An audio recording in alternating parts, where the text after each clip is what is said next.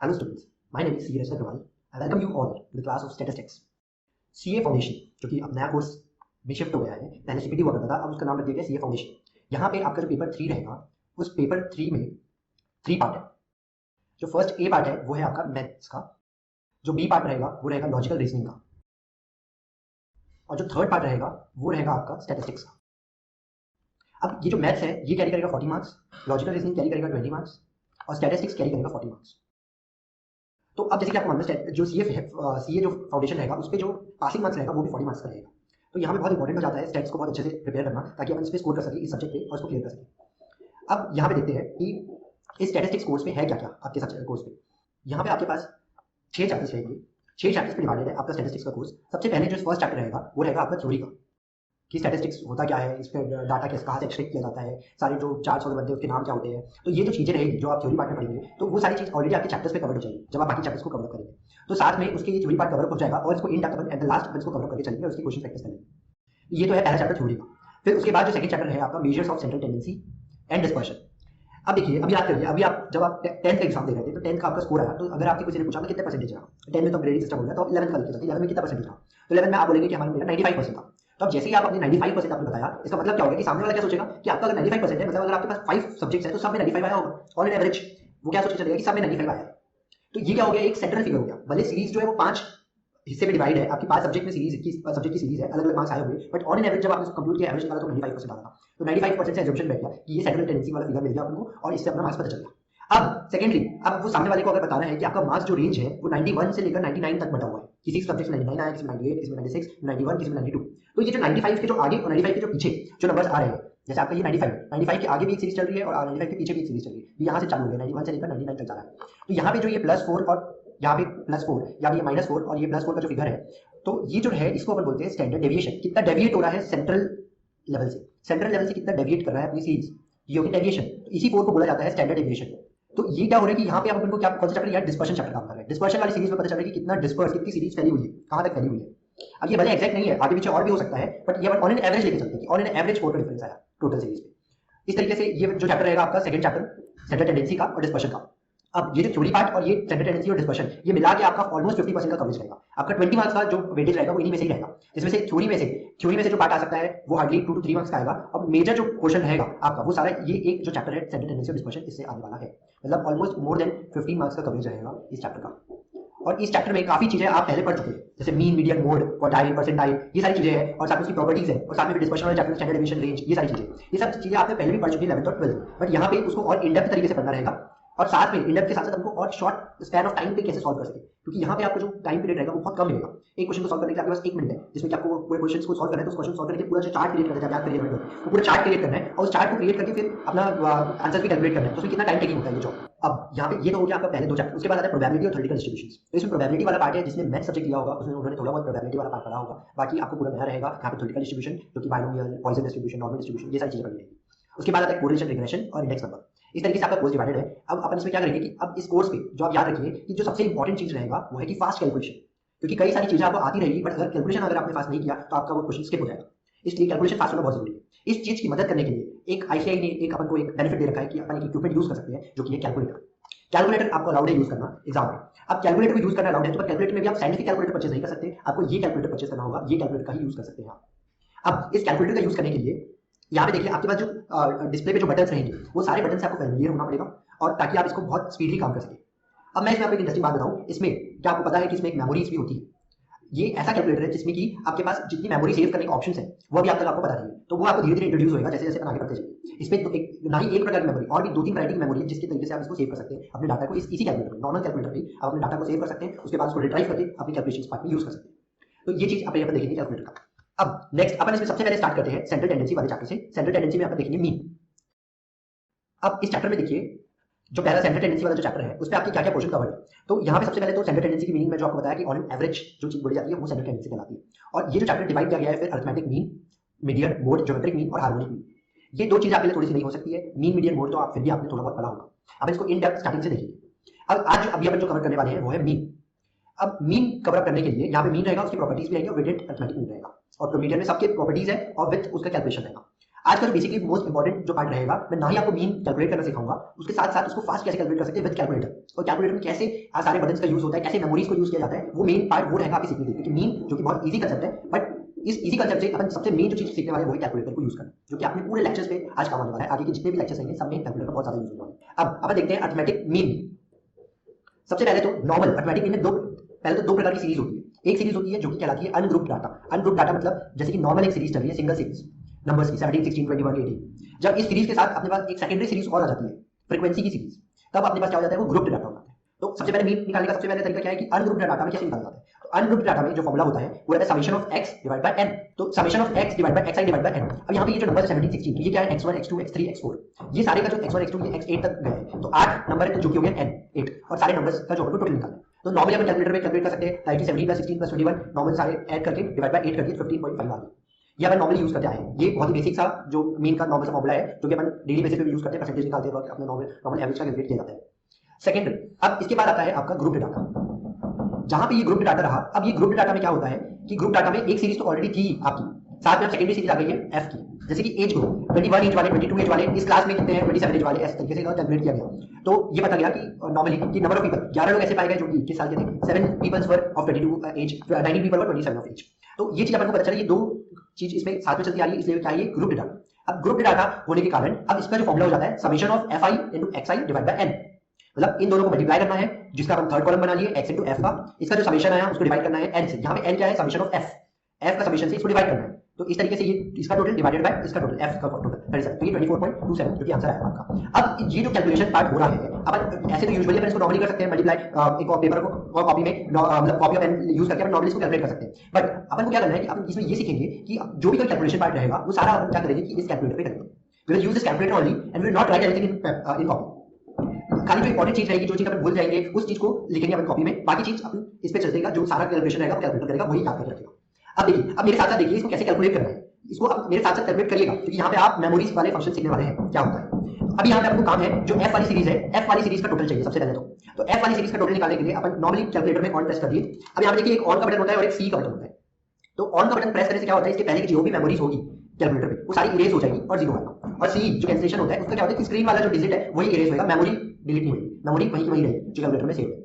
ये दो बटन होते हैं। इस अभी आपको क्या ऑन प्रेस करने से सारी मेमोरी इरेज हो गई। अब अपन क्या किए कि 11 + 7 + 19, तो नॉर्मली 11 + 7 + 19, ये इतना करने के बाद यहाँ पे अपन इसके टोटल के लिए इक्वल टू नहीं दबाना है, क्योंकि जैसे ही अगर अपन इक्वल टू प्रेस करते हैं, इक्वल टू प्रेस करने से क्या होता है कि इक्वल टू के बाद जो भी कोई मेमोरी रहती है, जैसे नॉर्मली जो कैलकुलेशन हुआ a + b = c, तो ये जो c रहेगा वो कैलकुलेटर पे सेव हो जाएगा, ये कैलकुलेटर पे सेव हो जाएगा। ये जो सी वाला डिजिट जो भी रहेगा इक्वल टू के बाद जो भी कैलकुलेशन के बाद जो डिस्प्ले पे आता है सी पार्ट पे, वो सारे कैलकुलेटर सेव कर जाते हैं। तो इस चीज को याद रखिएगा।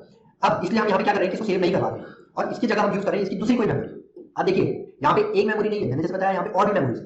तो एक मेमोरी तो जो मैंने बताया क्या हो गई, a + b = c, तो जो सी वाला पार्ट है वो जाके ऑलरेडी सेव होते जा रहा है कैलकुलेटर में, वो एक सेव हो रहा है। मान के चलते हैं इसका दो बाइफर्केशन कर लेते हैं कैलकुलेटर में, एक होता है रैम और एक होता है मेमोरी कार्ड। ऐसा कुछ होता नहीं है, बट इसमें आप निकालोगे तो आपको मिलेगा नहीं रैम और मेमोरी कार्ड, बट ऐसा इनबिल्ट इसमें मेमोरीज के जो फंक्शंस है उसको अपन दो बाइफर्केशन दे देते हैं। तो मैं ये मान के चलता हूँ जो भी a + b = c वाला जो डाटा है, तो ये जो c वाला जो डाटा है वो हमेशा जाता है अपने एक नॉर्मल मेमोरी होती है जो कि है रैम में, उस पे जाके सेव हो रहा है। या अपन याद रखेंगे जब भी इक्वल टू बाद वाला डाटा है वो किसमें सेव होगा, रैम। उसके बाद यहाँ पे दूसरा एक डिजिट भी है जिससे कि सेव होता है जो कि है m+ में जो भी डाटा रहेगा वो प्लस मेमोरी में सेव हो जाएगा, m- में जो भी रहेगा वो माइनस मेमोरी में सेव हो जाएगा, और mrc जब अपन प्रेस करेंगे तो वो रिकॉल होके प्लस माइनस ऑलरेडी सब कैलकुलेशन करके अपन को फाइनल आंसर देगा mrc वाला बटन। तो देखिए अभी तक आपने क्या देखा, इक्वल टू प्रेस करने से एक मेमोरी में सेव हो रहा है जो कि अपने नाम दे दिया रैम में सेव हो रहा है। दूसरा जो m + m- mrc बटन से जो मेमोरीज का फंक्शंस यूज हो रहा है, तो ये हो रहा है मेमोरी कार्ड। ठीक है, तो इससे क्या याद रखना है अपन को, m+ का बटन प्रेस करने से जो सेव हो रहा है वो जा रहा है मेमोरी कार्ड।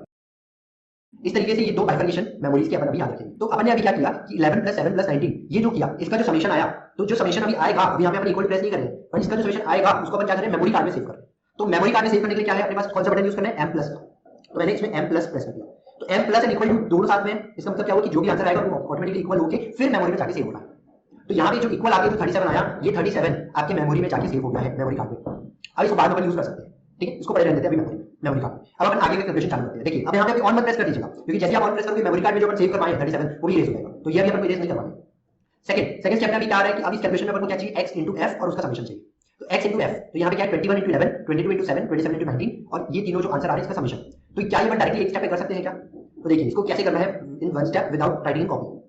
अब क्या करेंगे 21 into 11 एंड यहाँ पे आप अपन इक्वल टू प्रेस करेंगे। तो जैसे ही अपन इक्वल टू प्रेस किया तो ये 231 क्या हुआ, a into B is equal to सी।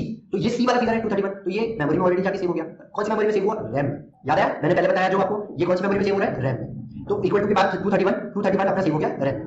अब नेक्स्ट अपन क्या करते हैं, 22 इंटू 7 फिर से इक्वल टू, मतलब 22 into 7 and then equal to, ये भी जाके रैम में सेव हो जाएगा। फिर ये इसका मल्टीप्लिकेशन करेंगे तो ये भी जाके रैम में सेव हो जाएगा। देखते हैं 22 इंटू 7 इक्वल्स टू 154 रैम में सेव हो गया। Second 27 into 19 equals to 530 RAM में जाके सेव हो गया। मतलब ये तीनों डाटा जाके अपना रैम में सेव हो चुका है, ये रैम में जाके सेव हो गया है, और ये वाला अपना मेमोरी कार्ड में सेव हो गया है। अब देखो ये जो रैम में सेव हुआ है इस सब का हमको समेशन चाहिए, तो रैम की मेमोरी को रिकॉल करने के लिए जो बटन यूज होता है वो होता है जीटी का, ग्रैंड टोटल। मतलब जो भी रैम में पड़ा होगा उस सबका टोटल करके आपको दे देगा जीटी वाला बटन। तो यहाँ पे अपन क्या प्रेस करेंगे, जीटी। जैसे ही जीटी प्रेस करेंगे तो क्या होगा, ये समेशन दे देगा अपन, इन तीनों का समेशन आंसर आ जाएगा जीटी बटन प्रेस करते ही। तो क्या याद रखना है आपको, रैम की मेमोरी को रिकॉल करने के लिए अपन को कौन सा बटन प्रेस करना पड़ता है, जीटी का, ग्रैंड टोटल का। और मेमोरी कार्ड की मेमोरी को रिकॉल करने के लिए क्या करना पड़ता है, एमआरसी, ये बटन प्रेस करना पड़ता है। दोनों का मेमोरी का स्पेस अलग अलग हो गया, मेमोरी को रिकॉल करने के बटन अलग अलग हो गए। क्लियर हुआ ये दो मेमोरी। तो अभी अपन यहाँ पे कहाँ पहुंचे थे, 530 तक का ये सेव कर चुके हैं, अभी रिकॉल करना। तो मैंने जीटी बटन प्रेस किया, 898, ये 898 आ गया स्क्रीन पे जीटी बटन प्रेस करते हुए। तो इसने क्या कर दिया, रैम का पूरा टोटल करके दे दिया।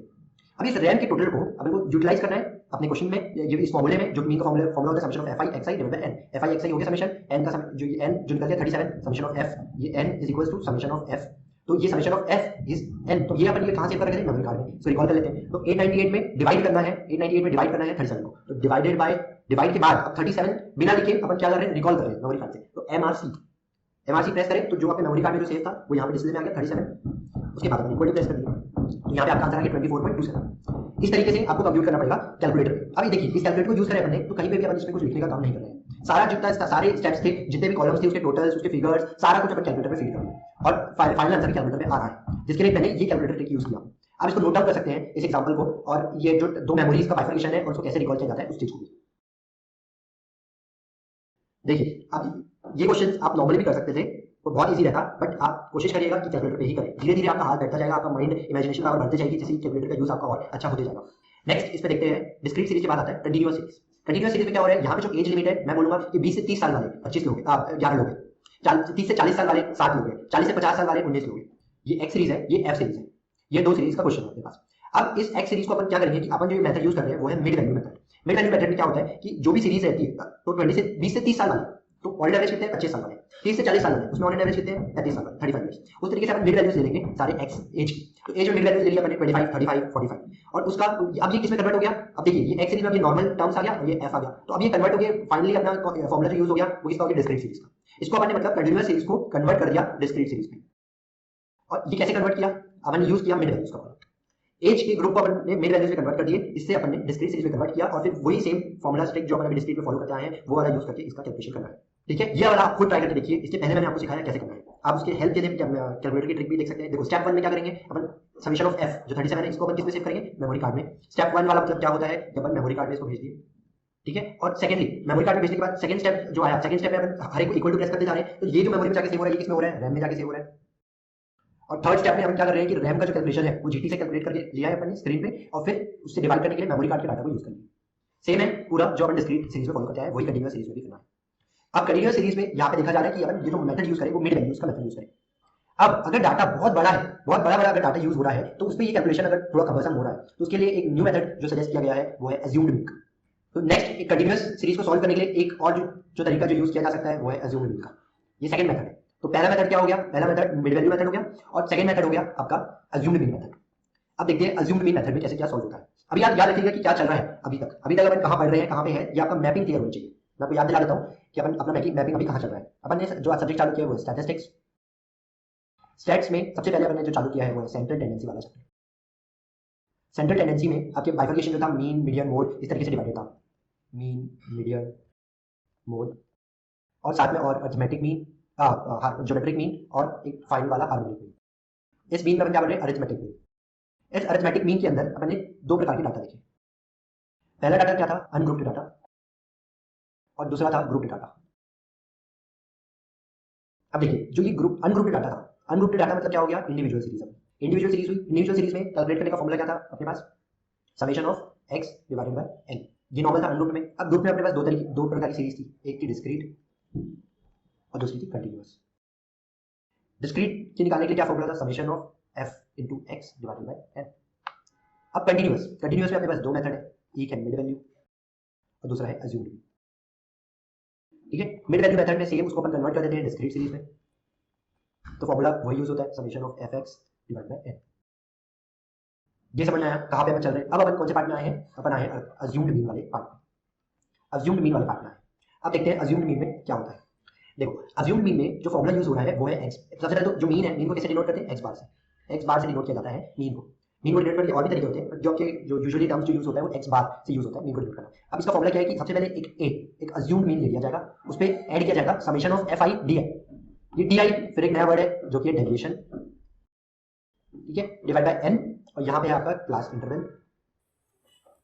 n क्या होता है, हमेशा समेशन ऑफ f को n बोला जाता है, यहाँ पे ये n है जो कि समेशन ऑफ f भी बोल सकते हैं। तो अब देखिए यहाँ पे क्या है क्वेश्चन पे, जो 20 से 20 से 30 वाले कितने लोग थे, 11 लोग, 30 से 40 वाले 7 लोग, 40 से 50 वाले 19 लोग। तो अब मैंने क्या किया, इसका एक बार मिड वैल्यूज निकाल लिए, तो मिड वैल्यूज आया 25, 35, 40। तो अज्यूम्ड मान लेते हैं कि 35 मीन होगा। क्या करेंगे अपन, यूजुअली क्या करेंगे, मिड वैल्यूज का कॉलम बनाएंगे और मिड वैल्यूज में भी जो सबसे मिड में रहेगा उसको अपन अज्यूम्ड मीन मान लेंगे कि वही आपका मीन है। तो इसको अपन ने मान लिया 35 को अज्यूम्ड मीन, तो ये मिल गया अपन को 35 अपन को ए मिल गया है। तो अपन क्या करेंगे, सेकेंडली यहाँ पे आप देखिए मिड वैल्यूज के कॉलम हो गया और उसके बाद आगे डेविएशन का कॉलम।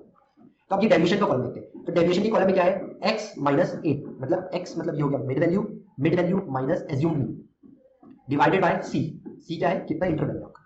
तो अब डेविएशन वाला कॉलम बनाने के लिए आपको ये कैलकुलेशन करना पड़ेगा। तो डेविएशन का फॉर्मूला क्या हो गया, डेविएशन वाले कॉलम का formula x minus assumed mean divided by c। यहाँ पे c क्या है, 20 से 30, 20 से 30 मतलब यहाँ पे है 10, उसके बाद अज्यूम मीन जो कि अपने 35 मान के चल रहे हैं। अब यहाँ पे देखिए x क्या है, यहाँ पे मिड वैल्यू, ये है मिड वैल्यू। तो अब देखते हैं, अपने पास ये सारा डाटा मिल गया डेविएशन कैलकुलेट करने का। डेविएशन अब यहाँ पे कैलकुलेट कर लेते हैं। तो डेविएशन कैलकुलेट करने के क्या करेंगे, 25 माइनस 35 डिवाइडेड बाय 10 जो क्या है -1। और जब ये डेविएशन आ जाएगा इसके बाद अपन क्या करेंगे, नया कॉलम बनाएंगे, डेविएशन इनटू फ्रीक्वेंसी। तो d इनटू f, तो -1 इनटू 11 जो क्या गया -11। इस तरीके से कैलकुलेट किया जाएगा। अब देखिए इसमें भी अपन कैलकुलेट करने के लिए क्या कर सकते हैं, अपन को डिवाइड तो करना ही है n समेशन ऑफ f से, तो इसको पहले से मेमोरी में डाल के छोड़ देते हैं। तो मेमोरी कार्ड में डालने के लिए स्टेप 1 में अपन क्या करें, 11 + 7 + 19, 11 + 7 + 19 और m प्लस को प्रेस कर दिया। इससे क्या हो गया कि ये 37 कहाँ चला गया, मेमोरी कार्ड में। अब अपन रैम वाला फिगर कैलकुलेट करने के लिए अब जो यूज करेंगे, देखो सारा कैलकुलेशन अपन को कैलकुलेटर में करना है। तो कैलकुलेटर में सबसे पहले ये देखो, ये जो रहता है वो रो कहलाई जाती है और ऐसे जो आता है वो है कॉलम। मतलब क्या हो रहा है, हॉरिजॉन्टल जो रहता है वो रो रहता है, वर्टिकल वाला कॉलम रहता है। तो अपन देखेंगे कि फर्स्ट रो का कैलकुलेशन करेंगे और इक्वल टू प्रेस करके जो ये आंसर रहेगा -11 इसको मेमोरी रैम में सेव करवा देंगे। यहाँ पे जो 0 आ रहा है इसको रैम में 19 आ रहा है, इसको रैम में सेव करवाना है और 8 को GT प्रेस करके रिकॉल करवाना है और फिर अपना फाइनल प्रोसेस इस फॉर्मूले को यूज करना है। तो इसके लिए अपन क्या करते हैं कि ये वाला अपने सेव कर देते हैं। तो मेरे साथ साथ करते जाइए कैलकुलेटर को यूज। सबसे पहले क्या करना है, 11 + 7 + 19 क्या यूज करना है, m + 37 जाके मेमोरी कार्ड में सेव होगा। सेकंड स्टेप में क्या करना है, ऑल मगर प्रेस मत करना, मेमोरी कार्ड इरेज हो जाएगी, याद रखिए। अब अपन को क्या करना है, 25 में से माइनस करना है इसको अज्यूम मीन को। तो x is equal to 25 minus 35 divided by 10 कर दिए। इससे जो आंसर आने वाला है वो क्या आने वाला है, -1। तो मैं डायरेक्टली इक्वल टू प्रेस नहीं करूंगा, तो -1 जाके मेमोरी रैम में सेव हो जाएगा। इक्वल टू प्रेस करते ही मैं रैम में जाके सेव हो जाता है। तो मेरे को रैम में सेव तो फाइनल फिगर सेव करवाना है, जो कि जो अभी आंसर आने वाला है उसको किससे मल्टीप्लाई करवाना है, फ्रीक्वेंसी से, और उसके बाद जो आंसर आएगा उसको मेरे को रैम में सेव करवाना है। तो मैं इसको अभी सेव नहीं कर रहा हूँ रैम में। अब मैं क्या करूंगा, इसमें सीधा मल्टीप्लिकेशन का की प्रेस करूंगा, मल्टीप्लाई प्रेस करते ही ऑटोमेटिकली -1 डिस्प्ले में आ गया। इक्वल टू प्रेस करने की जरूरत नहीं पड़ेगी। इक्वल इनटू किया मैंने, इनटू किससे करना है, फ्रीक्वेंसी से। फ्रीक्वेंसी क्या है यहाँ पे 11। अब सब कुछ हो चुका है कैलकुलेशन, अब मैं इक्वल टू प्रेस कर सकता हूँ ताकि ये मेरा रैम में जाके सेव हो। तो मैंने इक्वल टू प्रेस कर दिया, तो -11 जो डिस्प्ले पे आ रहा है ये जाके क्या हो गया, रैम में सेव हो गया। अब सेकंड लाइन पे आते हैं, ठीक है। सेकंड लाइन पे क्या है, मिडिल फिगर 35 प्रेस करिए, 35 माइनस 35 डिवाइडेड बाय 10 इनटू क्या है अपना फ्रीक्वेंसी 7 इनटू 7। और अब यहाँ पे इक्वल टू प्रेस कर सकते हैं, आंसर 0 आया, 0 पे जाके अपना रैम में सेव हो गया। बॉटम मत करिए, कैलकुलेशन में क्या है, आप अपने फ्लो में चलिए, जो आपने फिक्स्ड रूल्स सेट कर लिए इस तरीके से सॉल्व करना है उस तरीके से ही सॉल्व करिए, क्योंकि यहाँ पे तो आपका बहुत छोटा डाटा है।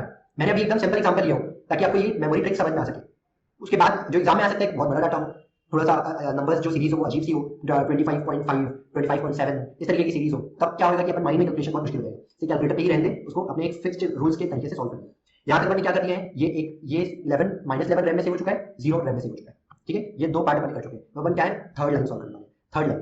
थर्ड लाइन के क्या करेंगे, 45 माइनस 35 डिवाइडेड बाय 10 इनटू 19 और फिर इक्वल्स टू, तो ये 19 भी जाके अब रैम में सेव हो गया। ये तीनों रैम में सेव हो चुके हैं। अब हम क्या करेंगे, इन तीनों को एडिशन, अब देखिए GT प्रेस करने से क्या होगा कि जो भी रैम में पड़े होंगे, अगर वो माइनस वाला फिगर है तो माइनस होगा, प्लस वाला फिगर है तो प्लस होगा। अपन को उसमें ध्यान नहीं देना, डायरेक्टली GT प्रेस करेंगे तो प्लस माइनस ऑलरेडी सॉल्व होकर मिलेगा। तो मैं क्या करूंगा, GT प्रेस किया, मेरे को क्या मिल गया 8, डिस्प्ले में क्या आ गया 8, तो 8 क्या हो गया, ये डायरेक्टली ये सॉल्व करके मेरे को दे दिया रैम वाले में। रैम का काम खत्म। अब अपन को क्या मिल गया है, ये वाला फिगर 8 मिल गया। अब इसे क्या डिवाइड करना है, n को, तो तो एन वाला जो फिगर है मेमोरी कार्ड में पड़ा हुआ है, उससे उठा के ले लेते हैं, उससे लेने के लिए क्या करेंगे और अपन को डिवाइड करके लेंगे। तो अभी मैंने क्या प्रेस किया, डिवाइड वाला की। अब मेरे को क्या चाहिए, मेमोरी कार्ड का जो डाटा है उसको रिकॉल करना, तो मैंने एमआरसी प्रेस किया, 37 आ गया डिस्प्ले में। तो 8 डिवाइडेड बाय 37 हो चुका, मतलब ये वाला पार्ट सॉल्व हो गया, 8 डिवाइडेड बाय 37।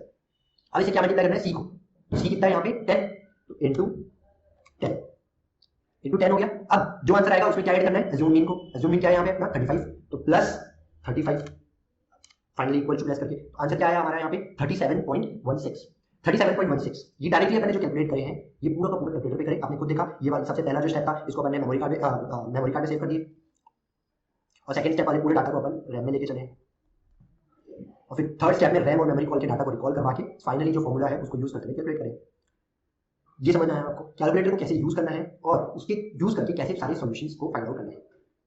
तो अब देखिए ये चीजों को आप क्या करेंगे कि एक अब अपनी कॉपी में, ये तो था आपको कैलकुलेटर से इंट्रोड्यूस करवाना, देखो कि बहुत जरूरी था कि आप कैलकुलेटर से यूज टू हो, ताकि आगे चलिए ये जो ट्रिक्स है रैम, मेमोरी कार्ड की RAM, GT button, M plus button, M minus button, MRC button, ये सारी चीज यूज हो सके। अब देखिए जैसे आपने एम प्लस प्रेस किया मतलब वो किसमें सेव हो रहा है, प्लस मेमोरी में, एम माइनस करेंगे तो माइनस मेमोरी में होगा, और एमआरसी प्रेस करते ही प्लस माइनस वाली चीजें ऑटोमेटिकली हो जाएगी कैलकुलेशन, और एमआरसी प्रेस करते ही आपको फाइनल आंसर मिलेगा। ठीक है, अब इस कैलकुलेटर में आप कुछ कुछ बटन से फेमिलियर होना चालू हो गए हैं। आपने जीटी बटन देख लिया है, M plus, M minus, MRC, उसके बाद यहाँ पे और भी बटन है, अंडर रूट का बटन है, एमयू का बटन है, करेक्ट है, चेक है, ये सब चीजें अपन धीरे धीरे देखेंगे, और बाकी तो नॉर्मल है, plus minus into equals to, तो आपको पता ही है। धीरे धीरे इस कैलकुलेटर को और अच्छे से जानेंगे, और भी तरीके होते हैं मेमोरी में सेव करवाने के, ये दो ही नहीं है जो मैंने अभी तक आपको बताया रैम और मेमोरी कार्ड के, और भी तरीके हैं। धीरे धीरे मैं जैसे जैसे यूज आता जाएगा आपको बताते जाऊंगा। अभी तक हमने देखा कि मीन कैसे कैलकुलेट किया जाता है, मीन के वैल्यूएशंस देखे, और साथ में कैलकुलेटर की ट्रिक सीखी कि कैलकुलेटर में कैसे मेमोरीज होती है। आइए अपन देखते हैं, अभी तक का एक क्विक रिकैप लेते हैं, हम कहाँ पे है वो देखते हैं। सबसे पहले हमने स्टैटिस्टिक्स पढ़ना चालू किया था। स्टैटिस्टिक्स में हम पहला चैप्टर उठाए थे सेंट्रल टेंडेंसी। सेंट्रल टेंडेंसी में हम आज पढ़े थे अर्थमेटिक मीन। इस अर्थमेटिक मीन में मैंने बताया था दो प्रकार का डाटा होता है, एक होता है अनग्रुप्ड डाटा और एक ग्रुप्ड डाटा। अनग्रुप्ड डाटा जिसमें क्या आता है इंडिविजुअल सीरीज, और ग्रुप्ड डाटा जिसमें कि दो वैरायटी रहती है, डिस्क्रीट सीरीज और कंटिन्यूअस सीरीज। जिसके लिए हमने देखा था कि इंडिविजुअल में फॉर्मूला ये होता है summation X bar equal to summation of x divide by N, discrete में summation of x into F divided by N, और कंटिन्यूअस में दो मेथड देखे थे, mid value method, assume mean method. Mid value method में उसको convert कर देते थे डिस्क्रीट सीरीज में ही और डायरेक्टली कैलकुलेट कर लेते थे, और अज्यूम मीन में एक रूल्स सेट ऑफ रूल्स थे उसको फॉलो करके हम कैलकुलेट करते थे। अब देखिए जो कोर्स रहेगा स्टैटिस्टिक्स का वो डिवाइड करना है हमको तीन पार्ट, तीन चार्ट में हम कवर अप करके चलेंगे। सबसे पहले जो चार्ट 1 रहेगा उसमें हम क्या क्या कवर करेंगे, mean, standard deviation, correlation, regression. फिर सेकंड जो चार्ट रहेगा उसमें प्रोबेबिलिटी और थ्योरेटिकल डिस्ट्रीब्यूशन, और जो थर्ड चार्ट रहेगा उसमें इंडेक्स नंबर। देखिए अब जो आप अपनी कॉपी बना रहे हैं, कॉपी में एक आपको फुल रजिस्टर मेंटेन करना रहेगा, जो A4 साइज का रजिस्टर रहेगा, और उसके बाद कैलकुलेटर मस्ट है, जो कि आपने अभी तक देख चुके हो कि कैलकुलेटर का कितना ज़्यादा यूज़ हो रहा है, मेमोरीज के फंक्शन बहुत ज़्यादा यूज़ होने वाले हैं, और वो भी कौन सा कैलकुलेटर परचेस करना है वो भी आप देख चुके हैं। तो hope so you all are carrying this two material with you. अब कॉपी में सबसे पहले आप चालू करेंगे तो सबसे पहले आप ये वाला चार्ट बनाएंगे। इस चार्ट में आप कवर अप करेंगे, इस चार्ट को बनाइए मेरे साथ साथ, स्टैटिस्टिक्स हेडिंग दीजिए, उसके नीचे सेंट्रल टेंडेंसी, सेंट्रल टेंडेंसी के नीचे अर्थमेटिक मीन। अर्थमेटिक मीन में दो प्रकार के डाटा है, ग्रुप, अनग्रुप्ड और ग्रुप्ड डाटा। ग्रुप्ड डाटा में डिस्क्रीट सीरीज और कंटिन्यूअस सीरीज। यहाँ तक का चार्ट बन जाए, उसके बाद हमें जो कोर्स का बाइफर्केशन जो तीन चार्ट में है वो लिख लीजिए। चार्ट 1 में क्या क्या रहेगा, mean, standard deviation, correlation, regression. Chart 2 में प्रोबेबिलिटी, थ्योरेटिकल डिस्ट्रीब्यूशन, और चार्ट 3 में इंडेक्स नंबर। इस तरीके से मैंने कोशिश करा है कि सबको लिंक कर दूं चैप्टर्स को, ताकि आपके लिए बहुत ईजी जाए समझने में भी और याद करने में भी। चार्ट का पैटर्न आपने लिख लिया होगा। अब नेक्स्ट में अब आपको क्या करना है कि चार्ट 1 जो रहेगा हम पहले से ही उसको पूरा नोट डाउन कर लेते हैं। चार्ट 1 को, चार्ट 1 पूरा अपने कॉपी में मेंटेन कर लेंगे, और उसके बाद वो हमारा मैपिंग का काम करेगा। जब भी हम चलते जाएंगे हम इस चार्ट को रिफर करते हुए चलेंगे, क्योंकि इस चार्ट में सारे फॉर्मूलेस कवर हैं। तो अब नेक्स्ट पेज में आपको पूरा चार्ट बनाना है। चार्ट का पैटर्न क्या रहेगा वो देख लीजिए। ये रहेगा आपका चार्ट 1, इसमें आपको फर्स्ट कॉलम रहेगा और सेकंड कॉलम में दो बाइफर्केशन देंगे। स्टार्टिंग में तो एक ही बाइफर्केशन नहीं है, आगे चल के बाइफर्केशन देंगे, देख लीजिए उसके बाद अपनी कॉपी में उस हिसाब से जगह देखते हुए। इतना बड़ा चार्ट रहेगा ये, इसमें मीन कवर्ड है, स्टैंडर्ड डेविएशन कवर्ड है, कोरिलेशन के फॉर्मूलेस कवर्ड है, और रिग्रेशन इक्वेशन के फॉर्मूलेस कवर्ड है। सबसे पहले चालू कीजिए, यहाँ से हेडिंग डाल दीजिए चार्ट 1, लाइन्स वगैरह ड्रॉ कर लीजिए। पहले मीन फर्स्ट हेडिंग रहेगी, उसमें तीन सीरीज है, इंडिविजुअल, डिस्क्रीट, कंटिन्यूअस। इंडिविजुअल का formula summation of x divide by N, discrete का फॉर्मूला, कंटिन्यूअस में दो bifurcation, mid value method, assume mean method, दोनों का फॉर्मूला। मीन के फॉर्मूलेस लिख लिए होंगे आपने। इसके बाद next standard deviation, standard deviation में दो बाइफर्केशन रहेंगे, विद मीन, विदाउट मीन। अब यहाँ से आगे के सारे फॉर्मूलेस में दो बाइफर्केशन है, विद मीन और विदाउट मीन। मतलब मीन को यूज करते हुए हमें स्टैंडर्ड डेविएशन निकालना, कोरिलेशन निकालना, रिलेशन निकालना, और विद मीन को यूज ना करते हुए कैसे निकालते हैं। तो स्टैंडर्ड डेविएशन में इंडिविजुअल सीरीज है तो उसके लिए फॉर्मूला रहेगा, स्टैंडर्ड डेविएशन देखिए डिनोट करने का तरीका कैसा रहता है, उल्टा 6 या स्लैंटिंग 6 बोल दीजिए, under root summation of x minus x bar का whole square divide by n। और डिस्क्रीट में जस्ट क्या हो जाएगा, एक फ्रीक्वेंसी का कॉलम मल्टीप्लाई हो जाएगा और उसका समेशन यूज करना रहेगा। ये हम देखेंगे जब सॉल्व करेंगे तब आपको समझ में आएगा ये सब है क्या। अभी सिर्फ एक चार्ट आपको नोट डाउन करना है ताकि आगे जब हम करेंगे तो आपके मैपिंग का काम करेगा कि हम कहाँ पे हैं अभी और क्या पढ़ रहे हैं। रिवीजन के टाइम में भी ये चार्ट आपको बहुत ज़्यादा हेल्प करने वाला है, क्योंकि ये जो 3 चार्ट मैंने बताया, अगर आप ये 3 चार्ट भी देख के जाएंगे तो भी आपको आपके सारे फॉर्मुलेस ऑलमोस्ट कवर हो जाएंगे। विदाउट मीन में standard deviation is equal to under root summation of x square divide by n minus summation of x divide by n का होल स्क्वायर। और डिस्क्रीट में हर जगह फ्रीक्वेंसी का कॉलम मल्टीप्लाई हो रहा है, यहाँ पे x स्क्वायर के साथ फ्रीक्वेंसी मल्टीप्लाई होगी, यहाँ पे x के साथ फ्रीक्वेंसी मल्टीप्लाई होगी। यहाँ तक का चार्ट बन गया वो स्टैंडर्ड डेविएशन तक का, तो आगे बढ़ते हैं। नेक्स्ट चार्ट है कोरिलेशन कोएफिशिएंट का, उसको डिनोट करने का सिंबल क्या है, स्मॉल r।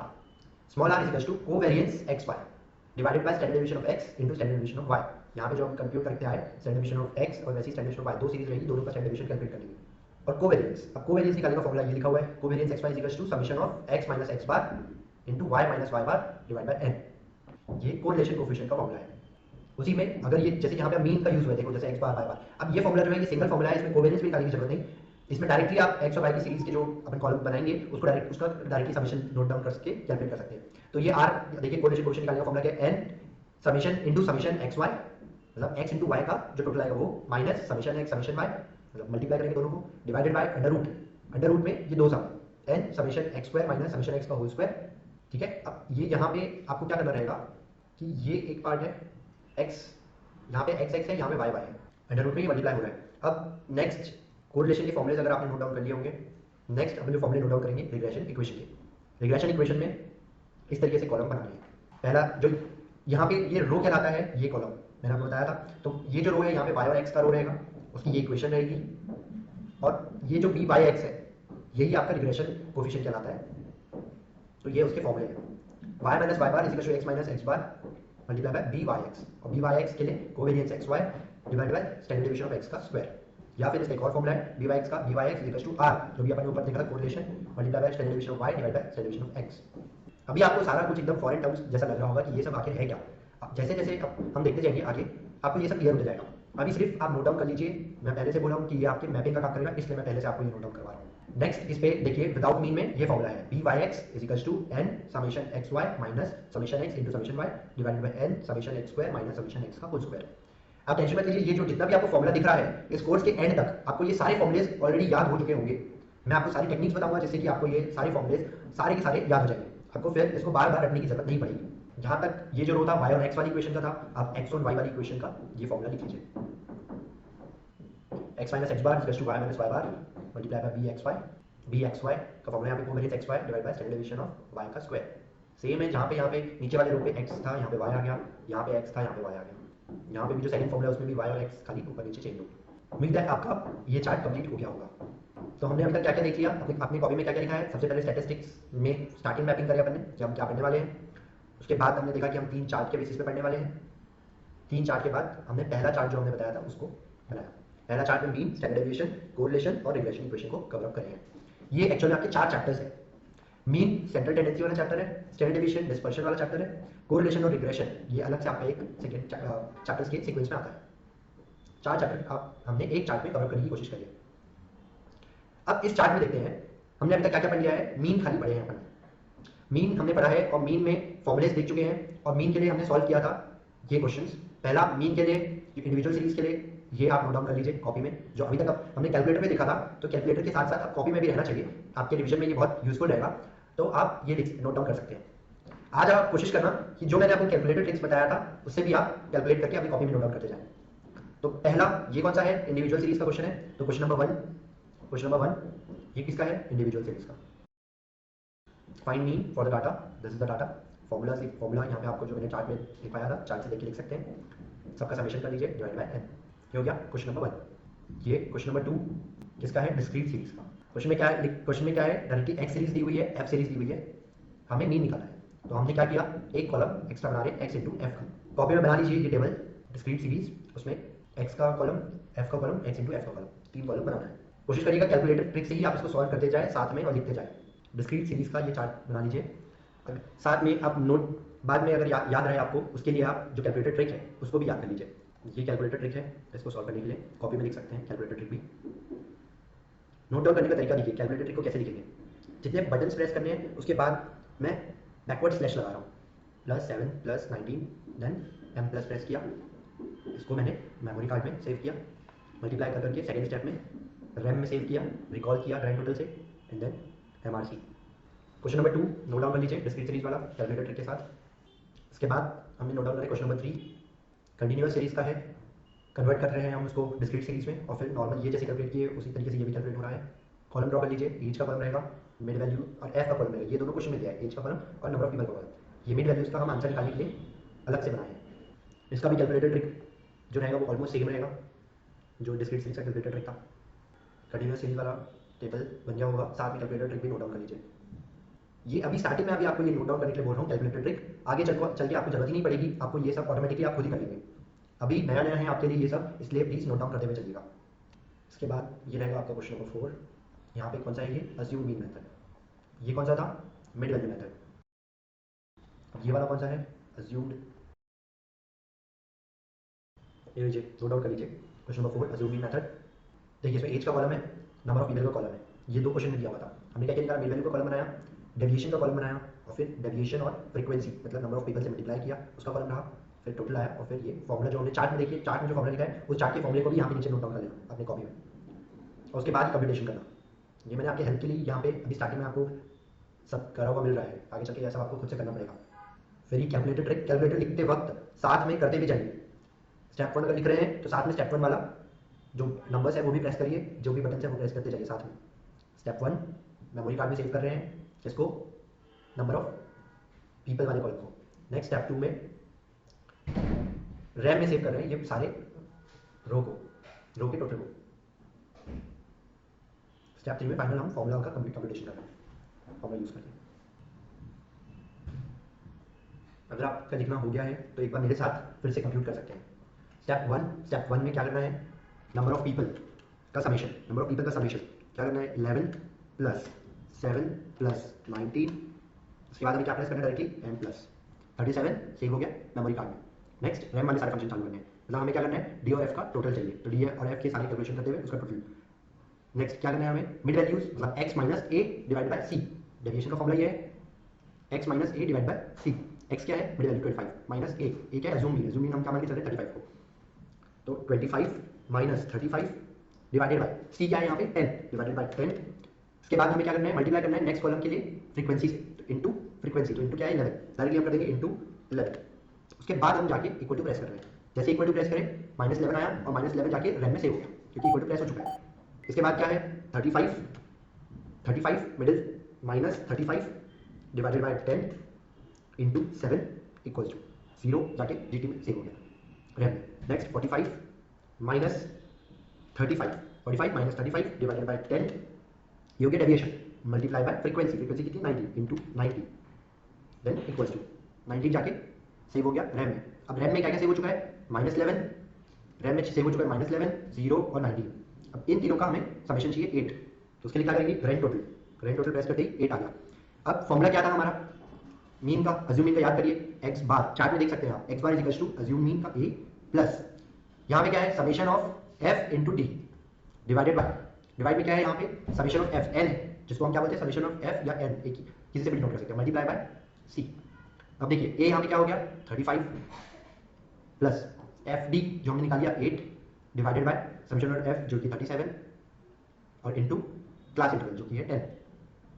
ये करना है हमें 8 आपकी स्क्रीन पे है। अब क्या करना है डिवाइडेड बाय मेमोरी से रिकॉल करें जो हमने इसको मेमोरी कार्ड में सेव कर दिया था 37 को, तो divided by MRC memory card से रिकॉल हो गया मल्टीप्लाई बाय 10 प्लस 35 किस सीक्वेंस में आपको सॉल्व करना है प्लस 35 फाइनली आपको आंसर मिल जाएगा 37.16 कैलकुलेटर पे। ठीक है, अब ये चीज आपको याद रखना है, अब इसको भूलना नहीं है। नेक्स्ट अब यहाँ तक आपका कंप्लीट हो चुका है, क्या क्या कंप्लीट हो गया है कॉपी में भी नोट डाउन हो चुका है, एक पहले स्टैटिस्टिक्स का चार्ट, फिर चार्ट किस प्रकार के होंगे, फिर चार्ट पूरा का पूरा चार्ट 1 नोट डाउन हो चुका है, और चार्ट 1 में फर्स्ट टॉपिक जो मीन है वो पूरी तरीके से कंप्लीट हो चुका है। अब इसकी सब प्रॉपर्टीज और ये सब चीजें बची है वो हम इसके बाद देखेंगे, हम चार्ट के सीक्वेंस में भी पहले चलेंगे। एक बार ये चार्ट कंप्लीट हो जाए इसके बाद आपके लिए बहुत आसान रहेगा बाकी चीजें कंप्लीट करना। आपकी कॉपी में ये सारी चीज हो चुकी होगी, होप सो आपने कैलकुलेटर ट्रिक्स भी जो लिखा हुआ है वो नोट डाउन कर चुके होंगे। अब हम आगे बढ़ते हैं चार्ट में। देखिए अब चार्ट में नेक्स्ट क्या है मीन कंप्लीट होने के बाद नेक्स्ट क्या है, स्टैंडर्ड डेविएशन। स्टैंडर्ड डेविएशन में हम एक एक सम सॉल्व करके देखते हैं, जिससे कि आपको ये फॉर्मूला कैसे यूज करना है समझ में आएगा। टॉपिक हेडिंग दे दीजिए स्टैंडर्ड डेविएशन। स्टैंडर्ड डेविएशन में अब आपका रहेगा question number 1, heading standard deviation. Question number 1, question number 1 chart में कौन सा वाला कॉलम है, इंडिविजुअल। देखिए इंडिविजुअल, उसमें विथ मी हमें कैलकुलेट करना है। यहाँ लिख लीजिए, ये रहेगा जो क्वेश्चन रहेगा वो टॉपिक सब हेडिंग क्या है, इंडिविजुअल सीरीज विथ मी हमें कैलकुलेट करना है। अब यहाँ पे आप जो चार्ट बनाएंगे, इंडिविजुअल सीरीज है तो क्वेश्चन में अगर आपको दिया हुआ है एक्स सीरीज, एक्स सीरीज में आप लिख लीजिए 10, 12, -3, 7 एंड 9 क्वेश्चन है ये। अब इसमें फॉर्मूला देखिए, फॉर्मूले में क्या क्या दिया हुआ है, फॉर्मूले में है x माइनस एक्स बार का स्क्वायर, उसका समेशन चाहिए। तो अब फॉर्मूला देखिए सीखिए कि कैसे कॉलम बनाया जाता है। फॉर्मूले में अगर ये हमें चाहिए तो कॉलम क्या क्या होना चाहिए, सबसे पहले तो एक्स बार चाहिए। एक्स बार तो हम अलग से एक्स बार कैलकुलेट कर लेते हैं, यहाँ पे नीचे में एक्स बार कैलकुलेट कर लीजिए। एक्स बार इंडिविजुअल सीरीज में कैसे कैलकुलेट करते थे, x bar equal to summation of x divide by n। तो समेशन ऑफ एक्स क्या होगा यहाँ पे 10 + 12, कैलकुलेटर में करते जाइए, 10 + 12 -3 + 7 + 9 इक्वल टू 35। तो इसका समेशन कितना आ गया है 35। ठीक है, तो अब एक्स बार के लिए क्या रहेगा 35 डिवाइडेड बाय n। n कितना है 1 2 3 4 5, यहाँ पे 5। तो यहाँ पे आपका एक्स बार आ गया 35 डिवाइडेड बाय 5, क्योंकि ये 7। आप सब कैलकुलेटर में कर दीजिए, कोई दिक्कत नहीं, भले इसी कैलकुलेशन हो बट कैलकुलेटर में हाथ हमेशा रहना चाहिए, अपने को कॉन्फिडेंस आता है कि हाँ कैलकुलेटर से करें गलत नहीं होगा। ठीक है, ये हो गया एक्स का कॉलम था, एक्स का खाली कॉलम दिया हुआ था क्वेश्चन में, हमने क्या निकाल लिया उससे, उसका टोटल निकाले। फॉर्मूले में देखिए कि हमें एक्स बार की जरूरत है तो हमने एक्स बार निकाल लिया। अब नेक्स्ट हमें क्या जरूरत है, एक्स माइनस एक्स बार की जरूरत है, और फिर उसके स्क्वायर की भी जरूरत है। मतलब पहले तो हम एक बार क्या करेंगे, एक्स माइनस एक्स बार को कंप्यूट करेंगे, और उसके बाद ये जो आंसर आएगा उसका हमें स्क्वायर भी करना है। तो यहाँ पे क्या रहेगा, एक्स माइनस एक्स बार का स्क्वायर। इस तरीके से यहाँ 3 कॉलम बन गए आपके। तो एक्स माइनस एक्स बार और उसका स्क्वायर, और फिर उसका समेशन यहाँ पे आपको काम आने वाला है। तो देखिए अब इसको कैलकुलेटर में कैसे करना है, डायरेक्टली 10 में से माइनस करते जाना है 7 को, और उसका स्क्वायर करते जाना है, और उसका समेशन आपको चाहिए। तो आप देखिए कैलकुलेटर में एक और अब एक नई चीज आपको सिखाने वाला हूं, तो इधर ध्यान दीजिएगा। सबसे पहले तो ऑन प्रेस कर दीजिए, जो भी मेमोरी है पहले सब हटा दीजिए। अब हम क्या करने वाले हैं कि जो ये पूरा ये जो कॉलम बनने वाला है एक्स माइनस एक्स बार का, ये जितना रहेगा हम डायरेक्टली स्टेप 2 वाला जो रैम वाला कैलकुलेशन है वो रैम वाला कैलकुलेशन करके सेव करने वाले हैं। ठीक है, और फिर उसके बाद हम क्या डिवाइड करेंगे, यहाँ पे n जो कि 5 रहेगा, तो डायरेक्टली जब आंसर आ जाएगा तो 5 डिवाइड कर देंगे और उसका अंडर रूट कर देंगे, तो इंडिविजुअल स्टैंडर्ड डेविएशन आ जाएगा। तो हमें इसकी जरूरत है यहाँ पे। इसके लिए हम क्या करते हैं, 10 कैलकुलेटर में सबसे पहले ऑन प्रेस करने के बाद 10 -7 अब यहाँ इक्वल टू 1 प्रेस करिएगा। इक्वल टू प्रेस करेंगे तो क्या आएगा, यहाँ वाला आंसर आ जाएगा 10 - 3, यहाँ जो आंसर आने वाला है वो आ जाएगा 3। बट हमें अभी 3 नहीं चाहिए, हमें डायरेक्टली ये चाहिए इक्वल टू के बाद। तो हम क्या करेंगे, इसी पे ही डायरेक्टली क्या मल्टीप्लाई क्या प्रेस करेंगे, इनटू और फिर इक्वल टू प्रेस करेंगे। क्या हम करेंगे, इनटू और फिर इक्वल टू प्रेस करेंगे। तो क्या आया, इक्वल टू के बाद क्या दिख रहा है आपको स्क्रीन में 9। अभी तक एक बार इक्वल टू प्रेस हुआ है और सीधा इक्वल टू प्रेस करने के बाद सीधा क्या आ गया 9, जो हमें रैम में सेव करवाना था। हमें 3 नहीं करवाना था, हमें 9 करवाना था।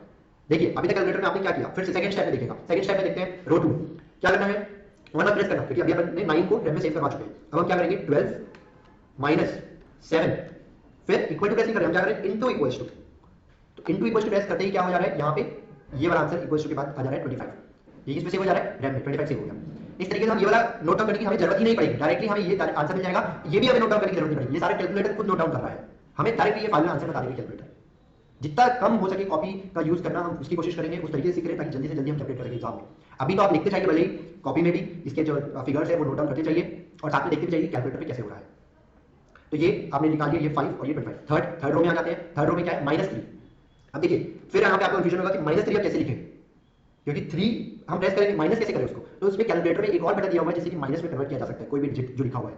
तो सबसे पहले 3 प्रेस करिए। 3 प्रेस करने के बाद यहाँ पे देखिए एक बटन है प्लस ऑब्लिक माइनस का, उसको प्रेस करने से क्या हो जाएगा, ये 3 कन्वर्ट हो गया -3। अब इसके बाद हमें क्या करना है, -7 कर चुके, मतलब -3 -7 क्या हो गया होगा, ये माइनस माइनस प्लस 10 हो चुका होगा। अब इसका स्क्वायर चाहिए, तो स्क्वायर करने के क्या करना पड़ता है, इनटू इक्वल्स टू प्रेस करना पड़ता है। तो हम क्या कर रहे हैं, डायरेक्टली इनटू इक्वल्स टू क्या आ गया 100। यहाँ पे ये 10 आया था x माइनस एक्स बार -10, अब इसका स्क्वायर हो गया तो यहाँ पे ये 100 हो चुका। ये 100 ऑलरेडी रैम में सेव हो चुका है। नेक्स्ट 7, तो 7 - 7 इनटू इक्वल्स टू क्या रहा, ये 0 0। नेक्स्ट 9, तो 9 - 7 इनटू इक्वल्स टू क्या आया था यहाँ पे 2, और यहाँ पे क्या आ गया 4। अब ये सारी चीज हमें फिर से अब कैलकुलेटर में एक प्रेस करने की जरूरत नहीं, 9 25 100 0 4 ये ऑलरेडी तुमने सेव कर चुके हो फाइल में रैम में। तो अब तुम्हें क्या करना है, डायरेक्टली जीटी प्रेस करना है। तो मैं क्या करूँगा, डायरेक्टली प्रेस जीटी। जैसे मैंने जीटी प्रेस किया 138 डिस्प्ले में आ गया, ये रहा 138, इसका समेशन डायरेक्टली आ चुका है। हमें इसका समेशन मिल गया जीडी प्रेस करने से। अब देखिए क्या था फॉर्मूला, इंडिविजुअल का standard deviation is equal to under root X minus x bar का स्क्वायर डिवाइड बाय एन, ये फॉर्मूला था। ठीक है, अब इस फॉर्मूले में हम अपने जो टर्म्स निकला है उसको पुट कर देते हैं। अब देखिए ये ऊपर वाला फिगर आ चुका है एक्स माइनस एक्स बार का स्क्वायर वाला 138। अब क्या करना है 138 डिवाइडेड बाय एन, एन कितना है 5 और फिर उसका अंडर रूट करना है। ठीक है, कैलकुलेटर पे कर लेते हैं 138 डिवाइडेड बाय 5 करने के बाद इक्वल्स टू प्रेस करना, इक्वल्स टू प्रेस करने के बाद डिस्प्ले में आ गया 27.6। अब ये जो 27.6 है इसका हमें अंडर रूट चाहिए। अंडर रूट का भी एक बटन आपके कैलकुलेटर पे दिया हुआ है, ये देखिए एक ये बटन होता है जिसमें कि बना हुआ है सिंबल रूट का, रूट एक्स का, तो उसको जैसे ही प्रेस करेंगे तो डिस्प्ले में जो भी होगा उसका अंडर रूट आपको करके दे देगा। तो डिस्प्ले में अभी 27.6 है तो उसका अंडर रूट करना है तो ये बटन प्रेस करें 5.25, आपको अंडर रूट मिल गया इसका। तो क्या आ गया आंसर 5.25। ये 5.2 क्या है, ये आपका आंसर है स्टैंडर्ड डेविएशन। इसको हम कैसे बोलेंगे, ये x की सीरीज थी इसलिए हम क्या बोलेंगे standard deviation of x is equal to 5.25। Hope so यहाँ तक आपको समझ में आ गया होगा कैसे कैलकुलेटर में हमने किया, बहुत ही फास्ट तरीके से होता है कैलकुलेटर में। यहाँ पे भले छोटे छोटे कैलकुलेशन वाले छोटे नंबर्स लेके चल रहा हूँ मैं, आगे क्या पता एग्जाम में आपको और बड़े बड़े नंबर्स आए, डेसिमल्स में नंबर आए, तब आपके लिए बहुत हार्ड रहेगा पूरा एक एक नोट डाउन करके लिख लिख के कैलकुलेटर में बहुत टाइम टेकिंग रहेगा। इसलिए कैलकुलेटर में जो मैंने ट्रिक बताया उसको याद रखना। क्या ट्रिक बताया, अब देखो इस क्वेश्चन में हमने क्या क्या ट्रिक सीख ली है। एक तो सीख ली है कि जब इसको मल्टीप्लाई यहाँ से माइनस करें 10 माइनस 7 जब हमने किया उसके बाद हमने डायरेक्टली इनटू और इक्वल्स टू प्रेस कर दिया, तो हमें डायरेक्टली क्या मिल गया 9। ये कैसे हुआ इसको थोड़ा ध्यान से देखेंगे तो क्या पता चलेगा आपको, जब जैसे आपने जब 10 माइनस 7 किया तो अब यहाँ पे 3 आने वाला था पर हमने डायरेक्टली क्या प्रेस कर दिया मल्टीप्लिकेशन। तो ये मल्टीप्लिकेशन प्रेस करने से क्या हुआ कि ये जो भी स्क्रीन में इसका आंसर आएगा वो अब मल्टीप्लाई हो जाएगा, और वो मल्टीप्लाई हो जाएगा पर किससे मल्टीप्लाई हो जाएगा, तो हमने क्या कर दिया इक्वल टू प्रेस कर दिया कि जो इक्वल टू प्रेस करने के बाद मल्टीप्लाई हो रहा है मतलब वो उसी से ही मल्टीप्लाई हो जाए, खुद के साथ मल्टीप्लाई होकर मिल जाए। तो उसके लिए हमने क्या शॉर्टकट यूज किया इनटू और इक्वल्स टू। इसको आप एक बार और अपने कैलकुलेटर में ट्राई करके देख सकते हैं। जैसे किसी का भी नंबर ले लीजिए, आप रैंडमली 2 लीजिए, 2 प्रेस करिए कैलकुलेटर में, उसके बाद आप क्या करिए into and equals to, directly 4 मिल रहा है उसका स्क्वायर, आप 4 का स्क्वायर करके देखिए तो 4 का स्क्वायर करने के लिए क्या करेंगे इनटू इक्वल्स टू। मतलब कोई एक स्टेप आपका बच जा रहा है, क्या बच जा रहा है कि जैसे आप 16 का स्क्वायर करना है तो 16 इनटू 16 इक्वल्स टू, इतना सब करने की जगह आप डायरेक्टली क्या करते हैं इनटू इक्वल्स टू प्रेस करते हैं। यहाँ पे देखिए 16 इनटू 16 इक्वल्स टू, तब जाके 256 आया। तो डायरेक्टली अगर आपको करना होता है तो 16 इनटू इक्वल्स टू डायरेक्टली आपको 256 आया। कैलकुलेटर ट्रिक में एक और ऐड ऑन हो चुका है इनटू इक्वल्स टू का, जिससे कि स्क्वायर होता है। और आज आपने अंडर रूट वाला बटन भी प्रेस किया तो उससे अंडर रूट करना भी सीख चुके हो, स्क्वायर रूट और माइनस फिगर को कैसे डिनोट करना है, तो उसके लिए भी एक बटन रहता है कैलकुलेटर में, उसको प्रेस करके माइनस में कन्वर्ट कर सकते हैं। इस तरीके से इस क्वेश्चन में आपने 3 कैलकुलेटर के नए चीजें सीखे हैं और साथ में आपने स्टैंडर्ड डेविएशन निकालना तो सीखा ही है। स्टैंडर्ड डेविएशन निकालने के लिए अभी अपन कहाँ पे थे, चार्ट में देख सकते हो आप। चार्ट में हमने क्या किया है इंडिविजुअल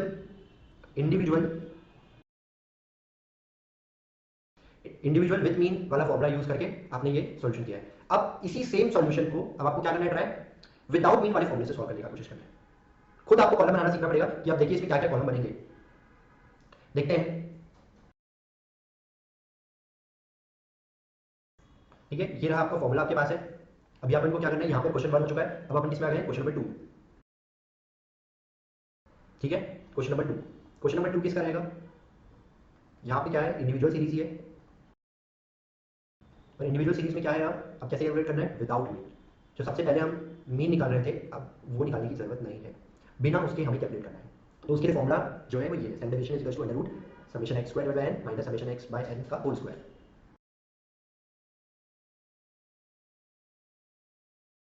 ठीक है, अब देखते हैं यहाँ पे भी सेम आपका एक्स सीरीज है जो क्वेश्चन पे दिया हुआ है, इंडिविजुअल सीरीज है तो एक्स सीरीज अगर आपको दिया हुआ है एक्स सीरीज सेम ही लेके चलते हैं हम। यहाँ पे भी एक्स सीरीज पे सबसे पहले क्या था 10, यहाँ पे क्या था 12 माइनस 3 7 और 9।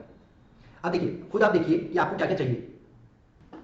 अब आप देखिए क्या क्या चाहिए आपको, सेकेंडली एक्स स्क्वायर का समेशन चाहिए, तो एक्स का समेशन क्या बोल एक्स स्क्वायर, तो यहाँ पे क्या एक कॉलम बना लेंगे एक्स स्क्वायर, इसका जो टोटल आएगा वो चाहिए। यहाँ पे n पता है अपन को 5 है, 1 2 3 4 5 नंबर ऑफ टर्म्स है। तो यहाँ पे क्या x समेशन ऑफ x भी मांग रहे हैं, मतलब ये वाला समेशन भी चाहिए और फिर n तो हमें पता है भाई।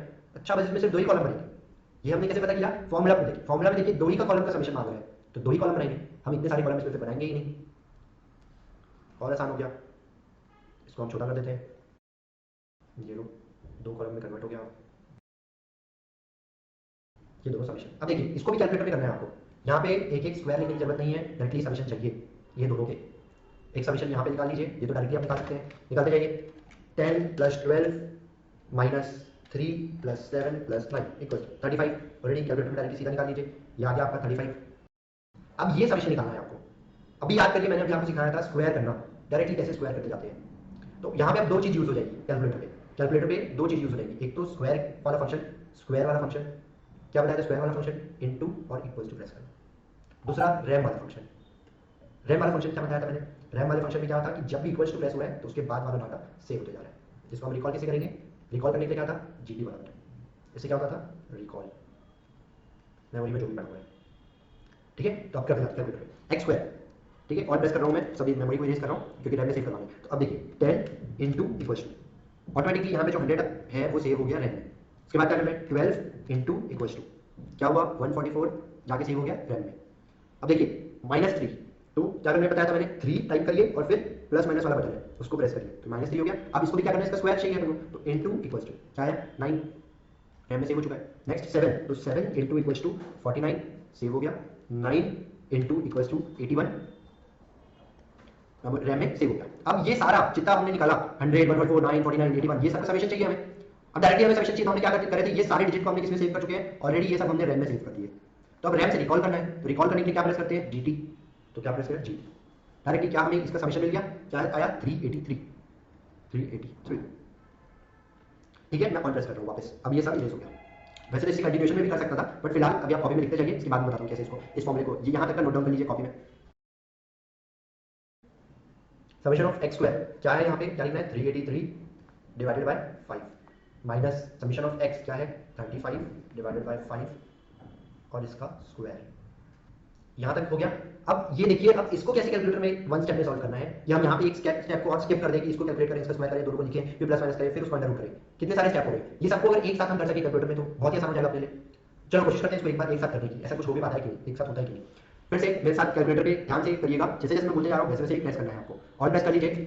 ऑन प्रेस करने के बाद अभी हम कहाँ से चालू करेंगे, 35 डिवाइडेड बाय 5 यहाँ से हम चालू करेंगे, और इसका जो आंसर आएगा उसको हम माइनस, माइनस है यहाँ पे तो क्या करेंगे, माइनस मेमोरी कार्ड में सेव करवा देंगे। माइनस मेमोरी कार्ड, एक मैंने आपको बताया था एक मेमोरी कार्ड भी है, मेमोरी कार्ड में सेव कराने के क्या है, एम माइनस का जो बटन है वो दबाते हैं, और एम प्लस की प्लस मेमोरी में सेव करके एम प्लस, और उसको रिकॉल करने के लिए M R C memory recall दबाते हैं। तो अब यहाँ पे साथ में करते जाना मेरे 35 डिवाइड बाय 5, तो हम क्या कर रहे हैं 35 डिवाइडेड बाय 5। अब क्या करने वाले हैं हम, इसको स्क्वायर करना है, तो डायरेक्टली हम क्या प्रेस करेंगे into equals to, already square हो गया 49 मिल गया हमें, यहाँ वाला 49 और ये माइनस में है, तो इसको मैं क्या कर रहा हूँ 49 को M minus minus memory card में सेव, ठीक है, एम माइनस मेमोरी कार्ड में सेव हो चुका।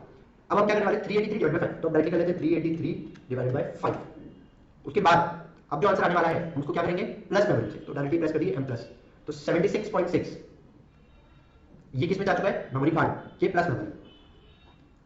ठीक है, यहां तक का कैलकुलेटर में आप साथ में लिखते जा रहे हैं। अब देखिए नेक्स्ट में क्या होगा, ये दोनों का हमें प्लस माइनस होंगे, जो फाइनल आंसर चाहिए हमें, तो मेमोरी कार्ड से रिकॉल कर लेते हैं। फाइनली जो मेमोरी कार्ड में जो भी कुछ पड़ा होगा प्लस में होगा तो प्लस हो जाएगा, माइनस में पड़ा होगा तो माइनस हो जाएगा, और फाइनली हमें जो भी पड़ा होगा उसका प्लस माइनस करके हमें फाइनल आंसर दे देगा। तो फाइनल आंसर लाने के लिए क्या करें, मेमोरी कार्ड से रिकॉल कर रहे हैं, तो एमआरसी, एमआरसी प्रेस करते ही आपका क्या आ गया 27.6, 27.6 आ गया। ये क्या है एमआरसी प्रेस करने से। यहाँ पे हमने क्या किए थे, इसको हमने डाले थे प्लस मेमोरी का माइनस मेमोरी में, इसको हमने डाले थे प्लस मेमोरी में, ये दोनों को कैलकुलेट करके एमआरसी से 27.6 मिल गया। अब इसका हमें क्या करना है, अंडर रूट, अंडर रूट का बटन ऑलरेडी है, अंडर रूट प्रेस कर दिए, क्या आ गया 5.25। यही आंसर आया था विद मीन मेथड से भी, सेम आंसर आया विदाउट मीन मेथड से भी। आंसर सेम रहेगा, तरीका बस करने का अलग हो गया। आपको जो आसान लगे आप उससे, जिससे जल्दी हो जाए आपसे उससे आप कर सकते हैं। देखिए विदाउट मीन वाले में वैसे दो ही कॉलम हमें बनाना पड़ा, तो कॉलम की नजर से देखेंगे तो ये बहुत ज्यादा ईजी है।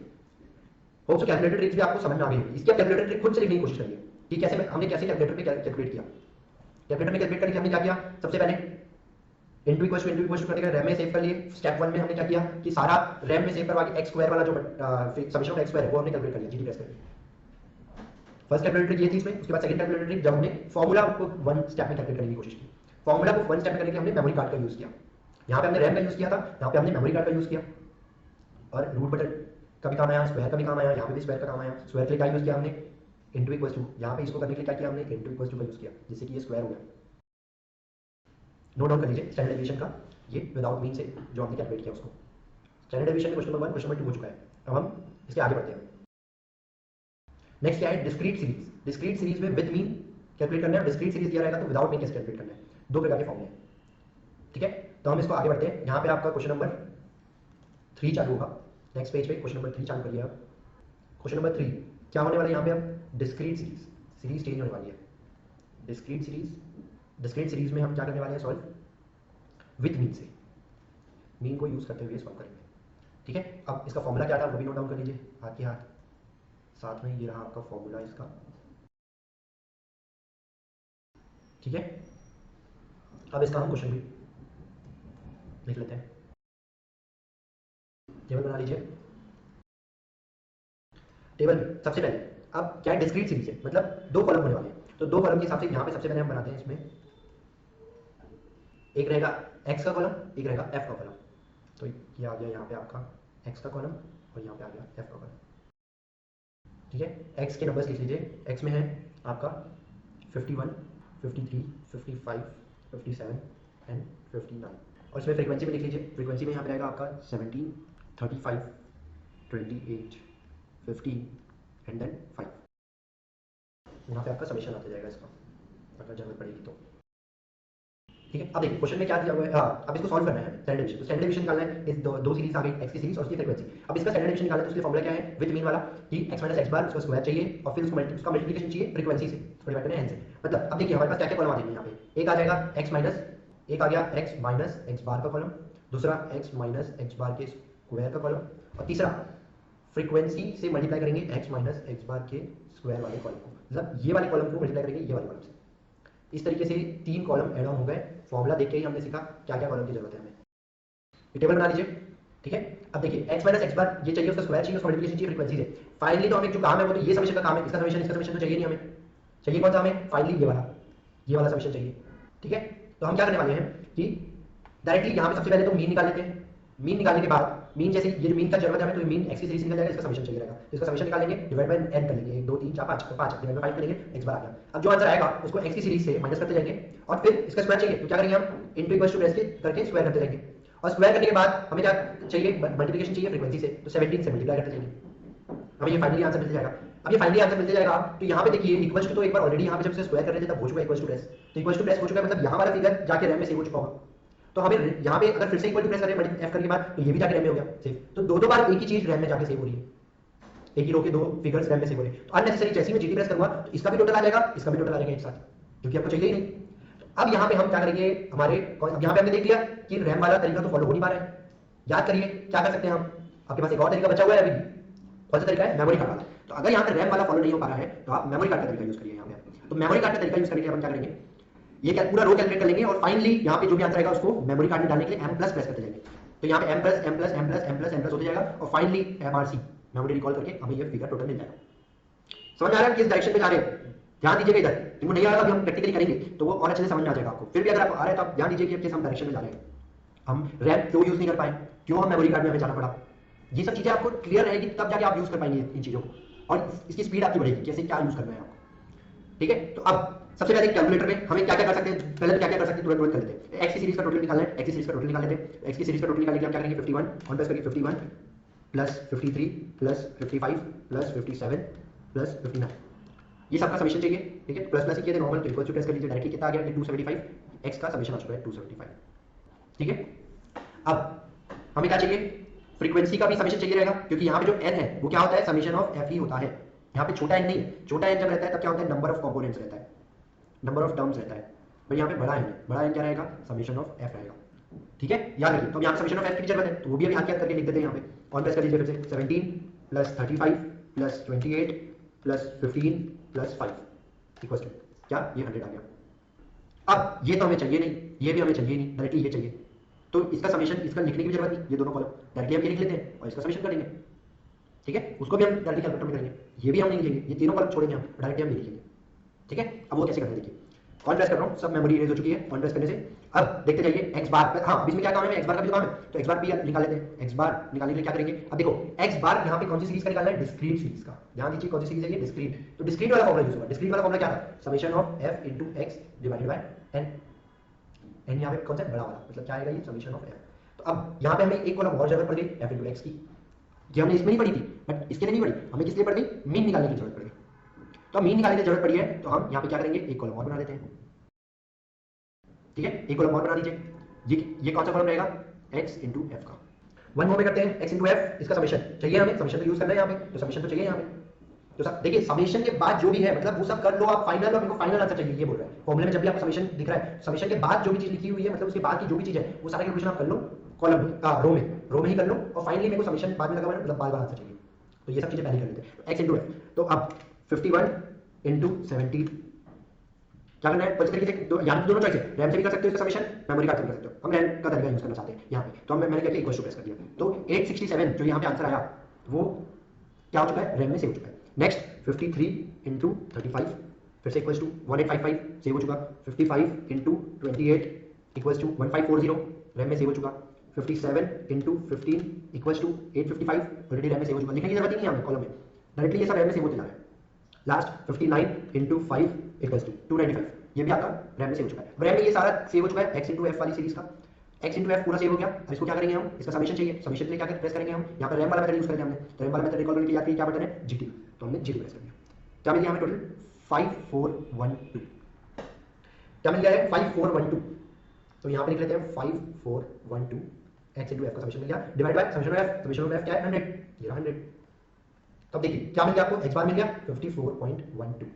देखिए डेसिमल में आया है मीन, अब आपको यह समझ में आएगा कि इतना सब मैं जो कैलकुलेटर के लिए बोल रहा था वो सब इतना इंपॉर्टेंट क्यों था, क्योंकि अगर आप यहाँ पे एक एक करते रहेंगे तो आपको ये रो लिखेंगे, ये रो लिखेंगे, ये रो लिखेंगे, बहुत टाइम वेस्ट होगा आपका। इतने देर में आपके तो 4-5 क्वेश्चन हो जाते हैं एग्जाम में, उतने सारे स्किप हो जाएंगे। इसलिए मैंने आपको स्टार्टिंग में बताया कैलकुलेटर क्यों इतना ज़्यादा इंपॉर्टेंट है, क्योंकि अगर ये कैलकुलेटर नहीं होता आप ये एक एक चीज लिखते और इतना टाइम वेस्ट होता कि आप अपना पेपर कंप्लीट नहीं कर पाते टाइम पे। अब देखिए ये आपका आ चुका है एक्स बार मीन आ चुका है। अब मीन से अपन को क्या करना है, एक्स को माइनस करके जाना है। देखिएगा कैलकुलेटर में ऑन प्रेस कर रहा हूँ मैं वापस से, ऑन से सारी मेमोरी गई जो अपन अभी अपने रैम वाला कैलकुलेशन करें, पूरा रैम वाला भी डिलीट हो गया। अब फ्रेश नया चालू करने वाले, नया चालू करने वाले हम कौन सा यूज करने वाले, मेमोरी कार्ड का फंक्शन यूज करने वाले। मेमोरी कार्ड का फंक्शन अब देखिए देखिए लाइन से चलिए कॉलम वाइज, पहले क्या हो रहा है एक्स माइनस एक्स बार, तो एक्स क्या है 51 माइनस माइनस एक्स बार क्या है यहाँ पे 54.12, 54.12 एक्स बार आ गया, ये माइनस कर लिए। अब माइनस करने के बाद इसका स्क्वायर करना है, तो स्क्वायर करने के लिए क्या करेंगे, इनटू इक्वल्स टू 9.7344, ऑलरेडी ये स्क्वायर होके आ चुका है ये वाला आंसर, बट इक्वल्स टू पे प्रेस करके ये वाला रैम में सेव हो चुका है, क्योंकि हमको काम ही नहीं है, इसका टोटल क्योंकि चाहिए ही नहीं, तो हम तो इसके बाद वाला चाहिए, तो इसके बाद वाला टोटल क्या रहेगा इनटू 1700, इसी में इनटू 70 करने के बाद अब जो यहाँ पे जो आंसर आने वाला है, अब जो कैलकुलेटर में आंसर आएगा वो हमें काम है, तो वो यहाँ पे जो आएगा वो हमें काम है, तो उसको भी हमें सेव करवाना है। तो कहाँ सेव करवाएंगे, हमारे पास ऑप्शन क्या बच चुका है, रैम तो भरा हुआ है जो कि हमें काम पे ही नहीं है, इसलिए हमें मेमोरी कार्ड यूज करना है M+, तो ये जो आंसर आया 165.48 ये ऑलरेडी आपका मेमोरी कार्ड में सेव होगा। अगर आप यहाँ पे भी नहीं भी लिखेंगे तो भी आपका सेव है मेमोरी कार्ड में, इसको अपन यूज ले सकते हैं, डायरेक्टली फाइनल फिगर आ जाएगा।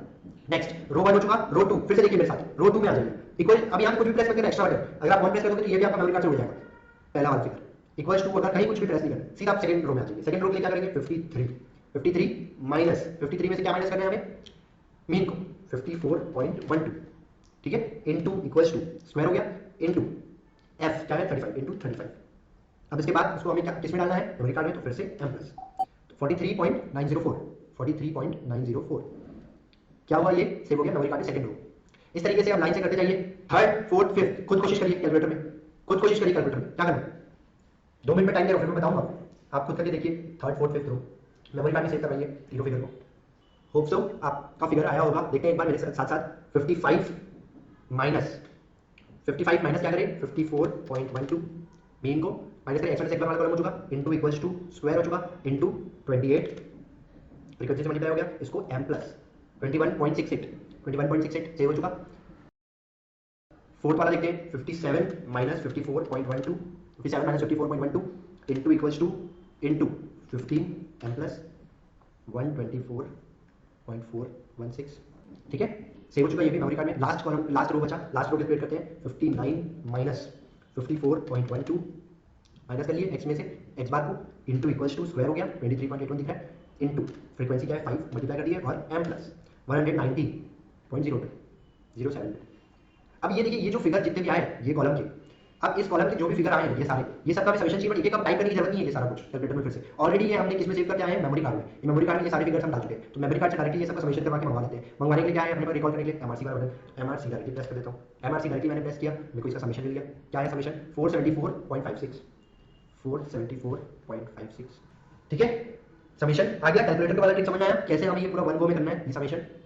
अब ये समीशन आ चुके हैं, ये रहा हमारा फॉर्मूला, अब इसमें डायरेक्टली यूज कर लेते हैं। तो अब स्टैंडर्ड डेविएशन निकालने के लिए क्या क्या चाहिए हमें, अंडर रूट में ऊपर में ये समीशन चाहिए x1 के स्क्वायर इनटू f, ये सब का समीशन, ये सब कर चुके हैं हम। इसका समीशन ये रहा 474.56, इसमें क्या करना है divide by summation of f जो कि है 100, यहां पे 100, ठीक है। तो ये आपकी स्क्रीन में 474.56 अभी तक डिवाइडेड बाय 100 कर दीजिए, इक्वल टू प्रेस करिए, स्क्रीन में क्या दिख रहा है 4.7456, इसको अंडर रूट कर दीजिए, अंडर रूट पर प्रेस कर दीजिए, ये आपका आंसर आ गया 2.178। स्टैंडर्ड डेविएशन आ चुका है, नोट डाउन कर लीजिए, ये सारे फिगर्स भी भर दीजिए अपने कॉपी में। स्टैंडर्ड डेविएशन में हमने क्वेश्चन नंबर 1 देखा था with mean individual series without, उसके बाद हमने डिस्क्रीट सीरीज में आए, डिस्क्रीट सीरीज में विद मीन स्टैंडर्ड डेविएशन देख लिया। अब एक फाइनल क्या बचा है, विदाउट मीन स्टैंडर्ड डेविएशन। ठीक है, अब अपन आ जाते हैं क्वेश्चन नंबर 4 में। क्वेश्चन नंबर 4 क्या रहेगा आपका, डिस्क्रीट सीरीज में हम क्या करने वाले हैं, कैसे करने वाले कैलकुलेशन, विदाउट मीन। ठीक है, डिस्क्रीट सीरीज में विदाउट मीन, फॉर्मूला क्या था without mean discrete series, chart से नोट डाउन कर लीजिए, ये फॉर्मूला है, नोट डाउन कर लीजिए डिस्क्रीट सीरीज का without mean formula. Wait a second, जब तक सिस्टम रिस्पॉन्ड हो जाए आप टेबल ड्रॉ करना, टेबल में डिस्क्रीट सीरीज में विद मीन वाला ही जो टेबल है उसके एक्स और एफ कॉलम है उसी को ही ड्रॉ करना है, एक्स और एफ कॉलम बनाइए।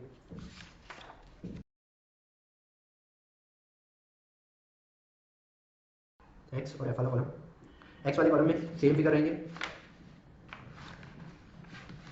क्या क्या फिगर थे, 51, 53,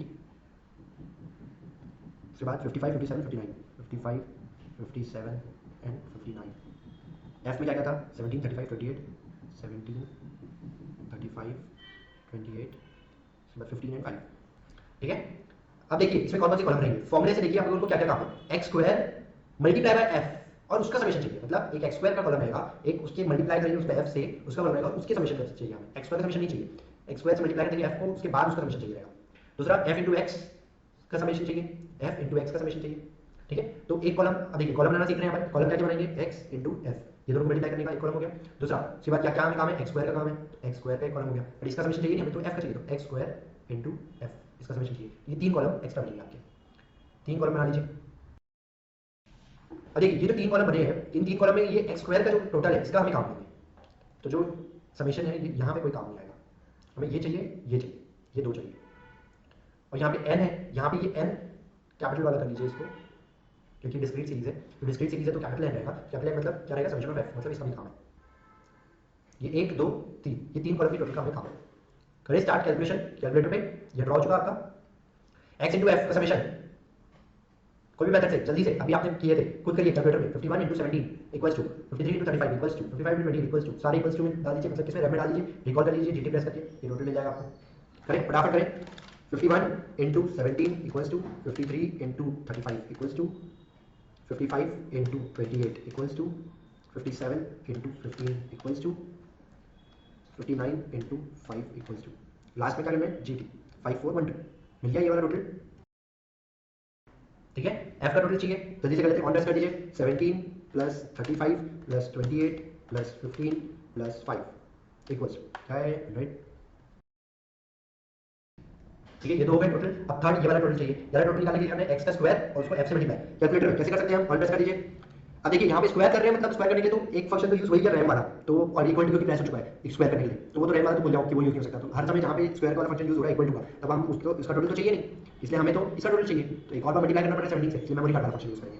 ठीक है, मेमोरी कार्ड वाला फंक्शन यूज करने के लिए यहाँ से देखिए क्या करना है, 51 इंटू इक्वल स्क्वायर हो चुका 51 का, उसके क्या मल्टीप्लाई करना है 17 से, तो इंटू 70, उसके बाद जो भी अभी आंसर आने वाला है, मतलब यहाँ वाला जो आंसर आने वाला है उसको हम क्या करेंगे मेमोरी कार्ड में से, तो m प्लस 44217, ये जो आंसर आया 44217, ये ऑलरेडी कहाँ से हो चुका मेमोरी कार्ड में, इस तरीके से आगे तो करते जाते हैं। Next 53 into equals to into 35 m plus 98315 कहाँ से हो चुका मेमोरी कार्ड में। Next 55 into equals to 55 into equals to square हो गया मल्टीप्लाई बाय f क्या है 28 m प्लस सेव हो गया। Next 57 into equals to into 15 m plus, last 59 into equals to into 5 m plus, ये सब सेव हो चुका 17405 तक का मेमोरी कार्ड में। रिकॉल कर लेते हैं, रिकॉल करने के लिए क्या है एमआरसी, तो हमें डायरेक्टली ये टोटल मिल गया, क्या है टोटल 29293372, देखिए 293372, तो यहाँ लिख लेते हैं 29 एक्स स्क्वायर इंटू एफ का सॉल्यूशन मिल चुका है। अब इसको फॉर्मूले में नोट डाउन कर लेते हैं, सारा मिल गया हमें, जो जो काम था फॉर्मूले के हिसाब से, ये देखिए ये फॉर्मूला था, फॉर्मूले में जो भी चीजें हमें काम था वो हमें सब कुछ मिल चुका है, जो जो हमें चाहिए था वो सारे समीशन मिल गए। हम इसको यूज करने की कोशिश करते हैं। ठीक है, देखो standard deviation equals to under root summation x square into f, x square into f का समेशन ये रहा 2933372 divided by N, capital N है, समेशन ऑफ एफ मतलब 100 माइनस माइनस में क्या है x, summation of f into x, summation of f into x, f into x का summation ये पहले निकालिए 5412 डिवाइडेड बाय 100, और फिर क्या करना है उसका स्क्वायर। ये वाली चीज याद करें, इसके पहले भी मैंने आपको इंडिविजुअल सीरीज के समय इसको कैसे सॉल्व करना बताया था, वन स्टेप में मेमोरी कार्ड का यूज करके, मेमोरी कार्ड का यूज करके कर सकते हैं आप, कोशिश करिए खुद से मेमोरी कार्ड का यूज करते हुए कैलकुलेट करने की। ऐसा चैलेंज लीजिए कि इसको आप खुद एक स्टेप में करके बता दें कि कैसे करेंगे आप इसको वन स्टेप में। इसके आंसर को लिखना नहीं है डायरेक्टली, मेरे को यहाँ पे स्टैंडर्ड डेविएशन क्या आया, फाइनल आंसर चाहिए कैलकुलेटर में। होप सो आ गया होगा। जिनका नहीं आया है अगर तो देखिए मेरे साथ ऑन प्रेस कर रहा हूँ मैं कैलकुलेटर को। क्या करना है, 5412 divided by 100 into equals to square हो चुका, ये वाला फिगर मिल चुका 2928.94। इसको मैं क्या करूँगा, माइनस मेमोरी में सेव, एम माइनस सेव हो गया मैं माइनस मेमोरी में। फिर इधर आ गया मैं 293372 डिवाइडेड बाय 100। इसको मेरे को क्या किसमें सेव करना है, प्लस मेमोरी में, एम प्लस प्रेस कर दिया मैंने। ठीक है, उसके बाद मैं क्या प्रेस करूँगा, MRC, तो इसका प्लस माइनस होकर मिल जाएगा मेरे को। ठीक है, तो ये प्लस माइनस होकर मिल चुका 4.74। इसके बाद हमें क्या प्रेस करना है, अंडर रूट, तो ये अंडर रूट आ गया आंसर आपका 2.178। सेम आंसर आया दोनों मेथड से, with mean without mean, but तरीका आपको दोनों आना चाहिए, क्योंकि एग्जाम में क्या होता है कि अगर आपको इसके कुछ मिसिंग फिगर्स दे दे इस तरीके से सॉल्व करने के लिए, इस फॉर्मूले के मिसिंग फिगर्स दे दे, कुछ भी तरीके से पूछ सकते हैं, इसलिए आपको दोनों फॉर्मूला आना जरूरी है। क्या पता क्वेश्चन में ये सारे का समीशन करके दे चुका होगा, टेस्ट कर रहा होगा कि आपको फॉर्मूला याद है कि नहीं, तो ये सारे समीशन दिए हुए रहेंगे, आपको ये पूरा टेबल बनाने की जरूरत नहीं पड़ेगी, समीशन को यूज बस करना रहेगा, ये वाला बस मेमोरी वाला फंक्शन यूज करना पड़ेगा ये सॉल्व करने के लिए, ऐसा भी हो सकता है। ठीक है, तो ये हमारा कंप्लीट हुआ डिस्क्रीट सीरीज के साथ without mean standard deviation calculation. ये देखिए चार्ट में पहले हमने मीन के सारे कैलकुलेशन किए थे, 1 2 3 4 चार क्वेश्चन किए थे, चार फॉर्मूले के, ये चार क्वेश्चन थे। पहला क्वेश्चन, दूसरा क्वेश्चन उसी एल्जेब्रिक, तीसरा क्वेश्चन मिडिल में, फोर्थ क्वेश्चन उसका ज्योमेट्री वाला क्वेश्चन। उसके बाद हमने चार्ट में आगे बढ़े, स्टैंडर्ड डेविएशन में चार फॉर्मूले थे तो उसके चार क्वेश्चन करे। ये पहला standard deviation, individual series with mean, without mean, discrete series with mean, discrete series without mean. इस तरीके से हमने 8 क्वेश्चन सॉल्व करे हैं, 8 फॉर्मूले याद कर चुके हैं, और साथ में 5 से 6 कैलकुलेटर ट्रिक्स याद कर चुके हैं जो हमें आगे काम आने वाली है। इस कैलकुलेशन में भी बहुत फास्ट कैलकुलेशन के लिए काम आने वाला है।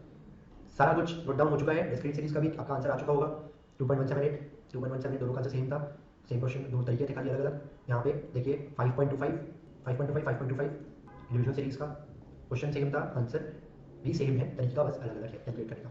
अब इसके बाद हम आगे बढ़ेंगे कोरिलेशन पे।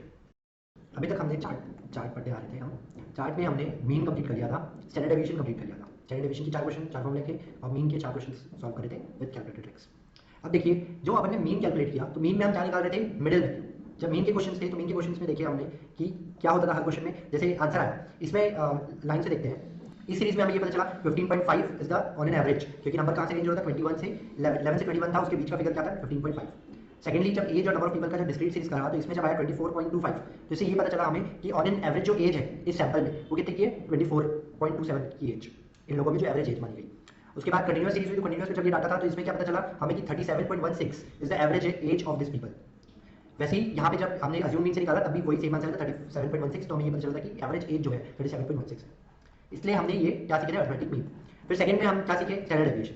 तो स्टैंडर्ड डेविएशन में देखिए फर्स्ट जब हमने पहला जो सैंपल एग्जांपल लिया था उसमें 10 12 -3 7 9, तो इसमें हमें क्या चाहिए था, सबसे पहले तो एवरेज जो था वो 7 था, मतलब तो सीरीज की -3 से लेकर 12 तक गई हुई थी, तो उसका ऑन एन एवरेज क्या फिगर था 7, और उस 7 से कितना डेविएट हो रही है सीरीज, ऑन एन एवरेज 5.25।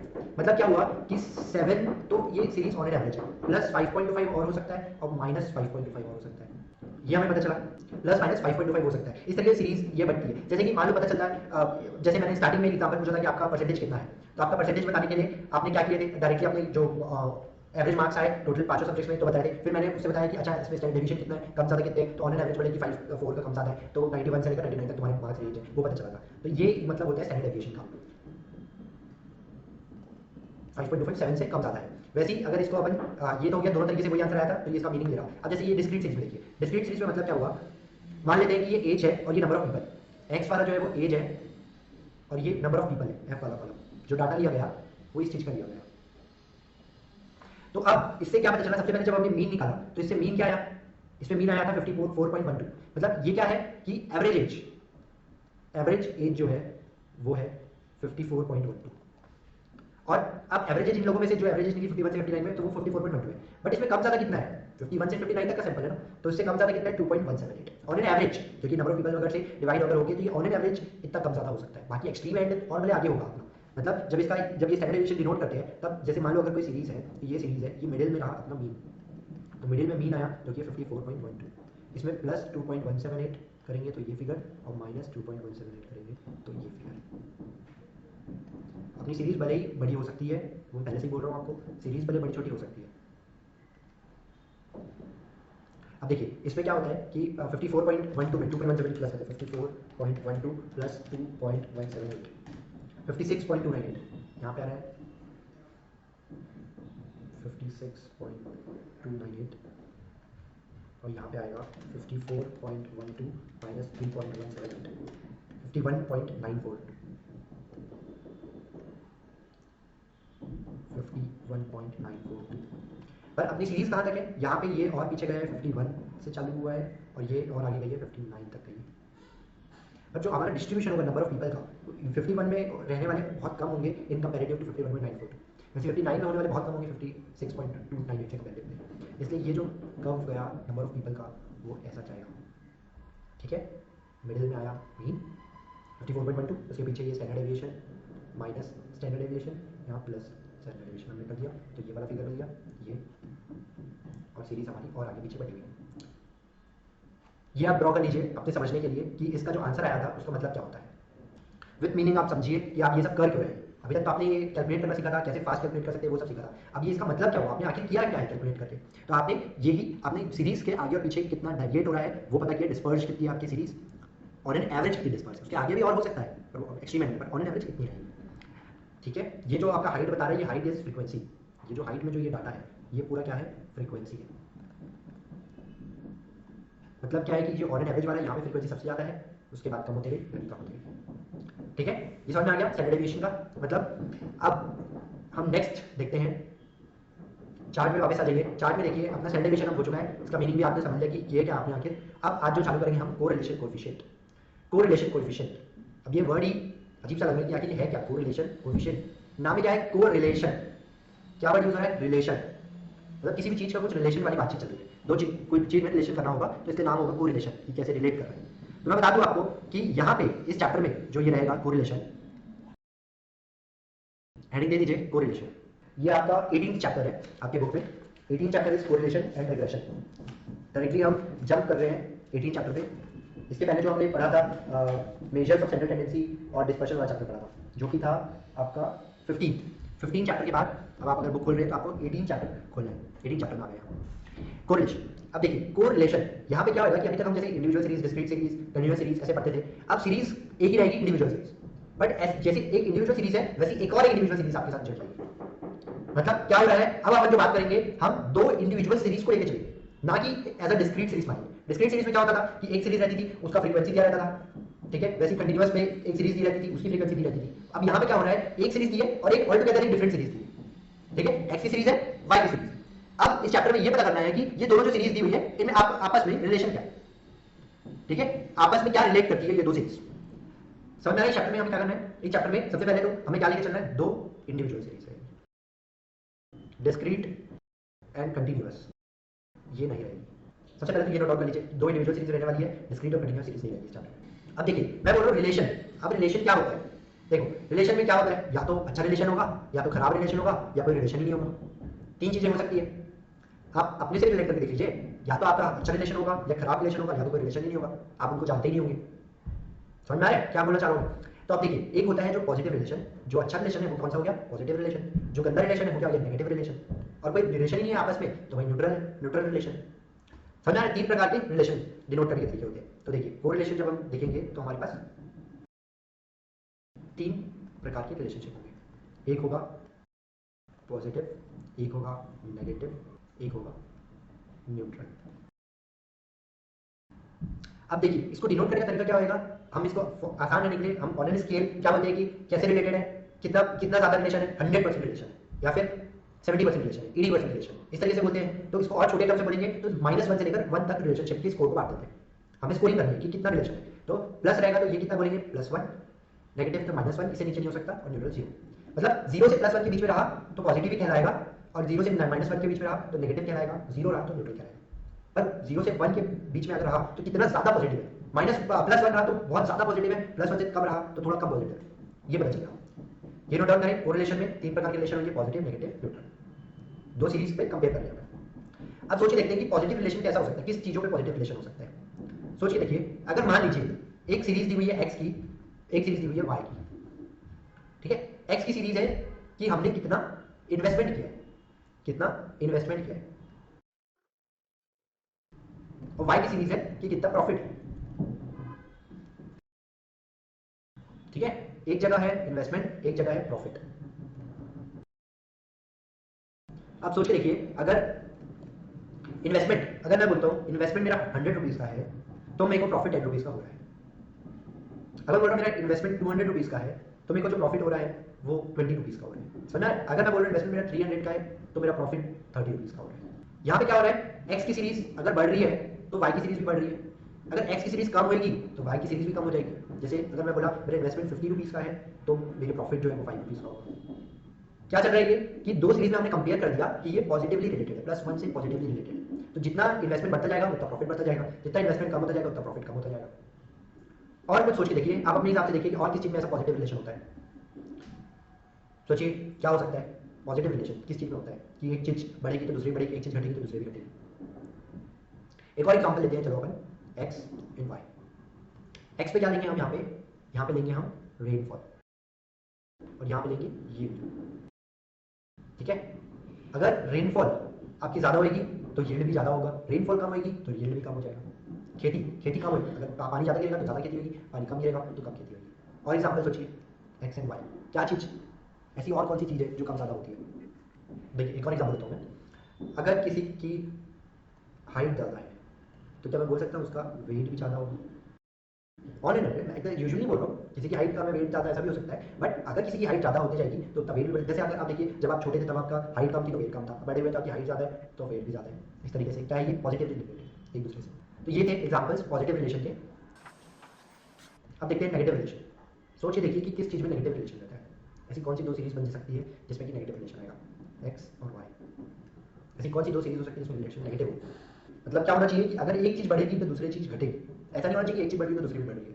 ऐसे क्या एग्जाम्पल हो सकता है, ये चीज आप पढ़ते आए हैं अभी तक नेगेटिव रिलेशन वाली। याद करिए इकोनॉमिक्स में जब क्या पढ़े थे आपने कि प्राइस अगर बढ़ती है तो डिमांड कम होता है। समझ रहे, इन्वेस्टमेंट बढ़ता है तो प्रॉफिट बढ़ रहा है, रेनफॉल बढ़ रहा है तो यील्ड बढ़ रहा है, हाइट बढ़ रही है तो वेट बढ़ रहा है। बट यहाँ पे क्या हो रहा है, प्राइस बढ़ रही है तो डिमांड कम हो रहा है, उल्टा आ रहा है, नेगेटिव इफेक्ट है। प्राइस अगर कोई आपको सामान 100 रुपये में मिल रहा है तो उसको खरीदने वाले 1000 लोग हैं। अब वही सामान अगर 90 रुपये में मिलने लग जाएगा तो खरीदने वाले और बढ़ जाएंगे, 1200 लोग खरीदेंगे। यही अगर प्राइस 110 हो गई, बढ़ गई तो डिमांड गिर जाएगी, मान लो ये 900 रुपये। ये क्या हो रहा है, नेगेटिव रिलेशन, एक चीज बढ़ रही है तो दूसरी चीज कम हो रही है। ठीक है, आप अपने मन से एक एग्जाम्पल और सोच के देखिए क्या हो सकता है जिसमें कि नेगेटिव रिलेशन एक दोनों चीजों, मतलब एक बढ़ेगा दूसरा ऑब्वियसली कम होगा। ऐसा कौन सी चीज, क्या मैं यहाँ पे लिख सकता हूँ प्रॉफिट्स ऑफ इंश्योरेंस कंपनी, और यहाँ पे लूंगा मैं क्या लूंगा बताओ, अगर प्रॉफिट कब ज्यादा होएगा, अगर प्रॉफिट ज्यादा है तो क्लेम्स कम होंगे। देखिए इंश्योरेंस इंडस्ट्री में क्या होता है कि अपन से को प्रीमियम दे लेते हैं, उसके बाद जब भी कुछ जैसे किसी की डेथ होती है तो उनको क्लेम दिया जाता है, तो क्लेम अगर ज्यादा होंगे तो इंश्योरेंस कंपनी को पैसा देना पड़ेगा तो उनका प्रॉफिट कम होता चला जाएगा। इसलिए क्या रिलेशन है एक दूसरे का, अगर प्रॉफिट बढ़ेगा मतलब इसको उल्टा देखिए, अगर क्लेम बढ़ेंगे तो प्रॉफिट कम होगा, अगर क्लेम कम होंगे तो प्रॉफिट बढ़ेगा। क्या है, अगर क्लेम बढ़ेगा तो प्रॉफिट कम होगा, या वाइस वर्सा, दोनों एक दूसरे से नेगेटिव रिलेशन है। अब थर्डली न्यूट्रल में तो आप कुछ भी ले सकते हैं एग्जांपल कि कोई रिलेशन है। क्या मैं बोल सकता हूँ कि अगर किसी की शू साइज और इंटेलिजेंस लेवल को जज करें तो ये दोनों का कोई रिलेशन ही नहीं है। अगर साइज ऐसा है क्या कि जूते की साइज बढ़ी है तो भाई दिमाग भी ज्यादा होगा, या जूते की साइज कम है तो दिमाग भी कम होगा, ये तो फालतू सी बात है। तो ये क्या है, न्यूट्रल रिलेटेड है, इन दोनों में कोई रिलेशन ही नहीं, आपस में कोई रिलेशन ही नहीं है। ये एग्जाम्पल था न्यूट्रल का। न्यूट्रल में आप और भी कुछ बहुत सारी चीज काफी सारी चीज हो सकती है, न्यूट्रल में कुछ भी एग्जाम्पल लिख सकते हैं। ये आप नोट डाउन कर लीजिए, तीनों पॉजिटिव नेगेटिव न्यूट्रल, तीनों के एग्जाम्पल्स। और क्या होता है पॉजिटिव नेगेटिव जीरो, और कोरिलेशन क्या होता है आपको समझ आया होगा। कोरिलेशन में -1 से लेकर +1 तक रहता है। -1 से अगर -1 से 0 के बीच में आता है नेगेटिव कहलाएगा। और देखिए ये चीज अगर 0 से +1 के बीच में है तो ये पॉजिटिव हुआ, और 0 से -1 के बीच में है तो नेगेटिव हुआ। ठीक है, कोरिलेशन का मीनिंग समझ में आया। अब देखते हैं कि इसको कैलकुलेट कैसे करते हैं। जैसे अब ये जो चीज थी कि मैंने बोला ये +1 है तो ये आई कैसे, प्रॉफिट और इन्वेस्टमेंट वाला, तो वो कैसे हम कैलकुलेट करके बताएंगे कि कितना आपस में कितने रिलेटेड है या फिर है भी कि नहीं।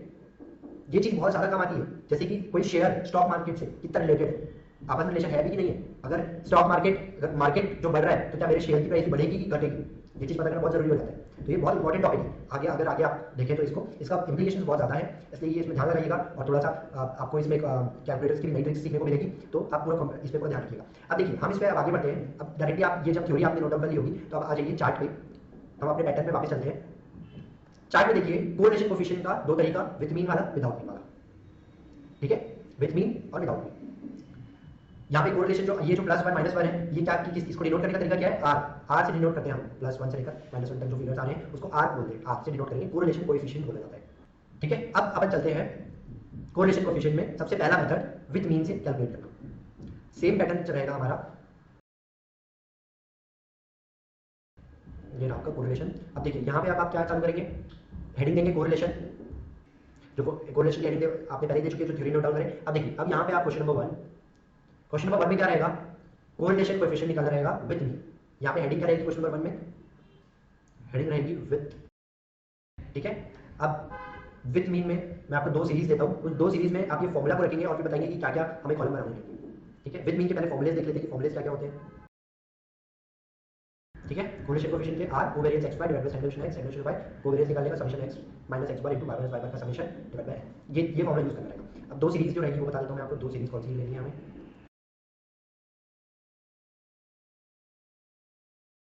ठीक है। x सीरीज के जो नंबर्स रहेंगे 10 12 -3 7 एंड 9, y के नंबर्स है 15 9 22 8 एंड 6, ठीक है। ये नोट डाउन हो गया। अब फॉर्मूले में देखिए, फॉर्मूले में क्या बोल रहा है कि कोवेरिएंस का यूज है कोरिलेशन निकालने के लिए, और कोवेरिएंस का यूज है स्टैंडर्ड डेविएशन का यूज है। मतलब एक सिंगल x की इंडिविजुअल सीरीज है, उसका हमें स्टैंडर्ड डेविएशन निकालना है, y की इंडिविजुअल सीरीज है, उसका हमें स्टैंडर्ड डेविएशन निकालना है, साथ में क्या निकालना है, कोवेरिएंस। अब ये कोवेरिएंस कैसे निकालते हैं, तो उसके लिए ये एक दूसरा फॉर्मूला दिया हुआ है। कोवेरिएंस निकालने के लिए समेशन चाहिए x माइनस x बार का और y माइनस y बार के मल्टीप्लिकेशन का, ठीक है। तो हम पहले यहाँ से देखते जाते हैं, सबसे पहले इसी में देखिए, तो इसमें सबसे टॉपिक है कोवेरिएंस, तो कोवेरिएंस में ये चीज मांग रहा है, तो कोवेरिएंस बनाने के लिए हमें 2 चीज की जरूरत है, तो 2 कॉलम को बना देते हैं, x माइनस x बार और दूसरा क्या, y माइनस y बार। अब तीसरा इसमें क्या बोल रहे हैं कि दोनों का मल्टीप्लिकेशन का समेशन चाहिए, इसका समेशन नहीं चाहिए, इसके मल्टीप्लिकेशन का, तो तीसरा कॉलम क्या बनेगा, x minus x bar into y minus y बार। इस तरीके से ये 3 कॉलम बना, तो ये 3 कॉलम बनाने से तो क्या निकला, खाली स्टैंडर्ड डेविएशन ही निकल रहा है, हां खाली कोवेरिएंस ही निकल पाएगा। अभी स्टैंडर्ड डेविएशन बच गया है, तो स्टैंडर्ड डेविएशन और हमें निकालना बचा है, स्टैंडर्ड डेविएशन निकालने के लिए कॉलम और बढ़ जाएंगे, इसको एक्सप्लेन कर लेते हैं। अब देखिए ये एक कॉलम हो चुका है, ये इसका कॉलम हो गया, ये इसका। अब याद करिए स्टैंडर्ड डेविएशन में अभी हम कौन से तरीके से चल रहे हैं, विद मीन में स्टैंडर्ड डेविएशन कैसे निकालते हैं। स्टैंडर्ड डेविएशन निकालने के लिए हमें क्या चाहिए होगा, तो स्टैंडर्ड डेविएशन का फॉर्मूला भी हमें चार्ट से देखना पड़ेगा। स्टैंडर्ड डेविएशन का फॉर्मूला विद मीन वाला इंडिविजुअल वाला, ये रहा विद मीन वाला इंडिविजुअल वाला फॉर्मूला। अब देखते हैं इसको, ठीक है। अब ये हमारे पास फॉर्मूला भी आ गया है। अब देखिए अब इसमें क्या बोल रहा है कि कोई भी सीरीज इंडिविजुअल सीरीज निकालने के लिए उसके x माइनस x बार की स्क्वायर का समेशन चाहिए, तो हमें 2 कॉलम एक्स्ट्रा बनाने पड़ेंगे यहाँ पे, एक बार x का स्टैंडर्ड डेविएशन निकालने के लिए और एक बार y का स्टैंडर्ड डेविएशन निकालने के लिए। तो 2 कॉलम किसके हो गए, यहाँ पे एक जुड़ जाएगा x माइनस x बार का square, x minus x bar का स्क्वायर और y माइनस y बार का स्क्वायर। इस तरीके से 2 कॉलम एक्स्ट्रा हो गए यहाँ पे, ठीक है। ये हमने ये फॉर्मूले को देख के ही पता किया कि हमें क्या क्या कॉलम बनाने होंगे। ये चीज क्लियर रखना, पहले हमें ये जो तरीका रहेगा वो बहुत काम आने वाला है कि फॉर्मूले को देख के ही पता करें कि क्या क्या यूज होने वाला है कॉलम, और इस तरीके से कॉलम का जनरेट करें नंबर ऑफ कॉलम्स। अब वापस आ जाते हैं हमारे कैलकुलेटेड ट्रिक्स पे। अब देखिए हमें x माइनस x बार के समेशन का काम है क्या, कहीं पे भी नहीं लग रहा मेरे को, तो इसका काम नहीं है, कोई काम नहीं है, कोई फॉर्मूले में काम नहीं है, तो इसको कैंसिल कर दीजिए कि यहाँ पे कोई काम नहीं है, इसका कोई काम नहीं है। इसका समेशन चाहिए, क्यों चाहिए, कोवेरिएंस निकालने के लिए। इसका समेशन चाहिए, हाँ चाहिए, क्यों चाहिए, क्योंकि हमें क्या निकालना है, स्टैंडर्ड डेविएशन निकालना है। अच्छा इसका समेशन चाहिए क्या, x और y का, नहीं x और y का समेशन भी नहीं चाहिए, क्योंकि यहाँ पे क्या है, स्मॉल n यूज करना है, क्योंकि इंडिविजुअल सीरीज है, तो इंडिविजुअल सीरीज में तो खाली नंबर ऑफ टर्म्स देखते हैं हमें, तो ये 1 2 3 4 5 तो 5 यूज होगा n में, ये 4 के टोटल नहीं चाहिए हमें, फाइनली इनके टोटल चाहिए। तो अब देखते हैं हमें क्या निकालना है, x माइनस x बार माइनस y बार, उसका मल्टीप्लिकेशन और साथ में यहाँ पे इसका टोटल चाहिए। अच्छा अब देखिए यहाँ पे क्या वर्ड यूज हो गया, x बार और y बार, मतलब x का मीन y का मीन, x और y का मीन निकालने के लिए फिर यहाँ पे हमको समेशन की जरूरत पड़ जाएगी यहाँ पे, तो मैं फिर इसको हटा देता हूँ कि यहाँ पे मैंने बोला था जो जरूरत नहीं है, बट स्टैंडर्ड डेविएशन को कोवेरिएंस से तो नहीं थी जरूरत, बट मीन के लिए जरूरत पड़ेगी इसकी टोटल की। तो लाइन से आप सारे कॉलम फिल अप करते जाइए और उसका टोटल लगाते जाइए। सबसे पहले आप x का टोटल लगाते हैं, 10 plus 12 minus 3 plus 7 plus 9 equals to 35, ये 35 आ गया। उसके बाद y का टोटल लगाते हैं, तो y में क्या है, 15 9 22 8 6, इसका टोटल लगाते हैं, कॉन्फ्रेंस करके 15 plus 9 plus 22 plus 8 plus 6, total कितना आया 60। ये दोनों का टोटल मिल गया हमें, एक्स और वाई का टोटल मिल चुका है। अब देखिए दोनों से हमको क्या मिल जाएगा, ये टोटल से हम डायरेक्टली मीन निकाल सकते हैं, तो एक्स बार मिल सकता है, वाई बार मिल सकता है। एक्स बार कितना आएगा 35 डिवाइडेड बाय 5 और वाई बार 60 डिवाइडेड बाय 5, कितना आया ये 7 एंड अगेन 60 आपकी स्क्रीन में डिवाइडेड बाय 5 इक्वल्स टू 12। ठीक है, इस तरीके से मैंने एक्स बार और वाई बार निकालना है आपको। जब आपका एक्स बार वाई बार निकल गया, अब आप क्या कर सकते हैं, x minus x bar Y minus Y बार की सीरीज कंप्लीट कर सकते हैं। तो एक्स माइनस एक्स बार की सीरीज के लिए अब देखिए यहाँ पे देखते जाना, अब आपको क्या करना है, एक्स माइनस एक्स बार चाहिए और उसका मल्टीप्लिकेशन किसके साथ चाहिए, वाई माइनस वाई बार के साथ। दो चीज होगी यहाँ पे। तो अब क्या होगा, एक बार आपको एक्स माइनस एक्स बार की सीरीज लिखनी पड़ेगी और वाई माइनस वाई बार की सीरीज लिखनी पड़ेगी, उसके बाद आपका सारा काम कैलकुलेटर पे हो पाएगा। क्योंकि यहाँ पे आप देखें तो दोनों मेमोरी ट्रिक आपकी काम नहीं कर पा रही है, डायरेक्टली वन स्टेप वाली काम करेगी बट आगे चले करेगी, आपको ये दो फिलअप करने पड़ेंगे। देखते हैं एक्स माइनस एक्स बार, तो 10 यहाँ पे आप देखिए 10 माइनस 7 इक्वल्स टू 3, आप ये फिलअप करते जाइए 3, 12 माइनस 9 करिए, एक्स माइनस एक्स बार की सीरीज फिलअप कीजिए और वाई माइनस वाई बार की सीरीज फिलअप कीजिए। ये रहा वाई बार, ये रहा एक्स, ये रहा वाई। जल्दी करो, ये दोनों सीरीज कंप्लीट करो। वाई वाली सीरीज भी 15 माइनस 12 कंप्लीट करो, 3 9 माइनस 12 माइनस 3 10 माइनस 4 माइनस 6। ठीक है, ये कंप्लीट हो गया। अब हमें क्या चाहिए, इसके मल्टीप्लिकेशन का टोटल, इसका मल्टीप्लिकेशन करते जाते हैं। अब यहाँ पे आप वापस अपनी जीटी वाले टेक्निक में आ सकते हैं, रैप वाला यूज क्या करेंगे हम, 3 इंटू 3 इक्वल्स टू 5 इंटू 3, अब यहाँ पे माइनस है तो 3 के साथ माइनस लगाइए, माइनस 3 इक्वल्स टू माइनस 15 आया। वैसे 10 माइनस है तो माइनस लगाइए इंटू 10 इक्वल्स टू, फिर क्या है 0 इंटू 4 के साथ माइनस लगाइए इक्वल्स टू, फिर 2 इंटू 6 के साथ माइनस लगाइए इक्वल्स टू माइनस 12। इस तरीके से सारा इक्वल्स टू के बाद सेव हो चुका है, हमें लिखने की जरूरत नहीं है। डायरेक्टली आप क्या करेंगे, जीटी प्रेस, तो जो भी प्लस माइनस जो भी फिगर होगा सब ऑटोमेटिकली कैलकुलेट होकर जीटी में मिल जाएगा। हमें क्या आया -118, ये हमें मिल गया -118। नेक्स्ट है एक्स माइनस एक्स बार का स्क्वायर का समेशन, फिर से ऑल प्रेस कर दीजिए, स्क्वायर करना है और उसका समेशन बहुत इजी है। क्या कर सकते हैं हम, 3 into equals to 5 into equals to 10 into equals to 0 into equals to 2 into equals to, सब में बस इंटू इक्वल्स टू प्रेस करते हैं। अब यहाँ पे देखिए माइनस मैंने इसलिए यूज नहीं किया क्योंकि कोई भी चीज मल्टीप्लाई करोगे माइनस माइनस प्लस हो जाएगा, तो ऑलरेडी वो प्लस ही होना था, इसलिए मैंने डायरेक्टली सबको into equals to directly calculate कर दिया। अब सारे इक्वल्स टू में जा चुके हैं, मतलब रैम मेमोरी में जा चुके हैं। मैंने पहले इरेज कर दिया था ऑन दबा के इसके पहले वाली मेमोरी को, इसलिए ये वाली सारी मेमोरीज में जा चुका है रैम की। तो जीटी प्रेस कर देता हूँ, आगे डायरेक्टली कितना आया 138। Next Y minus Y bar का स्क्वायर, तो अब यहाँ पे क्या करेंगे, कैलकुलेटर पे 3 इंटू इक्वल्स टू, फिर से 3 into equals to 10 into equals to 4 into equals to 6 into equals to, सिर्फ नंबर टाइप करना है, इंटू इक्वल्स टू मतलब स्क्वायर हो जाएगा और ऑटोमेटिकली रैम में सेव भी हो जाएगा। ये सब हो चुका है, रिकॉल कर लेते हैं, क्या करेंगे जीटी, क्या है 170। देखिए ये हमने कुछ भी फिलअप नहीं करे हैं, डायरेक्टली हमने टोटल निकाल लिया, बट ये हमने तो कर लिया टोटल कैलकुलेटर पे, बट अभी आप समझने के लिए बाद में अगर आप रेफर करेंगे तो आप लिख लीजिए। ठीक है, अब यहाँ पे आपको सारे टोटल मिल चुके हैं, सारे फॉर्मूलाज आपके पास है, सारे चार्ट से आप नोट डाउन कर सकते हैं। नोट चार्ट देखिए, स्टैंडर्ड डेविएशन का फॉर्मूला अभी आपने देखा था, इसके पहले ही स्टैंडर्ड डेविएशन सीखा था निकालना, वो फॉर्मूला रहेगा। बस यहाँ पे दो सीरीज है, तो एक्स बार एक्स माइनस एक्स बार हो गया, स्टैंडर्ड डेविएशन ऑफ एक्स होगा यहाँ पे और यहाँ पे स्टैंडर्ड डेविएशन ऑफ वाई होगा, ये दो अलग अलग आ गए, फिर इसी को यहाँ पे यूज करना रहेगा नीचे कोरिलेशन का। ठीक है, अब यहाँ लिखते हैं स्टैंडर्ड डेविएशन ऑफ एक्स कितना आएगा 138 डिवाइडेड बाय 5 का अंडर रूट, कैलकुलेट करिए। यहाँ पे क्या आएगा 170 डिवाइडेड बाय 5 का अंडर रूट, यहाँ पे क्या है -118 डिवाइडेड बाय 5, कैलकुलेट करिए क्या आया 138 डिवाइडेड बाय 5 और उसका अंडर रूट 5.25, ये क्या आएगा solution of y 170 divided by 5 और उसका अंडर रूट 5.83।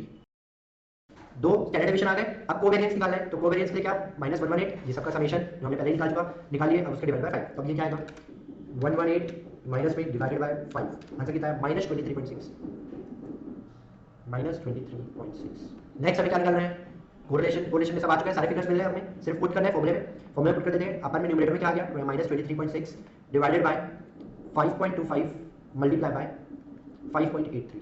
अब देखिए ये कैलकुलेशन को भी आप अब एक स्टेप और बचा सकते हैं, अगर इसको कैलकुलेट करके लिखेंगे फिर डिवाइड करेंगे, उससे पहले भी आप विद इन अ स्टेप इसको सॉल्व कर सकते हैं। सोचिए कैसे करेंगे आप, विद इन अ स्टेप चले जाते हैं, विद इन अ स्टेप आप इसको कैलकुलेट करिए, इसका मल्टीप्लाई करके कॉपी में लिखने की जरूरत नहीं है या याद करने की जरूरत नहीं है, आपको कैलकुलेटर को ही याद करवाना है ये फिगर और कैलकुलेट करना है। सोचिए आपने बहुत अभी सीख चुके हैं सारी मेमोरी से फंक्शन, इसको सॉल्व करके बहुत सारे तरीके हो सकते हैं, एक वन स्टेप में सॉल्व करके बहुत सारे तरीके हैं, कोई भी एक तरीका भी अगर आप समझ पा रहे हैं तो आप सही डायरेक्शन पे आ रहे हैं। देखिए मेरे साथ चलना जो आप पढ़ चुके हैं, मैं पहले वाला तरीका बता रहा हूँ, मेमोरी कार्ड वाला तरीका। मेमोरी कार्ड वाले तरीके में क्या आएगा 5.25 मल्टीप्लाई बाय 5.83, जो आंसर आएगा मैं उसको क्या कर रहा हूँ m+ मेमोरी में सेव कर दिया, m+ सेव हो गया। अब मैं क्या कर रहा हूँ 23.6 माइनस में -23.6 divide by MRC and MRC करके रिकॉल करवा दिया जो मैंने सेव करवाया था नीचे वाला फिगर, और इक्वल्स क्या आया -0.77 -0.77। मतलब ये क्या हुआ, इसे क्या पता चला, ये जो दो सीरीज थी एक्स और वाई, ये कैसी थी, नेगेटिवली कोरिलेटेड थी और 77% नेगेटिव कोरिलेटेड। मतलब अगर एक चीज बढ़ेगा तो दूसरे का 77% परसेंटेज लेवल पे नीचे गिरेगा। मतलब उनके आपस में जो रिलेशन है वो इतना ज्यादा नेगेटिवली रिलेटेड है। एक चीज बढ़ती है तो दूसरा 77% कम हो जाता है। इस तरीके से ये आगे का कम्बिनेशन अभी तक हमने देखा। ये जो तरीका था विद मीन को यूज करते हुए हमने कैलकुलेट किया था। विद मीन को देख के कैलकुलेट करें तो हमारा आंसर है -0.77। अब देखिए इसमें एक तरीका और है जिससे हम इसको सॉल्व कर सकते थे, 23.76 डिवाइड बाय 5.25 मल्टीप्लाई बाय 5.83।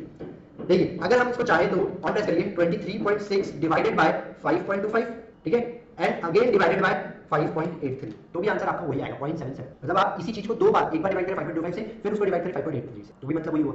ये बेसिक्स है जो आपके स्कूलिंग में था, अब वो आप इतना अपने सोचने में नहीं आता कि ये ऐसे डिवाइड करने से भी आ सकता था। जैसे कैंसिल होते हैं तो ये कैंसिल पहले हम सीखते थे, अगर छोटे फिगर्स रहते थे तो हम एक दूसरे से कैंसिल करते थे, समझ लो ये वही हो गया, एक बार डिवाइड करें, दो बार डिवाइड करें और कैंसिल कैंसिल होकर फाइनल आंसर आ गया 0.77 नेगेटिवली कोरिलेटेड। इससे हमें पता चल गया कि ये कैसा रिलेटेड है, नेगेटिव कोरिलेटेड। अब आप ये पूरे इलस्ट्रेशन को ध्यान से देख सकते हैं कि हमने कैसे क्या कंप्यूट किया है, उसको पूरा नोट डाउन कर लीजिए। विद मीन कोरिलेशन कोएफिशिएंट कैसे सॉल्व होता है, उसका मीनिंग क्या होता है, उसके शॉर्टकट्स क्या होते हैं कैलकुलेटर्स में सॉल्व करने के, कैसे हम इसको बिना लिखे कैलकुलेट कर सकते हैं, सारी चीजें ध्यान दीजिएगा।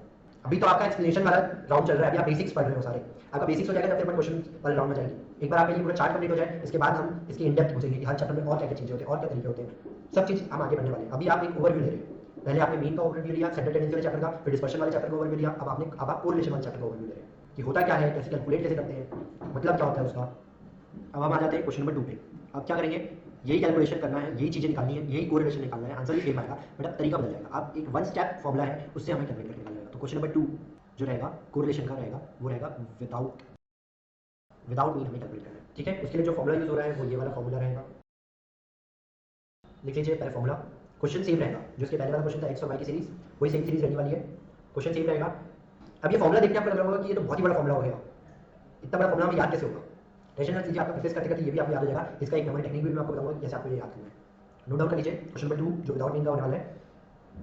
एक्स क्या था 10, 12, -3, 7 एंड 9, वाई में क्या था 15, 9, 22, 8 एंड 6।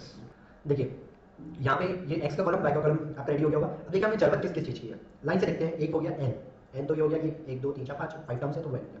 अब समीशन के बाद क्या लगा हुआ x और y, x इंटू वाई उसका समीशन, मतलब एक कॉलम क्या बनाना पड़ेगा x इंटू वाई का, और यहाँ पे जो समीशन आएगा वो यूज करना रहेगा। फिर क्या है summation of x into summation of y, मतलब ये जो समीशन आएगा उसको एक दूसरे से मल्टीप्लाई करना है, ठीक है। इसका समीशन भी निकालना है, इसका समीशन भी निकालना है, ये भी निकालना है, ये भी निकालना है, ये भी निकालना है। यहाँ तक का क्लियर हुआ।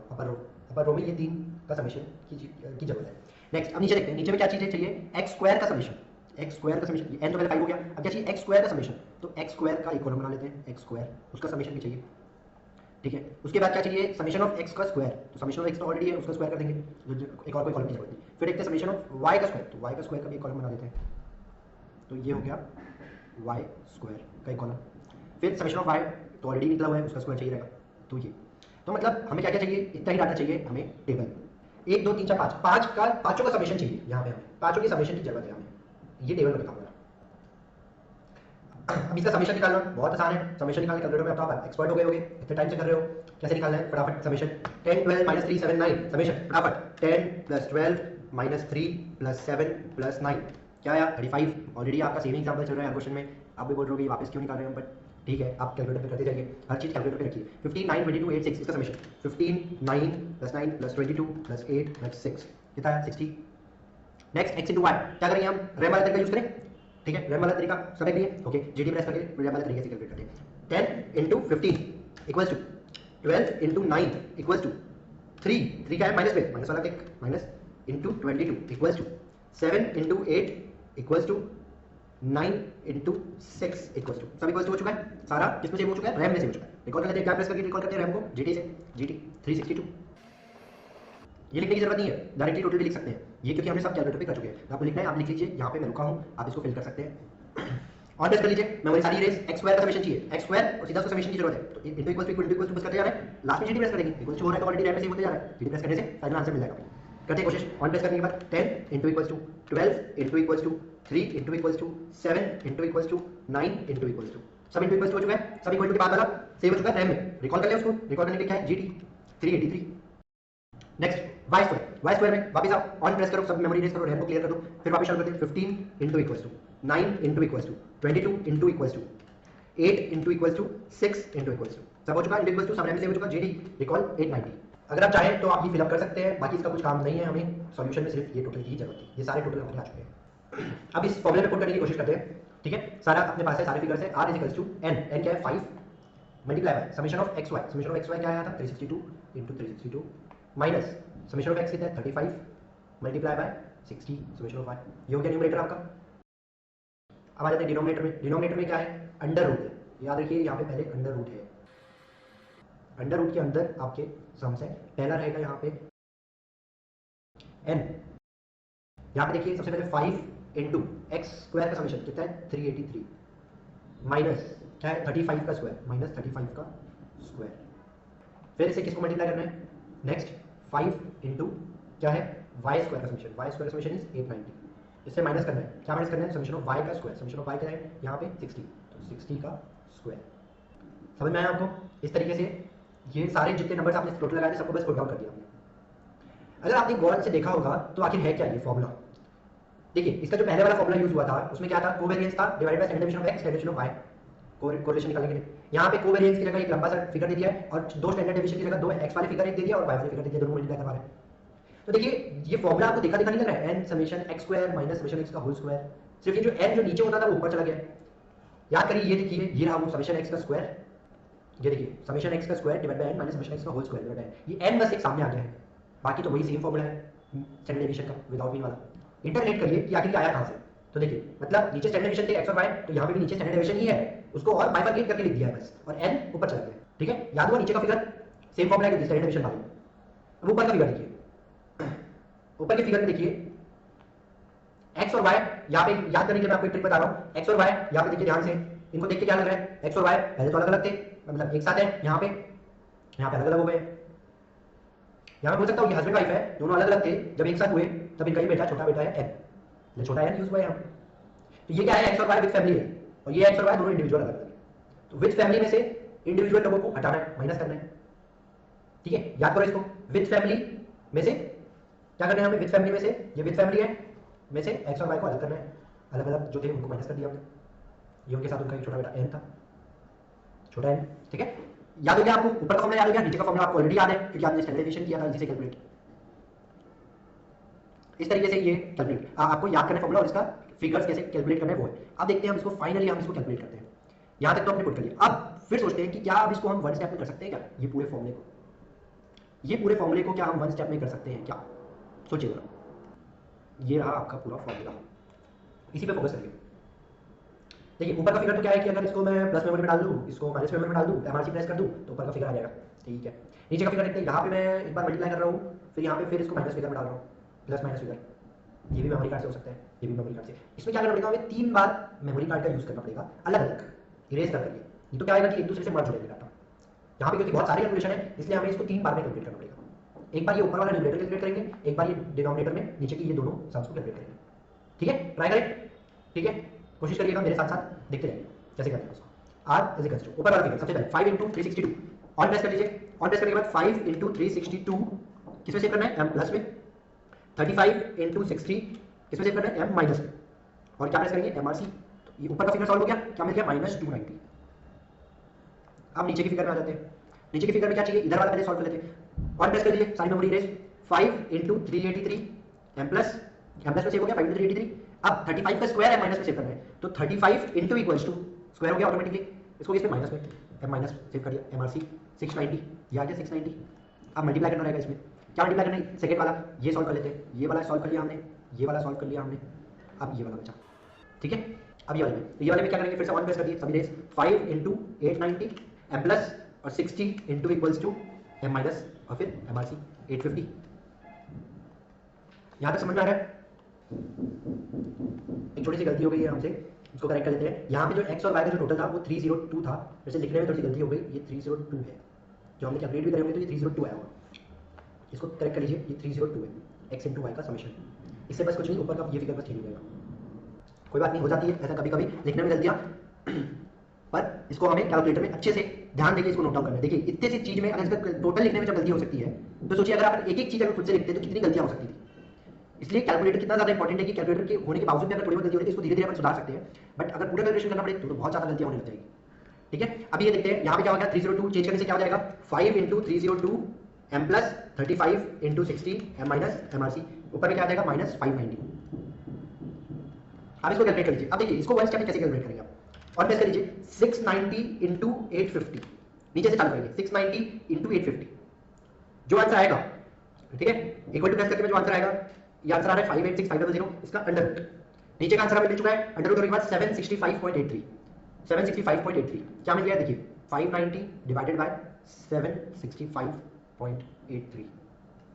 ठीक है, ये लिखने की जरूरत नहीं है, मैं फिर भी लिख रहा हूँ कि आपको समझाने के लिए, मैं आपको बताऊंगा कि अब मैं कैसे करने वाला हूँ इसको कैलकुलेट। अच्छा, इस चीज को और कैसे लिख सकते हैं हम, क्या मैं इसको ऐसे लिख सकता हूँ क्या, ये फिगर को आगे करके मल्टीप्लाई बाय 1/765.83, डिवाइड ही तो हो रहा है, बस इसको मैं आगे करके 1 लिख दिया, ऐसा लिख सकता हूँ। तो अब देखिए कैलकुलेटर में एक शॉर्टकट होता है, अगर कोई भी डिजिट को 1 से डिवाइड करना होता है तो उसके लिए एक शॉर्टकट यूज किया जाता है, शॉर्टकट यूज किया जाता है डिवाइड इक्वल्स टू, ठीक है, मल्टीप्लाई स्क्वायर करना रहता था तो आप क्या करते थे, इनटू इक्वल्स टू, यहाँ पे क्या कर रहे हैं 1 से डिवाइड कर रहे हैं, ठीक है, 1 से डिवाइड करने का आप क्या शॉर्टकट यूज करते हैं, divide equals to.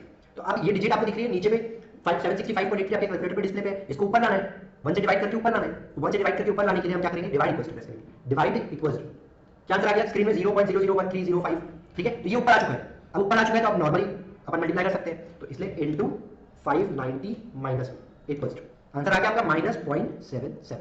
Same answer है जो आपका पहले भी आ चुका था, विदाउट मीन में भी आपका वही आंसर आया है, तरीका अलग है, यहाँ पे आपने फिर एक नई शॉर्टकट चीज सीखी कैलकुलेटर की, जो कि थी divide equals to. Divide equal to से क्या होता था, इट डिवाइड इटसेल्फ बाय 1, ठीक है, उसको लिख लीजिए कि number in display divide itself by 1, इस शॉर्टकट से ये होता है डिवाइड इक्वल्स टू से, divide in then equals to number in display divide itself by 1, इस शॉर्टकट से ये होता है जो हमने यहाँ पे यूज किया। क्लियर हुआ, नोट डाउन कर लीजिए पूरा, ये था आपका पूरा कोरिलेशन, कोरिलेशन विद मीन हमने सीखा, विदाउट मीन कैसे कैलकुलेट करते हैं वो हमने सीखा। होप सो ये आपको समझ में आ गया होगा, इसकी आप और प्रैक्टिस करेंगे तो ये चीजें आपको याद भी होने लग जाएगी धीरे धीरे और क्लियर होते चला जाएगा। नेक्स्ट टॉपिक हम देखने वाले हैं रिग्रेशन इक्वेशन। यहां तक आपको क्लियर हो गया, कोरिलेशन, नेगेटिव, पॉजिटिव, न्यूट्रल, ठीक है, नेगेटिव, पॉजिटिव, न्यूट्रल किस चीज का निकाल रहे हैं, दो इंडिविजुअल सीरीज का निकाल रहे हैं, दो इंडिविजुअल सीरीज जो है वो कैसे आपस में रिलेटेड है। यहाँ पे हमने देखा दो तरीका देखे निकालने के, एक विद मीन का एक फॉर्मुला होता है, विद मीन के फॉर्मुले में क्या होता है, पहले कोवेरिएंस निकालना पड़ता है, साथ में स्टैंडर्ड डेविएशन भी निकालना पड़ता है एक्स और वाई के, और फिर उसको यूज करके कोरिलेशन निकालना पड़ता है। क्या फॉर्मुला है, याद करिए, correlation is equal to covariance x Y divided by standard deviation of x divided by y।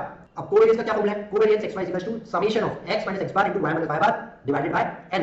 याद हो रहा है फॉर्मुला, इधर पे देखिए, अब कौन सा फॉर्मुला देखने वाले हम, विदाउट मीन वाला। याद करिए, मैंने अभी आपको एक तरीका बताया था याद करने का, विदाउट मीन का। विदाउट मीन में याद करने का क्या तरीका था, एक इधर साइड पे एक न्यूमरेटर साइड को इमेजिन करो, न्यूमरेटर साइड में सबसे पहले तो विद फैमिली आए थे एक्स और वाई, तो विद फैमिली में उनका बेटा भी था n, तो n summation x into y एक साथ थे, फिर उनमें से हटाना था, माइनस करना था, हटाना था, उनमें से माइनस करे हमने x और y को, मतलब इंडिविजुअली दोनों को अलग अलग कर दिए, minus summation of x into summation of y। Numerator clear हो गया। अब डिनोमिनेटर में आओ, डिनोमिनेटर में पहले अंडर रूट था, बड़ा सा अंडर रूट था, याद आ गया हमें, बड़ा सा अंडर रूट। अब अंडर रूट में दो टर्म्स, एक x वाला फिगर है नीचे में और फिर उसका मल्टीप्लाई हो रहा है y वाले फिगर्स। x वाला फिगर्स जो है वो सारा किससे रिलेट कर रहा है, हमारा किससे रिलेट कर रहा है, स्टैंडर्ड डेविएशन ऑफ x का जो हमारा विदाउट मीन वाला फॉर्मूला था उसी से मिलता जुलता है, और फिर इधर y वाला फिगर्स भी एक किससे है, स्टैंडर्ड डेविएशन ऑफ y से मिलता जुलता है, बस जो n नीचे था अब वो n ऊपर चला गया। याद हो गया पूरा फॉर्मूला, क्या है नीचे में, इमेजिन करिए x वाला फिगर में ब्रैकेट में स्क्वायर ब्रैकेट में है सबसे पहले n समेशन x का स्क्वायर माइनस समेशन x का होल स्क्वायर, इधर y वाले में क्या है n समेशन y का स्क्वायर, y स्क्वायर का समेशन ऐसा बोल लीजिए, माइनस समेशन y का होल स्क्वायर। क्लियर है, सारे फॉर्मुले याद हो गए आपको, अभी तक सारे फॉर्मुले आपको याद होने चाहिए। मीन के सारे फॉर्मुले, उसमें एक अज्यूम मीन वाला थोड़ा फोकस करने वाला है, इसमें याद रखना है आपको, डी का फॉर्मुला, अज्यूमशन लेना है, सी लेना है, सब चीज याद है आपको। उसके बाद हमने स्टैंडर्ड डेविएशन देखे, स्टैंडर्ड डेविएशन में भी दो फॉर्मुले देखे थे। विद मीन में क्या था, याद करिए, विद मीन में क्या था, x माइनस x बार का स्क्वायर डिवाइडेड बाय n उसका अंडर रूट। अच्छा, अगर हम ये अंडर रूट ना लगाए तो उसको वो भी कुछ ना कुछ रहता है, उसको बोलते हैं वेरिएंस। अगर अंडर रूट ना लगाएं तो उसको बोला जाता है वेरिएंस, अंडर रूट लगा देते हैं तो उसका नाम हो गया स्टैंडर्ड डेविएशन। आगे बढ़ोगे आप, बताऊंगा आपको वेरिएंस भी। क्लियर हुआ यहाँ तक, सारे फॉर्मुले याद है आपको, स्टैंडर्ड डेविएशन के फॉर्मुले याद हो गए, कोरिलेशन के फॉर्मुले याद हो गए। देखिए कोरिलेशन जो अभी आपने फॉर्मुला ये पढ़ा, ये जो आपने अभी याद किया कोरिलेशन करने का, इसका एक नाम होता है कि जिसने दिया था उसने एक नाम रखा है, इसको दिया किसने था, कार्ल पियर्सन। क्या बोला जाता है, कार्ल पियर्सन का प्रोडक्ट मोमेंट कोरिलेशन कोएफिशिएंट, ये नाम है इस मेथड का। ऐसे तीन मेथड और है, एक स्कैटर डायग्राम होता है, एक स्पीयरमैन रैंक होता है और एक कॉन्करेंट डेविएशन वाला मेथड होता है रैंक। तो इस तरीके से चार मेथड होते हैं, उसमें से ये एक मेथड आपने कंप्लीट किया है कोरिलेशन चैप्टर में, ठीक है। या अगर आप बुक खोल के देखेंगे, इसलिए मैं आपको बता रहा हूं कि अभी आप कौन सा कहां पे हुआ, आपने क्या कंप्लीट किया है, तो आपने Karl Pearson product moment correlation coefficient complete किया है, ठीक है। जब इसका अपन सारा चैप्टर और देखेंगे तो सारा कवर हो जाएगा, बट आप इसी पे रहिएगा। स्टार्ट पे क्या हो रहा है कि मैं आपको लिंक करते हुए पढ़ा रहा हूं। देखो मीन का यूज आया आपको स्टैंडर्ड डिवीजन में, स्टैंडर्ड डिवीजन का यूज आया आपको कोरिलेशन में, अब कोरिलेशन का यूज आएगा आपको रिग्रेशन में। लाइन से एक दूसरे का यूज है, एक दूसरे के फॉर्मूले सब लिंक्ड है, इसलिए सब एक साथ हमें ये कवर करके चलना है। उसके बाद हम हर चीज़ के जो एक्स्ट्रा जो भी मेथड्स वगैरह वो इसके बाद अपन अलग से देख लेंगे हर एक चैप्टर वाइज कि एक्स्ट्रा ऑर्डर के मेथड्स है और क्या प्रॉपर्टीज है, ये सारी चीज़ थ्योरी पार्ट है, ये सब हम उसके बाद देखेंगे। क्लियर है? यहाँ तक कि कोरिलेशन का चैप्टर खत्म होता है, अब रिग्रेशन का चैप्टर अगले उसमें देखते हैं। Hello students, we are back with another lecture on regression equation. अभी तक हमने कोरिलेशन कोएफिशिएंट पढ़ा था। तो देखिए ये चार्ट आप खोल लेंगे अपनी कॉपी में। हमने इस चार्ट में मीन कंप्लीट कर लिए हैं, स्टैंडर्ड डेविएशन हमने कंप्लीट कर लिया है, कोरिलेशन कोएफिशिएंट हमने समझ लिया, कंप्लीट कर लिया है पूरे विद क्वेश्चन। आज जो हम चालू करने वाले हैं वो है लास्ट टॉपिक इस चार्ट का, रिग्रेशन इक्वेशन। ठीक है, सबने लिखा दिया है अपनी कॉपी में। अब देखिए कोरिलेशन में हमने क्या समझे थे कि 3 प्रकार का रिलेशन होता था, या तो पॉजिटिव होगा, या तो नेगेटिव होगा, या तो न्यूट्रल होगा। इससे हमने ये तो पता कर लिया था कि दो सीरीज में क्या रिलेशन होता है आपस में। अब रिलेशन तो हमें पता चल गया, अब ऐसा कुछ इक्वेशन होना चाहिए जैसे कि अगर हमें एक सीरीज का कोई फिगर मालूम है तो ऑटोमेटिकली दूसरी सीरीज का भी फिगर हमें पता चल जाए, क्योंकि हम दोनों के बीच का रिलेशन मालूम है, रिलेशन मालूम है, तो अगर एक का कुछ फिगर मालूम होगा तो उस रिलेशन को लगा के हम दूसरा फिगर भी निकाल सके, ऐसा होना चाहिए। उसलिए ये चैप्टर बना है रिग्रेशन। रिग्रेशन में क्या होता है, जैसे अब पॉजिटिव कोरिलेशन में मैंने एक एग्जांपल लिया था, आपको याद होगा इन्वेस्टमेंट और प्रॉफिट का। क्या एग्जांपल लिया था? इन्वेस्टमेंट और प्रॉफिट का। देखते हैं उसको क्या था वो। सपोज इन्वेस्टमेंट जो है वो एक्स सीरीज है और प्रॉफिट जो है वाई सीरीज है। ठीक है, अगर इन्वेस्टमेंट 100 रुपीज का है तो प्रॉफिट 10 रुपीज का है, अगर इन्वेस्टमेंट 200 रुपीज का है तो प्रॉफिट 20 रुपीज का है। अब हमें इसके बीच का रिलेशनशिप मालूम था, ये पॉजिटिव रिलेशन में जा रहा है, ये बढ़ रहा है तो ये भी बढ़ रहा है, मतलब इन्वेस्टमेंट अगर बढ़ेगा तो प्रॉफिट भी बढ़ेगा, या इन्वेस्टमेंट कम होएगा तो प्रॉफिट भी कम होगा। ठीक है, ये रिलेशनशिप भी हमें मालूम है। अब इसमें अगर मेरे को कोई पूछे आगे की ये जो सीरीज है नॉर्मल सैंपल है, इसमें से अगर पूछे अगर इन्वेस्टमेंट मेरा 1 लाख रुपीज है तो मेरा प्रॉफिट कितना होगा। अब यहाँ पे तो ये आसान है क्योंकि ये सेम रेशो में लेके चल रहा हूँ, इसलिए आप बता दोगे कि प्रॉफिट अगर 1 लाख का इन्वेस्टमेंट होगा तो प्रॉफिट 10,000 रुपीज होगा। बट अगर ये थोड़ा सा भी डिफरेंस रहे इसकी जो सीक्वेंस में और हर सीरीज में इतना सिंपली आपको मिलता नहीं है, तो इसलिए हमें क्या पता करना पड़ेगा, पहले तो दोनों के बीच में रिलेशन क्या है, उसके बाद अगर ये चीज फिगर पता है तो ये फिगर कैसे पता करा जाए। यहाँ पे देखिए क्या है कि y डिपेंडेंट है किस पे, x पे। जितना इन्वेस्टमेंट होगा उसके अकॉर्डिंगली प्रॉफिट डिसाइड हो रहा है। तो यहाँ पे y क्या है, एक डिपेंडेंट वेरिएबल है, और x क्या है, वो इंडिपेंडेंट वेरिएबल।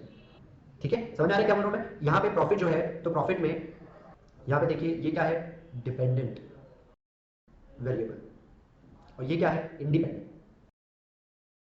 अच्छा, इस डिपेंडेंट है, ये इंडिपेंडेंट है। अब डिपेंडेंट वेरिएबल को यहाँ पे एक और नाम दिया जाता है, इसको और एक और नाम से बोल सकते हैं, या तो रिग्रेशन भी बोल सकते हैं।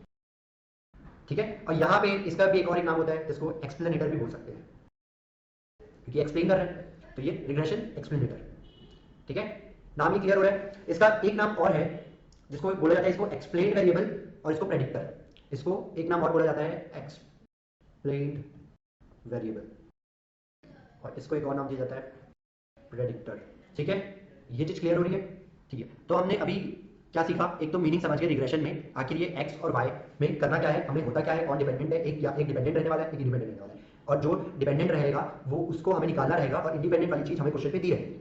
समझ रहे, इन्वेस्टमेंट अगर इतना होगा तो प्रॉफिट कितना होगा, ये हमें पता करना है। मतलब क्वेश्चन में क्या दिया हुआ है, इंडिपेंडेंट वेरिएबल वाली चीजें दी रहेगी, डिपेंडेंट वेरिएबल वाली चीजें निकालनी रहेगी।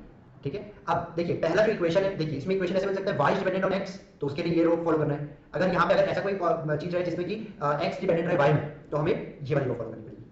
देखिए अपने चार्ट में अगर y निकालना है, x दिया हुआ है तो हमें ये रो फॉलो करना है, अगर x निकालना है, y दिया हुआ है तो हमें ये रो फॉलो करना है। क्लियर हुआ। अब इसमें हम क्या करते हैं, हम सेम पैटर्न पे चलेंगे। अपनी कॉपी में क्वेश्चन नंबर 1 लिख लीजिए। क्या रहने वाला है, पहले हम कैलकुलेशन किससे करने वाले करते हैं हर बार, विथ मीन से। टेबल में सबसे पहले हम फॉलो करने वाले हैं विथ मीन को। विथ मीन में आप क्वेश्चन लिख लीजिए, यहाँ पे आपको दिया हुआ है एक्स सीरीज और वाई सीरीज। एक्स सीरीज में नंबर है 2 4 5 5 8 10। ठीक है, वाई सीरीज के नंबर्स है 6 7 9 10 12 12। ठीक है, अच्छा विथ मीन में फॉर्मुलेज क्या क्या होते हैं, सबसे पहले हम इसमें पढ़ने वाले हैं वाई ऑन एक्स। सबसे पहले हम क्या पढ़ेंगे, y on x. Y on x के सारे फॉर्मुलेज लिख लीजिए नीचे पे, इस टेबल के नीचे ये फॉर्मुलेज लिख लीजिए, लिख लिए। अब y ऑन x है, मतलब y निकालना है, x दिया हुआ है, तो क्वेश्चन में इसमें लिख लेते हैं estimate y when x is 13। Question में लिख लीजिए यहाँ पे x और y के आगे estimate y when x is 13। ठीक है, हमें x पता है 13, मतलब ये सीरीज दी हुई है, यहाँ पे 13 नहीं है x में, पर अगर मान लो यहाँ पे 13 होता तो उसके अकॉर्डिंगली y कितना होता, हमें ये पता करना है। ठीक है, समझ में आ गया हमें करना क्या है पता। अब देखिए इसकी इक्वेशन फॉर्म करने के फॉर्मूले याद करना बहुत इजी है, अब मेरे साथ साथ देखते जाइए कि कैसे इजी है। देखिए यहाँ पे हमें y पता करना था, तो इसलिए अभी भी जब इक्वेशन फॉर्म करते हैं हम, तो जो फाइंड करना रहता है वो लेफ्ट हैंड साइड में रहता है, तो y minus y bar is equal to x minus x bar multiply by B Y x. यही वो रिग्रेशन कोएफिशिएंट है, जो बी वाई एक्स है यही रिग्रेशन है, मतलब यहाँ पे ये नई चीज हमें निकालना पड़ेगा। बाकी इक्वेशन ये है, इस इक्वेशन को फॉलो करेंगे, y बार पुट कर देंगे, x हमें दिया हुआ है पुट कर देंगे, x13 यहाँ दिया हुआ है, x बार निकालेंगे ये दोनों का, तो ये सब चीज आ गया। एक नया क्या रहा, बी वाई एक्स निकालना। अब बी वाई एक्स भी कैसे रहा, देखो y आगे है, x उसके बाद है, तो बी वाई एक्स। अगर x और y होगा तो x y। पहले हमें ये डिसाइड करना है कि y और x पूछ रहा है कि x और y। अगर ये डिसाइड हो गया तो हमारे सारे इसके फॉर्मूलेस भी अपने आप बनते चले जाएंगे, क्योंकि इसी के जो राइटिंग स्टाइल है उसी पे डिपेंडेंट है सारे फॉर्मूलेस का कहाँ पे क्या होना है। ठीक है, y और x तो b y x। अब देखिए b y x का क्या फॉर्मूला होता है, कोवेरिएंस x y। कोवेरिएंस हमने कोरिलेशन के समय निकालना सीखा था, कोवेरिएंस क्या होता था, कैसे निकालते थे, covariance x y divided by standard deviation of x का स्क्वायर। मतलब जो भी b y x मतलब जो बाद में है, मतलब जिस पे डिपेंड जो हो रहे हैं हम, मतलब जो इंडिपेंडेंट फिगर है उस इंडिपेंडेंट फिगर का स्टैंडर्ड डेविएशन का स्क्वायर। आप याद करके लिख सकते हैं, अगर b y x है तो जो बाद में आ रहा है वो नीचे रहेगा, स्टैंडर्ड डेविएशन ऑफ x का स्क्वायर। देखिए ये स्टैंडर्ड डेविएशन ऑफ x का स्क्वायर, ना कि x स्क्वायर का standard deviation, standard deviation of x का होल स्क्वायर। ये फॉर्मूले से निकाल सकते हैं। यहाँ पे दूसरा फॉर्मूला ये है कि बी वाई एक्स से आर जो कोरिलेशन हमने इसके पहले सीखे थे, कोरिलेशन निकाल लिए, उसमें से मल्टीप्लाई कर दिए standard deviation of y divide by standard deviation of x। ठीक है, इस तरीके से भी निकाल सकते हैं। ये आया यही सही है, यही फॉर्मूले को ट्रिम करके के ये फॉर्मूला बनाया गया है, B Y x equal to covariance x y divide by standard deviation of x square. क्योंकि देखिए अगर मान लो ये फॉर्मूला होता तो B Y x is equal to r. अब आर के लिए हमने फॉर्मूला एक पढ़े थे, क्या होता था आर निकालने के लिए, आर निकालने के लिए covariance x y divide by standard deviation of x into standard deviation of y। तो यहाँ पे भी ये यूज करते फिर covariance x Y divided by standard deviation of x into standard deviation of y। अब इसके साथ साथ यहाँ पे क्या है, into standard deviation of y divided by standard deviation of x। तो देखिए ये और ये कैंसिल हो गया, बचा क्या, स्टैंडर्ड डेविएशन ऑफ x का स्क्वायर, और ये वाला फॉर्मूला बन गया। समझ में आया, ये दोनों फॉर्मूला सेम है, खाली लिखने के तरीके अलग अलग। ठीक है, यहां तक क्लियर हुआ। अब देखिए हम आगे बढ़ते हैं, अब हमें चाहिए क्या क्या। अब यहाँ पे कोवेरिएंस निकालने बोले रहे, तो अब कोवेरिएंस निकालने बोला है तो हमें फिर कोवेरिएंस का फॉर्मूला चाहिए होगा। कोवेरिएंस का फॉर्मूला क्या होता था, आप अपने चार्ट में से देख सकते हैं, ये हमने उठा लिया कोवेरिएंस का फॉर्मूला। ठीक है, अब देखिए अब मतलब पहले तो x बार निकालना है, y बार निकालना है, तो x बार और y बार निकालने के लिए x बार का फॉर्मूला क्या होता है, x बार जमीन, मीन का फॉर्मूला क्या है, x bar is equal to summation of x divided by n। वैसे ही y बार निकालना है तो y बार का क्या फॉर्मूला है, summation of y divided by n। तो ये दोनों का समेशन चाहिए, जल्दी से हम ये दोनों का समेशन निकाल लेते हैं। क्या होगा समेशन, 2 + 4 + 5 + 5 + 8 + 10 34। यहाँ पे इसका समेशन है 34। ठीक है, नेक्स्ट उसके बाद क्या है, y सीरीज में निकाल लेते हैं, 6 + 7 + 9 + 10 + 12 + 12 56। कितने टर्म्स है, 1 2 3 4 5 6 टर्म्स है, 56 डिवाइडेड बाय 6 9.33। तो y बार हमें पता चल गया, y बार क्या है 9.33, और x बार में कितना है 34 डिवाइडेड बाय 6, x बार कितना है 5.66। यहाँ तक क्लियर हुआ, x बार और y बार आ गया। अब देखिए अब हमारे फॉर्मूले में क्या यूज करना है हमें, बी वाई, ये देखिए यहाँ पे क्या है, y पे फाइंड आउट करना था, ये फाइंड आउट करना है। y बार हमें पता चल गया कितना है, y बार 9.33, x हमें पता है कितना है 30, x बार हमें पता चल गया कितना है 5.66। अब बचा क्या, ये वाला फिगर। ठीक है, अभी हमें अब ये निकालना है, तो अब ये निकालने के लिए हमारे पास फॉर्मूला ये है covariance x y divide by standard deviation of x का स्क्वायर। अब कोवेरिएंस निकालने के लिए हमारे पास फॉर्मूला है summation of x - x bar into y - y bar divide by n। ये हमने कोरिलेशन में देखा था। तो अब ये फॉर्मूले को यूज करने के लिए देखिए हमें क्या चाहिए रहेगा, x - x बार का एक कॉलम चाहिए रहेगा, और y - y बार का एक कॉलम चाहिए रहेगा, और उसके मल्टीप्लिकेशन का एक कॉलम चाहिए रहेगा। मतलब ये तीन कॉलम बनाने पड़ेंगे हमें। ठीक है, हम बनाने के उसके बाद इसमें और क्या चाहिए, स्टैंडर्ड डेविएशन ऑफ x का स्क्वायर, तो स्टैंडर्ड डेविएशन ऑफ x भी चाहिए। फिर अब यहाँ पे देखिए, अब स्टैंडर्ड डेविएशन ऑफ x निकालने के लिए हमें क्या फॉर्मूला यूज करना पड़ेगा, विद मीन वाला फॉर्मूला देखिए, स्टैंडर्ड डेविएशन ऑफ x क्या फॉर्मूला होता था, single series, individual series, standard deviation is equal to under root summation of x - x bar का स्क्वायर डिवाइड बाय n। ये फॉर्मूला यूज करना पड़ेगा हमें। ठीक है, हमने चार्ट से उठा लिया स्टैंडर्ड डेविएशन का formula, standard deviation of x।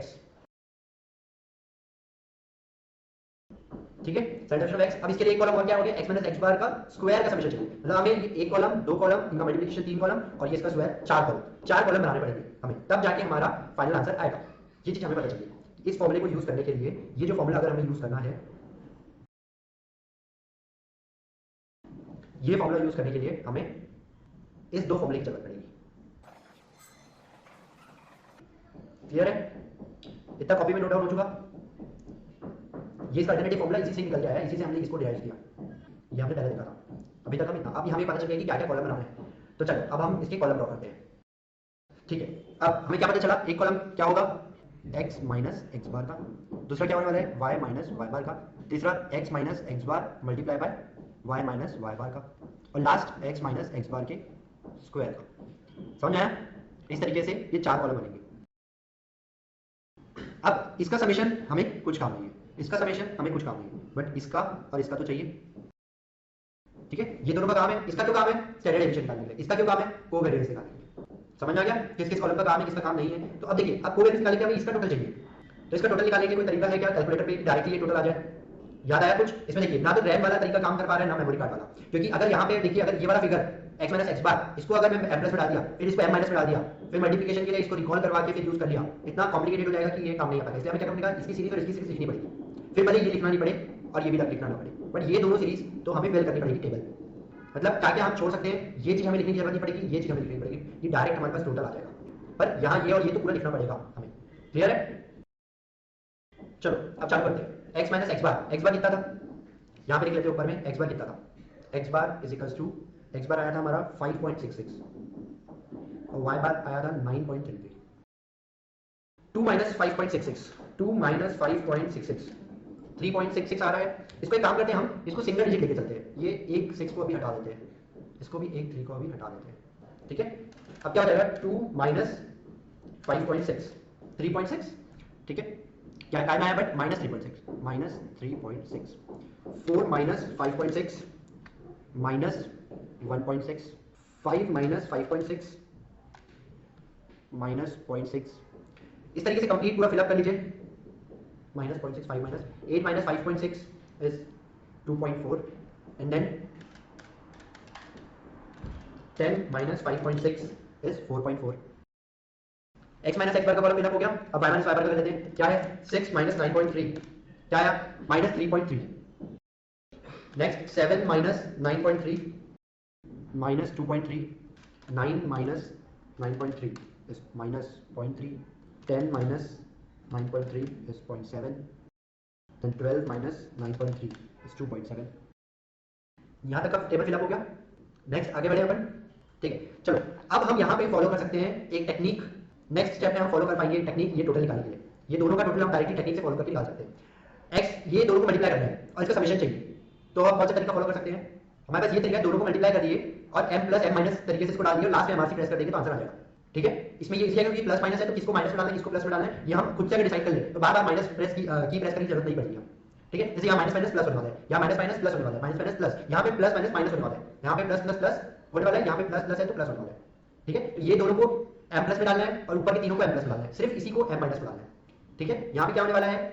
m plus m plus m plus, ये वाला पास m माइनस होएगा, ये m प्लस, ये m प्लस, और फाइनली यहाँ पे MRC, तो हमारा आंसर आ जाएगा। करें इसको स्टार्ट। ठीक है, देखिए कैलकुलेटर पे 3.6 into 3.3 m plus 1.6 into 2.3 m plus 0.6 into 0.3 m plus, next 0.6 into 0.7। अब यहाँ पे क्या प्रेस करना है? m माइनस, क्योंकि माइनस में बोलिए, प्लस माइनस माइनस हो रहा है। नेक्स्ट 2.4 इंटू 2.7, क्या प्रेस करना है? m प्लस, नेक्स्ट 4.4 इंटू 2.7, क्या प्रेस करना है? m plus. फाइनली सब हो चुका है, m प्लस m माइनस। अब फाइनली क्या रिकॉल करना है हमें? ये सब मेमोरी में सेव हो गया, प्लस वाला प्लस में, माइनस वाला माइनस में। अब प्लस माइनस होके कैलकुलेट करके फाइनली रिकॉल करने के लिए क्या बटन है? MRC। मैं प्रेस कर रहा हूं MRC, आंसर मिल गया 33.68। टोटल मिल गया हमें, डायरेक्टली हम यहाँ पे लिख लेंगे 33.68।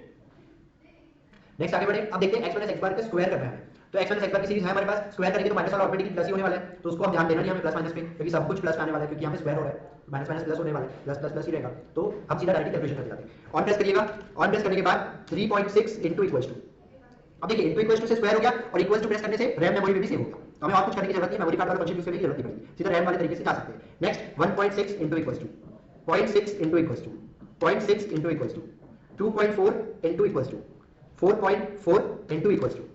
इस तरीके से सारे स्क्वायर हो चुके और रैम में सेव भी हो चुके। रिकॉल करने के क्या बचा था? याद करिए जीटी, तो ग्रेड टोटल मिल गया टोटल 41.36। इसको हमने जीटी से एक्सट्रैक्ट किया, क्या मिला हमें? 41.36।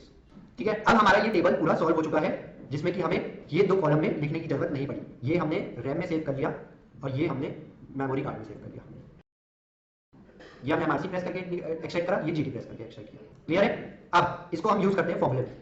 देखिए फॉर्मूले में यूज कर रहे हैं हमें, तो अब यहाँ पे कोवेरिएंस xy के लिए ये वाला टोटल चाहिए हमें 33.6 से डिवाइडेड बाय n, निकल जाएगा सीधा। तो हम इसको यहीं पे कैलकुलेट कर लेते हैं। Covariance xy is equals to 33.68 divided by 6 करते हैं कैलकुलेटर पे 33.68 डिवाइडेड बाय 6 कितना आंसर है 5.61 कोवेरियंस मिल गया 5.61 नेक्स्ट स्टैंडर्ड डेविएशन निकालना है तो standard deviation of x is equal to under root में क्या रखना है यहां पे आ गया था समेशन ऑफ x + x1 का स्क्वायर कितना आया था 41.36 डिवाइडेड बाय क्या है डिवाइडेड बाय n कितना है 6 41.36 डिवाइडेड बाय 6 क्या मिल गया आंसर 6.89 आंसर मिल गया हमें 6.89 अब देखिए अब 6.89 क्या है ये 41.36 डिवाइडेड बाय 6 अब इसका क्या रहेगा अंडर रूट तो ये अंडर रूट फाइनल आंसर क्या है हमारा स्टैंडर्ड डेविएशन 2.62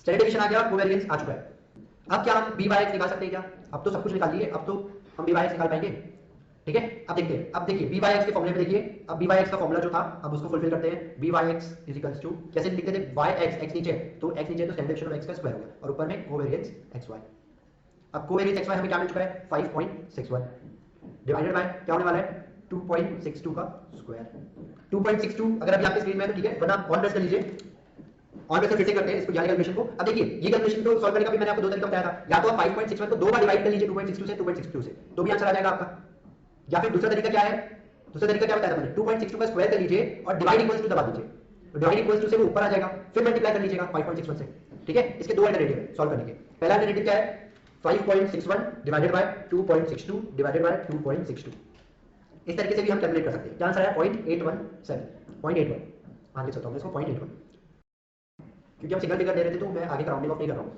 अप्रॉक्स में ये आंसर लेके चलोगे 0.81 ठीक है दूसरा तरीका क्या होगा ऑन प्रेस करिए दूसरा तरीका देखिए 2.62 इनटू इक्वल्स टू तो क्या हो गया ये स्क्वायर हो गया नीचे वाला टर्म अब इस नीचे वाले टर्म को क्या हमें ऊपर लेके जाना है उसको क्या करेंगे 1 से डिवाइड कर देंगे तो ये ऊपर चला जाएगा 1 से डिवाइड करने के लिए क्या फॉर्मूला बताया था shortcut divide and equals to तो मैं डिवाइड इक्वल्स टू तो ये फिगर ऊपर चला गया अब मैं मल्टीप्लाई कर सकता हूं तो मल्टीप्लाई बाय 5.61 देखिए आंसर वही आया 0.817 दोनों तरीके से आपका आंसर वही आएगा कोई भी मेथड आप यूज कर सकते हैं और ये तो था कैलकुलेटर वाले मेथड्स इसके बाद अगर ये भी ना समझ में आए तो फाइनल मेथड आपके पास है कि इसको अलग से कैलकुलेट करके लिख लो इसको अलग से लिख लो फिर बार बार टाइप कर देना वो तो आप कर ही सकते हो वो तो आप बचपन से करता है बट ये चीज आप नहीं सीख रहे हो कि आप डायरेक्टली कैसे कैलकुलेट करें ठीक है तो अभी कोशिश करो कि डायरेक्टली वाला ही सब कुछ करो ट्राई करते रहो ताकि आपका दिमाग उस पर बैठ जाए ये सब चीज डायरेक्टली हो सकती है कहीं पे भी कुछ इस तरीके का कैलकुलेशन दिखे तो फटाफट कर लो वो कैलकुलेशन को क्लियर हुआ अभी तक ये जो पूरा हमने पढ़ा ये क्या था b y x निकालने का तरीका अब हम फ्लो याद रखो फ्लो क्या चल रहा था कि हमें y निकालना था x दिया हुआ था ये तो हम भूल ही गए थे इतना सब कैलकुलेशन करते करते आखिर करना क्या था इतना सब कुछ कर क्या रहे हैं हम तो अब इतना सब कुछ हम इसलिए कर रहे हैं क्योंकि हमें ये इक्वेशन में सब कुछ चाहिए था अभी इस इक्वेशन में सब कुछ मिल गया है b y x भी मिल गया है b y x भी यहाँ पे हमें पता चल गया है कि वो 0.81 है अब सब कुछ हमें पता है अब क्या हम रख सकते हैं फॉर्मूले में जरूर रख सकते हैं अब देखते हैं क्या रखेंगे y minus y bar is 9.3 मैंने एक ही टर्म यूज करते हुए चला था कैलकुलेशन में भी तो यहाँ पे भी मैं एक ही टर्म यूज कर रहा हूँ इज इक्वल टू x कितना है 13 माइनस 5.6 और मल्टीप्लाई बाय 0.81 इससे हमारा y आ सकता है अब देखिए इसको कैलकुलेशन कहां से चालू करेंगे 13 माइनस 5.6 मल्टीप्लाई बाय 0.81 ठीक है अब यहाँ पे माइनस 9.3 है और उधर जाके क्या हो जाएगा प्लस 9.3 तो प्लस 9.3 इक्वल टू कितना आंसर आया 15.29 पता चल गया अगर ये देखिए y हमें मिल गया है y मिल गया है 15.29 इससे क्या पता चला कि अगर x 13 है तो y 15.29 होगा मतलब अगर इस सीरीज में x 13 नंबर दिया होता तो y यहाँ पे 15.29 होता समझ में आया पूरा ये हमने यूज किया था कौन सा मेथड यूज किया है विद मीन वाला ये विद मीन क्योंकि देखिए यहाँ पे मीन का सब कुछ यूज है क्योंकि x माइनस x बार जब हम निकाले स्टैंडर्ड डेविएशन तो वो हम कौन से मेथड से निकालते विद मीन वाले मेथड से सब कुछ यहाँ पे विद मीन का हमने फॉलो किया तो ये विद मीन का y on x कंप्लीट हो गया अब विद मीन में ही y on x जैसे दिया हुआ था इसी क्वेश्चन में हम x1 y निकाल सकते हैं सब कुछ निकला हुआ है सिर्फ x1 y के क्या चेंज हो जाएगा byx चेंज हो जाएगा और byx की जगह क्या हो जाएगा bxy होते ही फॉर्मूलेस में भी चेंजेस आ जाएंगे जहां जहां पे x था वहां पे y आ जाएगा ठीक है कोशिश करें आप नेक्स्ट इसी के कंटिन्यूएशन पे एक काम करिए ये जो था y और x इसको फर्स्ट पार्ट दे दीजिए a अब जो हम करने वाले हैं वो सेकंड पार्ट रहेगा b ठीक है अब ये b पार्ट विद मीन में ही चल रहे हैं हम अब क्या रहेगा x ऑन y अभी तक हम क्या पढ़े थे y डिपेंडेंट था x में अब x डिपेंडेंट रहेगा y तो जैसे ही ये x डिपेंडेंट हो गया y में अब देखिए खुद से फॉर्मूला बनाने की कोशिश करते हैं अब आप चार्ट में देखिएगा बिना चार्ट देखे ये फॉर्मूला बनाने की कोशिश करते हैं इसके फॉर्मूले कैसे होंगे देखो x पहले आ रहा है y बाद में x निकालना है y दिया हुआ है ठीक है तो ये भी इसका भी क्वेश्चन लिख लीजिए x और y के लिए क्या रहेगा estimate x when y is 15 ठीक है अगर y 15 है तो x कितना होगा ये हमारा क्वेश्चन है x और y के लिए अब देखिए खुद कोशिश करते हैं फॉर्मूले बनाने की साथ में बनाइएगा फॉर्मूले एक्स निकालना है तो एक्स पहले हो गया x minus x bar is equal to y दिया हुआ है तो y minus Y bar into into क्या करते हैं हम रिग्रेशन, तो इंटू रिग्रेशन, रिग्रेशन यहाँ पे क्या है हमारा रिग्रेशन कोएफिशिएंट कैसे बनेगा, बी एक्स सामने है वाई बाद में तो बी एक्स वाई। अब इसमें हमें बी एक्स वाई निकालना रहेगा तो बी एक्स वाई का फॉर्मूला कैसे बनेगा, बी एक्स वाई क्या होगा, ऊपर में तो कोवेरियंस रहता है कोवेरियंस एक्स वाई, ठीक है, नीचे क्या रहेगा वाई बाद में तो स्टैंडर्ड डिवीजन ऑफ वाई का स्क्वायर। क्लियर है, ये फॉर्मूला आपने देखिए खुद से बनाए कैसे निकलेगा, एक्स निकालना था एक्स पहले रखिए x minus x bar, y दिया हुआ तो y minus Y bar multiply by b x y, x सामने वाई बाद में बी एक्स वाई, और बी एक्स वाई है तो वाई बाद में तो वाई वाला नीचे फिगर बी वाई स्क्वायर, इससे स्टैंडर्ड डिवीजन ऑफ वाई का स्क्वायर। होप सो बन गया होगा आपका फॉर्मूला। अब देखिए एक्स बार निकला हुआ है हमारा, एक्स बार हमने इससे पहले निकाले थे सेम क्वेश्चन था तो 5 कितना था 5.6 और वाई यहाँ पे क्या है 15 है और वाई बार कितना है, वाई बार कितना था 9.3, ये हमें निकालना है, एक्स फाइंड आउट करना है और ये भी अभी बचा है। ये निकालने के लिए बी एक्स वाई कोवेरियंस निकालना पड़ेगा, तो कोवेरियंस ऑलरेडी निकला हुआ है हमारे पास, कोवेरियंस हमने निकाला था इसके पहले कितना आया था कोवेरियंस, यहाँ से देख लीजिए कोवेरियंस एक्स वाई आया था 5.61, तो यहाँ पे हम 5.61 ले लेते हैं, ये हमें पता है 5.61। अब ये हमें निकालना पड़ेगा, तो ये निकालने के लिए फॉर्मूला क्या होगा, standard deviation of y is equals to under root y minus y bar का स्क्वायर डिवाइडेड बाय n। तो y माइनस y बार भी हमारे पास है, y माइनस y बार दिया हुआ है, सिर्फ एक कॉलम क्या ऐड ऑन करना पड़ेगा y माइनस y बार के स्क्वायर का, तो ये ऐड ऑन कर लेते हैं इसी टेबल में, आप एक कॉलम और ऐड ऑन कर लीजिए y माइनस y बार का स्क्वायर, ठीक है। यहाँ पे भी सेम टेक्निक यूज कर सकते हैं ग्रैंड टोटल वाली, ग्रैंड टोटल वाली टेक्निक के लिए क्या करेंगे 3.3 into equals to 2.3 into equals to 0.3 into equals to 0.7 into equals to 2.7 into equals to 2.7 into equals to सब आ चुका। अब ग्रैंड टोटल कितना है 31.34, ये दोनों को हमने किससे निकाला जीटी से, इसको मेमोरी कार्ड से, इसको फिलअप करना है तो आप कर सकते हैं, इसको भी फिलअप कर सकते हैं एक्स माइनस एक्स बार और वाई माइनस वाई बार वाले कॉलम को, वरना डायरेक्टली भी लिख सकते हैं। इस फॉर्मूले में पुट कर दूं मैं under root Y minus Y bar कितना आया 31.34, 31.34 समेशन था वो, तो 31.34 डिवाइड बाय 6 डिवाइडेड बाय 6 5.22, ठीक है। अब ये 5.22 तो क्या बच गया है अभी अंडर रूट, तो ये अंडर रूट प्रेस कर दिया, कितना आंसर है 2.28, स्टैंडर्ड डिवीजन मिल गया हमें 2.28। क्या मैं इसको पुट कर दूं इस फॉर्मूले में b x Y is equals to 5.61 divided by 2.28 का स्क्वायर, ठीक है। वाले मेथड से जा सकते हैं क्योंकि स्क्रीन में 2.28 है, तो 2.28 into equals to divide equals to into 5.61 कितना आया 1.07, ठीक है। कितना आ गया यहाँ पे 1.07। इसका एक तरीका और क्या हो सकता था कि हम 5.61 डिवाइडेड बाय 2.28 डिवाइडेड बाय 2.28 1.079, वो एक्चुअली आपके फिगर्स पूरे 12 डिजिट ले लिए थे इसके पहले वाले मेथड में, इसलिए ये थोड़ा कम आया था, इसमें थोड़ा सा ज़्यादा है, इसमें 1.08 हो रहा है, तो इसको हम अप्रॉक्स 0.8 ही ले लेते हैं क्योंकि हम 2 डिजिट के कैलकुलेशन को लेकर चल रहे हैं अभी 1.08। अब बी वाई एक्स वाई मिल गया आपको, बी एक्स वाई भी मिल गया यहाँ पे हमको 1.08, सब कुछ मिल चुका है। अब क्या हम एक्स निकाल सकते हैं, ट्राई करते हैं हम एक्स निकालने का। देखिए यहाँ पे क्या इक्वेशन बन गई हमारी, x minus 5.6 is equals to 15 minus 9.3 multiply by 1.08, तो x कितना आएगा कैलकुलेटर पे फटाफट और प्रेस करिए 15 माइनस 9.3 मल्टीप्लाई बाय 1.08 1.08 मल्टीप्लाई हो गया। अब इधर क्या है माइनस 5.6 है, उधर जाके क्या हो जाएगा प्लस, तो प्लस 5.6 इज इक्वल टू कितना है 11.756, मिल गया हमें फाइनल आंसर। ये पहले ए सॉल्व हुआ था हमारा एस्टिमेट y1 x वाला, उसके नीचे ये सॉल्व हो गया हमारा with mean estimate x1 y वाला, a and b. Question number 1 with mean में हमने ए एंड बी दोनों तरीके से दोनों सब सॉल्व कर चुके हैं, ये हमारा पोर्शन पूरा कंप्लीट होता है, ठीक है। अब अगला नेक्स्ट क्वेश्चन क्या होने वाला है, हम यही कैलकुलेशन को अब किससे करने वाले हैं विदाउट मीन से, ठीक है। तो आप क्वेश्चन नंबर 2 लिख लीजिए, क्वेश्चन नंबर 2 क्या है यहाँ पे विदाउट मीन,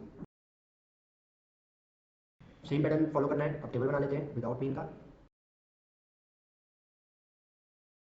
एक्स और वाई, क्वेश्चन वही रहेगा, बस यहाँ पे हम पैटर्न चेंज करने वाले हैं सॉल्व करने का। क्वेश्चन सेम है, क्वेश्चन में क्या था, आपके नंबर्स क्या थे याद कीजिए, एक्स वाली सीरीज में 2 4 5 5 8 10 2 4, वाई वाले में क्या थे 6 7 9 10, ठीक है। एक्स का लिखिए कॉलम, वाई का कॉलम लिखिए। अब यहाँ पे हम फॉर्मूला लिख लेते हैं पहले, फॉर्मूले से पहले सेम क्वेश्चन वही रहने वाला है, तो इसकी फिगर्स वो क्वेश्चन भी लिख लेते हैं। इसमें वही दो बाइफर्केशन कर देते हैं हम। पहला ए क्या रहेगा, पहले क्या करने वाले हैं हम, y on x। y on x में क्या था question, estimate y when x is 30, estimate y when x is 30, ये क्वेश्चन था। अब इसमें विदाउट मीन में फॉर्मूला क्या है, देखिए रिग्रेशन इक्वेशन चार्ट में से देखिए y ऑन x में हमारे पास फॉर्मूला ये रहा, मिल गया है y माइनस वाई बार, ये इक्वेशन वही रहेगी, सिर्फ b बाई x का फॉर्मूला बस चेंज हो गया है। यहाँ पे कोएफिशिएंट और स्टैंडर्ड डेविएशन का यूज ना करके डायरेक्टली x एंड y वाले फिगर्स यूज करे हुए हैं। ठीक है, इसको यहाँ से हम नोट डाउन करिए, लीजिए कॉपी में y minus Y bar is equal to x minus x bar into b by x। ये खुद से फॉर्म भी कर सकते थे इक्वेशन। क्या करना है, y निकालना है तो y लेफ्ट हैंड साइड में, x दिया हुआ है तो x राइट हैंड साइड में, x माइनस x बार, और फिर b by x, y x क्यों, y सामने है तो b y पहले रहेगा, x बाद में रहेगा। अब इसका फॉर्मूला देखिए, फॉर्मूले में भी क्या है, b बाई x है तो नीचे वाले फिगर सारे क्या रहेंगे, x वाले रहेंगे। यहाँ पे देखिए स्टैंडर्ड डेविएशन निकालने का जो विदाउट मीन वाला फॉर्मूला रहता था वही फॉर्मूला है, बस n ऊपर चला गया, n बस यहाँ पे ऊपर आ गया। और इसके ऊपर वाला फॉर्मूला देखिए n summation xy minus summation x into summation y। अरे ये तो वही वाला फॉर्मूला है कल कोरिलेशन में जो हमने देखा था। कोरिलेशन में देखे थे न्यूमरेटर में x और y विद फैमिली छोटे बेटे n के साथ आए थे, उनमें से x और y को अलग अलग कर दिए थे हमने, दोनों को निकाल दिए थे उनके फैमिली से, x और y को अलग अलग करके। वही है ऊपर का, याद है आपको फॉर्मूला, न्यूमरेटर इस तरीके से याद होगा। डिनोमिनेटर में भी यहाँ पे एक और एक सेम टू सेम यही फिगर रहता था, बस दो फिगर रहते थे, उसका मल्टीप्लाई होता था, उसका अंडर रूट होता था। अब यहाँ पे वो मल्टीप्लाई भी नहीं हो रहा, अंडर रूट भी नहीं हो रहा है, सिंपल सिंगल फिगर ले रखे। याद करिए, आप अपने ये वाले फॉर्मूले को भी देख सकते हैं, ये रहा कोरिलेशन का फॉर्मूला विदाउट मीन वाला, कोरिलेशन कोएफिशिएंट का फॉर्मूला विदाउट मीन वाला। यहाँ पे देखिए ऊपर का सारे फिगर सेम है, ऊपर के सारे फिगर सेम है, नीचे में यहाँ पे जो नीचे वाला फिगर में जो ब्रैकेट के अंदर था सिर्फ वो वाला यहाँ पे यूज हुआ है x, बाकी y का यूज नहीं किया, रूट का यूज नहीं करें। x का इसलिए लिए क्योंकि x बाद में आ रहा है, तो नीचे में किसके फिगर रहने चाहिए, x के फिगर रहने चाहिए। क्लियर है। अब देखिए अब इसमें हमें किस किस कॉलम की जरूरत पड़ेगी उसको एनालाइज करते हैं। फॉर्मूले को देखिए, एक तो कॉलम लग रहा है हमें x इंटू वाई का, एक x का समेशन चाहिए, y का समेशन चाहिए, उसके बाद x स्क्वायर का एक समेशन चाहिए और x का समेशन चाहिए। हमें नए में x और y का समेशन के लिए दो कॉलम बने हुए हैं, मतलब नए में x इंटू वाई और x स्क्वायर, बस दो कॉलम बनाने हैं। अब देखिए उसमें कितने सारे कॉलम, कितने सारे फॉर्मूले बनाने पड़ते थे, इसमें सिर्फ एक फॉर्मूला लगाना है और दो ही कॉलम बनाने हैं। ये उसके कंपैरेटिवली ज्यादा इजी पड़ेगा। फॉर्मूला भी आपको याद हो गया है, विद फैमिली उसमें से x और y को हटाना है, नीचे में स्टैंडर्ड डेविएशन वाली फॉर्मूला यूज कर रहे हैं, n का भी ऊपर चला गया है। ठीक है, फॉर्मूला आपको याद है, मेथड भी इजी हो गया है, तो क्यों ना हम ये वाला मेथड यूज करें। इसको सीख लेते हैं कैसे करना है। x और y का हमें x का समेशन चाहिए रहेगा, y का समेशन चाहिए रहेगा, साथ में x इंटू y का समेशन चाहिए रहेगा, और उसके बाद x स्क्वायर का समेशन चाहिए रहेगा। बस इतना ही कॉलम तो चाहिए हमें। ठीक है, अब देखिए कैलकुलेटर में x और y का समेशन, सबसे पहले आप लाइन से सब टेबल पूरा सॉल्व कर लेते हैं। टेबल सॉल्व करने के लिए देखिए पहले x का टोटल निकाल लेते हैं। x का समेशन भी काम आने वाला है, तो 2 + 4 + 5 + 5 + 8 + 10 कितना है 34। y का निकाल लेते हैं, 6 + 7 + 9 + 10 + 12 + 12 कितना है 56। अब x इंटू y का समेशन चाहिए, डायरेक्टली ये लिखने की जरूरत नहीं है, सीधा हम टोटल लिख सकते हैं। कैसे लिखेंगे, 2 × 6 = 4 × 7 = बेटा सेकंड क्या आपने मेमोरी रेस किए थे कि नहीं, क्योंकि आप इक्वल्स टू तो प्रेस कर रहे हैं, इससे किस में जा रहा है, रैम में सेव हो रहा है, उसको रिकॉल करेंगे, जीटी प्रेस करके रिकॉल कर सकते हैं, और शर्त ये है कि ये आपका रैम में सेव होना भी तो चाहिए, और एक्स्ट्रा चीजें सेव हो जाएगी तो वो भी सब ऐड हो जाएगा पहले की चीजें, इसलिए वो हमें इरेज करना था ऑन प्रेस। कोई बात नहीं, फिर से मैं आपके साथ कोशिश करता हूं, फिर से मैं भी बैक चले जाता हूं कैलकुलेशन पे। ठीक है, मैंने वैसे ऑन प्रेस कर लिया था, बट अगर आपने नहीं करे थे तो फिर से आपके लिए कैलकुलेट कर रहा हूं। ठीक है, ऑन प्रेस कर रहा हूं, ऑन वापस से चालू कर रहा हूं। 2 × 6 = 4 × 7 = 5 × 9 = 5 × 10 = 8 × 12 = 10 × 12 सारे इक्वल्स हो गए, सब कुछ रैम में सेव हो चुका है। अब हम क्या करेंगे, रिकॉल ग्रैंड टोटल कितना आ गया 351 मिल गया टोटल हमें। अब क्या बचा है, x स्क्वायर का समेशन चाहिए हमें। x स्क्वायर का समेशन के लिए हम क्या करेंगे, रैम वाला तरीका यूज कर सकते हैं, ऑन प्रेस कर दीजिए, सब इरेज कर देते हैं। अब चालू करते हैं, 2 × 2 = 4 × 2 = 5 × 2 = 5 × 2 = 8 × 2 = 10 × 2 सब हो चुका रैम में से। अब ग्रैंड टोटल क्या है 234। बहुत फटाफट कैलकुलेशन हो रहा है आपका, मजा आएगी आपको, जल्दी जल्दी होएगा तो और मजा आएगी। देखिए इसमें जो जो चीज काम थी हमने सबका टोटल निकाल लिया है। ये 4 फिगर हमें चाहिए था, हमें सब कुछ मिल चुका है। एन हमें मालूम है कि 3 और 3 6 है नंबर ऑफ टर्म्स, तो ये एन हमें मालूम है, तो सब कुछ हमें मालूम है। अब हम इस फॉर्मूले में कैलकुलेट कर सकते हैं। ठीक है, पुट करते हैं। पर देखिए अभी इसमें हमें और क्या काम है, x बार का भी तो काम आ रहा है और y बार का भी काम है, तो हाथ क्या x बार और y बार भी निकाल देते हैं। ठीक है, x बार क्या आएगा 34 / 6, इसके पहले भी निकाल चुके हो पर फिर से निकाल रहा हूं। 34 / 6 देता है 5.6, और y बार कितना आएगा 56 / 6, 56 / 6 क्या आएगा 9.3। सेम है, फिर से निकाल दिया मैंने। ठीक है, अब देखिए इसको यूज करते हैं हम फॉर्मूले में देखिए क्या है हमारे पास, n कितना है 6 है, मल्टीप्लाई समेशन ऑफ xy ये था। ठीक है, 351 देखो xy का समेशन 351, 6 × 351। इसमें क्या करना है, माइनस करना है x और y का टोटल 34 × 56। ठीक है, अब इसमें डिवाइड करना है, डिवाइड किससे करना है 6 × x स्क्वायर का समेशन, x स्क्वायर का समेशन ये है 234 into 234 minus summation of x क्या है 34 का स्क्वायर। क्लियर है? चलिए कैलकुलेटर में ऊपर वाला टर्म सॉल्व करिए। ऊपर वाला टर्म सॉल्व करके क्या करेंगे 6 इंटू 351 क्या करेंगे m plus 34 into 56 m minus और फिर मेमोरी रिकॉल। तो ऊपर का फिगर सॉल्व होकर मिल गया हमें 202। अब क्या बचा नीचे का फिगर। नीचे का फिगर सॉल्व करना है क्या करेंगे फिर से कोई मेमोरी वाला तरीका यूज कर लेते हैं। ऑन प्रेस करना पूरा इरेज कर दो 6 into 234 m plus 34 into equals to तो ये जो आंसर है इसको m माइनस फिर mrc नीचे कितना आ गया 248।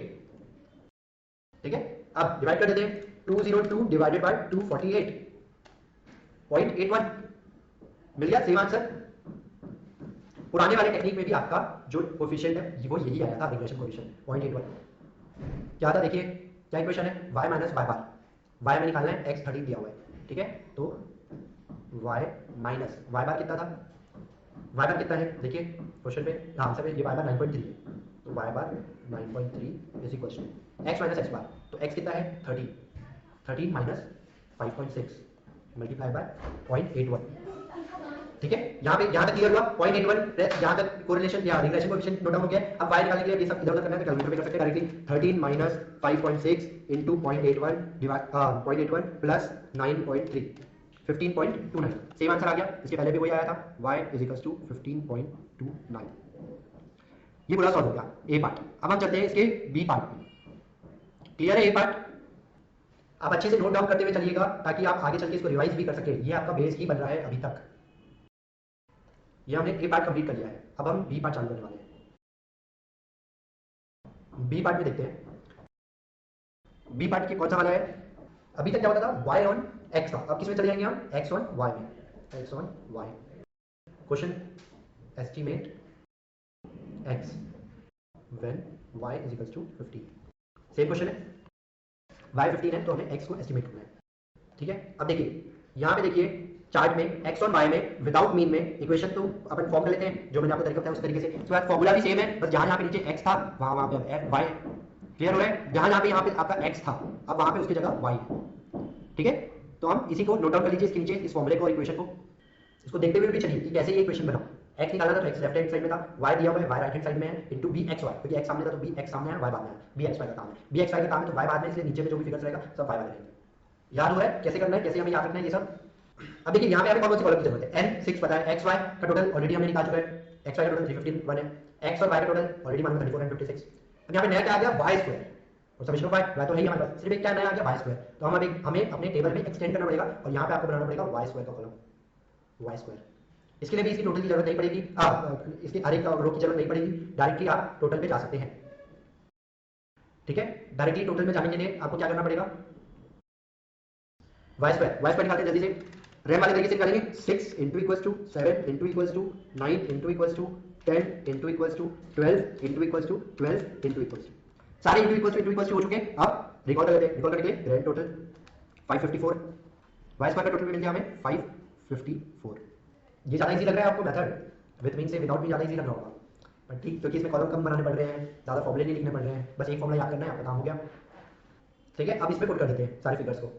देखिए ये तो 6 n6 है into summation of x y कितना है 351 माइनस 34 इंटू 56 डिवाइडेड बाय नीचे कितना है 6 into 550 summation of y square है y स्क्वायर का summation minus y summation of y कितना है 56 का स्क्वायर तो 56 का स्क्वायर कंप्यूट कर लेते हैं। ऊपर का फिगर m प्लस m डाल के नीचे वाला फिगर भी m प्लस m डाल के दोनों को अलग अलग करके लिख लेंगे फिर डिवाइड कर देंगे। ठीक है चलो करते हैं 6 into 351 m plus 34 into 56 34 into 56 m minus क्या करना है MRC ऊपर वाला फिगर मिल गया 202 नीचे वाला फिगर ऑन प्रेस कर दो फिर से इरेज कर दो memory 6 into 554 m plus 56 into equals to square हो गया m माइनस और फिर MRC कितना बन गया 188। ठीक है इसी को यही अगर आप इसी स्क्रीन से इसको सोल्व करना चाहते हो कैसे करोगे मैंने आपको तरीका बताया था जो चीज नीचे इसको ऊपर लाने के लिए क्या है 1 से डिवाइड कर देते हैं 188 को ऊपर लाना है हमें ताकि मल्टीप्लाई कर सके तो हम क्या करेंगे डिवाइड इक्वल्स टू इनटू 202 1.074। ठीक है पर ये मेथड में क्या हो जा रहा था सारे 12 फिगर्स ले रहे थे हम बट हम नॉर्मली अगर करेंगे तो कितना आएगा 202 डिवाइडेड बाय 188 1.07। ठीक है दोनों तरीके से कर सकते हो लिख के भी कर सकते हो इसको डिवाइड इक्वल्स टू प्रेस करके फिर मल्टीप्लाई कर सकते हो आपका आंसर सेम आएगा दोनों मेथड से। स्लाइटली डिफरेंस आपका इसमें ध्यान में दीजिएगा 0.67 0.8 थोड़ा बहुत चलता है आपका इस पे फ्रैक्शंस कि डेसिमल्स के बाद के फ्रैक्शन है ये, जो कि मैं राउंड ऑफ करके दिया था इसके पहले वाले क्वेश्चन में। ठीक है, अब इसको कैलकुलेट कर लेते हैं, कितना होएगा, फॉर्मूले में पुट कर दीजिए सब चीज, x माइनस एक्स बार कितना है, x बार फिर 5.6 is equal to y 15 minus 9.3 और मल्टीप्लाई बाय 1.07। ठीक है, आपके स्क्रीन में है 1.07। ठीक है, ऑन टेस्ट कर रहा हूं मैं, 15 माइनस 9.3 मल्टीप्लाई बाय 1.07 और यहाँ माइनस में तो प्लस 5.6 इज इक्वल टू 11.69। 11.7 है ऑलमोस्ट। क्लियर हुआ, ये आपका बी पार्ट था। ठीक है, तो देखो आज हमने क्या क्या कंप्लीट किया। सबसे पहले हमने देखा कि रिग्रेशन होता क्या है। रिग्रेशन के लिए दो प्रकार के इक्वेशन होते हैं, एक्स डिपेंडेंट है वाई की या वाई डिपेंडेंट है एक्स की। दो इंडिविजुअल सीरीज चल रही थी, जैसे हमने देखा इन्वेस्टमेंट अगर दिया हुआ तो प्रॉफिट कितना होगा पता करने के लिए। तो इस तरीके से एक्स और वाई एक होता है और एक वाई और एक्स होता है। ठीक है, एक रिकैप जल्दी से हम देख लेते हैं हमने आज पढ़ा था क्या। सबसे पहले हमने चालू किया था इससे कि हमने सबसे पहले टर्मिनोलॉजीज देखी थी इन्वेस्टमेंट और प्रॉफिट में। जो एक्स वाई अगर डिपेंडेंट है एक्स में, तो जो डिपेंडेंट होता है वो डिपेंडेंट वेरिएबल रहता है, उसको रिग्रेशन भी बोलते हैं और एक्सप्लेन वेरिएबल बोलते हैं। और जो वाई रहता है जो जिस पे डिपेंडेंट है एक्स, उसको बोलते हैं डिपेंडेंट वेरिएबल, एक्सप्लेनेटर या प्रेडिक्टर। सबसे पहले हमने ये देखा था। उसके बाद हमने चार्ट के थ्रू देखा कि हमने ऑलरेडी फॉर्मुलेस लिख चुके हैं चार्ट में रिलेशन इक्वेशन के। ये चार तरीके होते हैं कैलकुलेट करने के। इक्वेशन बनाने का तरीका हमने सीखा था, y और x है तो y निकालना है तो y लेफ्ट हैंड साइड में रहेगा, x राइट हैंड साइड में, और उसके साथ byx, y पहले है तो y पहले रहेगा लेफ्ट हैंड साइड में, फिर राइट हैंड साइड में x byx। उसके बाद उसका फॉर्मूला भी वैसे हो जाएगा, x बाद में तो नीचे में x स्क्वायर आ जाएगा, स्टैंडर्ड डेविएशन x स्क्वायर, ऊपर कोवेरिएंस x y सेम है। इस तरीके से सारे फॉर्मुलेस बन जाएंगे। आप ये खुद भी बना सकते हैं सारे फॉर्मुलेस। अब आपको सारे याद हो जाने चाहिए, ये भी याद हो जाना चाहिए और विद मीन वाला और विदाउट मीन वाला भी याद हो जाना चाहिए। ठीक है, हमने ये फॉर्मुले देखे। अब एक क्वेश्चन हमने इसका किया, क्वेश्चन नंबर 1 का पार्ट ए, क्वेश्चन नंबर 1 का पार्ट बी इसके लिए था, फिर क्वेश्चन नंबर 2 का पार्ट ए इसके लिए था, क्वेश्चन नंबर 2 का पार्ट बी इसके लिए था। हमने सारे फॉर्मुलेस को यूज करके देख चुके हैं कैसे कैलकुलेट करा जाता है, कैसे सॉल्व किया जाता है, क्वेश्चन आएगा हमें कैसे करना है। ठीक है, ये रहा आपका क्वेश्चन नंबर 1 विद मीन वाला, जिसमें आपने कैलकुलेट किया था 15.29 y आया था, और यहाँ पे सेकंड वाले में आपका x कैलकुलेट किया था आपने। ठीक है, ये पूरा आपका कंप्लीट हुआ question number 1 with question number 2 regression का क्वेश्चन, रिग्रेशन के पूरे basics and with formulas, everything is covered in this. Hello students, आज हम पढ़ने वाले हैं chapter 50 measures of central tendency and dispersion. इसमें देखिए हमने अभी तक क्या किया था, जब हमने चार्ट पढ़े थे तो चार्ट पढ़े थे, एक अपना चार्ट 1 कंप्लीट हो चुका था। चार्ट 1 में हमने मीन पढ़ा था, फिर स्टैंडर्ड डेविएशन, फिर कोरिलेशन, फिर रिग्रेशन। अब हम क्या कर रहे हैं कि हर एक जो टॉपिक थी, ये 4 टॉपिक थी, अब इस चारों टॉपिक के इन डेप्थ में जाने वाले हैं। तो पहला टॉपिक क्या है, मीन है। मीन किसका टॉपिक था, सेंट्रल टेंडेंसी का। तो अब सेंट्रल टेंडेंसी के चैप्टर में जो कुछ आता होगा हम उसे पढ़ने वाले हैं, जिसमें mean, median, mode, arithmetic mean, geometric mean, ये सारे टॉपिक्स कवर हैं। उसके बाद जब नेक्स्ट चैप्टर रहेगा वो रहेगा डिस्पर्शन का, जिसमें स्टैंडर्ड डेविएशन से मिलती जुलती जो चीजें रहेगी, रेंज जो है वो चैप्टर का आता है, क्वार्टाइल डेविएशन, मीन डेविएशन वो चैप्टर का आता है, ये हम पढ़ेंगे। उसके बाद थर्ड में कोरिलेशन की अलग अलग टेक्निक सीखेंगे, कैसे निकाला जाता है कोरिलेशन, और फिर रिग्रेशन और उसमें प्रॉपर्टीज देखेंगे। इतनी चीजें हम लाइन से करने वाले हैं। आज हम चालू कर रहे हैं मेजर्स ऑफ सेंट्रल टेंडेंसी वाला चैप्टर, जो कि 15 चैप्टर का पार्ट 1। 15 चैप्टर में दो बाइफर्केशन है, एक है जिसमें कि सेंट्रल टेंडेंसी है और दूसरा है जिसमें कि डिस्पर्शन है। क्लियर है, हम कैसे पढ़ने वाले हैं एक बार मैं फिर से बता देता हूं आपको। हमने चार्ट 1 कंप्लीट किए। सबसे पहले इस चार्ट 1 के 4 बाइफर्केशन थे, एक था मीन, एक था स्टैंडर्ड डेविएशन, एक कोरिलेशन और एक रिग्रेशन। इस मीन वाला चैप्टर कौन सा रहेगा, सेंट्रल टेंडेंसी का, सेकंड डिस्पर्शन का, थर्ड कोरिलेशन वाला ही है, और फोर्थ में भी रिग्रेशन वाला चैप्टर है। इसी में बस बाइफर्केशन रहेगा। नाम समझ में आ गया। अब सेंट्रल टेंडेंसी वाला चैप्टर कौन सा है, 15 का 15 चैप्टर 15 है, ये भी चैप्टर 15 है, बट ये पार्ट 1 है, ये पार्ट 2 है। वैसे ही कोरिलेशन रिग्रेशन ये आपका चैप्टर 18 है, चैप्टर 18 है, ये पार्ट 1 है और ये पार्ट 2 है। 15 और 18 अब हम लाइन से इस दोनों चैप्टर्स को कंप्लीटली हम इसे देखने वाले हैं कि क्या क्या इसके और अंदर और क्या क्या आता है। इसे क्वेश्चन सॉल्व करके देखेंगे तो आपको और कंसेप्ट की क्लैरिटी आती जाएगी। ठीक है, समझ में आया अपनी मैपिंग कि हम अभी है कहाँ पे, क्या पढ़ने वाले हैं। देखिए अब हम क्या करेंगे, सेंट्रल टेंडेंसी वाला चैप्टर जब पढ़ेंगे, देखो सेंट्रल टेंडेंसी वाले चैप्टर में अब अपनी बुक निकाल सकते हैं सेंट्रल टेंडेंसी की, चैप्टर 15 में। सबसे पहले देखिए इस चैप्टर में क्या क्या पढ़ने वाले हैं। सेंट्रल टेंडेंसी की डेफिनेशन देखेंगे क्या होता है, जो मैंने आपको बताया था कि मिडिल फिगर्स को बोला जाता है सेंट्रल टेंडेंसी। नाम से क्लियर हो रहा है, एवरेजेस का नाम है सेंट्रल टेंडेंसी। उसमें क्या क्या पढ़ने वाले सेंट्रल टेंडेंसी की, क्या क्या मेजर्स होते हैं, एक अरिथमेटिक मीन होता है, मीडियन होता है, मोड होता है, ज्योमेट्रिक मीन, हार्मोनिक मीन। हर एक में हम इसकी प्रॉपर्टीज पढ़ने वाले हैं, और कहीं पे कुछ वेटेड वाले पार्ट है, जैसे weighted arithmetic mean, weighted geometric mean, weighted harmonic mean, ये चीज पढ़ने वाले हैं। एक ओवरव्यू देखिए कि हम क्या क्या पढ़ने वाले हैं। उसके बाद हम ये फाइनलाइज करेंगे कि ये सब में से कौन सा आइडियल मेजर है, कि मीडियन मीन, मीडियन मोड में कौन सबसे अच्छा है। हम ये फाइनली डिसाइड करेंगे जब एक बार हम सब सीख लेंगे उसके बाद। ठीक है, पहला टॉपिक देखिए, पहले टॉपिक में क्या है, डेफिनेशन ऑफ सेंट्रल टेंडेंसी। यहाँ पे आप हाईलाइटर यूज कर सकते हैं, आप हाईलाइट कर लीजिए कि इसकी मीनिंग क्या होती है। सेंट्रल टेंडेंसी मतलब होता है ऐसी वैल्यू, सिंगल वैल्यू जो रिप्रेजेंट करती है पूरे सेट ऑफ ऑब्जर्वेशन को। समझ आ रहा है, आपका परसेंटेज 95% डिनोट करता है कि आपकी सीरीज कैसी होगी, किस रेंज में होगी। पूरी ऑब्जर्वेशंस हर सब्जेक्ट के मार्क्स को डिनोट कर देता है कि ये इस फिगर के आसपास ही होगा। समझ आ रहा है, डेफिनेशन क्लियर है। नेक्स्ट देखिए अब हम आगे बढ़ते हैं, अरिथमेटिक मीन। अर्थमेटिक मीन में यहाँ पे आपको जो फॉर्मुलेस दिए हुए हैं या आप ऑलरेडी सब चार्ट में बना चुके हो। अगर आप चाहे इस चैप्टर का फॉर्मेट जो रहेगा वो इस तरीके से चार्ट्स में रहेगा, जैसे ये मीन का ये चार्ट रहेगा, उसके नीचे प्रॉपर्टीज का एक चार्ट मिलेगा, वैसे ही मीडियम का यहाँ पे एक चार्ट आएगा, मीडियम के नीचे उसके प्रॉपर्टीज का चार्ट आएगा। इस तरीके से इस चैप्टर में हम पढ़ने वाले हैं चार्ट बेसिस पे। मैं सारा कुछ चार्ट बेसिस पे इसलिए रख रहा हूँ ताकि आपको रिवाइज करने में बहुत आसानी रहे, एग्जाम टाइम में आप जल्दी से इसको पूरा रिवाइज कर सकें। ठीक है, तो अपन ये चार्ट बनाते हुए चलेंगे। सबसे पहले ये मीन का चार्ट बनाना है। मीन में आप देख लीजिए ये सब आप ऑलरेडी लिख चुके हैं अपने कॉपी में। आप रफली सिर्फ एक ये लिखने की जरूरत नहीं है क्वेश्चन, सिर्फ आप नॉर्मल जो तरीका है लिखने का, ऐसा फ्लो चार्ट तरीके से आप टेबल बना सकते हैं, जिसमें कि मीन का टेबल रहेगा, पहला इंडिविजुअल कॉलम, दूसरा डिस्क्रीट का, तीसरा कंटीन्यूअस का, उसमें दो मेथड है, mid value method, assume mean method. ठीक है, उसका फॉर्मूले यहाँ पे लिख सकते हैं सबके। ये बात आपको करने की जरूरत नहीं है, पर मैं आपको दिखा रहा था कि ये आप ऑलरेडी कर चुके हैं। आप कैलकुलेटर क्लास में मैंने आपको ये इंडिविजुअल का ये फॉर्मूला इसको निकालने का एक एग्जाम्पल सॉल्व करवाया था, डिस्क्रीट में ये फॉर्मूला होता है उसका एक एग्जाम्पल आपने सॉल्व किया था। ये आप कैलकुलेटर में भी कर चुके हैं, कॉपी में भी कर चुके हैं। उसके बाद कंटीन्यूअस में मिड वैल्यू मेथड में ये फॉर्मूला होता है जिसको हम कन्वर्ट कर देते हैं डिस्क्रीट सीरीज में, और फिर ये सॉल्यूशन क्वेश्चन उसका, और ये अज्यूम मीन मेथड, ये फॉर्मूला, ये क्वेश्चन। ये चारों क्वेश्चन आप ऑलरेडी कर चुके हैं।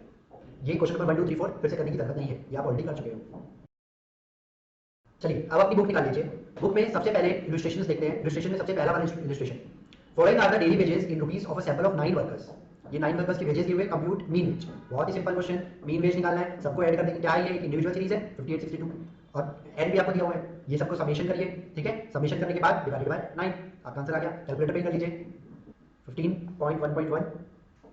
जस्ट आप जल्दी जल्दी कर सकते हैं, इसमें आपको ज्यादा दिमाग लगाने की जरूरत नहीं, बहुत इजी क्वेश्चन है। 1.1 अब आओ 1.2 में। Second question, compute the mean weight of a group of BBA student of Saint Xavier college with the following data. Weight 44 से 48 केजी वाले 3 बच्चे, बीबीए के स्टूडेंट का डाटा लिया गया एक क्लास में से, तो उसमें से 44 से 48 वेट वाले कितने थे, 3 लोग, 49 से 53 4 पीपल। तो ये क्या है, जो ये वेट दिया हुआ है ये क्या है, एक तो सबसे पहले आपको ये पता चल ये कंटीन्यूअस सीरीज है। सेकेंडली हमें ये फ्रीक्वेंसी दी हुई है, एक्स का कॉलम है, ये एफ का कॉलम है, इसको हम कॉलमनर फॉर्म में देख लेते हैं। ये एक्स का कॉलम हो गया, ये एफ का कॉलम हो गया। ठीक है, कंटीन्यूअस में। अब देखिए इसमें डाटा छोटा छोटा है तो हमें अज्यूम मीन वाले मेथड को यूज करने की जरूरत नहीं है, डायरेक्टली हम इसको मिड वैल्यू में कन्वर्ट कर लेते हैं। मिड वैल्यू मेथड में, मिड वैल्यू मेथड में कन्वर्ट करने के लिए ये आपको सीरीज दिया हुआ था 44 से 48 49 से 53, इसका मिडिल फिगर ले लेंगे mid value 44 plus 48 divided by 2 करिए अपने कैलकुलेटर पे। 44 plus 48 divide by 2 46 mid value, सारे मिड वैल्यू आ गए। यहाँ पे बुक में ध्यान रखिए अपना कैलकुलेटर हाथ में रखिए, साथ में करते भी चाहिए। ये आप ऑलरेडी पढ़ चुके हैं, आपके लिए बहुत इजी लग रहा होगा बट एक बार इसको गो थ्रू कर लीजिए ताकि आपको ऐसा रहे कि आपने सारे क्वेश्चन सॉल्व करे हैं इस बुक के भी, ताकि इससे क्या होता है कि आपका कॉन्फिडेंस बिल्डअप होता है। जितना ज्यादा आप प्रैक्टिस करेंगे उतना ज्यादा आपको कॉन्फिडेंस बिल्ड होगा, और जितना कॉन्फिडेंस बिल्ड होगा उतना ज्यादा आप एग्जाम में पैनिक नहीं करेंगे। पैनिक नहीं करेंगे तो आपके लिए बहुत अच्छा होगा, क्योंकि आप उसके कारण आपकी जो एफिशिएंसी है वो बढ़ जाएगी, आप ज्यादा से ज्यादा स्कोर कर पाएंगे। समझ आ रहा है, इसलिए प्रैक्टिस करना बहुत इंपॉर्टेंट है। भले ही आपको वो सेम चीज बहुत ईजी लगे, फिर भी आप प्रैक्टिस करेंगे तो आपको कुछ ना कुछ नई चीज पता चलेगी। ये मिड वैल्यू, और फिर उसके बाद हम क्या करते हैं, मिड वैल्यू मेथड में f into x का कॉलम बनाते हैं, frequency multiply by mid value, ये मल्टीप्लाई करते हैं, उसका समेशन। याद करिए ये मैंने कैसे बताया था कैलकुलेटर पे, आपको ये लिखने की जरूरत नहीं पड़े, डायरेक्टली ये लिखने की जरूरत नहीं पड़े, डायरेक्टली आंसर चाहिए तो डायरेक्टली आंसर कैसे निकालते हैं। दो मेथड है आपके पास, या तो आप रैम यूज कर लीजिए या तो मेमोरी कार्ड। ठीक है, अगर रैम यूज करना है तो आपको क्या करना पड़ेगा, 3 into 46 इक्वल टू 4 into, सिर्फ ये कैलकुलेटर पे करना होगा। और लास्ट में जब ये पूरा हो जाए तब लास्ट में आप क्या प्रेस करेंगे इसको लाने के लिए, जीटी, तो ये वाला फिगर आपको मिल जाएगा। समझ में आ रहा है कैसे करेंगे आप, क्लियर है। अब आगे बढ़ते हैं अपन, ये क्वेश्चन करिए फटाफट, कैलकुलेटर पे ही कर लीजिए पहले। सेकंड क्वेश्चन हो गया, अब थर्ड क्वेश्चन पे आते हैं। थर्ड क्वेश्चन में देखिए क्या लिखा है, find the arithmetic mean of the following distribution. Class interval दिया हुआ है, फ्रीक्वेंसी दिया हुआ है। अब देखिए यहाँ पे क्या हो रहा है कि डाटा बहुत बड़ा है, 350 to 369, 370 to 389, ये फिगर्स जो है ये बहुत बड़े बड़े फिगर्स हैं। जब इसका मल्टीप्लिकेशन होगा, जिसका मिड वैल्यू निकाले उसका मल्टीप्लिकेशन का फ्रीक्वेंसी से, तो एक बहुत ही बड़ा टर्म आएगा। इसके लिए हम क्या यूज कर सकते हैं, इस केस में अज्यूम मीन वाला मेथड। अज्यूम मीन, हम कोई भी एक मिड वैल्यू को अजम्पशन लेके ले लेंगे कि यही मीन होगा, और फिर उसके बाद उसका डेविएशन निकालेंगे, और फिर डेविएशन वाले फॉर्मूले से हम उसको कंप्यूट करेंगे। क्वेश्चन देख के आपको ये पता फिक्स करना है कि आप कौन सा मेथड यूज करने वाले हैं। मेथड फाइनल हो गया, अब आप इसको सॉल्व कर सकते हैं। तो मेथड फाइनल हो गया है, तो देखिए इसका टेबल इस तरीके से बनेगा। क्लास इंटरवल, ये कौन सी सीरीज हो गई, एक्स की सीरीज हो गई, ये फ्रीक्वेंसी एफ सीरीज दी हुई है। मिड वैल्यू हमने एक्स का इसका मिड वैल्यू निकाल लिए, ठीक है, 350 plus 369 divided by 2 mid values आ गए। इसमें से मिडिल मोस्ट वाले को अज्यूम मीन मान लिया हमने। उसके बाद डेविएशन निकाले, डेविएशन का फॉर्मूला क्या होता है, ये होता है डेविएशन का फॉर्मूला। इसमें अज्यूम मीन हमने क्या मान के रखे, 419.15, और फिर लास्ट में f into d, f into d, d निकाल लिए थे, d मल्टीप्लाई बाय फ्रीक्वेंसी और इसका टोटल। इसको भी आप रैम यूज करके कर सकते हैं, मैं आपको पहले ही ये सब टेक्निक सिखा चुका हूँ। ये क्वेश्चन आपके लिए बहुत ईजी रहेंगे, डायरेक्टली कैलकुलेटर पे आप कर सकते हैं इसको। एक बार टैली करके देख लीजिए कैलकुलेटर पे। मिड वैल्यू का फिगर कॉलम आ गया, डेविएशन का कॉलम आ गया, उसके बाद frequency, frequency multiplied by deviation, fourth column multiplied by second column. ये जो आंसर्स आए हैं आपके टोटल, उसको आप फॉर्मूले में पुट करके फाइनल आंसर कर सकते हैं। हो गया आपका। देखिए अभी तक हमने 3 इलस्ट्रेशन देख लिए, तीनों बहुत ही सिंपल थे, हमने पहले ही कर चुके हैं इसको सॉल्व कैसे करना है करके पहले देख चुके हैं। अब आता है फोर्थ। अब यहाँ पे थोड़ा सा आपके लिए ट्विस्ट आया है, अभी तक तो बहुत सिंपल चल रहा था। अब देखिए यहाँ पे क्या हुआ, अभी तक आपने क्या करा, क्वेश्चन नंबर 1 जो था, क्वेश्चन नंबर 1 इसका था, इंडिविजुअल था। क्वेश्चन नंबर 2 इसका था। क्वेश्चन नंबर 3 यहाँ पे था, एज्यूम मीन मेथड वाला। ठीक है, ये 3 देख चुके। अब फोर्थ क्वेश्चन में क्या है, given that the mean height of a group of student is 67.45 inches. क्या दिया हुआ है, मीन हाइट दी हुई है। मीन हाइट मतलब फाइनल आंसर आपको दिया हुआ है, जो आपको निकालना था मीन हाइट जो रहता है इसमें निकालने का, वो फाइनली आपको दिया हुआ है। ठीक है, फाइंड द मिसिंग फ्रीक्वेंसी, यहाँ पे आपको 2 टर्म मिसिंग दे दिया है, उसको निकालने बोला है। आउट ऑफ कितने स्टूडेंट में से, distribution of height of 100 students, मतलब फ्रीक्वेंसी का टोटल दिया हुआ है 100 स्टूडेंट्स। नंबर ऑफ स्टूडेंट्स का कॉलम है, उसमें 2 मिसिंग है, बट टोटल हमें मालूम है कि टोटल 100 होने वाला है, और हाइट इंचेस में हमें दिया हुआ है। समझ में आ गया, इतना डाटा है। चलो अब ये हम कॉपी में सॉल्व करते हैं। अभी तक ये 3 की तो आपको जरूरत नहीं थी क्योंकि बहुत इजी था, इसलिए मैंने आपको बुक में सॉल्व करवा दिया। अब जहां पे मैं बोलूं आपको कॉपी में करना है, मतलब करना है कॉपी में, ये आपके एग्जाम टाइम में काम आएगा, इसलिए आप इसको कॉपी में ही करें, इसको बुक में देख के टैली करने की जरूरत नहीं है। समझ में आ रहा है, इसको आप कॉपी में सॉल्व करेंगे। क्वेश्चन नंबर 4 से 3 तक का अगर आप नहीं करें तो भी चलेगा, बट आप एज अ होमवर्क उसको करके देख सकते हैं अपनी कॉपी में। 1, 2 और 3, जो क्वेश्चन नंबर 1, 2, 3 था उसको आप कॉपी में सॉल्व करके देख सकते हैं होमवर्क में। अब हम देखते हैं fourth question, question number 4। Question number 4 के लिए टेबल बना लीजिए। ये एक्चुअली आप इसको क्वेश्चन ना बोल के इलस्ट्रेशन 4 बोलिए, क्योंकि बुक के क्वेश्चन यूज कर रहे हैं। अब जो एग्जांपल यूज कर रहे थे, जो अभी पहले सॉल्व करता है उसको हमने क्वेश्चंस बोला है, तो यहाँ पे हम इसको इलस्ट्रेशन बोल देते हैं, इलस्ट्रेशन नंबर 4। ओके,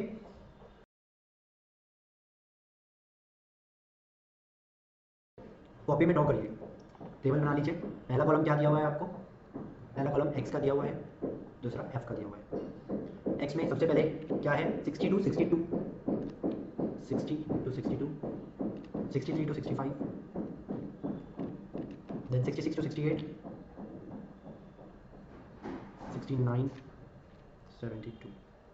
ठीक है, 518 डैश डैश 8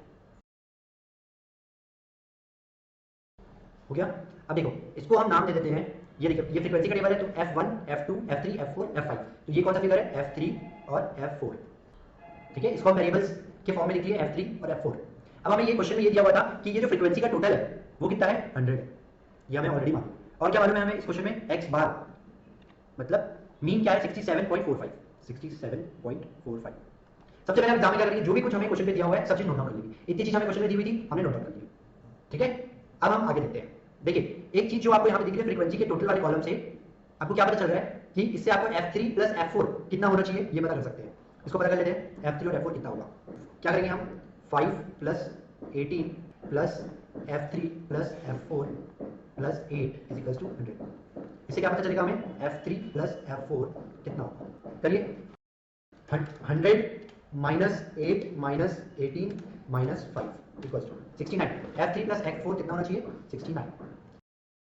ये आपको एक इक्वेशन मिल गई, समझा है।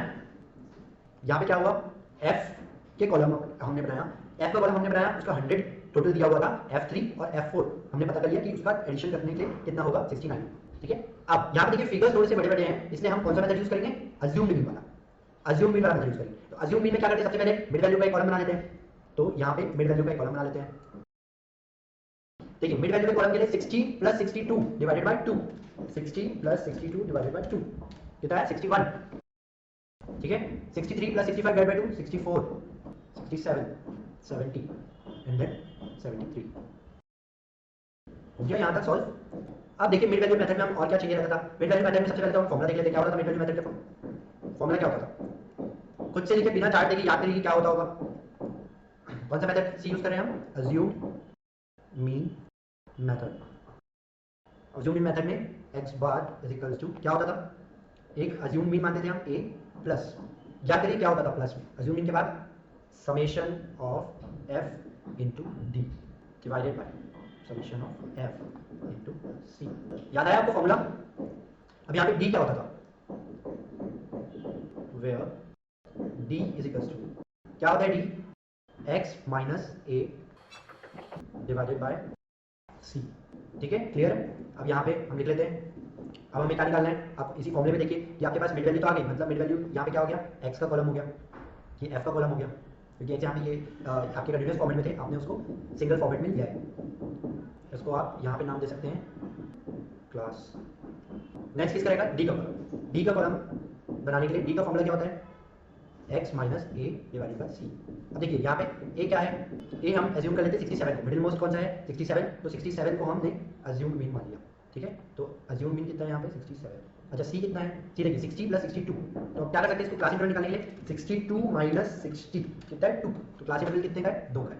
इससे आपका पूरा डी का कॉलम तैयार हो जाएगा, ठीक है। डी का कॉलम क्या करते हैं, डी के कॉलम के लिए फिर आप मेरे साथ करते जाइए, डी निकालने के लिए x कितना है x 61 में से minus 67 divided by 2 is equal to minus 3। यहाँ पे कितना आ गया आपका minus 3। Second on 64 minus 67 divided by 2 minus 1.5।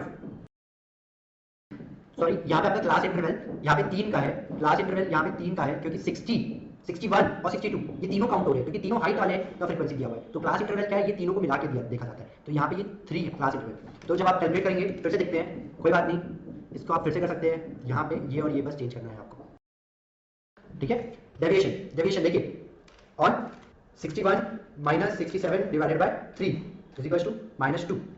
यहाँ पे क्या आंसर मिला आपको, पहला माइनस 2, दूसरा 64 माइनस 67 डिवाइडेड बाय 3 कितना minus 1, third 67 minus 67 divided by 3 जो कि 0 ही आएगा। नेक्स्ट 70 माइनस 67 डिवाइडेड बाय 3 1 और 73 माइनस 67 डिवाइडेड बाय 3 2। यहां तक का डेरिवेशन मिल गया आपको। अब लास्ट कॉलम क्या होता है, f इंटू डी का, क्योंकि हमें क्वेश्चन में यही चाहिए। देखिए फॉर्मूले में summation of f into D और समेशन ऑफ f तो हमें मालूम है 100 है, c हमें मालूम है 3 है, ठीक है। अभी हमने देखा कि कैसे 3 आया। अब देखो ये नई चीज हमें पता चली कि इसमें क्या होता है कि 60 61 62 ये तीनों को काउंट कर रहे हैं, वो क्लास इंटरवल रहा आपका, ठीक है। ये गलती सामने ना हो इसलिए ये पॉइंट नोट कर लेना कि क्लास इंटरवल क्या होता है, जितने वैल्यूज आपके क्लास में प्रेजेंट हो वो सबको गिना जाता है जिससे आया 3। तो आप f इंटू डी का कॉलम देखते हैं। f इंटू डी में हमारे पास f है d है, तो पहला क्या है 5 इंटू माइनस 2, तो 2 प्रेस करिए फिर माइनस का की दबाइए इज इक्वल टू माइनस 10। यहाँ पे आपको पहला क्या है माइनस 10, दूसरा 18 इंटू माइनस 1 तो ये कितना हो गया माइनस 18, तीसरा f3 इंटू 0। अगर यहाँ पे कोई भी फिगर होता हमें मल्टीप्लिकेशन तो 0 से करना था तो फाइनल आंसर तो 0 ही मिलता, तो यहाँ पे हम डायरेक्टली इसको 0 लिख सकते हैं, ठीक है। लास्ट f4 ये ब्लैंक छुटा हुआ था, वहां पे हमने इसको, ये माइनस में नहीं है ये तो गलती से आप इसको माइनस सोच रहे हो, ये f3 f4 था। अब देखिए अब यहाँ पे f4 1 से मल्टीप्लाई करना है, तो जो भी 1 से मल्टीप्लाई करके यहाँ पे जो भी फिगर होता वो रहेगा तो f4 ही, क्योंकि 1 से मल्टीप्लाई होती है उसमें कुछ चेंजेस आएंगे नहीं, तो यहाँ पे f4 लिख देते हैं। लास्ट 8 इंटू 2 16, यहाँ पे ये 16। यहाँ तक क्लियर हुआ। अब इसका समेशन कर दीजिए, समेशन कितना हुआ 16 माइनस 10 माइनस 18 माइनस 12 आ रहा है और प्लस f4, तो इसका समेशन कितना हुआ minus 12 plus f4। f into D का समेशन मिल गया आपको, ये क्या है summation of f into D, और 100 क्या था समेशन ऑफ f। ये दोनों चीज अब आपको मिल चुकी है, अब आपने फॉर्मूले में पुट कर सकते हैं। फॉर्मूले में पुट कर देते हैं, देखिए अज्यूम मीन हमने क्या माना था 67 को, तो यहाँ पे assume mean 67 plus summation of f into D कितना आया माइनस 12 प्लस f4, ठीक है, डिवाइडेड बाय कितना है 100, summation of f 100 into class interval कितना है 3। अब यहाँ पे हमें पता है कि इसका आंसर जो अभी आएगा वो ऑलरेडी हमें क्वेश्चन में दिया हुआ था x बार इज 67.45, तो यहाँ पे ये चीज हमें ऑलरेडी पता है, इसका आंसर आने वाला है 67.45, ठीक है। अब ये क्वेश्चन बन गई, एक ही वेरिएबल है, सॉल्व हो सकता है। चलिए इसको सॉल्व कर लेते हैं। कैसे सॉल्व करेंगे, देखिए करिए फटाफट, ये आप स्कूल में करते हैं, इक्वेशन सॉल्व करना है, f4 की वैल्यू निकालनी है। देखिए कैलकुलेटर में चलिएगा, जितना हो सके कैलकुलेटर को यूज करिएगा, करने का सोचते हो, लिखने का मत सोचा करो क्योंकि उससे टाइम वेस्ट होता है। सबसे पहले ऑन प्रेस करके 67.45 इधर से चालू करते हैं, लेफ्ट से 67 इधर क्या है प्लस में, उधर जाके माइनस हो जाएगा माइनस 67, ठीक है। अब यहाँ पे 100 डिवाइड में था तो उधर जाके मल्टीप्लाई हो जाएगा इनटू 100, इधर 3 मल्टीप्लाई में तो उधर जाके डिवाइड हो जाएगा डिवाइडेड बाय 3, ठीक है। क्या आ चुका है अभी तक 15 आ चुका है। अब इधर क्या है माइनस 12, उधर जाके क्या हो जाएगा प्लस 12 मिल गया आपको। f4 की वैल्यू कितनी आई 27, f4 आपको मिल चुका है, कैलकुलेटर में ही सॉल्व करके आपको मिल गया, कुछ भी चीज लिखने की जरूरत नहीं पड़ी, f4 आ गया 27, ठीक है। f4 27 आ चुका है। और फर्स्ट इक्वेशन में हमने बताया था f3 प्लस f4 69 होता है। फर्स्ट इक्वेशन में हमने क्या पता किया था f3 plus f4 is equal to 69, ठीक है। ये फिगर हमारे पास आया था, तो अब हम यहाँ पे पुट कर देते हैं f3 is equal to 69 minus 27, कितना आएगा f3 69 माइनस 27 42, मिल गया हमें दोनों फिगर 27 एंड 42। F3 42 है, F4 27 है। 42 27 यहाँ पे लिख सकते हैं हम 42 27। ये हमने बेसिक फिगर फाइंड कर लिया। समझ में आया? Illustration number 4। इलस्ट्रेशन नंबर 4 किसका था आपका? अज्यूम इंटीग्रल वाली मेथड। ठीक है, मैंने उसी में डाल दिया ये चार्ट में। होप सो आपको समझ में आ गया होगा और कैलकुलेटर से आपसे और जल्दी हो गया होगा। 4th क्वेश्चन तक हो गया। अब आते हैं हम प्रॉपर्टीज में, प्रॉपर्टीज ऑफ अरिथमेटिक मीन। अब क्या करेंगे कॉपी में आप हेडिंग दे दीजिए प्रॉपर्टीज ऑफ अरिथमेटिक मीन। क्या हेडिंग रहेगी? Properties of arithmetic mean. उसमें सबसे पहले प्रॉपर्टीज लिखना। फर्स्ट प्रॉपर्टी क्या है? The mean of the series having common variable, common variable से के कांस्टेंट वुड बी के ओनली। अब इसका मतलब क्या है कि अगर कोई सीरीज है, सपोज एग्जांपल में लिखिएगा कि x की सीरीज है, उस पे जो टर्म्स है वो है 7 7 7 7। अब बताओ कि मीन कितना होगा?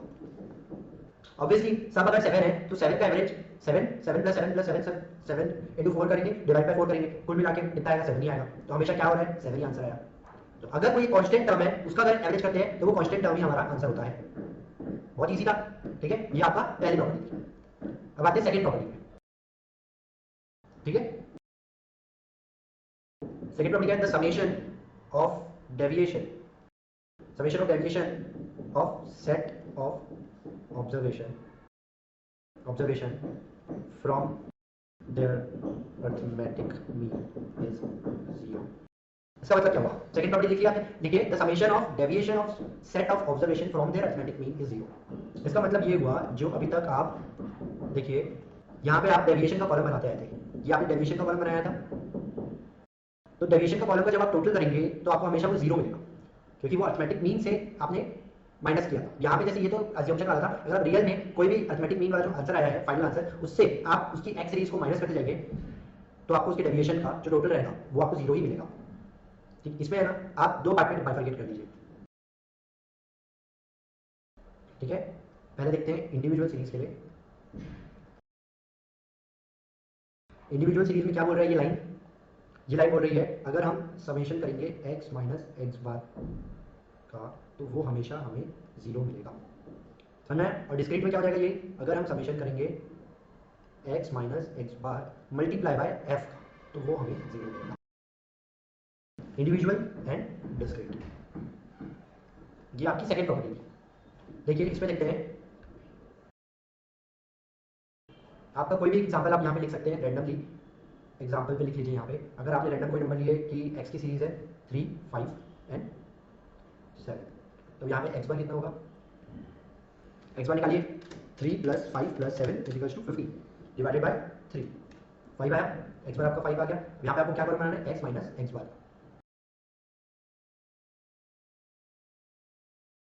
ठीक है, अब देखिए 3 minus 5, 3 minus 5 minus 2, 5 minus 5 0, 7 minus 5 is 2। क्या हुआ यहाँ पे? माइनस 2 0 2। आपका जो फाइनली जो आंसर रहा वो क्या रहा? 0। ठीक बोला था आपका, x माइनस एक्स बार का जो समेशन होगा वो हमेशा 0 आएगा।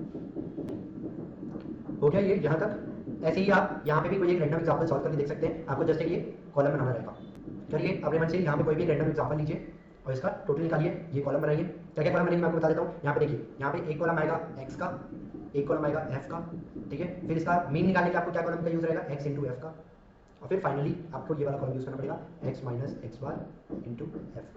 मतलब एक column x minus x bar का भी आएगा और फिर उससे मल्टीप्लाई करेंगे फ्रीक्वेंसी को। इस तरीके से आपके यहाँ पे 1 2 3 4 5 टोटल 5 कॉलम है। यहाँ पे बीच में x माइनस एक्स बार का भी कॉलम आएगा।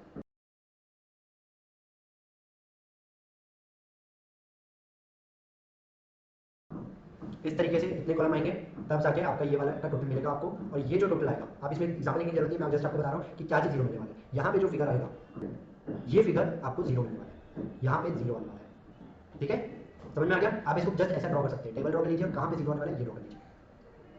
ये था आपका सेकंड प्रॉपर्टी। पहला प्रॉपर्टी क्या था कि कोई भी कांस्टेंट टर्म का मीन कांस्टेंट टर्म ही रहता है। दूसरी प्रॉपर्टी क्या थी? अगर कोई भी ऑब्जर्वेशन के हम क्या करेंगे, उस ऑब्जर्वेशन को अगर उसके अरिथमेटिक मीन से डेविएशन देखेंगे तो सारे डेविएशन का टोटल हमेशा 0 आता है। सेकंड प्रॉपर्टी हमें पता चली। अब हम आते हैं इसकी थर्ड प्रॉपर्टी पे। सेकंड प्रॉपर्टी सब बना लिया यार टेबल, ये पूरा टेबल आपकी कॉपी में होना चाहिए, समेशन 0 होगा।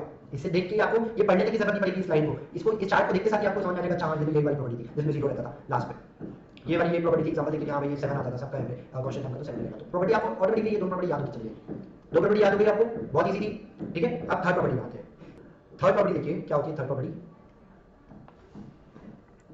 Arithmetic mean is affected by change of origin and और स्केल। अब ये प्रॉपर्टी आपको देखिए लग रहा है कि आखिर आखिर आ क्या गया ये चेंज ऑफ ओरिजिन और स्केल। तो क्या होता है कि मैथ्स में अगर किसी का मैथ्स बैकग्राउंड है तो उन्होंने पढ़ा होगा कि कोई भी इक्वेशन होती है जैसे a plus B x is equals to y, या इसको मैं ऐसे बोल देता हूँ एक second, y is equals to a plus B x. अगर ये ऐसी इक्वेशन रहती है तो क्या होता है, ये जो टर्म रहता है ये क्या रहता है ओरिजिन, और ये टर्म क्या बताता है स्केल। ठीक है, अब अगर x दिया रहेगा तो हमें ये y मिल जाता है। ठीक है, ये क्लियर हुआ, ये ओरिजिन रहता है ये स्केल रहता है। तो अब यहाँ पे अर्थमेटिक मीन जो है वो ये ओरिजिन से भी अफेक्टेड होती है और स्केल से भी अफेक्ट होती है। इसका मतलब क्या हुआ कि अगर कोई एक सीरीज दी हुई है x सीरीज और एक सीरीज दी हुई है y सीरीज, और उन दोनों के बीच का एक रिलेशन इक्वेशन के फॉर्मेट में दिया हुआ है, तो जो इक्वेशन का जो फॉर्मेट रहेगा उसमें हम a वाले टर्म को भी कंसीडर करेंगे और b वाले टर्म को भी कंसीडर करेंगे। अब क्या हुआ ये मैं क्या बोला, अगर आपके पास है तो एग्जांपल देखिएगा, एग्जांपल से आपको बहुत अच्छे से क्लियर हो जाएगा। एग्जांपल देखते हैं। एग्जांपल में अगर आपको क्वेश्चन में दिया हुआ है यहाँ पे x bar is equals to 5, x bar आपको दिया हुआ है 5 और इक्वेशन दी हुई है यहाँ पे कि x बार वाला जो सीरीज है उसकी रिलेशनशिप y बार वाली सीरीज से कैसी है। वो रिलेशनशिप दी हुई है रिलेशनशिप विद y। कैसी है रिलेशनशिप विद y, यहाँ पे देखते हैं। इसकी रिलेशनशिप है 2x plus 3y is equals to 7, ये हमें रिलेशनशिप दी हुई है। और अब हमें क्या करना है, y बार पता करना है कि y बार कितना होगा। तो अब देखिए ये जो रिलेशनशिप है उस रिलेशनशिप को अगर हम इस जनरल फॉर्म में लिया है तो जनरल फॉर्मेट में लाएंगे तो ये कैसी होगी सीरीज। देखिए 7 के बाद 2x इधर प्लस 2x जो इधर पे प्लस में उधर जाएगा तो माइनस में हो जाएगा। ठीक है, और इधर का 3 इधर नीचे जाएगा। तो देखिए ये क्या बन गया, मैं आपको दिखाता हूँ। ये वाली सीरीज को हम देख रहे हैं 2x plus 3y is equals to 7। इसको हम और कैसे लिख सकते हैं, y के अगर फॉर्मेट में लिखना है तो y इज इक्वल्स टू 7 है तो 7 माइनस 2x। ठीक है, 3 इधर था तो नीचे ले आया तो डिवाइडेड बाय 3 डिवाइडेड बाय 3। ठीक है, तो अब देखिए ये वाला जो टर्म है आपका, ये वाला टर्म और एक ये वाला टर्म, तो पहला वाला जो टर्म है वो क्या है आपका, ये a है और ये b। तो क्या बोल रहे हैं इसकी रिलेशनशिप अगर ऐसी है इन दोनों के बीच में तो y जो निकलेगा, y अर्थमेटिक मीन निकालना है हमको। तो अर्थमेटिक मीन क्या बोल रहा है, अफेक्ट होता है ओरिजिन से भी और स्केल से भी। तो ये वाले टर्म से भी अफेक्ट हो रहा है, ये वाले टर्म से भी अफेक्ट हो रहा है। मतलब हमें इसको भी यूज करना है, हमें इसको भी यूज करना है। अगर किसी चीज में बोला कि कोई ये चीज इससे ओरिजिन से अफेक्ट नहीं होती तो हमें ओरिजिन वाला ए टर्म यूज नहीं करना, डायरेक्टली इससे मल्टीप्लाई कर देंगे x में वैल्यू रख के तो हमें आंसर मिल जाएगा। और यहाँ पे दोनों से इफेक्ट हो रहा है तो हमें दोनों को यूज करना है। अब दोनों को यूज करना है, अब बहुत इजी है, ये दोनों को यूज करना है, y बार निकालना है। तो y बार का रिलेशनशिप मिल जाएगा, y bar is equals to a क्या है 7/3, तो 7/3 माइनस 2/3 इनटू x बार कितना है 5। इसको सॉल्व कर लीजिए तो आपको y बार मिल जाएगा। कैलकुलेट करिए y बार कितना हुआ। देखिए इसको भी आप कैलकुलेटर पे कर सकते हैं। कैसे करेंगे, 7 डिवाइडेड बाय 3 प्लस में है तो ये m प्लस, उसके बाद 2 डिवाइडेड बाय 3 इनटू 5 माइनस पे फिगर है तो m माइनस, तो फाइनली MRC 0.9999 मतलब 0.1 माइनस 0.9999 है तो इसको राउंड ऑफ करेंगे तो कितना आएगा -1। आंसर हमें मिल गया -1। समझ में हमने क्या किया, ओरिजिन और स्केल दोनों से क्या बोला था यहाँ पे, अर्थमेटिक मीन अफेक्ट होता है चेंज ऑफ ओरिजिन से भी और स्केल से भी, ओरिजिन से भी स्केल से भी। तो हमने रिलेशनशिप वाली इक्वेशन को पहले कन्वर्ट कर दिया, ओरिजिन और स्केल में बांट दिया। उसके बाद हमने बोला कि ओरिजिन से भी अफेक्ट हो रहा है तो इसको भी यूज कर लिए, और स्केल से भी अफेक्ट हो रहा है तो इसको भी यूज कर लिए। और डायरेक्टली हमने पुट कर दिया, जो निकालना था x निकालना था, x दिया हुआ था, y से निकाल दिया -1। क्लियर हुआ, ये आपका कंप्लीट होता है थर्ड प्रॉपर्टी। अब आते हैं हम फोर्थ प्रॉपर्टी में। फोर्थ प्रॉपर्टी का हेडिंग दे दीजिए कंबाइंड मीन। क्या है फोर्थ टॉपिक का हेडिंग, कंबाइंड मीन। अब देखते हैं कंबाइंड मीन का फॉर्मूला क्या होता है। Combined mean is equals to n1 x1 bar plus n2 x2 bar divided by n1 plus n2।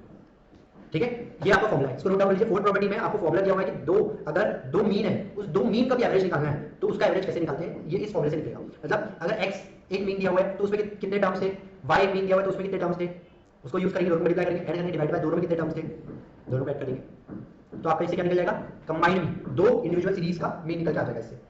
यहां तक लिख लिए ये फॉर्मूला, अगर आप लिख लिए हो तो बताइएगा, हम इस पे आगे इलस्ट्रेशन देखते हैं। देखिए हम अभी फोर्थ प्रॉपर्टी पे, ये फॉर्मूला हमने देखा, इस फोर्थ प्रॉपर्टी से रिलेटेड एक क्वेश्चन दिया हुआ है आपके बुक में। क्या है पढ़ते हैं, fifth question, the mean salary of a group of 40 female workers.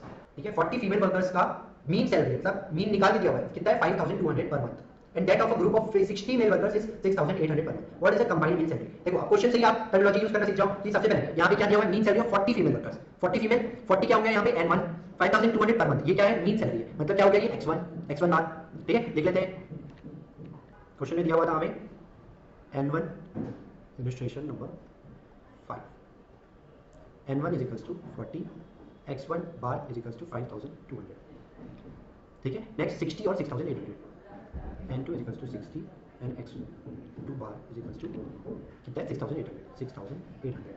ठीक है, अब इसे हमें बस पुट करना है हमारे फॉर्मूले में। इसको भी देखते हैं हम कैसे कैलकुलेट करेंगे, एक बार में कैलकुलेटर में एक बार में कैलकुलेट होना चाहिए। Combined mean is equals to 40 multiply by 5200 plus 60 multiply by 6800 divided bye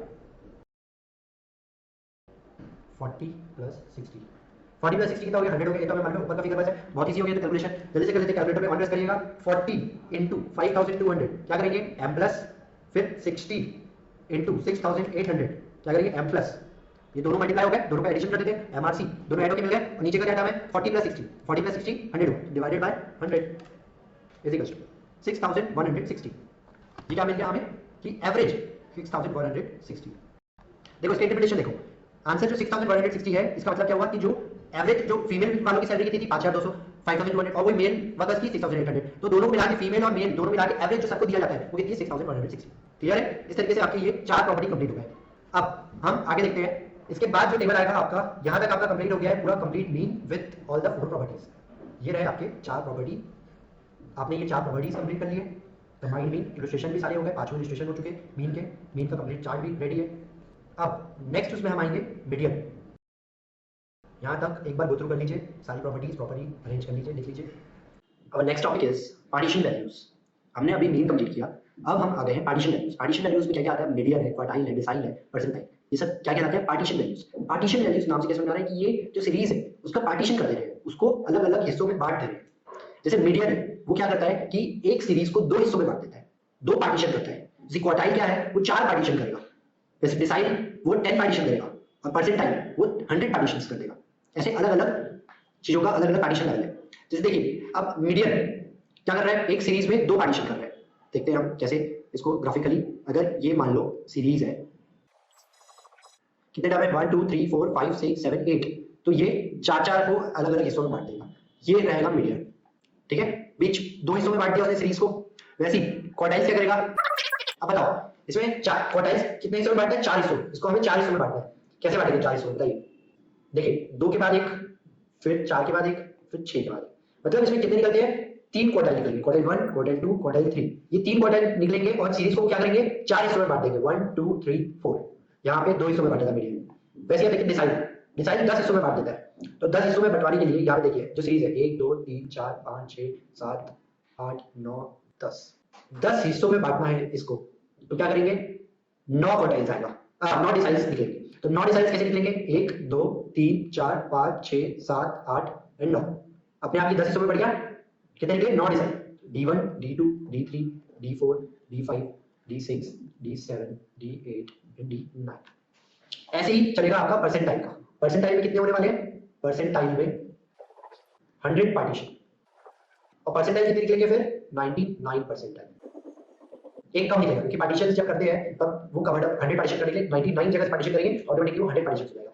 इस तरीके से ये आपके लिए समझना बहुत जरूरी था कि कितने पार्टीशंस किए जाते हैं, तो उस पार्टीशंस के लिए हमें पार्टीशन वैल्यूज निकालनी पड़ती है। तो ये जो भी आज पढ़ोगे आप ये पार्टीशन वैल्यूज पढ़ोगे।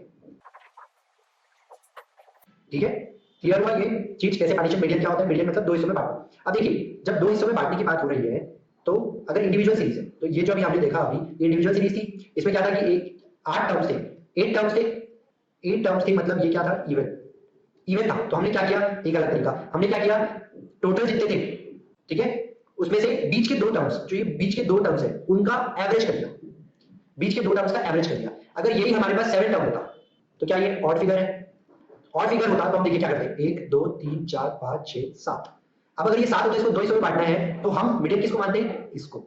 तब ये देखिए ये इधर 3 हो गए और इधर 3 हो गए, आधा आधे में बढ़ गया।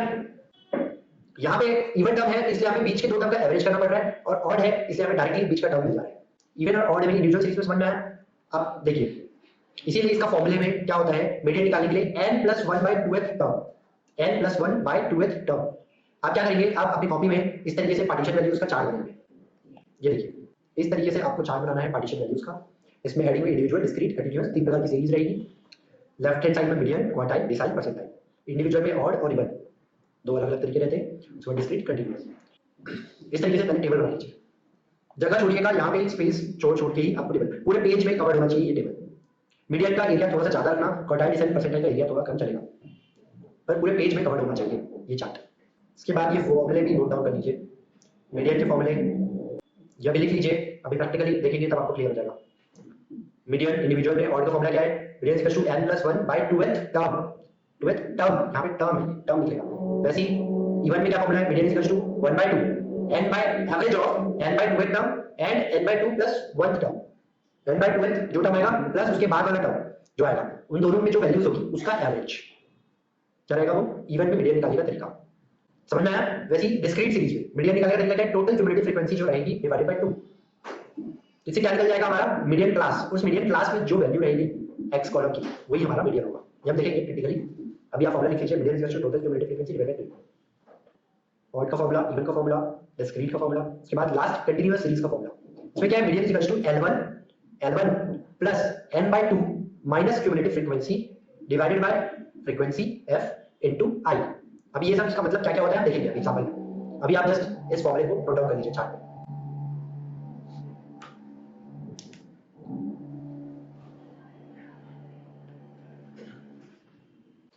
अब इस पार्टीशन वैल्यूज के चार्ट में हम क्या करेंगे, यहाँ पे एक एग्जांपल लेंगे, एग्जांपल 1, यहाँ का एक एग्जांपल लेंगे, एग्जांपल 2, यहाँ का एग्जांपल लेंगे, एग्जांपल 3, और यहाँ का एग्जांपल लेंगे, एग्जांपल 4। तो इस चार्ट में एग्जांपल नंबर डाल दीजिए और नेक्स्ट पेज पे आ जाइए। एग्जांपल नंबर 1, एग्जांपल नंबर 1 कौन सी सीरीज, कौन से इसका होने वाला है, इंडिविजुअल में ऑड का एग्जांपल 1 है और इंडिविजुअल में इवन का एग्जांपल 2 है। ठीक है, तो पहले ऑड का एग्जांपल लेते हैं, बुक का ही एग्जांपल लेते हैं। मीडियन में सबसे पहले देखो, मीडियन बुक में भी देखते चलो, मीडियन पार्टीशन वैल्यूज। मीडियन का मतलब क्या होता है, यहाँ पे आप हाईलाइट कर लीजिएगा। मीडियन का यहाँ पे होता है position that we have got it, that is middle most value. Median का मतलब होता है मिडिल मोस्ट वैल्यू, ये हाईलाइट करिए। कब, व्हेन अरेंज्ड किस में करना चाहिए, असेंडिंग ऑर्डर पे या डिसेंडिंग ऑर्डर पे अरेंज होना चाहिए। असेंडिंग ऑर्डर लीजिए, यूजुअली असेंडिंग ऑर्डर पे अरेंज करके करते हैं, इजी पड़ता है। असेंडिंग ऑर्डर पे अरेंज कर लिए, फिर उसका मिडिल मोस्ट फिगर निकालिए। ठीक है, अब देखिए 7 स्टूडेंट्स का ये डाटा दिया हुआ है, मार्क्स है 7 स्टूडेंट्स के। 7 स्टूडेंट के मार्क्स क्या क्या है, 72, 85, 56, 72, 85, 56, 80, 56, 80, 65, 52, 65, 52 एंड 68। ठीक है, 1 2 3 4 5 6 7 मार्क्स मिल गए। इसको हम अरेंज कर लेते हैं, किसमें करेंगे, असेंडिंग ऑर्डर पे अरेंज करेंगे। ठीक है, असेंडिंग ऑर्डर में सबसे पहले क्या आएगा, 56, और सॉरी 52, इसके पहले भी है 56, ये हो गया, ये हो गया। इसके बाद क्या है, 68, 65, देन 68, 65 एंड 68 हो गए। इसके बाद क्या है, 72, 80 देन 85, 80, 85, 70। ठीक है, सारे हो गए। अब देखिए, अब यहाँ पे कौन सा फॉर्मूला यूज होगा, ये कौन सा सीरीज है, नंबर ऑफ टर्म्स कितने हैं, देखिए 1 2 3 4 5 6 7, n इज इक्वल्स टू 7। तो ये ऑड वाला फॉर्मूला यूज होगा। ऑड वाला फॉर्मूला क्या था, median is equals to n plus 1/2th term. ठीक है, तो n यहाँ पे है 7, तो 7 प्लस 1/2 कितना आया, 4th टर्म। अब यहाँ पे देखिए 4th टर्म, ये कौन सा है, first term, second term, third term, ये रहा 4th, ये रहा आपका 4th टर्म। तो मीडियन यहाँ पे क्या हुआ आपका, 4th टर्म की वैल्यू जो कि है 68। क्लियर है। ऐसे ही अब एग्जांपल 2 देखते हैं। एग्जांपल 2 में क्या होगा,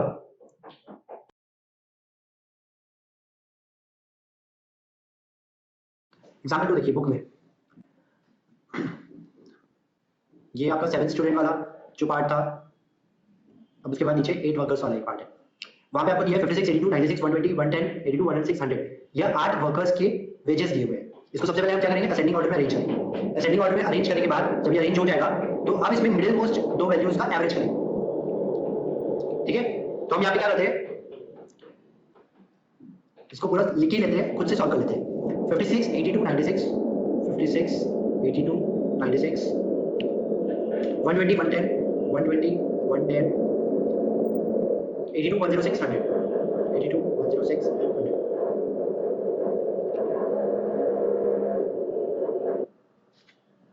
एग्जाम्पल 2, यहाँ पे देखिए आपकी सीरीज आपके बुक से ही उठाई गई 8 वर्कर्स की वेजेस की ये सीरीज है। इस सीरीज को सबसे पहले क्या करते हैं हम मीडियन में असेंडिंग ऑर्डर में अरेंज कर देते हैं। तो असेंडिंग ऑर्डर में अरेंज करते हैं, अरेंजिंग इन असेंडिंग ऑर्डर। ठीक है, बताते जाइए, लिखते जाइए। 56 पहला टर्म, उसके बाद क्या है यहाँ पे 82 82 दो बार है 82 82, उसके बाद ये हो गया ये हो गया, उसके बाद क्या है 96 देन 100 96 देन 100, फिर 106 106 110 एंड देन 120। इस तरीके से पहले अरेंज कर लेंगे। कितने टर्म्स हो गए 1 2 3 4 5 6 7 8, मतलब इवन टर्म्स। इवन टर्म्स है तो इसमें मीडियन का फॉर्मूला क्या होता है? मीडियन का फॉर्मूला क्या होगा यहाँ पे एवरेज ऑफ n प्लस 1, मतलब 8 प्लस यहाँ इसमें क्या होता है n by 2 term plus n by 2 plus 1 term. ठीक है, तो n बाई 2 मतलब 8 बाई 2 प्लस 8 बाई 2 प्लस 1, ठीक है, उसका एवरेज। तो यहाँ पे एवरेज करना है हमें 4th प्लस 5th टर्म का। अब देखते हैं 4th और 5th टर्म क्या कौन से है। देखिए 4th और 5th टर्म ये दोनों है। 4th टर्म ये है 96 and 5th term is 100।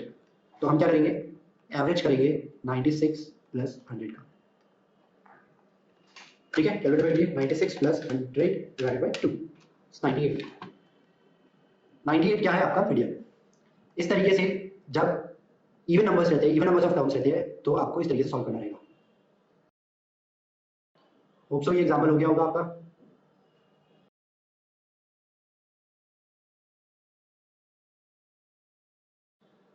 Example 1 हो चुका, एग्जांपल 2 हो चुका, अभी तक 2 एग्जांपल हो गए हमारे।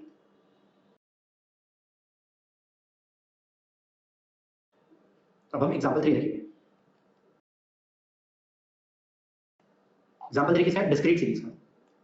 ये डिस्क्रीट सीरीज का आप देखेंगे। एग्जांपल 1 एंड 2 हो चुके जो कि थे ऑर्डर इवन इंडिविजुअल सीरीज के। अब देखिए डिस्क्रीट सीरीज का। डिस्क्रीट सीरीज के लिए नेक्स्ट पेज पे question number 3, example number 3, discrete series. ठीक है, सीरीज लिख लीजिए, टेबल बना लीजिए।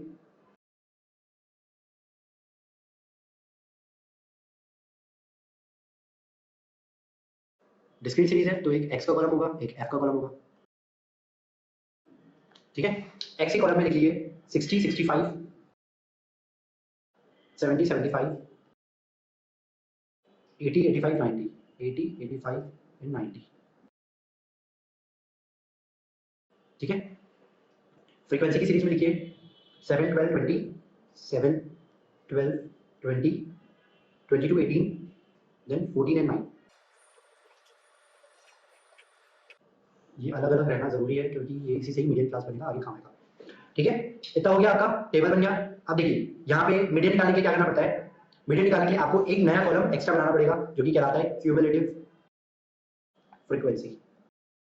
ठीक है, क्यूमुलेटिव फ्रीक्वेंसी ये लाइन से अरेंज की है 60 to 90, तो बस यहाँ पे लेस देन सीरीज बनाना पड़ता है, लेस देन क्यूमुलेटिव फ्रीक्वेंसी। तो अब देखिए 60 वाले कितने हैं 7, 65 वाले 12 तो है, साथ में 7 भी तो है, 65 से कम, लेस देन क्यूमुलेटिव फ्रीक्वेंसी बना रहे हैं। तो 12 प्लस 7, तो अपने कैलकुलेटर पे करते चलिए 7 प्लस 12 इक्वल्स टू 19, देन 19 आ चुका है plus 20 equals to 39, then 39 plus 22 equals to 61, then 61 plus 18 equals to 79, 79 plus 14 equals to 93, then 93 plus 9 equals to 102। ये आपका बन गया क्यूमुलेटिव फ्रीक्वेंसी। अब देखिए फॉर्मूला क्या था डिस्क्रीट सीरीज का, फॉर्मूला क्या था total cumulative frequency divide by 2, total cumulative frequency divide by 2, total कितनी है क्यूमुलेटिव फ्रीक्वेंसी 102, फाइनल वन आखिरी वन क्यूमुलेटिव फ्रीक्वेंसी कितनी 102, तो मीडियन क्या होगा यहाँ पे 102 डिवाइडेड बाय 2 कितना है 102 डिवाइडेड बाय 2 51 आया। अब 51 कहाँ लाई कर रहा है 51, ये वाले के अंदर लाई कर रहा है, 61 से कम है 51, तो ये जो रहेगा 75 वाला, ये हमारा हो गया मीडियम क्लास। ठीक है, और हमारा आंसर क्या होगा? हमारा आंसर ये नहीं है 51, हमारा आंसर क्या होगा? हमारा आंसर होगा 75। जब फाइनल आंसर लिखेंगे हम, फिर जो चार ऑप्शन में टिक जो करेंगे करेंगे वो ये वाला करेंगे। फाइनल आंसर क्या है? 75, ना कि 51, ये याद रखना। फाइनल आंसर आपका 75 है। क्लियर है? यहां तक आपका हो चुका। अब फाइनली अब हम क्या लिख रहे हैं? Continuous series. फाइनली हम कंटिन्यूअस सीरीज पे आ गए हैं। ठीक है, कंटिन्यूअस सीरीज के लिए अब एग्जांपल नंबर 4 पे आते हैं। न्यू पेज पे एग्जांपल नंबर 4, टेबल ड्रॉ कर लीजिए।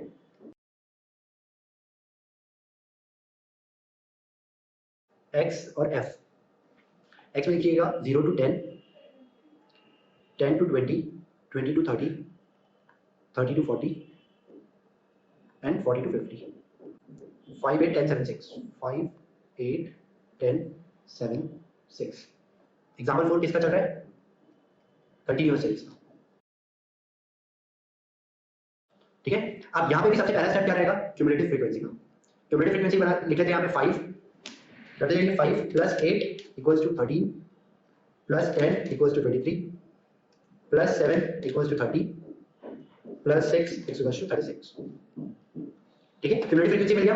अब यहाँ पे भी सबसे पहले हमें क्या करना है? मीडियन क्लास चूज करना है। सबसे पहले मीडियन क्लास चूज करेंगे। मीडियन क्लास, मीडियन क्लास कैसे चूज करते हैं? Total cumulative frequency divided by 2। Total cumulative frequency कितनी है? 36 डिवाइडेड बाय 2। 36 डिवाइडेड बाय 2 कितना है? 18।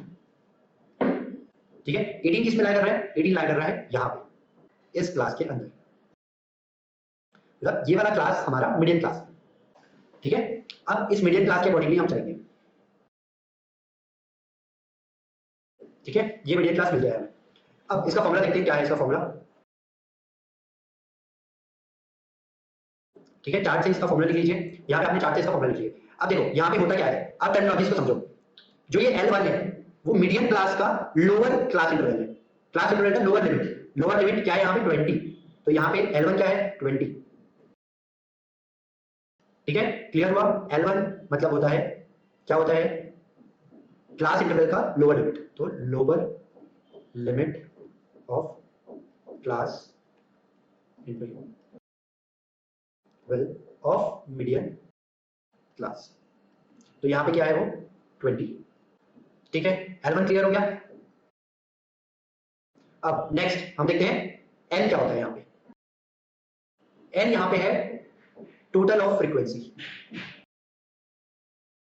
कितना है जो कि 36। सेकेंड फिगर मिल गया आपको। थर्ड CF, क्यूमुलेटिव फ्रीक्वेंसी जो लिखा हुआ है वो क्या है आपका? ध्यान दीजिए, जो CF लिखा हुआ है वो है आपका मीडियन क्लास का एक पीछे वाला, मीडियन क्लास का एक पीछे वाला क्यूमुलेटिव फ्रीक्वेंसी का फिगर। तो इसको आप क्या लिखेंगे? Cumulative frequency preceding median class, जो कि है 13। ठीक है, यहां तक क्लियर हुआ? क्यूमुलेटिव फ्रीक्वेंसी इसका एक पीछे वाला। अब नेक्स्ट नीचे में F दिया हुआ है फ्रीक्वेंसी। ये फ्रीक्वेंसी क्या है? ये है frequency of median class. F is equals to frequency of median class. ठीक है, जो कि कितनी है? 10। मीडियन क्लास की फ्रीक्वेंसी 10 है। क्लियर है? L1 क्लियर हो गया, N क्लियर हो गया, क्यूमुलेटिव फ्रीक्वेंसी क्लियर हो गया, F क्लियर हो गया। लास्ट में क्या है? I। तो I क्या है यहाँ पे? I है क्लास इंटरवल, जो कि कितनी है यहाँ पे? क्लास इंटरवल है आपका 10, 0 to 10 तो 10। अब आपको सारे फिगर्स मिल चुके हैं। ठीक है, एक बार और हम देख लेते हैं कौन से फिगर्स कहाँ मिले हमें। देखिए L1 लोअर लिमिट था तो ये मिला हमें L1 यहाँ से L1। ठीक है, उसके बाद N टोटल, N है टोटल ऑफ फ्रीक्वेंसी, ये क्या हो गया? N। उसके बाद CF एक प्रीसीडिंग वाला, ये हो गया CF। उसके बाद F ये हो गया फ्रीक्वेंसी। ठीक है, उसके बाद क्या है? Class interval. तो क्लास इंटरवल यहाँ का जो गैप पीरियड वाला है, सब ले लिया। अब हम इसको फाइनली कंप्यूट कर सकते हैं। कंप्यूट करने के लिए L1 कितना है? 20 plus 36 divide by 2 minus 30 divided by frequency की 10 इंटू 10। क्लियर है?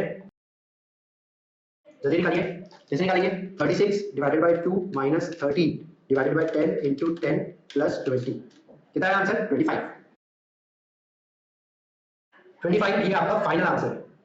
क्यों फाइनल आंसर बोल रहा हूँ यहाँ पे, और पहले दूसरे जो एग्जांपल्स दिया दिखाया था उसमें बोलता था जो एक्स सीरीज वाला फिगर है वो आपका फाइनल आंसर होगा। यहाँ पे मैं इसी को फाइनल आंसर क्यों बोल रहा हूँ, मैं इसलिए इसको फाइनल आंसर बोल रहा हूँ क्योंकि ऑलरेडी आप देखिए किसमें प्लस कर रहे हैं, 20 में एक्स के कॉलम में ही आप कुछ एडजस्टमेंट कर रहे हैं और वो एक्स के कॉलम में ही हो रहा है इस फॉर्मूले के थ्रू, इसलिए आप फाइनल फिगर निकाल रहे हैं जो मीडियन आ रहा है आपका। मीडियन 25 क्या है आपका फाइनल फिगर है, देखिए 25 मिडिल का फिगर है 0 to 50 में से 25, इसलिए ये मीडियन कहलाएगा। ये आपका कंटिन्यूअस बेसिस पे मीडियन था।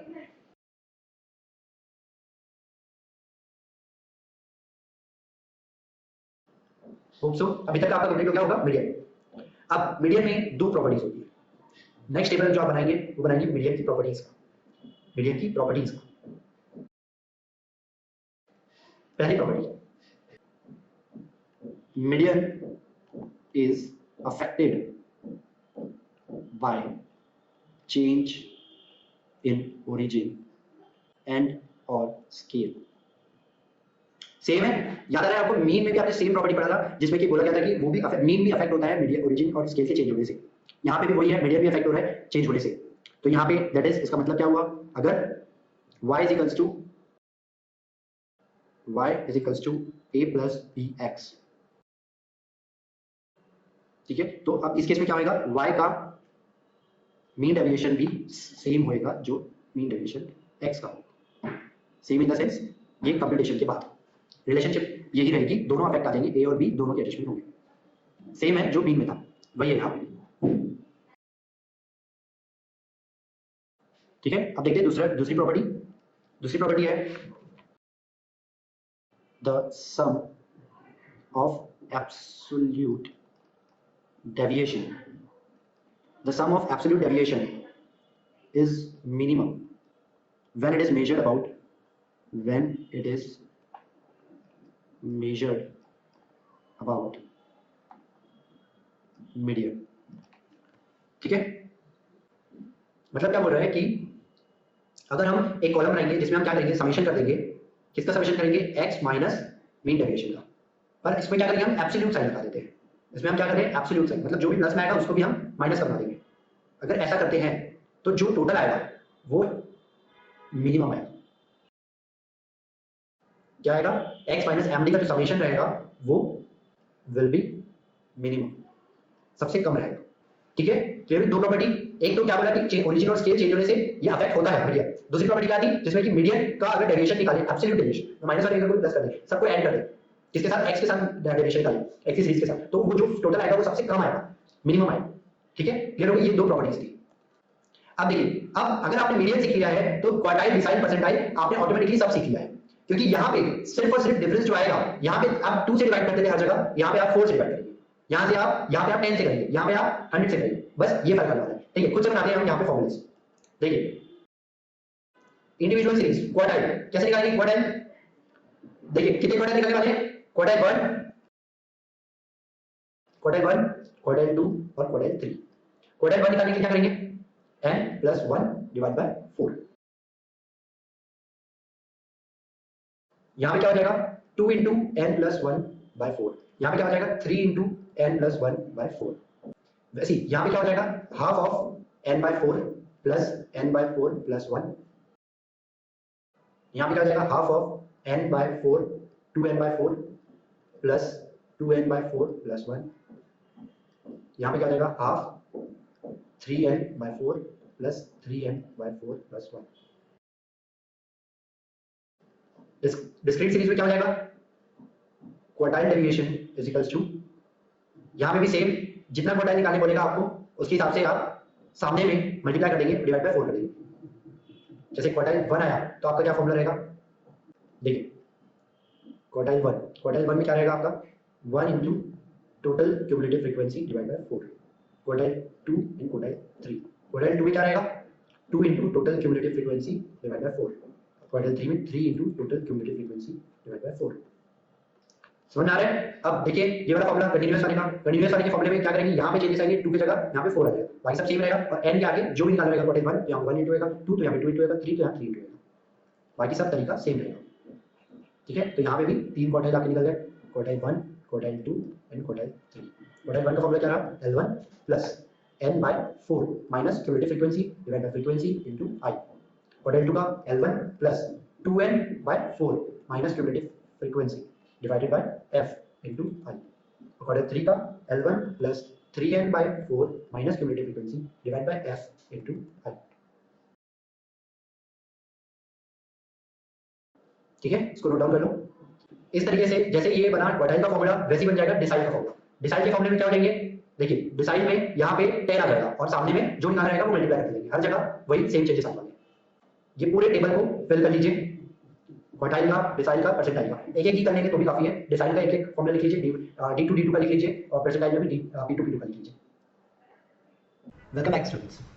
अभी तक हमने देखा था पार्टीशन वैल्यूज में मीडियन, क्वार्टाइल, डिसाइल और परसेंटाइल, उसके फॉर्मुलेस देखे थे। हमने मीडियन के 4 क्वेश्चन एग्जांपल्स सॉल्व करके देखे थे कि कैसे यूज होता है, और हमने ये सीखा था कि जैसे ही मीडियन निकलता है वैसे ही क्वार्टाइल, डिसाइल, परसेंटाइल निकलेगा, बस चेंजेस, थोड़े बहुत चेंजेस आ जाएंगे। क्वार्टाइल में डिवाइड बाय 4 हो जाएगा 2 की जगह, डिसाइल में डिवाइड बाय 10 हो जाएगा और परसेंटाइल में डिवाइड बाय 100 हो जाएगा। इस तरीके से हमने कवर अप किए थे। अब इसके बेसिक्स जो प्रोविजंस थे वो सारे कवर अप हो गए हैं। अब हम क्वेश्चंस पे आ जाते हैं। आपकी बुक निकाल लीजिए। आपके बुक में जब ये टॉपिक मीडियन जो टॉपिक है, उस मीडियन टॉपिक में पहला क्वेश्चन जो है 15.1.6, compute the median for the distribution as given in example 15.1.3। ये 15.1.3 एग्जांपल जो हमने सॉल्व किया था, आप पेजेस पलट के मीन में जा सकते हैं, मीन में ये आपको एग्जांपल मिल जाएगा जो जिसका क्वेश्चन ये था। ये टेबल आपको मिलेगा जो आपको 15.1.3 में मिलेगा, ये टेबल। इसी को कंटिन्यूएशन में 15.1.6 में हमें मीडियन निकालना है। इसमें हमें मीन निकालना था, यहाँ पे हमें मीडियन निकालना है। समझ आ रहा है? पहले हम क्वेश्चन कौन सा करने वाले हैं। अब इस क्वेश्चन का आप सबसे पहले अपनी कॉपी में ये टेबल ड्रॉ कर लीजिए। ये क्वेश्चन है, क्वेश्चन की टेबल ड्रॉ कर लीजिए।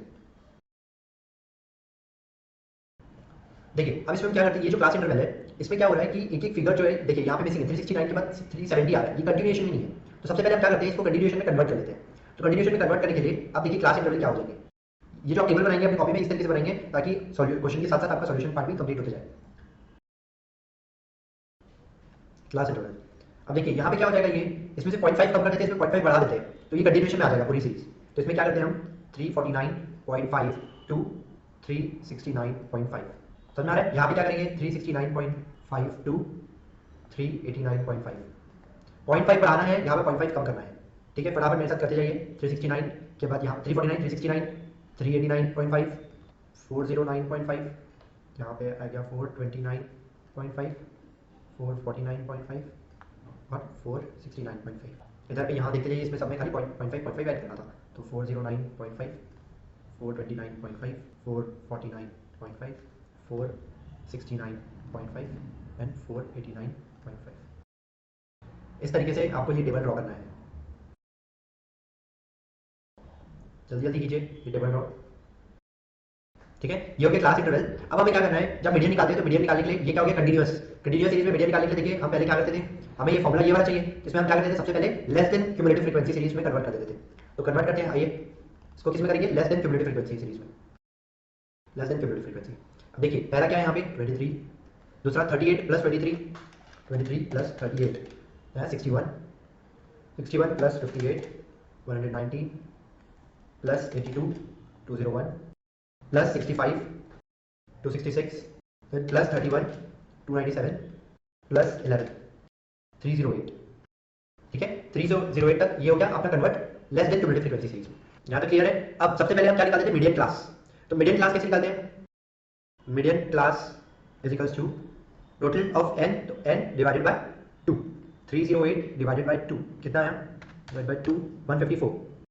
अब 154 किसके अंदर आ रहा है, ये वाले कॉलम के अंदर आ रहा है, 154 201 वाले कॉलम के अंदर। तो ये अब हमारा क्या हो गया, मीडियन क्लास। ये वाला हमारा क्लास क्या हो गया, मीडियन क्लास। समझ में आ रहा है? इस तरीके से मैं रख देता हूं। अब इस मीडियन क्लास में देखिए, अब आपके फॉर्मूले में क्या होता था, अब आपका फॉर्मूला क्या है यहाँ पे, मीडियन का फॉर्मूला L1। अब यहाँ पे L1 क्या है, खुद कोशिश करो निकालने की कॉपी में। देखो इस टेबल में मीडियन क्लास आ गया, L1 क्या रहता है, इसके पहले वाला फिगर L1 जहाँ से क्लास इंटरवल चालू हो रहा है, तो 409.5। तो L1 हमें मिल गया 409.5 प्लस n हमें मालूम है 308, n कितना है 308 divided by 2 minus cumulative frequency. Cumulative frequency क्या होती है, यहाँ पे कौन सा फिगर लेते थे हम, cumulative frequency of previous cumulative frequency of preceding in cumulative frequency, preceding cumulative frequency ले लेते तो यहाँ पे क्या आ जाएगा 190 माइनस 119। नीचे में क्या रहता है फ्रीक्वेंसी ऑफ मीडियम क्लास, तो फ्रीक्वेंसी क्या है मीडियम क्लास की देखिए 82, तो नीचे पे आ गया 82। और क्लास इंटरवल कितना है, क्लास इंटरवल देखो 429.5 माइनस 409.5 इज 20 का यहाँ पे क्लास इंटरवल है, ये हो गया 20। सब मिल गए, कंप्यूट करो। देखिए कंप्यूट कैसे करेंगे, 308 divided by 2 minus 119 divided by 82 into 20 plus 409.5 बताया 418.036, तो उसको 04 बोल सकते हैं, 418.04 ये आपका क्या आ गया मीडियम। होप सो ये आपको समझ में आया होगा, थोड़ा सा मेथड अलग तरीके से हमने सॉल्व किया है, हमारे नोटेशन लिखने का बुक से थोड़ा सा अलग है, इस तरीके से आपको देखेंगे तो आपको हमेशा याद रहेगा, आप कंफ्यूज नहीं होंगे, इसलिए मैं आपको ये वाला फॉर्मूला लिखवाया हूँ क्यूमुलेटिव फ्रीक्वेंसी डिवाइडेड बाय, या तो आप यहाँ पे लिख सकते हैं क्यूमुलेटिव फ्रीक्वेंसी पी, एक छोटा सा पी लगा लीजिए ताकि हमेशा आपको याद रहे कि ये प्रीसीडिंग वाला रहता है। मैं चेंजेस कर देता हूँ, यहाँ पे भी, यहाँ पे मैं लगा देता हूँ पी, ठीक है, और ये फ्रीक्वेंसी के आगे मैं लगा देता हूँ M, frequency of medium class, cumulative frequency of preceding cumulative frequency of medium class, N2 L1 आपको मालूम ही है, आई क्लास इंटरवल मालूम ही है, ठीक है। ये दो छोटे छोटे चेंजेस किए हैं जिससे कि आपको और अच्छे से याद रहे। हो गया ये वाला आंसर कंप्लीट। अब हम नेक्स्ट 1.6 कंप्लीट होने के बाद ये देखिए यहाँ पे जो वही मेथड है, थोड़ा सा स्टाइल अलग है बुक में लिखने का, बाकी आपको उससे ज़्यादा अच्छे से याद रहेगा जो मैंने आपको स्टाइल बताया। नेक्स्ट 1.7 पे आते हैं। देखिए 1.7 में क्या बोल रहा है, find the missing frequency from the following data given at the median mark is 23। Median आपको निकाल के दे दिया कि 23 है, यहाँ पे नंबर ऑफ स्टूडेंट्स मिसिंग है जो आपको फाइंड करना है, ठीक है। ये वाला क्वेश्चन सॉल्व करते हैं, कॉपी में टेबल ड्रॉ करेंगे 0 to 10, 10 to 20, 20 to 30, 50 तक, और ये मिसिंग फ्रीक्वेंसी के साथ। ये जो थर्ड है ये कौन सा है, F1 F2 F3 F4 F5, 5 frequency है, तो ये बीच वाली फ्रीक्वेंसी कौन सी है, F3। यहाँ पे आप वेरिएबल F3 यूज कर सकते हैं, ठीक है। चलो मेरे साथ कर रखो, ड्रॉ करते हैं। क्लास इंटरवल पहला क्या है 0 to 10, फिर 10 to 20, 20 to 30, 30 to 40, 40 to 50, इस तरीके से है। फ्रीक्वेंसी कितनी है 58 F3 63, 58 F3 and then 6 and then 3। Draw गया यहाँ तक। अब देखिए नेक्स्ट स्टेप हमारा क्या रहता है, याद कीजिए, अब फ्लो में आ गए होंगे आप। क्लास इंटरवल यहाँ पे देखिए कंटिन्यूअस फॉर्म में ही है 0 to 10, 10 to 20, तो यहाँ पे कन्वर्ट करने की जरूरत नहीं है, ये ऑलरेडी कंटिन्यूअस फॉर्म है। जस्ट यहाँ पे क्या बनाना है हमें, less than cumulative frequency table, ठीक है, लेस देन क्यूमुलेटिव फ्रीक्वेंसी। तो लेस देन क्यूमुलेटिव फ्रीक्वेंसी के लिए यहाँ पे क्या हो गया, यहाँ पे तो 5 प्लस 8 इक्वल्स टू 13, यहाँ पे क्या हो गया 13 प्लस F3, यहाँ पे क्या होगा 13 प्लस 6 19 प्लस F3, और 19 प्लस 3 22 प्लस F3। ये टोटल कितना हो गया, यहाँ पे भी यही लिख देते हैं, इसका जो टोटल है 22 प्लस F3, ये क्या मिल गया हमें n। अब हमें मालूम है कि जो मीडियन है 23, तो 23 कहाँ लाई कर रहा है 20 से 23 के बीच में, तो ये वाला जो क्लास है ये हमारा मीडियन क्लास है, ये हमें मालूम है क्वेश्चन में दिया गया है, क्योंकि मीडियन हमारा 3 है तो ये मीडियन क्लास है, ठीक है, ये क्लियर है, क्योंकि मीडियन 23 है इसलिए ये हमारा मीडियन क्लास होगा। अब फॉर्मूला क्या होता है कंटिन्यूअस सीरीज में, चार्ट में से देख लेते हैं, लिख लिया आपने फॉर्मूला। अब देखिए इस फॉर्मूले में हमारे पास क्या क्या दिया हुआ है, ये वाला लेफ्ट साइड वाला फिगर हमें मालूम है, लेफ्ट साइड वाला फिगर क्या है 23, लेफ्ट हैंड साइड L1 यहाँ पे क्या है 20 प्लस L क्या है 22 plus F3 divided by 2 minus cumulative frequency of previous cumulative frequency किसकी है, इसकी प्रीवियस 13 है, यहाँ पे हम लिख देते हैं 13। नीचे क्या आता है frequency of medium class, frequency क्या है मीडियम क्लास की F3 इंटू आई कितना है 10। ये हो गया सारे फिगर्स फॉर्मूले में लिखा गया। अब इसको सॉल्व कर लेते हैं, जस्ट इसको देखिए सॉल्व कैसे करना है, 20 प्लस 22 प्लस यहाँ देखिए एलसीएम 2 आ रहा है, मल्टीप्लाई बाय 2 कर दे तो ये कितना हो जाएगा 22 plus F3 minus 13 into 2, 13 into 2 is 26 minus 26 divided by 2 and whole divided by F3 into 10, ठीक है। अब इसको सॉल्व कर लेते हैं, 22 minus 26 is minus 4 divide by 2 है -4। अब इसमें क्या हो गया F3 minus 4 whole divided by 2, तो डायरेक्टली आप डिवाइड नहीं कर सकते। अब देखिए यहाँ F3 डिवाइड में है, इसको मैं ऐसे लिख सकता हूँ इंटू 1 अपॉन F3 आगे वाले फिगर के लिए, तो देखिए इसको हम कैसे सॉल्व करते हैं 20 plus F3 minus 4 into 1 upon F3 into 10, ठीक है। तो अब ये पूरा फिगर सॉल्व करने के लिए क्या करना पड़ेगा, 10/f3 इसके अंदर के सारे फिगर्स के साथ मल्टीप्लाई होगा। तो ये देखिए, ये हो गया 20 plus f3 into 10/f3 minus 4 into 10/f3। तो ये f3 कैंसिल, 10 आया, यहाँ पे 40/f3, f3 is common, sorry यहाँ पे आपका 2 भी था, डिवाइड बाई 2, तो यहाँ पे क्या हो जाएगा f3/2 एंड देन यहाँ पे भी 4 ये 5 से कैंसिल हो जाएगा, ये 2 से, ठीक है। कितना आया ये आपका, लेफ्ट हैंड साइड में भी चल रहा है 23। एक काम करते हैं, यहाँ पे इसको इधर ले जा लेते हैं, प्लस 20 माइनस 20, तो यहाँ पे कितना हो जाएगा 3 इज इक्वल्स टू, यहाँ क्या फिगर बचा, कॉमन में डाउनवर्ड्स में f3 है, ऊपर में यहाँ पे 5 है, तो f3 यहाँ चल जाएगा, तो कॉमन ले लिए तो 5f3 minus 20 whole divided by f3, ठीक है। अब ये यहाँ चला गया f3, तो 3f3 is equals to 5f3 minus 20। क्या करते हैं हम, माइनस f3 को इधर ले आते हैं और माइनस 20 को इधर ले आते हैं, तो उससे क्या हो जाएगा, यहाँ पे कितना आ जाएगा 20 is equals to 5f3 minus 3f3, तो कितना बचेगा 2f3, तो f3 कितना हुआ 20 divided by 2 is equals to 10। ये आपको मिल गया फाइनल आंसर 10। मतलब यहाँ पे फ्रीक्वेंसी टेबल में जो f3 रहेगा वो यहाँ पे कितना आएगा 10। क्लियर है, ये वाला सम आपके कॉपी में सॉल्व हो गया होगा मेरे साथ साथ।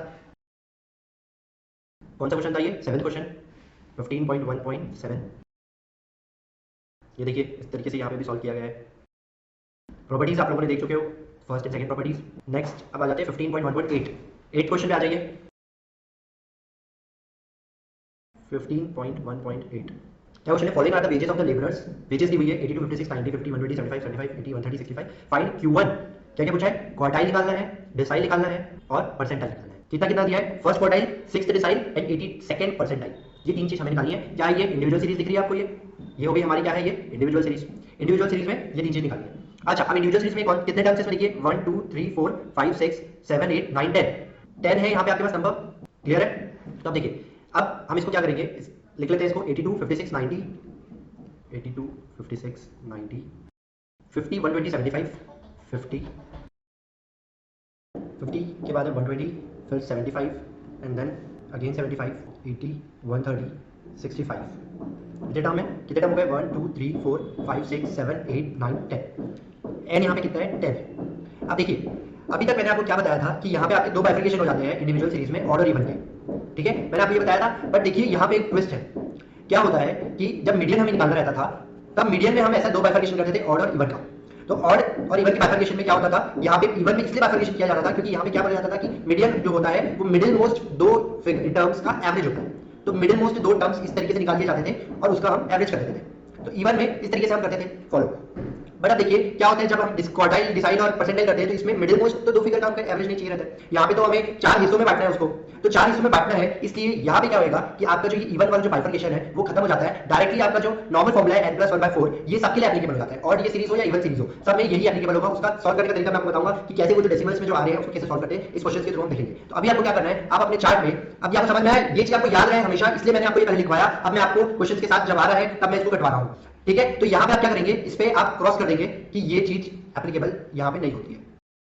सेम डिसाइन में भी ऐसी होगा और परसेंटाइल में भी ये चीज एप्लीकेबल नहीं होगी। तो यहाँ पे क्या होगा, दोनों के केस में सेम फॉर्मूला यूज किया जाएगा, ठीक है। क्लियर हुआ, अब आपका चार्ट देखिए इस तरीके से दिखेगा, यहाँ पे और इवन का बाइफर्केशन होगा, पर यहाँ पे देखिए ये बाइफर्केशन नहीं होगा, सेम फॉर्मूला यूज होने वाले हैं। इस तरीके से ही करिएगा, इसको पूरा क्रॉस मत करिएगा एकदम ऐसे कि दिखे ही ना, इसको नॉर्मल दो लाइन खींच के क्रॉस करिएगा ताकि आपको दिखे कि ये फॉर्मूला भी यूज कर सकते थे, पर यहाँ पे ऐसा बाइफर्केशन नहीं होता है, मिडिल मोस्ट दो फिगर्स का नहीं एवरेज निकलता है, इसलिए यहाँ पे हमने इसको क्रॉस किया। सिर्फ यही फॉर्मूला एप्लीकेबल होगा ऑड सीरीज हो या इवन सीरीज हो, दोनों केस। समझ में आ गया यहाँ तक पॉइंट। तो अब देखिए अब हमारे सॉल्यूशन में सबसे पहले हम क्या करते हैं, इसको अरेंज करते हैं, अरेंज इन असेंडिंग ऑर्डर। तो देखिए असेंडिंग ऑर्डर में अरेंज करेंगे, सबसे पहले सबसे छोटा फिगर क्या है 56 सेकंड। अच्छा उसके पहले देखिए आपको पहले भी और एक और दिख गया 50, तो 50 फिर 56 आप लिखते जाइए ऐसे ही कॉपी पे, फिर 65 के बाद ये हो चुका। अब क्या आएगा आपका 75 फिर क्या है 80 then 82 then 90 after that 120 then 130। हो गए सारे 1 2 3 4 5 6 7 8 9 एंड 10। ठीक है, सारे फिगर मिल गए हमें।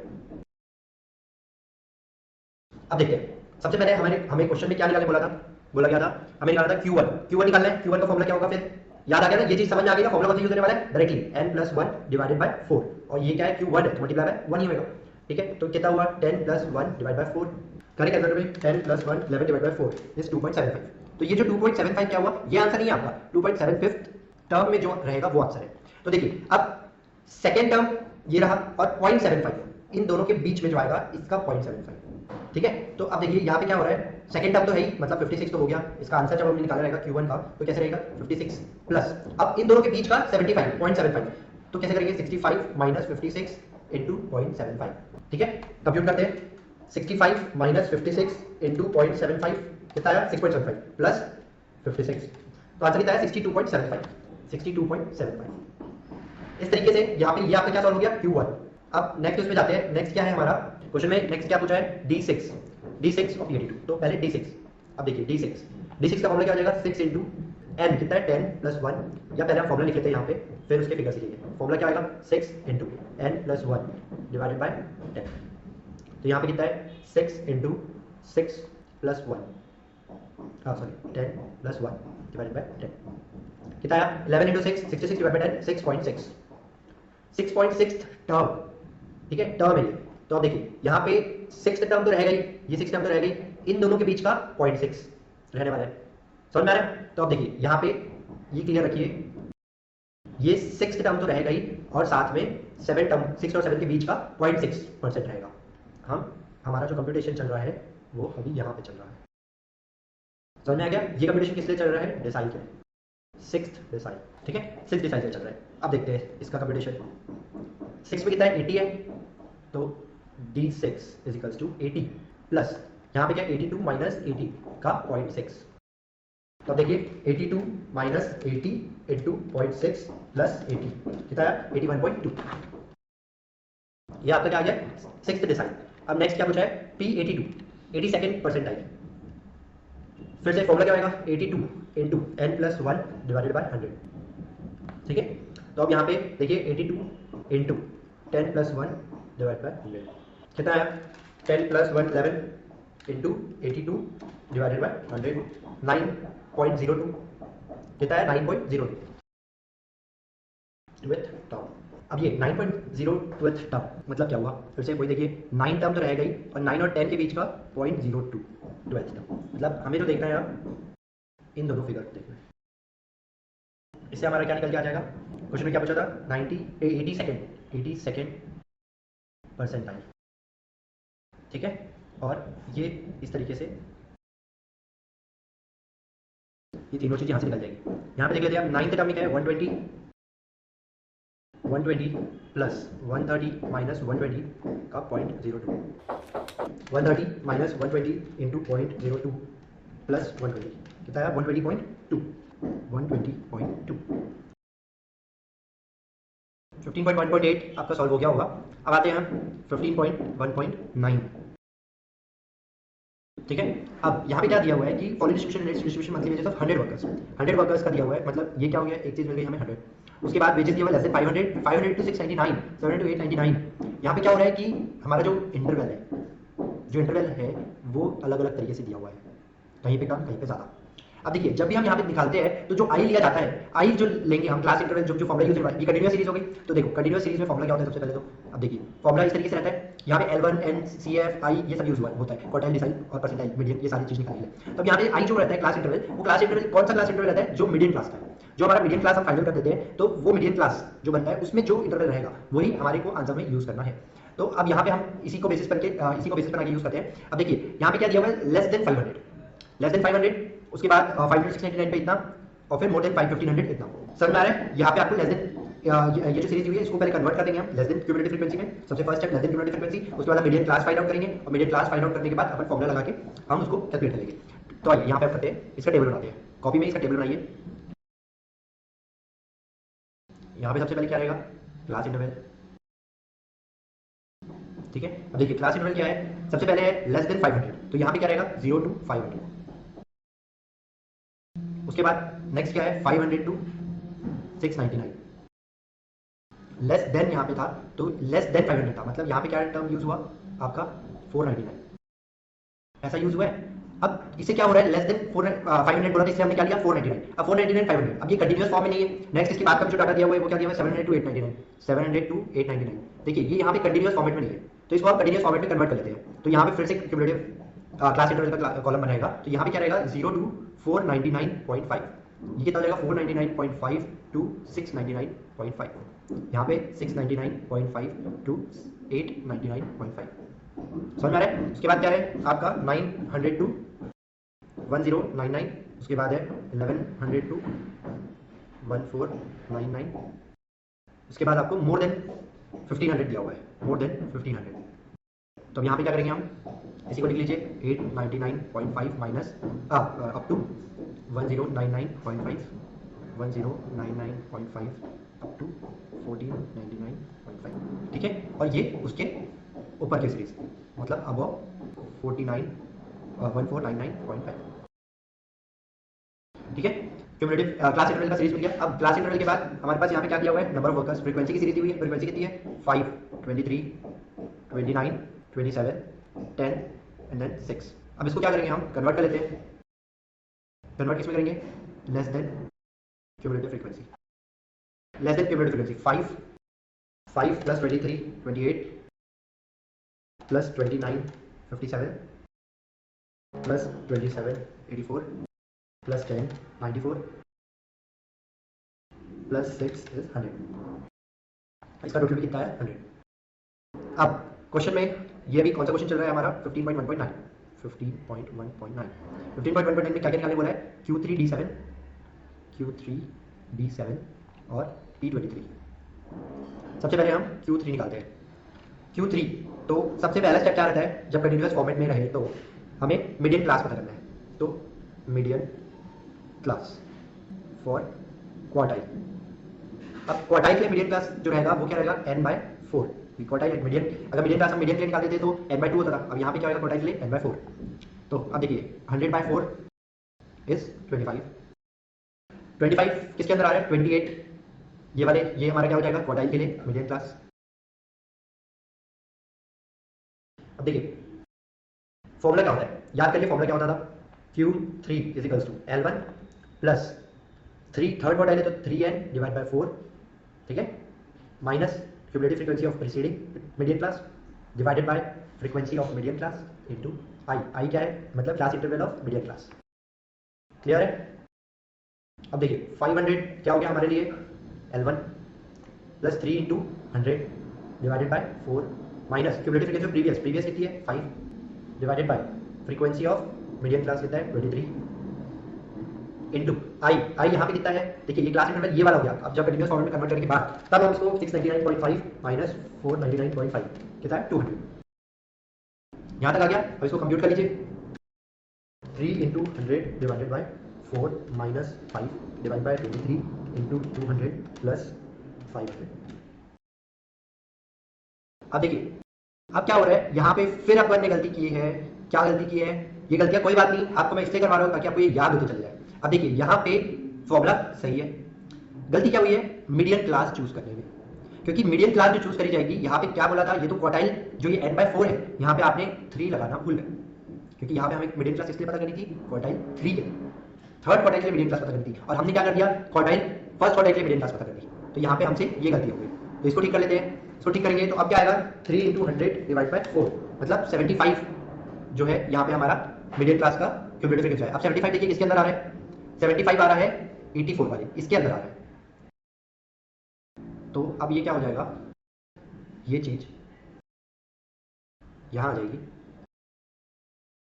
और ये चीज रुके, अब ये वाला हो जाएगा, ठीक है, क्योंकि ये किसके लिए था क्वार्टाइल 1 के लिए, अब ये किसके लिए हो गया क्वार्टाइल 3 के लिए। यहाँ पे आप फिर से नीचे कंप्यूटेशन को फिर से करेंगे, ये चीज अब हट जाएगी, इसको आप क्रॉस कर दीजिए जो आपने फिगर फिलअप किए थे, यहाँ पे फिर से फिगर फिलअप करते हैं। देखिए अब L1 क्या हो गया हमारा 8899.5 plus 3 into 100 divided by 4 minus इसके पहले का फ्रीक्वेंसी कितना है 57 डिवाइडेड बाय फ्रीक्वेंसी यहाँ पे कितनी फ्रीक्वेंसी 27 इंटू आई कितना है देखो 1099.5 माइनस 899.5 दैट इज 200, ठीक है। अब फिर से कंप्यूट करिए, देखो 3 into 100 divide by 4 minus 57 divide by 27 into 200 plus 899.5, कितना आंसर आया? 1032.83, 1032.83। समझ में आया क्या गलती थी उसको मार्क करके लिखना रखना कि क्या गलती नहीं कर रहे हैं हमें एग्जाम में। एग्जाम में आप क्या करेंगे, L/4 करके इसी को ही मिडिल क्लास बना देते, जो कि फिर आंसर जो आपका आता वो पूरा ही गलत आता। आपने देखा था इसके पहले क्या आंसर आ रहा था, वो पूरा ही गलत हो रहा था। अब यहाँ पे थर्ड पोटेंशियली ये मिडिल क्लास चूज किया, उसके बाद हम ये फॉर्मूला पुट करके आंसर निकालेंगे। हो गया नोट डाउन। अब देखिए D7, फिर से वही गलती मत करना, D7 बोल रहा है मतलब क्या करना है हमें, 7 into 100 divided by 10, 7 divide by 10 कितना आया 70। तो अब जो हम खोजेंगे यहाँ पे वो क्या खोजेंगे 70, तो 70 किसके अंदर आ रहा है, इसी के अंदर ही आ रहा है, तो यही क्या हो गया मीडियन क्लास फॉर डिसाइल 7। ठीक है, सेम मिल गया, जस्ट फॉर्मूला पुट अप करना है, फॉर्मूले में डाल देते हैं D7 इजिकल्स टू क्या है यहाँ पे 899.5, 899.5 plus 7 into 100 divide by 10 minus cumulative frequency of previous 57 divided by 27 into 200। बताओ कितना आंसर आया, 7 into 100 divide by 10 plus minus 57 divide by 27 into 200 plus 899.5, कितना आंसर आया? ये देखिए 995.79, 995.796 है, 796 है, तो मैं इसको 80 कर सकता हूँ, 80। ये क्या आ गया आपका D7। अब लास्ट आपको क्या निकालना है P23, P23। तो देखिए P23 के लिए क्या करेंगे, 23 इंटू 100 डिवाइडेड बाय तो 23। अब 23 किसके अंदर आ रहा है, 28 वाली सीरीज के अंदर आ रहा है 23। ठीक है, तो यहाँ पे ये वाला जो है अब क्या हो जाएगा आपका median class for 23rd percentile. ठीक है, median class for 23rd percentile अब ये वाला हो गया। अब इसको बेस बना के हम सॉल्व करेंगे।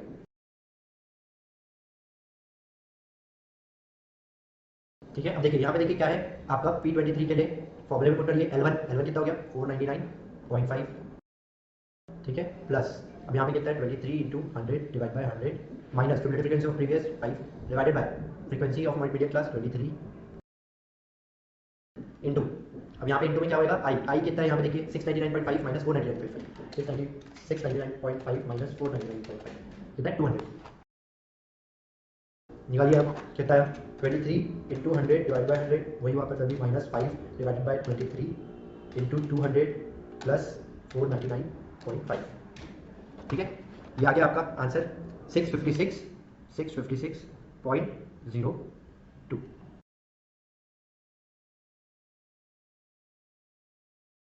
ठीक है, इस तरीके से आपके ये तीनों सॉल्यूशन आ गए, आपका 9th क्वेश्चन भी खत्म हुआ। तो हमने अभी तक क्या क्या देख लिया, हमने पार्टीशन वैल्यूज के पूरे चार्ट को कंप्लीट कर लिया है और हर एक चीज अब हमें निकालना बहुत अच्छे तरीके से आ गया है विद प्रॉपर्टीज, इंडिविजुअल सीरीज में कैसे निकालना है, मीडियन क्वार्टाइल डिसाइल परसेंटाइल। याद रखना इसमें फॉर्मूला एक ही रहेगा, ये वाला फॉर्मूला नहीं लगता, सिर्फ वो ऑर्डर इवन सीरीज वाला मीडियन में लगता है, बाकी यहाँ पे ऑर्डर इवन बाइफरकेशन नहीं होता, सबके लिए एक समान फॉर्मूला है। फिर डिस्क्रीट का फॉर्मूला, फिर कंटीन्यूअस सीरीज का फॉर्मूला। कंटीन्यूअस सीरीज के फॉर्मूले में भी क्या चेंजेस आते हैं वो हमने देख लिया है, मल्टीप्लाई हो जाएगा जो निकालना है डिवाइड बाय क्वार्टाइल है तो 4 डिसाइल है तो 10 परसेंटाइल है तो 100। उसके बाद हमने सारे क्वेश्चन जो बुक के थे वो सारे भी सॉल्व कर लिए हैं। 6 वाला क्वेश्चन जो थर्ड क्वेश्चन का टेबल को फॉलो कर रहा था, फिर 7th वाला क्वेश्चन, ठीक है 7th वाले में मिसिंग फ्रीक्वेंसी थी। फिर उसके बाद हम 8th वाले क्वेश्चन में गए थे, 8th वाले क्वेश्चन में हमें Q3 ये रहा 8th वाला क्वेश्चन जिसमें कि हमें सीरीज में से Q1 क्या निकालना था, Q1 D6 और P82 ये हमने फाइंड आउट किए थे। ये 3 बॉक्स हमने बनाए थे, ये 3 बॉक्स वाला कैलकुलेशन था।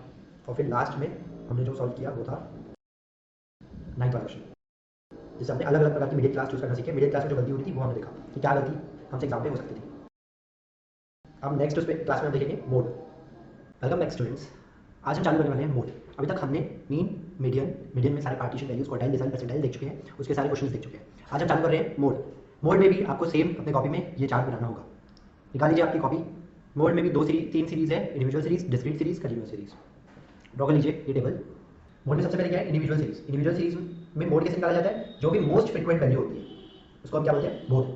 लिख लीजिए, फिर इस एग्जांपल के थ्रू देखते हैं। डिस्क्रीट में मोड वो होता है ऐसी रो जिसकी फ्रीक्वेंसी सबसे हाईएस्ट हो, रो विद द हाईएस्ट फ्रीक्वेंसी, वो मोड कहलाती है। और कंटीन्यूअस में मोड का फॉर्मूला होता है L1 plus F0 minus F minus 1 divided by 2F0 minus F minus 1 minus F1। Whole into C. अब ये टर्म्स क्या क्या होते हैं वो भी हम देखेंगे एग्जांपल में। आप ये नोट डाउन कर लीजिए पहले फॉर्मूला, और इस फॉर्मूले में हमें जैसे हम मिडिल क्लास निकालते आते हैं, अब यहाँ पे वो क्या कहलाएगा मॉडल क्लास। और मॉडल क्लास वो होता है जिसकी फ्रीक्वेंसी सबसे हाईएस्ट होती है। वो क्या होगा, ये चार्ट कंप्लीट आपका। अब देखिए इंडिविजुअल सीरीज में जैसे कि मैंने बताया मोड वो होता है जिसकी सबसे ज़्यादा फ्रीक्वेंट वैल्यू जिसकी सबसे ज़्यादा होती है। तो अब देखते हैं एक एग्जांपल लेके देखते हैं। एग्जांपल इंडिविजुअल सीरीज में दिया हुआ था 5 3 5 8 5। तो बताओ इसमें मोड कितना है। अब देखिए काउंटिंग देखेंगे तो यहाँ पे कितने नंबर है, 3 है 5 है 8 है। तो 3 कितने बार है, एक बार ही आया। 5 कितने बार है, 3 बार आया। और 8 कितने बार है, एक बार आया। मतलब मोस्ट फ्रीक्वेंट क्या होगा, कितने कौन सा टर्म यूज हो रहा है, 5। यहाँ पे मोड क्या होगा, 5। जिसका ये वाला कॉलम सबसे हाईएस्ट होगा, काउंटिंग जिसकी सबसे ज़्यादा हाईएस्ट होगी वो आपका मोड कहलाएगा। क्लियर हुआ इंडिविजुअल सीरीज में। अब आते हैं हम डिस्क्रीट सीरीज में। डिस्क्रीट सीरीज में कौन क्या होता है मोड, मोड वो होता है जिसकी फ्रीक्वेंसी हाईएस्ट होती है। अब देखते हैं कैसे फ्रीक्वेंसी हाईएस्ट होती है।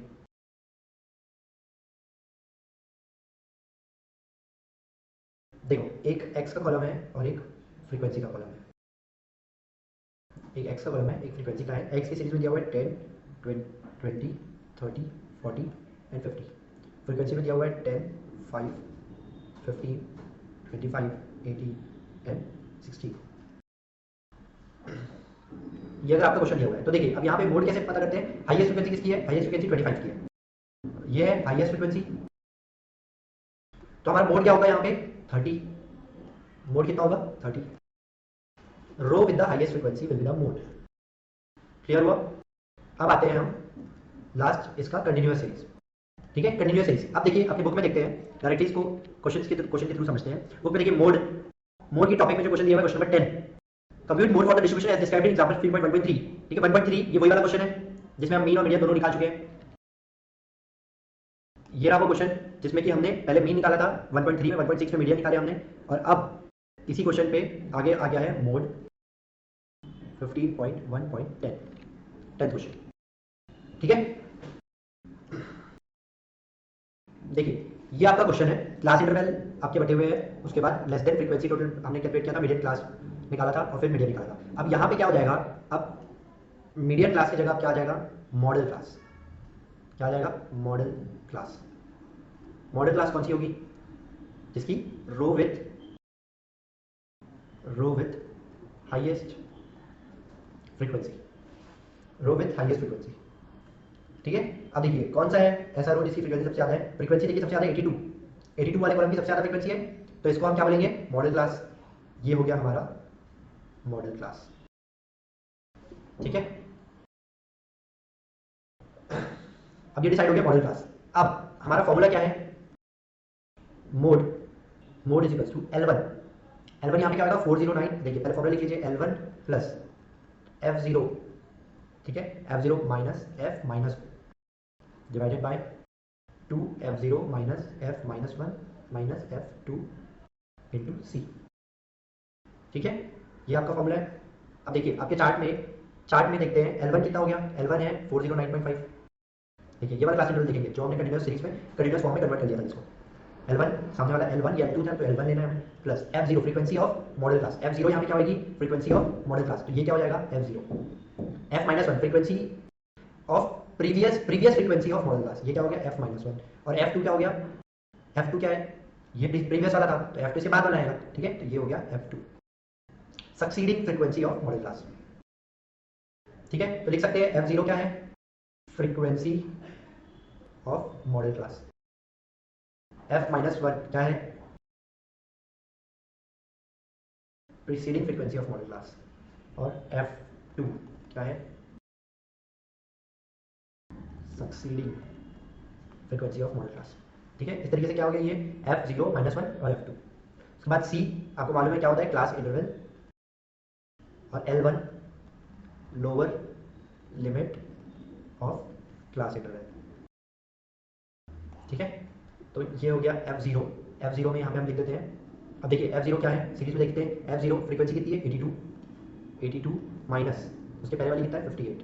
यहाँ पे क्यूमुलेटिव फ्रीक्वेंसी का कुछ काम नहीं है, हमें नॉर्मल फ्रीक्वेंसी का लिखना है, याद रखना है 2 इंटू 82 माइनस 58 माइनस इसके बाद वाला 65 इंटू इसका डिफरेंस कितना है 409 से 0.5 से 429.5 कितना है 429.5 माइनस 409.5 क्योंकि 20 इंटू 20 कैलकुलेट करें वन स्टेप में वापस से बहुत टाइम हो गया कैलकुलेटर ट्रिक्स अपनाए, कैलकुलेट करके देखते हैं वन स्टेप में कैसे करें। सोचो पहले, कुछ समझ आ रही है वन स्टेप में करने के लिए कुछ उपाय? थोड़ा सा हार्ड पड़ेगा पर देखते हैं एक बार, फिर नॉर्मल भी आप तो वैसे भी कर सकते हैं जब तक आप नॉर्मल कर लीजिए लिख के, बट एक बार अगर देखना है आपको हार्ड वाली ट्रिक तो वो भी देख सकते हैं कि कैसा है, बट इससे आपका माइंड खुलेगा कैलकुलेटर के प्रति। देखिए हम चालू करेंगे 2 इंटू 82 माइनस 58 माइनस 65, ठीक है, और इसको हम क्या करेंगे m प्लस में सेव करते हैं, मतलब जो 41 आंसर आने वाला था, जो 41 है वो m प्लस मेमोरी कार्ड में सेव होता। तो ये नीचे का जो फिगर है, जो ये नीचे का फिगर है, इसको हमने क्या कहाँ डाल दिया, m प्लस मेमोरी कार्ड में, ठीक है। अब ये बड़ा हुआ मेमोरी कार्ड में। अब अपना दूसरी कैलकुलेशन चालू करते हैं, 82 माइनस 58 इंटू 20 इक्वल्स टू 480। 480 मतलब ये ऊपर का पूरा सॉल्व हो चुका। या तो इसको और फिर से देखिए, अब इसको वापस अगर इसको ना करके डायरेक्टली ये सॉल्व करके डिवाइड बाय ये करके फिर इनटू करेंगे तो भी आ सकता है, या इसको मल्टीप्लाई करके फिर डिवाइड कर दोगे तो भी एक ही बात है, क्योंकि ये अगर डिनोमिनेटर ये यहाँ तक ले सकते हैं तो भी चलेगा, ठीक है। तो अब 480 डिवाइडेड बाय MRC, रिकॉल करिए 41 को, आ गया प्लस 409.5, ठीक है। इस तरीके से हम कैलकुलेट कर लेंगे इसको, कितना आ गया 421.21, 421.21, ठीक है। कैलकुलेटर में दिख रहा है आपको 421.21, समझ में आ रहा है। पहले हमने ये नीचे वाले टर्म को सॉल्व किया जिसको हमने मेमोरी कार्ड में सेव कर दिया, उसके बाद हमने ये पूरे ऊपर वाले टर्म को सॉल्व कर लिया और फिर डिवाइडेड बाय MRC प्रेस कर दिया, तो ये नीचे वाला टर्म रिकॉल होकर आ गया डिवाइड में, आंसर सॉल्व हो गया, फिर प्लस 409.5 कर दिया हमने। क्लियर हुआ ये वाला सम? तो आपको समझ में कंटीन्यूअस में मोड कैसे निकलता है, डिस्क्रीट में मोड कैसे निकलता है और इंडिविजुअल में मोड कैसे निकलता है। अब हम देखते हैं इसकी प्रॉपर्टीज। इसकी प्रॉपर्टीज एक ही प्रॉपर्टी है और वो भी सेम है जो अभी तक आप पढ़ते आए हो। प्रॉपर्टी है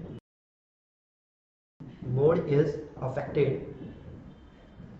bye change in origin and और स्केल, ठीक है। क्या property? Mode is affected by change in origin and और स्केल।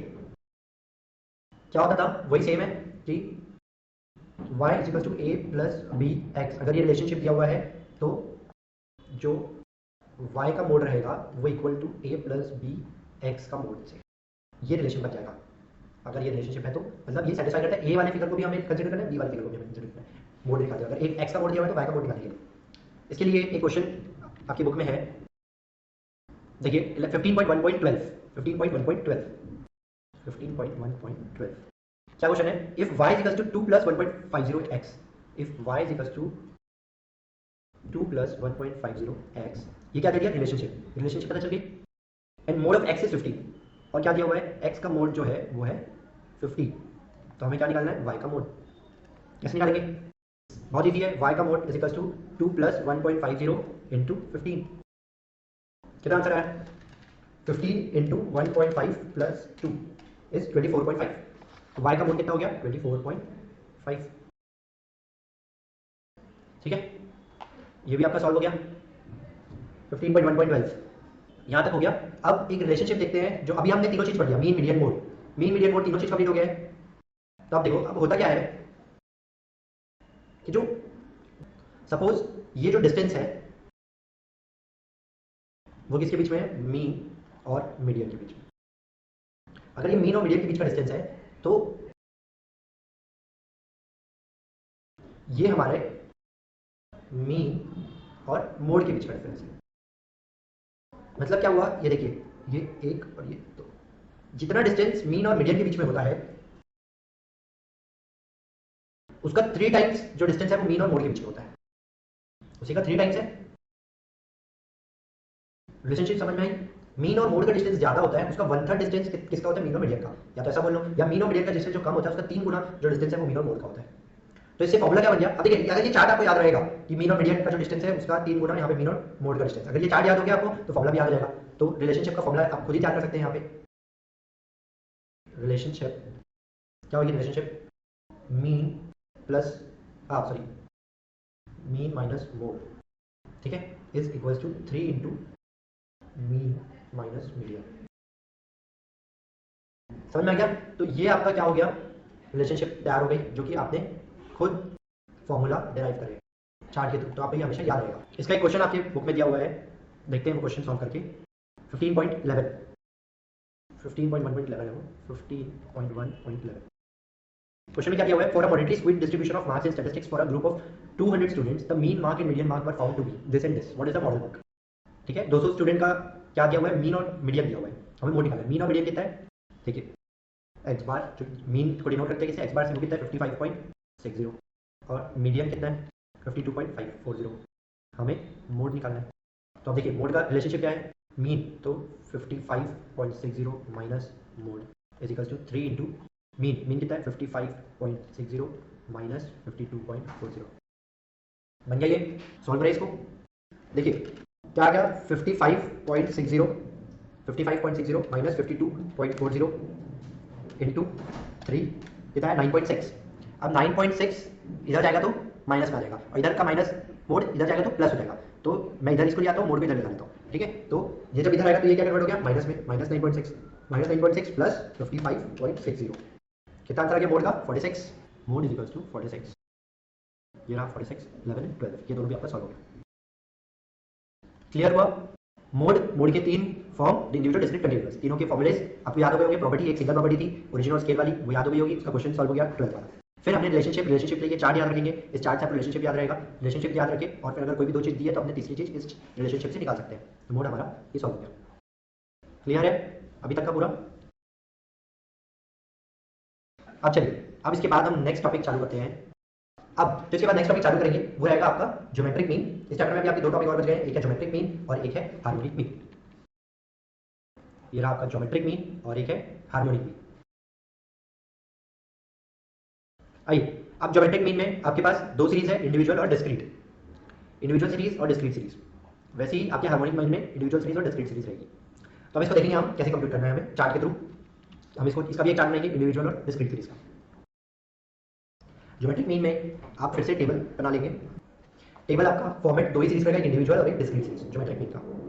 ठीक है, पेज को दो बाइफर्केशन कर लीजिए, इसी में इंडिविजुअल का फॉर्मूला लिखिए, क्वेश्चन सॉल्व कर लेंगे, डिस्क्रीट का फॉर्मूला लिखिए, उसके नीचे क्वेश्चन सॉल्व कर लेंगे, उस तरीके से ड्रॉ करिएगा। देखते हैं इंडिविजुअल सीरीज में फॉर्मूला क्या होता है।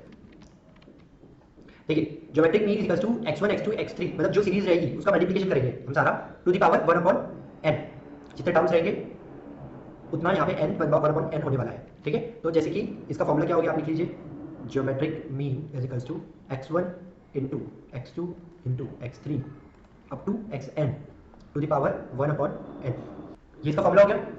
अब देखिए इसी से रिलेटेड एक क्वेश्चन है इंडिविजुअल सीरीज का 13, क्या 15.1.13 जो क्वेश्चन है वो इसी के नीचे सॉल्व कर लेते हैं। क्या है question, geometric mean of 3 6 12, x की सीरीज दी हुई है, क्या दी हुई है 3 6 12, एक्स का कॉलम दिया हुआ है।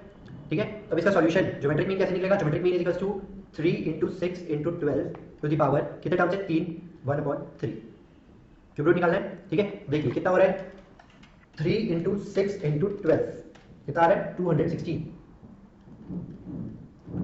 1/3, यहाँ पे आपको क्यूब रूट निकालना है। अब देखिए 216, आपको लग रहा है कि कुछ मल्टीप्लाई क्यूब, इसका क्यूब रूट क्या हो सकता है आसपास, 5 इंटू 5 कर सकते हैं, 5 इंटू 5 इंटू 5 कितना हुआ 125 हो रहा है। अच्छा 6 का देखते हैं, 6 इंटू 6 इंटू 6 कितना हो रहा है 216, तो यहाँ हमें ट्रायल एंड एरर से पता चल गया कि 6 का क्यूब इज 216, ऐसे लिख सकते हैं इसको। तो 6, अब जब ये पावर जो रहता है, ये आप स्टार्टिंग मैथ्स के चैप्टर में सीखे होंगे कि 3 इंटू 1/3 भी लिख सकता हूँ मैं इसको, पावर में मल्टीप्लाई हो सकता है, तो ये और ये कैंसिल हो गया, तो आपका आंसर कितना है 6। ज्योमेट्रिक मीन यहाँ पे कितना है 3 6 12 का ज्योमेट्रिक मीन इज 6। सॉल्व हो गया ये।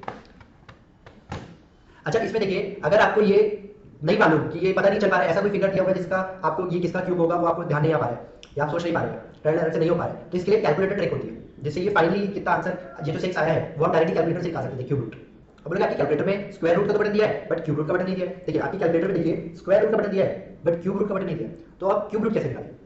तो इसके लिए मैं आपको कैलकुलेटर ट्रिक सिखाता हूँ, आपको आगे भी बहुत काम आएगी, आप इसको नोट डाउन कर सकते हैं। कैलकुलेटर ट्रिक देखिए, आपको किसका निकालना है 216 का 1/3 क्यूब रूट निकालना है, ऐसे बोल सकते हैं इसको क्यूब रूट ऑफ 216। हाँ, अब देखिए कैलकुलेटर पे देखते हैं कैलकुलेटर ट्रिक। सबसे पहले स्टेप 1 हम क्या करेंगे, और प्रेस कर लीजिए पहले कैलकुलेटर पे। अब देखिए 216 हम टाइप करेंगे और 216 टाइप करने के बाद हम अंडर रूट 12 टाइम्स प्रेस करेंगे। क्या करेंगे, स्क्वायर रूट जो है वो 12 टाइम्स प्रेस करेंगे, 1 2 3 4 5 6 7 8 9 10 11 12 टाइम्स स्क्वायर रूट प्रेस करना है। तो स्टेप 1 क्या हो गया, सबसे पहले प्रेस स्क्वायर रूट 12 टाइम्स, ठीक है। फिर स्टेप 2 में हम क्या करेंगे, इसमें देखिए स्टेप 2 में हम -1 करेंगे, -1, स्टेप 2 -1, स्टेप 3। अब स्टेप 3 में हमें जैसे यहाँ पे क्यूब रूट है तो 1/3 है, डिवाइड बाय 1/3 है, तो हम यहाँ पे क्या करेंगे, -1 करने के बाद डिवाइडेड बाय 3। आपके स्क्रीन में 0.0004377 आ जाएगा इक्वल टू प्रेस करने के बाद, तो आप यहाँ पे क्या करेंगे, डिवाइड बाय 3। अगर यहाँ पे क्यूब रूट की जगह आपको रूट 8th रूट निकालने बोलता तो आप डिवाइड बाय 8 करते हैं, यहाँ पे 12th रूट निकालने बोलता तो आप डिवाइड बाय 12 करते हैं। कोई भी रूट निकालना है आपको उससे आप डिवाइड कर देंगे। और कोई भी अगर पावर निकालना रहता, अगर 1/3 की जगह टू द पावर 12 लिखा हुआ, टू द पावर 12, तो यहाँ पे इंटू 12 करेंगे, ठीक है। या तो डिवाइड बाय 3 कर रहे हैं यहाँ पे क्योंकि रूट निकालना है, अगर स्क्वायर निकालना टू द पावर निकालना है तो मल्टीप्लाई करेंगे, ठीक है। फिर स्टेप 4 में देखिए आप क्या करेंगे, +1, इस फिगर पे +1 इक्वल टू, तो 1.0004377 आपके स्क्रीन में आ गया। फिर लास्ट स्टेप 5, अब स्टेप 5 में हम क्या करने वाले हैं, इनटू एड इक्वल्स टू को साइमल्टेनियसली 12 टाइम्स प्रेस करेंगे। क्या करेंगे, into equals to simultaneously 12 times करना है। तो देखिए क्या करना है, इनटू इक्वल्स टू, इनटू के बाद इक्वल्स टू, क्या है स्क्रीन में 1.0008756, ये आप एक बार हुआ इनटू और इक्वल्स टू का कॉम्बो, ऐसे 12 बार करना है। तो देखिए एक बार हो चुका है, तो 2 3 4 5 6 7 8 9 10 11 12, ये 12 बार हुआ। आपकी स्क्रीन में देखिए क्या दिख रहा है, 6.00470, मतलब आपको आंसर मिल गया। इसका क्यूब रूट कितना आया, 6। समझ आ रहा है, आपकी कैलकुलेटर देगी, यही नॉर्मल कैलकुलेटर देगी, जो रूट निकालना है वो रूट निकल जाएगा, जो पावर निकालना है वो पावर निकल जाएगा। इसके लिए साइंटिफिक की जरूरत नहीं है, बस ये ट्रिक आपको याद रखनी है। ये ट्रिक आपके लिए मैथ्स का एक चैप्टर भी बहुत आसान हो जाएगा, इससे आपको कुछ भी याद करने की जरूरत नहीं पड़ेगी, डायरेक्टली इसको इस कैलकुलेटर ट्रिक को लगाओ, आपका आंसर आ जाएगा। समझ में आ गया, ये कैलकुलेटर ट्रिक भी आप नोट डाउन कर लेना यहाँ पे। अब आते हैं हम डिस्क्रीट सीरीज पे। देखो डिस्क्रीट सीरीज में जो फॉर्मूला होता है वो क्या होता है, x1 to the power f1। Discrete series मतलब दो सीरीज, यहाँ पे दो कॉलम रहेगा आपके, एक x का कॉलम रहेगा, एक f का रहेगा। यहाँ पे x1 x2 इस तरीके से लिखा रहेगा, यहाँ f1 f2 up to xn और fn, इस तरीके से सीरीज बनती है आपकी, ठीक है। अब इसी को ही निकालने का फॉर्मूला क्या हो गया, GM geometric mean is equals to जो x1 रहेगा उसका पावर f1 इंटू x2 का पावर f2 इंटू x3 का power f3 up to xn का पावर fn, ठीक है। और उसके बाद ये जो जहां तक आया उसके बाद उसका पावर 1/n, जो टोटल आपका फ्रीक्वेंसी का जो टोटल होगा उसका, उससे आपको रूट निकालना है, ठीक है। ये फॉर्मूला समझ में आया। अब इसमें एक एग्जांपल देख लेते हैं। देखिए 14 15.1.14,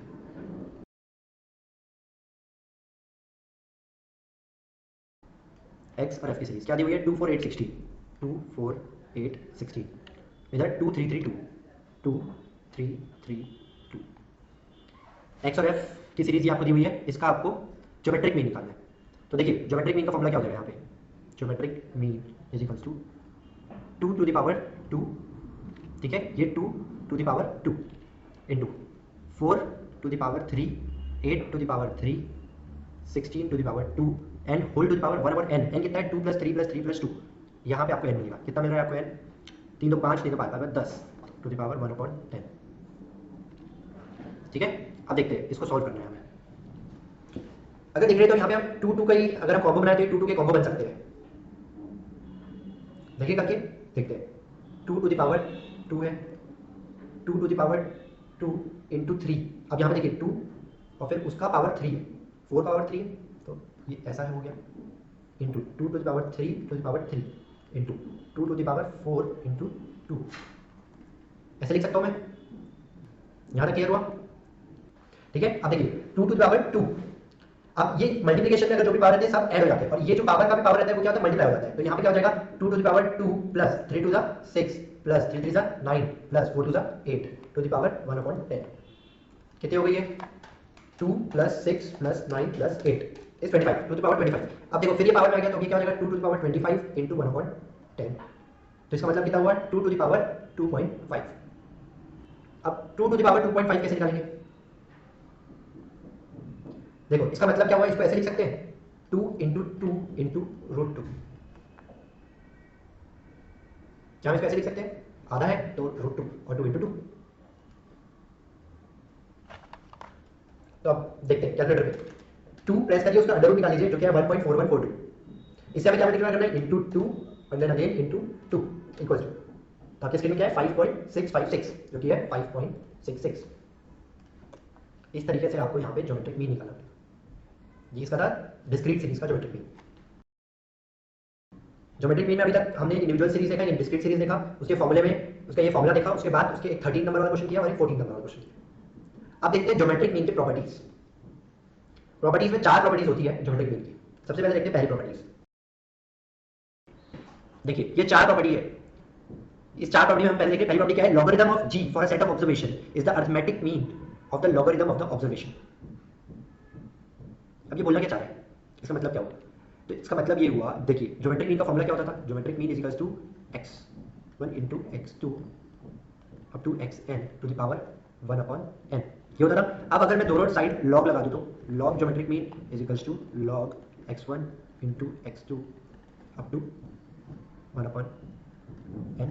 क्या होता है जब लॉग लग जाता है तो क्या होता है, जो पावर में रहता है वो सामने आ जाता है, जो मतलब पावर वाली फिगर सामने आ जाएगी, और जो ये मल्टीप्लिकेशन में है तो ये सब क्या हो जाते हैं, ऐड हो जाते हैं, ये मल्टीप्लिकेशन वाले सारे ऐड हो जाएंगे। तो इसका मतलब क्या हुआ, यहाँ पे क्या हो जाएगा, log geometric mean is equals to 1 upon n log of, अब ये सब ऐड हो जाएंगे तो क्या हो जाएगा, समेशन ऑफ, यहाँ पे समेशन लग जाएगा। अब देखिए यहाँ पे समेशन हर एक का log log x1 plus log x2 ऐसा रहेगा, तो हमें क्या करना है, समेशन लॉग करना पड़ेगा, समेशन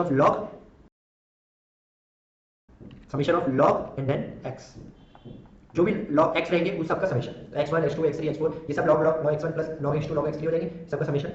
यही आपकी पहली प्रॉपर्टी है, log geometric mean is equal to 1 upon n summation of log x। Derive करके देख लिया हमने पहली प्रॉपर्टी। सेकंड प्रॉपर्टी देखिए, if all the observation assumed by a variable are constant say k is greater than 0 then the geometric mean of the observation is also k। मतलब क्या हुआ, क्या है, सबसे पहले कि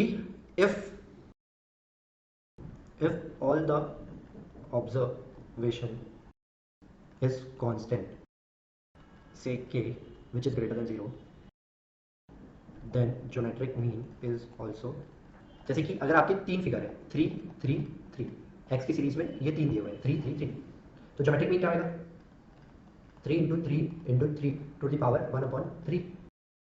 तो ये कितना है आपका फाइनली आंसर क्या आएगा, ये 3 की पावर 3 हो गई, 3 की पावर 3 into 1/3, तो ये 3 और 3 कैंसिल हो जाएंगे, आपका आंसर वही आना है 3। ये क्या हो गई आपकी सेकंड प्रॉपर्टी। अब आ जाओ आप अपनी थर्ड प्रॉपर्टी पे।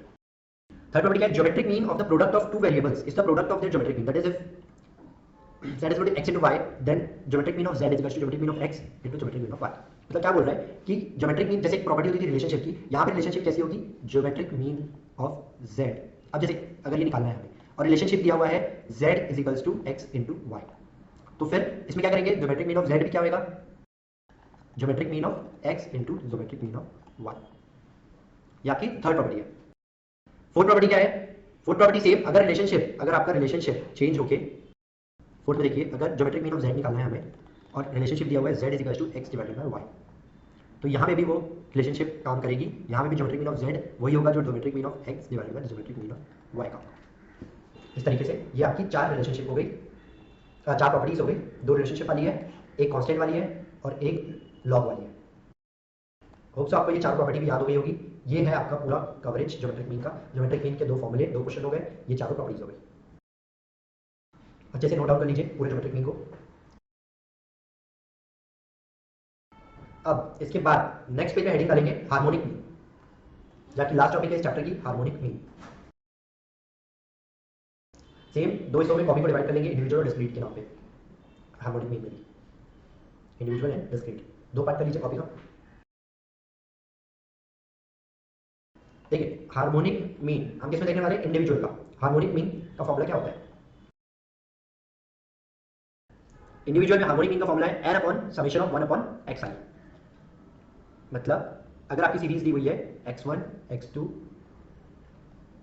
x3, तो हार्मोनिक मीन का फॉर्मूला क्या होगा, n upon summation of 1 upon xi। या इसको मैं ऐसे बोल सकता हूँ, अगर ये 3 टर्म्स है यहाँ पे तो क्या होगा, यहाँ पे हमारा 3 upon 1 upon x1 plus 1 upon x2 plus 1 upon x3। ये इस तरीके का नोटेशन कर सकते हैं आप, समझ लीजिए। समझा इंडिविजुअल में हार्मोनिक मीन का फॉर्मूला। इसी का एक क्वेश्चन देखते हैं, फाइंड हार्मोनिक मीन फॉर 4 6 10। कौन सा क्वेश्चन है ये आपका 15th। क्या निकालना है हमें 15th क्वेश्चन में हार्मोनिक मीन निकालना है और एक्स सीरीज दी हुई है 4, 6 एंड 10, 4, 6 एंड 10। तो देखिए फॉर्मूले में पुट करेंगे कितने सीरीज नंबर है 3, तो n क्या रहेगा 3 डिवाइडेड बाय समेशन ऑफ 4 6 1/4 1/6 1/10, जिसको राइटली लिख लेते हैं 1/4 प्लस 1/6 प्लस 1/10। ठीक है, अब देखो इसको कैलकुलेटर में कैसे एक बार में करेंगे, बिना कुछ अगर सॉल्व नहीं करना है डायरेक्टली कैलकुलेटर पे करना है तो कैसे करेंगे। ऑन प्रेस कर लीजिए, सारी मेमोरी इरेज हो गई। अब देखिए क्या करेंगे, नीचे वाले जो फिगर है उसको हम पूरा कैलकुलेट करके मेमोरी कार्ड में डाल देंगे। ठीक है, तो मेमोरी कार्ड में डाल देते हैं 1 divided by 4 m plus 1 divided by 6 m plus 1 divided by 10 m plus, ये तीनों प्लस मेमोरी में जाके सेव हो चुका है मेमोरी कार्ड में। इसको रिकॉल करने के लिए एमआरसी प्रेस करना रहता है। अभी हम रिकॉल नहीं कर रहे हैं, अभी हम क्या करेंगे 3 से डिवाइड करते वक्त रिकॉल करेंगे। तो अब क्या कर रहे हैं 3 divided bye MRC, MRC press करते आ गया, नीचे वाले का figure 0.51666 and then equals directly हमारा आंसर कितना आ गया 5.806 मतलब 5.81 ऑलमोस्ट। यहाँ पे 5.77 है क्योंकि यहाँ पे एक एक को सॉल्व किया है हमने, पूरे 12 डिजिट्स को कंसीडर कर लिया, इसलिए आंसर 5.81 है। आपको मिल जाएगा मिलता जुलता फिगर ऑप्शंस में, तो आप ये वाले इससे मिलता जुलता फिगर्स को टिक करेंगे। समझा, एक बार में कैलकुलेटर में कैसे करना है, हमने मेमोरी कार्ड में डाल दिया ये नीचे वाले फिगर्स जो थे, इसको हमने क्या किया m plus m plus m plus, और लास्ट में जब हम डिवाइड करने वाले थे तो 3 divided bye MRC, 3 divided bye MRC, ये करते ही हमारा ये आंसर आ गया। ये क्लियर हुआ इंडिविजुअल सीरीज में कैसे करना है, कैसे कैलकुलेटर ट्रिक में एक बार में कैलकुलेट करना है हार्मोनिक मीन। अब देखते हैं डिस्क्रीट सीरीज में हार्मोनिक मीन कैसे निकालना है। डिस्क्रीट सीरीज में हार्मोनिक मीन, यहां पे क्या फॉर्मूला होता है, harmonic mean is equals to capital N divided by summation of fi xi। Capital N मतलब total of frequency divided by summation of fi divided by xi। ठीक, इसको example के थ्रू देखते हैं तो आपको क्लियर हो जाएगा। एग्जांपल नंबर इलस्ट्रेशन नंबर है एक्चुअली, ये आपका इलस्ट्रेशन नंबर देखते हैं, ये रहेगा आपका नेक्स्ट 16th का इलस्ट्रेशन 16 15.1.16। यहाँ पे टेबल ड्रॉ कर लेते हैं।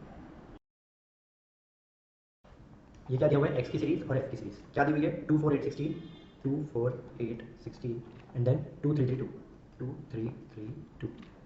ठीक है, अब हार्मोनिक मीन निकालने के लिए इसका फॉर्मूला क्या बन जाएगा, harmonic mean is equal to, सबसे पहले ये टोटल कितना हुआ 10 हो रहा है, 2 प्लस 3 प्लस 3 प्लस 2, तो कैपिटल N रहता है ऊपर तो 10, उसके बाद डिवाइडेड बाय यहाँ पे क्या होने वाला है fi डिवाइड बाय xi का समेशन, तो fi कितना है 2 divided by 2 plus 3 divided by 4 plus 3 divided by 8 plus 2 divided bye 16, ये आपको निकालना है।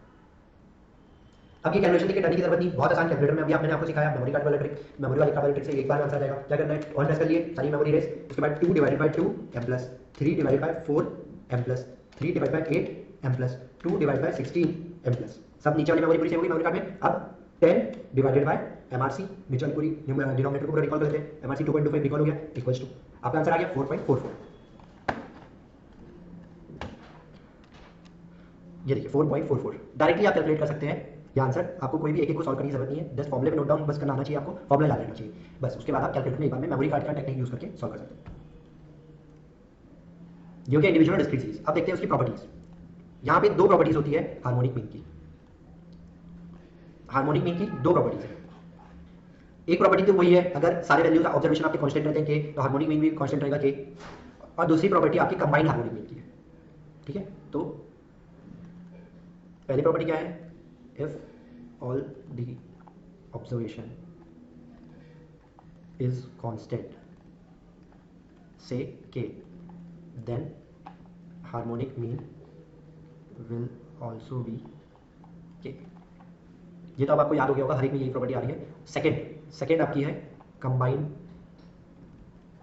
हार्मोनिक मीन की। कंबाइंड हार्मोनिक मीन का फॉर्मूला क्या होता है, n1 plus n2 n1 plus n2 divided by n1 divide by h1, n1 divide by h1 plus n2 divide by h2, मतलब हार्मोनिक मीन 1 हार्मोनिक मीन 2 और n1 n2 number of terms total.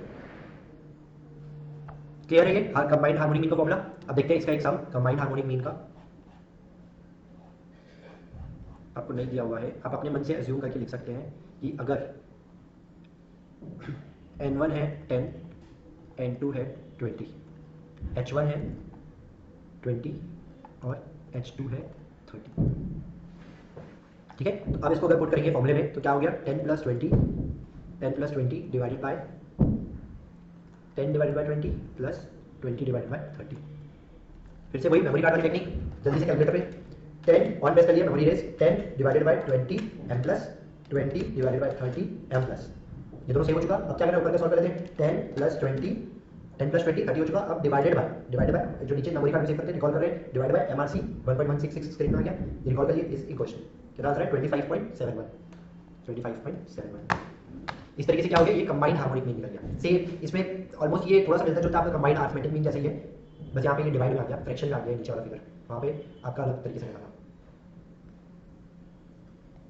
तो ये complete हुआ आपका harmonic mean, geometric mean और mode. ये तीन topic आपकी कंप्लीट हो चुकी है, mode, geometric mean, harmonic mean. अब एक रिलेशनशिप और देख लीजिए, रिलेशनशिप जो अब तीनों आपका हो चुका, arithmetic mean, geometric mean, harmonic mean. अब इन तीनों के बीच में क्या रिलेशनशिप होता है, अब वो देख लेते हैं। Relationship between arithmetic mean, harmonic, उसके बाद क्या पढ़ते हैं अपन ने, geometric mean, then harmonic mean. अब देखिए इनके बीच का जो रिलेशनशिप होता है उसको डिनोट किया जाता है AM जो रहेगा वो सबसे बड़ा रहेगा, उससे छोटा GM और उससे छोटा HM रहेगा। तो ये रिलेशनशिप कैसी होती है, AM is greater than equals to GM is greater than equals to HM। ठीक है, ये रिलेशनशिप आपको याद रखनी है, AM is greater than equals to GM is greater than equals to HM। इसको प्रूव करने के लिए आप 17th क्वेश्चन सॉल्व कर सकते हैं। क्वेश्चन नंबर 17 क्वेश्चन में क्या है, क्या दिया हुआ है आपको 17 क्वेश्चन में 6 8 12 36 6 8 12 36 6 8 12 36। जल्दी से इसका अरिथमेटिक मीन भी निकाल लीजिए, ज्योमेट्रिक मीन भी निकाल लीजिए और हार्मोनिक मीन भी निकाल लीजिए। फटाफट निकालिए। अरिथमेटिक मीन तो कितना हुआ, कैलकुलेटर पे निकाल लेते हैं। ऑन बेस के लिए मेरे साथ साथ 6 plus 8 plus 12 plus 36 divided by 4 कितना है 15.5। अच्छा ज्योमेट्रिक मीन में 1 2 3 4 है, उसकी पावर मतलब 1/4 होने वाली है, समझ आ रहा है। तो क्या करना है हमें, ऑन प्रेस कर लिया 6 × 8 × 12 × 36 कितना है 20736। अब टू द पावर 4 है, मतलब 2 बार अंडर रूट करेंगे तो भी आंसर आ सकता है हमारा। तो 20736 के लिए यहाँ पे अंडर रूट का बटन है, इसको 2 बार प्रेस कर देते हैं, 1 2, कितना आंसर आ गया 12। क्लियर हुआ ये वाला कैसे निकला, ये सबको मल्टीप्लाई किया, टू द पावर 4 था तो 4 को हम 2 × 2 भी लिख सकते हैं, स्क्वायर इंटू स्क्वायर, स्क्वायर का स्क्वायर, तो 2 बार अंडर रूट करेंगे तो भी हमारा आंसर आ जाएगा। ठीक है, अब हार्मोनिक मीन में क्या हो जाएगा, ऊपर में क्या कितना रहेगा 4 डिवाइड बाय 1/6 1/8 1/12 1/36। कैलकुलेटर में कैसे करते थे, ऑन प्रेस कर दिया 1/1 divided by 6 m plus 1 divided by 8 m plus 1 divided by 12 m plus 1 divided bye 36 m plus. ये सब नीचे वाली मेमोरी पूरी सेव हो गई मेमोरी कार्ड में। अब उसके ऊपर कितना है 4, तो 4 divided by MRC and then equation कितना है 9.93।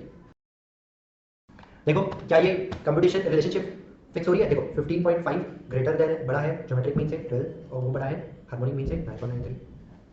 अरिथमेटिक मीन बड़ा है ज्योमेट्रिक मीन से और ज्योमेट्रिक मीन बड़ा है हार्मोनिक मीन से। ये रिलेशनशिप प्रूव हो गई। ये था आपका पूरा chapter number first, measures of central tendency. इसके बाद के जो इलस्ट्रेशन क्वेश्चंस है वो आपके लिए होमवर्क रहेंगे, वो आपके मैथ्स के कुछ टॉपिक के साथ भी लिंक होते हैं, जो सीरीज चैप्टर आप पढ़ेंगे, जो सीरीज आपके मैथ्स के फर्स्ट फ्यू चैप्टर्स में जो कवर होती है, तो वो सारे कंसेप्ट भी आपको यूज होंगे। उसको यूज करते हुए आप जो अभी तक आपने सेंट्रल टेंडेंसी में जितने कंसेप्ट पढ़े उसको यूज करके सारे सॉल्व करते हैं। तो आगे के जितने भी क्वेश्चन है वो आपके लिए होमवर्क है, और प्लस जितने भी बैकवर्ड जो क्वेश्चन जो ऑब्जेक्टिव क्वेश्चन है वो भी आपको इस चैप्टर के पूरे सॉल्व करने हैं। प्रैक्टिस करते रहिएगा इस चैप्टर का, और ज़्यादा आपको क्लैरिटी आती जाएगी, और अपनी कॉपी को प्रॉपर्ली इस टेबल्स को मेंटेन रखेंगे ताकि रिवीजन के टाइम ये बहुत अच्छे से काम आ सके, हमें बहुत जल्दी हम रिवाइज कर सकें। Thank you. Hello students, welcome back. आज हम पढ़ने वाले हैं डिस्पर्शन। अभी तक हमने सेंट्रल टेंडेंसी वाला चैप्टर कंप्लीट कर लिया है, अब हम सेकंड चैप्टर में आ गए हैं डिस्पर्शन, जो कि चैप्टर 15 का पार्ट 2 है। अब अपनी बुक निकाल लीजिए, बुक में फर्स्ट पेज डिस्पर्शन का आपको ये दिखेगा 15.30 पेज नंबर है, ओवरव्यू ऑफ डिस्पर्शन। आपको याद होगा चार्ट बेसिस पे जो हम सबसे पहले हम चार्ट बनाए थे, चार्ट नंबर 1 में क्या था, सबसे पहले मीन था, फिर स्टैंडर्ड डेविएशन था, फिर उसके बाद कोरिलेशन, फिर regression. Mean first chapter central tendency हमने पूरा कंप्लीट कर लिया। सेकंड स्टैंडर्ड डेविएशन, तो स्टैंडर्ड डेविएशन वाला चैप्टर कौन सा है, डिस्पर्शन का। तो आपको चैप्टर कंप्लीट कर लिया डिस्पर्शन का पूरा चैप्टर। तो उसमें मेन पार्ट तो स्टैंडर्ड डेविएशन ही है, बाकी इधर उधर बच्चा कुछ जो है वो पढ़ेंगे कंसेप्ट और साथ में उसके क्वेश्चन सॉल्व करेंगे। ठीक है, तो ये देखिए ओवरव्यू ऑफ डिस्पर्शन। इसमें दो प्रकार के डिस्पर्शन होते हैं, एक होता है एब्सोल्यूट मेजर, एक होता है रिलेटिव मेजर। एब्सोल्यूट मेजर मतलब एग्जैक्ट फिगर आपको बताएगा कि इतना मार्क्स आया है, इतना एवरेज आया है, इतना डेविएशन है, ये एग्जैक्ट बताएगा कि इतने का डेविएशन। और रिलेटिव मेजर में क्या बताएगा कि कंपेयर करके बताएगा, मतलब एक रिलेटिव टर्म जैसे कि परसेंटेज रहता है, इस टाइप की जो चीजें होती है, रेशियो रहता है, ये सब रिलेटिव मेजर कहलाता है और एब्सोल्यूट एग्जैक्ट कहलाता है। देखिए ये चीज आप समझना इसलिए जरूरी है, एग्जैक्ट या फिर रिलेटिव। अगर मैं बोलूँ मैं क्लास में फर्स्ट आया, ठीक है भाई क्लास में फर्स्ट आए हैं, पर अगर मैं बोलूँ मेरी क्लास में खाली 2 ही बच्चे थे, तो फिर मतलब चेंज हो जाएगा। तो यहाँ पे क्या है कि हमको डाटा, और डाटा में जो हमें प्राइस मिला है तो उसको कंपैरेटिव बनाना बहुत जरूरी है। कंपैरेटिव बनाने के लिए ये क्या यूज किया जाता है, रिलेटिव मेजर। रिलेटिव मेजर से वो कंपैरेटिव बन जाता है। समझ में आ रहा है? इसलिए एब्सोल्यूट और रिलेटिव मेजर दो प्रकार के होते हैं। अब देखिए इसमें हमने जो कंप्लीट कर चुके हैं वो है स्टैंडर्ड डेविएशन। स्टैंडर्ड डेविएशन वाला पार्ट आपका कंप्लीट हो चुका है। अब आपको क्या पढ़ना है, range, mean deviation, quartile deviation और रिलेटिव मेजर सबके चारों के। तो coefficient of range, coefficient of mean deviation, coefficient of variation, coefficient of quartile deviation, ये चारों का ही कोफिशिएंट पढ़ना है और ये चारों के इन डेप्थ एनालिसिस करके देखना है। और इसमें सबसे बेस्ट कौन सा है, स्टैंडर्ड डेविएशन। और बाकी और तीन प्रकार के और कौन से होते हैं डिस्पर्शन मेजर करने के लिए, range, mean deviation, quartile deviation. ये छोटा सा चार्ट आप अपनी कॉपी में बना लीजिए। डिस्पर्शन में दो पार्ट होते हैं, absolute measure, relative measure. Absolute measure में range, mean deviation, quartile deviation और स्टैंडर्ड डेविएशन होता है। और रिलेटिव मेजर में coefficient of range, coefficient of mean deviation, coefficient of variation और कोफिशिएंट ऑफ क्वार्टाइल डेविएशन आता है। Absolute measure, relative measure, range, mean deviation, quartile deviation, standard deviation. Coefficient of range, coefficient of mean deviation, coefficient of variation, coefficient of quartile deviation. देखिए variation है, standard deviation मत लिखिएगा, ध्यान देना chart बनाते वक्त कोफिशिएंट ऑफ वेरिएशन लिखना है। अच्छा, डिस्पर्शन की मीनिंग याद है कि नहीं? डिस्पर्शन का मतलब क्या होता था कि सीरीज कितनी फैली हुई है, ये किससे पता चलता था, डिस्पर्शन से, डिस्पर्स कितनी है। आप बचपन में साइंस में पढ़ते थे कि लाइन एक प्रिज्म से पार्ट हुई और डिस्पर्स हो गई, फैल गई, तो वही कितनी फैल गई, ये चीज हमें इस चैप्टर में पढ़ना है। देखिए ये मान लो एक सीरीज है, तो सीरीज है, ये बीच वाला जो हाइट है, ये हाइट क्या है, ये आपका हो गई मीन, ये हाइट आपका मीन हो गया। तो ये जो पार्ट है ये आपका जो डिस्पर्शन, यही आपका क्या है, डिस्पर्शन। इसको अलग अलग नाम से बोला जा सकता है, range, mean deviation, quartile deviation या स्टैंडर्ड डेविएशन। समझ में आ रहा है? ये भी चार्ट बना लीजिए। बेल शेप कर्व बोला जाता है इसको, बेल शेप कर्व। उसमें बीच में क्या रहता है, मीन रहता है। मीन के बगल में जो आगे पीछे जो डिस्टेंस है वही डिस्पर्शन है, उसी को range, mean deviation, quartile deviation, standard deviation बोला जा सकता है। होप सो हो गया होगा यहाँ तक, ये चार्ट भी ड्रॉ हो गया। अब हम इस चैप्टर का मेन चार्ट ड्रॉ करेंगे। ये आपका चैप्टर का कंप्लीट कवरेज है। इस एक चार्ट में आपका पूरा चैप्टर कवर्ड है डिस्पर्शन का। तो इस तरीके से ये आपको चार्ट ड्रॉ करना है।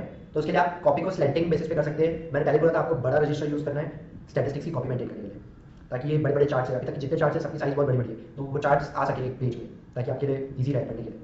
और मैं इससे पहले से चार्ट आपको बना हुआ इसलिए दिखा देता हूँ ताकि आप अपनी कॉपी में स्पेस अरेंज कर सके कि कौन सा चीज़ कितना बड़ा आने वाला है, तो उसके हिसाब से आप मेंटेन करते चलें। इसलिए पहले से आपको साइज दिख रही है कि इतना बड़ा चार्ट बनाना है आपको। अगर आप चाहें कि अगर आपकी कॉपी में नहीं आ पा रहा है तो जो प्रॉपर्टीज वाला चार्ट है इसको आप अलग कर सकते हैं। अलग से आप हेडिंग दे के लिख लेंगे properties of range, properties of mean deviation, property of standard deviation, property of quartile deviation. इसको अलग करके भी लिख सकते हैं अगर आपको ये चार्ट बहुत बड़ा लग रहा है।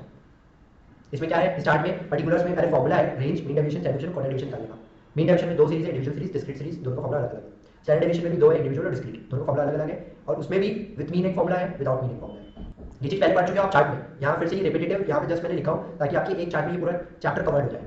ये सब फॉर्मूले हैं। उसके बाद कोफिशिएंट है, coefficient of range, coefficient of mean deviation, coefficient of standard deviation, मतलब कोफिशिएंट ऑफ वेरिएशन बोला जाता है यहाँ पे, याद रखिएगा। और फिर लास्ट में कोफिशिएंट ऑफ क्वार्टाइल डेविएशन। और फिर उसके बाद उसकी प्रॉपर्टीज है, रेंज की दो प्रॉपर्टी लिखी है, मीन डेविएशन की दो प्रॉपर्टी, स्टैंडर्ड डेविएशन की तीन प्रॉपर्टी लिखी है और क्वार्टाइल डेविएशन की दो प्रॉपर्टी। ये जस्ट आप एक मैपिंग कर रहे हो कि इस चैप्टर में ये इतनी चीजें हैं, तो मैंने जस्ट आपको एक ओवरव्यू दिया कि इतना कुछ आपको लिखना है। इस तरीके से आप टेबल बस अभी ड्रॉ कर लीजिए और इस टेबल पे ये फॉर्मूलेज भी लिख लेंगे आप। देखिए रेंज में फॉर्मूला लिखा हुआ है L माइनस एस, L यहाँ पे लार्जेस्ट फिगर और S smallest figure, L minus S. उसके बाद मीन डेविएशन इंडिविजुअल सीरीज में 1/n summation of x minus x bar, absolute sign का ये सिंबल है, x minus x bar in absolute उसका समेशन इनटू 1/n, ये है मीन डेविएशन का फॉर्मूला। और यहाँ पे डिस्क्रीट सीरीज में जस्ट एक फ्रीक्वेंसी मल्टीप्लाई हो जाएगी समेशन में। ये देखिए mean deviation 1/n summation of x minus x bar absolute का साइन, वही यहाँ पे जस्ट एक फ्रीक्वेंसी मल्टीप्लाई हो रही है मीन डेविएशन के फॉर्मूले में। 1/n summation of x minus x bar absolute sign में मल्टीप्लाई बाय फ्रीक्वेंसी। ठीक है, उसके बाद तो ये सेम फॉर्मूला है, आप ऑलरेडी पहले ही देख चुके हो स्टैंडर्ड डेविएशन का फॉर्मूला। किसमें विद मीन वाले में स्टैंडर्ड डेविएशन क्या है, x माइनस एक्स बार का स्क्वायर, उसका समेशन डिवाइड बाय n, यही इसमें खाली फ्रीक्वेंसी मल्टीप्लाई है डिस्क्रीट सीरीज। और यहाँ पे क्या है, विदाउट मीन में summation of x square upon n minus summation of x divide by n का होल स्क्वायर। और यहाँ पे जस्ट फ्रीक्वेंसी मल्टीप्लाई हो जाएगी x स्क्वायर के साथ और यहाँ पे x के साथ। लास्ट क्वार्टाइल डेविएशन फॉर्मूला क्या है, q3 minus q1 upon 2। Quartile deviation का formula q3 minus q1 upon 2, the coefficient of range L minus s divide by L plus s into 100। फिर मीन डेविएशन ये a लिखा हुआ है, मतलब mean deviation arithmetic mean से calculate किया हुआ है, इसलिए divided by arithmetic mean into 100। यहाँ पे एक जगह m d भी हो सकता है, मीडियन से भी कैलकुलेट कर सकते हैं, m मोड से भी कैलकुलेट कर सकते हैं। तो यहाँ पे कुछ भी हो सकता है, जो भी जिससे भी कैलकुलेट करेंगे उसी से डिवाइड करेंगे कोफिशिएंट निकालने के लिए। फिर क्या है आपका coefficient of variation, coefficient of variation क्या है, standard deviation upon arithmetic mean into 100, standard deviation upon arithmetic mean into 100। फिर last coefficient of quartile deviation क्या है, q3 minus q1 upon q3 plus q1 into 100, q3 minus q1 divide bye q3 plus q1 into 100। ये क्या हो गए, coefficient, सारे coefficient और सारे फॉर्मूले कवर्ड हो गए। आपके टेबल में ये पूरा ड्रॉ हो जाना चाहिए। कंप्लीट आप लिख लीजिए सारे फॉर्मूलेस। प्रॉपर्टीज अभी ब्लैंक छोड़ दीजिए, जब प्रॉपर्टीज की बारी आएगी तब देखेंगे। जगह छोड़ दीजिएगा, अगर आप यही एक ही चार्ट में इसको लिखने वाले हैं तो इतनी जगह छोड़ के लिखिएगा। अगर कोई लिख रहा है प्रॉपर्टीज कंप्लीट हो गया है तो जब तक वो प्रॉपर्टी लिख सकता है। पहली प्रॉपर्टी रेंज की क्या है, affected due to change of origin से नहीं होता है अफेक्ट, चेंज ऑन स्केल से होता है, टिक लगा हुआ है। दूसरा, if all the observation are constant that is से के then range is equals to 0। अगर सारे ऑब्जर्वेशन ही कांस्टेंट सेम तो डिफरेंस कुछ रहेगा ही नहीं सीरीज में, इसलिए रेंज क्या हो जाएगा, 0 आ जाएगा। डिस्पर्शन कुछ है ही नहीं सीरीज में, सब एक समान है, फ्लैट सीरीज है। सेम प्रॉपर्टी मीन डेविएशन की, जो रेंज की है वही same to same property mean deviation की। स्टैंडर्ड डेविएशन की भी सेम टू सेम है, क्वार्टाइल डेविएशन की भी सेम टू सेम है। स्टैंडर्ड डेविएशन में जस्ट एक प्रॉपर्टी एडिशनल है कंबाइंड स्टैंडर्ड डेविएशन की। बाकी ये चारों के केस में पहली और दूसरी प्रॉपर्टी सेम है। ये चारों में पहली और दूसरी प्रॉपर्टी सेम है। अगर आप लिख रहे होंगे तो सिर्फ एक कंबाइंड स्टैंडर्ड डेविएशन अलग है। एक काम करिए, कंबाइंड स्टैंडर्ड डेविएशन का भी लिख ही लीजिए हाथ के हाथ, तो आपका ये चार्ट ही कंप्लीट हो जाएगा। कंबाइंड स्टैंडर्ड डेविएशन का फॉर्मूला ये होता है, combined standard deviation is equals to under root n1 s1 square, मतलब स्टैंडर्ड डेविएशन ऑफ एक पहली सीरीज का square, plus n2 s2 square plus n1 d1 square plus n2 d2 square. ये d क्या होता है देखेंगे अभी, n1 d1 square plus n2 d2 square whole divide by n1 plus n2। अब d क्या होता है यहाँ पे, x1 बार माइनस x बार, मतलब पहले सीरीज का मीन माइनस कंबाइंड मीन, और d2 क्या होता है दूसरी सीरीज का mean minus combined mean. Combined mean कैसे निकालते थे, पहले पढ़ चुके हैं अपन, कंबाइंड मीन निकालेगा formula n1 x1 bar plus n2 x2 bar divide by n1 plus n2। ये हम ऑलरेडी पढ़ चुके हैं कंबाइंड मीन निकालने का फॉर्मूला। होप सो ये आपका चार्ट पूरा कंप्लीट हो गया होगा। हो गया ये चार्ट कंप्लीट। आ जाए अपन क्वेश्चंस में। देखिए सबसे पहले हम देखने वाले पहला क्वेश्चन किस चीज का है, रेंज का है। पहला क्वेश्चन क्या लिखा है, following are the wages of 8 workers expressed in rupees. ये आपको 8 लोगों की वेजेस दी हुई है, इसमें हमें रेंज निकालना है और उसका कोफिशिएंट निकालना है। तो रेंज निकालने का फॉर्मूला क्या था, L माइनस एस। तो यहाँ पे देखिए लार्जेस्ट फिगर खोजिए और स्मॉलेस्ट फिगर खोजिए। तो लार्जेस्ट यहाँ पे आपको 96 दिख रहा है, लार्जेस्ट आपको मिल गया 96, और स्मॉलेस्ट आपको 50 दिख रहा है, स्मॉलेस्ट 50 मिल गया। तो 96 माइनस 50 रेंज मिल गया आपको 46, ठीक है। और कोफिशिएंट ऑफ रेंज क्या होता है, L माइनस एस। देखिए कोफिशिएंट ऑफ रेंज क्या है, L minus S divide by L plus S into 100। भाई रेंज L माइनस एस था, तो यहाँ पे क्या हो गया, range is equals to question number 1 में range is equals to 96 minus 50 is equals to 46। ये आपका रेंज आ गया। और वहीं क्या पूछा है, coefficient of range, question number 1 में क्या आ गया, 96 minus 50 divided bye 96 plus 50 into 100। कितना है, कर सकते हैं क्या कैलकुलेटर में डायरेक्टली। देखिए ऊपर वाला फिगर तो आपको मालूम है 96 माइनस 50 कितना है, 46 है। नीचे का अगर एक बार में करना है तो कैसे करेंगे, 96 प्लस 50, आंसर कितना है 146। अब इसको ऊपर ले जाने के लिए क्या करते हैं, डिवाइड इक्वल्स, तो ये फिगर ऊपर चला गया into 46 into 100, 31.51। Coefficient of range क्या है आपका 31.51, ये रहा 31.9151 कोफिशिएंट आ गया और 46 रेंज आ गया। अच्छा देखिए second question, what is the range and its coefficient for the following distribution of weights. आपको वेट्स दिया हुआ है, नंबर ऑफ स्टूडेंट्स दिया हुआ है। अब देखिए हमें चार्ट में, आप जब चार्ट में देखेंगे तो यहाँ पे क्या दो बाइफर्केशन किया हुआ है क्या, इंडिविजुअल और डिस्क्रीट का, जैसे मीन डेविएशन स्टैंडर्ड डेविएशन में इंडिविजुअल डिस्क्रीट, रेंज में किया हुआ है क्या, नहीं है। मतलब अगर डिस्क्रीट भी है तो हमें फॉर्मूला कौन सा लगाना है, यही वाला L minus S upon L plus S into 100। Same formula रहेगा इंडिविजुअल के भी, सेम फॉर्मूला रहेगा डिस्क्रीट के भी, ठीक है। सेम फॉर्मूला इंडिविजुअल के लिए भी है और सेम फॉर्मूला डिस्क्रीट के लिए भी है, दोनों के लिए यही फॉर्मूला है। तो अब देखिए यहाँ पे अब जो भी हमारा आंसर रहता है वो हमें जो आंसर हमारा फाइनल आंसर मिलता है वो किसमें मिलता है, एक्स सीरीज में मिलता है। तो हमारे को जब पता है कि इसमें सिर्फ और सिर्फ एक्स सीरीज, मतलब नॉर्मल जो फॉर्मूला है इंडिविजुअल सीरीज को उसी से कंप्लीट करना है, तो एक ही सीरीज मिलेगी हमें, तो एक ही सीरीज कौन सी मिलेगी, एक्स की सीरीज। अब एक्स की सीरीज में देखो ये जो टेबल बनी हुई है, अब इस टेबल में क्या है कि ये कंटिन्यूअस फॉर्मेट में नहीं है, 54 के बाद 55 है, 55 होता दोनों जगह या फिर 54 होता दोनों जगह, तो कंटिन्यूअस सीरीज होता, और ये कंटिन्यूअस में नहीं है। तो हम क्या करेंगे, यहाँ पे प्लस 0.5 कर देंगे और इसके साथ माइनस 0.5 कर देंगे, तो ये इक्वल हो जाएगा। इसको आधा बढ़ा देते हैं, इसको आधा कम कर देते हैं, तो ये सेम आ गया, कंटिन्यूअस फॉर्मेट हो गया। वैसे इधर क्या हो जाएगा, इधर माइनस 0.5 हो जाएगा, तो इधर माइनस 0.5 क्या हुआ, तो क्या हो गया 49.5, और इधर पे प्लस 0.5 हुआ तो क्या हो गया 74.5। अब ये क्या हो गया, ये स्मॉलेस्ट हो गया और ये लार्जेस्ट हो गया, एल और एस मिल गया 74.5 49.5। कंप्यूट कर सकते हैं। देखिए क्वेश्चन नंबर 2 में रेंज निकालने का फॉर्मूला क्या हुआ, 74.5 माइनस 49.5, यही है 74.5 माइनस 49.5। कंप्यूट कर लेते हैं, 74.5 माइनस 49.5 25 क्या आ गया आपका, रेंज आ गया। अब हम क्या निकालते हैं क्वेश्चन नंबर 2 में, देखते हैं coefficient of range is equals to 74.5 minus 49.5 divided by 74.5 plus 49.5 into 100। ठीक है, निकाले इसको, इसका आंसर। अब रेंज तो आपने निकाल लिया है कि ऊपर का आंसर कितना है 25। पर मान लो अगर आपको ये भी कैलकुलेटर पे ही निकालना है, ये फिगर और बड़ा होते गया, आपको नहीं पता चल रहा है क्या आंसर है न्यूमरेटर का, तो अगर एक स्टेप में कैसे निकालें इस पूरे सॉल्यूशन को। कैलकुलेटर का थोड़ा थोड़ा तो आप लोग को आने लग गया होगा कैसे यूज करना है, तो कोशिश करिए इसको एक बार निकालेंगे। पहले हम क्या करेंगे, इस नीचे वाले फिगर को सॉल्व कर लेते हैं, इस नीचे वाले फिगर को सॉल्व कर लेते हैं और इसको डाल देते हैं मेमोरी कार्ड में। ठीक है, फिर जब ये वाला फिगर को सॉल्व कर लेंगे उसके बाद डिवाइड करके मेमोरी रिकॉल कर लेंगे। ठीक है, कर सकते हैं ऐसे, तो ये डिवाइड हो जाएगा और फिर इनटू 100 कर देंगे। करें ट्राई, ऑन प्रेस करके सारी मेमोरी रेस, नीचे वाला फिगर सॉल्व कर लेते हैं 74.5 प्लस 49.5।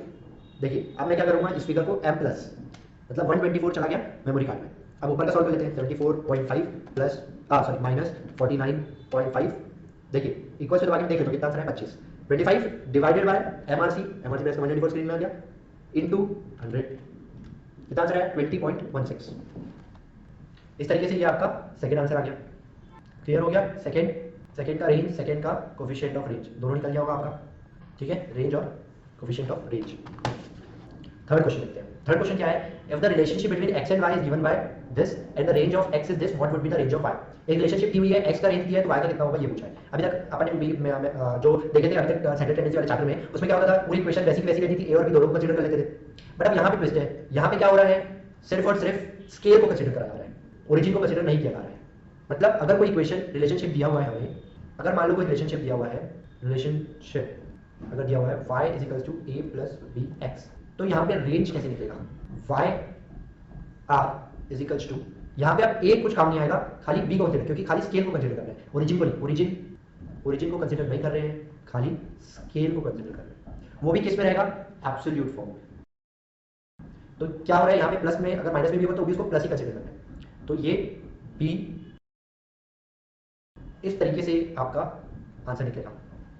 ए को कंसीडर, ओरिजिन को कंसीडर नहीं करना है, खाली स्केल को कंसीडर करना है एब्सोल्यूट फॉर्म में मॉड्यूलस लगा के। ये आपकी क्या है, फर्स्ट प्रॉपर्टी है, affected due to change in scale.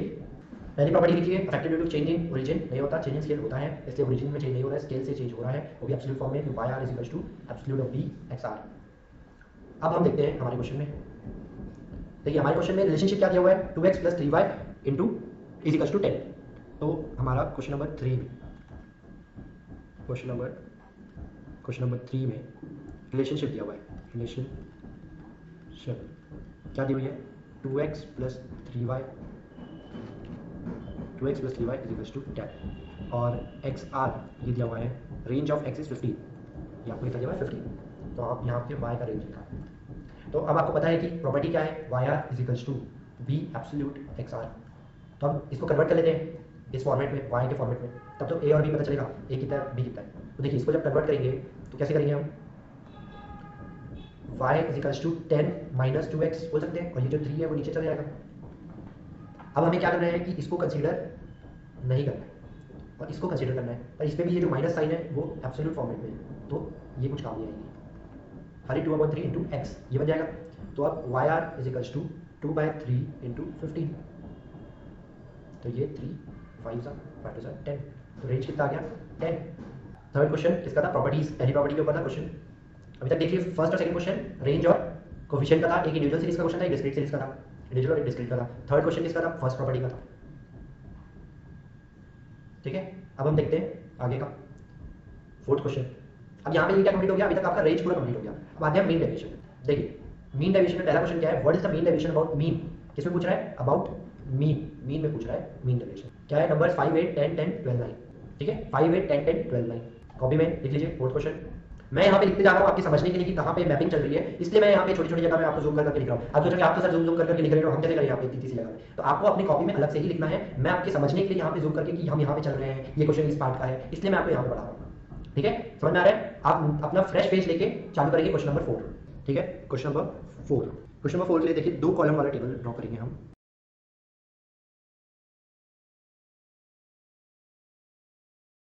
ठीक है, ये रहेगा आपका x का कॉलम और यहाँ रहेगा x माइनस एक्स बार का कॉलम। तो x में क्या क्या है आपके पास, 5 8 10 10 12 9।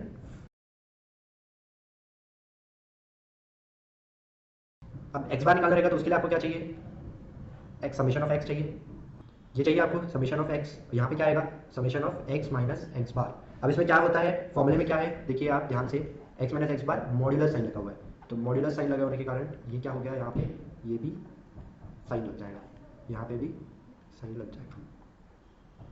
ठीक है, अब इसके लिए सबसे पहले क्या निकालना पड़ेगा हमें, एक्स बार का फॉर्मूला क्या होता है, summation of x divided by n. X summation of x कितना है, 5 plus 8 plus 10 plus 10 plus 12 plus 9 कितना है 54। ये कितना हो गया 54 डिवाइडेड बाय एन कितना है 1 2 3 4 5 6, 54 डिवाइडेड बाय 6 तो आ गया आपका 9 क्या है आपका मीन, ये मीन आपका आ गया 9। अब 5 माइनस 9 कितना है -4, बट हम क्या करेंगे यहाँ पे -4 नहीं लिखेंगे, जस्ट 4 लिखेंगे। 8 माइनस 9 -1 होता है बट 1 लिखेंगे। 10 माइनस 9 1, 10 माइनस 9 1, 12 माइनस 9 3, 9 माइनस 9 0। ये सब का समेशन लगा देते हैं 4 5 6 7 प्लस 3 10, टोटल कितना है 10। तो हमारा mean deviation according to arithmetic mean is equals to क्या था formula, 1/n summation of x minus x bar modulus में, तो 1/6 इंटू 10 कितना है 10 डिवाइडेड बाय 6 1.67। समझ आया कैसे निकालना मीन डेविएशन आपको यहाँ पे। ये क्या था इंडिविजुअल सीरीज का आपने क्वेश्चन देखा, क्वेश्चन नंबर 4, जिसमें आपने मीन डेविएशन कैलकुलेट किया, दो कॉलम बस बने, x माइनस x बार का एक कॉलम बना, मॉड्यूलस एक नया चीज था इसमें कि सब माइनस वाला पे प्लस में कन्वर्ट कर दिया हमने। ठीक है, जैसे ये अर्थमेटिक मीन के अकॉर्डिंग हमने कैलकुलेट किया है, वैसे ही ये मीडियन के अकॉर्डिंग कैलकुलेट होता है। देखते हैं क्वेश्चन नंबर 4 के बाद अब क्वेश्चन नंबर 5। ठीक है, फ्रेश पेज पे स्टार्ट करिए क्वेश्चन नंबर 5।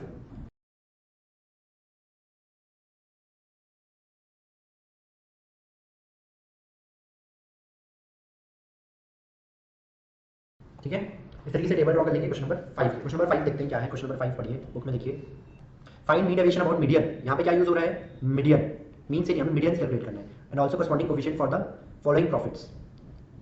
ठीक है, ये आपको जो ये प्रॉफिट्स दिए हुए हैं इसका आपको मीडियन निकालना है, फिर मीडियन से उसका डेविएशन निकालना है, मीन डेविएशन बोला जाएगा इसको। यहाँ पे प्रॉफिट्स दिए हुए 1000 की रेंज में दिए हुए हैं। ठीक है, अब देखते हैं इसमें कितने हैं, 1 2 3 4 5 6 7 डिजिट का आपको डाटा दिया हुआ है। अब देखिए 7 है मतलब ये ऑड नंबर है, इंडिविजुअल सीरीज है, मीडियन निकालना है। मीडियन वाला चार्ट देखिए, मीडियन वाले चार्ट में जब इंडिविजुअल सीरीज रहती थी तो मीडियन रहता था, तो वहां पे ऑड इवन का बाइफर्केशन होता था। तो ऑड के लिए क्या होता था फॉर्मूला n+1 डिवाइड बाय 2, याद आया। तो सबसे पहले हमें 82 56 75 सीरीज लिख लेते हैं, 82 56 75 82 56 75 70 52 80 70 52 80 देन 68। सबसे पहला स्टेप क्या होता था, ये आपका एक्स सीरीज है। पहला स्टेप क्या होता था, असेंडिंग ऑर्डर में अरेंज करना।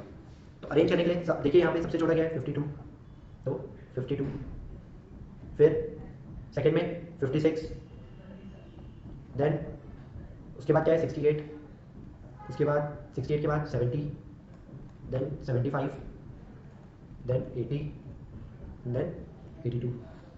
ये अरेंज हो गया 1 2 3 4 5 6 7 सीरीज। अब मीडियन निकालने का फॉर्मूला क्या है, n+1 डिवाइड बाय 2, n कितना है 7 + 1 डिवाइड बाय 2, तो कितना आया 8 डिवाइड बाय 2 4।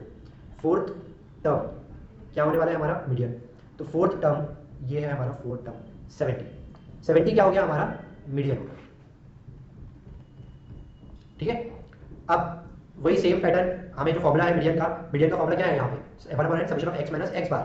अब ये x बार यहाँ पे मीडियन हो जाएगा चेंज होके, तो यहाँ पे फॉर्मूला क्या हो जाएगा, mean deviation to median is equal to 1/n summation x minus median.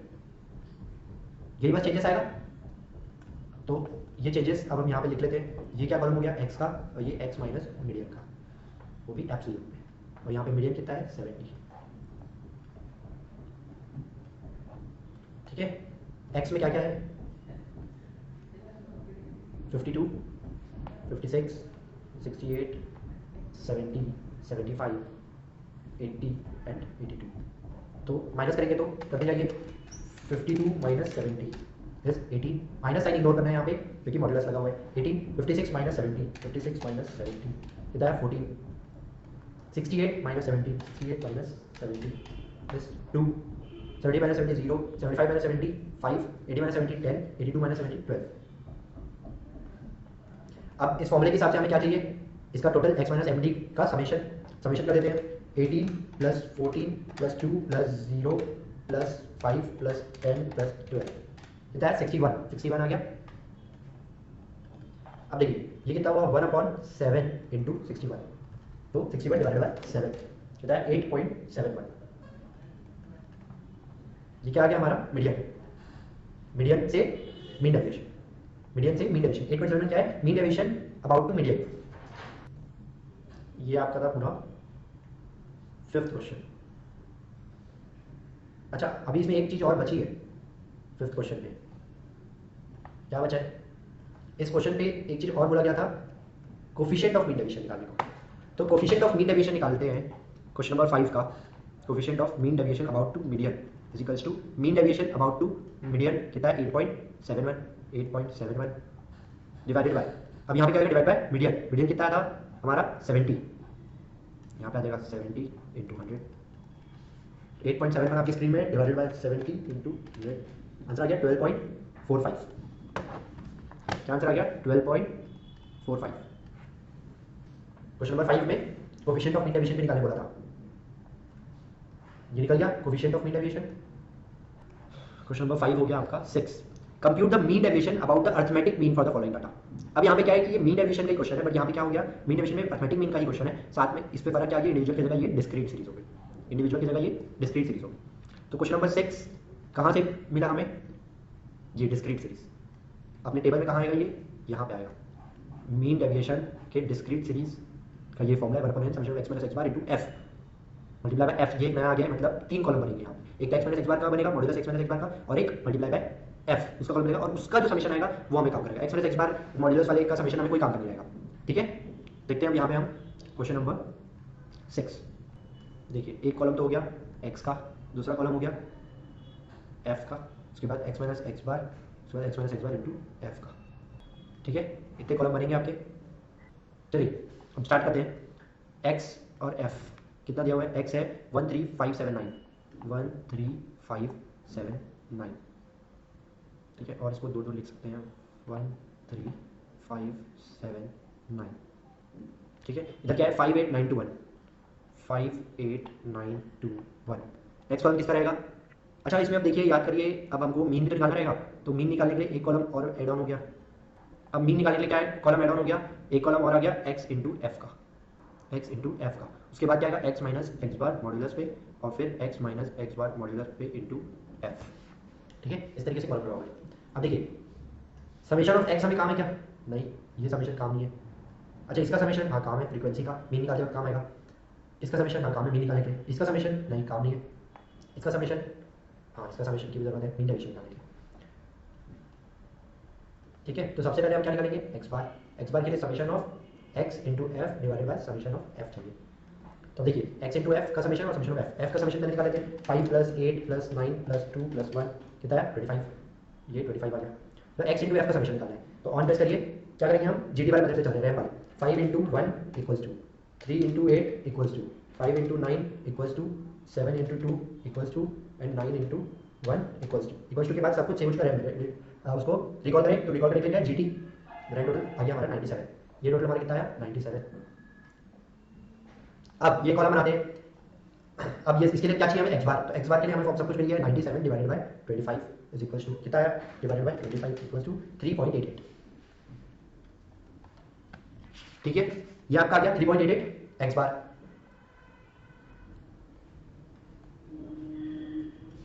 ये मिल गया आपको 3.88। अब माइनस करने जाना है, तो 1 माइनस 3.88 1 माइनस 3.88 कितना आया 2.88, माइनस इग्नोर कर रहे हैं, 3 minus 3.88 0.88, 5 minus 3.88 5 minus 3.88 1.12, 7 minus 3.88 3.12 and 9 minus 3.88 5.12। अब क्या करना है इसको और इसको, देखिए कितने कॉलम है 1 2 3 4 5। अब यहाँ पे क्या करना है पांचवें वाले में 4 इंटू 4 करना है, second column into fourth column. तो कैलकुलेटर पे डायरेक्टली टोटल कर सकते हैं जीटी वाला फॉर्मूला यूज करके, मेथड यूज करके इक्वल टू करते जाएंगे, ये इंटू ये इक्वल्स टू ये इंटू ये इक्वल्स टू ये इंटू ये इक्वल्स टू, और इक्वल्स टू के बाद वाला जो भी अमाउंट कैलकुलेटर दिखता जाएगा सब ऐड हो जाएगा टोटल। चलिए ऑन प्रेस करके सारी मेमोरी इरेज चालू करते हैं। 5 into 2.88 equals to 8 into 0.88 equals to 9 into 1.12 equals to 2 into 3.12 equals to 1 into 5.12 equals to सब सेव हो चुका है, इक्वल्स टू के बाद क्या करेंगे, निकाल लें ग्रैंड टोटल जीटी, दैट 42.88, 42.88। ये सब कुछ लिखने की जरूरत ही नहीं पड़ी। हमने ये दोनों चीज कैसे निकाला, रैम को यूज करके, रैम यूज करके निकाले दोनों चीज को हमने। अब फॉर्मूले सब मिल चुका है, पुट कर देते हैं। Mean deviation to arithmetic mean is equals to 1/n summation of modulus x minus x bar into f। तो यहाँ पे हमें 1/n कितना है, यहाँ पे total frequency 25 into x minus x bar का समेशन ये पूरा मिल गया 42.88। ठीक है, अब इसे यूज कर लेते हैं। आंसर फाइनली 42.88 स्क्रीन में ही है, डिवाइडेड बाय 25, 1.7152। तो इसको राउंड ऑफ करके 1.72 बोल सकते हैं। ये क्या आ गया आपका, mean deviation about to arithmetic mean of discrete series. Discrete series पे mean deviation about arithmetic mean, formula देखिए, क्वेश्चन आपको सॉल्व करके देखिए, कैलकुलेटर ट्रिक देखिए, हमने रैम का यूज करते हुए हमने कैलकुलेट किया, ये दो टोटल लिखने की जरूरत नहीं पड़ी हमें। अब इसी क्वेश्चन पे हम क्या निकाल लेते हैं, क्वेश्चन 6 का CMD coefficient of mean deviation about to arithmetic mean is equals to, कितना आंसर आया हमारा 1.72 है मीन डेविएशन, और x बार कितना है 3.88, 1.72 डिवाइडेड बाय 3.88 इनटू 100। कैलकुलेट कर लेते हैं, कैलकुलेटर 1.72 डिवाइडेड बाय 3.88 इनटू 100 कितना है 44.33, 44.33। ये हमारा क्या हो गया, 6th का सॉल्यूशन मिल गया आपको। ये इसके नीचे का है, ये देखिए 6 में, ये 5th के नीचे का CMD मीन डेविएशन का वाला कोएफिशिएंट था, ये 6th क्वेश्चन का नीचे CMD अर्थमेटिक मीन वाला 44.33। आपका मीन डेविएशन में इंडिविजुअल डिस्क्रीट सीरीज के क्वेश्चंस भी हो चुके हैं, और कोएफिशिएंट ऑफ मीन डेविएशन भी आपने देख चुका, और विद अर्थमेटिक में भी देख लिया, और विद मीडियम में देख लिया आपने। अब देखते हैं 7th क्वेश्चन क्या है। यहाँ पर 6th क्वेश्चन कंप्लीट हो चुका, 7th क्वेश्चन। यहाँ पे आपको क्या बोला है, आपको फाइंड करना है coefficient of mean deviation about median, coefficient निकालना है, और वो भी किसमें, मीडियन पे निकालना है। और ये आपको कंटीन्यूअस फॉर्मेट का डिस्ट्रीब्यूशन दिया हुआ है। ठीक है, कंटीन्यूअस फॉर्मेट का दिया हुआ है। हम इसे कंप्यूट करने के लिए क्या कर सकते हैं, कोई तरीका सोचिए इस पे। पहले मीडियन निकालना रहेगा, फिर मीडियन में से माइनस करते जाएंगे सीरीज को, एक्स की सीरीज को। ठीक है, उस तरीके से फॉलो करना है। अब देखिए, सबसे पहले हमें क्या फाइंड करना है, कंटीन्यूअस सीरीज का पहले मीडियन। तो अब हम चले जाते हैं डिस्क्रीट में भी। अब डिस्क्रीट के बाद एक आ गया कंटीन्यूअस, और कंटीन्यूअस में आपका तरीका यही रहेगा फॉलो करने का। ठीक है, फॉर्मूला यही रहने वाला है, बट मीडियन आपका अलग तरीके से निकलेगा। ठीक है, तो आपका मीडियन निकालना देख लेते हैं हम। बाकी तो फिर मिड वैल्यू करके आप एक्स की सीरीज बना लोगे, और फिर वो फ्रीक्वेंसी से मल्टीप्लाई करते जाओगे, जो भी आपका मीडियन से माइनस करके। तो फॉर्मूला तो आपका यही रहेगा, पर मीडियन निकालने के लिए आपके लिए कंटीन्यूअस सीरीज वाला फॉर्मूला मिल जाएगा। तो हम आ जाते हैं यहाँ पे, ये आपका 6th क्वेश्चन हो चुका। सीरीज पहले देख लेते हैं क्या है हमारी सीरीज। देखिए, सबसे पहले क्या है यहाँ पे, क्लास इंटरवल।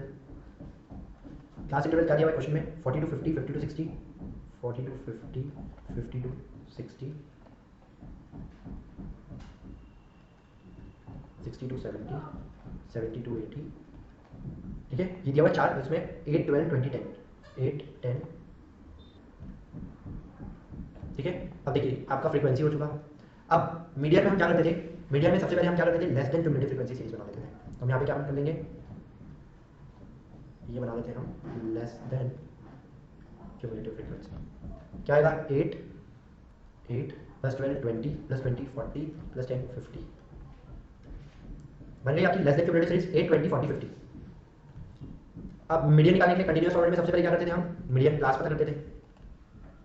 ठीक है, तो हम यहाँ पे क्या करेंगे, सबसे पहले मीडियन क्लास पता। मीडियन क्लास का क्या फॉर्मूला था, टोटल n बाय 2। यहाँ पे कितना n है, 50 है बाय 2 कितना है 25। अब देखिए इसमें 25 कहाँ लाइन कर रहा है, 40 वाले सीरीज में। तो ये हमारा हो गया मीडियन क्लास, ये क्या हो गया हमारा मीडियन क्लास। अब मीडियन क्लास पता चल गया हमें। अब हम कंप्यूट करते हैं मीडियन। क्या होता था फॉर्मूला याद कीजिए, L1। ठीक है, ये है L1 plus n by 2 minus cumulative frequency, फिर क्या होता था, divided by frequency into i. अब यहाँ पे देखते हैं ये सारी चीज़ें हैं कि नहीं। इसमें देखिए क्वेश्चन नंबर 7 में L1 क्या हो गया आपका 60, ये आपको मालूम है कि ये L1 है। ठीक है। उसके बाद नेक्स्ट आपको क्या मिल गया, n बाई टू, एन कितना है यहाँ पे 50 है, इसका टोटल 50 आने वाला है, ये 50 है क्योंकि क्यूमुलेटिव फ्रीक्वेंसी, तो ये भी 50 हुए, तो 50n ये भी आपको मिल चुका। क्यूमुलेटिव फ्रीक्वेंसी क्या होता था, एक प्रीसीडिंग वाले का, और फ्रीक्वेंसी मीडियम क्लास का, तो प्रीसीडिंग वाले का ये हो गया CF, और 20 ये हो गया F, और I 60 to 70 का 10 क्या हो गया ये I। ठीक है, सब हो गया, उसको कंप्यूट कर लेते हैं। देखिए medium is equals to 60 plus 50/2 minus 20 divided by कितना, फ्रीक्वेंसी कितना है 20 इंटू 10। कंप्यूट करें तो मीडियम कितना आएगा, यहाँ से चालू करेंगे 50 divided by 2 minus 20 divided by 20 into 10 plus 60, कितना है 62.5। ये क्या है आपका मीडियम आएगा 62.5। ठीक है, पहले हमने मीडियम क्लास निकाला, सबसे पहले हमने मीडियम क्लास निकाला, फिर उसका फॉर्मूला देखे, फॉर्मूले से हमने 62.5 क्या निकाली है, ये मीडियम निकाली है। अब मीडियम का हमें यहाँ पे यूज़ करना है, अब हम हमारे टेबल में मीडियम का यूज़ करेंगे। यहाँ पे क्या कॉलम बन जाएगा, x minus medium that to in modulus, और उसके बाद नेक्स्ट कॉलम क्या बनेगा। अच्छा, अब यहाँ पे x माइनस मॉड्यूलस करने से पहले हमारे पास x की सीरीज भी तो नहीं है, तो सबसे पहले तो x की सीरीज बनाएंगे। अब x की सीरीज कहाँ से लेंगे, मिड वैल्यू से, तो सबसे पहले तो यहाँ पे क्या हो गया, एक x की सीरीज आने वाली है, उसके बाद हमारी x माइनस मीडियम की सीरीज आएगी मॉड्यूलस में, और उसके बाद लास्ट सीरीज जो हमारी रहेगी वो रहेगी x minus medium modulus into f। इस तरीके से आपका टेबल एक्सटेंड हो जाएगा। अब देखिए मिडिल फिगर x का मिडिल, देखिए क्लास इंटरवल में मिडिल फिगर क्या है, 40 प्लस 50 डिवाइड बाय 2 45, यहाँ पे कितना आने वाला है 55, यहाँ पे 65, यहाँ पे 75। ठीक है, x माइनस मीन डेविएशन कितना है 62.5, मीन डेविएशन कितना है, ये रहा आपका मीन डेविएशन 62.5। ठीक है, तो 45 माइनस 62.5 दैट 17.5। ठीक है, नेक्स्ट 55 माइनस 62.5 7.5, फिर 65 माइनस 62.5 2.5, और लास्ट 75 माइनस 62.5 कितना 12.5। अब नेक्स्ट कॉलम बनाना है, अब इसकी टोटल की ये इसकी टोटल की खाली जरूरत है, इसके टोटल की जरूरत नहीं है हमें। ठीक है, तो हम क्या करेंगे, ये रैम वाला मेथड से निकाल लेते हैं, रैम वाले मेथड से GT प्रेस करके, तो यहाँ पे बस इक्वल्स टू प्रेस करेंगे, क्या करेंगे यहाँ पे सिर्फ इक्वल्स टू, ये कॉलम लिखने की जरूरत नहीं है, सीधा टोटल देखते हैं। 17.5 into 8 M plus, sorry M plus से भी कर सकते थे, इक्वल्स टू से करते हैं। 17.5 into 8 equals to 7.5 into 12 equals to 2.5 into 20 equals to last 12.5 into 10 equals to, सब इक्वल्स टू में रैम में जा चुका है। रिकॉल GT क्या है 405, इसका टोटल आपको मिल गया डायरेक्टली 405, ये टोटल मिल चुका है। अब डायरेक्टली आपका फॉर्मूला क्या होता था, mean deviation about medium is equals to 1/n into summation of modulus x minus mean deviation into f। तो यहाँ पे 1/n कितना है 50 है, इंटू ये आप निकालिए 405, आंसर आ सकता है डायरेक्टली 405 डिवाइडेड बाय 50, कितना आंसर है 8.1। 8.1 आ गया। अब देखिए क्वेश्चन में आपको जो पूछा था कोफिशिएंट ऑफ मीन डेविएशन पूछा था, ना कि आपको मीन डेविएशन निकालने बोला था, बट कोफिशिएंट निकालने के लिए मीन डेविएशन निकालना बहुत जरूरी था। तो अब दोनों आ चुका है, कोफिशिएंट में जो जरूरत पड़ती है मीन डेविएशन की और मीडियन में, तो अब डायरेक्टली पुट कर देते हैं। देखिए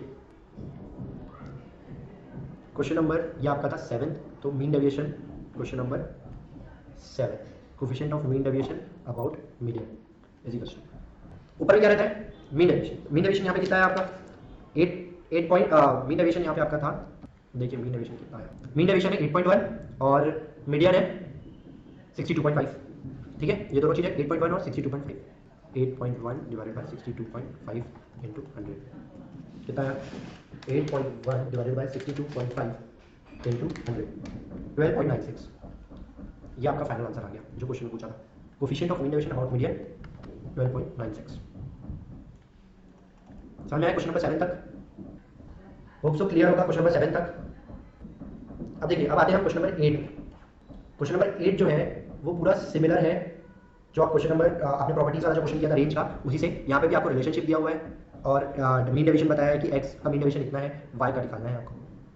ठीक है, रिलेशनशिप पता है, x का पता है, y निकालना है, और इसकी प्रॉपर्टी भी सेम होती है, इसकी प्रॉपर्टी भी क्या है सेम है जो हमारी रेंज की थी। ये भी अफेक्ट होता है स्केल से, ओरिजिन से नहीं होता है अफेक्ट। क्वेश्चन नंबर था आपका 8, नंबर 8 में रिलेशनशिप दिया हुआ है, रिलेशनशिप क्या है, relationship 4x plus 3y plus 11, 4x plus 3y plus 11 is equals to 0, ये आपको दिया है, और x इज 5.40 और मीन डेविएशन ऑफ x आपको दिया हुआ है 5.4। तो मीन डेविएशन y आपको निकालना है। क्वेश्चन में क्या बोला है पता चल गया। अब देखिए यहाँ पे चेंज इन ओरिजिन से फर्क नहीं पड़ा, चेंज इन स्केल से पड़ रहा है। मतलब अगर कोई क्वेश्चन है y equal to a plus B x, तो यहाँ पे a से कोई फर्क नहीं पड़ रहा है, b से फर्क पड़ रहा है। ठीक है, तो इसको हम पहले कन्वर्ट कर लेते हैं इस रिलेशनशिप को इस फॉर्मेट में, इस फॉर्मेट में कन्वर्ट कर लेते हैं। कन्वर्ट करने के लिए क्या करेंगे, अब देखिए प्लस 11 इधर माइनस 11 हो गया और इधर 4x भी इधर जाके माइनस 4x हो गया। ठीक है, करते जाइए मेरे साथ साथ। y is equal to minus 11 minus 4x और ये 3 नीचे चला गया, इधर मल्टीप्लाई होता है, ये आपका बन गया। ठीक है, तो ये देखिए ये आपका क्या हो गया a और ये आपका क्या हो गया b, तो इससे कोई फर्क नहीं पड़ रहा है, तो ये हमें नहीं चाहिए, ये भी चाहिए बट हमें इसको कन्वर्ट कर देंगे प्लस में क्योंकि मॉडुलस है। ठीक है, तो अब हमारे क्वेश्चन में जो हमें निकालना था mean deviation of y is equals to 4/3 into 5.40। ठीक है, रिजल्ट में कर लेते हैं 5.4 इंटू 4 डिवाइडेड बाई 3 कितना है 7.2। 8 क्वेश्चन तक हो गया आपका, यहाँ पे खत्म होता है मीन डेविएशन कंप्लीट पूरा। अब मेरे ख्याल से आपको कोई भी डाउट नहीं होना चाहिए, रेंज और मीन डेविएशन में विद प्रॉपर्टी आपको याद हो जाना चाहिए पूरा टोटल। इतने बार आपने इतने क्वेश्चन सॉल्व कर लिए, अभी तक आपको ये चार्ट जो है वो रट जाना चाहिए। छोटा सा तो चार्ट है आपका, बोलोगे छोटा सा आपने इसमें इतना सारा लिख लिया, इसको इतना बड़ा कर दिए, बट आपके चार्ट में देखिए, ये तो मेरा चार्ट है, मेरा चार्ट में देख रहे हो, अपना चार्ट देखो कितना छोटा सा है, आपका चार्ट एक ही बनने में। ये हो गया रेंज मीन डेविएशन कंप्लीट। इन दो प्रॉपर्टी के अलावा एक एक छोटी छोटी प्रॉपर्टी क्या है कि सारे टर्म्स अगर कांस्टेंट रहेंगे तो रेंज भी जीरो आएगा और मीन डेविएशन भी जीरो आएगा। कोई भी जो डिस्पर्शन की टेक्निक है वो सब जीरो ही आएगी, क्योंकि अगर पूरी सीरीज ही एक समान फ्लैट है तो डिस्पर्शन का नामो निशान नहीं है, तो सब जीरो ही आएगा। जैसे इसमें देखिए, अगर आप ये वाले में देखते हैं तो अगर आपकी सीरीज है 5 5 5 5, तो रेंज क्या होता है L माइनस एस, तो लार्जेस्ट क्या है यहाँ पे 5 है, स्मॉलेस्ट भी क्या है 5 है, 5 माइनस 5 क्या होगा 0। सेम आपका इसी तरह का सब में फॉर्मूला आएगा, सब में आपका जीरो ही आएगा अगर टर्म्स कांस्टेंट है। अब नेक्स्ट उसमें हम देखेंगे स्टैंडर्ड डेविएशन और क्वार्टाइल डेविएशन। अभी तक हमने डिस्पर्शन वाले चार्ट में रेंज और मीन डेविएशन कंप्लीट कर लिया है। अब हम चालू करने वाले हैं स्टैंडर्ड डेविएशन और क्वार्टाइल डेविएशन के क्वेश्चंस विद प्रॉपर्टीज, कोफिशिएंट, सारा कुछ कवर करते हुए चलेंगे। ठीक है, रेंज और मीन डेविएशन हो चुका है। देखिए यहाँ से मैंने आपके जो यहाँ पे मैंने सारे क्वेश्चन को सॉल्व करके लिख दिया था उसे हटा दिया हूँ ताकि हॉच नहीं लगेगा, और यहाँ पे तो जगह ही है कि मैं यहाँ पे करूँ, मैं आपके साथ साथ ही करूँगा अलग अलग। ठीक है, तो अब देखिए स्टैंडर्ड डेविएशन इंडिविजुअल और डिस्क्रीट सीरीज विद मीन के फॉर्मूले, विदाउट मीन के फॉर्मूले, ये तो आपको याद हो गए होंगे। यहाँ पे क्या चेंज है बस कोफिशिएंट ऑफ वेरिएशन में, यहाँ देखिए वेरिएशन यूज किया गया कोफिशिएंट ऑफ वेरिएशन, और उसमें क्या करना है वही सेम स्टैंडर्ड डेविएशन जो आंसर आएगा डिवाइड बाय अरिथमेटिक मीन, जिसको यूज करते हुए हम निकाल रहे हैं इनटू 100, तो कोफिशिएंट ऑफ वेरिएशन आ जाएगा। अभी तक जो करते आए थे वही mean deviation divide by arithmetic mean, उस तरीके से यहाँ पे कोफिशिएंट ऑफ वेरिएशन में भी सेम फॉर्मूला रहेगा। सो प्रॉपर्टीज में तीन है यहाँ, एक तो वही सेम है कि सारे टर्म्स अगर कांस्टेंट है तो स्टैंडर्ड डेविएशन में जीरो रहेगा, और दूसरा अफेक्टेड रिलेशनशिप वाला, इसमें क्या बोले ओरिजिन से अफेक्ट नहीं होता बट स्केल से होता है। ठीक है, आपको मालूम है क्या करना है इस चीज़ का, कैसे क्वेश्चन आता है इसका। अभी लास्ट का माइंड स्टैंडर्ड डेविएशन, ये एक आपके लिए नया है कि यहाँ पे पढ़ेंगे हम नया फॉर्मूला। ठीक है, स्टैंडर्ड डेविएशन में पता चल गया हम क्या क्या पढ़ने वाले हैं, ऑलमोस्ट हमने कवर कर चुके हैं। अब इसके जस्ट प्रैक्टिस करेंगे, प्रैक्टिस करने के लिए स्टार्ट करते हैं हम। सबसे पहले देखिए सबसे पहला क्वेश्चन इसमें निकालते हैं, क्वेश्चन नंबर 9। क्वेश्चन नंबर 9 क्या, find the standard deviation, find the standard deviation and coefficient of variation, दोनों निकालना है फॉर द फॉलोइंग नंबर्स 5 8 9 2 6। ये क्या है, इंडिविजुअल सीरीज है 5 8 9 2 6, समझ में आ रहा है, इंडिविजुअल सीरीज, इसका स्टैंडर्ड डेविएशन और कोफिशिएंट ऑफ वेरिएशन निकालना है। हम इसको चालू करते हैं, इसको मैं अलग से यहाँ पे चालू कर रहा हूँ। क्वेश्चन नंबर 9 ये देखिए कितने नंबर है, 1 2 3 4 5, 5 नंबर है, 5 8 9 2 6, 5 8 9 2 6, ये एक्स सीरीज हो गई। अब देखिए इंडिविजुअल सीरीज में दो तरीके निकालने के, एक है विद मीन, एक है विदाउट मीन। एक विद मीन वाला तरीका, एक विदाउट मीन वाला तरीका, किसी से भी निकाल लीजिए, आंसर आपका सेम आएगा। आपको जो इजी लगे उससे निकाल लीजिए। जल्दी से हो जाता है वो किससे होता है, जल्दी हो जाता है जो हमने देखे थे एक्स स्क्वायर वाले, विदाउट मीन से जल्दी हो जाता है। विद मीन से करेंगे तो आपको फायदा रहेगा कि कोफिशिएंट निकालते वक्त मीन निकालना ही है, तो विद मीन ही करना ज़्यादा बेटर रहेगा। बुक में आपको विदाउट मीन सॉल्व कराओगे बट मैं विद मीन करेंगे हम, क्योंकि वो ज़्यादा जल्दी हो जाएगा। तो हम यहाँ पे क्या करते हैं, यहाँ पे इसका समीशन निकाल के इसका सबसे पहले मीन निकाल लेते हैं। तो मीन कितना है, mean is equal to summation of x divide by n. Summation of x कितना है 5 8 9 2 6, 5 प्लस 8 प्लस 9 प्लस 2 प्लस 6 कितना है 30। समीशन ऑफ एक्स 30, तो कितना हो गया 30 divided by 1 2 3 4 5 terms divided by 5, 6 क्या आ गया आपका मीन आ गया। ठीक है, सेकंड कॉलम क्या रहेगा एक्स माइनस एक्स बार का, तो x माइनस एक्स बार 5 minus 6 minus 1, 8 minus 6 2, 9 minus 6 3, 2 minus 6 minus 4, 6 minus 6 0 आ गया x minus x bar. But आपको इसका काम ही नहीं है, आपको काम किसका है x माइनस एक्स बार के स्क्वायर का।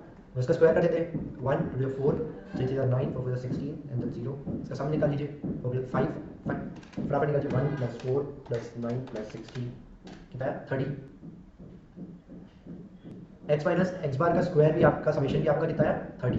यहाँ पे हम कौन सा मेथड यूज कर रहे हैं, विद मीन वाला, तो इसमें x माइनस एक्स बार का स्क्वायर का समीशन आ गया डिवाइड बाय n रहेगा, उसका अंडर रूट रहेगा, सब मिल चुका हमें, n हमें पता ही है। तो हम यहाँ पे अब क्या निकाल देते हैं standard deviation, standard deviation is equal to under root x minus x bar summation of x minus x bar का square minus x bar square का समेशन ऐसे बोल लीजिए डिवाइड बाय एन।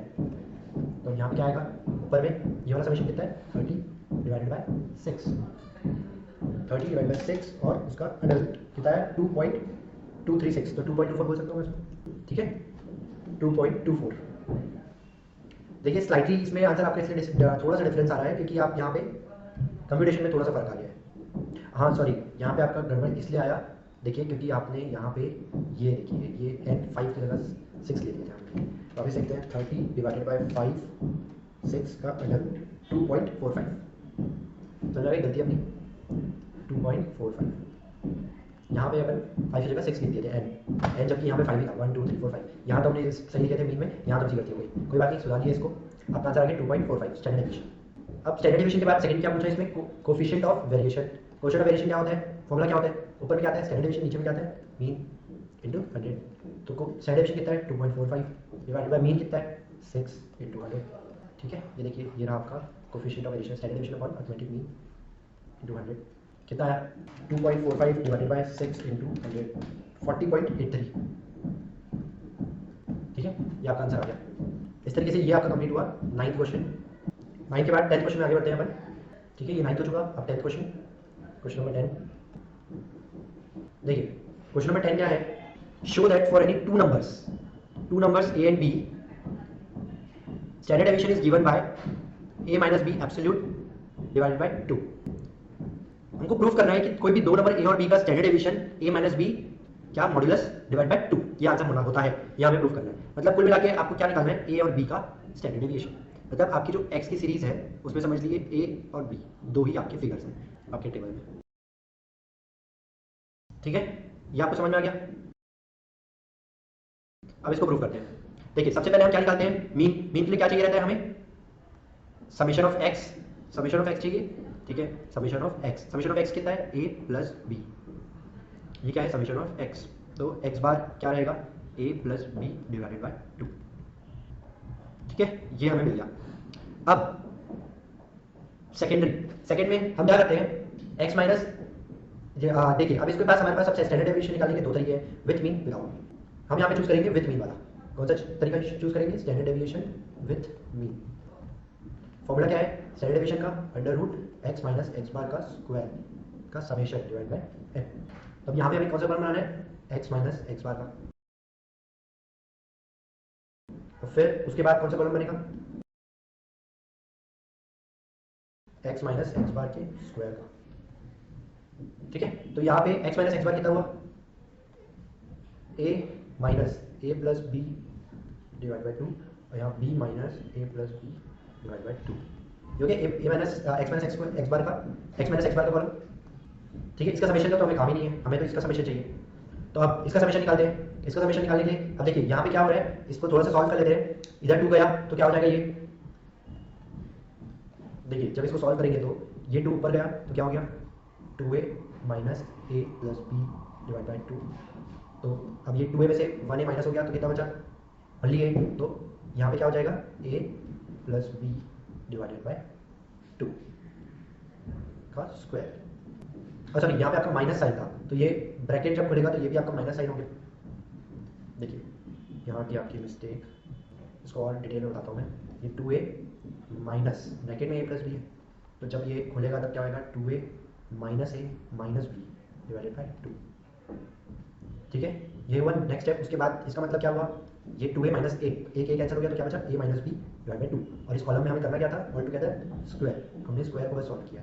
तो क्या आया a माइनस बी का square, a minus b divide by 2 का स्क्वायर। वैसे ही इसको सॉल्व कर लेते हैं। तो अब देखिए यहाँ पे सॉल्व करेंगे तो ये क्या हो गया 2b माइनस ब्रैकेट में a plus b divided by 2। अब इसको खोल लेते हैं bracket 2b minus a minus b, यहाँ तक क्लियर है, डिवाइड बाई 2। तो अब क्या हुआ, ये एक b कम हो गया और फिर ये क्या बन गया a minus b divide by 2, ठीक है। ये दोनों बन गए। अब जब इसके नीचे में ये दोनों स्क्वायर हो चुके हैं तो इसका समेशन हमें चाहिए। तो समेशन क्या हो गया a माइनस बी बाई 2 का square plus a minus b divide by 2 का, ठीक है। ये समेशन हमें मिल गया।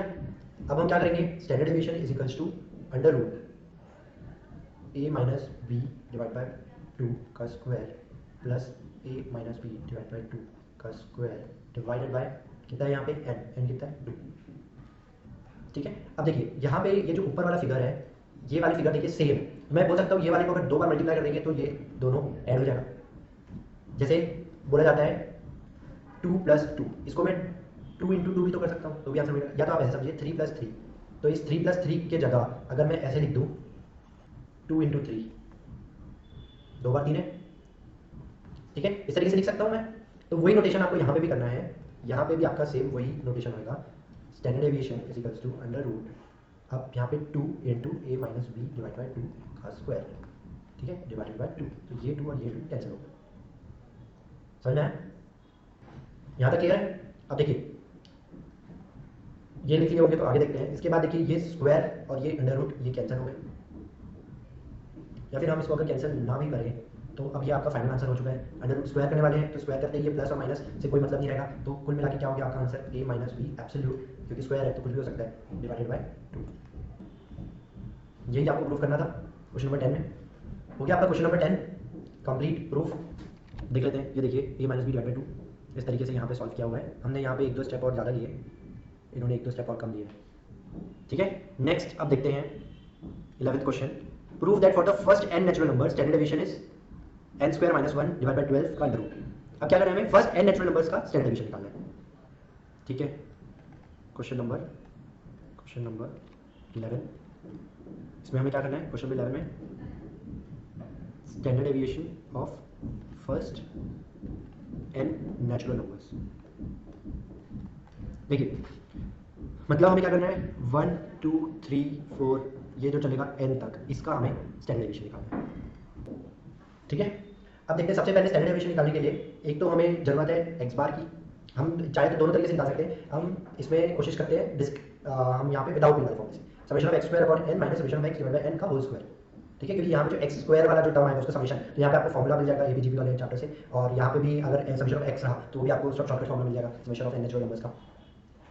2 शॉर्टकट फॉर्मुलेस मिल जाएंगे, इसलिए आपका इससे सॉल्व हो जाएगा। इसलिए हम कौन सा मेथड यूज कर रहे हैं, स्टैंडर्ड डेविएशन विदाउट मीन,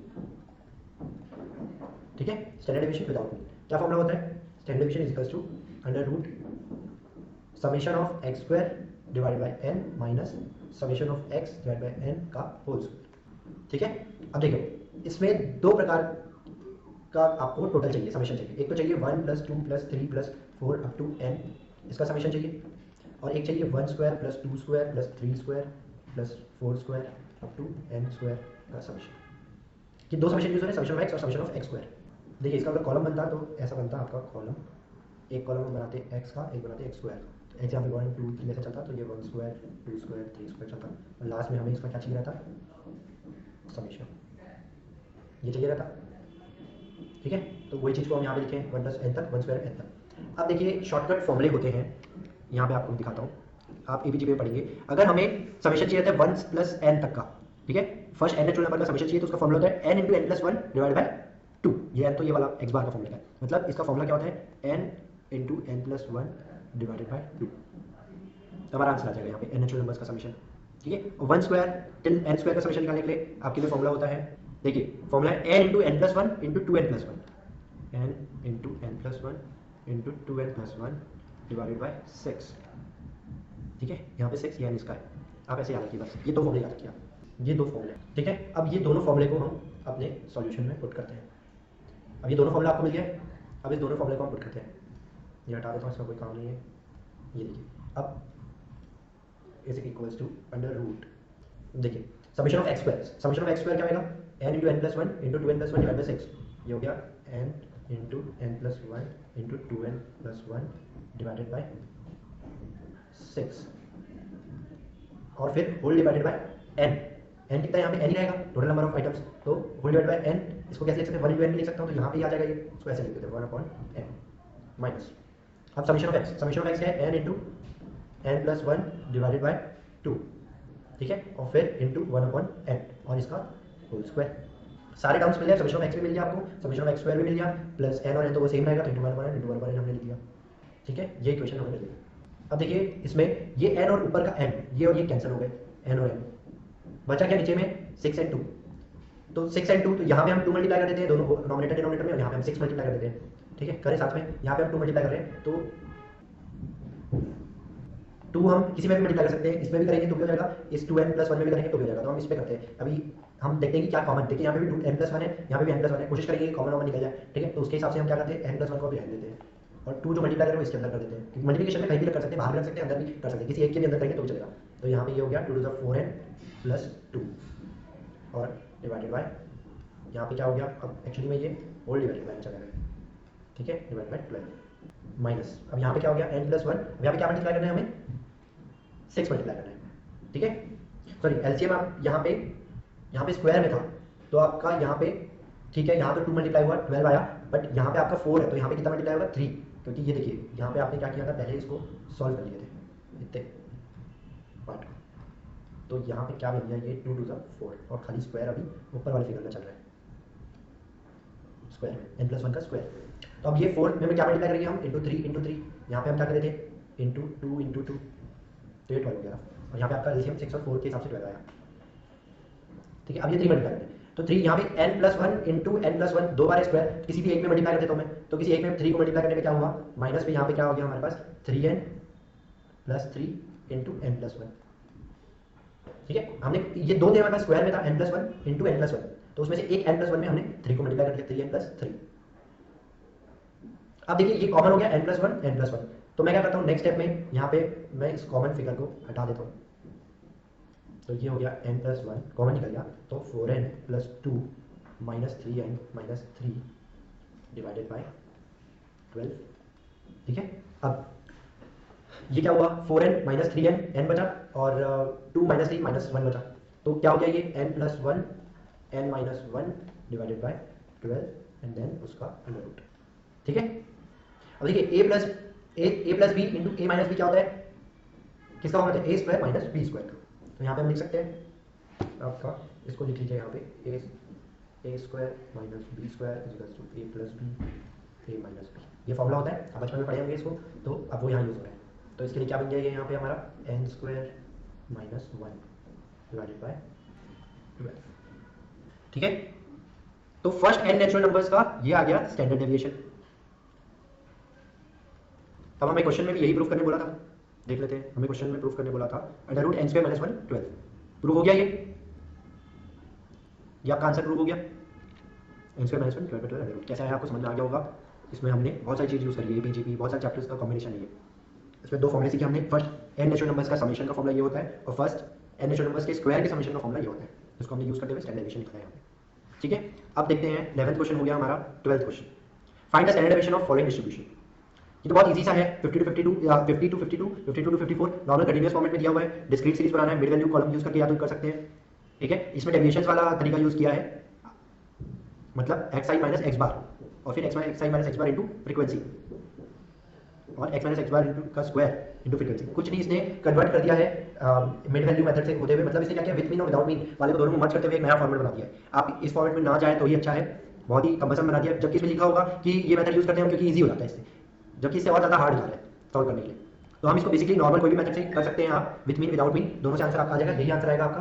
तो ये आपके लिए रहा होमवर्क, कौन सा होमवर्क है, 12th क्वेश्चन। 12th क्वेश्चन आप खुद से सॉल्व करिएगा, क्वेश्चन नंबर 12 होमवर्क क्या है, जस्ट कंटिन्यूअस सीरीज का क्वेश्चन है, उसमें हमें स्टैंडर्ड डेविएशन निकालना है। बेसिक्स की क्लास में मैंने सिखाया था कंटिन्यूअस सीरीज में स्टैंडर्ड डेविएशन कैसे निकालते हैं, इसको कन्वर्ट कर लेते हैं हम डिस्क्रीट सीरीज में, डिस्क्रीट में कन्वर्ट कर लेंगे और फिर डिस्क्रीट में कन्वर्ट कैसे करेंगे, मिड वैल्यू पे, हो गया मिड वैल्यू तो डिस्क्रीट में कन्वर्ट। अब इसके बाद नॉर्मली विद मीन से भी कर सकते हैं एंड विदाउट मीन से भी कर सकते हैं, किसी भी मेथड से आप इसको कैलकुलेट कर सकते हैं, ठीक है। कोई भी दोनों में से कोई सा भी फॉर्मूला डिस्क्रीट का यूज करके आप इसको कंप्लीट कर सकते हैं। x माइनस x बार का स्क्वायर इंटू f का summation divide by n under root, या फिर summation of x square into f divide by n minus summation of fx divide by n का स्क्वायर। अभी तक तो आप एक चीज नोटिस करे होंगे कि भले ही ये बोलता विदाउट मीन है, पर कुल मिला के यहाँ पे भी मीन को यूज कर ही लिया इसने। ये देखिए ये है क्या, आखिर ये मीन ही तो है, summation of fx upon n। समझ में आ रहा है, आपको याद रहेगा कि यहाँ पे कुछ नहीं, कुल मिला के summation of fx upon n mean he है, यहाँ पे summation of x upon n mean he होता है। क्लियर है यहाँ तक, ये आपका कंप्लीट हुआ स्टैंडर्ड डेविएशन। ये क्वेश्चन होमवर्क जा चुका है। प्रॉपर्टीज में दो प्रॉपर्टी तो सेम है, अब आते हैं हम थर्ड प्रॉपर्टी पे। देखिए पहली प्रॉपर्टी तो सेम है, कांस्टेंट अगर सब है तो स्टैंडर्ड डेविएशन भी जीरो होगा, और अफेक्टेड क्या ओरिजिन से नहीं होता, स्केल से होता है। मतलब अगर relationship y equals to a plus bx है तो a से कोई फर्क नहीं पड़ेगा, b ही खाली यूज करना है। तो y का standard deviation yx is equals to b, मतलब क्या हो गया कि y का standard deviation is equals to b into x का स्टैंडर्ड डेविएशन। ऐसे लिख देता हूँ, वैसे तो इसको नोटेशन लिखने का कैसे होता है मैं बताता हूँ आपको। देखिए standard deviation of Y is equals to B into standard deviation of X, ऐसे लिखा जाएगा इसको, ठीक है, and that to in modulus. अब लास्ट टॉपिक स्टैंडर्ड डेविएशन का, कंबाइंड स्टैंडर्ड डेविएशन। अब देखते हैं कंबाइंड स्टैंडर्ड डेविएशन क्या होता है। कुछ नहीं है, बहुत इजी है। कंबाइंड स्टैंडर्ड डेविएशन में बस ये फॉर्मूला याद करना है, वो भी बहुत आसान है, जैसा जो कंबाइंड मीन का होता था वैसे ही है, बस यहाँ पे स्क्वायर्स आ जाएंगे और डेविएशन आ जाएंगे। तो देखिए क्या होगा, इसका फॉर्मूला क्या है, पहले तो एक्स बार का फॉर्मूला आपको कंबाइंड मीन का याद होगा, n1 into X one bar plus n2 into X two bar divide by n1 plus n2। अब यहाँ पे क्या रहेगी, ये जो मीन आ गया उससे डेविएशन निकाल लेंगे। डेविएशन क्या निकलेगा, x1 बार मतलब जो फर्स्ट सीरीज का मीन रहेगा माइनस कंबाइंड मीन, d2 कैसे निकलेगा, सेकंड सीरीज का जो मीन रहेगा माइनस कंबाइंड मीन। सब निकल गया। ऐसा तो क्वेश्चन दिया रहेगा, n1 n2 भी क्वेश्चन दिया रहेगा, d1 और d2 बस आपको निकालना था, वो निकल जाएगा। सब कुछ कंप्यूट करके आपको जस्ट फॉर्मूले में पुट करना है, सिर्फ फॉर्मूला याद रखना है इसमें, बाकी बहुत आसान है। इसका क्वेश्चन करते हैं तो आपको और अच्छे से क्लियर हो जाएगा। ठीक है, पहले 13 लाइन से चलते हैं, 13 14 फिर आगे आएगा उसका क्वेश्चन, तब उसको सॉल्व कर लेंगे। ठीक है, 13 क्वेश्चन देखते हैं। अब इसमें क्या है, 13 में if arithmetic mean and coefficient of variation of x are 10 and 40 respectively. क्या क्या दिया हुआ है आपको, arithmetic mean and coefficient of c भी दिया हुआ है और am अरिथमेटिक मीन दिया हुआ है 10 और 40। ठीक है, करते हैं इसको सॉल्व। Question number 13। ठीक है, x बार am क्या दिया हुआ है 10 और c भी दिया हुआ है 40। ठीक है, ये x बार हो गया, ये c भी हो गया। What is the variance of 15 minus 2x। क्या पूछा है, वेरिएंस ऑफ 15 माइनस 2x। अब देखिए वेरिएंस क्या होता है, कुछ नहीं, स्टैंडर्ड डेविएशन का स्क्वायर वेरिएंस होता है। ठीक है, और वेरिएंस का रिलेशनशिप दिया हुआ है कि s स्क्वायर जो है वो 15 माइनस 2x होने वाला है, मतलब जो y ये होने वाला है, ये आपको रिलेशनशिप दी हुई है। क्या दी हुई है, रिलेशनशिप, प्रॉपर्टी वाला क्वेश्चन है, रिलेशनशिप वाली प्रॉपर्टी का। तो अब इसमें हमें क्या चाहिए, c भी है, x बार है, अगर मेरे को स्टैंडर्ड डेविएशन ऑफ x मिल जाए तो मैं उससे स्टैंडर्ड डेविएशन ऑफ y निकाल सकता हूँ इस रिलेशनशिप को यूज करते हुए। ठीक है, निकाल लेंगे, देखते हैं। cv का फॉर्मूला क्या होता है, standard deviation of x divided by x bar into 100। तो cv यहाँ पे कितनी है, 40 है, is equals to standard deviation x नहीं मालूम, x बार 10 इनटू 100। ये कैंसिल, ये जब इधर जाएगा तो ये कैंसिल। तो स्टैंडर्ड डेविएशन ऑफ x कितना आया, स्टैंडर्ड डेविएशन ऑफ x 4।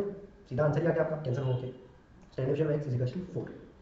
तो यहाँ पे आपको पता चल गया ये 4। अब प्रॉपर्टी क्या होती थी, standard deviation of y is equals to b into जो भी b रहेगा into standard deviation of x। ठीक है, जो आपकी प्रॉपर्टी है। अब देखिए standard deviation of y is equals to, अब b क्या है यहाँ पे 15, कोई काम का नहीं, a हो गया, 2 ये भी हो गया, इसमें भी मॉड्यूलस लगा हुआ है तो खाली 2 कंसीडर करेंगे। तो 2 इंटू क्या ये standard deviation of x, standard deviation of x कितना निकाले हमने 4। समझ में आ रहा है क्या कर रहे हैं हम, इसे क्या पता चल गया, स्टैंडर्ड डेविएशन ऑफ y कितना है 4 टू 8। अब हमें क्वेश्चन में बोला क्या था, what is the variance of 15 minus 2x। तो ये तो क्या निकल गया अभी स्टैंडर्ड डेविएशन। अब वेरिएंस क्या होता है, वेरिएंस स्टार्टिंग में हमने देखा, वेरिएंस कुछ नहीं स्टैंडर्ड डेविएशन का स्क्वायर होता है, variance is equal to standard deviation of का स्क्वायर। तो क्या होगा यहाँ पे 8 का स्क्वायर कितना हुआ 64। ये रहा हमारा फाइनल आंसर जो हमें 4 ऑप्शन में टिक करना है, 64 वेरिएंस ऑफ y। हमने इसको कैसे निकाला, इस प्रॉपर्टी को यूज करते हुए, affected due to change in origin change in scale, इस प्रॉपर्टी को यूज करते हुए हमें क्वेश्चन नंबर 13 सॉल्व करना है। समझ में आ गया, अब ये बहुत आसानी से आप कर लेंगे और बहुत इंपॉर्टेंट क्वेश्चन है, इसलिए ट्रिकी क्वेश्चन बहुत आते हैं एग्जाम में। अब देखते हैं क्वेश्चन नंबर 14 में compute the standard deviation of 95862 और बिना कोई कंप्यूटेशन करे हमें स्टैंडर्ड डेविएशन निकालना है इन सारी सीरीज का। अब सोचो एक बार, बिना आंसर को देखे सोचो कि कैसे करेंगे, मतलब इसका स्टैंडर्ड डेविएशन निकाल लिए तो इनका स्टैंडर्ड डेविएशन कैसे निकाल लेंगे, इनका तो अलग से कंप्यूटेशन करना ही पड़ेगा। बिना कंप्यूटेशन करें कैसे निकालना है, विदाउट कंप्यूटेशन निकाल, विदाउट कंप्यूटेशन हमें ये सब निकालना है अगर इसका निकालिए तो। याद करिए अभी आप प्रॉपर्टी पढ़ रहे हैं, प्रॉपर्टी में यही है कि इन दोनों के बीच की प्रॉपर्टी देख लीजिए कैसी प्रॉपर्टी है। तो देखिए क्या लग रहा है यहाँ पे कुछ नहीं, अगर इसकी प्रॉपर्टी मेरे को बनाना है तो इसकी प्रॉपर्टी कैसे बनेगी, देखिए यहाँ पे तो आप स्टैंडर्ड डेविएशन निकाल लोगे इस चीज़ का, इसको x बोल देता हूँ, इसको मैं मान लो y मान लेता हूँ। तो y की प्रॉपर्टी क्या है, y is equals to minus one कैसे आ रहा है यहाँ पे, अगर आप 10 माइनस एक्स करेंगे हर एक में 10 माइनस एक्स तो आपका ये आंसर आ जाएगा। देखिए या फिर बोल लीजिए x माइनस 10 करेंगे तो आपका आंसर आता है। तो ये रिलेशनशिप क्या बन गई x माइनस 10। अच्छा इसमें देखिए माइनस 10 का कुछ काम नहीं रहेगा क्योंकि मॉड्यूलस भी तो खाली 1 ही रहेगा, तो जो भी आपका स्टैंडर्ड डेविएशन आएगा वही आपका इसका भी स्टैंडर्ड डेविएशन मिल जाएगा। अब देखिए इसका रिलेशनशिप देखते हैं 90 50 80 60 20। अगर इसका रिलेशनशिप देखिए x की सीरीज से, x की सीरीज में ध्यान लगाइए 99, मतलब अगर ये सब x है ना, ऐसा देखो क्या कर रहा है ये 10 इंटू एक्स कर रहा है 10x, अब यहाँ पे ये b हो जाएगा तो ये हमारे आंसर में यूज होगा। ठीक है, अब लास्ट देखते हैं, लास्ट में क्या हो रहा है, रिलेशनशिप बना रहे हैं। यहाँ पे देखिए ये क्या करते जा रहे हैं, देखिए ध्यान से क्या कर रहे हैं, ये रिलेशनशिप क्या बन रही है यहाँ पे प्लस माइनस कुछ होगा, यहाँ पे a आना चाहिए प्लस माइनस b आना चाहिए और x आना चाहिए, तो a क्या होगा b क्या होगा, ऐसे ही सोच के देखो।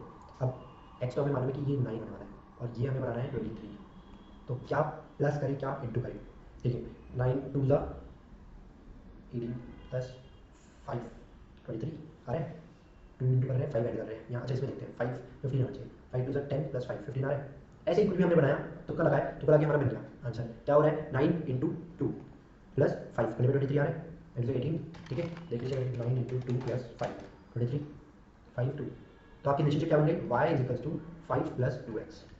समझ में है, इसमें खाली हमें ये 2 काम आएगा, ये 5 कुछ काम नहीं आएगा, हमारे आंसर निकालते हैं। नॉर्मल आपको रिलेशनशिप से फिर सॉल्व करना है। इस क्वेश्चन में यही सबसे बड़ा ट्रिक था कि कैसे हमें रिलेशनशिप बनानी है। इसके बाद तो नॉर्मली जो अभी आप सॉल्व करते हैं 13 क्वेश्चन पूरा सेम 13 क्वेश्चन जैसे ही सॉल्व होगा ये। क्लियर है 14 क्वेश्चन आपको। अब आपको आगे बढ़ूँ मैं, देख लीजिए ये वाले क्वेश्चन को ध्यान से, सारे रिलेशनशिप लिख लीजिए कॉपी में। इस तरीके से पहले इसका स्टैंडर्ड डेविएशन निकालिए 2.45, अब सबको इक्वेशन में कन्वर्ट कर दिए। अब देखिए यहाँ पे ये पहला आ गया, ये इक्वेशन आई पहली इक्वेशन, इसमें से हमने क्या लिया ये उठा लिया। फिर सेकंड इक्वेशन में गए हम तो ये हमारी सेकंड इक्वेशन बन गई, उसमें से हमने 10 को उठा लिया, ठीक है। और ये लास्ट में ये वाली इक्वेशन बनी 5 इंटू 2x वाली, इसमें हमने खाली 2 को उठा लिया। तो ये आपका कंप्लीट हो गया प्रॉपर्टी के साथ। अब इसमें हम लास्ट जो पार्ट है इसी में पहले इसका एक लास्ट क्वेश्चन हमें कर लेते हैं जिसमें कि कंबाइंड स्टैंडर्ड डेविएशन निकालना पड़ेगा। तो कंबाइंड स्टैंडर्ड डेविएशन कैसे निकालते हैं देखते हैं। देखिए इसमें क्या क्या दिया हुआ है क्वेश्चन में, for a group of 60 boy students the mean and standard deviation, mean और स्टैंडर्ड डेविएशन दिया हुआ है 45 and 2। The same figures for a group of 40 girls students are 55 and 3, मतलब 55 और 3 क्या है मीन और स्टैंडर्ड डेविएशन 40 गर्ल्स के लिए। What is the mean standard deviation of marks of the two groups are pooled together, एक साथ उनका मीन और स्टैंडर्ड डेविएशन कितना होगा, ठीक है। क्वेश्चन में क्या क्या दिया हुआ है देख लेते हैं। सबसे पहले कंबाइंड मीन का क्वेश्चन करने वाले हैं हम अभी। ये है कंबाइंड मीन के फॉर्मूले, ठीक है हमने सब उठा लिया कंबाइंड मीन के सारे फॉर्मूले। अब क्वेश्चन में क्या क्या डाटा दिया हुआ है, क्वेश्चन में n1 कितना है 60, n2 दिया हुआ है 40, उसके बाद x1 और x1 बार और x2 बार दिया हुआ है, और फिर standard deviation. Hello students, my name is C Rajat Agarwal, I am back with my another video on correlation. अभी तक देखिए आपने जो चार्ट पढ़े थे स्टार्टिंग में, उस चार्ट में कोरिलेशन आप ऑलरेडी पढ़ चुके हो। आज हम क्या करेंगे उस चैप्टर का बाइफर्केशन और देखेंगे और कौन कौन से मेथड्स होते हैं जिससे कि कोरिलेशन निकाला जाता है और उसकी प्रॉपर्टीज क्या होती है कोरिलेशन की। ये पार्ट आज हम कवर करने जा रहे हैं। ये आपका है चैप्टर नंबर 18 का पार्ट 1। चैप्टर 18 का पार्ट 1 है कोरिलेशन आपका, ठीक है। अब कोरिलेशन में आप देखने के लिए क्या होता है आर का फॉर्मूला दो, एक विद मीन विदाउट मीन। मैंने आपको इसके हमने इसके मिल के क्वेश्चंस भी सॉल्व किए थे, एग्जांपल्स 2 क्वेश्चन हमने सॉल्व किया था विद मीन कोवेरिएंस निकाल के और फिर स्टैंडर्ड डेविएशन निकाले थे, सबको यूज करके निकाले थे, और एक विदाउट मीन जिसमें कि टेबल्स खाली ड्रॉ करे थे, कुछ एक्स्ट्रा निकालने की जरूरत नहीं पड़ी थी हमें, डायरेक्टली कोरिलेशन आ गया था। तो ये जो दो मेथड आपने जो सीखा था, आपने ये दो फॉर्मूले सीख चुके हो, with mean without mean. With mean ये कौन सा मेथड था, Karl Pearson product movement correlation coefficient. इसका नाम इतना बड़ा है, इसका नाम देखिए क्या है, Karl Pearson product movement correlation coefficient. इसमें विद मीन विदाउट मीन ये दो फॉर्मूलेस आप ऑलरेडी पढ़ चुके हो, ठीक है। तो आज हम क्या करने वाले हैं इस चैप्टर में, देखिए आपको इस तरीके का चार्ट ड्रॉ करना पड़ेगा। कॉपी को सिलेक्टिंग करके आप ये ड्रॉ कर सकते हैं। उसमें क्या रहेगा, सबसे पहले पर्टिकुलर्स फॉर्मूले प्रॉपर्टीज, इसको और छोटा कर सकते हैं आप कॉलम अपनी कॉपी के हिसाब से। स्कैटर डायग्राम यहाँ पे इस तरीके से आपको स्कैटर डायग्राम बनाने होंगे, मैं भी आपको बताऊंगा। आप उसके लिए जगह इस तरीके से, इसको मैंने आजू बाजू में रखा हूँ, इसको आप एक के नीचे एक भी कर सकते हो, तो आपका ये पूरा पेज में ऑक्यूपाई होकर पतले से कॉलम में 5 डायग्राम आ जाएंगे। उसके बाद नेक्स्ट हेडिंग आपको देना रहेगा Karl Pearson product movement correlation coefficient की, ठीक है। उसके बाद उसमें दो रहेगा विद मीन विदाउट मीन के दो फॉर्मूलेज रहेंगे। टेबल आपको टेबल कैसे ड्रॉ करना है वो आपको बता रहा हूँ, कितना बड़ा टेबल रहेगा पहले आप देख लीजिए फिर टेबल ड्रॉ करिएगा। उसके बाद स्पीयर्समैन कोरिलेशन कोएफिशिएंट के दो फॉर्मूले, दो कॉलम आएंगे, दो फॉर्मूले रहेंगे। देखिए फॉर्मूले की साइज देखिए थोड़ी बड़ी है, इसलिए इसकी स्पेस चाहिए रहेगा यहाँ पे। और लास्ट में कोएफिशिएंट ऑफ कॉन्फिडेंस डेविएशन, छोटा सा फॉर्मूला है, छोटा सा अगर आप कॉलम बनाएंगे तो भी चल जाएगा काम। यहाँ पे 1 2 3 4 5 6 and this one is 7, particular वाला 7 कॉलम आपको ड्रॉ करनी है। इस तरीके से रहेगा ये आपका चार्ट। जल्दी से सिर्फ आप ये चार्ट का टेबल ड्रॉ कर लीजिए, उसके अंदर का फिगर अभी देख रहे हैं, फिर उसके बाद अंदर का फिगर लिखिएगा। पहले चार्ट बन जाना चाहिए आपका। चार्ट की स्पेसिंग मैं आपको बता दें कितनी स्पेसिंग रहेगी, आपके सामने बना हुआ है तो स्पेसिंग आपको पता चलेगी कितना क्या रखना है, उसको देखते हुए आप अपना चार्ट बना लीजिए। आपका चार्ट बन गया हो तो हेडिंग दे देना पर्टिकुलर्स फॉर्मूले और प्रॉपर्टीज, लेफ्ट हैंड साइड में पर्टिकुलर्स फॉर्मूले प्रॉपर्टीज, ये तो आपको विजिबल है, डायरेक्टली आप लिख सकते हैं। उसके बाद जो कॉलम की हेडिंग्स है वो भी आप दे देंगे। स्कैटर डायग्राम, पहला मेथड क्या है, स्कैटर डायग्राम कोरिलेशन निकालने का। सेकंड है देखिए ये ग्राफिकल मेथड है और ये सारे अलजेब्रिक मेथड है तीनों। पहला वाला बस ग्राफिकल मेथड है, ग्राफ से देख के बता रहे हैं, बाकी सब अलजेब्रिक है। तो उसके बाद सेकंड मेथड क्या है, Karl Pearson product movement correlation coefficient. ये कार्ल पियर्सन वाला आप ऑलरेडी पढ़ चुके हो, विद मीन विदाउट मीन। इसका फॉर्मूला मैं जूम नहीं कर रहा हूँ, ये आपको बिना देखे लिखना है। ये दोनों फॉर्मूले आपको याद होने चाहिए, अभी हमने पढ़े थे कुछ क्लास पहले ही, तो ये आपको याद रहना चाहिए। खुद से लिखिए विद मीन विदाउट मीन के फॉर्मूले, कार्ल पियर्सन प्रोडक्ट मूवमेंट वाले याद करिए। क्या होता था कार्ल पियर्सन प्रोडक्ट मूवमेंट में, सबसे पहले विद मीन में क्या होता था, याद करिए, are is equals to covariance x Y divided by standard deviation of x into standard deviation of Y, ये होता था विद मीन। और इसमें अब जो कोवेरिएंस यूज हुआ है, कोवेरिएंस निकालने का फॉर्मूला क्या होता है, summation of X minus x bar multiply by Y minus Y bar divided by N. याद आ रहा है आपको कुछ? लीजिए मैं जूम कर ही देता हूँ, तो अच्छे से याद कर लीजिए। कार्ल पियर्सन प्रोडक्ट मोमेंट का फॉर्मूला, ये फॉर्मूला था आपका R covariant X Y standard deviation of x into standard deviation of Y, और कोवेरिएंस का फॉर्मूला क्या था, summation of X minus x bar into Y minus Y bar divide by N, ये formula था। अच्छा without mean वाला मैंने बताया था, हस्बैंड वाइफ एक्स वाई और उनका बेटा था एन, उसके बाद ये दोनों अलग अलग हो गए, तो minus summation X into summation Y, फिर डिवाइडेड बाय यहाँ पे देखिए स्टैंडर्ड डेविएशन ऑफ एक्स और स्टैंडर्ड डेविएशन ऑफ वाई था, तो उसी का विदाउट मीन वाला फॉर्मूला है, बस एन यहाँ पे ऊपर चला गया है, n summation x square minus summation x का whole square multiply by n summation Y square minus summation Y का होल स्क्वायर। ये फॉर्मूला आपको मैं याद करवाया था, याद कीजिए, ऑलरेडी ये लर्न कर चुके थे ये वाला फॉर्मूला। तो ये दोनों फॉर्मूले आपके हो गए कंप्लीट। ये क्या था, Karl Pearson product moment correlation coefficient. अब नेक्स्ट है स्पियर्समैन कोरिलेशन कोएफिशिएंट। देखिए इस स्पियर्समैन में दो फॉर्मूले हैं, एक है अगर कोई भी रैंक टाई नहीं कर रहा है, मतलब लाइन से 1 2 3 4 5 6 7 8 9 10 रैंक है, सब अलग अलग लोगों के लिए अलग अलग रैंक है। टाइड रैंक मतलब मार्क्स अगर सेम आ गए तो क्या हो जाता है कि एक ही रैंक में दो लोग हो जाते हैं, तो ये क्या हो गया, टाई हो गया। तो टाइड अगर रैंक है तो ये वाला फॉर्मूला लगेगा, आप लिख लीजिए, क्वेश्चन करेंगे तब आपको क्लियर हो जाएगा क्या टाइड और क्या अनटाइड, मतलब नो टाइड रैंक क्या होता है। देखिए नो टाइड रैंक में क्या है, r equal to 1 minus 6 summation d square. अब ये d क्या होता है वो देखेंगे, d यहाँ पे जो रैंक रहेगा उसका डिफरेंस रहेगा, रैंक x की सीरीज का रैंक y की सीरीज का रैंक, उसका जो डेविएशन रहेगा, जो डिफरेंस आएगा उसको हम d बोलते हैं। तो d square divide by n into n square minus 1। वही यहाँ पे यहाँ तक देखिए फॉर्मूला पूरा सेम है टाइड रैंक में, जस्ट ऐड ऑन क्या हो रहा है आपका, ये वाला पार्ट ऐड ऑन हो गया, m cube minus m divide by 12। और ये जितने टाइड रैंक रहेंगे उतने बार ये फॉर्मूला लगते जाएगा यहाँ पे, और फिर और जितने बार टाइड रैंक रहेंगे उतने बार ये फॉर्मूला लगेगा। सिर्फ ऐड ऑन क्या है, plus m cube minus m divide by 12 plus dot dot till tied ranks continue, ये फॉर्मूला नोट डाउन कर लीजिए। फिर नेक्स्ट है coefficient of concurrent deviation. Next कौन सा है, कोफिशिएंट ऑफ कॉन्करेंट डेविएशन, इससे भी कोरिलेशन निकाला जाता है, नाम क्या है, coefficient of concurrent deviation. Heading दे दीजिए, फॉर्मूला है rc is equal to plus minus under root plus minus 2c minus n divide by n। ये सब क्या होता है यहाँ पे c n ये सब देखेंगे क्वेश्चंस के थ्रू, अभी आप ये फॉर्मूला नोट डाउन कर लीजिए अपने चार्ट में। स्पियर्समैन कोरिलेशन के दो फॉर्मूले और कोफिशिएंट ऑफ कॉन्करेंट डेविएशन का एक फॉर्मूला। कुल मिला के कितने फॉर्मूले हो गए, एक ये दो कार्ल पियर्सन वाले, 5 फॉर्मूले हो गए इस चैप्टर के।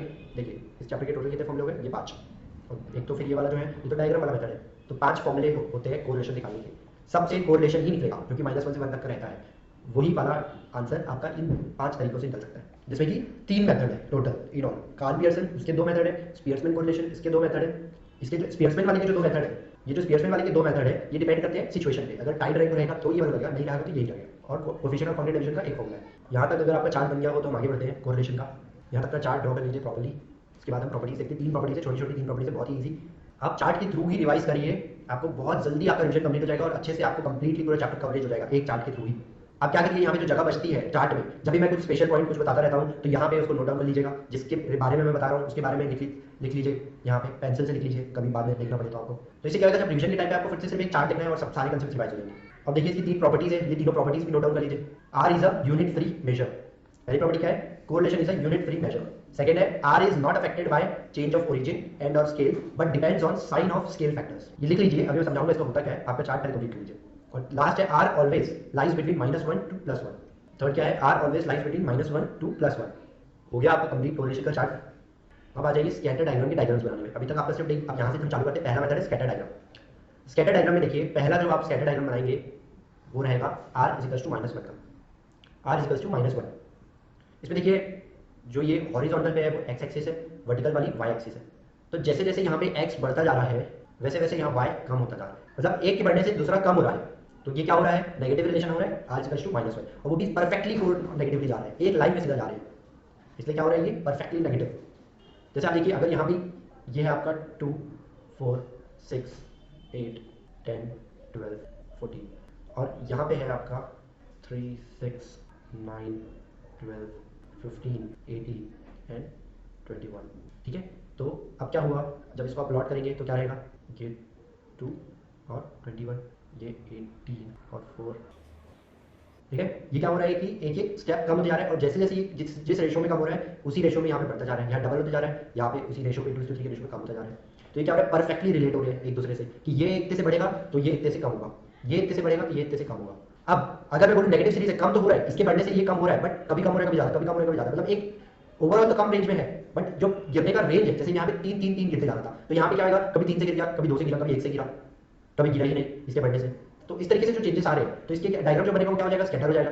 पर स्कैटर होने के बाद में जो डायरेक्शन रहेगा वो ये स्लैंटिंग का ही रहेगा, इसलिए ये r माइनस वन है। मतलब यहाँ पे वैल्यूज कहाँ से कहाँ तक लाई करेंगी हमारी यहाँ पे वैल्यू रहेगी -1 टू 0। यहाँ पे ये वैल्यूज रहने वाली है, हमारा कोरिलेशन ये निकलेगा -1 से 0 तक का नेगेटिव में। अब थर्ड में देखिए इसमें क्या हो रहा है, ये बढ़ने से इसको कोई फर्क नहीं पड़ रहा। देखिए यहाँ पे अगर 2 4 6 8 होते जा रहा है तो यहाँ पे कोई फर्क नहीं पड़ रहा है, यहाँ पे आसपास ही है। मतलब जैसे फॉर एग्जाम्पल 8 यहाँ पे ये 9 के आसपास ही चल रहा है, कभी 9 से 12 हो जा रहा है, कभी 9 से 6 हो जा रहा है, बस इसी के आसपास ही चल रहा है, कोई गिरने बढ़ने का कोई इसमें चांस नहीं है। तो यहाँ पे क्या हो गया, कोरिलेशन 0 हो गया, कोरिलेशन 0 हो गया। इसमें दो वैरायटी और होती है, एक हो गया आपका अगर ये जैसे आपके जो डॉट्स आए वो इस तरीके से आ रहे हैं, गोल गोल घूम रहे हैं, तो ये भी नो रिलेशन कहलाएगा। इसके अलावा अगर आपके मार्क्स ऐसे बेल शेप में आ रहे हैं तो एक बार बढ़ रहा है एक बार घट रहा है, तो ये कर्वीलिनियर कोरिलेशन कहलाता है। और इसमें भी कर्वीलिनियर वाले में भी क्या हो रहा है कि कोई कोरिलेशन नहीं है। ये देखिए दो और क्या बताया मैंने, एक सर्कुलर वाला एक बताया और एक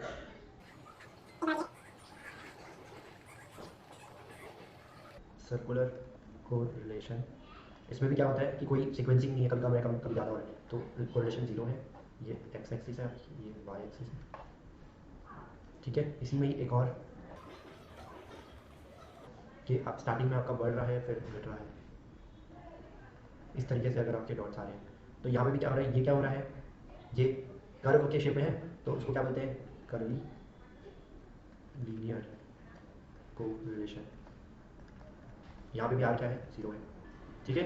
तो आप यहाँ पे एक ये डायग्राम तो बना ही रहे हो, उसके साथ में ये दो डायग्राम और बना लेना, 0 वाले के दो डायग्राम और मैंने आपको बता दिया, जिसमें कि एक तो फ्लैट लाइन थी, दूसरा सर्कुलर वाला था, तीसरा कर्वी लीनियर वाला था। उसके बाद देखिए एक आर पॉजिटिव, मतलब क्या हो रहा है कि यहाँ पे अगर 2 3 4 इस तरीके से है, 2 4 6 8 10 12, तो यहाँ पे भी 3 6 9 12 इस तरीके से ये बढ़ते जा रहा है और सेम रेशो पे बढ़ रहा है। But same ratio in the sense मतलब डायरेक्शन सेम है बट रेशो सेम नहीं है, सॉरी। तो यहाँ पे क्या हो रहा है, कभी कम कभी ज़्यादा, कभी कम कभी ज़्यादा। ठीक है, यहाँ पे मान लो अभी ये 3 था, 3 के बाद सीधा 15, 15 के बाद सीधा 9, ये 15 पहुँच गया, ये 3 था, फिर यहाँ 9 आ गया, फिर 15 आ गया, फिर 6 आ गया, फिर 9 आ गया, फिर 12 आ गया। इस तरीके से ये बढ़ते जा रहे हैं। तो क्या है कि डायरेक्शन तो ठीक है कि ये अपर डायरेक्शन में जा रहे हैं। देखिए 3 6 9 या 15 15 9 12 बढ़ ही रहा है, हर एक बॉल्स को देखे तो हम जैसे जैसे ये बढ़ती आ रही है ये भी बढ़, बट इक्वल प्रोपोर्शन में नहीं है, कभी कम कभी ज़्यादा, कभी कम कभी ज़्यादा। अब यहाँ देखिए ये इक्वल प्रोपोर्शन में बढ़ रहा है। देखिए यहाँ पे ये 2 है तो यहाँ पे ये 3 है, क्या मतलब एक्स एक्सिस और वाई एक्सिस। यहाँ पे ये 4 है तो यहाँ पे ये 6 है, यहाँ पे ये आपका 6 है तो यहाँ पे 9 है, यहाँ पे 8 है तो यहाँ पे 12 है। इस तरीके से यहाँ पे एक्स एक्सिस हो गया और ये आपका वाई एक्सिस हो गया, ठीक है। तो ये क्या हो गया, R is to 1 perfectly correlated है, परफेक्टली पॉजिटिव कोरिलेशन है, और यहाँ पे पॉजिटिव खाली कोरिलेशन है। यहाँ पे परफेक्ट है, यहाँ पे परफेक्ट नहीं है, इसलिए खाली पॉजिटिव कोरिलेशन। समझ में आ गया होगा आपको चार्ट रीड करना, कैसे हम चार्ट को के थ्रू कोरिलेशन निकालते हैं कि पॉजिटिव है, नेगेटिव है कि न्यूट्रल है, कैसे पता करते हैं। इस तरीके से आपको स्कैटर डायग्राम मेथड आपका कंप्लीट हुआ। आप सारे चार्ट बना लीजिए स्कैटर डायग्राम के, ये स्कैटर डायग्राम के सारे चार्ट ड्रॉ कर लीजिए, ठीक है। आगे बढ़े, क्या कंप्लीट हो गया, अभी तक आपका स्कैटर डायग्राम वाला मेथड कंप्लीट हो चुका। उसके बाद कार्ल पियर्सन भी ऑलरेडी कंप्लीट हो चुका। अब ये बचे दो मेथड, हम क्या करते हैं, अभी ये वाला मेथड तो आपका कंप्लीट हो चुका था विद एग्जांपल्स। अब इसके क्वेश्चन सॉल्व करके देख लेते हैं Karl Pearson product movement correlation coefficient के, कि किस तरीके से क्वेश्चन आते हैं और कैसे हमें सॉल्व करना है इसको, Karl Pearson product movement correlation coefficient, ठीक है। इसके लिए आप अपनी बुक निकाल लीजिए, स्कैटर डायग्राम आपका हो चुका है। स्कैटर डायग्राम के नीचे आप आ जाइए 18.9, पेज नंबर 18.9, प्रॉपर्टीज के नीचे ये रहा आपका 18.2, क्वेश्चन नंबर 18.2। क्या है यहाँ पे, compute the correlation coefficient. Correlation coefficient मतलब वही आर निकालने बोला है between x and Y, X series Y की सीरीज है, फ्रॉम द फॉलोइंग डाटा। जहाँ पे डाटा में क्या दिया है कि एन जो है वो 10 दिया हुआ है, summation of x Y 220, summation of x square 200, summation of Y square 262, summation of X 40, summation of Y 50। आपको ये डाटा दिया हुआ है। अब इस डाटा के थ्रू ही आपको कोरिलेशन निकालना है। अब इस क्वेश्चन को देख के आपको समझ में आया कि आपको विद मीन और विदाउट मीन दोनों फॉर्मूला याद करना क्यों जरूरी था, क्योंकि यहाँ पे अगर आप विदाउट मीन कोशिश करना चाहोगे तो आप निकाल ही नहीं पाओगे विदाउट मीन। यहाँ पे क्योंकि डाटा जो दिया हुआ है सारा का सारा डाटा विदाउट मीन वाले फॉर्मूले का ही दिया हुआ है, तो यहाँ पे जो हमें यूज करना होगा वो विदाउट मीन वाला फॉर्मूला यूज करना होगा, ठीक है। यहाँ पे हम देखते हैं क्वेश्चन नंबर 2 किसके अंदर आ रहा है, ये विदाउट मीन। देखिए विदाउट मीन के अंदर question number 2, n is equals to 10, summation of x Y 220, summation of x square 200, summation of Y square, summation of x, summation of Y 262, 40, 50। इतना डाटा आपको दिया हुआ है। अब फॉर्मूला क्या होता है आपका, फॉर्मूला ये होता है आपका r is equals to n summation x Y minus summation X into summation Y divide by under root n summation x square minus summation X whole square multiply by n summation Y square minus summation Y का whole square. Solution में लिख लीजिए, copy में solve करिए ये question को, book में tally करने की जरूरत नहीं है, कॉपी में सॉल्व करिए। क्वेश्चन नंबर 2 का डाटा आपको मिल गया है। क्वेश्चन नंबर 2 का डाटा के नीचे ये फॉर्मूला नोट डाउन कर लीजिए। आर का फॉर्मूला क्या होता है, कोशिश करिए कि बिना देखे आप लिखें आर का फॉर्मूला। चलिए अब हम पुट करके देखते हैं। सारे डाटा हमें दिया हुआ है, जस्ट पुट करना है। एन क्या है, 10 इंटू क्या है summation x Y 220 into 220 minus summation x into summation Y. Summation X कितना है 40 इंटू 50, ठीक है। उसके बाद क्या है अंडर रूट। अंडर रूट में क्या है, सबसे पहले है एन, तो 10 इंटू समेशन एक्स का स्क्वायर, समेशन एक्स स्क्वायर का summation 200 into 200 minus summation x क्या है 40 का स्क्वायर माइनस 40 का स्क्वायर। फिर सेकेंड उसमें क्या है देखिए एन, तो 10 into summation of Y square का समेशन 262 माइनस समेशन वाई का स्क्वायर 50 का स्क्वायर। मिल गया, सारे फिगर्स मिल गए। अब सॉल्व हो जाएगा ये। देखिए 3 पार्ट में सॉल्व करेंगे। पहले ये एक ऊपर इसको सॉल्व कर लेते हैं, इसको सॉल्व कर लेते हैं, इसको सॉल्व कर लेते हैं, उसके बाद फिर फाइनल सॉल्व कर लेंगे, ठीक है। तो सबसे ऊपर का सॉल्व करते हैं। सबसे पहले ऑन प्रेस करिए 10 into 220 M plus 40 into 50 M minus memory में क्योंकि माइनस है साइन और एम सी। कितना आंसर है ऊपर का 200, ठीक है। अब नीचे का सॉल्व करते हैं। ऑन प्रेस कर रहा हूँ फिर से 10 into 200 M plus 40 into equals to, क्योंकि स्क्वायर है 40 का स्क्वायर हो गया 1600। अब ये क्या माइनस मेमोरी में M minus M R C कितना है 400 मल्टीप्लाई बाय, इसको सॉल्व कर लेते हैं। ऑन प्रेस कर रहा हूँ फिर से 10 into 262 M plus 50 into equals क्या हो जा रहा है 50 का स्क्वायर 2500 हो गया। अब ये माइनस में है तो एम माइनस, अब क्या करूँगा एम आर सी, तो ये 120 आ गया।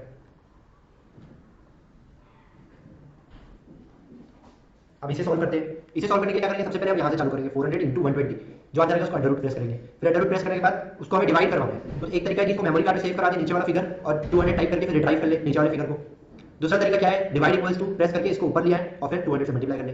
दो तरीके हैं। और तीसरा तरीका तो है ही, आप सीधा कॉपी में लिख लीजिए 400 इंटू 120 कितना होता है, उसका अंडर रूट कितना होता है यहाँ लिख लीजिए और फिर डिवाइड कर दीजिएगा फिर से टाइप करके 200 डिवाइडेड बाय जो आंसर आएगा वो।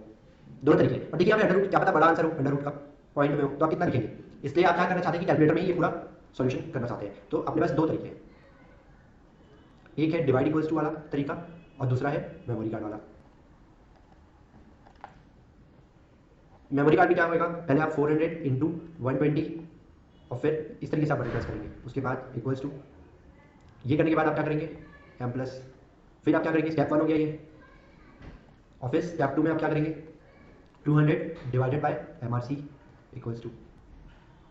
इस तरीके से आप इतने बटन प्रेस करेंगे तो आपका मेमोरी कार्ड तरीके से आंसर आ जाएगा। देखते करके ऑन प्रेस कर रहा हूँ मैं 400 मल्टीप्लाई बाय 120 इक्वल्स टू कितना है 48,000। इसका हमें क्या करना है अंडर रूट, यहाँ पे सॉरी एक अंडर रूट का भी अंडर रूट करने के बाद आप एम प्लस करेंगे under root and then M plus, ठीक है। 48,000 इसका हम क्या करना है अंडर रूट वाला बटन प्रेस करें और इस 290.089 को हमने एम प्लस मेमोरी में सेव कर दिया। अब उसके बाद क्या करेंगे 200 divided by M R C and then equals to, तो आपका क्या आंसर आ गया 0.9128। तो आपका आंसर क्या है यहाँ पे 0.91, R is equals to 0.91। Plus 1 और माइनस 1 के बीच में है, 1 के थोड़ा पास मतलब परफेक्टली रिलेटेड हो सकता था और पॉजिटिव है तो पॉजिटिवली परफेक्टली रिलेटेड थोड़ा सा कम है, थोड़ा सा स्कैटर्ड होगा, बाकी ये पॉजिटिव कोरिलेशन है, ठीक है। पॉजिटिव कोरिलेशन मतलब जो एक्स और वाई की सीरीज है उसमें एक अगर बढ़ेगा तो दूसरा भी बढ़ेगा, एक कम होगा तो दूसरा भी कम होगा। अब देखिए दूसरा मेथड डिवाइड इक्वल्स टू वाला, एक हमने देख लिया मेमोरी कार्ड वाला, अब देखेंगे डिवाइड इक्वल्स टू वाला, ठीक है। अब देखो डिवाइड इक्वल्स वाले मेथड में कैसे करेंगे, सबसे पहले तो हम 400 इंटू 120 अंडर रूट यहाँ तक प्रेस करेंगे तो 219 आ जाएगा। अब इसको ऊपर लाने के क्या करेंगे, ये हो गया स्टेप 1।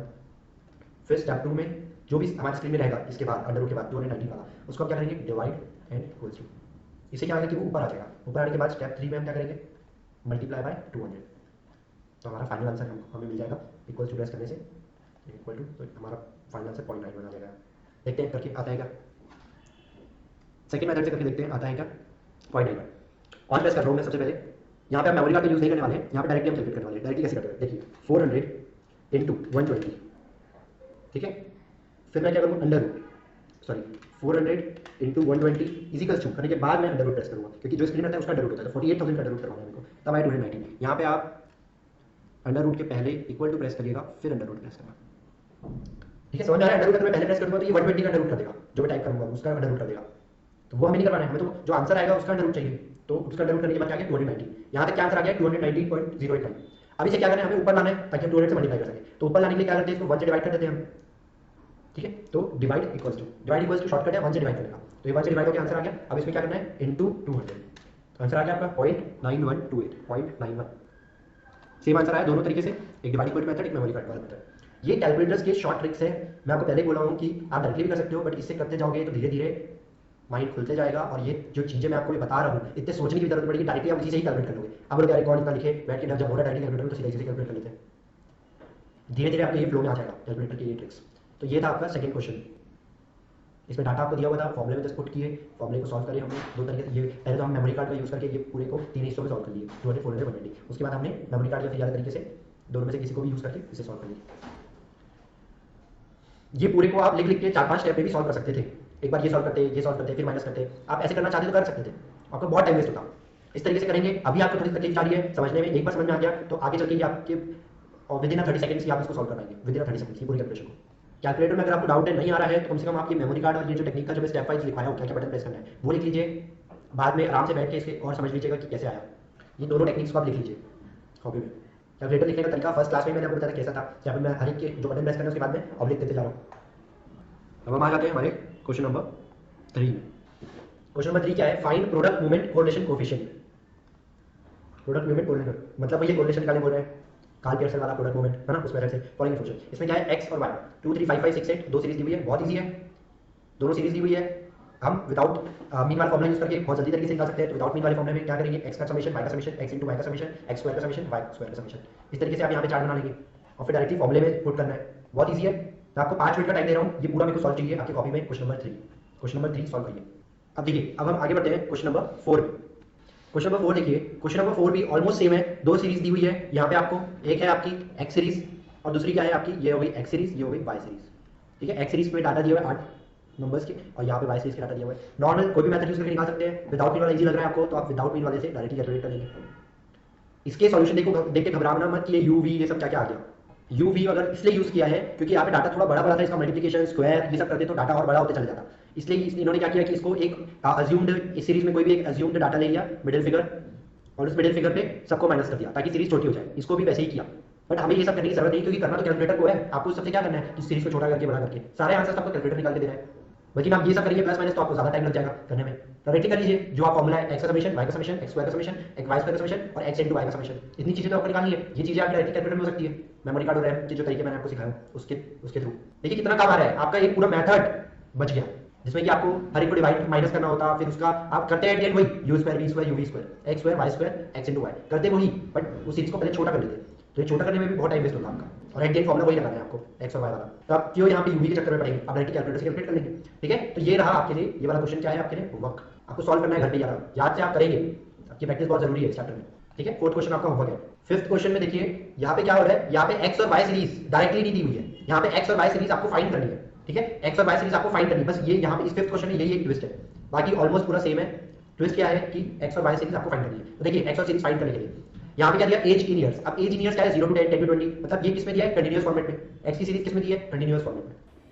तो हम जब भी कंटीन्यूअस वाले को कन्वर्ट करना रहता था सिंगल टर्म में, तो हम क्या करते थे, इसका मिड वैल्यू ले लेते थे, तो हमारा सिंगल टर्म्स में कन्वर्ट हो जाता है एक्स सीरीज। यहाँ पे ले लेते मिड वैल्यू 5 15 25 35 45 55 65 75।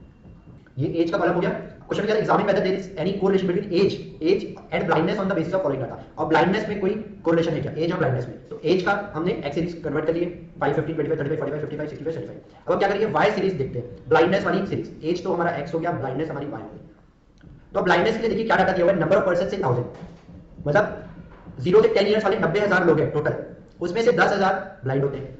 समझ आ रहा है, 90,000 में से 10,000 ब्लाइंड होते हैं। ठीक है, तो अब हम इसमें वाई सीरीज में जब हमें कन्वर्ट करना है, तो वाई सीरीज में कन्वर्ट करने के हम वाई सीरीज बना देते हैं इसको नंबर ऑफ ब्लाइंड पर लैख कितने होते हैं, नंबर ऑफ ब्लाइंड पर लैख में हम इसको कन्वर्ट कर रहे हैं। ठीक है, नंबर ऑफ ब्लाइंड पर लैख। तो अब देखिए यहाँ पे कितने 10,000 है, 10,000 number of blind person. Sorry यहाँ पे देखिए ये ब्लाइंड पर्सन में ये थाउजेंड्स में नहीं है फिगर, ये खाली 10 है, ये थाउजेंड्स में, ये थाउजेंड्स में होने के बाद 90,000, ये 10 ही है। ठीक है, ये क्लियर हो गया कि ये 10 है, ये 90,000 है। अब नंबर ऑफ ब्लाइंड पीपल पर लैख में कितना हुआ, 10 डिवाइडेड बाय 90,000 इंटू 1 लाख। इससे क्या निकल जाएगा आपका पहला टर्म, 5 साल की एज में कितने ब्लाइंड पीपल है। तो देखिए 10 डिवाइडेड बाय 90,000 इंटू 1 लाख 11.11, जिसको हम राउंड ऑफ करके 11 ले रहे हैं। ठीक है, ये हो गया पहला। नेक्स्ट सेकंड में क्या है, 15 है और 120 है, 15 डिवाइडेड बाय 120,000 इंटू 1 लाख। ठीक है, कितना है ऑन प्रेस करके 15 divided by 1,20,000 into 1 lakh equals to कितना है 12.5, इसको भी हम राउंड ऑफ करके 12 लेके चल रहे हैं, क्योंकि इसमें जो राउंडिंग ऑफ इसलिए कर रहे हैं क्योंकि अब 11 लोग बोल रहे हैं ना, 11 लोग पर लैख में इतने आ रहे हैं, 11 लोग 5 साल वाले पर 1 लाख में। इस तरीके से ये पूरा डाटा कन्वर्ट हो जाएगा एक्स में और वाई में। उसके बाद तो बहुत सिंपल है, एक्स और वाई सीरीज मिल गई है। आप विदाउट मीन वाला इजी लग रहा है आपको, विदाउट मीन वाले फॉर्मूले से फटाफट निकाल लीजिए।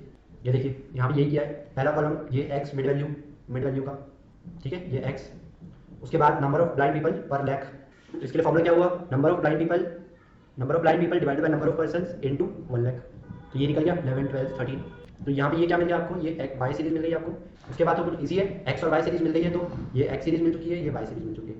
अब एक्स वाई की एक कॉलम बना लेंगे, एक्स वाई का बना लेंगे, वाई स्क्वायर का बना लेंगे। इसका ये जो टोटल आ रहा है ये तीनों हमारे काम आने वाला है, और एक्स का टोटल और वाई का टोटल भी काम आने वाला है। ये सारी वैल्यूज को आर के फॉर्मूले में रख देंगे, n summation x Y minus summation x into summation Y divided by under root n summation x square minus summation x का होल स्क्वायर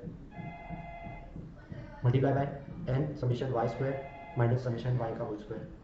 ठीक है, ये फॉर्मूला ऐसे रफली लिखा मैं ताकि आप अपने खुद से लिखें, आपको याद है ये ऑलरेडी फॉर्मूला।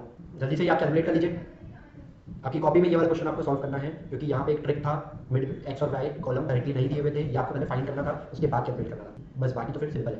तो ये था आपका 5th क्वेश्चन, यहाँ तक हो चुका है। मिड वैल्यू और ये वाला कॉलम 2 कॉलम बन जाने चाहिए थे अभी तक। उसके बाद ये तो आपको लिखना है नहीं, ये पूरा डाटा लिखने की जरूरत है नहीं, डायरेक्टली हमें क्या चाहिए, summation, directly summation x y का समीशन निकालने के लिए क्या करेंगे, 5 × 11 इक्वल्स टू 15 × 12 इक्वल्स टू वाला तरीका यूज कर सकते हो, इक्वल्स टू करके लास्ट में जीटी।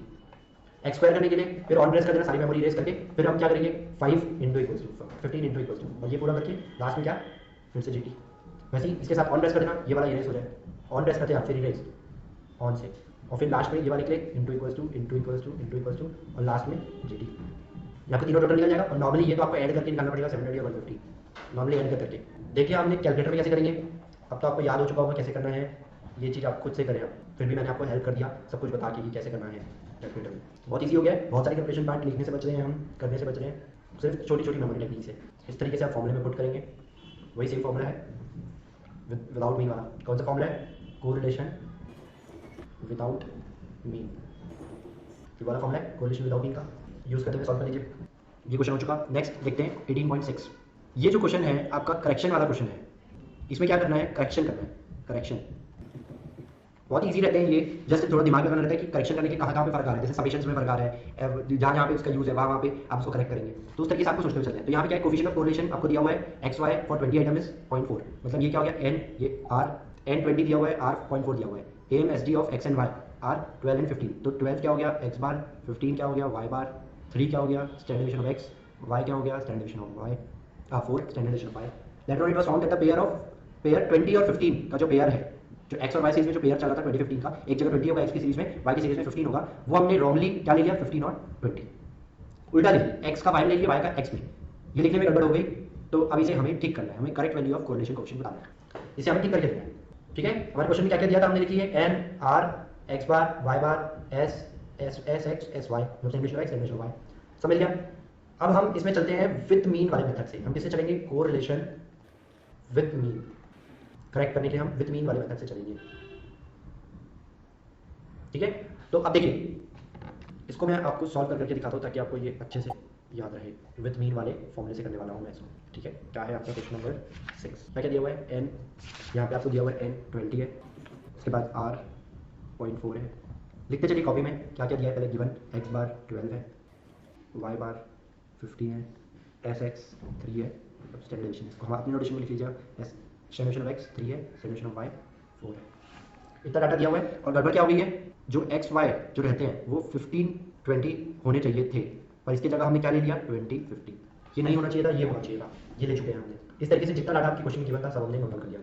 अब देखिए सब डाटा को और तोड़ के जितना समीशन जो आने वाले हैं वहाँ तक हम पहुँचा देते हैं। तो देखिए आर का फॉर्मूला क्या होता है, covariance x Y divided by क्या होता है, चार्ट देखते रहिए आप, गड़बड़ नहीं करना है, ठीक है, ऊपर लिखा हुआ है just covariance x Y divided by standard of x standard of y standard of x into standard of y, जिसमें से आपको आर पता है 0.4 है, 0.4 is equal to covariance x y आपको नहीं पता है divided by standard of x और स्टैंडर्ड ऑफ वाई पता है 3 × 4।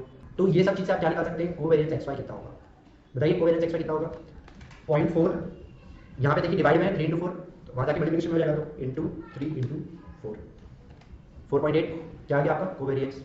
अब देखिए यहाँ पे एक मेथड और होता है कोवेरिएंस निकालने का। कोवेरिएंस निकालने का आपको कौन सा मेथड पता है? Summation of x minus x bar into y minus Y bar divide by N, ये आपको पता है। इस पर मैं बोल रहा हूँ एक मेथड और है।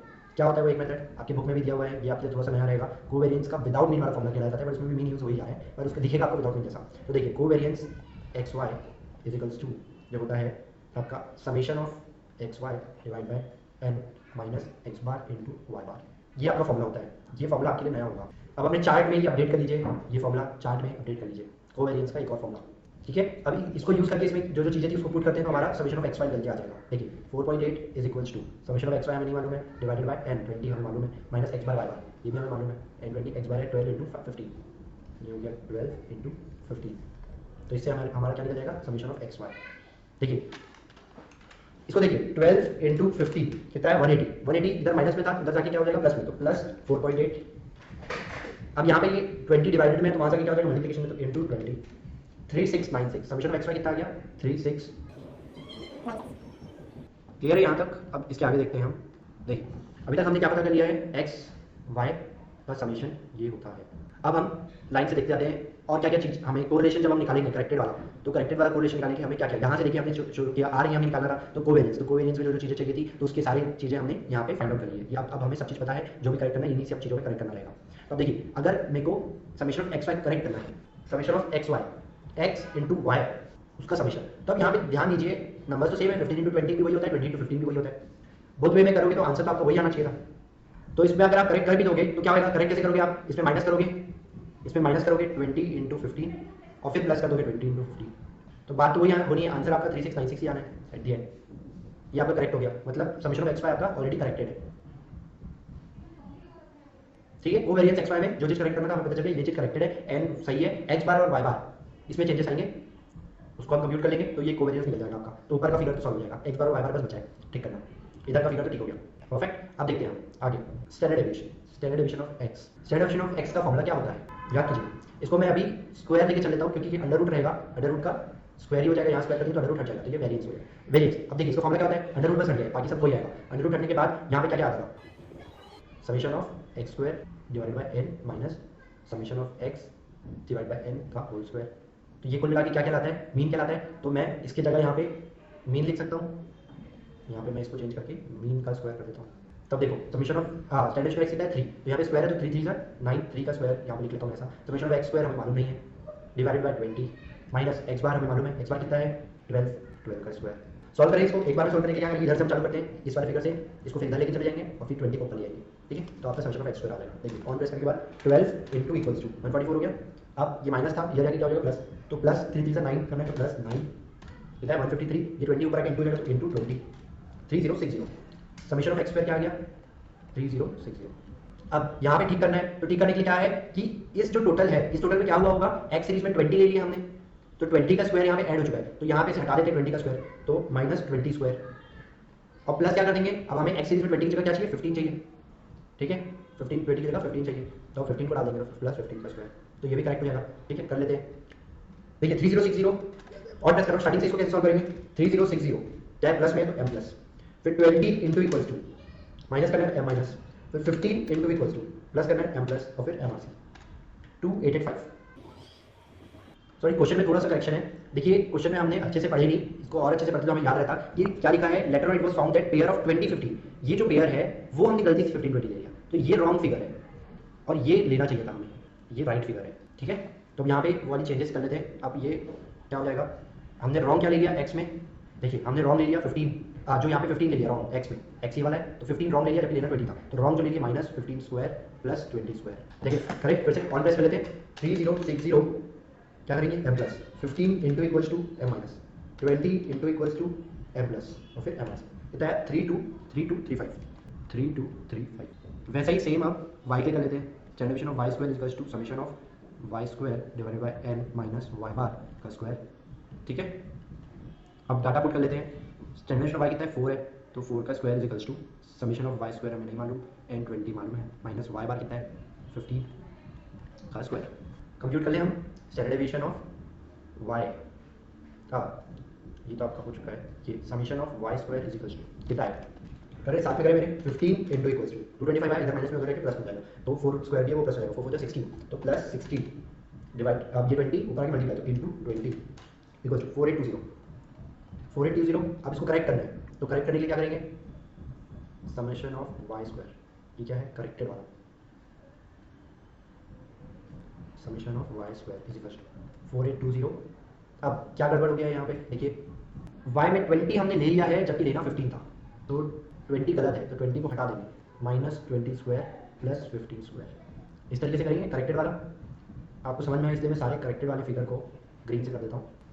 समेशन ऑफ एक्स वाई 3696 ये मिला था हमें, यहाँ पे ये मिल गया हमें, इसको सॉल्व करके लिख लेते हैं 4820। देखिए 4820 टाइप करके M plus 20 into equals to M minus 15 into equals to M plus फिर एम आर सी 4645 करेक्टेड वाला figure. Summation of x square 32355 ये भी करेक्टेड वाला।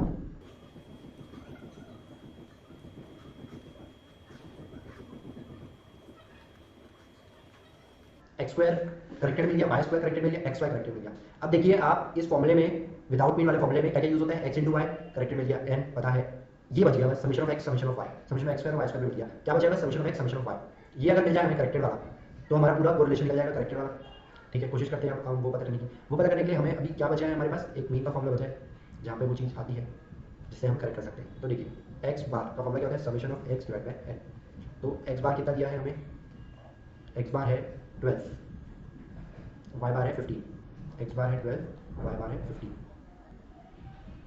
देखिए x bar is equals to summation of x divide by n, तो ये 12 है और ये 15 है।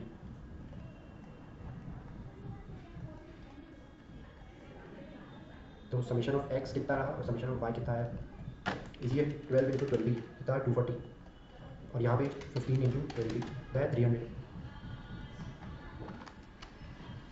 ठीक है, अब हम क्या करेंगे, इसका करेक्टेड वाला निकालेंगे। तो करेक्टेड वाला निकालने के लिए क्या है, summation of x is equal to 240। अब एक्स की सीरीज में क्या गलत और क्या सही, क्या गलत क्या सही एक्स में, देखिए एक्स में गलत है 15, सही है 20, गलत को हटाएंगे सही को ऐड करेंगे, समेशन में गलत को हटा दिए और सही को ऐड कर दिए। समेशन ऑफ वाई यहाँ पे 300, यहाँ पे क्या गलत है क्या सही है, देखिए यहाँ पे 20 गलत है 15 सही है, तो 20 को हटाएंगे 15 को ऐड करेंगे, 20 को हटाएंगे 15 को ऐड करेंगे। तो समेशन ऑफ एक्स करेक्टेड वाला कितना है, समेशन ऑफ वाई करेक्टेड वाला कितना है, देखिए 240 माइनस 15 प्लस 20 245 और यहाँ पे 300 माइनस 20 प्लस 15 दैट 295 करेक्टेड वाला ये मिल गया। अब देखिए सारे करेक्टेड फिगर्स मिल चुके हैं आपको, जो जो आपको क्वेश्चन इस फॉर्मूले में यूज़ करने के लिए चाहिए था। देखिए इस फॉर्मूले के हिसाब से ये 1 2 3 4 5 और एन तो सेम रहेगा 20, तो वो तो ऑलरेडी आपके पास है ही, क्या है आपके पास एन तो सेम रहेगा 20, यहाँ एन 20 ये भी है। पुट करें फॉर्मूले में, ये है फॉर्मूला, पुट करते हैं r is equals to n, तो 20 into summation of x Y कितना है 3696 minus summation of x y corrected वाला 245 इंटू 95 245 इंटू 295। ठीक है 245 एंड 295।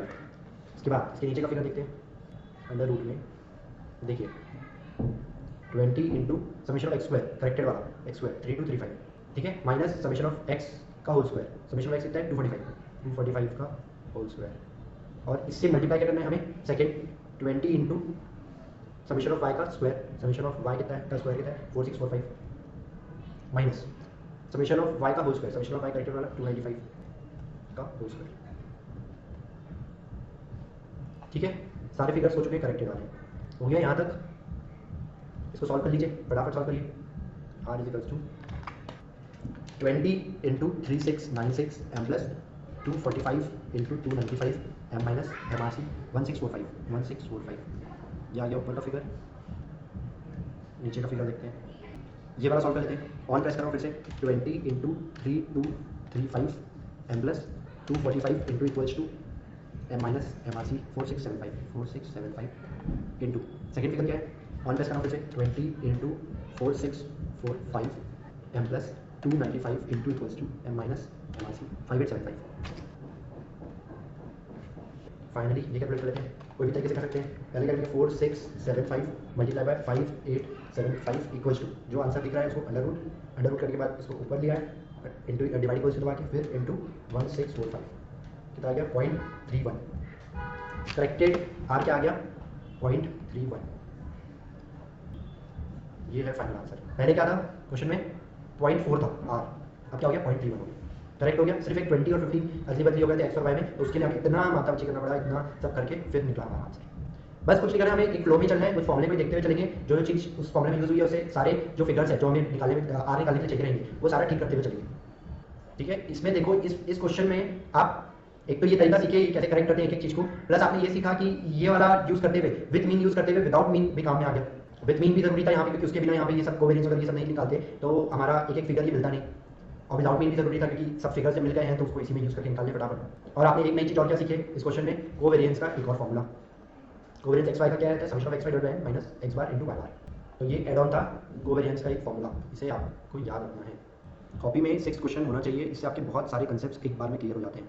इस टाइप के क्वेश्चन इसीलिए रखे जाते हैं ताकि आपकी प्रैक्टिस हो और सारे कंसेप्ट आपको क्लियर हो जाए। इस चार्ट में मैंने अपडेट कर दिया, आप भी अपने चार्ट में अपडेट कर दिया। आपने क्वेश्चन तो अलग पेज में सॉल्व किया होगा, तो आप ये फॉर्मूला है अपने चार्ट में अपडेट कर दीजिए कि कोवेरिएंस एक्स वाई निकालने का एक फॉर्मूला होता है summation x Y divided by minus x bar into y bar. Question number 7 में आते हैं। 6 हो गया आप सबका। Compute the coefficient of correlation between statistics and mathematics for the binary frequency. ये क्वेश्चन 18.6 जो टेबल है उससे रिलेटेड एक क्वेश्चन है, प्रॉपर्टी और उसको मर्ज करते हुए। ये वाला आप रहने दीजिए, इसको करने की जरूरत नहीं है क्योंकि आपको वो मेथड जो ऑलरेडी आता है, तो आपको इतने कॉम्प्लिकेटेड मेथड यूज़ करने की जरूरत नहीं है। विथ मीन विदाउट मीन वाले तरीके आपके लिए काफ़ी है, कार्ल पियर्सन वाले। ठीक है, तो ये आप कट कर देंगे। आ जाइए क्वेश्चन नंबर 8। क्वेश्चन नंबर 7 आपको कट करना है क्योंकि वो आपके काम का नहीं है, क्योंकि हमने ऑलरेडी कार्ल पियर्सन वाला मेथड पढ़ लिया है। अब और इतने हार्ड मेथड सीखने की जरूरत नहीं है क्योंकि उतना उससे बेटर कि हम उसे कैलकुलेट कर लेंगे इसी तरीके से। Question number 8। क्वेश्चन नंबर 8 में देखिए, given that the correlation coefficient between x and y is 0.8। क्या बोल रहा है कि आर जो है एक्स वाई का, r x Y is 0.8 question में दिया हुआ है। Write down the correlation coefficient between u and v where. देखिए आर जो है आपको r x y, fresh page पे करते हैं इसको। Question number 8 r x Y कितना दिया हुआ है 0.8। ठीक है, write down the correlation coefficient between u and v. अब हमें निकालना क्या है, आर यू वी हमें फाइंड करना है। ठीक है, अब रिलेशनशिप दी हुई है, एक रिलेशनशिप दी है 2u plus 3x, 2u plus 3x plus 4 is equal to 0, plus 4 is equal to 0। और दूसरी रिलेशनशिप दी है हमें 4v plus 16y, 4v plus 16y plus 11 is equal to 0। अब ये रिलेशनशिप दी हुई है, बट हमारा प्रॉपर्टी क्या है पहले वो करते हैं। r is not affected by change of origin, मतलब a से भी अफेक्ट नहीं होता और एंड ऑफ स्केल b से भी अफेक्ट नहीं होता, but depends on sign of scale. मतलब b में अगर प्लस है तो r भी हमारा प्लस होगा, अगर b हमारा माइनस है तो r भी हमारा माइनस में होगा। सिर्फ और सिर्फ क्या फर्क पड़ रहा है, हमें स्केल से फर्क पड़ रहा है। ठीक है, तो अब यहाँ पे जब r में क्या होता है, x का स्केल क्या होगा, x का भी स्केल जो b वाले में आने वाला है y का भी b वाले में जो आने वाला है, दोनों से फर्क पड़ रहा है। तो हम यहाँ पे क्या वर्डिंग लेके चल रहे हैं, एक इक्वेशन हम बना लेते हैं। देखिए एक इक्वेशन हम बना लेते हैं, u is equals to a plus B x. ठीक है, और v is equals to c plus D y. ठीक है, ये दो इक्वेशन बना लीजिए। अब क्या बोल रहे हैं यहाँ पे, स्केल में क्या है, यहाँ पे b है और d है, इससे खाली फर्क पड़ रहा है इसके साइन से। तो इसके साइन से फर्क पड़ रहा है, इसका मतलब क्या हुआ, देखिए अगर हमें अब r u v निकालना है तो r एक्स वाई जो होगा वही आंसर आने वाला है, सेम रहेगा, बस साइन का फर्क है, जो b और d की साइन रहेगी उससे फर्क आएगा। तो b और d की साइन से कैसे फर्क आएगा, देखिए अगर हम ऊपर में b इंटू डी कर दें और divided by b into D कर दें, अब आप बोलोगे इसमें तो साइन साइन भी कट जाएगी। तो अब मैं यहाँ पे क्या करता हूँ कि जो नीचे जो हो रहा है वहाँ पे अगर माइनस में होगा तो भी उसको प्लस बना के हम मल्टीप्लाई कर देते हैं। अब क्या होगा, b इंटू डी आंसर तो वही आएगा, तो वो सब तो कैंसिल हो जाएगा, मतलब 1 ही आना है आंसर। बस फिर फर्क क्या आएगा, सिर्फ यहाँ पे अगर ये प्लस प्लस है, दोनों में प्लस प्लस है तो हमारा आंसर भी पॉजिटिव, अगर कोई भी एक नेगेटिव है तो हमारा आंसर भी नेगेटिव, या दोनों नेगेटिव है तो हमारा आंसर पॉजिटिव। सिर्फ फर्क कहाँ पे आएगा, यहाँ पे साइन का आएगा b और d के। ये प्रॉपर्टी बहुत इंपॉर्टेंट है, इससे रिलेटेड बहुत सारे क्वेश्चन आते हैं एग्जाम में, थोड़ी ट्रिकी भी है क्योंकि यहाँ पे सिर्फ साइन का खेल है, आंसर सेम रहता है। समझ में आया। अब हम क्या करेंगे, ये जो रिलेशनशिप दी हुई है इसको कन्वर्ट कर लेते हैं u और v के फॉर्मेट में, जो मैं a और b स्केल के फॉर्मेट में कन्वर्ट कर लेते हैं। तो देखिए स्केल के फॉर्मेट में कन्वर्ट करेंगे तो u इज इक्वल टू ये प्लस 4 इधर जाके माइनस 4 हो जाएगा। ठीक है, ये प्लस 3x यहाँ जाके माइनस 3x हो जाएगा, ये 2 मल्टीप्लाई में जो है वो यहाँ जाके डिवाइड में चला जाएगा। तो ये हो गया a, ये हो गया a, ये हो गया b। ठीक है, वैसे इसका निकाल लेते हैं, v इज इक्वल टू इधर जाके ये क्या हो जाएगा माइनस 11, ये इधर जाके माइनस 16y, और ये 4 इधर जाके डिवाइड 4 डिवाइड बाय 4, ये आपका a आ गया, ये आपका b आ गया। ठीक है, दोनों का साइन नेगेटिव नेगेटिव है, समझ में आ रहा है, दोनों का साइन नेगेटिव नेगेटिव।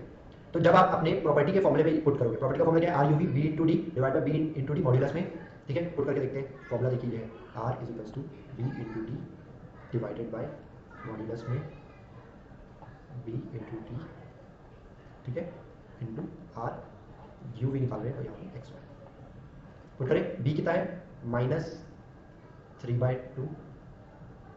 इसको मैं काम करता हूँ ईजी रहे ताकि इस 3/2 को मैं डेसिमल में कन्वर्ट कर लेता हूँ, तो 3 डिवाइड बाई 2 क्या 1.5, इसको मैं 1.5 बोल सकता हूँ, और 16 डिवाइड बाई 4 तो 4 और 16 तो ऐसे ही कैंसिल हो रहा है, तो ये हमारा 4 है।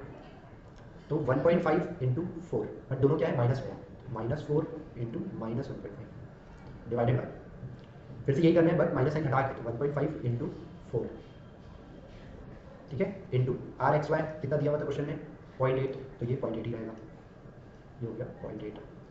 इससे हमारा क्या निकलेगा आर यू वी, देखते हैं r u v minus minus ये प्लस जाएगा, तो 1.5 इंटू 4 6 आया, और यहाँ पे प्लस आ गया डिवाइडेड बाय, देखिए ये भी 1.5 इंटू 4 करेंगे तो 6 ही आएगा इंटू 0.8। अब ये कैंसिल हो गया 1 से, +1 इंटू 0.8 करोगे तो आंसर आपका 0.8 ही आएगा प्लस। सिर्फ आप ये सब लगा के क्या पता करें, इस सिंबल को पता करें कि यहाँ पे प्लस आएगा कि माइनस आएगा, बाकी आंसर तो आपका सेम ही आएगा। अगर कोई भी रिलेशनशिप दी हुई है तो उस रिलेशनशिप में यू वी वाला अगर एक्स वाई अगर का कोरिलेशन दिया है और एक्स वाई का जो सीरीज है उसका रिलेशनशिप दिया है, दो रिलेशनशिप रहेगी, एक्स के साथ एक रिलेशनशिप रहेगा और एक वाई के साथ। अगर ऐसा दिया हुआ है तो हमें ये फॉर्मूला यूज करना है। इस फॉर्मूले में ऑलमोस्ट डाटा कैंसिल हो जाता है, तो कोई फर्क सिर्फ फर्क पड़ता है तो साइन का फर्क पड़ा, जिससे कि हमारा आंसर आएगा। क्लियर है? क्वेश्चन नंबर 8 क्लियर हुआ आपको? अब बाकी में देखिए सिर्फ साइन का फर्क है, तो ये फटाफट आप कैलकुलेट कर लीजिएगा। ये आपके होमवर्क है 2, 3 और 4, ये आपके होमवर्क है, बहुत ईजी है, सिर्फ प्रॉपर्टी में पुट करना है, इस फॉर्मूले में पुट करना है और आपका आंसर आ जाएगा। इसको पहले क्या करेंगे, यू के फॉर्मेट में कन्वर्ट कर लेंगे, ए और बी के फॉर्मेट में, इसको भी वी के फॉर्मेट में कर लेंगे, ए और बी के फॉर्मेट में। फिर जो स्केल वाला रहता है उसको ही खाली हमें कंसीडर करना है। देखिए इसमें हम क्या दे दिए, ए और बी, यहाँ पे हम क्या नाम दे देंगे, सी और डी। हाँ यहाँ पे आप ध्यान दीजिए, इसको हम वी के साथ, इसको वी नहीं बोल रहे हैं, इसको हम सी और डी बोल रहे हैं, माइनस में आ जाए ए और बी, सी और डी, वी के साथ, क्योंकि हम यही इक्वेशन की फॉर्मेट लेके चल रहे हैं। इजी आएगा, ऐसा कुछ नहीं है, कुछ भी ले सकते हैं, बट ये आपको इजी आएगा। तो अब ये प्रॉपर्टी के नीचे आप ये एक लाइन और ऐड कर लीजिए कि अगर relationship u equals to a plus B x है और b equals to c plus D y है, तो r u v is equals to B into d divide by modulus b into modulus d into r x y, ये relationship होती है। तो यहाँ पे आपका 8 क्वेश्चन और कोरिलेशन में, अब देखिए प्रॉपर्टी एक खत्म हो गई हमारी, सेकंड वाली प्रॉपर्टी कोरिलेशन की। अच्छा अब उसके बाद और क्या दिया हुआ है, दो प्रॉपर्टी और क्या है वो भी हम देख लेते हैं, तो हमारी 7 प्रॉपर्टीज पूरी कंप्लीट हो जाएगी। देखिए r is a unit free measure, जो आंसर आएगा वो -1 से +1 के बीच में रहेगा। अब इसमें चाहे वो तुम किलो के आंसर निकालो, वेट का आंसर निकालो, मार्क्स का आंसर निकालो, आपका आंसर हमेशा -1 से +1 के बीच में आएगा। तो यहाँ पे किस यूनिट में हमारा आंसर है उससे हमें कोई लेना देना नहीं है, डायरेक्टली आपका -1 से +1 के बीच में ही आंसर आ रहा है।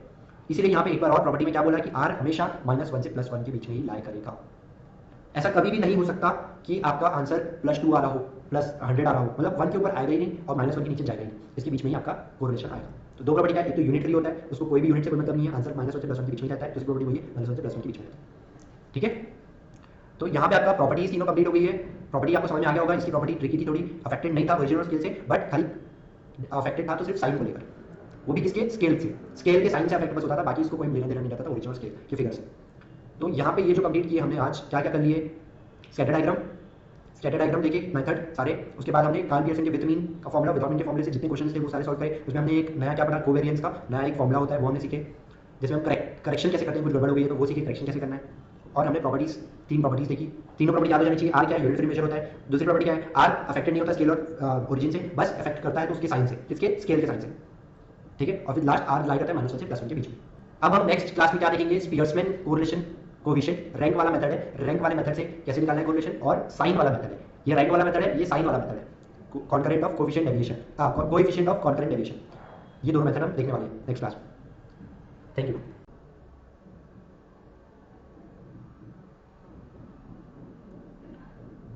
Hello students, welcome back. अभी तक हम अभी कोरिलेशन चैप्टर पढ़ रहे थे।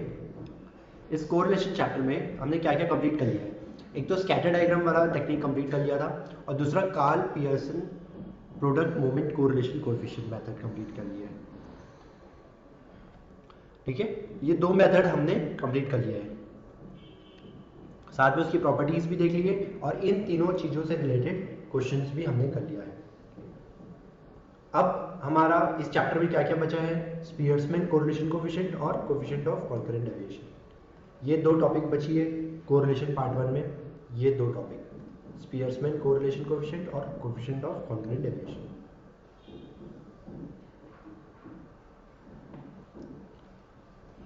क्या पढ़े थे लास्ट क्लास में? स्कैटर डायग्राम में ये डायग्राम्स बनाए थे परफेक्टली। एक बार रिवाइज कर लीजिए फटाफट। देखिए इसमें क्या था स्कैटर डायग्राम में, ये क्या है, r is equals to perfectly negative है तो -1, ये नेगेटिव रहेगा r, इसमें r 0 रहेगा, इसमें r पॉजिटिव रहेगा, इसमें परफेक्ट है ये तो स्ट्रेट लाइन, तो ये r 1 रहेगा पॉजिटिव +1। सर्कुलर कोरिलेशन कोई रिलेशन नहीं है इसमें तो r 0। कर्वी लीनियर कभी कम कभी ज़्यादा हो रहा है, r इज इक्वल्स टू 0। ये हमने पढ़ा था scatter diagram method. Second, Karl Pearson product movement correlation coefficient. इसमें दो तरीके, with mean without mean. With mean में क्या formula, covariance xy divide by standard of x into standard of y।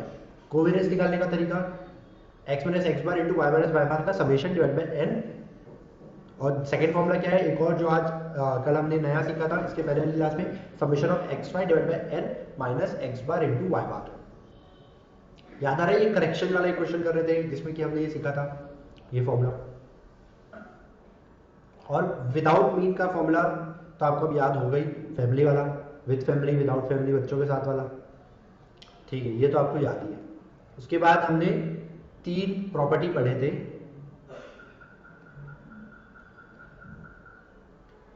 पहला, r is a unit free measure, कोई unit नहीं होता correlation का। दूसरा, r ओरिजिन और स्केल से अफेक्ट नहीं होता, किसी से उसको कोई फर्क नहीं पड़ता, बस फर्क पड़ता है तो स्केल की साइन से, जिसके लिए हमने ये फॉर्मूला सीखा था, r u v is equal to b into d divided by modulus b into modulus d multiply by r x y।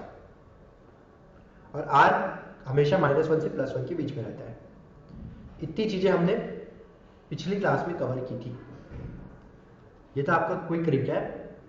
अब देखिए, अब हम आगे बढ़ रहे हैं स्पियर्समैन कोरिलेशन कोएफिशिएंट। इसमें दो तरीका है, दो प्रकार के क्वेश्चंस रहते हैं।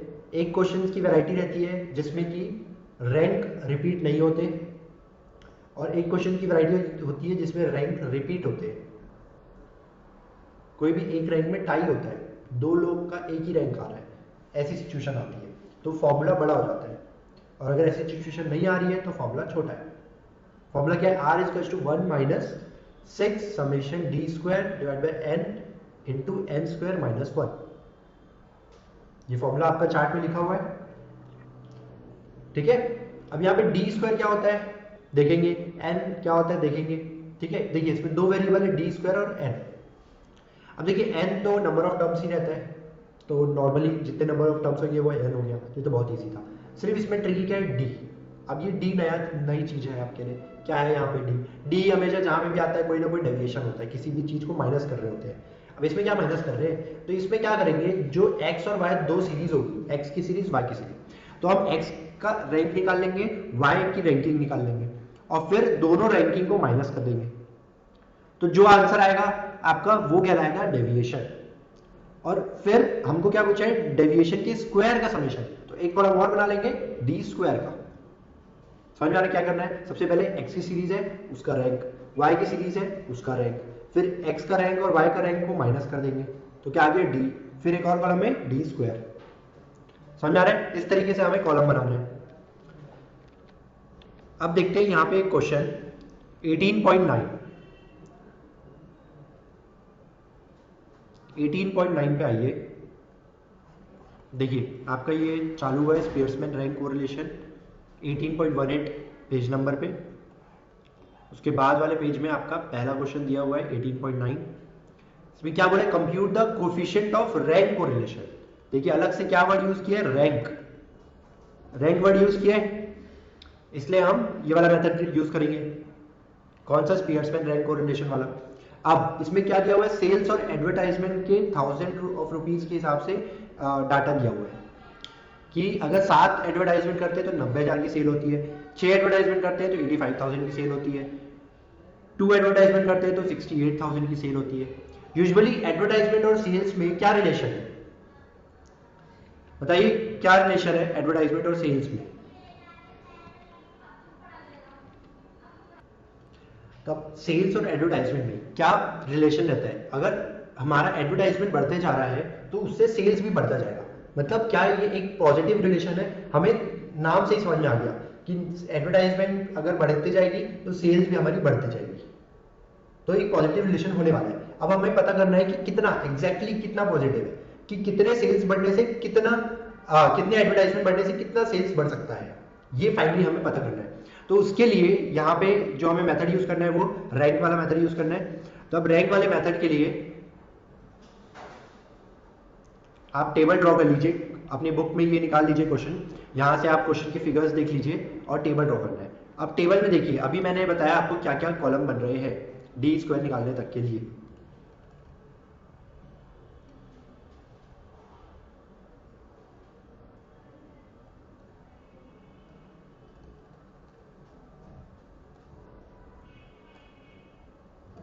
ये देखिए, आपको इस तरीके से कॉलम ड्रॉ करना है। एक एक्स का कॉलम रहेगा जो कि क्या हो गया, सेल्स का। ये किसका कॉलम हो गया, सेल्स का। दूसरा एडवर्टाइजमेंट का। उसके बाद ये रैंक है, रैंक ऑफ सेल्स, और उसके बाद रैंक ऑफ एडवर्टाइजमेंट। फिर ये डेविएशन का column r x minus are y, rank x minus rank y, तो डेविएशन। और फिर लास्ट डी स्क्वायर का कॉलम। इतने कॉलम हमें क्यों लगे, क्योंकि हमारा फॉर्मूला क्या है, आर इज इक्वल्स टू, देखिए हमारा फॉर्मूला क्या है, are is equals to 1 minus 6 summation D square, R is equals to 1 minus summation 6 summation D square divided by क्या है, एन स्क्वायर माइनस 1, ठीक है, minus 6 summation D square divide by N square minus 1।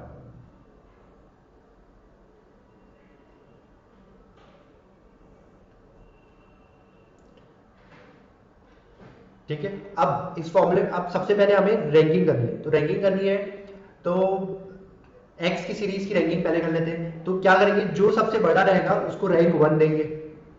तो देखिए यहाँ पे सबसे बड़ा है सेल्स में 95, तो 95 को हमने रैंक 1 दे दिया। फिर 95 के बाद क्या है, 90, तो ये रैंक 2। उसके बाद क्या है, देखिए ये जो होते जा रहा है ये यहाँ पे पता चल गया हमें। तो 90 के बाद आपका 85 से बड़ा कोई सा नहीं है, हाँ तो ठीक है, 85 थर्ड, 85 के बाद 82 फोर्थ, फिर 80 आपका फिफ्थ, 80 के बाद 75 आपका सिक्स्थ, फिर 70 आपका सेवेंथ और 68 आपका एट्थ। 8 रैंक के 8 फिगर्स है, 1 2 3 4 5 6 7 8, 8 फिगर्स 8 रैंक हो गए। अब वाई सीरीज की रैंकिंग इस तरीके से कर लेते हैं, हाईएस्ट क्या है ये, तो first 8 first rank, 7 second rank, 6 third rank, 5 fourth rank, 4 fifth rank, 3 six rank, 2 seventh rank, 1 eighth rank. ठीक है, इस तरीके से आपकी रैंकिंग हो गई अब पूरी। अब आपको ये टेबल का तो काम ही नहीं है, इसके टोटल का तो कोई काम नहीं है। इस टेबल का आपका कोई काम नहीं है, आपको डायरेक्टली डी स्क्वायर चाहिए और उसका भी समेशन चाहिए।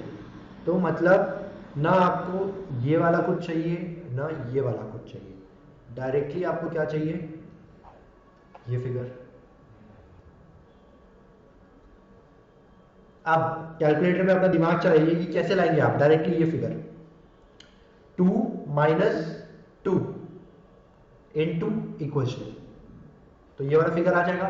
और इक्वल्स टू एक ही बार प्रेस हुआ है इस पूरे प्रोसेस में, 2 माइनस 2 इंटू इक्वल्स टू, तो ये 2 माइनस 2 से डी आ गया, ये डी आ जाएगा, D is equals to 2 minus 2,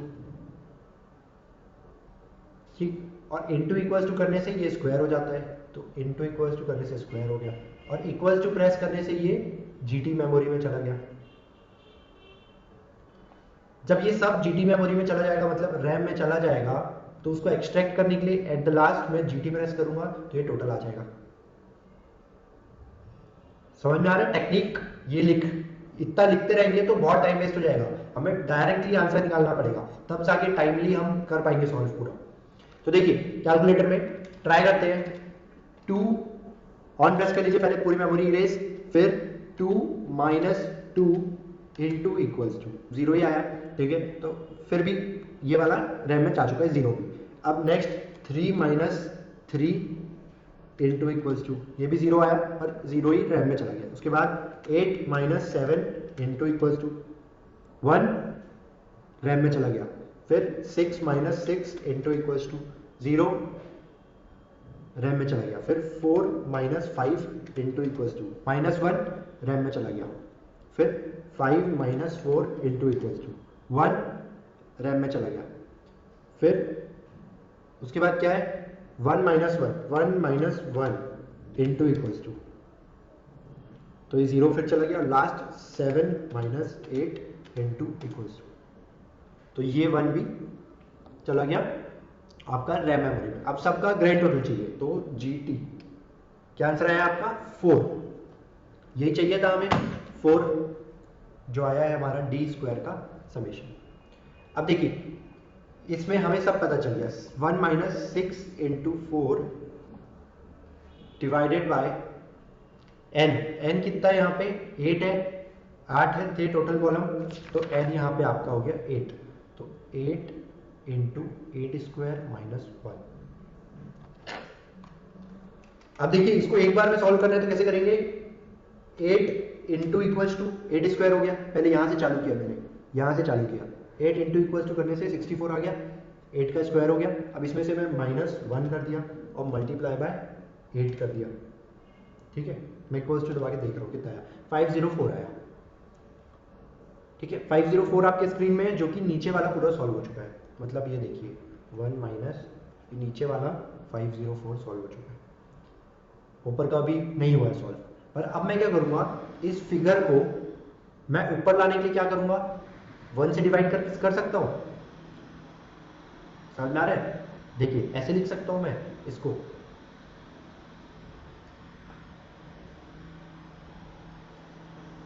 six into 4, wait a second,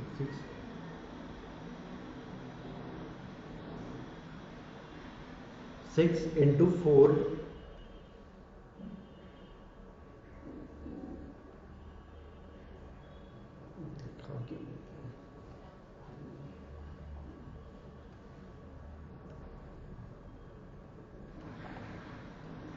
1 minus 6 into 4 divided bye, अब यहाँ पे इंटू 1/504, इस तरीके से लिख सकता हूँ मैं इसको, बात एक ही हुई।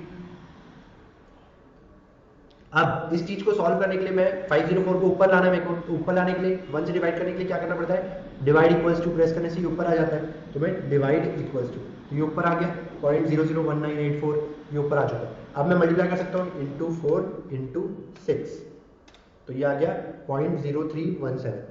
अब ये क्या चाहिए हमें, इसको 1 से माइनस करना है, तो ये माइनस में होना चाहिए, तो माइनस का बटन है यहाँ पे, ये प्रेस कर दिया माइनस का बटन, और फिर +1 इक्वल्स टू कितना आया 0.9682, बट अब देखिए अगर अब ये थोड़ा सा ऊपर नीचे हो रहा है अपना आंसर, अगर इसको नॉर्मल तरीके से करें तो देखते क्या आता है, 6 इंटू 4 इज 24, तो इसको डायरेक्टली ऐसे करके देखते हैं, 24 divided by 504 is equals to, इसको माइनस का साइन देके +1, 0.9523। अब देखिए यहाँ पे जो हमने मेथड किया डिवाइड इक्वल्स टू यूज कर लिया, तो ये 12 डिजिट तक का कंप्यूटेशन ले लिया उसने, इसलिए यहाँ पे आंसर हमारा 0.96 आया था, जबकि आंसर 0.95 है आपके बुक में।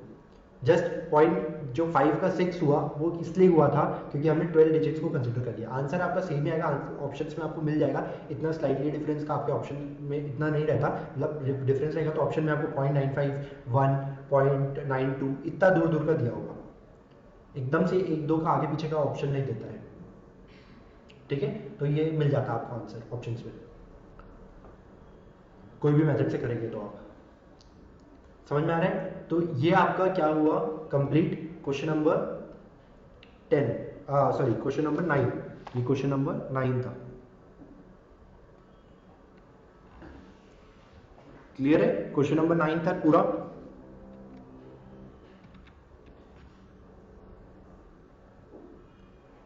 अब देखिए क्वेश्चन नंबर 9 के बाद अब हम आते हैं क्वेश्चन नंबर 10 में।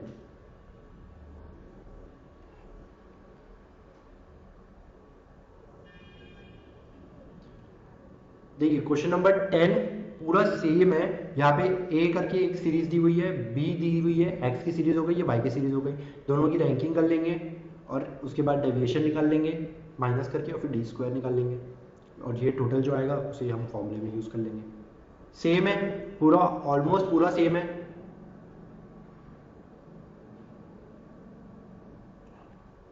ठीक है, बस इसमें क्या दिया हुआ है कि ये जो रैंकिंग ही सीधा दे रखी है, हमें एक्स और वाई की सीरीज ही नहीं दी है, डायरेक्टली हमें रैंक बता दिया है कि एक्स सीरीज की रैंक ये है, वाई सीरीज की रैंक ये है। तो और आसान हो गया, हमको रैंकिंग वाला प्रोसेस करना नहीं है, डायरेक्टली इसका डेविएशन निकाल लेंगे। तो ये वाला क्वेश्चन रहा आपके लिए होमवर्क, क्वेश्चन नंबर 10। इसमें जस्ट रैंकिंग दी हुई है, फाइनल आंसर निकालना है। कैलकुलेटर में अभी चाहे तो फटाफट निकाल लीजिए। ये देखिए दो रैंकिंग है, दोनों को माइनस करना है और उसका स्क्वायर करना है। क्या कैसे सिखाया था मैंने आपको? 10 माइनस 5 इंटू इक्वल्स टू, तो 25 आ जाएगा। 5 माइनस 6 इंटू इक्वल्स टू, तो ये 1 आ जाएगा। जो जो आते जा रहा है हमें ये प्लस करने की ज़रूरत ही नहीं है, ये ऑटोमेटिकली हमारा रैम में सेव होता जा रहा है। एट दी एंड हमें जस्ट GT प्रेस करना है, तो 166 आ जाएगा।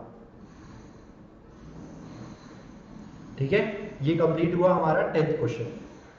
ऑलमोस्ट सेम था, बस रैंक डायरेक्टली रैंक दिया हुआ था। अब नेक्स्ट क्वेश्चन में आते हैं 18.11। अब देखिए यहां पे थोड़ा सा ट्विस्ट आएगा, क्योंकि इस क्वेश्चन में आपको कॉमन रैंक वाली सिचुएशन आ जाएगी, टाई हो जाएगा रैंक के बीच में। ठीक है, तो अब 18.11 क्वेश्चन देखते हैं हम, जो कि इसका क्वेश्चन है टाइट रैंक का, जिसका ये फॉर्मूला होता है बड़ा वाला। जस्ट यहाँ पे m³ माइनस m/12 ये ऐड होते जाता है न्यूमरेटर में, बाकी पूरा तो फॉर्मूला सेम है। देखिए 6 into summation D square same है, n स्क्वायर माइनस 1 ये भी सेम है, 1 से माइनस कर रहे हैं ये भी सेम है। जस्ट ये एक नया है m³ माइनस m/12।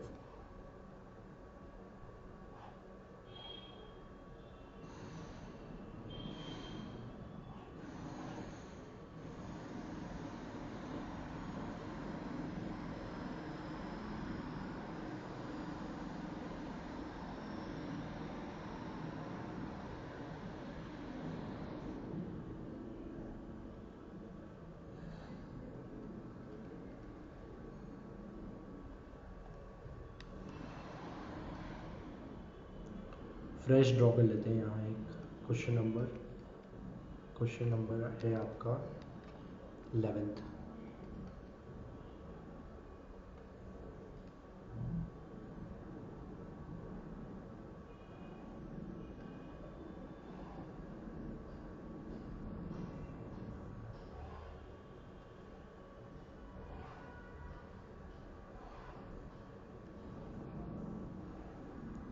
ये कॉलम हो गया x का, ये हो गया y का, ये x की रैंक का कॉलम, ये y की रैंक का कॉलम, ये डेविएशन का कॉलम, और ये डी स्क्वायर का कॉलम। ठीक है, x y R X R Y R x minus are Y, और ये यहाँ पे आ गया D square, D is equals to R x minus R D square. अब x पे क्या है? 80 56 50, 80 56 50, 48 50, 48 50, 62 60, 62 60। ठीक है, y में देख लेते क्या है? 90 75 75, 90 75 75, 65 65 50, 65 65 50 एंड लास्ट 65। ठीक है, अब रैंकिंग कर लेते हैं। रैंकिंग में देखिए क्या होगा कि जो सबसे ज़्यादा है उसे रैंक 1 देना है हमें।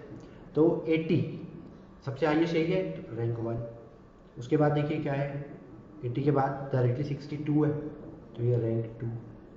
फिर क्या है, 60 थर्ड रैंक, 60 के बाद 56 फोर्थ रैंक।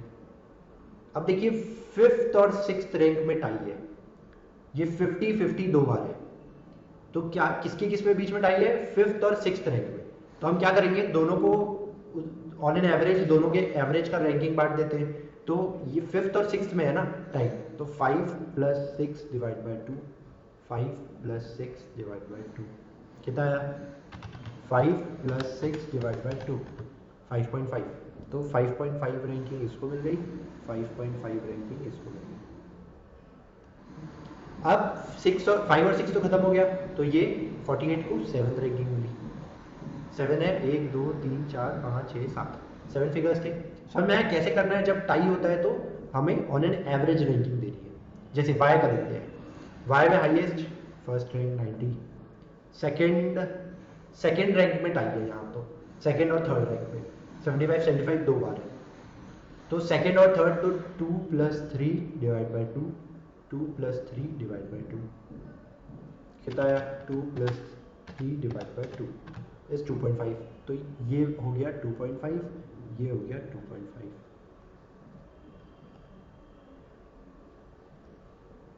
ठीक है, फिर आगे बढ़े, हमने 2 और 3 हो चुका। अब 2 और 3 के बाद सीधा 4 5 6 तीनों में टाई है, तो अब यहाँ पे हम क्या करेंगे, 4 5 6 तीनों में टाई है, तो 4 + 5 + 6 divide by 3, 4 + 5 + 6 divide by 3 is 5। तो 5, इसको भी 5, और 65 में एक और था, इसको भी फिफ्थ रैंक। सब में 4 + 5 + 6 डिवाइड बाय 3, 4 + 5 + 6 डिवाइड बाय 3, और ये लास्ट में एक 50 बचा, तो यहाँ तक 6 तक रैंक यूज हो चुके हैं, तो अब ये 7th रैंक।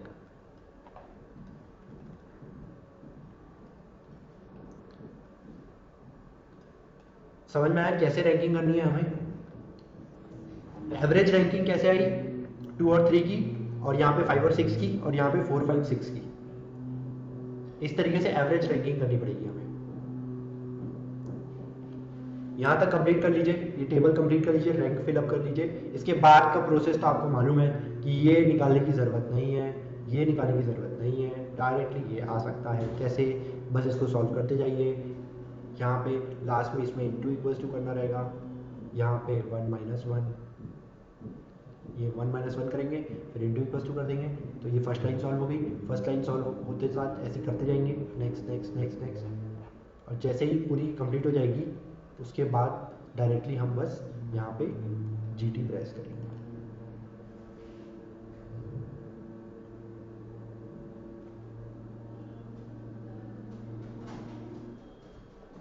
करिए, ये वाला आंसर आप खुद से निकालने की कोशिश करिए कैलकुलेटर में।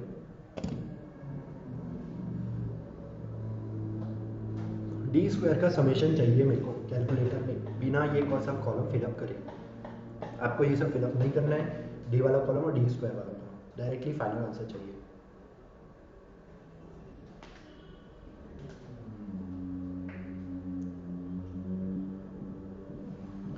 स्कूल में आपको ये सब कॉलम फिलअप करने के लिए बोलते थे, और यहाँ पे मैं आपको कॉलम मत भरो, कॉलम मत भरो, ये बोलता रहता हूँ।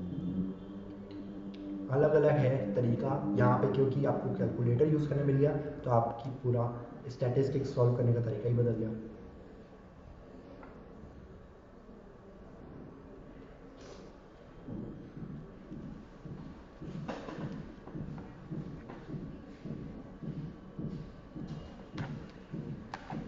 जिनका हो गया वेल एंड गुड, अदरवाइज मेरे साथ ट्राई करें। जिनसे नहीं हो पा रहे हैं कोई बात नहीं, मेरे साथ फिर से ट्राई करें। अब धीरे धीरे आप सीख रहे हैं, कोई बात नहीं, आपके एग्ज़ाम टाइम तक तो आप पूरे आपको बहुत अच्छे से सब कुछ आ जाएगा। देखिए, ऑन प्रेस करिए, सारी मेमोरी इरेज। अब क्या करेंगे, 1 - 1 इंटू इक्वल्स टू, पहला जीरो ही, पहले line solve. Second line 4 - 2.5 into equals to, second line solve. उसके बाद 5.5 - 2.5 इंटू इक्वल्स टू 9 आया, थर्ड लाइन सॉल्व। कहीं लिखने की ज़रूरत ही नहीं है, ऑटोमेटिकली कैलकुलेटर लिख रहा है सब कुछ, हमें क्यों लिखना? जब सारा काम कैलकुलेटर खुद लिख के कर रहा है तो हम क्यों इतना दिमाग लगाए? डायरेक्टली हम उसके डिपेंड हो जाते हैं, और कैलकुलेटर है कभी गलत भी नहीं हो सकता, इसलिए आप भले लिखने में कभी गलती से कर लिख दें, कुछ नंबर्स लिखने में गलती हो जाती है, बट इसकी मेमोरी में जो सेव करें हैं वो ही मिलेगा आपको रिट्रैक्ट करने पे। कंप्यूटर कभी गलत नहीं हो सकता, ये आपका मिनी कंप्यूटर है। ठीक है, 9th अभी तक कहाँ थे हम? 3rd स्टेप तक सॉल्व हो चुका था। ठीक है, फोर्थ रो में आए थे। 4th रो में देखते हैं 7 - 5 into equals to 5th row 5.5 minus 5 into equals to next 2 - 7 into equals to 3 - 5 into equals to.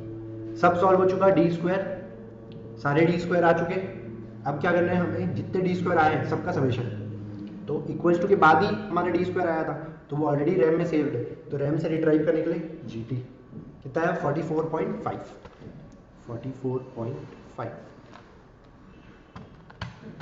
Direct answer आ गया आपका। ये क्या आ गया? आपको क्या मिल गया? समेशन ऑफ, ये आपको क्या मिल गया? समेशन ऑफ डी स्क्वायर,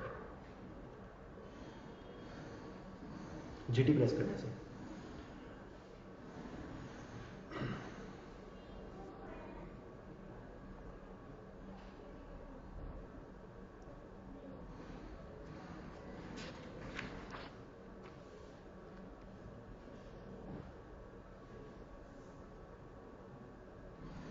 देखिए यहां तक हो जाए, अब इसके बाद आप क्या करेंगे? एक छोटा टेबल और बनाना है आपको, मैं बता रहा हूं क्यों बनवा रहा हूं मैं ये टेबल आपसे।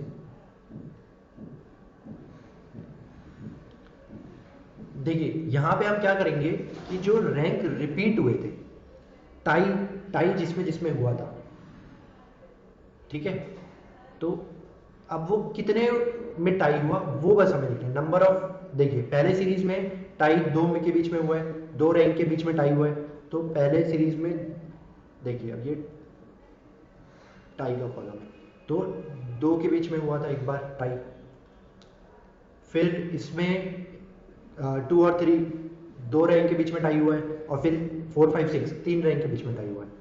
तो एक बार 2 रैंक के बीच में टाई हुआ था, फिर एक बार 2 रैंक के बीच में टाई हुआ था, और एक बार 3 रैंक के बीच में टाई हुआ था। ठीक है, अब ये जो टाई जितने बार हुआ था, इसी कॉलम को हम यहां पे एम बुलाएंगे, एम। ठीक है, और हमें क्या करना है नेक्स्ट स्टेप में? M cube -1, sorry minus M cube minus M करना है, और इसके बाद 3rd स्टेप में M cube minus M whole divided by 12। ये 2 कॉलम में यही कंप्यूट कर लेंगे डायरेक्टली हम, ताकि अपने आंसर में पुट कर सके। इसका जो फाइनल जो आंसर आएगा, ये समेशन जो आएगा, ये समेशन, इसी को हम डायरेक्टली ऐड कर देंगे हमारे फॉर्मूले में। देखिए डी स्क्वायर के बाद समेशन है M cube minus M by 12, और जितने आएंगे रैंक डॉट डॉट डॉट, तो यहाँ तीन वैरायटी मिली, एक 2 बार टाई हुआ, फिर 2 बार टाई हुआ, फिर 3 रैंक में टाई हुआ, 2 रैंक में टाई हुआ, फिर 2 रैंक में टाई हुआ, फिर 3 रैंक में टाई हुआ। तो एम यहाँ पे 3 बार 3 कैटेगरी हो गई, तो ये एक बार ऐड हुआ, फिर 2 बार ऐड हुआ, तीसरा ऐड हुआ। तो ये जो तीनों ऐड हुए हैं उसको हम इस टेबल में ऑलरेडी सॉल्व कर रहे हैं। इसके बाद जो इसका समेशन आएगा उसी को ही हम डायरेक्टली डी स्क्वायर के समेशन में ऐड कर देंगे। ठीक है, समझ में आ गया क्या करने वाले हैं हम? तो अब देखिए इसका निकाल लेते हैं। इसको निकालेंगे बहुत आसान है। क्या हो गया? कैलकुलेटर में 2 इंटू इक्वल्स टू -2, सॉरी यहाँ पे क्यूब निकालना है, तो देखिए ऑन प्रेस कर रहा हूं मैं, इसके बाद 2 इंटू इक्वल टू 2 बार प्रेस करेंगे, इंटू प्रेस करें आपने, उसके बाद इक्वल टू 2 बार प्रेस करेंगे तो आपका क्यूब हो जाएगा। इंटू इक्वल्स टू कितना है? 8 माइनस 2। ठीक है, अब ये वाला कॉलम भी लिखने की जरूरत नहीं है, डायरेक्टली ये कॉलम लिख लेते हैं, और उसको भी लिखेंगे नहीं, इसको भी डायरेक्टली मेमोरी में सेव कर देंगे एम प्लस में, और फिर यहां पे एमआरसी करके रिट्राइव कर देंगे।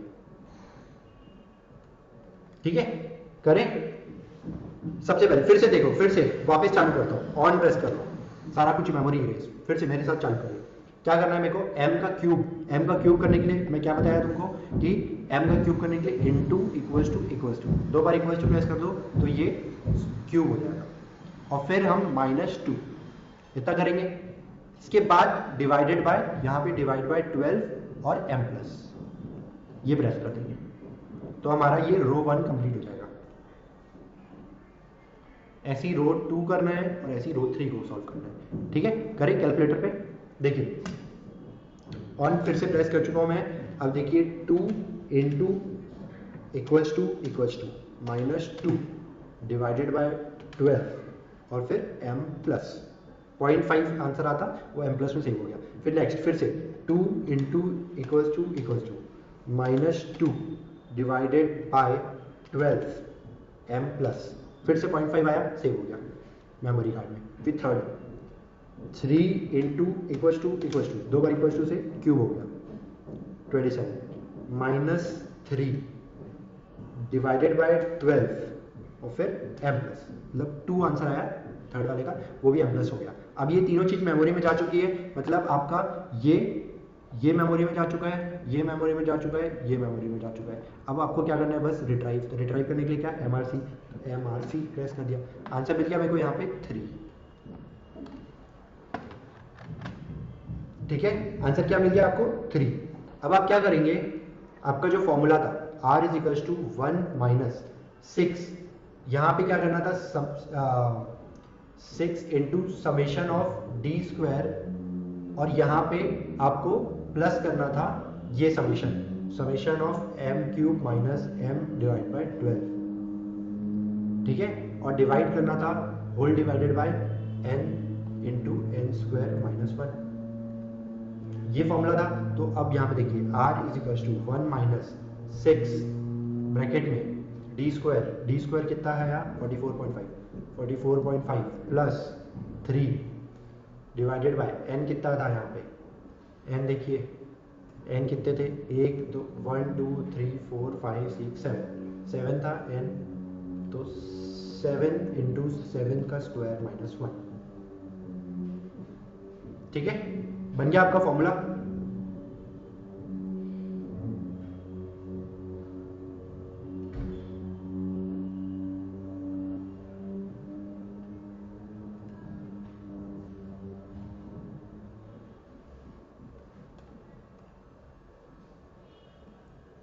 आगे इसको सॉल्व कर ले। सॉल्व करने के लिए क्या कर सकते हैं, कैलकुलेटर में हो जाएगा क्या, डायरेक्टली हो तो जाएगा, तो मैं अभी आपके लिए यहाँ पे लिख देता हूँ। वैसे ही कैलकुलेटर में भी हो सकता है एक बार में, मैं बहुत कुछ सिखा चुका हूँ कैलकुलेटर में कि कितने बहुत बार सिखा दिया मैंने कैसे करना है इस चीज़ को। डिवाइड इक्वल टू करके भी कर सकते हैं, मेमोरी में डाल के भी कर सकते हैं, दोनों तरीका है। चलिए अभी तो ऊपर का और नीचे का डायरेक्टली सॉल्व कर लेते हैं। कितना आया 44.5 प्लस 3 इंटू 6 कितना है 285, ऊपर में है 285 डिवाइडेड बाय नीचे में क्या है 7² माइनस 1, तो 7 इंटू इक्वल्स टू स्क्वायर हो गया -1 इंटू 7 कितना है 336। तो r अब कितना आएगा, ऑन प्रेस कर रहा हूँ मैं, वापस से सॉल्व कर रहे हैं, 285 डिवाइडेड बाय 336, जो आंसर आया इसको माइनस, जो प्लस माइनस का साइन है प्लस माइनस, ये साइन है प्लस माइनस, इस प्लस माइनस के साइन को दबा के इसको माइनस में कन्वर्ट कर लिया। अब मैं +1 कर देता हूँ, +1 is equals to point, answer आ गया 0.15, आंसर आ गया आपका 0.15।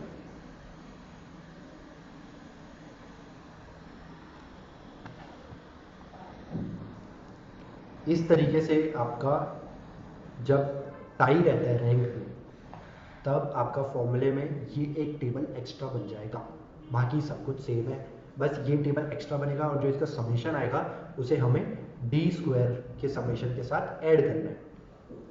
डी स्क्वायर का जो समेशन है उसके साथ ऐड करना है इसके समेशन को, समझ में आया। ये क्या देता है हमें, ये छोटा वाला टेबल, जो ये छोटा वाला टेबल हमने बनाना सीखा, ये हमें समेशन देता है, जो ये है ये हमें summation of m³ minus m divided by 12 ये प्रोवाइड करता है, जिसका हमें हमारे फॉर्मूले में यूज़ होता है। डायरेक्टली डी स्क्वायर के साथ ऐड कर देते हैं। समझ में आ गया? अब आपने दोनों एग्जाम्पल सॉल्व करके दोनों तरीके का सॉल्यूशन देख चुके, ये कैसे सॉल्व होता है अगर टाई हो तो और टाई ना हो तो। क्लियर है? अगर अब एग्जाम में आएगा आप कर लेंगे। ये फॉर्मूला अब याद भी हो गया होगा आपको। एक टेबल बना देने से क्या है, ये पूरा फॉर्मूला आसान हो जाता है। और ये छोटा टेबल अगर बना लेता हूँ टाई वाले, इसको क्या बोलेंगे? टाई वाला टेबल, टाई रैंक वाला टेबल। टाई रैंक क्या है? ये टाई रैंक वाला टेबल।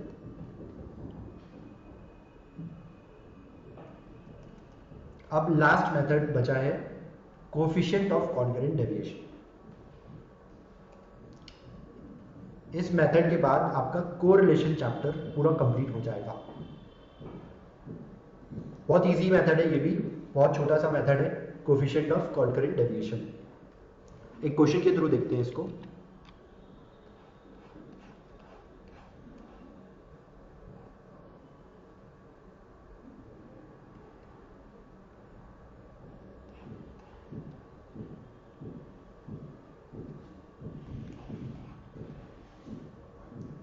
इसके बाद के जो छोटे छोटे क्वेश्चन है, बहुत इजी क्वेश्चन है, ये सारे आपके लिए होमवर्क है, आप खुद कर सकते हैं। ये हार्ड वाला जो था, ये इको मार्क्स और स्टैट मार्क्स वाला, ये मैंने करवा दिया है आपको।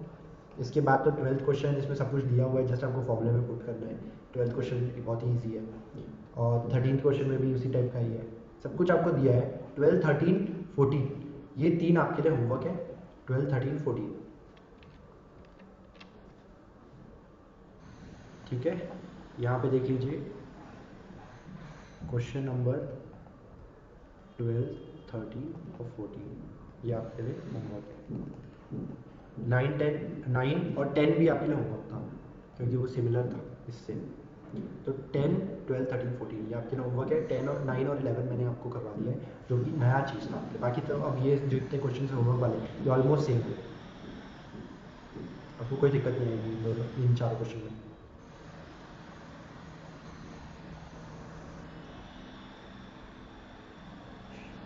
ठीक है, वापस आ जाते हैं हम कोएफिशिएंट ऑफ कॉन्करेंट डेविएशन।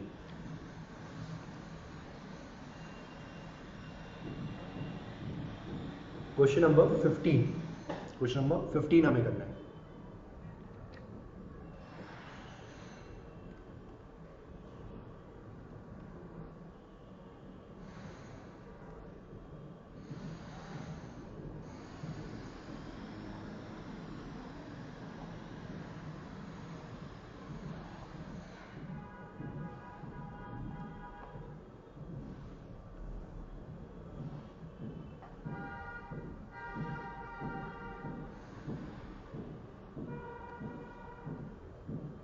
कौन सा कर रहे हैं हम? क्वेश्चन नंबर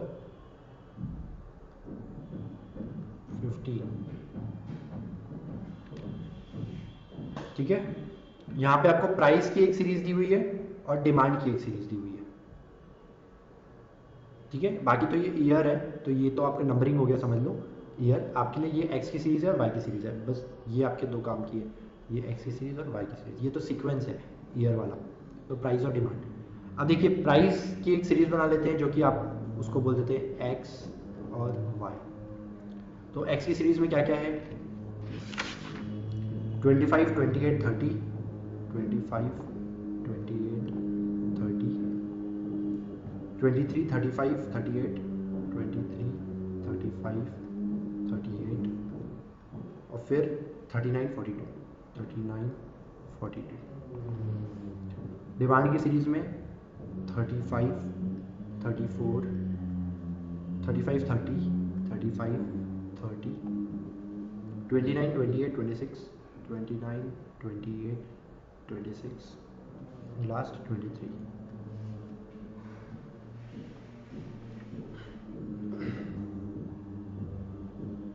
अब ये जो नेक्स्ट कॉलम रहेगा वो रहेगा आपका साइन ऑफ एक्स, और उसके बाद वाला कॉलम रहेगा आपका साइन ऑफ वाई।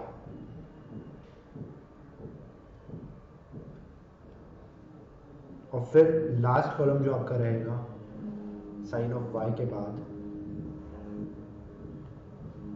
वो रहेगा आपका sign of X into sign of Y.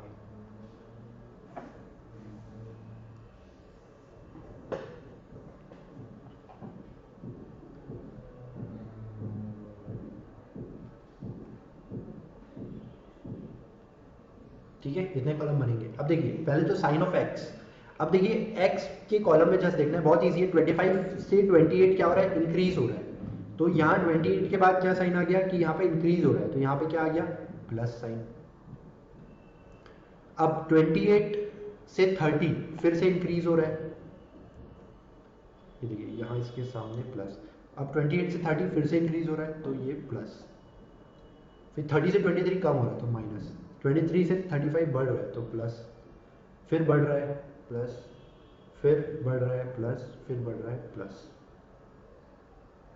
ठीक है, अब y में देखते हैं ऐसी, y में 35 से 34 कम हुआ है माइनस, 34 से 35 बढ़ रहा है, 35 से 30 कम हो रहा है, 30 से 29 कम हो रहा है, 28 कम हो रहा है, 28 से 26 कम हुआ है माइनस, 26 से 23 कम हुआ है माइनस। इस तरीके से जस्ट साइन पता करना था, क्या बढ़ रहा है कि घट रहा है, बढ़ रहा है घट रहा है, बढ़ रहा है घट रहा है, बढ़ रहा है तो प्लस, घट रहा है तो माइनस। नेक्स्ट कॉलम क्या है, sign of X into sign of Y. अब प्लस माइनस इसको मल्टीप्लाई करना है, तो प्लस माइनस क्या होगा, minus, plus plus plus, minus minus plus, plus minus minus, plus minus minus, plus minus minus and plus minus minus. इस तरीके से हमने क्या निकाल लिया, sign of X into sign of Y का प्रोडक्ट, ये प्रोडक्ट कर लिया, प्रोडक्ट्स ऑफ साइन। अब हमारा फॉर्मूला क्या था, उस पर आते हैं। हमारा फॉर्मूला था plus minus under root plus minus 2c minus N divide by N, 2c minus N divide by N. तो देखिए n यहाँ पे क्या होता है, जितने साइन हो, तो कितने साइन है, 1 2 3 4 5 6 7। प्रोडक्ट कॉलम बस हमें देखना है, प्रोडक्ट कॉलम में कितने साइन है, 7, तो 7 हमारा n हो गया। और प्रोडक्ट कॉलम में ही देखेंगे कितने पॉजिटिव साइन है, पॉजिटिव साइन 2 है, तो c हमारा 2 हो जाएगा। मतलब यहाँ पे क्या है कि c is equals to positive sign in product column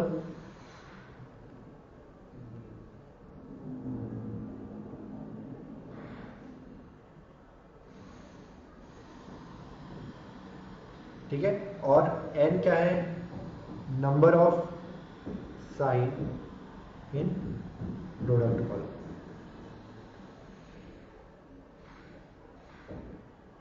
ठीक है, c और n पता चल गया, तो c यहाँ पे कितना हो गया, यहाँ से हमें पता चला कि c यहाँ पे 2 है, n यहाँ पे 7 है, 1 2 3 4 5 6 7। ठीक है, अब इसको जस्ट पुट करना है फॉर्मूला में। तो देखिए फॉर्मूला क्या है, R C is equals to plus minus under root plus minus. ठीक है, ये प्लस माइनस देखेंगे क्या करना है इस प्लस माइनस का। उसके बाद 2 इंटू 2 माइनस 7 डिवाइडेड बाय 7।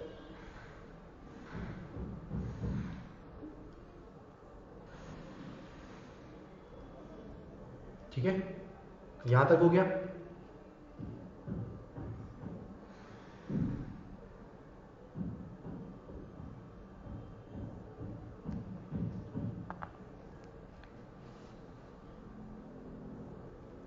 देखिए अब इसका जो साइन आएगा वही साइन यहाँ पे भी रहेगा, वही साइन बाहर में भी रहेगा। समझ में आ रहा है, इसका जो साइन आने वाला है इसको सॉल्व करने पे, तो देखिए इस पे साइन करने पे, इसको सॉल्व करने पे 2 इंटू 2 माइनस 7 डिवाइड बाय 7, तो माइनस 0.428 आ रहा है, तो ये माइनस साइन आया, तो यहाँ भी माइनस साइन रहेगा, यहाँ पे भी माइनस साइन रहेगा। समझ में आ रहा है, तो अभी ये तो माइनस साइन था, ये हमने कंप्यूट कर लिया, अब इसका अंडर रूट करना है, अंडर रूट तो 0.65 आया, बट 0.65 आने के बाद भी बाहर में क्या लगा हुआ है, प्लस माइनस का साइन, तो हमने डिसाइड कर लिया था कि इसके ब्रैकेट के अंदर जो भी आएगा वो अंदर भी वही साइन रहेगा, बाहर भी वही साइन रहेगा रूट के, तो रूट के बाहर भी इसमें माइनस साइन लगा देंगे, तो आंसर क्या हो गया हमारा, माइनस 0.65। समझ में आया यहाँ माइनस और प्लस की कहानी, जो इस ब्रैकेट के आंसर में आएगा साइन, वही यहाँ पे भी वही साइन रहेगा, यहाँ पे भी वही साइन रहेगा, दोनों जगह पे वही साइन रहेगा। समझ में आ रहा है, इस ब्रैकेट में जो भी आएगा, इस ब्रैकेट में जो भी आंसर आएगा उसमें जो साइन रहेगा वही बाहर भी, अंदर भी वही रहेगा, बाहर भी वही रहेगा, इसलिए यहाँ बाहर में माइनस 0.65 हमारा आंसर आ गया।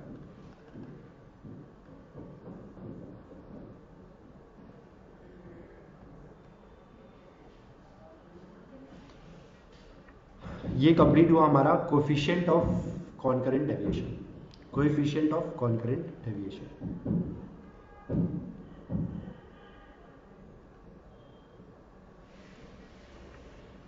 क्लियर है यहां तक? ये चैप्टर अब कंप्लीट हो गया है आपका कोरिलेशन का। होप सो आपको पूरा अच्छी तरीके से समझ में आ गया होगा। ये है पूरा कंप्लीट कवरेज आपका चैप्टर का। आपने कोरिलेशन के सारे क्वेश्चन सॉल्व कर लिए हैं, जितने इलस्ट्रेशंस थे सारे हो चुके हैं हमारे।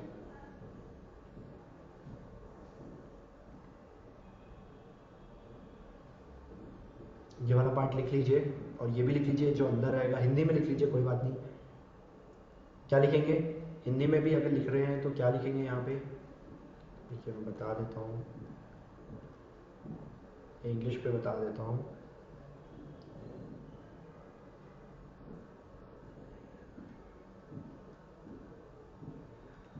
Sign is decided by sign of 2c minus n divided by n. Sine is decided by sine of 2c minus n divided by n for both inside and outside of square root. Sine is decided by sine of 2c minus n divided by n for both inside and outside of under root. लिख लीजिए ये।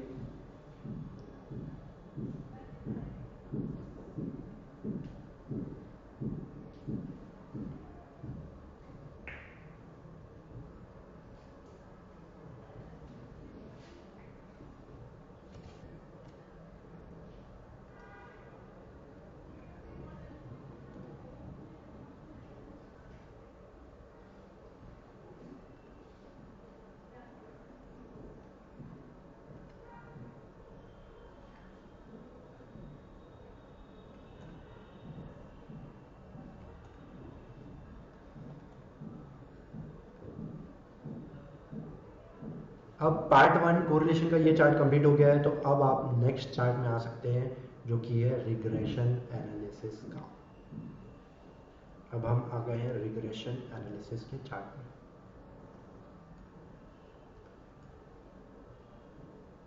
ये chapter charts हैं, chapter chart of regression analysis.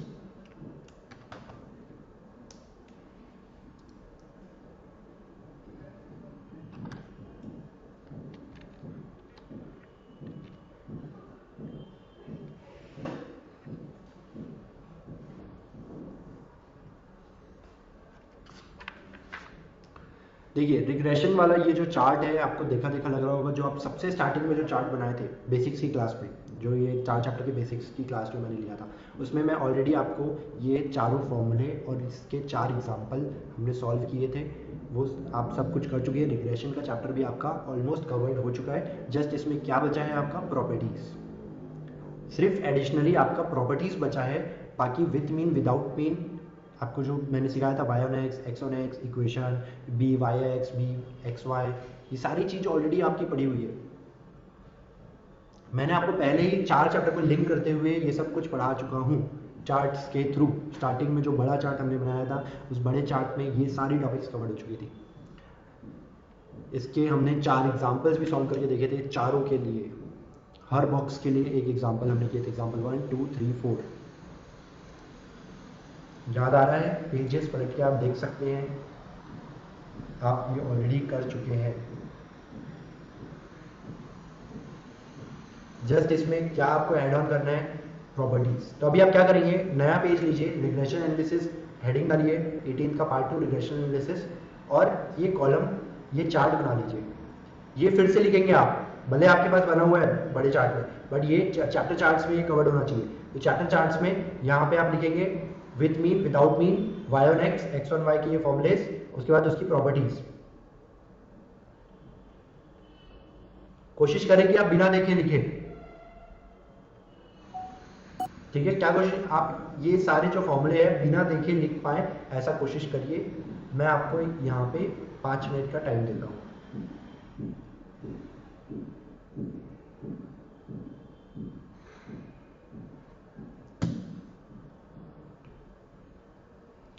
ये पूरा chart बन जाना चाहिए 5 मिनट में, विथ मीन, विदाउट मीन के फॉर्मूलेज और फिर प्रॉपर्टीज। प्रॉपर्टीज में देखिए मैं बता देता हूँ, अफेक्टेड बाय, जो रिग्रेशन रहता है वो अफेक्ट होता है सिर्फ स्केल से, ओरिजिन से उसको कोई फर्क नहीं पड़ता। मतलब ए वाला फिगर कोई काम का नहीं है, बी वाला फिगर बस काम का है, स्केल। उसके लिए ये 2 फॉर्मूले होते हैं, बताऊंगा इसको क्वेश्चंस के थ्रू देखेंगे हम। दूसरी प्रॉपर्टी है, 2 lines of regression intersect at the point x bar comma y बार। मतलब जो ये तो 2 लाइन है, y ऑन x और x ऑन y, मान लो ये 2 लाइन है, तो ये दोनों इंटरसेक्ट कहाँ पे होती है, आपस में मिलती कहाँ पे है, जो पॉइंट में मिलती है जब ये इंटरसेक्ट होगी। अगर मान लो ये 2 लाइन अगर आपके इंटरसेक्ट होते हैं ऐसे और एक ऐसे, तो ये जो पॉइंट है इंटरसेक्शन का, ये जो पॉइंट है इंटरसेक्शन का, वो x बार और y बार कहलाता है। मतलब यही आपका मीन होगा। मतलब ऐसा बोल सकते हैं कि मीन ऑफ, जहां पे भी मीन रहता है वहां पे 2 इक्वेशन इंटरसेक्ट करती है। ये हो गया आपकी सेकंड प्रॉपर्टी। और थर्ड प्रॉपर्टी क्या है, अगर आप जो ये वाला जो आंसर है by(x) और bxy, ये दोनों को मल्टीप्लाई कर दोगे और उसका अंडर रूट कर दोगे तो क्या आ जाएगा, कोरिलेशन। डायरेक्टली आपका क्या आ जाएगा, कोरिलेशन। क्या करने पे, bxy और byx को मल्टीप्लाई कर दोगे और उसका अंडर रूट कर दोगे तो क्या आ जाएगा आपका, कोरिलेशन, जो इसके पहले वाला चैप्टर हमने पढ़ा। और इसमें साइन कौन सी रहेगी, जो bxy और byx की साइन रहेगी वही हमारी कोरिलेशन की साइन रहेगी, आर की साइन। देखिए sign plus minus depends on sign of bxy and byx, ये दोनों की जो साइन रहेगी वही बाहर पे भी रहेगा। ये सब क्या लिखना है मैंने आपको पूरा बता दिया हूँ, आप ये लिखिए। आपके पास अभी 3 मिनट टाइम और है इस चार्ट को कंप्लीट करने के लिए।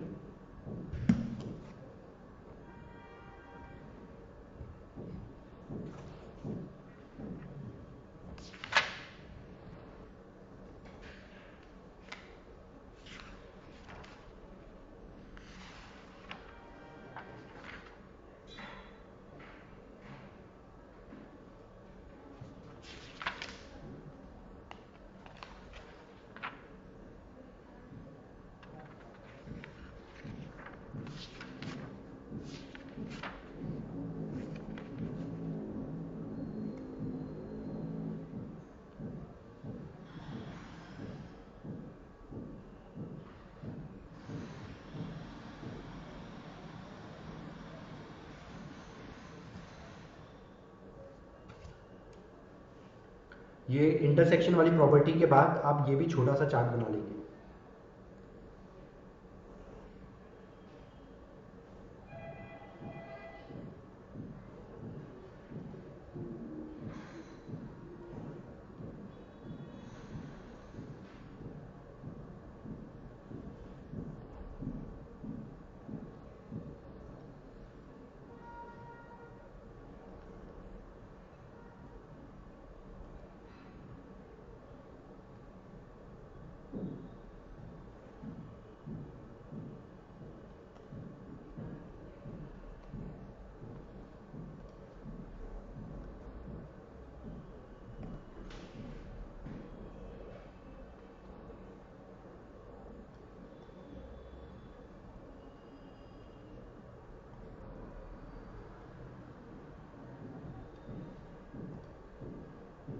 मेरे ख्याल से अभी 1 मिनट बचा, बट आपका चार्ट अभी बचा होगा कंप्लीट करने के लिए। मैं यहाँ पे आपको 2 मिनट और दे रहा हूँ, आप कंप्लीट करिए।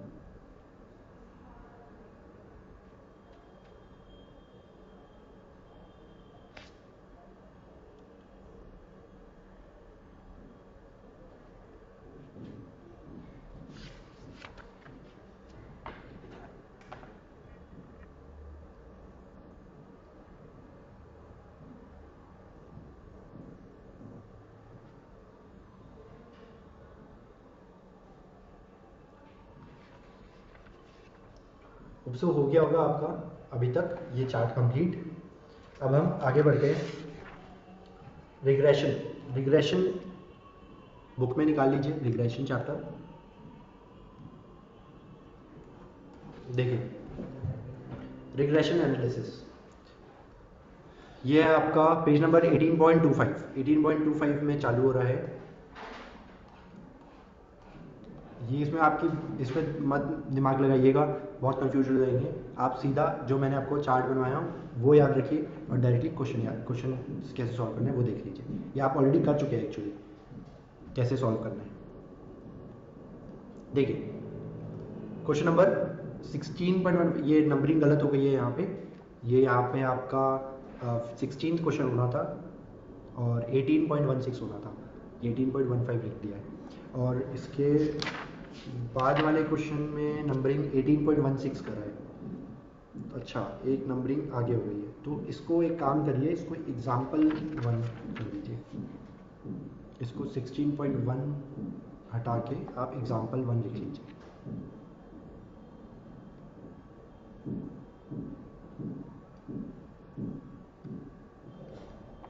एग्जाम्पल 1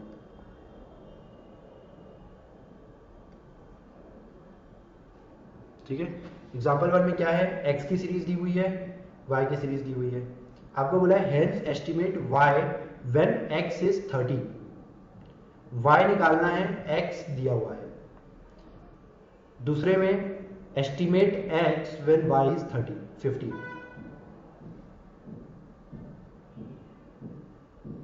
ये क्वेश्चन देख के आपको याद आ रहा होगा, ये सेम टू सेम एग्जाम्पल आप ऑलरेडी एग्जाम्पल 1 और एग्जाम्पल 2 के नाम से कर चुके हो। एग्जाम्पल 3 होगा कि एक्स ऑन वाई और वाई ऑन, हाँ एग्जाम्पल 1 और 2 में ये ऑलरेडी हो चुका है।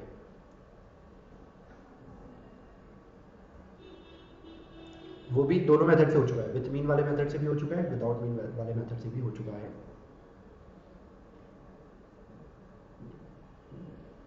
तो यहाँ पे इसको आप एग्जाम्पल 1 हेडिंग दे सकते हो, यहाँ पे ये काट दीजिए, एग्जाम्पल 1 और 2 हेडिंग दे दीजिए। तो ये वाला क्वेश्चन आपका कंप्लीट हुआ।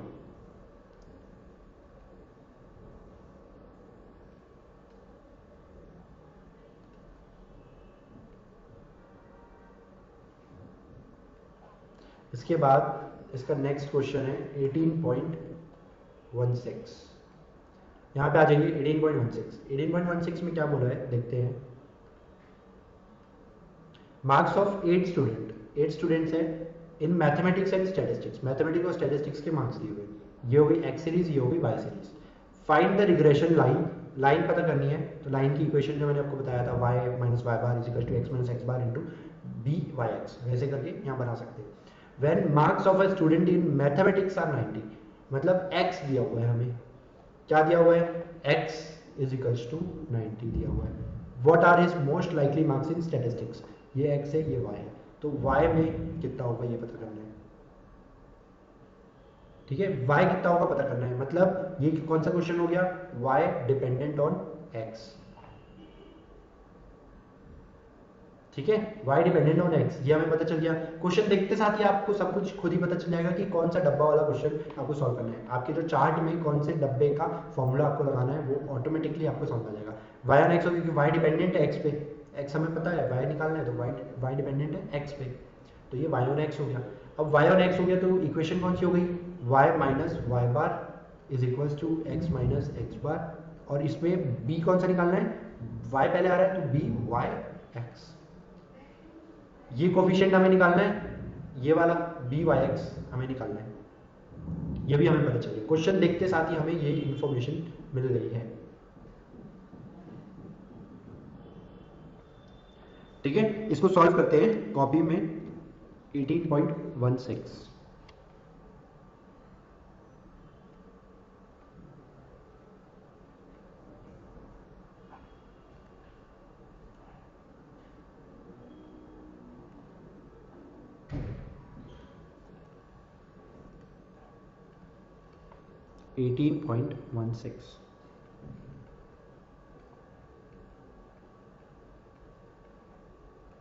ठीक है, आपके ब्लू पेन के हिसाब से मैं भी ब्लू पेन ले लिया, ब्लू पेन से लिखते हैं हम भी। ठीक है, 18.16 में सबसे पहले क्या करना है, हमें टेबल बनाना है। टेबल तो मैं ब्लैक से बना लेता हूँ। ओके, ये हो गया टेबल।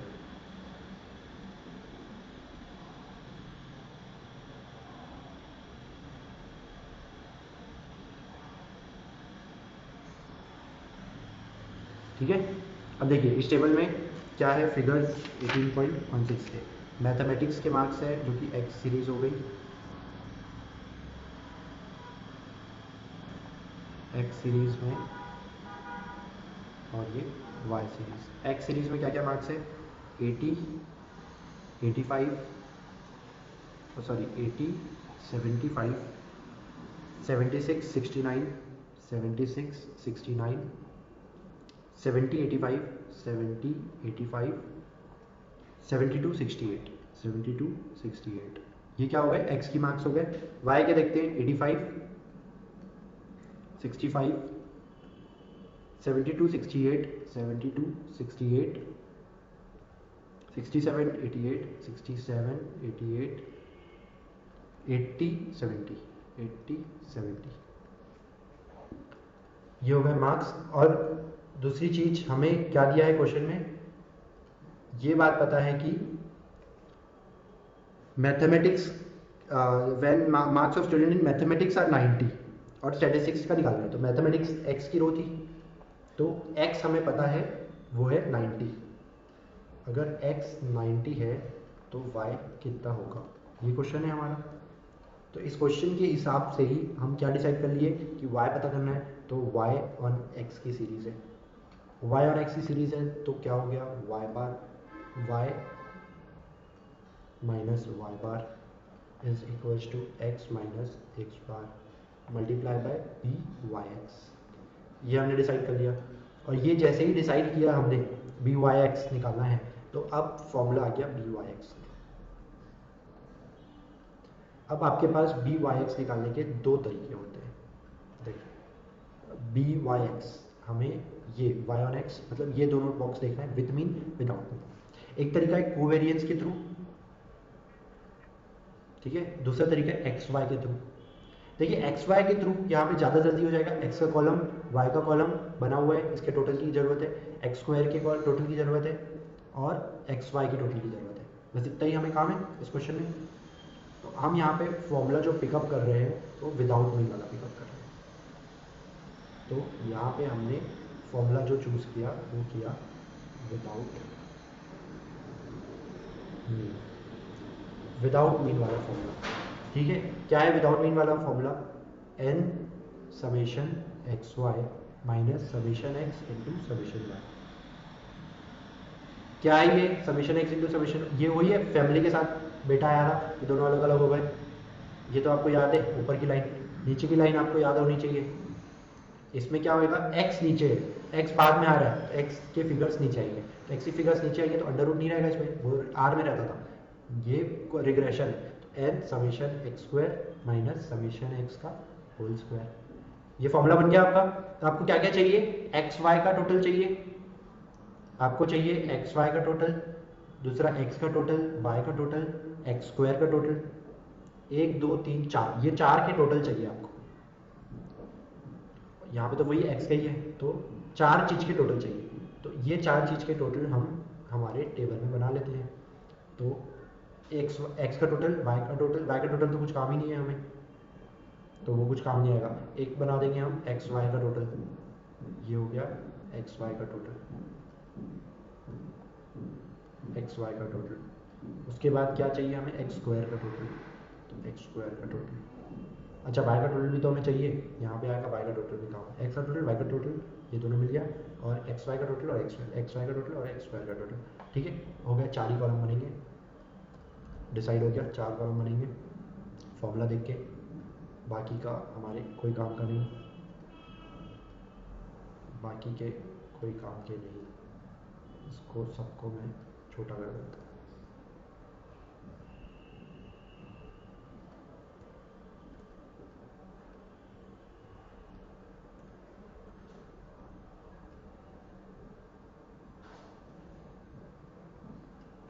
ठीक है, आपका टेबल कर लीजिए फटाफट, जब तक आप कर रहे हैं ये टेबल, जब तक मैं इसको छोटा कर रहा हूँ। ताकि आपके प्रेजेंटेशन भी ढंग से आपको समझ में आए।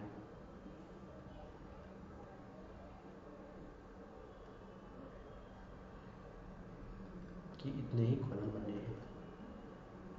अब देखिए एक कॉलम क्या हो गया एक्स वाई का,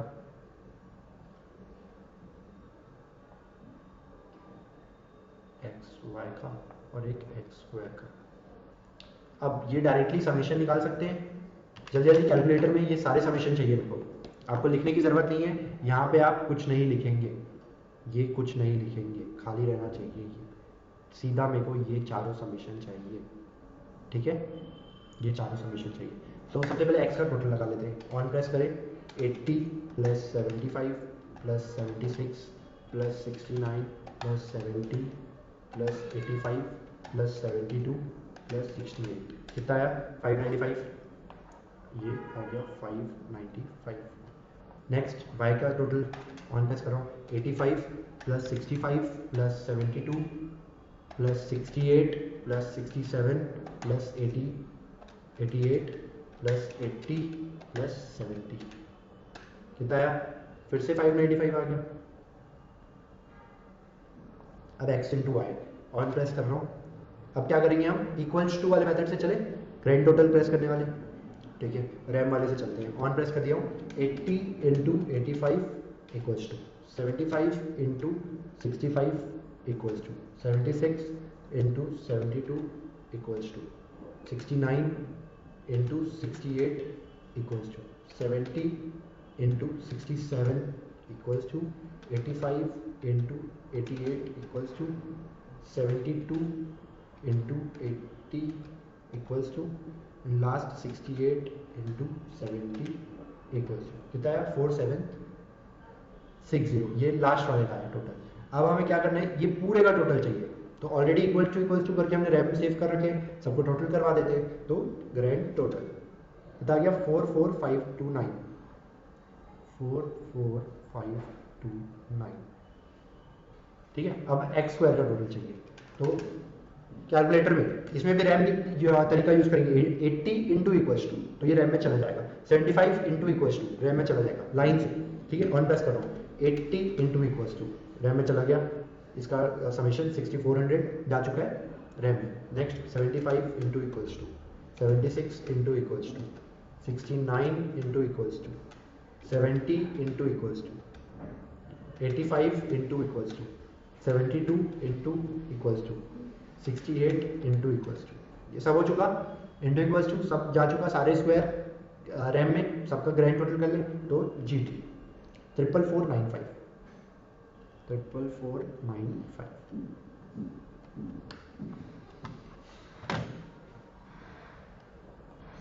मिल गए सारे फिगर्स। अब देखिए हमारे इक्वेशन में एक x बार का भी काम है और y बार का भी काम है, तो वो भी चीज़ हमें निकालनी रहेगी, याद रखिएगा, ठीक है। चलिए अभी हम देखते हैं, हमारे सारे समीशन आ चुके हैं। अब सारे समीशन को जस्ट पुट करना है, तो यहाँ पुट कर देते हैं।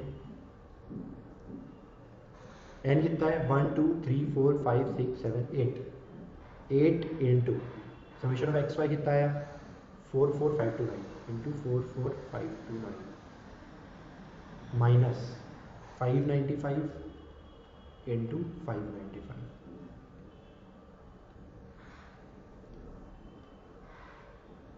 ठीक है। फिर होल डिवाइडेड बाय क्या है n समीशन एक्स स्क्वायर, ये लास्ट वाला था, तो 8 इंटू 44495 माइनस समीशन एक्स कितना है 595 का स्क्वायर। बताइए कितना आंसर आएगा। देखिए पहले ऊपर वाले का सॉल्व कर ले, ऊपर वाले फिगर सॉल्व करने के लिए 8 इंटू 44529 m प्लस और 595 इंटू 595, ये क्या है माइनस में, तो m माइनस लास्ट में क्या MRC कितना है 2207। ये ऊपर का फिगर मिल गया हमें। अब नीचे के फिगर में आते हैं, क्या है ऑन प्रेस कर रहा हूँ, सारी मेमोरी रेस फिर से 8 इंटू 44495 m प्लस 595 स्क्वायर है, तो इंटू इक्वल्स टू जो स्क्रीन में दिख रहा है, इसको हम क्या करेंगे माइनस करना है, तो m माइनस अब m प्लस एम माइनस को सॉल्यूशन करना है तो डायरेक्टली रिकॉल कर लेते हैं, दोनों सॉल्यूशन मिल जाएगा हमें, दोनों प्लस माइनस हो गए MRC 1935। ठीक है, अब देखिए 2207 डिवाइडेड बाय 1935, आंसर आया 1.14।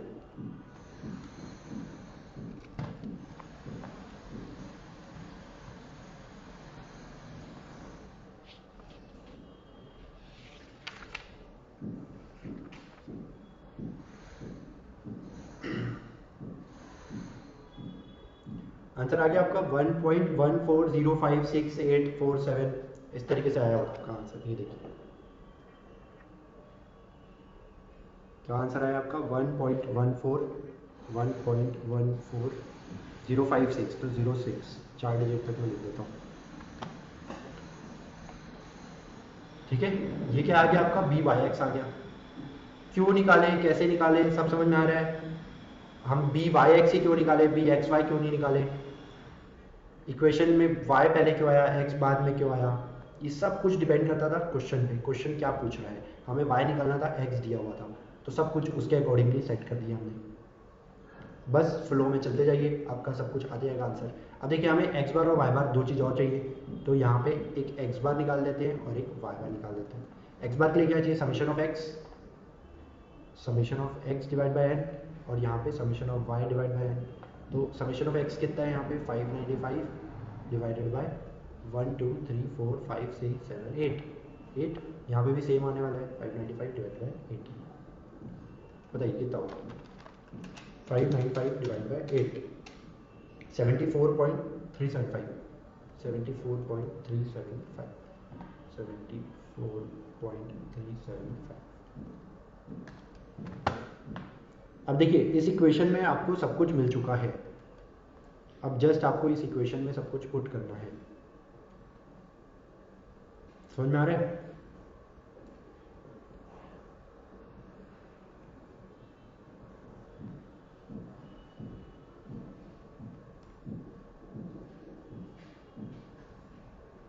देखिए ये इक्वेशन में देखिए अब y हमें नहीं पता, y हमें पता करना है, माइनस y बार 74.375, ठीक है, इज इक्वल्स टू x हमें पता है 90, माइनस x बार भी हमें पता है 74.375।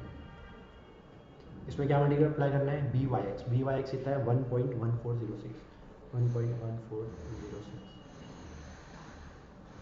ठीक है, तो ये सारी चीज़ें अब आपको मिल चुकी है, इक्वेशन आपकी बन गई है। अब बस y निकालना है, y निकाल लेते हैं। क्या करेंगे, इधर पहले सॉल्व कर लेते हैं, 90 माइनस 74.375 मल्टीप्लाई बाय 1.1406, फिर ये माइनस वाला फिगर इधर आके प्लस हो जाएगा, तो प्लस 74.375 कितना है 92.1968, मतलब 92.2 ऑलमोस्ट। क्या आंसर है आपका, y इज इक्वल्स टू 92.2।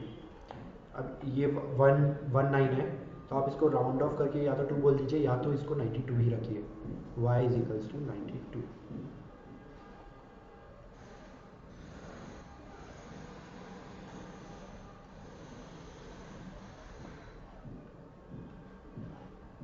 ये है आपका फाइनल आंसर।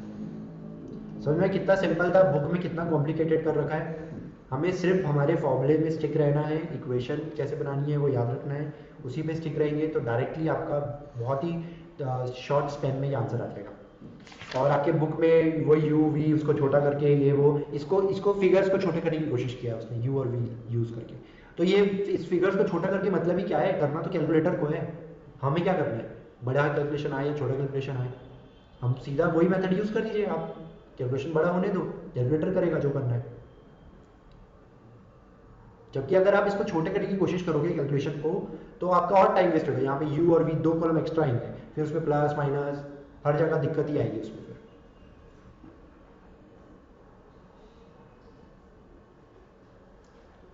ठीक है, 18.16 आपका कंप्लीट हो गया होगा, कर लीजिए कॉपी में पूरा नोट डाउन कर लीजिए।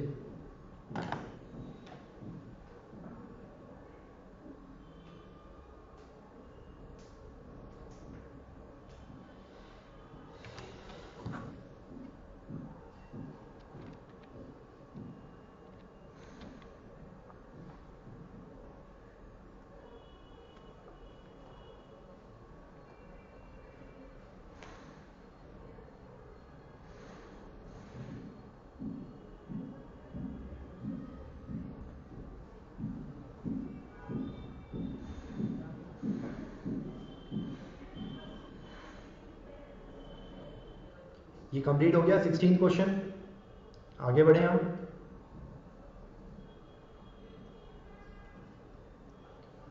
अब देखिए 16 के बाद 17 क्वेश्चन देखिए। अब तो आपको मजा आएगा सॉल्व करने में, क्योंकि अब ये बहुत आसानी से आपसे बनते जा रहा होगा। आपको लग रहा होगा हमने इतनी बड़ी चीज इतने छोटे से आंसर में कर दिए, तो आपको और मजा आएगा।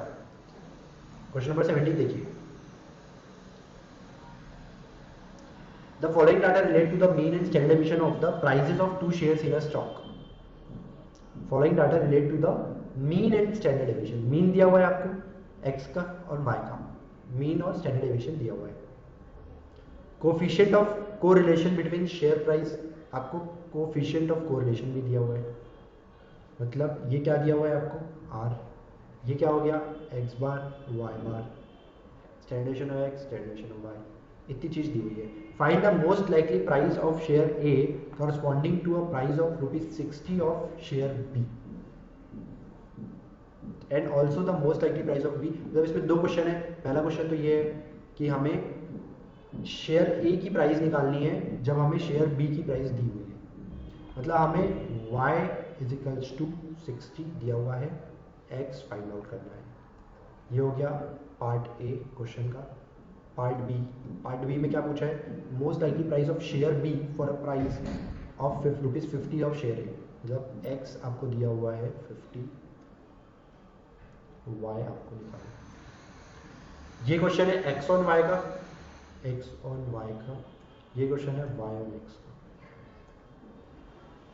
ठीक है, ए और बी। क्वेश्चन पढ़ते पढ़ते ही ये सारे हमें इस तरीके से नोटेशन भी करते जाना है, क्या है क्या नहीं, ये सब क्वेश्चन पढ़ते साथ ही हम लिखते जाएंगे उसी के साइड साइड। पेंसिल आप यूज़ कर सकते हैं पेपर में पेंसिल यूज़ कर लीजिए, या फिर पीछे पेपर के जो लास्ट पेज है वो रफ पेज रहता है, तो वहाँ पे भी आप ये सब चीज़ें कर सकते हैं। क्वेश्चन का एक जो शॉर्ट समरी रहता है वो हमेशा आप लिख लीजिए, तभी आपके लिए आगे सॉल्व करना बहुत आसान हो जाएगा। अगर ये चीज़ आपके पास लिखी हुई रहेगी तो आप आगे बहुत आसानी से सॉल्व कर सकते हैं। ठीक है, इस चीज़ को मैं नोट डाउन कर लेता हूँ। ठीक है, क्वेश्चन नंबर 17।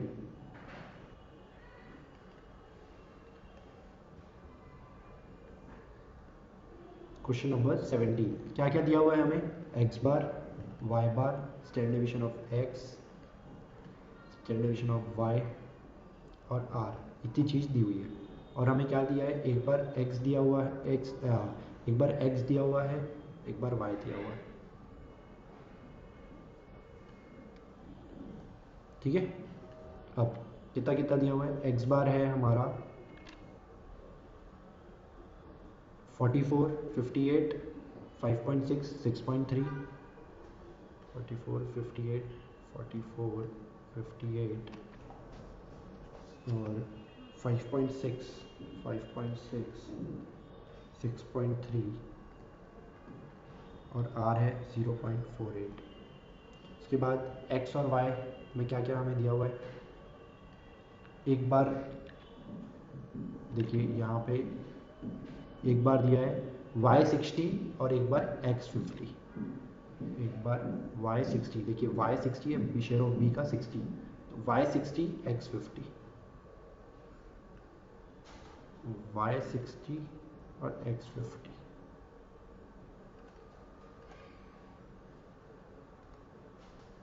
ये दो क्वेश्चन हो गए आपके।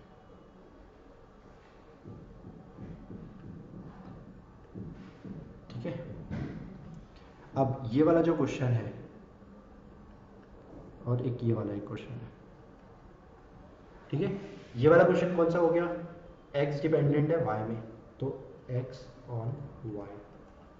और ये वाला क्वेश्चन क्या हो गया, y ऑन x। ठीक है, ये भी पता चल गया अब हमें। अब देखिए x ऑन y का फॉर्मूला क्या होगा, यहाँ पे देखते जाइए, यहीं पे आप दो पार्ट कर लीजिए अपने कॉपी के, और इसी में ही दो सॉल्यूशन आ जाएंगे आपके।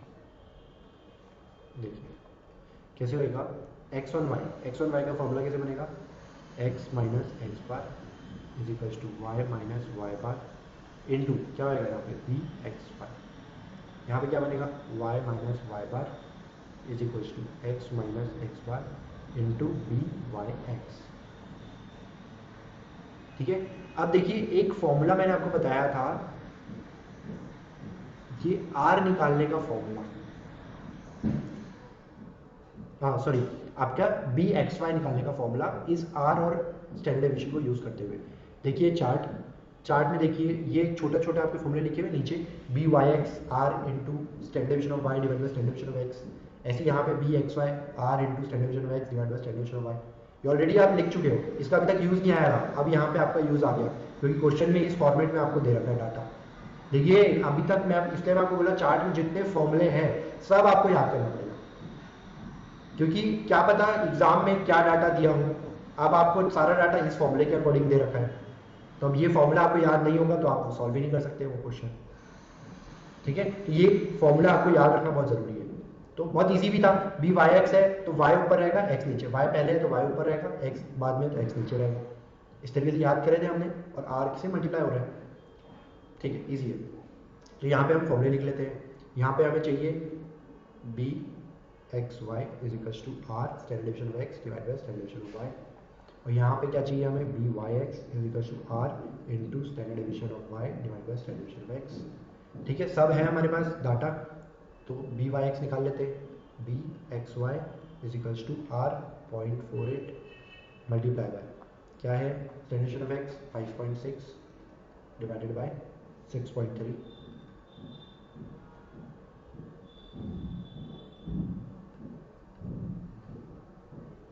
ठीक है,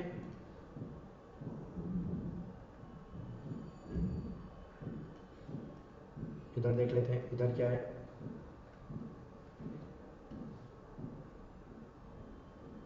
B Y x is equals to R कितना है 0.48 multiply by standard of Y 6.30 divided by 5.6।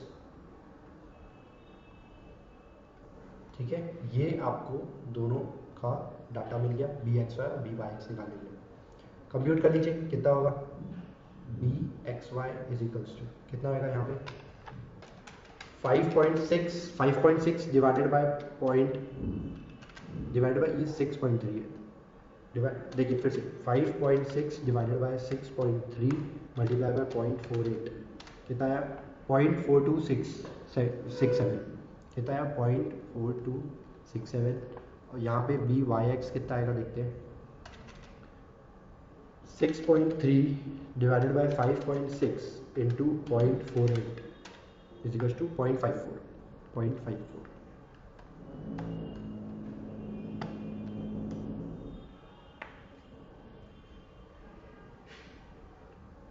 मिल गया ये दोनों चीज़। अब क्वेश्चन में जो जो डाटा दिया हुआ था उसको पुट कर देते हैं। देखिए ये इक्वेशन थी हमारी, ये हमारी इक्वेशन है। अब इस इक्वेशन के अकॉर्डिंगली पुट करना है हमें। तो देखिए x, यहाँ पे x क्या है हमें फाइंड करना है, तो ये क्या हो गया x, यहाँ पे क्या आ गया हमारा x, सॉरी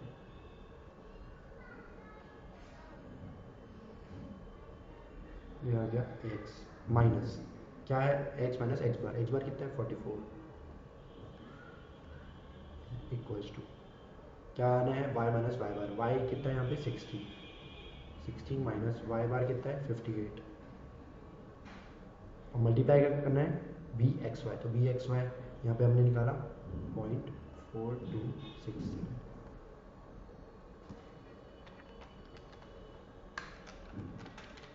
ठीक है, कंप्यूट करें, कैसे करेंगे 60 माइनस 58 इंटू 0.4267 प्लस 44.85, तो x यहाँ पे मिल गया हमें 44.85, हमारा आंसर आ गया।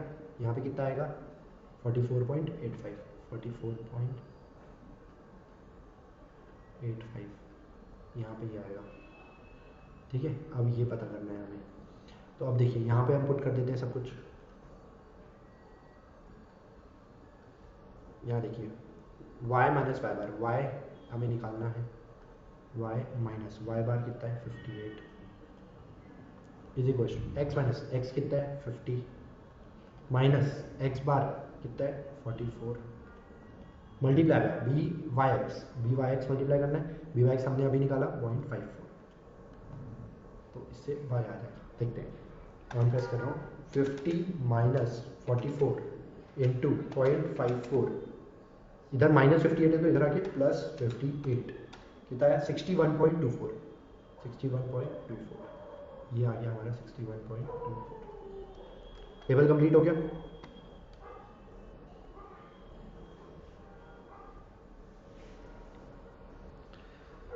मैं फिर से बता रहा हूँ, आप अपने बुक के फॉर्मेट में मत जाइए, आप इस तरीके से सॉल्व करिए जैसे मैं आपको सिखाया हूँ, जैसे मैंने आपको भी सिखाया। क्वेश्चन नंबर 17 बहुत इजी तरीके से सॉल्व हो गया ये। जस्ट टेबल से हमने क्या पता किया कि क्या फाइंड आउट करना है, वो लेफ्ट में रहता है, जो फाइंड आउट जो दिया हुआ है वो राइट में रहता है, उसके अकॉर्डिंग सब फॉर्मेट सारे फॉर्मूलेज उसी के अकॉर्डिंग बन जाते हैं। इसमें कन्फ्यूजन सिर्फ इसी का रहता है कि कौन लेफ्ट हैंड साइड में रहेगा, कौन सा राइट हैंड साइड में रहेगा। वो दिक्कत ही हमने सबसे स्टार्टिंग में ही हम सॉल्व कर देते हैं उस चीज़ को, कि कौन लेफ्ट में रहेगा कौन राइट में। जो चीज़ हमें फाइंड करना है वो हमेशा लेफ्ट में रहेगी, जो हमें दिया हुआ है वो हमेशा राइट में रहेगा। याद रहेगा ये चीज़, बेसिक रूल है, स्कूल में भी आप इसी तरीके से करते थे। एक्स के बाद ही तो मतलब जो चीज़ फाइंड करना था वही तो आप लेफ्ट में लिखते थे, वही रूल अभी भी आपको वही फॉलो करना है। तो क्वेश्चन नंबर 17 अब आपको क्लियर हो गया होगा बहुत अच्छे से, इसकी प्रैक्टिस हो गई है, अब आपकी रिग्रेशन की बहुत प्रैक्टिस कर ली है हमने।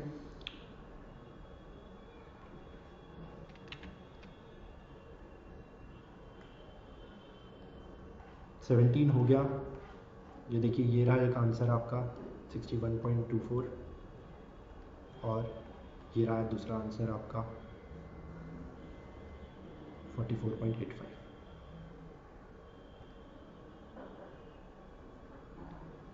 ठीक है, 18 क्वेश्चन देखते हैं। 18 में तो कुछ नहीं, बस आपको रिग्रेशन इक्वेशन बस बनाना है, पर यहाँ पे कौन किस पे डिपेंड है ये आपको कुछ नहीं दिया, इसमें ये नहीं दिया कि क्या एक चीज दी हुई है दूसरी फाइंड करना है, ये आपको पता करना पड़ेगा।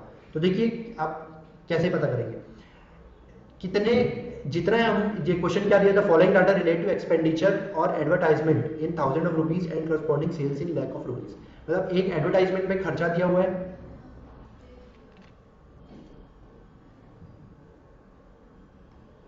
देखिए एक हमें एडवर्टाइजमेंट पे एक्सपेंस दे रखा है और दूसरा सेल्स दे रखा है। तो देखिए जो अब जितना हम खर्चा करेंगे उतनी ज्यादा सेल्स होगी। एक क्वेश्चन अभी हमने किया था, जितने ज्यादा एडवर्टाइजमेंट करेंगे उतनी ज्यादा सेल्स होगी। तो वैसे यहाँ पे क्या है, जितना ज्यादा खर्चा करेंगे उतनी सेल्स होगी।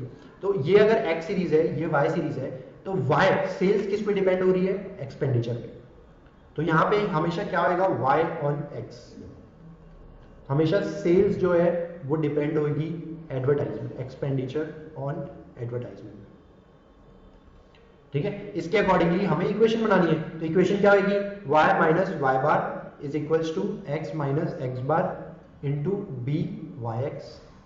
ये इक्वेशन बन गई इस क्वेश्चन की। अब इसमें बी वाई एक्स बस निकालना है, तो बी वाई एक्स निकालने के लिए आप ये दोनों आपको एक्स और वाई का डाटा दिया हुआ है, आप विदाउट मीन वाला भी यूज कर सकते हो, ये आपको विदाउट मीन वाले फॉर्मूला दिया हुआ है, इससे आप यूज करके निकाल सकते हो डायरेक्टली आंसर। ठीक है, इसमें बस ट्रिक यही था कि कौन सी इक्वेशन फाइंड करनी है। तो कौन सी इक्वेशन वो हमें क्वेश्चन से देख के पता करना पड़ेगा कि कौन सी इक्वेशन है, कौन किस पे डिपेंड हो रहा है। ये इसमें बस ट्रिक था, बाकी नॉर्मली सॉल्व करना है, इजी है। इसके बाद तो ये आप कर लेंगे, ये रहा आपके लिए होमवर्क।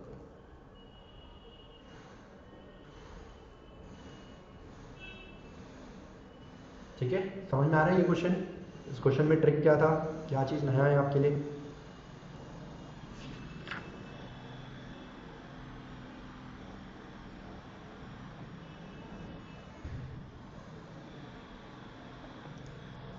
रिग्रेशन के अब सारे क्वेश्चन कंप्लीट हो गए हैं। अब हम देखते हैं इसकी प्रॉपर्टीज।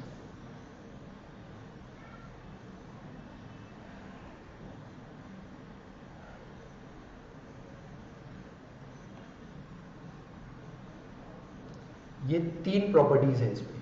पहली प्रॉपर्टी क्या है कि ओरिजिन से कोई फर्क नहीं पड़ता, स्केल से फर्क पड़ता है। दूसरा, कहाँ पे मीट करते हैं, एक्स बार और वाई बार, मीन पॉइंट पे दो रिग्रेशन लाइन मीट करती है। और तीसरा, दो रिग्रेशन कोएफिशिएंट को मल्टीप्लाई करते हैं और उसका अंडर रूट करते हैं तो कोरिलेशन निकल जाता है। आर निकल जाता है। ये 3 प्रॉपर्टी है। अब ये दोनों तो चलो समझ में आ रहा है क्या है। फर्स्ट वाले में ये क्या इक्वेशन बना रखे हैं, B x y is equal to b upon d into b u b, इधर b Y x is equal to d upon b into B we u, क्या है ये। अब इसमें क्या होता है कि अगर हमको बी एक्स वाई दिया हुआ है और बी यू वी निकालने बोला है, तो हम बी अपॉन डी से मल्टीप्लाई करेंगे। बी अपॉन डी क्या है, पहली इक्वेशन का स्केल और सेकंड इक्वेशन का स्केल, बी और डी कोरिलेशन में देखे थे हमने। कोरिलेशन की प्रॉपर्टी याद करिए, कोरिलेशन की प्रॉपर्टी में ये 2 इक्वेशन बनी थी, u is equal to A plus B X, V is equal to C plus D Y, फिर बी और डी यहाँ पे आया था आपका यू सी, वही यहाँ पे भी है बी और डी, ठीक है। b डिवाइडेड बाय d करना है। और अगर देखिए b किससे रिलेटेड है, फर्स्ट इक्वेशन से, x वाली इक्वेशन से, तो इसलिए वो ऊपर है, और y वाली इक्वेशन से रिलेटेड d है तो वो नीचे है। वैसे यहाँ पे देखिए y से रिलेटेड क्या है, d है, सेकंड वाली इक्वेशन, y भी सेकंड वाला है तो उसकी इक्वेशन d, और x से रिलेटेड d है। तो ये b और d में भी कौन ऊपर रहेगा कौन नीचे, आपको याद करने की जरूरत नहीं है, ऑटोमेटिकली समझ में आ जाएगा। जो निकालना होगा उसको देख के आप बना सकते हैं, ठीक है। क्वेश्चन में दिया रहेगा बी यू वी, आपको निकालना है बी एक्स वाई, तो बी अपॉन डी कर दीजिए।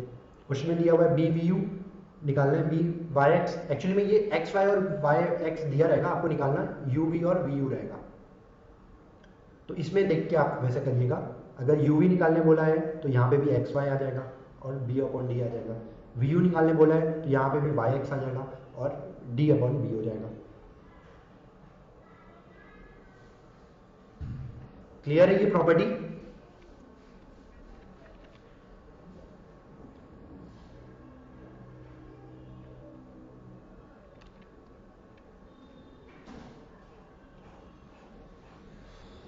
देखिए ये रही आपकी पहली प्रॉपर्टी, दूसरी प्रॉपर्टी इंटरेक्शन वाली, और तीसरी आपका मल्टीप्लिकेशन वाला, 3 प्रॉपर्टी।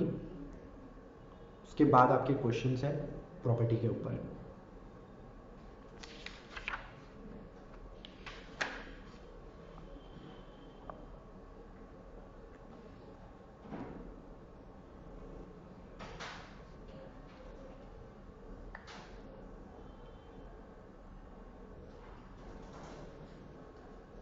देखिए प्रॉपर्टी के ऊपर के क्वेश्चंस देखिए,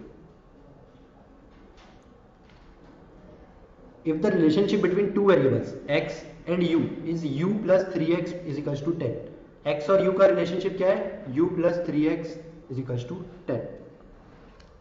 तो ये एक इक्वेशन दी हुई है और ये दूसरी इक्वेशन दी हुई है, 2 रिलेशनशिप दिए हुए हैं, और हमें बताया गया है कि the regression coefficient of y और x 0.8 है, मतलब B Y x is equal to 0.8, ये हमें पता है।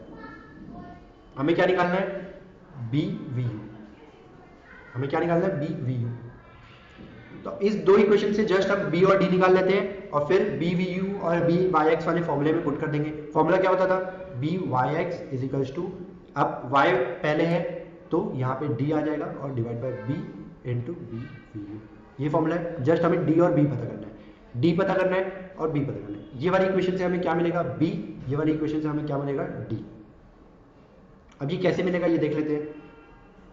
देखिए इसको हम क्या करेंगे, इस जो ये आपका पहला इक्वेशन है u plus 3x is equals to 10, इसको आप x के फॉर्मेट में लिए आइए, x को लेफ्ट हैंड साइड में रखिए और बाकी सबको राइट हैंड साइड में कर दीजिए। यहाँ पे थोड़ा सा ट्विस्ट है, इसके पहले तक हम u को लेफ्ट हैंड साइड में करते थे, बाकी सबको राइट हैंड साइड में करते थे और फिर a और b पता करते थे। बट रिग्रेशन में आपको x को लेफ्ट हैंड साइड में रखना है, बाकी सबको राइट हैंड साइड में करना है और फिर उससे a और b पता करना है, ठीक है। तो अब यहाँ पे आप चालू करिए, x इज इक्वल्स टू 10, ये इधर चला जाएगा, ठीक है, u तो इधर 1 है, ये कुछ नहीं है तो माइनस 1u ऐसे लिख सकता हूँ, और 3 ये मल्टीप्लिकेशन में तो यहाँ जाके डिवाइड हो जाएगा, डिवाइड बाय 3। तो ये 2 फिगर हो गए। a आपके कोई काम का नहीं है, प्रॉपर्टी में बताया था मैंने, ओरिजिन कोई काम का नहीं है। b ये आपका काम का है, इसमें -1/3 आपने उठा लिए b में, ठीक है। तो यहाँ पे आपको डिवाइडेड बाय में -1/3 ये मिल चुका है और 0.8 ये पता है आपको। अब इसके ऊपर वाला फिगर बस पता करना है, तो वो आपको मिल जाएगा इस इक्वेशन से, 2y plus 5v is equals to 25। इससे मिल जाएगा। यहाँ पे देख लेते हैं, इसको क्या करेंगे, वही y को इधर रखेंगे, बाकी सबको राइट हैंड साइड में ले डालेंगे। y इज इक्वल टू, देखिए 25 माइनस 2y, ये 5 मल्टीप्लाई में तो इधर आके डिवाइड, तो डिवाइड बाय 5, ये आपको मिल गया दो फिगर। ये क्या हो गया, c जो कुछ काम का नहीं है, ये हो गया d ये काम का है। तो यहाँ पे क्या मिल गया आपको, -2/5। सारे फिगर मिल चुके हैं। अब आपको इसको सॉल्व कर देंगे तो हमारा by(x) आ जाएगा। इसको सॉल्व करना है जस्ट,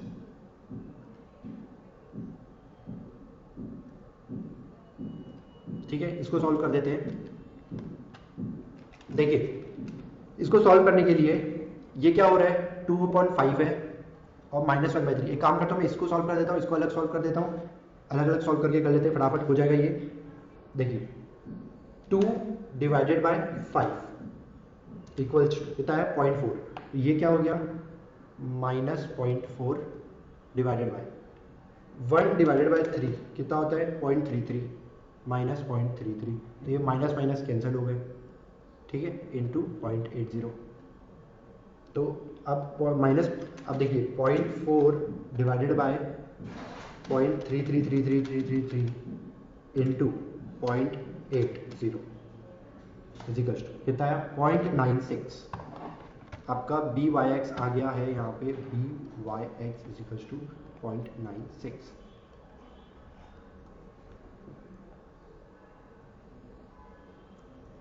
नोट डाउन कर लीजिए ये।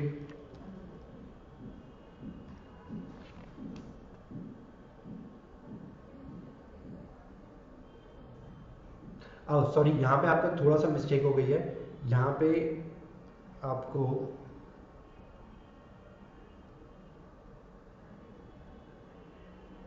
देखिए, यहाँ पे क्या हो गया कि आपने by(x) इजिकल्स टू क्या फॉर्मूला था यहाँ पे, d/b इंटू bvu। तो ये आपको निकालना था, ये दिया हुआ था।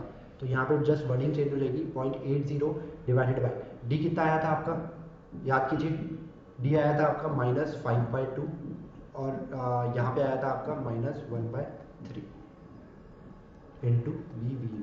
ये आपका फॉर्मूला था। अब कोई बात नहीं, इसको फिर से सॉल्व कर लीजिए, ये वाला फिगर ऊपर चला जाएगा। तो ये कितना आया था आपका, 0.33333, और ये कितना आया था आपका 5 डिवाइडेड बाई 2, 2.5। ये माइनस माइनस कैंसिल हो गए थे।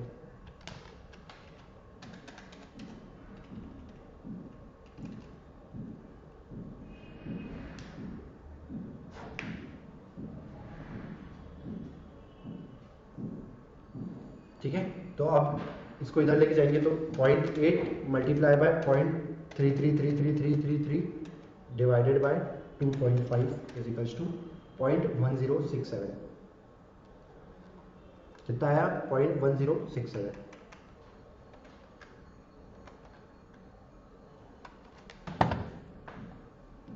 BVU equals to 0.1067।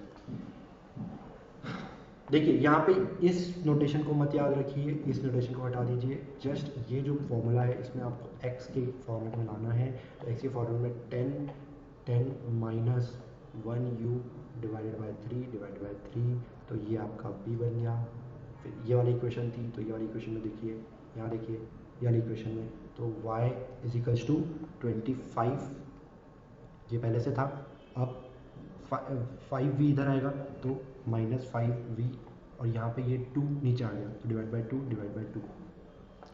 ये वाला फिगर आपका d बन गया, ये हो गया c, ये हो गया a।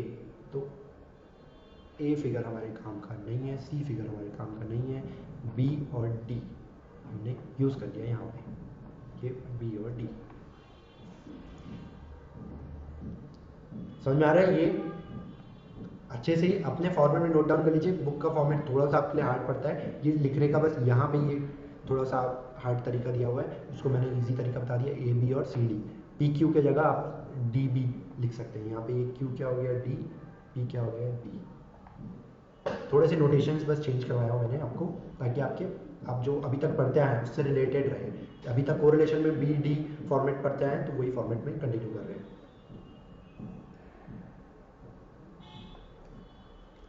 तो ये कंप्लीट हुआ आपका 19th क्वेश्चन।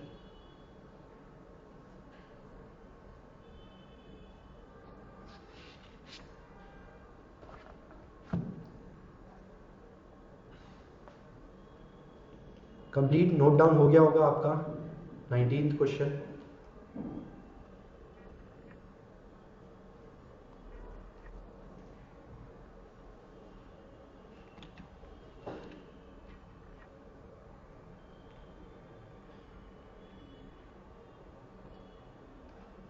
अब देखिए 20th क्वेश्चन में क्या है, for the variables X Y the regression equation are given as, regression equation दो टुक दी हुई है, दो रिग्रेशन इक्वेशन।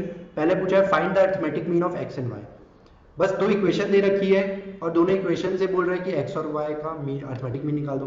तो हमें मालूम है कि ये दोनों इक्वेशन जहां इंटरसेक्ट करती है, हमने एक प्रॉपर्टी पढ़ा था जहां पे ये दोनों इक्वेशन इंटरसेक्ट करेगी वो पॉइंट ही एक्स बार और वाई बार होता है। तो हमें बस ये क्या पता करना है कि ये दोनों कहाँ इंटरसेक्ट होती है। तो इंटरसेक्ट पता करने के लिए क्या करते हैं, हम इन दोनों इक्वेशन को इक्वेट कर देते हैं, इन दोनों इक्वेशन को कैलकुलेट कर लेते हैं। दो है, दो वेरिएबल है एक्स वाई और दो इक्वेशन भी है हमारे पास, तो नॉर्मली कर सकते हैं हम 7x minus 3y minus 18 is equal to 0। यहाँ पे क्या है 4x माइनस वाई, तो मैं क्या करता हूँ 3 से मल्टीप्लाई कर देता हूँ सेकेंड से इसको, दिस मल्टीप्लाई बाय 3, इक्वेशन को 3 से मल्टीप्लाई कर रहा हूँ तो क्या हो गया 4 3 से 12 माइनस, इसको मैं माइनस 3 से कर देता हूँ, तो माइनस 3 से करने से 4 3 12 माइनस 12 हो गया। ठीक है, समझ में आ रहा है। उसके बाद नेक्स्ट माइनस 3 इंटू माइनस 1 तो आपका प्लस 3y हो गया, और फिर last minus 3 into minus 11 plus, तो प्लस 11 इंटू 3 33 हो गया इज इक्वल्स टू 0। अब इसको हम ऐड कर देंगे दोनों को, तो ये दोनों कैंसिल हो गए, बचा ये, ऐड कर रहे हैं तो क्या हुआ 7 माइनस 12 माइनस 5 माइनस 5x और 33 minus 18 is 15 plus 15 is equals to 0। तो x कितना हुआ,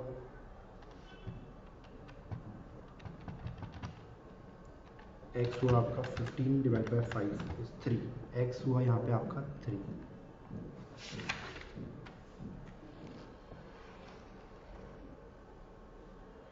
ये क्या मिल गया आपको, x बार मिल गया, यही आपका x बार होगा जहाँ पे इंटरसेक्ट कर रहे हैं। अब ये एक मिल गया, बस x बार एक 3 की वैल्यू यहाँ पुट कर दीजिए किसी में भी, यहाँ मान लो मैंने 3 पुट कर दिया तो क्या आएगा 7 इंटू 3 21, ठीक है, ये 21 माइनस 18 3 आया, 3 इधर चला जाएगा आपका और यहाँ पे 3 से डिवाइड जाएगा, तो y बार आपका आ गया 1। कोई भी एक इक्वेशन में पुट कर देंगे ये वैल्यूज तो आपको x बार और y बार मिल जाएगी। समझ में आया कैसे कैलकुलेट किए, ये एक प्रॉपर्टी पे बेस्ड था आपका। दूसरा identify the regression equation of y और x, इन दोनों में हमें बताना है कि y और x कौन सा है। तो आप क्या करेंगे, इसके फॉर्मेट में लिख देंगे आप, अगर ये सब ये जो दोनों को आप उसके फॉर्मेट में लिखना है आपको, जो इक्वेशन का फॉर्मेट होता है उसमें लिखेंगे तो इससे आपको पता चल जाएगा कि कौन सी इक्वेशन है। देखिए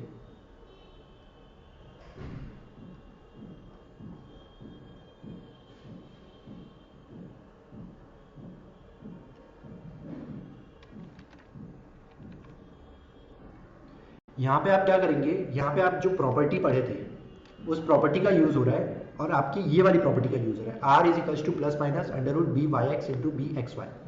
तो आप क्या करेंगे कि दो इक्वेशन में एक बार एक इक्वेशन को y और x एज्यूम कर लेंगे, दूसरी को x और y, और उसके फॉर्मेट में लिख देंगे तो आपको पता चल जाएगा बी वाई एक्स कितना है और बी एक्स वाई कितना है, और फिर दोनों को मल्टीप्लाई कर देंगे। तो मल्टीप्लाई कर देंगे तो जो आंसर आएगा वो क्या होना चाहिए, यहाँ पे ये आर स्क्वायर होने वाला है, ये अंडर रूट इधर चलेगा तो आर स्क्वायर हो जाता है। तो देखिए, तो वो हमेशा क्या रहता है, 1 से छोटा रहता है, आर स्क्वायर हमेशा 1 से छोटा रहता है, और आर भी हमेशा 1 से छोटा रहता है। आर का अगर साइन मॉड्यूलस लगा दे तो आर जो भी रहे प्लस या माइनस, वो हमेशा 1 से छोटा रहेगा, या तो -1 से छोटा है या +1 से छोटा है। तो ये दोनों जब अगर कंडीशन सेटिस्फाई हो रही है, तो जो हम अजम्पशन लेके चल रहे थे, ये y ऑन x है और ये x ऑन y है, वो फाइनल हो जाएगी। थोड़ा सा कॉम्प्लिकेटेड है इसको पता करना कि कौन सा y ऑन x है और कौन सा है, तो इसलिए हमने क्या करी, पहले एज्यूम करके चलेंगे कि ये वाली इक्वेशन हम मान लेते हैं कि y ऑन x है, और उस तरीके से हम ये पूरा सॉल्व कर लेंगे, और सॉल्व करने के बाद हमें प्रॉपर्टी लगा के देखेंगे, प्रॉपर्टी अगर सेटिस्फाई हो रही है तो सही थे हम, प्रॉपर्टी नहीं हो रही है तो उसका vice versa, y on x वाली जो सीरीज रहेगी वो x एंड y हो जाएगी, और x ऑन y वाली y ऑन x हो जाएगी। ठीक है, ये तरीका रहेगा इसे फाइंड करने का। ये आप एक बार ट्राई करके देखेंगे खुद से इस क्वेश्चन को ट्राई करके देखेंगे, प्रूफ करने का बहुत इजी है। प्रूफ करना जस्ट इक्वेशन के फॉर्मेट में लिखना है और फिर प्रॉपर्टी लगानी है। प्रॉपर्टी मैंने मतलब इसका जो क्रक्स है वो मैंने आपको बता दिया कि कैसे इसको फाइंड आउट करते हैं, पता कैसे करते हैं। उसके बाद के दोनों क्वेश्चन भी आपके नॉर्मल बहुत इजी है, कुछ डाटा दिया हुआ है, उस डाटा से आपको पता करना है।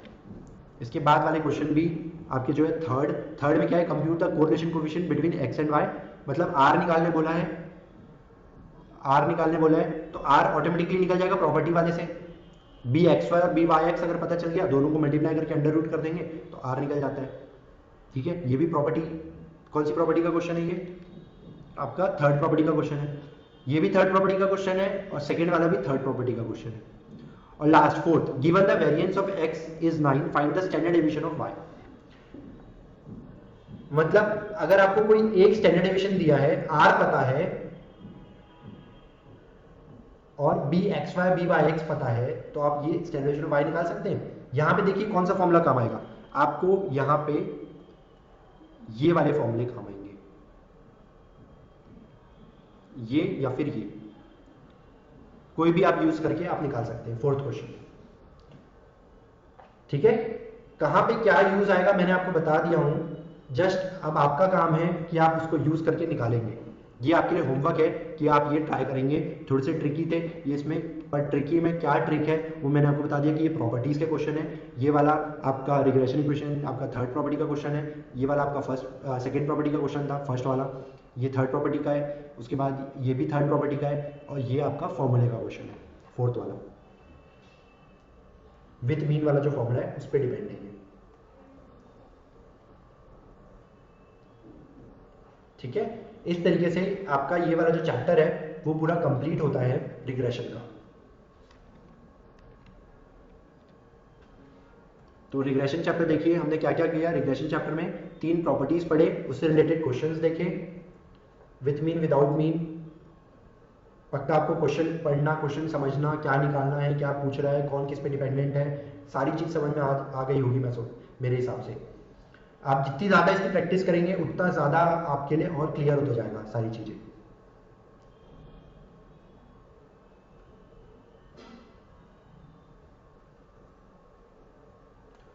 क्लियर है? आज के लिए बस इतना ही। अब आपके ऊपर है, आपकी प्रैक्टिस के ऊपर है इस कंसेप्ट में और फ्लो लाना। ठीक है, सारे जो कंसेप्ट है आप रिवाइज करेंगे घर जाके, चार्ट्स को प्रॉपर मेंटेन करेंगे, क्वेश्चंस जो हमने सॉल्व किए उस पर एक बार और घर पे जाके सॉल्व करिएगा। ठीक है, आज की क्लास में यहाँ एंड करते हैं। Thank you. Hello students, welcome back. आज हम चार्ट 2 पढ़ने वाले हैं। अभी तक हमारा जितना कोर्स हुआ है वो चार्ट 1 पे डिपेंड था। चार्ट 1 जो हमने एक 4 चैप्टर का कॉम्बो एक चार्ट 1 बनाया था, इसमें हमने क्या क्या कवर कर लिया, सेंट्रल टेंडेंसी वाला चैप्टर, डिस्पर्शन वाला चैप्टर, उसके बाद कोरिलेशन और रिग्रेशन। ये 4 चैप्टर्स आपके कंप्लीट हो चुके हैं। इसके पूरे क्वेश्चंस भी हमने देख लिए, इन डेप्थ सब चैप्टर चार्ट्स भी हमने बनाए थे अलग अलग चैप्टर्स के। अब हम अगले स्टेज में आ गए हैं जहाँ पे हम प्रोबेबिलिटी पढ़ने वाले हैं। देखिए, ये प्रोबेबिलिटी भी मैंने ऐसे डिजाइन किया हूँ कि आपको ऐसा लगेगा कि आप अभी भी वही पढ़ रहे हो, मीन मीडियन मोड और स्टैंडर्ड डेविएशन, बस इसमें थोड़ा सा ट्विस्ट प्रोबेबिलिटी आ जाएगा। लिंकिंग पे ही रहेगा, वही सेम लिंकिंग है, उसी सेम पैटर्न पे चार्ट रहेगा, हर कुछ वैसा ही फॉलो करना है जैसा अभी तक आप करते आए हो। ठीक है, प्रोबेबिलिटी चैप्टर का जो चार्ट रहेगा, इसमें आपके 2 चैप्टर, एक चार्ट, ये जो आपका चार्ट है, इस एक चार्ट में आपके 2 चैप्टर कवर हो जाएंगे। एक तो नॉर्मल जो प्रोबेबिलिटी का चैप्टर दिया हुआ है जो कि है आपका 16 चैप्टर, और उसके बाद है 17 चैप्टर थ्योरेटिकल डिस्ट्रीब्यूशन, वो भी इसी में ही लिंक किया हुआ है जो कि एक साथ आपका कंप्लीट हो जाएगा। ये 2 चैप्टर का कॉम्बो है और वो दोनों चैप्टर इस एक चार्ट में समराइज किए हुए हैं। ये चार्ट कंप्लीट समराइज करता है चैप्टर जो 16 है और चैप्टर 17 को। ठीक है, तो देखिए इस प्रोबेबिलिटी के चार्ट में कौन से चैप्टर कवर्ड है? Chapter 16 and 17। ये 2 चैप्टर आपके कवर्ड है, चैप्टर 16 एंड चैप्टर 17। ठीक है, अब बुक में निकाल लीजिए, एक बार देख लीजिए कितना बड़ा चैप्टर है, क्या है, थोड़ा क्या है, एक बार बुक पढ़ने पलट लो तो एक बार एक आइडिया हो जाए, अच्छा हम ये पढ़ने वाले हैं। तो उस बेसिस पे आप एक बार अपनी बुक बस सामने रखिए, बट बाकी अभी मैं जो आपको पूरा चार्ट के बेसिस में पढ़ाऊंगा और पूरा पैटर्न ही बदल जाएगा। बुक में एक अलग ही तरीके से दिया हुआ रहेगा और हम जिस तरीके से पढ़ेंगे वो पूरा तरीका ही अलग रहेगा। ये अलग से डिजाइन किया हूं मैंने कि आपको सेम लगे, स्टैटिस्टिक्स का फील आए कि आप स्टैटिस्टिक्स ही पढ़ रहे हैं, मैथ्स नहीं पढ़ रहे हैं। इसलिए देखिए चार्ट को मैंने किस बेसिस पे डिवाइड कर दिया है, एक इंडिविजुअल सीरीज, डिस्क्रीट सीरीज और कंटीन्यूअस सीरीज। हाँ बिल्कुल सही, प्रोबेबिलिटी में ये हो रहा है। प्रोबेबिलिटी चैप्टर में आपके 3 सीरीज के फॉर्मेट है, इंडिविजुअल सीरीज, डिस्क्रीट सीरीज और कंटीन्यूअस सीरीज। समझ रहे हैं? अब ये चार्ट आपको ड्रॉ करना है। इस चार्ट का पहले एरिया देख लीजिए कितना बड़ा एरिया है। 3 कॉलम रहेंगे मेन, एक इंडिविजुअल का, डिस्क्रीट का, कंटीन्यूअस का। इंडिविजुअल में 3 सब हेडिंग है, प्रायर डेफिनेशन, उसकी डेफिनेशन, ग्राफिकल प्रोबेबिलिटी एक छोटा सा चार्ट है और फिर यहाँ पे है थ्योरम्स ऑन टोटल प्रोबेबिलिटी और यहाँ पे 6 थ्योरम है। ठीक है, 6 थ्योरम्स है, उसकी स्पेस रहेगा। उसके बाद डिस्क्रीट में देखिए एक पहले मास फंक्शन रहेगा, उसके बाद डिस्क्रीट प्रोबेबिलिटी डिस्ट्रीब्यूशन है जिसमें विद मीन विदाउट मीन, और विद मीन से मीन और स्टैंडर्ड डेविएशन निकालना और विदाउट मीन में मीन और स्टैंडर्ड डेविएशन निकालना। एक्चुअली मीन तो सेम ही रहता है, तो मीन आपका सेम है, स्टैंडर्ड डेविएशन के यहाँ पे 2 अलग अलग फॉर्मूले हैं, इसके लिए डिस्क्रीट प्रोबेबिलिटी डिस्ट्रीब्यूशन के। ये देखिए ये चार्ट आप चार्ट 1 में भी ये इसी टाइप का चार्ट बनाता है, with mean without mean standard deviation का चार्ट, वही सेम यहाँ पे बनाना है। तरीका थोड़ा सा बदल जाएगा, यहाँ पे हम प्रोबेबिलिटी का यूज करेंगे स्टैंडर्ड डेविएशन निकालने के लिए और मीन निकालने के लिए।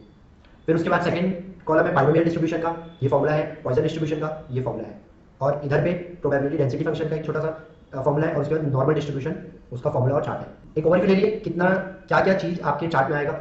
इस तरीके से आप पहले अपने चार्ट का बाइफर्केशन करेंगे, कॉलम कौन सा कितना बड़ा बनाना है आपको। इसलिए मैं जस्ट आपको सबसे पहले आपको ये चार्ट का दिखा रहा हूँ कि कितना बड़ा चार्ट आएगा, तो आप स्पेसिंग अरेंज कर लें अपने हिसाब से। कॉपी को हॉरिजॉन्टल फॉर्मेट में रख के ये ड्रॉ करेंगे चार्ट। तो ये चार्ट में कम से कम अभी तक आपकी हेडिंग तो हो जानी चाहिए थी। डिसाइड हो गया, 3 हिस्से में बढ़ गए कॉपी, पहला इंडिविजुअल का कॉलम, डिस्क्रीट का कॉलम, कंटीन्यूअस का कॉलम। ये 3 कॉलम ड्रॉ कर लीजिए फटाफट, हो गए 3 कॉलम। अब उसके अंदर बढ़ते हैं हम, 3 कॉलम के अंदर क्या क्या आएगा। देखिए फर्स्ट कॉलम में पहले आप क्या करेंगे, आप एक नॉर्मल हेडिंग रहेगी प्रायर डेफिनेशन। यहाँ पे क्या है प्रायर डेफिनेशन इंडिविजुअल में, तो जो आप पढ़ते आए हैं प्रायर डेफिनेशन वही है पीएक्स मतलब प्रोबेबिलिटी। क्या होती है probability? Favourable outcome upon total outcome. क्या होती है probability definition? Favourable outcome divided by total outcome. ये क्या है आपकी प्रायर डेफिनेशन है, किसमें लिख रहे हो आप? Individual. Prior definition favourable outcome divided by total outcome. Probability निकल जाती है, जैसे कि अगर मैं कॉइन को टॉस करता हूं, वाइल टॉसिंग अ कॉइन, देखिए आउटकम क्या क्या है हमारे, या तो हेड आएगा या तो टेल आएगा। ठीक है, अगर मेरे को पता करना है कि हेड आने की प्रोबेबिलिटी क्या है, प्रोबेबिलिटी ऑफ हेड क्या है, तो फेवरेबल आउटकम क्या है? 2 बार में से 1 बार हेड आएगा, मतलब दोनों में से एक आता है ना, तो 2 आउटकम हो सकते हैं, 2 आउटकम में से एक ही बार हेड आ सकता है। ठीक है, तो 1 क्या है ये फेवरेबल आउटकम जो हमें चाहिए, divided by total outcome total कितने हैं? 2, तो ये 2। तो प्रोबेबिलिटी क्या है एक कॉइन टॉस करने की, हेड आने की? 1/2। बहुत ईजी है ये, आप स्कूल टाइम से ये पढ़ते आए हैं। Probability normal favourable outcome upon total outcome 2 थे कॉइन टॉस करने के, उसमें से जो आपको चाहिए उसकी प्रोबेबिलिटी निकालनी है, तो वो कितने बार आया है? Favourable outcome divided by total कितना आउटकम है, नीचे 2। ये फॉर्मूला क्लियर हुआ? इसको क्या बोलते हैं? Prior definition. ये क्या है आपकी प्रायर डेफिनेशन। ठीक है, इसके नीचे आप लिखेंगे ग्राफिकल प्रोबेबिलिटी, क्या लिखेंगे? ग्राफिकल प्रोबेबिलिटी, और उसके नीचे एक छोटा सा चार्ट बनाएंगे, ये यूनिवर्स कहलाता है जो बिग बॉक्स है। उसके बाद ये ए और ये बी का सर्कल, दोनों एक दूसरे से ओवर मर्ज हो रहे हैं, और इसको शेड कर लीजिए ए और बी को। इस तरीके से ड्रॉ कर लीजिए। जब हम आगे देखेंगे कि क्या होता है इसका मतलब, इस कैसे निकाला जाता है प्रोबेबिलिटी इस चार्ट के बेसिस पे, तो ये कौन सा मेथड हम सीखेंगे? Graphical probability. ग्राफ की मदद से हम प्रोबेबिलिटी पता करेंगे। देखिए एक हमने एक फॉर्मूला देखा प्रोबेबिलिटी पता करने का, क्या फेवरेबल आउटकम और टोटल आउटकम। दूसरे में हम क्या करने वाले? ग्राफिकल प्रोबेबिलिटी के तरीके से प्रोबेबिलिटी निकालने वाले हैं। बना लीजिए डायग्राम ग्राफिकल प्रोबेबिलिटी का, हो गया ग्राफिकल प्रोबेबिलिटी का डायग्राम। अब थर्ड केस में क्या आ रहा है आपका, मतलब यहाँ पे सेकंड हेडिंग है, फर्स्ट हेडिंग ग्राफिकल प्रोबेबिलिटी थी, ये तो आपका प्रायर डेफिनेशन बस था। तो एक मेथड जो आप सीखने वाले ग्राफिकल प्रोबेबिलिटी मेथड, और दूसरा थ्योरम्स ऑन टोटल प्रोबेबिलिटी। देखिए यहाँ पे 6 थ्योरम्स है आपकी, 6 थ्योरम्स है। हेडिंग दे दीजिए second theorems on total probability. पहली थ्योरम क्या है? P A union B. ये जो साइन है इसको क्या बोलते हैं? यूनियन। इसको हम क्या बोलते हैं? Union. A union B is equals to P A plus P B, मतलब ए की प्रोबेबिलिटी प्लस बी की प्रोबेबिलिटी। अभी आप लिख लीजिए, जब क्वेश्चन सॉल्व करेंगे तब आपको क्लियर हो जाएगा ये सब क्या है। अभी आप जस्ट थ्योरम्स लिख लीजिए, क्या क्या थ्योरम्स होते हैं। अच्छा सेकंड थ्योरम देखिए क्या है? ए यूनियन ए1 यूनियन ए2 यूनियन टिल ए एन अगर करते हैं उसकी प्रोबेबिलिटी क्या होगी? जो ए की प्रोबेबिलिटी होगी ए1 की, जो बी की ए2 की, और टिल ए एन तक की प्रोबेबिलिटी को ऐड कर देंगे तो हमें ये मिल जाएगा। सेम है यहाँ पे ए बी के बाद और भी टर्म्स अगर आ जाते हैं तो ये थ्योरम 2 बन जाता। 1 और 2 सिमिलर है, 2 जस्ट एक्सटेंशन है 1 का। Theorem 3 A union B is equal to P A plus P B minus P A intersection B. Same formula है, जस्ट यहाँ पे आप क्या माइनस कर दे रहे हैं, ए इंटरसेक्शन बी। थ्योरम 1 और थ्योरम 3 में जस्ट आखिरी में ये एड ऑन हुआ है। थ्योरम 3 ज्यादा एग्जैक्ट रहेगा थ्योरम 1 से, ठीक है। थ्योरम 1 2 3 तक हो गया आपका। थ्योरम 4 देखिए, यहाँ पे A union B union C, अगर ये तीनों की यूनियन का हमें प्रोबेबिलिटी निकालना है और हम एग्जैक्ट मेथड से जाए तो अब 2 का एक्सटेंशन में क्या आ गया 4, 1 के एक्सटेंशन में क्या था 3, 1 का अगर एकदम करेक्टली निकालना है तो 3, अगर 2 का एकदम करेक्टली निकालना है तो 4। अब 4 में क्या है, A union B union C, तो अब क्या करते हैं, A probability A plus probability of B plus probability of C minus probability of A intersection B. अब देखिए यहाँ पे जो ये सिंबल यूज किया गया, ये क्या है, इंटर, ये वाला, ये क्या है, इंटर, और ये वाला क्या था, यूनियन, और ये A intersection B minus B A intersection B minus B A intersection C minus probability of A intersection C plus यहाँ पे माइनस कर रहे थे हम, यहाँ पे प्लस करना है probability of A intersection B intersection C. समझ में आ रहा है, ये आपकी चार थ्योरम हो गए। फिफ्थ थ्योरम देखिए, फिफ्थ थ्योरम क्या है, ए इंटरसेक्शन बी। अब ए इंटरसेक्शन बी अगर निकाला है तो P A into P B upon A. यहाँ पे ये जो थ्योरम 5 है, ये जो आपका थ्योरम 5 है, ये है आपका कंडीशनल प्रोबेबिलिटी। क्या है आपका conditional probability, theorem 5 is conditional probability. P A intersection B is equal to P A into P B upon A, या फिर P A intersection B is equal to P B into P A upon B. देखिए यहाँ पे जो word रहेगा, देखिए यहाँ पे अगर ए है तो नीचे में भी ए है, यहाँ पे बी है तो नीचे में भी है। समझ में आ रहा है, ये दो फॉर्मूले याद भी हो गए होंगे कंडीशनल प्रोबेबिलिटी के दोनों फॉर्मूले। लास्ट है थ्योरम नंबर 6। थ्योरम 6 का क्या है, देखिए P A intersection B intersection C, अगर ये तीनों का इंटरसेक्शन चाहिए तो क्या होता है formula, P probability of A into probability of B upon A into probability of C upon A intersection B. आप जस्ट नोट डाउन करते चलिए सारे थ्योरम्स, 6 थ्योरम है टोटल आपके कोर्स में। जिनका मैथ्स बैकग्राउंड लोग तो ये सब पढ़ चुके होंगे 11 12 में, बाकी कोई टेंशन नहीं, हम तो फ्रेश स्टार्ट कर रहे हैं कि आपने कभी मैथ्स देखा ही नहीं है जिंदगी में, हम वैसा स्टार्ट कर रहे हैं, तो टेंशन लेने की कोई जरूरत नहीं है, ठीक है। ये था क्या, थ्योरम्स ऑन टोटल प्रोबेबिलिटी। कितने, 6 थ्योरम्स लिख लिया आपने, 6 थ्योरम। कौन से हेडिंग में लिखे आपने, इंडिविजुअल वाले कॉलम में। ये सब क्या चल रहा है कि इंडिविजुअल प्रोबेबिलिटी का कॉलम चल रहा है। अब देखिए, अब ये आपका कौन सा चार्ट कंप्लीट हो गया, इंडिविजुअल वाली सीरीज का चार्ट कंप्लीट हो गया। इंडिविजुअल वाली सीरीज में बस ये 3 चीज पढ़ना है। एक तो प्रायर डेफिनेशन, ये तो बहुत इजी था, आपने अभी पढ़ लिया। उसके बाद आपको 2 मेथड पढ़ने हैं, 2 मेथड में क्या, ग्राफिकल प्रोबेबिलिटी और दूसरा थ्योरम्स ऑन टोटल प्रोबेबिलिटी। ये 2 मेथड आपको पढ़ने हैं, क्लियर है। थ्योरम्स कौन से पढ़ने हैं वो भी आपने लिख लिए, कौन से थ्योरम आपको पढ़ने हैं, ये सारे थ्योरम आपको याद भी करने हैं साथ में, हो जाएगी टेंशन मत लीजिए, प्रैक्टिस करेंगे तो ये सब भी आपको याद हो जाएगा, क्लियर है। यहाँ पे हमारा क्या कंप्लीट हुआ, इंडिविजुअल सीरीज का चार्ट। अब देखिए डिस्क्रीट सीरीज का चार्ट।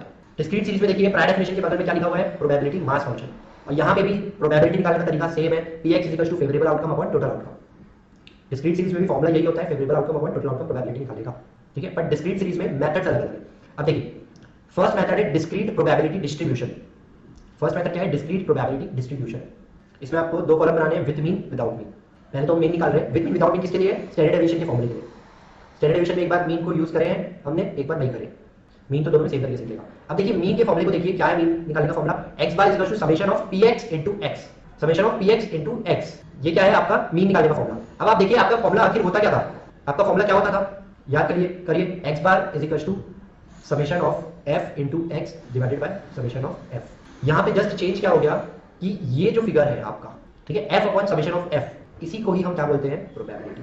समझ में आ रहा है, f upon summation of f, तो यहाँ पे इसको क्या नाम दे दिए हमने, px। तो ये देखिए अब ये फॉर्मूला क्या बन गया, देखिए x f upon summation of f की जगह क्या आ गया, px, बाकी देखिए समेशन है x है, बाकी सब सेम है। तो जहां यहाँ पे भी f divide by summation of f होगा, वहां पे क्या आ गया है, px। स्टैंडर्ड डेविएशन का फॉर्मूला देखिए क्या होता था, standard deviation is x is equal to under root summation of x minus x bar का होल स्क्वायर इनटू px। देखिए इसका भी फॉर्मूला क्या हुआ करता था स्टैंडर्ड डेविएशन का, याद करिए, standard deviation is equal to under root summation of x minus x bar का square multiply by f divided by summation of f। ये हुआ करता था, इसमें से ये वाला पोर्शन हट के क्या बन गया, px। इससे क्या बन गया, स्टैंडर्ड डेविएशन का फॉर्मूला। हर जगह क्या हो रहा है, f upon summation of f जो है उसकी जगह क्या आ जाएगा, px। वैसे ही मीन का तो सेम है। अब यहाँ पे देखिए स्टैंडर्ड डेविएशन, यहाँ पे क्या हुआ करता था, विदाउट मीन के स्टैंडर्ड डेविएशन का फॉर्मूला याद करिए, क्या हुआ करता था, standard deviation of x is equal to under root, क्या हुआ करता था बताओ, याद आ रहा है कुछ, summation of x square into f divided by summation of f minus, याद करो क्या होता था, summation of x into f divided by summation of f का होल स्क्वायर। अब यहाँ पे क्या हो जाएगा, ये वाला जो पोर्शन है और ये वाला जो पोर्शन है, ये दोनों की जगह क्या आ जाएगा, px। ठीक है, समझ में आ रहा है कहां से आया ये px। तो अब ये px लगा दिए तो फॉर्मूला क्या बन गया, देखिए आपका फॉर्मूला कन्वर्ट होके ये दोनों अगर हटा देंगे तो आपका फॉर्मूला ये बन जाएगा। देखिए x स्क्वायर के साथ क्या आ गया, px, ये पूरे टर्म के बदले क्या आ गया, px। यहाँ पे देखिए ये वाले टर्म के बदले क्या आ गया, px। रिलेट करेंगे तब आपको याद हो जाएगा, तुरंत ही आपको ये फॉर्मुले रट जाएंगे। और यहाँ पे फॉर्मुले याद करना बहुत जरूरी है, जितना ज़्यादा समझना है उतना ज़्यादा याद करना भी जरूरी है, क्योंकि अगर आपको समझ में आ जाएगा एग्जाम में फॉर्मुला याद नहीं आ रहा है तो आप समझ कर भी क्या कर लेंगे, फॉर्मुला याद नहीं रहेगा तो आप सॉल्व नहीं कर पाएंगे एग्जाम में। फॉर्मुला याद रहना इज इक्वली इंपॉर्टेंट जितना समझना है, चाहे आप उसको इंटरलिंक करके याद करें या कैसे भी अपने टेक्निक बना के याद करें, तो आपको याद करना पड़ेगा सारे फॉर्मुलेस। स्टैटिस्टिक्स में बहुत सारे फॉर्मुलेस हो गए हैं, कई फॉर्मुलेस याद करके मैंने आपको ट्रिक्स बताया हूँ, एक दूसरे से लिंक करके याद करवाया हूँ, पूरे चैप्टर्स को ही लिंक करके आपको ताकि याद रहे हर चीज़, सारे पैटर्न सिंबल सब एक समान रखा हुआ है ताकि आपको हर कहीं पर भी कंफ्यूजन ना रहे कुछ। डिस्क्रीट प्रोबेबिलिटी डिस्ट्रीब्यूशन का चार्ट बन गया, और कैसे ये फॉर्मुला बना वो भी समझ में आ गया आपको। इसका यूज हम देखेंगे अभी पहले आप चार्ट कंप्लीट कर लीजिए। क्या है ये डिस्क्रीट प्रोबेबिलिटी डिस्ट्रीब्यूशन, इसके अंदर है डिस्क्रीट सीरीज के अंदर पहला मेथड डिस्क्रीट प्रोबेबिलिटी डिस्ट्रीब्यूशन, और ये सेकंड मेथड क्या है बाइनोमियल डिस्ट्रीब्यूशन। सेकंड मेथड की हेडिंग क्या है बाइनोमियल डिस्ट्रीब्यूशन।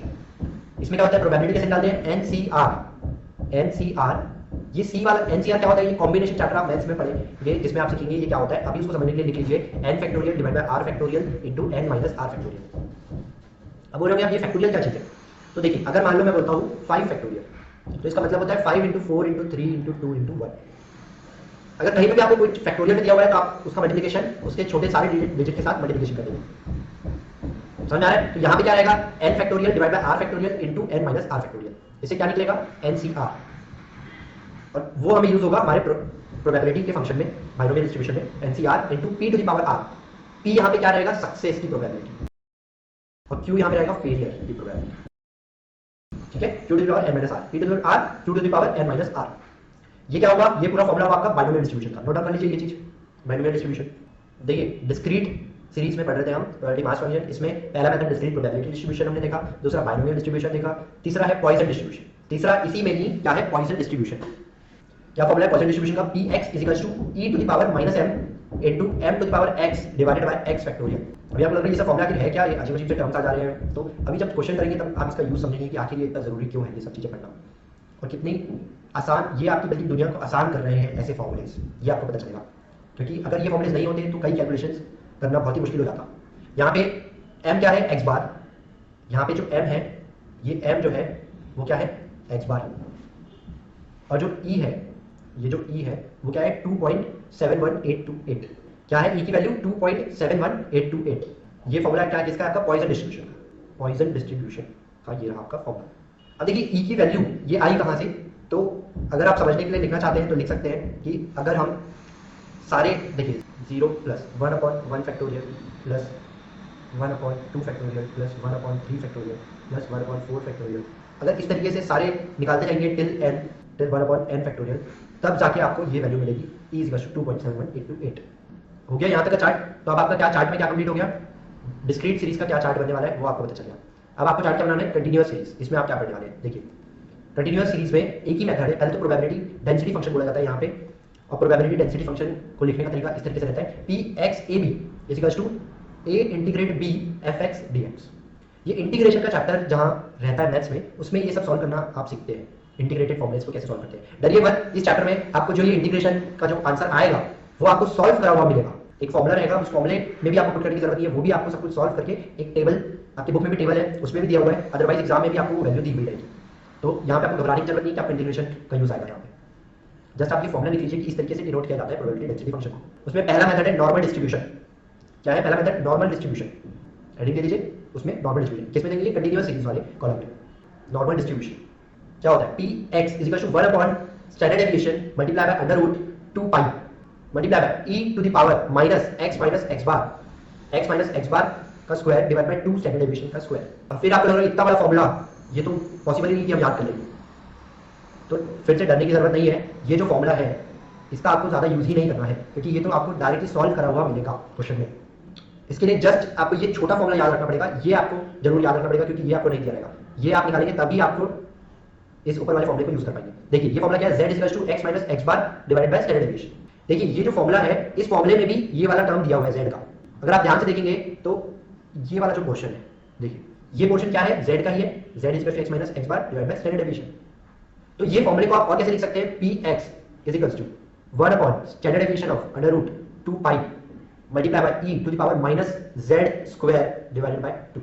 इस तरीके से भी लिख सकता हूं मैं, क्योंकि ये तो z ही है, x minus x bar divided by standard deviation.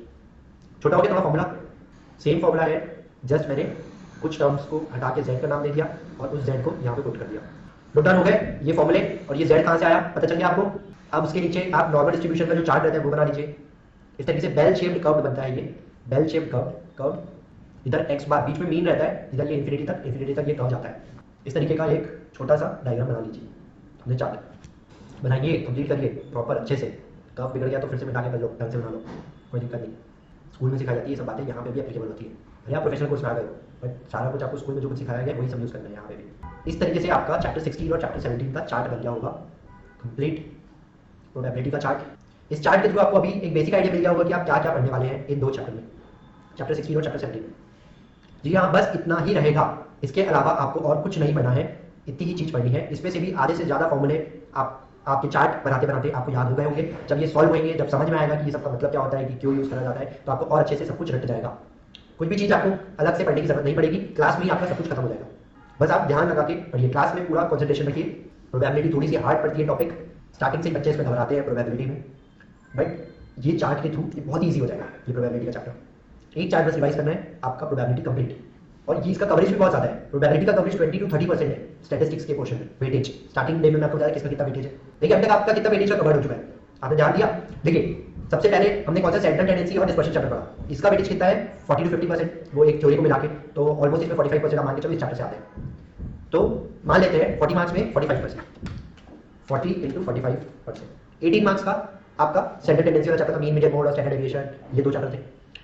M+ हाँ ठीक है, कैलकुलेटर की ट्रिक्स भी हम इसमें भी यूज़ करेंगे, हर चीज़ में हमको यूज़ करना है। अब तो अब सीख गए हैं तो भाई उसका उपयोग करिए, ठीक है। 18 M+, ये क्या किया हमने, पहला वाला सब्जेक्ट का पहले वाले दो चैप्टर्स के मार्क्स हो गए। उसके बाद सेकेंडली हम क्या पढ़े हमने, कोरिलेशन और रिग्रेशन। इसका वेटेज कितना है 10 to 15%, 10 to 15% है।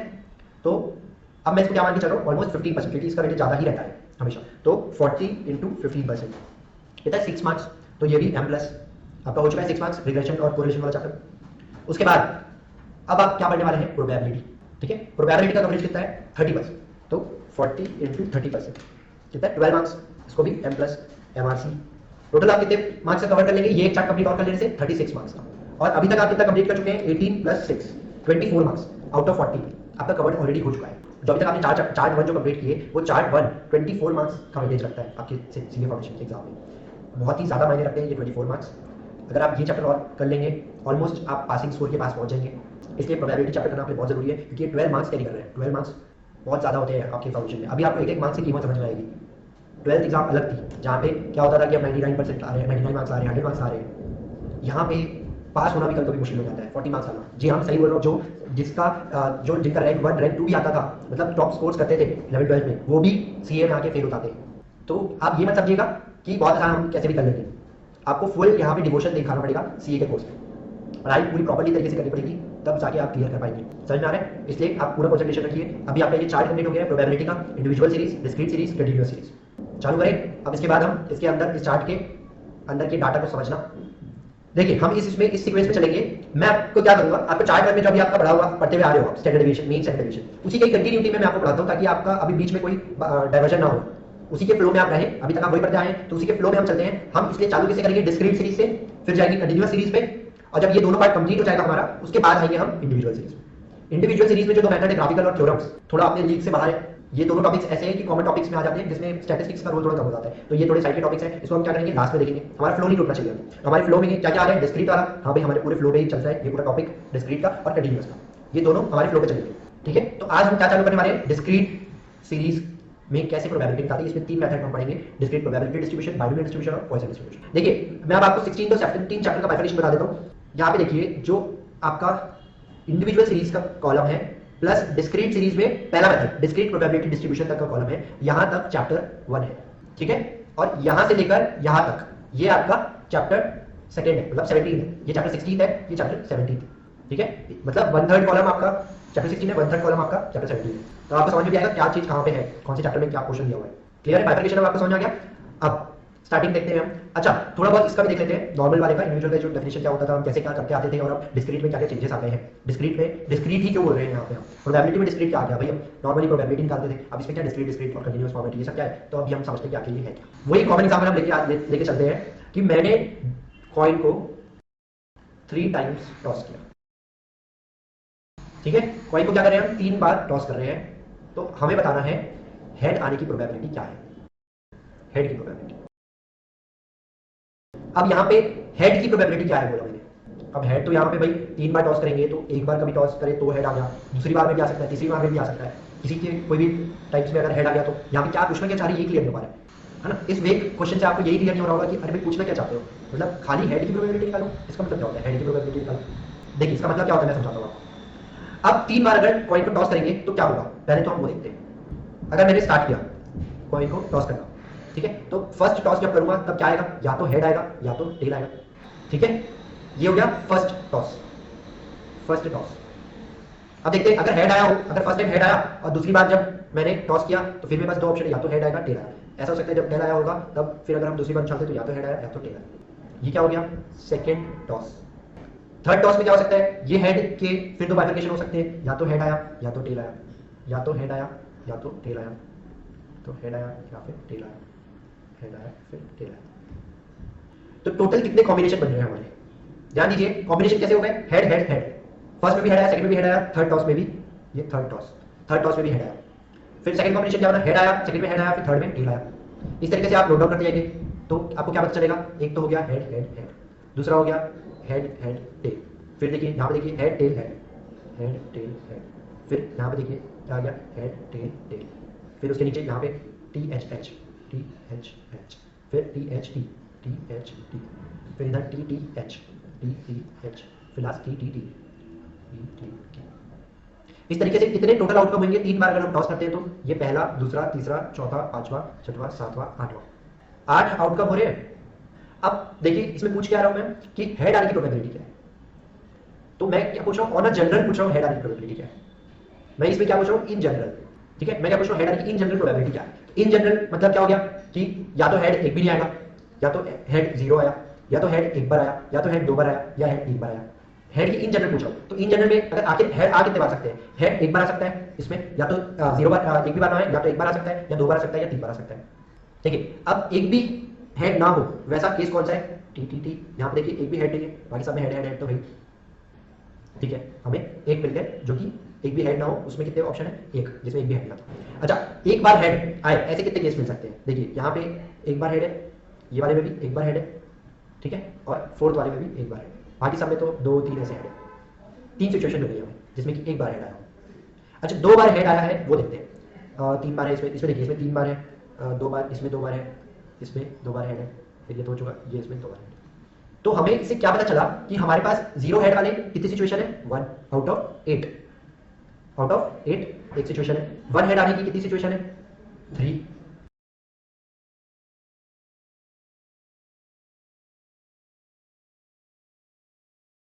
3 आउट ऑफ 8, 3 आउट ऑफ 8, और यहाँ पे 1 आउट ऑफ 8।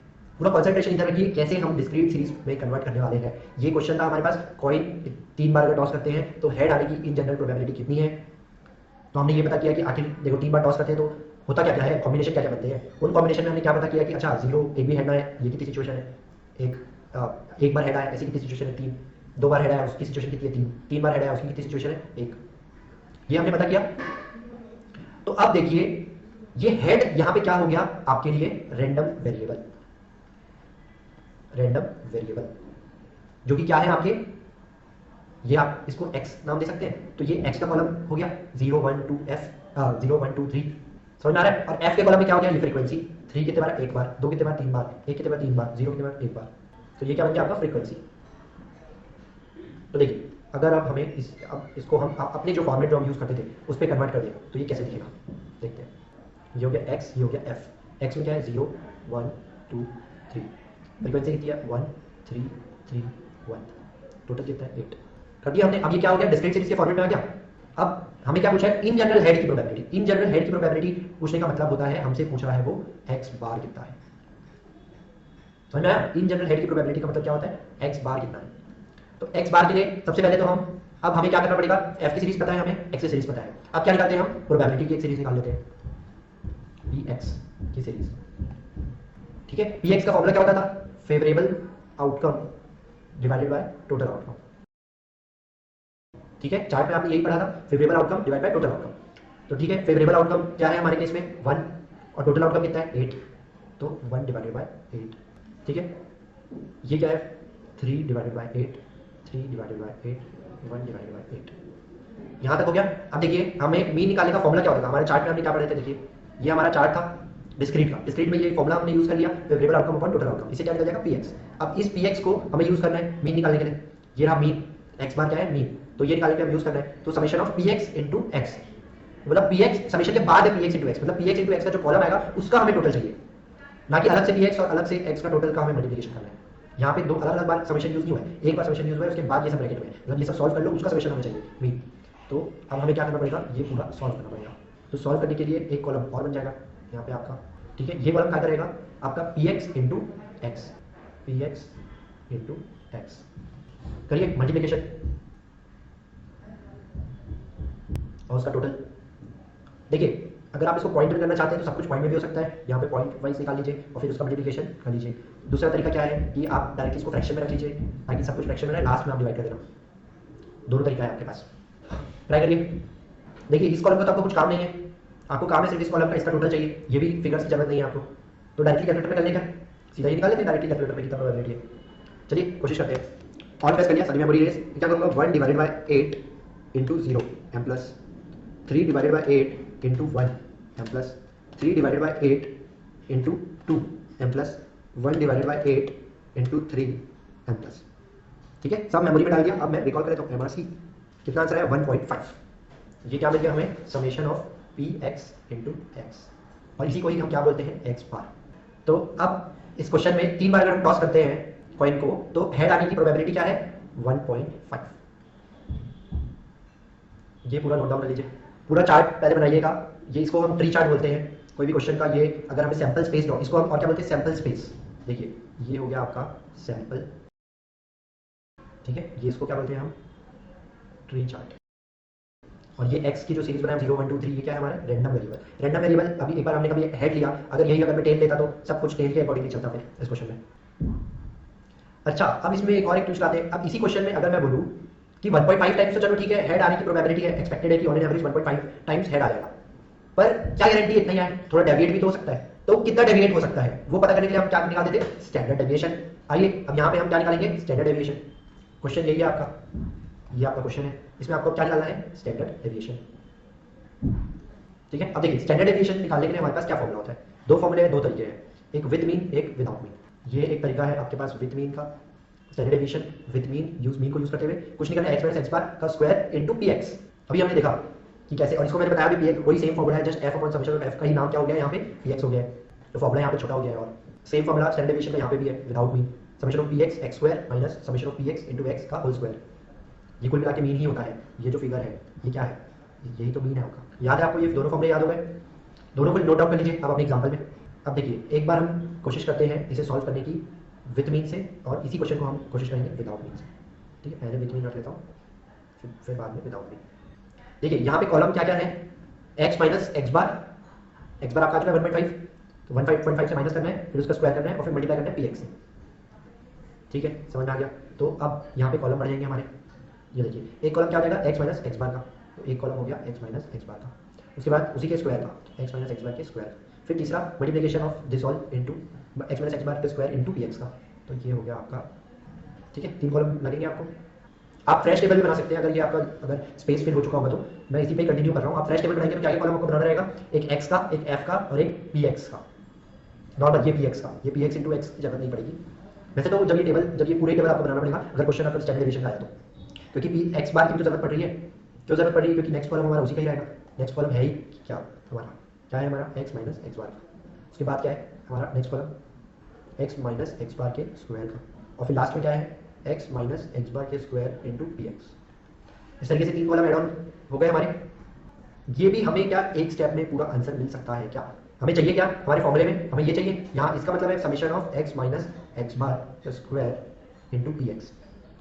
ये निकलेगा ये वाले आंसर से, और यही तो हमारा फॉर्मूला है पूरा का पूरा। बस इसको अंडर रूट कर देंगे तो क्या आ जाएगा स्टैंडर्ड डेविएशन। तो हमें क्या देखिए इसका भी टोटल नहीं चाहिए था, यहाँ पे देखिए ये टोटल नहीं चाहिए, ये टोटल नहीं चाहिए, हमें खाली ये चाहिए। तो इसलिए हम क्या करने वाले हैं, देखिए अब ध्यान दीजिए लाइन से हम चलेंगे, एम प्लस वाली टेक्निक यूज करेंगे। ऑन प्रेस करिए सारी मेमोरी इरेज, कॉलम वाइज देखते जाइए। फर्स्ट कॉलम पे एक्स माइनस एक्स बार, एक्स क्या है 0 माइनस एक्स बार क्या है 1.5, एक्स बार हमारा 1.5 है। तो 0 माइनस 1.5, यहां तक क्या हो गया, ये first column solve. Second column करने के लिए क्या उसका स्क्वायर करना है हमें, तो हम क्या करेंगे, इनटू इक्वल्स टू, क्या हो गया ये उसका स्क्वायर हो गया। जो भी आंसर आता उसको मैंने इनटू दबाया तो वो आंसर डिस्प्ले पे आ गया, और फिर इनटू इक्वल्स टू दबा दिया तो वो स्क्वायर हो गया। तो सेकंड कॉलम सॉल्व हो गया। अब थर्ड कॉलम में आइए, थर्ड कॉलम में आएंगे तो देखिए अब हमें क्या करना है, px मल्टीप्लाई करना है। px में क्या है, into 1 divide by 8, into 1 divided by 8 equals to दबा दिया। ये आंसर आया 0.28125, यहाँ पे क्या आएगा 0.28125। पर अब ये मेरे को इतना बड़ा फिगर लिखने की जरूरत नहीं, बार बार ये कैलकुलेशन ऐड ऑन करने की जरूरत ना पड़े, इसलिए मैं क्या कर रहा हूँ, इसको मैं डाल दिया m प्लस में। क्या कर रहा हूँ मैं, इसको m प्लस में सेव कर दिया, m प्लस, ये सेव हो गया। नेक्स्ट रो में आता हूँ, नेक्स्ट रो में क्या है 1 minus 1.5 into equals to into 3 divided by 8 equals to क्या आंसर है 0.09375, 0.09375। इसको मैं क्या कर रहा हूँ फिर से m प्लस, मेमोरी में गया सेकंड वाला। थर्ड आंसर देखिए, थर्ड में क्या है 2 minus 1.5 into equals to into 3 divided by 8, 0.9375 वही आ रहा है m plus. Last 3 minus 1.5 into equals to into 1 divide by 8 equals to कितना है 0.28125, इसको भी m प्लस। और फाइनली ये चारों का टोटल, ये चारों का टोटल ये m प्लस हो चुके हैं, m plus m plus m plus m plus. इसको रिट्राइव करने के लिए क्या करेंगे mrc, तो mrc कितना है 0.75। यहाँ तक क्लियर हुआ। ये 0.75 क्या आ गया आपका स्टैंडर्ड डेविएशन। अभी देखिए ये टोटल आया, अभी स्टैंडर्ड डेविएशन नहीं आया है। Standard deviation of x is equals to under root क्या आ गया आपका 0.75। ये पूरा फिगर सॉल्व हो गया, कितना मिल गया आपको 0.75। अब आप क्या करेंगे, इसी पे आपके स्क्रीन में 0.75 है, अब ये अंडर रूट प्रेस कर दिया तो आंसर क्या आ गया आपका 0.87। कितना आंसर आ गया आपका 0.87।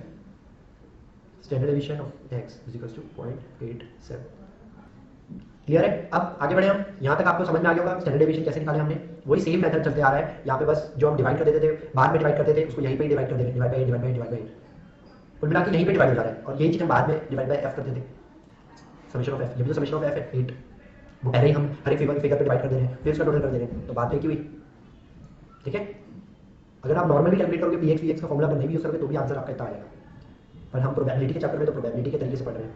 आपको लग रहा होगा ये तो वही तरीका जबरदस्ती है, इसको बढ़ा दिया गया है, बट प्रोबेबिलिटी में यही होता है। यही आपका प्रोबेबिलिटी में नई चीज है जो आपको एक टेबल ऐड ऑन कर जाती है जिसमें मीन और स्टैंडर्ड डेविएशन का आपको फॉर्मूला बदल जाता है। आपको इसलिए आसान लग रहा है क्योंकि आपने ऑलरेडी अभी इसी सीक्वेंस में पढ़ते आए हैं, इसीलिए आपको लग रहा है कि ये तो वही चीज हम कर रहे हैं यहाँ पे भी। ठीक है, अब नेक्स्ट मेथड क्या है आपका, ये तो हो गया विद मीन। अब देखते हैं विदाउट मीन। अब किस तरीके से देखेंगे विदाउट मीन, विदाउट मीन के तरीके से देखते हैं। तो विदाउट मीन के तरीके में क्या क्या है, एक कॉलम आएगा एक्स स्क्वायर का और फिर इसका मल्टीप्लिकेशन किससे होगा px से। फिर दूसरा क्या है px इंटू एक्स, तो px इंटू एक्स का समेशन तो ऑलरेडी निकला हुआ है, सिर्फ क्या निकालना है एड ऑन में px इंटू एक्स स्क्वायर का समेशन। तो यहाँ पे दो कॉलम एड ऑन हो जाएंगे। इसके बाद एक कॉलम किसका हो गया एक्स स्क्वायर का, एक कॉलम हो गया एक्स स्क्वायर का और एक कॉलम हो गया आपका px इंटू एक्स स्क्वायर का। ठीक है, ये दो कॉलम बनेंगे, ये मैंने ऐड ऑन कर दिया। अब देखते हैं यहाँ पे क्या बोला मैंने, एक कॉलम आ गया एक्स स्क्वायर का, एक आ गया एक्स स्क्वायर इंटू px। ठीक है, अब एक्स स्क्वायर का टोटल चाहिए क्या, नहीं चाहिए, हमें बस ये चाहिए। ये निकाल लेंगे तो क्या मिल जाएगा हमें, summation of px into x square, ये मिल जाएगा हमें। ये इसका टोटल आने से यही तो हमें चाहिए फॉर्मूले में, इसका तो काम ही नहीं एक्स स्क्वायर के टोटल का। तो अब एक्स स्क्वायर निकालने की जरूरत ही नहीं है, सीधा आप वो निकाल लेते हैं। करें कैलकुलेटर में डायरेक्टली इसका टोटल। देखिए चालू करो, सीक्वेंस में चलेंगे, जीरो है फिर भी मैं कर लेता हूँ उसको सॉल्व ताकि वो सीक्वेंस मेंटेन रहे। ठीक है, तो मालूम है आंसर वही जीरो जाना है, बट फिर भी आप कर लीजिए ताकि सीक्वेंस मेंटेन रहे। ठीक है, कैलकुलेटर ऑन हो गया, लाइन से चालू करते हैं। Zero into equals to square करके जीरो का जीरो रहेगा, तो ठीक है अपन अपने फॉर्मेट में चल रहे हैं, कैलकुलेटर फॉर्मेट में। ठीक है, जीरो का स्क्वायर कर लिए इंटू इक्वल्स टू करके, अब क्या मल्टीप्लाई करना है px से, जीरो से फिर मल्टीप्लाई करने जा रहे हैं, आंसर जीरो आएगा हमें मालूम है, बट फिर भी कैलकुलेटर फॉलो करिए पूरा, क्योंकि एक जो आपका इसमें फॉलो हो जाएगा वही लाइन से लाइन वाइज सारे रो में वही तरीका फॉलो होने वाला है। ठीक है, इंटू इक्वल्स हो चुका है जीरो पे। अब क्या हमें px मल्टीप्लाई करना है, मतलब इंटू इक्वल्स टू करने से क्या हो गया, ये कॉलम सॉल्व हो गया एक्स स्क्वायर। अब हम उसके बाद वाले कॉलम सॉल्व करने में आ गए। अब इसमें क्या एक्स स्क्वायर पे px को बस मल्टीप्लाई करना है, px मल्टीप्लाई करना है, px मल्टीप्लाई करने के लिए इंटू 1 डिवाइड बाय 8 कर दूं, तो into 1 divide by 8 equals answer zero ही आया। मैं इसको क्या करूंगा, मैं m प्लस, इसको भी मेमोरी में सेव कर रहा हूं जीरो को, तो m प्लस मेमोरी में सेव। ये वाले से भले ही आपका सब कुछ जीरो आया, बट आपने बहुत सारी चीजें करी। अब ये सारी अगर चीजें आप अगर सेकंड रो में कर दोगे तो आपका आंसर पूरा का पूरा रो सॉल्व हो जाता है इससे। देखिए सेकंड रो में एक्स स्क्वायर करना है, तो 1 इंटू इक्वल्स टू स्क्वायर हो गया 1 का into 3 divide by 8 m plus 0.375 यहाँ पे आंसर आता। देखिए यहाँ पे जीरो आया, यहाँ पे 0.375 आया और m प्लस कर दिया, ये भी सेव हो चुका है। नेक्स्ट 2, तो 2 इंटू इक्वल्स टू 4 आ गया x square into 3 divided by 8 m plus 1.5 यहाँ पे आंसर आता, ये भी हमारा मेमोरी में चला गया। लास्ट 3, तो 3 इंटू इक्वल्स टू 9 आया, 9 into 1 divide by 8 equals to m plus 1.125 आया, 1.125, ये भी मैंने क्या कर दिया प्लस, ये सब m प्लस मेमोरी में जा चुका है तो m r c, तो ये डायरेक्टली मिल गया मेरे को 3 हो गए, सारे टोटल आ गए ये। अब देखिए विदाउट मीन वाले तरीके में दो टोटल चाहिए हमें, एक तो ये वाला टोटल चाहिए और एक ये वाला टोटल चाहिए, दोनों को पुट कर देते हैं। ये देखिए अंडर रूट क्या है, ये वाला टोटल कितना है 3 माइनस ये वाला टोटल का स्क्वायर 1.5 का स्क्वायर, ठीक है कितना है 1.5 इंटू इक्वल टू स्क्वायर हो गया, इसको माइनस में देखिए और मैं 11 फिर से करिए ऑल प्रेस करके फिर से देखिए 1.5 इंटू इक्वल टू, इससे क्या हो गया ये सॉल्व हो गया। अब इसको मैं माइनस साइन दे देता हूँ तो ये हो गया माइनस का साइन, अब इसमें प्लस कर दिया 3 इक्वल टू कितना गया 0.75, इसका क्या करना है अंडर रूट, ये अंडर रूट बटन प्रेस कर दिया क्या गया 0.87 सेम आंसर आया दोनों में, विद मीन विदाउट मीन। ये था आपका हेड्स वाला क्वेश्चन जो यहां तक एक्सटेंड होके हुआ। इस एक क्वेश्चन से आपने बहुत सारी चीजें समझ ली है, इस एक क्वेश्चन से आपने मीन निकालना सीख लिया, स्टैंडर्ड डेविएशन निकालना सीख लिया, दोनों मेथड सीख लिए स्टैंडर्ड डेविएशन निकालने के, फिर टेबल बनाना सीख लिया, टेबल बनाने के लिए कहां से बनता है वो देख लिया, ट्री चार्ट सीख लिया, सैंपल स्पेस क्या होता है सीख लिया, रैंडम वेरिएबल क्या होता है सीख लिया। और ये पूरा सीखने से क्या हुआ आपका एक मेथड भी कंप्लीट हो गया, जो मेथड है आपका discrete probability distribution. First method discrete series का आपने कंप्लीट कर लिया है, विद एग्जांपल आपने सॉल्व कर लिया है। ये किसका था डिस्क्रीट प्रोबेबिलिटी डिस्ट्रीब्यूशन। तो आप इस एग्जांपल जहां पे आपने ये सॉल्व किया है वहां पे हेडिंग दे सकते हो डिस्क्रीट प्रोबेबिलिटी डिस्ट्रीब्यूशन, आप यहां पे हेडिंग दे दीजिए क्या डिस्क्रीट प्रोबेबिलिटी डिस्ट्रीब्यूशन जो अभी तक आपने अभी पढ़ा, ठीक है ठीक है। ये एक विद मीन से स्टैंडर्ड डेविएशन हमने निकाला था, एक विदाउट मीन से, विद मीन और विदाउट मीन हो गया। ये सॉल्यूशन कंप्लीट कर लिया आपने कॉपी में, अपडेट कर लीजिए पूरा, अपने कैलकुलेटर पे निकाला था ये सब टोटल। आपने देखिए आप क्या सीख गए, आप सीए में आके आपने क्या सीख दिया कि आपने पूरा टेबल खाली छोड़ना सीख गए हो, आप कुछ भी टेबल को कंप्लीट नहीं करते हो, सीधा फाइनल फाइनल फाइनल में फिगर ले लेते हो। आपको करना भी यही है क्योंकि आपके पास टाइम नहीं रहेगा एग्जाम में, तो आपको अगर ये टेबल भरते रह गए आप तो बस एक ही क्वेश्चन कर पाएंगे आप पूरे टाइम। कि आपको अगर स्पीड रखना है तो आपको टोटल्स पे ही चलना पड़ेगा, और टोटल्स पे चलने के लिए कैलकुलेटर आना बहुत जरूरी है, वो अच्छे से अब तक आपको आ जाना चाहिए था, इतनी ज़्यादा प्रैक्टिस हो चुकी है कैलकुलेटर की। हर बार मैं अगर आपको कैलकुलेटर को दिखा के करवाता हूँ कि देखिए ये बटन प्रेस करना है, मैं आपको बोलते भी जाता हूँ, तो यहाँ पे अब आपको डाउट नहीं आना चाहिए कि आप कैसे करते हैं कैलकुलेटर। आगे बढ़े हम, अब देखिए नेक्स्ट मेथड कौन सा है बाइनोमियल डिस्ट्रीब्यूशन। कौन सा है binomial distribution, NCR into P to the power R into Q to the power n minus R, binomial distribution का फॉर्मूला ये है, ठीक है। नेक्स्ट पेज पे हेडिंग दे दीजिए आप बाइनोमियल डिस्ट्रीब्यूशन, हेडिंग दे दिया आपने बाइनोमियल डिस्ट्रीब्यूशन, ठीक है। अब देखिए इस बाइनोमियल डिस्ट्रीब्यूशन में ये तो NCR का फॉर्मूला था, ये फॉर्मूला है फेलियर और सक्सेस। अच्छा अब देखिए अगर मैं सेम क्वेश्चन रखूं, क्या क्वेश्चन है मेरा, जो कि मेरा क्वेश्चन था यहाँ पे आपका डिस्क्रीट डिस्ट्रीब्यूशन वाले में, क्या क्वेश्चन है मेरा, कॉइन को मैं 3 बार टॉस कर रहा हूँ, हेड आने की प्रोबेबिलिटी क्या है इन जनरल, ठीक है। सेम क्वेश्चन लिख लीजिए, सेम क्वेश्चन, कॉइन को अगर मैं टॉस करता हूँ तो हेड आने की प्रोबेबिलिटी क्या है। अब यही क्वेश्चन को हम निकालना सीखेंगे बाइनोमियल डिस्ट्रीब्यूशन मेथड से, ठीक है। चालू करें, देखिए आप हेड आने का टेबल बना लेंगे, तो हेड आने का टेबल जब बनाएंगे आप तो ये हो गया आपका एक्स कॉलम और ये हो गया आपका एफ कॉलम, और फिर ये हो गया आपका पी एक्स कॉलम, ठीक है। चलिए देखते हैं एक्स यहाँ पे क्या है, हेड या तो 0 बार आएगा, या तो 1 बार आएगा, या तो 2 बार आएगा, या तो 3 बार आएगा, ठीक है 0 1 2 3।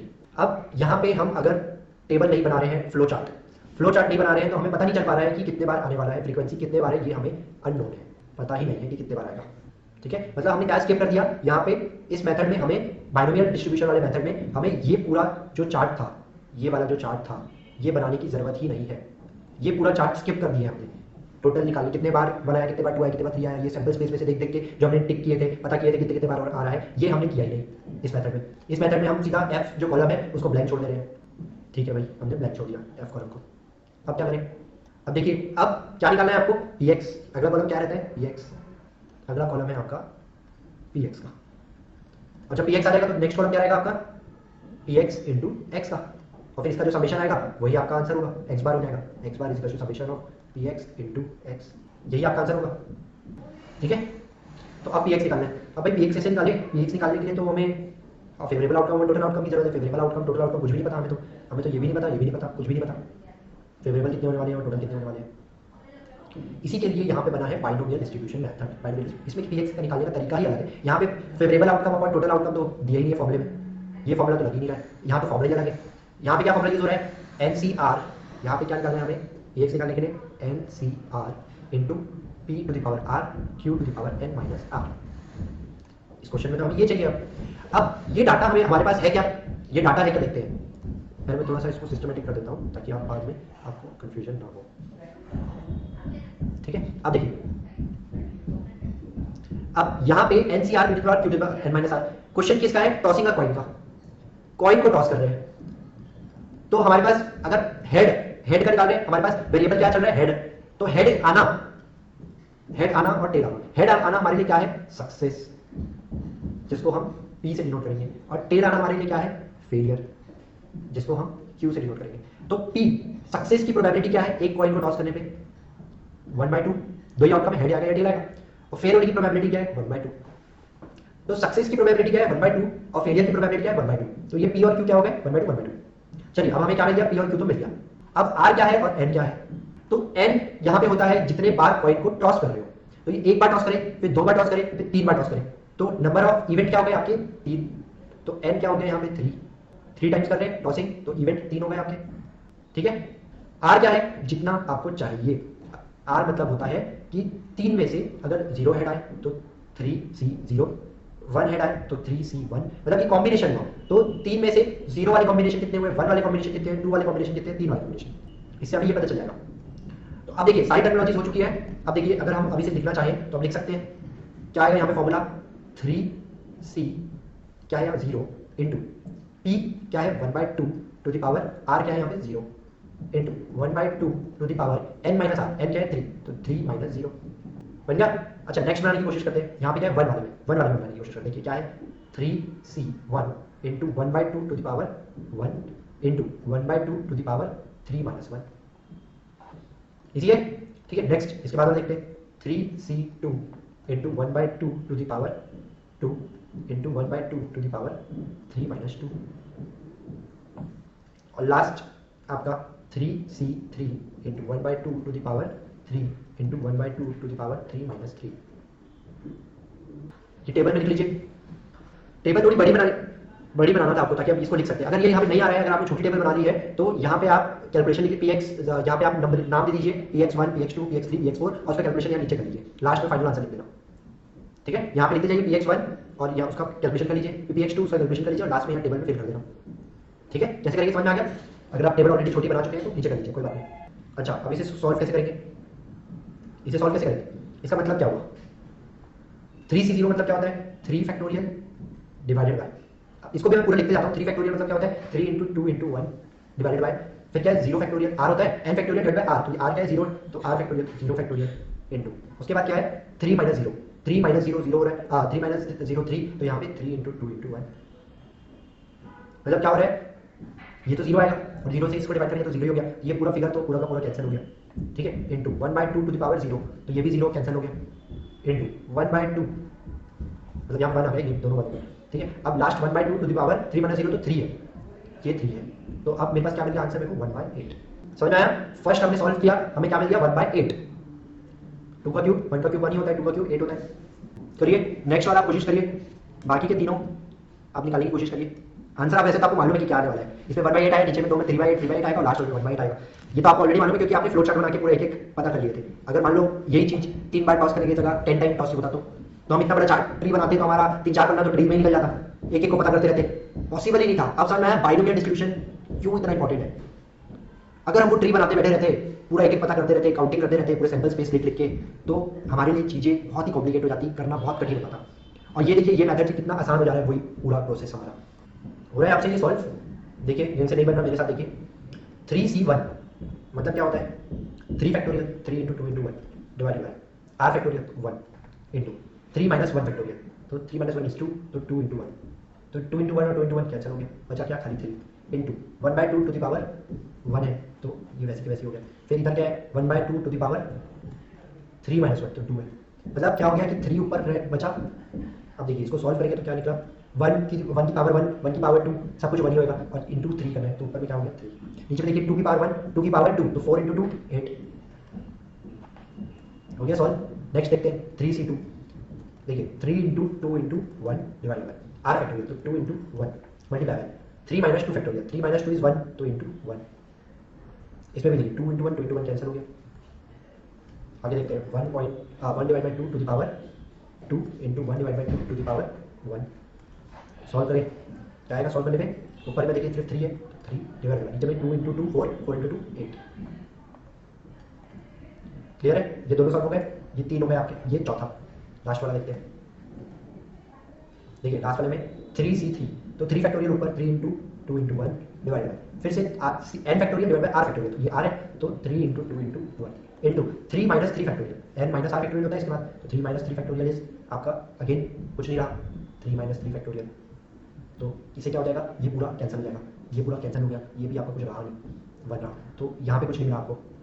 फिर आप आगे गए 1/2 टू द पावर 3, और फिर 3 माइनस 3 यहाँ पे फिर आपका कैंसिल हो गया, ये 1 मिला, 1/2 टू द पावर 0, तो ये अगेन आपका 1 हो गया, तो बचा क्या आपके पास 1/2 का क्यूब, तो क्या मिला आपको 1 डिवाइडेड बाय 8, मिल गए सारे px। देखिए सारे px वही आए 1/8 3/8 3/8 1/8, डिस्ट्रीब्यूट वाले मेथड में देखिए पेज पर रख के, इस मेथड में भी कितने आए थे px 1/8 3/8 3/8 1/8, पर यहाँ पे फर्क क्या था, f अब हमने चार्ट के थ्रू निकाला था, यहाँ पे हमने फॉर्मूले के थ्रू निकाल लिया, डायरेक्टली px निकाल लिए। अब वही सेम है px into x, px into x का कॉलम, उसका समेशन निकाल लेते हैं, ऑन प्रेस कर लिया मैंने, 0 into 1 divide by 8 M plus 1 into 3 divide by 8 M plus 2 into 3 divide by 8 M plus 3 into 1 divide by 8 M plus, और फिर एम आर सी, कुछ मल्टीप्लीकेशन में फिर से कर लेते हैं, कोई बात नहीं, फिर से देखते हैं, 0 into 1 divide by 8 M plus 1 into 3 divide by 8 M plus 2 into 3 divide by 8 M plus, फिर last 3 into 1 divide by 8 M plus M R सी।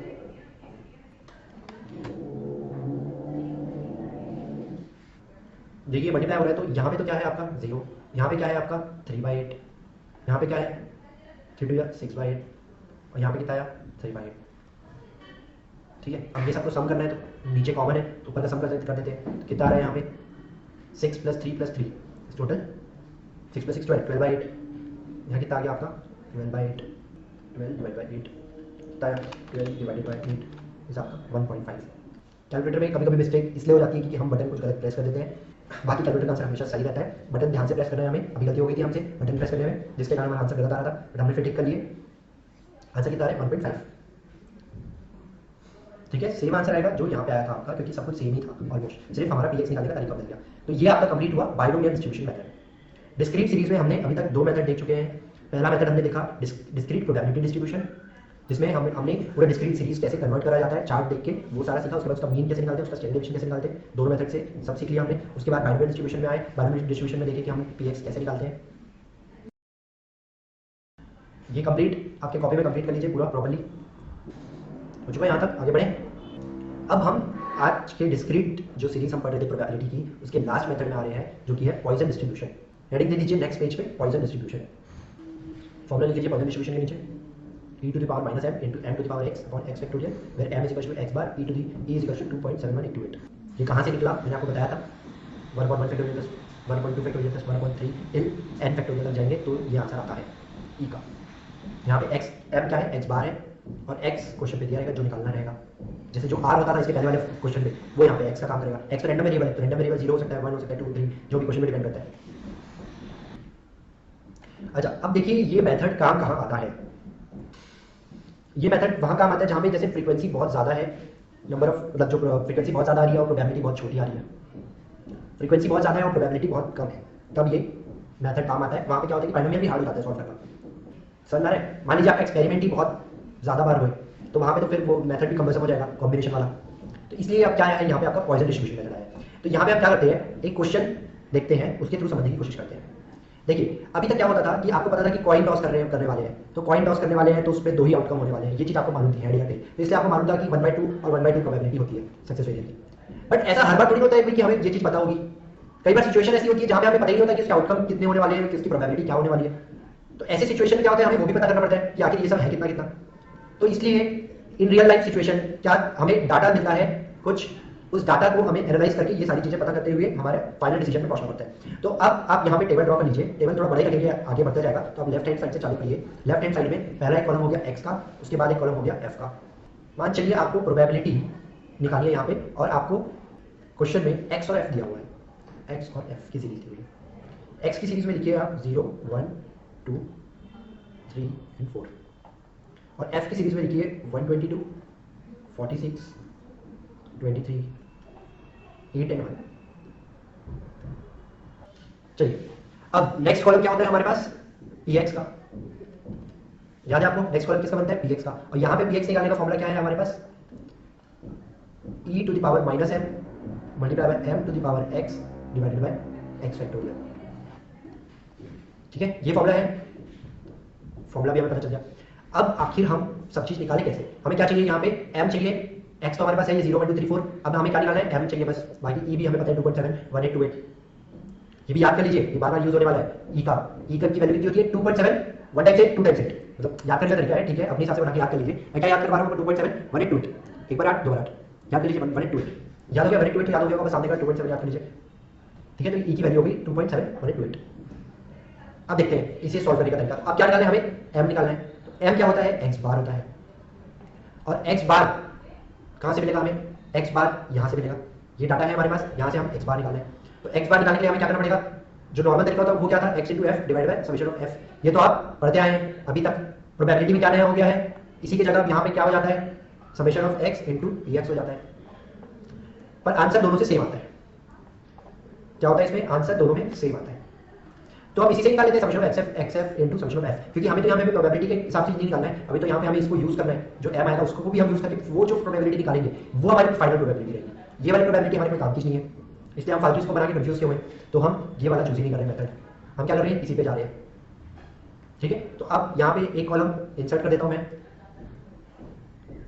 यहाँ बना देते हैं x इंटू एफ का कॉलम। ठीक है, तो इसका टोटल चाहिए हमें और इसका टोटल चाहिए, ये टोटल चाहिए और ये टोटल चाहिए, निकाले फटाफट। f का टोटल कितना है, 122 प्लस 46 प्लस 23 प्लस 8 प्लस 1 कितना हुआ 200। f का टोटल मिल गया हमें 200। अब x इंटू एफ का टोटल चाहिए, ऑन प्रेस करो, 122 into 0 m plus 1 into 46 m plus 2 into 23 m plus 3 into 8 m plus 4 into 1 m plus and then MRC कितना है 120। ठीक है, तो हमारा m निकल जाएगा, m is equals to 120 divided by 200 कितना है 120 डिवाइडेड बाय 200 इक्वल्स टू 0.6। 0.6 क्या मिल गया आपको, मीन मिल गया, m की वैल्यू मिल गई 0.6। अच्छा और क्या चाहिए, बस हो गया, और तो कुछ नहीं चाहिए हमें, अब डायरेक्टली हम निकाल सकते हैं। तो देखिए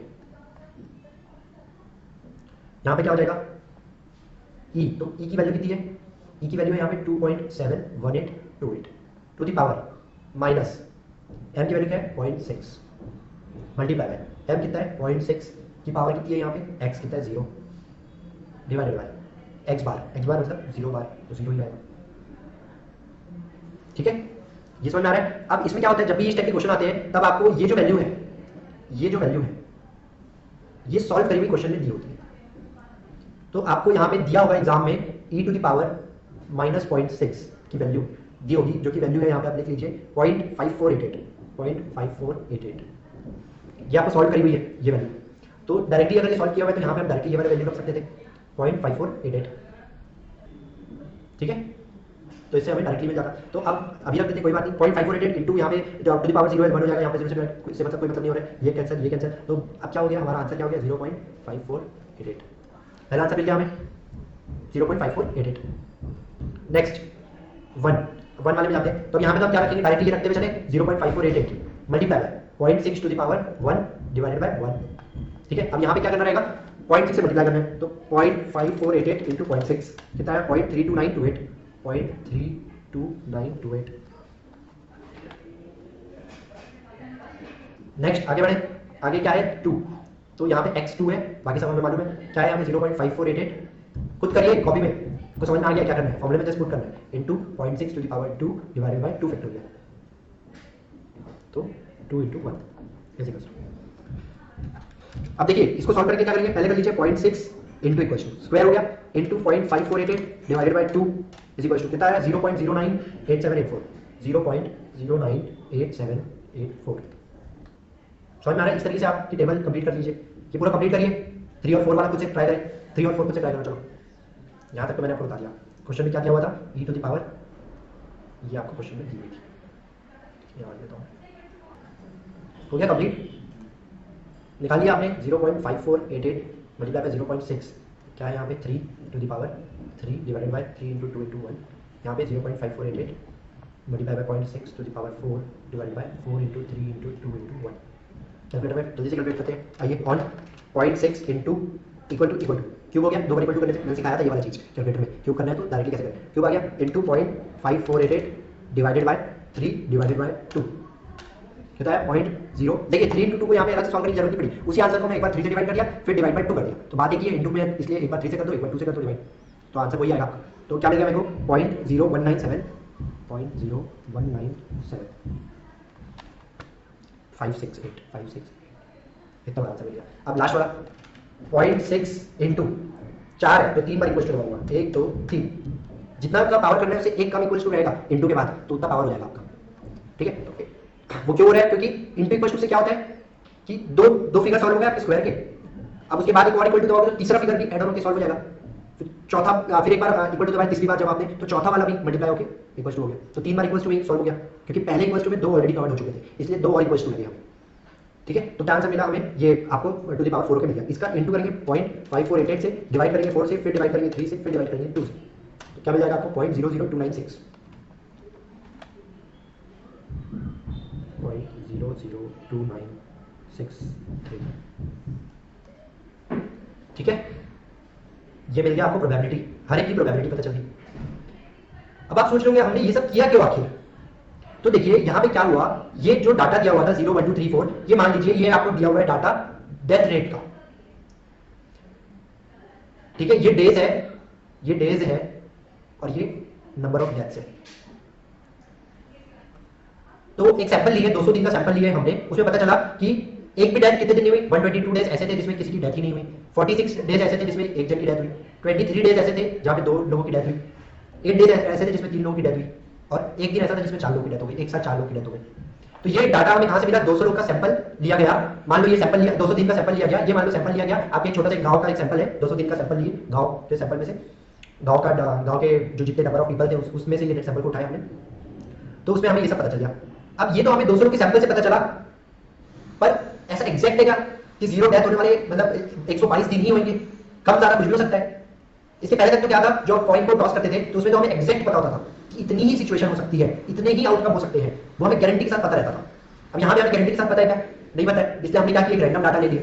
अब रैंडम डाटा को हमने क्या किया कि उसकी एक प्रोबेबिलिटी निकाली है कि ठीक है रैंडम डाटा तो है पर उसके हिसाब से ही हम देख लेते हैं कि क्या जो हमारा चार्ट किस फॉर्म में बन रहा है, तो हमने एक प्रोबेबिलिटी एक्सपेक्टेड निकाली। तो इस बेसिस पे हम देखते हैं कि एक्सपेक्टेड, अब एक्सपेक्टेड के फॉर्मेट में ही हम देखते हैं कि कितना हमारा नंबर ऑफ डेज आते अगर हम एक्सपेक्टेड के हिसाब से चलते। तो अभी आपने निकाला है एक्सपेक्टेड का रेशो, ठीक है उसी को आगे बढ़ाना है। चलिए देखिए क्या करेंगे आप यहाँ पे px into total of f कितना है इंटू 200। तो ये जो आप करने से आपको क्या मिलेगा, आपको जो फ्रीक्वेंसी मिलेगी वो मिलेगी एक्सपेक्टेड फ्रीक्वेंसी। क्या मिलेगी, एक्सपेक्टेड फ्रीक्वेंसी। ये क्या है, ऑब्जर्व्ड फ्रीक्वेंसी। जो आपके क्वेश्चन में दी हुई थी वो आपको वो क्या थी, लोगों का डाटा देख के उसने पता किया था, जिसको हमने नाम, हम उसको क्या नाम दे रहे हैं, ऑब्जर्व्ड फ्रीक्वेंसी। और ये वाली कौन सी है आपकी, एक्सपेक्टेड फ्रीक्वेंसी। तो देखिए 200 से मल्टीप्लाई करते जाइए आपको मिलते जाएगा। पहला 200 मल्टीप्लाई बाय 0.5488 कितना आया 109.76। अब ये दिन को क्या है, इसको राउंड ऑफ करके लिखिए, तो दिन को अगर राउंड ऑफ करेंगे 109.76 तो राउंड ऑफ करके कितना मिलेगा 110। ठीक है अगला देखते हैं 0.32928 मल्टीप्लाई बाय 200 कितना है 65.85। फिर इसको राउंड ऑफ करेंगे तो कितना मिलेगा 66। इसको एक काम करते हैं, इसको थोड़ा बैकवर्ड राउंडिंग कर लेते हैं कहीं पे, क्योंकि हमें टोटल 200 लाना है, तो कहीं पे कम कहीं पे ज़्यादा राउंडिंग करिए, हर एक पे ज़्यादा राउंडिंग करेंगे तो आपको ये टोटल नहीं मिल पाएगा। ठीक है अगला देखते हैं 0.098784 मल्टीप्लाई बाय 200 कितना है 19.75। तो यहाँ पे हम 20 ले लेते हैं, अपन राउंडिंग ऑफ कर देते हैं। फिर अगला 0.0197568 मल्टीप्लाई बाय 200 कितना है 3.95। तो फिर यहाँ पे हम राउंड ऑफ करके 4 लिख देते हैं। और फिर लास्ट 0.002963 डिवाइड इंटू 200 कितना है 0.59। तो इसको भी हम राउंड ऑफ करके 1 कर देते हैं। देखते कितना हुआ 110 प्लस 65 प्लस 20 प्लस 4 प्लस 1 200 हो गया। यहाँ पे हमें एक कम करना पड़ गया क्योंकि राउंडिंग ऑफ में राउंडिंग ऑफ भी कर रहे थे तो हर जगह हम बढ़ाते जा रहे थे, तो एक यहाँ पे हमने कम कर दिया ताकि वो इससे कोई फर्क नहीं पड़ेगा। तो ये आपका क्या आ गया, एक्सपेक्टेड फ्रीक्वेंसी। मतलब देखिए जो डाटा में सैंपल में से मिला उन लोगों ने क्या बताया कि 122 दिन ऐसे थे जिसमें एक भी डेथ नहीं हुई, बट हमारे हिसाब से एक्सपेक्टेड ऐसा है कि भाई अगर एक्सपेक्टेड सिचुएशन देखें तो 110 दिन ऐसे रहेंगे जहाँ डेथ नहीं हुई। अब फाइनली हमें निकालना क्या होता है कि ये बता दो कि नंबर ऑफ डेथ्स जो है वो ऑन एन एवरेज कितनी होती है। 0 तो इतने दिन होती है, 1 इतने दिन होती है, 2 इतने दिन, ये सब पता चल गया हमें एक्सपेक्टेड वाला। अब इस एक्सपेक्टेड वाली फ्रीक्वेंसी से ही हमें बता दो कि डेथ आखिर होती कितनी दिन। तो अब हम क्या करेंगे, अब हम जो एवरेज निकालेंगे वो अब ये वाली फ्रीक्वेंसी को यूज करके निकालेंगे। तो ये क्योंकि अब आपको एग्जैक्ट मिल गई है एक्सपेक्टेड वाले टर्म्स में, अब ये आपको एग्जैक्ट मिल गई है। ये क्या थी, कोई एक सैंपल थी, ये बदल भी सकता था, सैंपल कुछ गलत दूसरा उठा लेके दूसरा मिल जाएगा, तीसरा उठा तीसरा मिल जाएगा, और उसका ऑन एन एवरेज करके हमने एक्सपेक्टेशंस निकाल लिए इस मेथड से।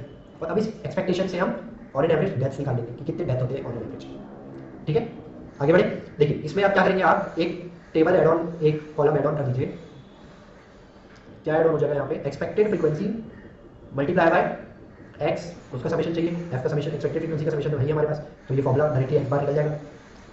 ठीक है, या दूसरा तरीका ये है कि ये डिवाइड करा हुआ है पी एक्स से, डायरेक्टली पी एक्स को हम क्या करें, मल्टीप्लाई कर दें एक्स से और उसका समेशन। तो हमें अब क्या निकालना है, फाइनल आंसर निकालना है। तो फाइनल आंसर वाला जो हमारा मीन होता था एक्स बार, उसका फॉर्मूला क्या होता था, एक्स बार का फॉर्मूला क्या होता था, summation of P X into x. तो पी एक्स यहाँ पे हमें मिल चुका है, एक्स है हमारे पास, तो इसका समेशन करना है। तो यहाँ पे ये समेशन चाहिए हमें, कुछ भी लिखने की जरूरत नहीं है, डायरेक्टली समेशन मिल जाएगा।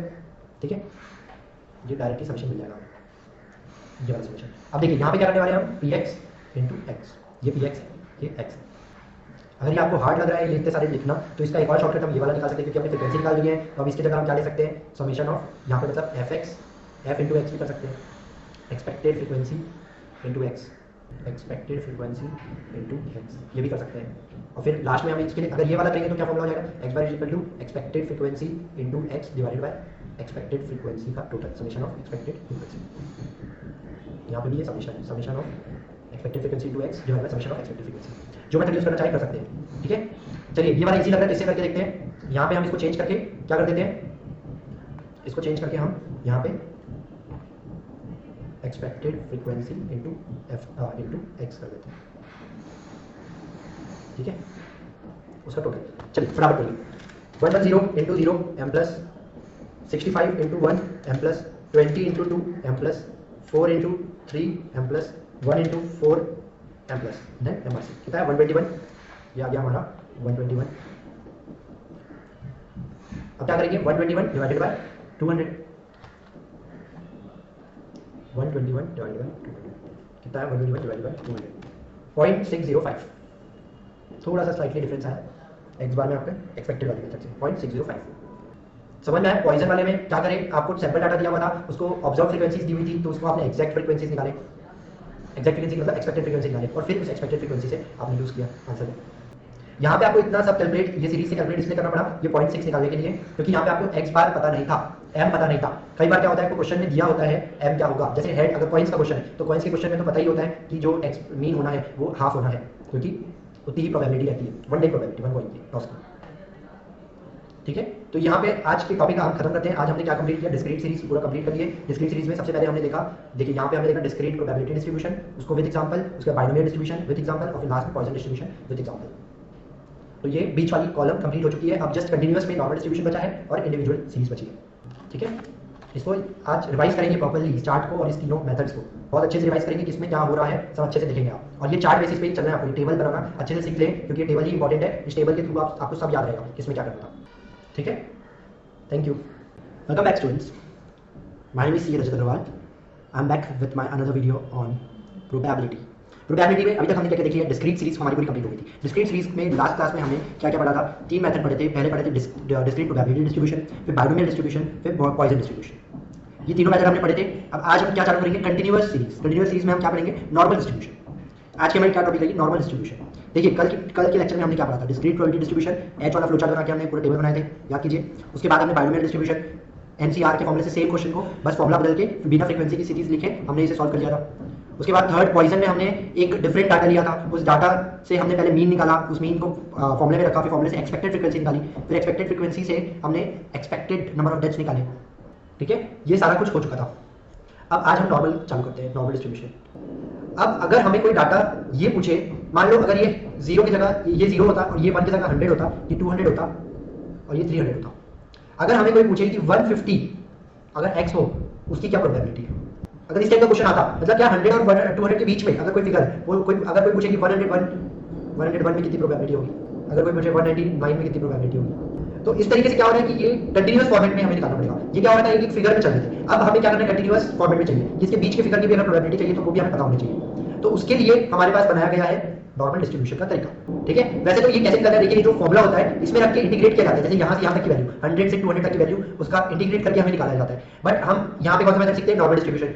तो नॉर्मल डिस्ट्रीब्यूशन में ये फॉर्मूला का यूज करना है, टेबल का यूज करना है, जेड का यूज करना है, ये सब चीजों का यूज करके हमें फाइनली पता करना है कि एक मिडिल फिगर उतने की प्रोबेबिलिटी कितनी हो रही है। समझ में आ रहा है? एक मोटा ये समझिए कि आपको क्या क्या करना था, इसमें हमें क्या करना था, आपने समझे कि इसके बीच की अगर हमें कोई प्रोबेबिलिटी निकालना हो तो हमें क्या यूज करना पड़ेगा, नॉर्मल डिस्ट्रीब्यूशन, कंटीन्यूअस वाला। इस नॉर्मल डिस्ट्रीब्यूशन में हमारे पास फॉर्मूला दिया हुआ है, इस फॉर्मूले पे अगर हम वैल्यू पुट कर देंगे तो हमारा आंसर आ जाएगा। अब ये आंसर निकालने के लिए मैंने यहाँ पे आपको तीन चीज यहाँ पे दी हुई है, एक तो ये फॉर्मूला है, एक दूसरा जेड है और तीसरा ये चार्ट है। अब जब आंसर निकालना है तो हमें इन तीनों चीजों का यूज होगा, इसका भी यूज है, इसका भी यूज है, इसका भी यूज है। बट ये जो फॉर्मूला है, ये फॉर्मूला हमें कैलकुलेट नहीं करना पड़ेगा, ये ऑलरेडी आपके बुक में कैलकुलेट करके दिया हुआ है। सिर्फ आपको ये z वैल्यू निकालनी है और उस z वैल्यू के अकॉर्डिंग कितनी प्रोबेबिलिटी आने वाली है, जो वैल्यू आती है वो आपको ऑलरेडी दी हुई है चार्ट के थ्रू। फिर चार्ट और जो टेबल बनेगा इसके अकॉर्डिंग हम पता कर लेंगे हमारी प्रोबेबिलिटी को। अभी आप एक मोटा समझ इस टाइप का कुछ करने वाले हैं, अभी एग्जाम्पल के थ्रू देखेंगे तब आपको क्लियर हो जाएगा कि आखिर हम कर क्या रहे हैं। ठीक है, जस्ट आप इतना क्लियर रखिए कि हमें निकालना क्या था, ये अब आपको क्लियर हो गया कि हमें निकालना क्या था, कंटीन्यूअस फॉर्मेट में बीच की फिगर की हमें प्रोबेबिलिटी निकालनी है। ठीक है, इसको भी मैं हटा देता हूँ। अब हम यहाँ पे एक फ्रेश क्वेश्चन लेके चलते हैं कंटीन्यूअस के लिए।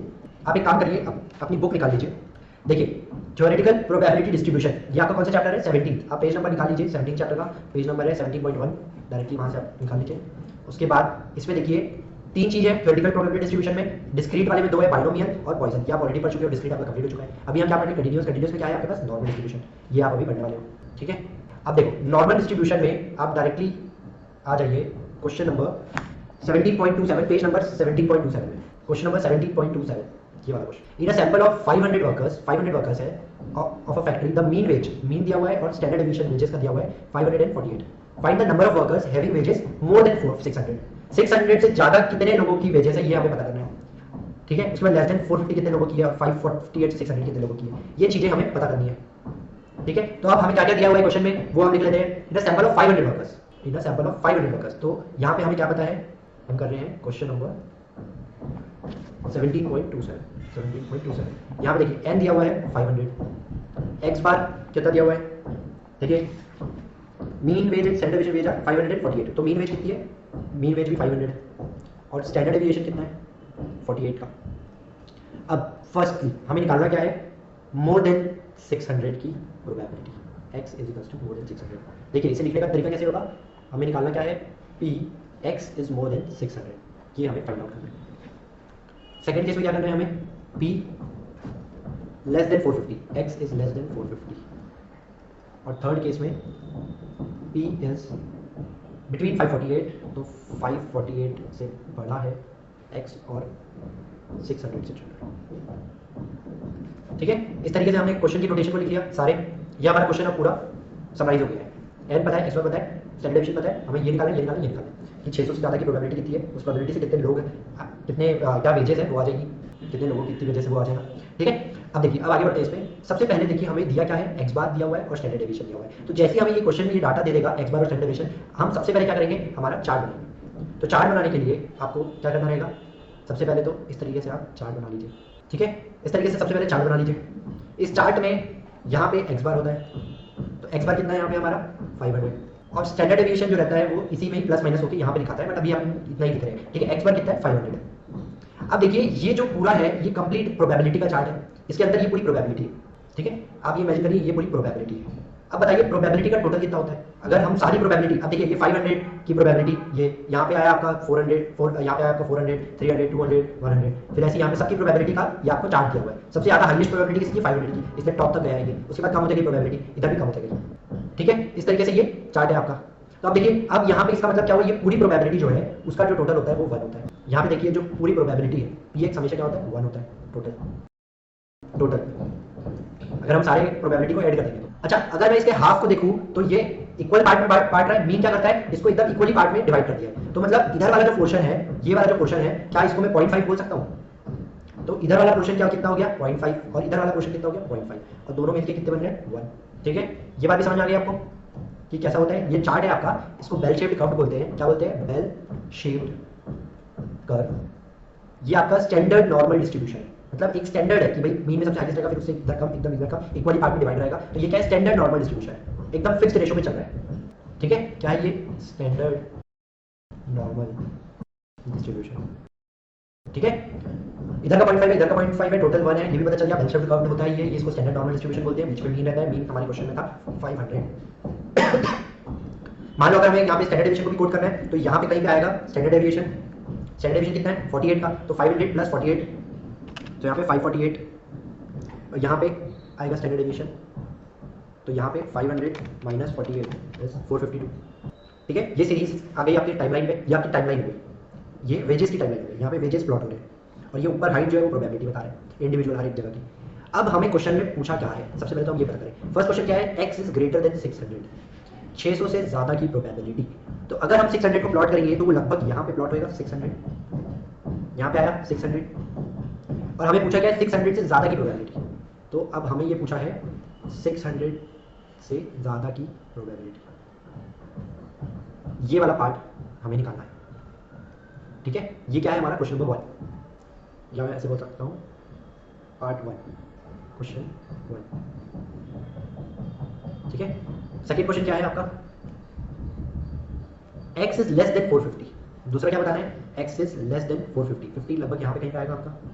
या तो एक काम करेंगे, सेकंड क्वेश्चन को बाद में देखेंगे, अभी पहले फर्स्ट क्वेश्चन पे ही चलते हैं। फर्स्ट क्वेश्चन पे ध्यान दीजिए। अभी x इज मोर देन 600, ये इसकी प्रोबेबिलिटी हमें निकालनी है। x is more than 600। ठीक है, अब ये तो रहा स्टेप 1। हमने क्या किया? क्वेश्चन देखते साथ हमने पहले डायग्राम ड्रॉ कर लिए। तो ये क्या हुआ हमारा? स्टेप 1। इसको हमने डायग्राम में कन्वर्ट कर दिया, क्वेश्चन में क्या पूछ रहा है उसको। अब स्टेप 2, स्टेप 2 में क्या करेंगे हम? स्टेप 2 में z वैल्यू निकालेंगे। z वैल्यू, तो याद करिए z का फॉर्मूला चार्ट में क्या था। देखिए चार्ट में देखते हैं। चार्ट में z का फॉर्मूला है x minus x bar divided by standard deviation.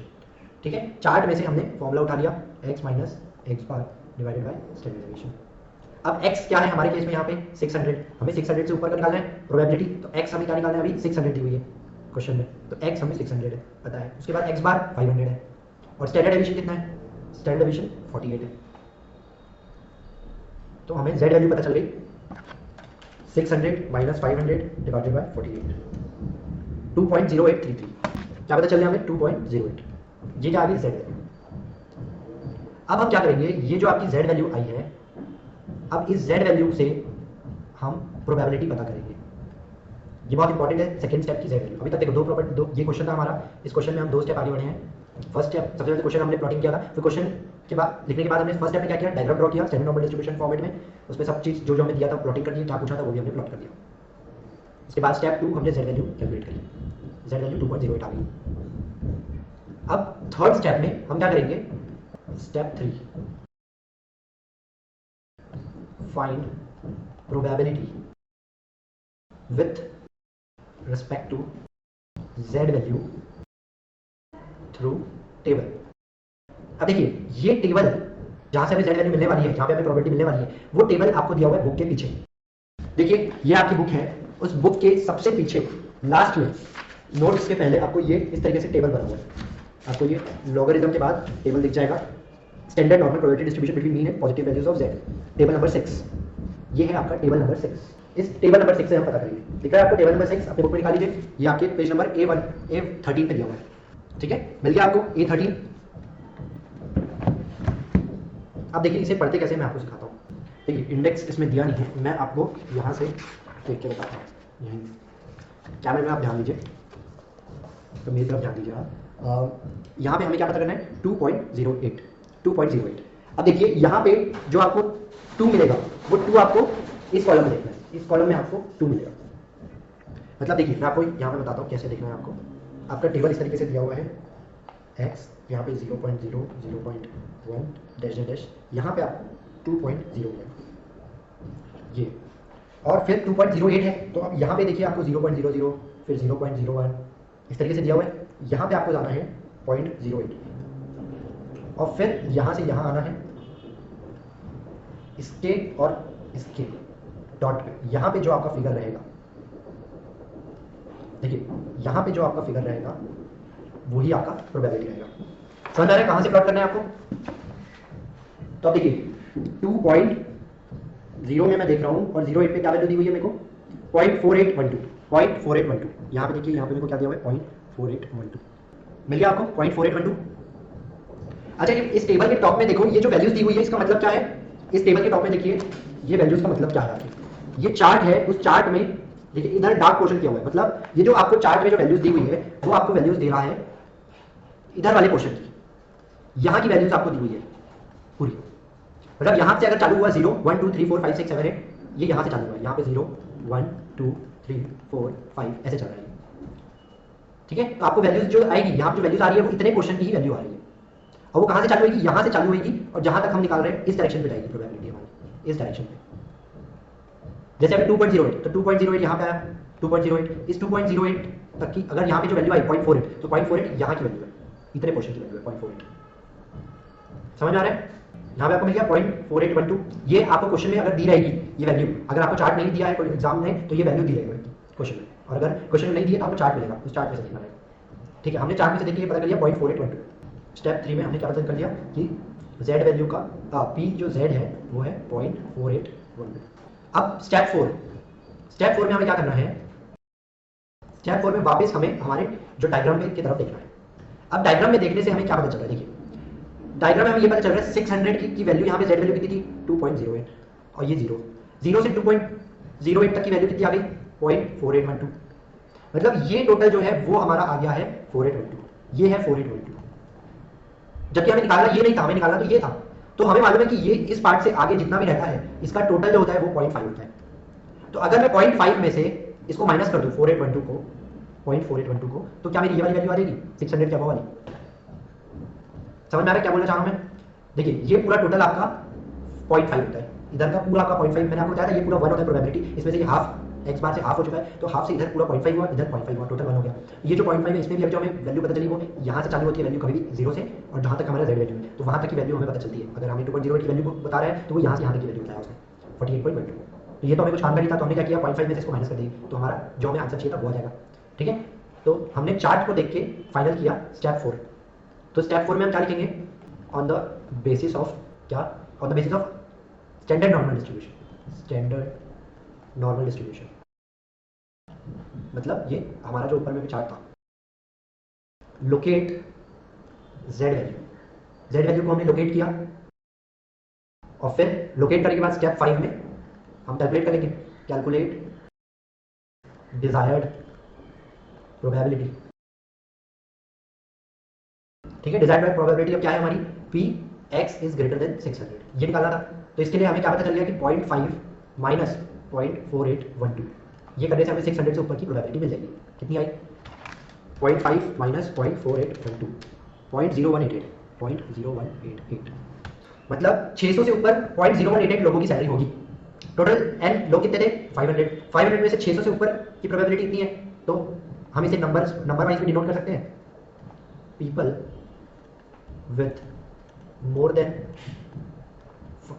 600 salary are 500 into 0.0188 कितना है 9.4 ये एक्चुअली सैलरी नहीं, क्वेश्चन में वेजेस दिया हुआ था, तो ये हो गया आपका वेजेस। 9.4 वर्कर्स ऐसे होंगे जिनकी सैलरी जिनका वेजेस 600 से ज़्यादा होगा। People with more than 600 wages are 500 into 0.0188, जितनी हमने प्रोबेबिलिटी निकाले तो 9.4 वर्कर्स। समझ में आया। इस तरीके से 5 स्टेप में हम बाइफरगेट करके कंटिन्यूअस प्रोबेबिलिटी को पता करेंगे। क्वेश्चन सबसे पहले हमने क्या किया, चार्ट ड्रॉ किया, चार्ट में प्लॉटिंग कर दिया, क्वेश्चन में जो चीजें दिए थे हमने, फिर z वैल्यू निकाला, z वैल्यू से चार्ट के थ्रू लोकेट किया z वैल्यू में प्रोबेबिलिटी कितनी है, फिर उस प्रोबेबिलिटी को लोकेट किया हमारे स्टैंडर्ड नॉर्मल डिस्ट्रीब्यूशन में, फिर उस लोकेट करने के बाद हमें जो चाहिए था उसे हमें कैलकुलेट करके 0.5 से माइनस करवाया हमने z वैल्यू को।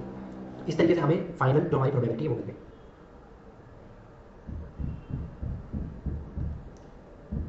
लिख लीजिए, कंप्लीट कर लीजिए। देखिए पहले चार्ट था, चार्ट के बाद स्टेप 2 में z वैल्यू से चार्ट के थ्रू तक क्या हमने वैल्यू पता करी, फिर step 4 standard normal distribution locate की, स्टैंडर्ड नॉर्मल डिस्ट्रीब्यूशन टेबल में चार्ट में लोकेट किया z वैल्यू को, फिर कैलकुलेट कर लिया फाइनली। चलिए अब नेक्स्ट है p x is less than 450, x is less than 450। अब देखिए यहाँ पे 450 कहाँ आ रहा है, 450 आ रहा है यहाँ पे, ये आ रहा है 450, तो हमें जो प्रोबेबिलिटी निकालनी है वो लेस देन 450 निकालनी है, तो लेस देन ये होएगा लेस देन 450, ठीक है, हमें ये निकालना है, हमें पता चल गया यहाँ पे है 450। अब 450 पे जेड वैल्यू कितनी है ये पता करना पड़ेगा, ठीक है। तो हम डायरेक्टली, ये स्टेप 1 तो चार्ट हो चुका है, सीधा स्टेप 2 में आ जाते हैं, हम सीधा स्टेप 2 में आ रहे हैं, ठीक है। ये आपके स्टेप 1 लोकेशन लोकेट हो गई। अब देखिए स्टेप 2 में आप क्या करेंगे, step 2 z value, z is equal to x minus x bar divide by standard deviation, कितना है यहाँ पे 450 माइनस 500 डिवाइडेड बाय 48, कितना है 450 माइनस 500 डिवाइडेड बाय 48, यह आया 1.04। स्टेप 3 क्या करते हैं हम, लोकेट चार्ट में। चार्ट में कैसे देखेंगे, यहाँ पे आपको 1 मिलेगा और यहाँ पे आपको 0.4 मिलेगा, उन दोनों के जहाँ पे मीट कर रहे होंगे वो वैल्यू चाहिए आपको। देखें, देखिए आप अपने चार्ट में, मैं अपने चार्ट में देख के बताता हूँ, 0.3508 ये माइनस में था। अब देखिए आप चार्ट जो देख रहे हैं वो पॉजिटिव वाला देख रहे हैं, तो क्या है ये इस साइड का फिगर और इस साइड, देखिए ये कुल मिला के ये मिरर है, समझ लीजिए बीच में एक मिरर रखा हुआ है, तो इधर जो कुछ इधर आएगा वैसे सेम टू सेम वो सारा कुछ इधर भी आएगा, जो कर्व है वो इक्वली एकदम इक्वल प्रोपोर्शन में गया है, तो इधर पे जो भी आंसर आएगा आपका वही आंसर आपका इधर भी आएगा।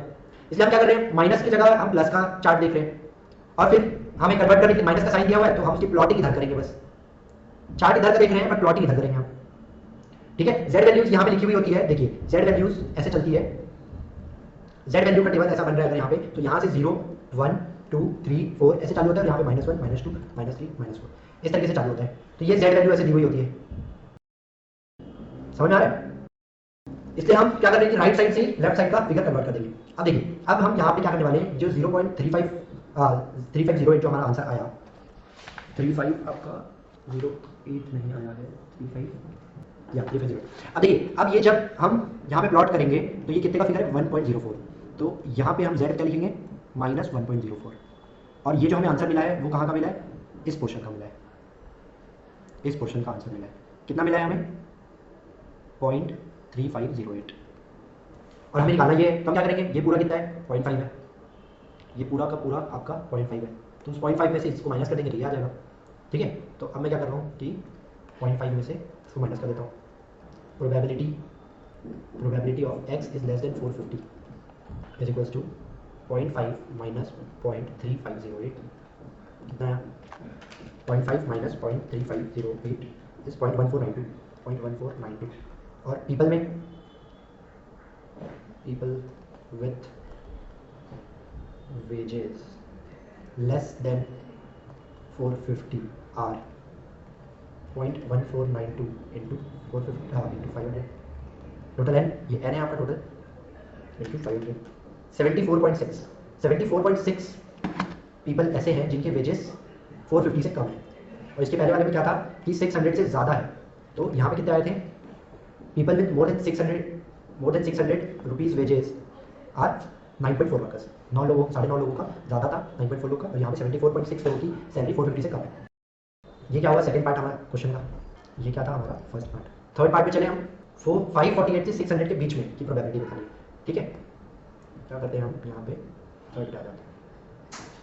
अब देखिए यहाँ पे प्लॉटिंग कर लेते हैं हम, एक मिनट, ठीक है, ये सब बढ़ गया। अब देखिए, अब आगे का कैलकुलेशन करते हैं, सब क्लियर कर देता हूँ मैं, अब आप ही खुद ही बताइए कहाँ पे क्या आएगा। देखिए ये तो आपको पता है कि z बार यहाँ पे x बार 500 है, और यहाँ पे z वैल्यू 0 होती है, z वैल्यू का टेबल बना। अब हमें क्या पूछ रहा है कि यहाँ पे वेजेस आपका है रहेगा 548, क्या पूछा है यहाँ पे, क्वेश्चन क्या पूछा है देख लेते हैं, 548 से 600 के बीच में क्वेश्चन है, प्रोबेबिलिटी ऑफ 548 से बड़ा और 600 से छोटा, ठीक है। तो दोनों की प्लॉटिंग हमारी कहाँ होगी, यहाँ राइट हैंड साइड में होगी। यहाँ पे आ गया आपका 500, तो यहाँ पे आ जाएगा आपका 548, यहाँ पे आ गया आपका 600। आपको पूछा क्या है, वो ये वाला एरिया पूछा है, चलो ठीक है, ये तो हमने फाइनल कर लिया। अब आपको क्या, इससे क्या पता चल रहा है कि आपको यहाँ पे दो जेड वैल्यू निकालनी है, एक 548 के लिए जेड वैल्यू चाहिए और एक 600 के लिए जेड वैल्यू चाहिए। तो अब हम थोड़ा सा और एडवांस उसमें आ गए हैं, थोड़ा प्रैक्टिस हो गई है, तो हम स्टेप बाय की जगह यहीं पे सॉल्व करने की कोशिश करते हैं, यहीं पे जेड वैल्यू निकालने की कोशिश करते हैं, ठीक है। तो यहाँ पे फॉर्मुला क्या रहेगा, 548, तो x bar z is equals to 548 minus 500 divided by 48, यहाँ पे जेड वैल्यू कितनी आएगी, 600 माइनस 500 डिवाइडेड बाय 48, ये आ गई जेड वैल्यू। अभी 548 माइनस 500 डिवाइडेड बाय 48, 1, यहाँ पे जेड वैल्यू कितनी है 1, और यहाँ पे 600 माइनस 500 डिवाइड बाई 48, 2.08, 2.08। अब 1 और 2.08 पे क्या वैल्यूज है z टेबल की, z टेबल से वैल्यूज देख के लिख लेते हैं। तो देखिए 1 पे क्या वैल्यू है, 1.00, देखिए 1.00 में 0.3413, 0.3413। ये कहाँ से कहाँ तक की होगी, ये हो गई हमारी प्रोबेबिलिटी यहाँ से यहाँ तक, ठीक है। कितनी हो गई, 0.3413। इसके बाद हमें दूसरी प्रोबेबिलिटी पता चली यहाँ से यहाँ तक की, ये 0 to 1 था, अब ये 0 to 2.08 है। कितनी है 2.08 तक की, 2.08 की अभी हमारे को काम आई थी सबसे फर्स्ट क्वेश्चन में, 2.08, 0.4812, 0.4812। ये क्या हुआ, यहाँ से यहाँ तक की प्रोबेबिलिटी। अब देखिए चार्ट में देखिए, 0 से 1 तक की कितनी है 0.3413, 0 से लेकर 2.08 तक की कितनी है 0.4812, और हमें तो इन दोनों के बीच की चाहिए। जो यहाँ तक की दी है उसमें से अगर यहाँ तक की प्रोबेबिलिटी हम माइनस कर देंगे हमारा आंसर आ जाएगा, ठीक है। प्लॉटिंग करते साथ ही आपको समझ में आ जाएगा कि आपको करना क्या है, ठीक है। इसको देख के ही आपको समझ में आ गया कि हमारे को जो आंसर निकालना है px जो चाहिए उसको निकालने के लिए हमें कुछ नहीं करना, 0.4812 माइनस 0.3412, ये करने से हमारे हमारा आंसर मिल जाएगा, ठीक है। कर लेते हैं 0.4812 माइनस 0.3413, कितना है 0.1399। इसको न्यूमेरिकल वैल्यू में कन्वर्ट कर लें, कैसे करेंगे, people with wages more than 548 and less than 600 are 500 into 0.1399, कितना है 500 into 0.1399, 69.95, मतलब ऑलमोस्ट 70, ऑलमोस्ट कितना है 70 पीपल, 70 पीपल ऐसे हैं जिनका, या फिर बोल सकते वर्कर्स ऐसे हैं जिनकी वजह 548 से 600 के बीच में आती है। इस क्वेश्चन के बाद तब आपको समझ में आ जाना चाहिए कि कैसे हम कैलकुलेट करते हैं स्टैंडर्ड नॉर्मल डिस्ट्रीब्यूशन में। ये नॉर्मल डिस्ट्रीब्यूशन क्या होता है अब आपको समझ में आ जाना चाहिए।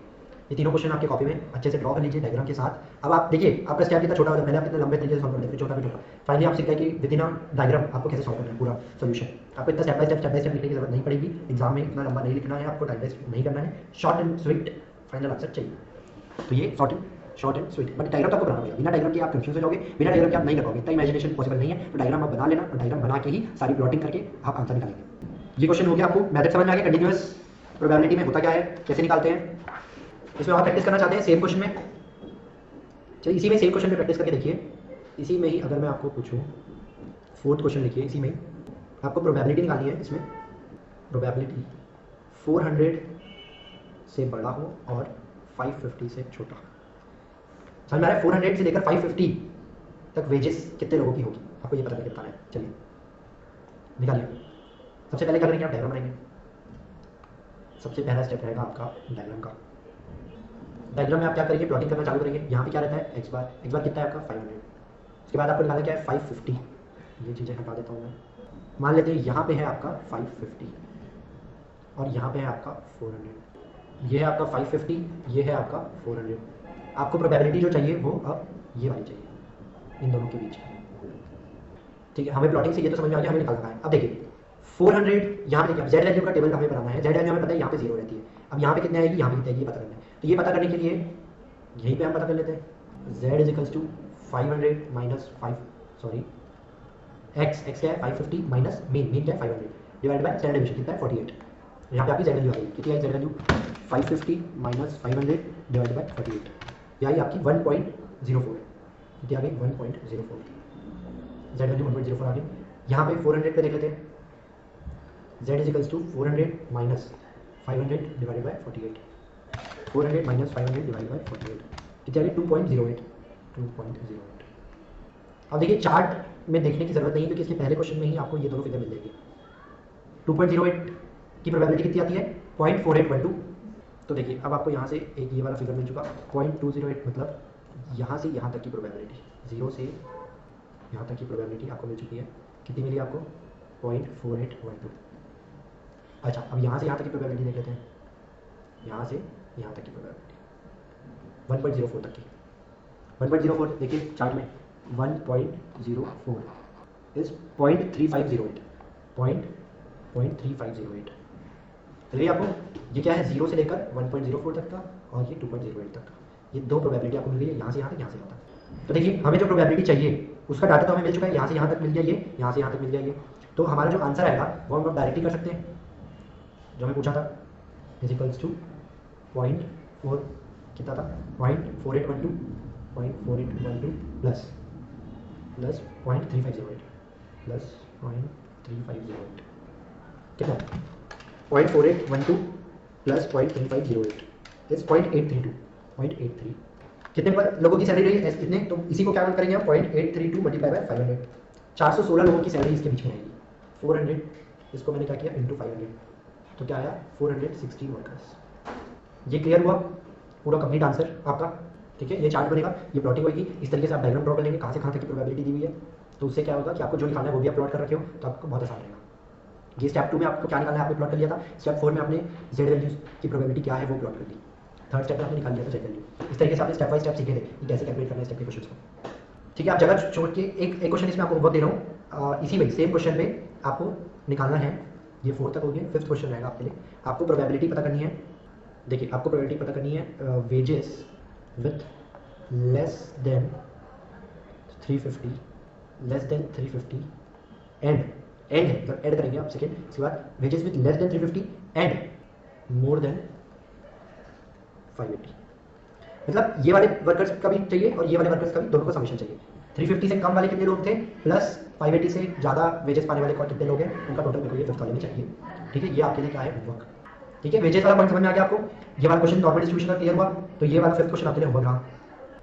तो यहाँ पे आपका कंप्लीट होता है कंटिन्यूअस प्रोबेबिलिटीज कंटिन्यूअस सीरीज का आपका नॉर्मल डिस्ट्रीब्यूशन कर्व आपने समझ लिया कंप्लीट कैसे सॉल्व करना है। डेफिनेशन जो ये आपको फॉर्मुला था देख लिए, फॉर्मुला का कहीं यूज़ नहीं आ रहा है क्योंकि सब कुछ यहाँ पे आपको टेबल में ये कैलकुलेट करके दिया हुआ है जेड वैल्यू के थ्रू, तो जेड वैल्यू के थ्रू आपको कैलकुलेट किया हुआ मिल जा रहा है।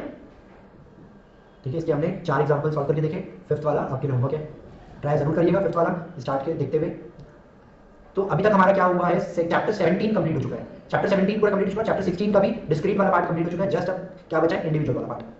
अब बस ये इंडिविजुअल वाला पार्ट बचा है जिसमें ग्राफिकल प्रोबेबिलिटी और थ्योरम्स करनी है, फिर आपका प्रोबेबिलिटी टॉपिक कंप्लीट हो जाएगा। फिर आप क्या है ये आपके कंसेप्ट पार्ट कंप्लीट होने के बाद आप क्वेश्चंस कर सकते हैं, बुक के क्वेश्चंस हम करेंगे, इसके बाद क्वेश्चंस लेंगे। पहले ये चार्ट कंप्लीट हो गया, चार्ट 2 पे हम चल रहे हैं, देख लीजिए याद करिए, सबसे पहले हमने चार्ट 1 से चालू किया था, चार्ट 1 में 4 चैप्टर कवर करें, अब चार्ट 2 में आ गए हैं, चार्ट 2 में हम 2 चैप्टर कवर कर रहे हैं, उसके बाद हम चार्ट 3 में आएंगे जिसमें हम क्या करेंगे इंडेक्स नंबर और टाइम सीरीज वाला क्वेश्चन कंप्लीट करेंगे। वो सब 2 चैप्टर मान लेते हैं उसको, 2 चैप्टर्स में बाइफरकेटेड है, वो एक ही चैप्टर है बट वो सब पार्ट है, टाइम सीरीज और इंडेक्स नंबर, तो उसका चार्ट 3 रहेगा। अभी हम चार्ट 2 में हैं, चार्ट 2 में भी हम ऑलमोस्ट कंप्लीट कर लिए हैं, बस एक साइड एक कॉलम बचा है इंडिविजुअल सीरीज का। Thank you. Welcome students, my name is C Rajat Agarwal. आज की हमारी टॉपिक है प्रोबेबिलिटी। प्रोबेबिलिटी में अभी तक हमने क्या क्या पढ़ लिया है ये देखते हैं। हमने प्रोबेबिलिटी का एक चार्ट बनाया था कंप्लीट चार्ट, जिसमें 2 चैप्टर्स कवर हो रहे थे, नॉर्मल एक प्रोबेबिलिटी का चैप्टर और एक थ्योरेटिकल डिस्ट्रीब्यूशन वाला चैप्टर, 2 चैप्टर कवर होके एक चार्ट में समराइज हो गया था। उस समराइज चार्ट में 3 बाइफरकेशन थे, इंडिविजुअल, डिस्क्रीट, कंटीन्यूअस, जिसमें डिस्क्रीट और कंटीन्यूअस हम कंप्लीट कर चुके हैं। आज हम करने वाले हैं इंडिविजुअल वाला कॉलम। याद आ रहा है आपको कल की पढ़ाई, इसके पहले वाले क्लास की पढ़ाई, मैं आपको दिखा देता हूँ हम कहाँ पे थे। ये देखिए, आपने ये चार्ट बनाए थे प्रोबेबिलिटी का चैप्टर 16 और 17 का, उसमें कंटीन्यूअस वाला पार्ट नॉर्मल डिस्ट्रीब्यूशन हमने जिसमें पढ़ा, सारा कंसेप्ट के साथ क्लियर हो गया था। उसमें डिस्क्रीट में हमने देखा था डिस्क्रीट प्रोबेबिलिटी डिस्ट्रीब्यूशन और बाइनरी डिस्ट्रीब्यूशन और पॉइसन डिस्ट्रीब्यूशन, ये तीनों भी हमने कंप्लीट कर लिया था। आज हम करने वाले हैं इंडिविजुअल। इंडिविजुअल में क्या क्या आएगा, एक तो प्रायर डेफिनेशन हम देखेंगे, favourable outcome upon total outcome, इससे रिलेटेड क्वेश्चंस देखेंगे हम। उसके बाद ग्राफिकल प्रोबेबिलिटी देखेंगे, क्या होती है ग्राफिकल प्रोबेबिलिटी, कैसे इसे सॉल्व किया जाता है, और उसके बाद हम थ्योरम्स ऑन टोटल प्रोबेबिलिटी देखेंगे। क्या देखने वाले, थ्योरम्स ऑन टोटल प्रोबेबिलिटी, ये जितने भी थ्योरम्स हैं ये हम पढ़ेंगे, इसका कैसे हम यूज़ करते हैं इन थ्योरम्स का। ठीक है, ये चार्ट आपके पास बना हुआ है ऑलरेडी, तो अभी आपको ये चार्ट बनाना नहीं है, हम डायरेक्टली स्टार्ट करते हैं इंडिविजुअल प्रोबेबिलिटी से। देखिए, इंडिविजुअल प्रोबेबिलिटी में हम सबसे पहले तो अपनी बुक निकाल लेते हैं। हमारी बुक में ये चैप्टर स्टार्ट होगा तो उस पर क्वेश्चन नंबर 1 पे आइए, इलस्ट्रेशन 1 16.4 पेज नंबर 16.4, एग्जाम्पल 16.1। ठीक है, एग्जाम्पल 16.1 मिल गया। अब यहाँ देखिए, coin is tossed 3 times, coin toss हो रहा है कितने 3 times, what is the probability of getting 2 heads, 2 heads की प्रोबेबिलिटी क्या है और एटलीस्ट 2 हेड्स की प्रोबेबिलिटी क्या है, समझ में आ रहा है क्या होने वाला है। अच्छा, अब देखिए ये कॉइन है आपका, तो कॉइन में हेड क्या होता है, ये आपका हेड है और ये आपका टेल है। ठीक है, यहाँ पे हेड इसलिए ये हेड है इससे याद रहता है आपको, और ये टेल है आपका, जहाँ पे आपका 1 रुपीज का सिंबल रहता है। अब क्या बोल रहा है क्वेश्चन कि जो टॉस किया जा रहा है वो 3 बार टॉस कर रहे हैं। ठीक है, ये एग्जाम्पल हमने कल भी देखा था इसके पहले क्लास में कि सबसे पहले स्टार्ट हुआ टॉस करना, तो सबसे फर्स्ट स्टार्ट जो हुआ, तो जो फर्स्ट टॉस हुआ उसमें या तो हेड आएगा या तो टेल आएगा, 2 चीज़ हो सकती थी। इसके बाद अगर हेड आया तो फिर 2 चीज़ हो सकती है, या तो हेड आएगा या तो टेल आएगा। ये क्या है आपका सेकेंड टॉस। देखिए समझते जाइए, फिर आपका हुआ थर्ड थर्ड टॉस में फिर अगर हेड आया होगा तो यहाँ पे हेड हो सकता है या तो टेल हो सकता है, टेल आया है तो या तो हेड हो सकता है या तो टेल हो सकता है, अगला या तो हेड हो सकता है या तो टेल हो सकता है, लास्ट में बस।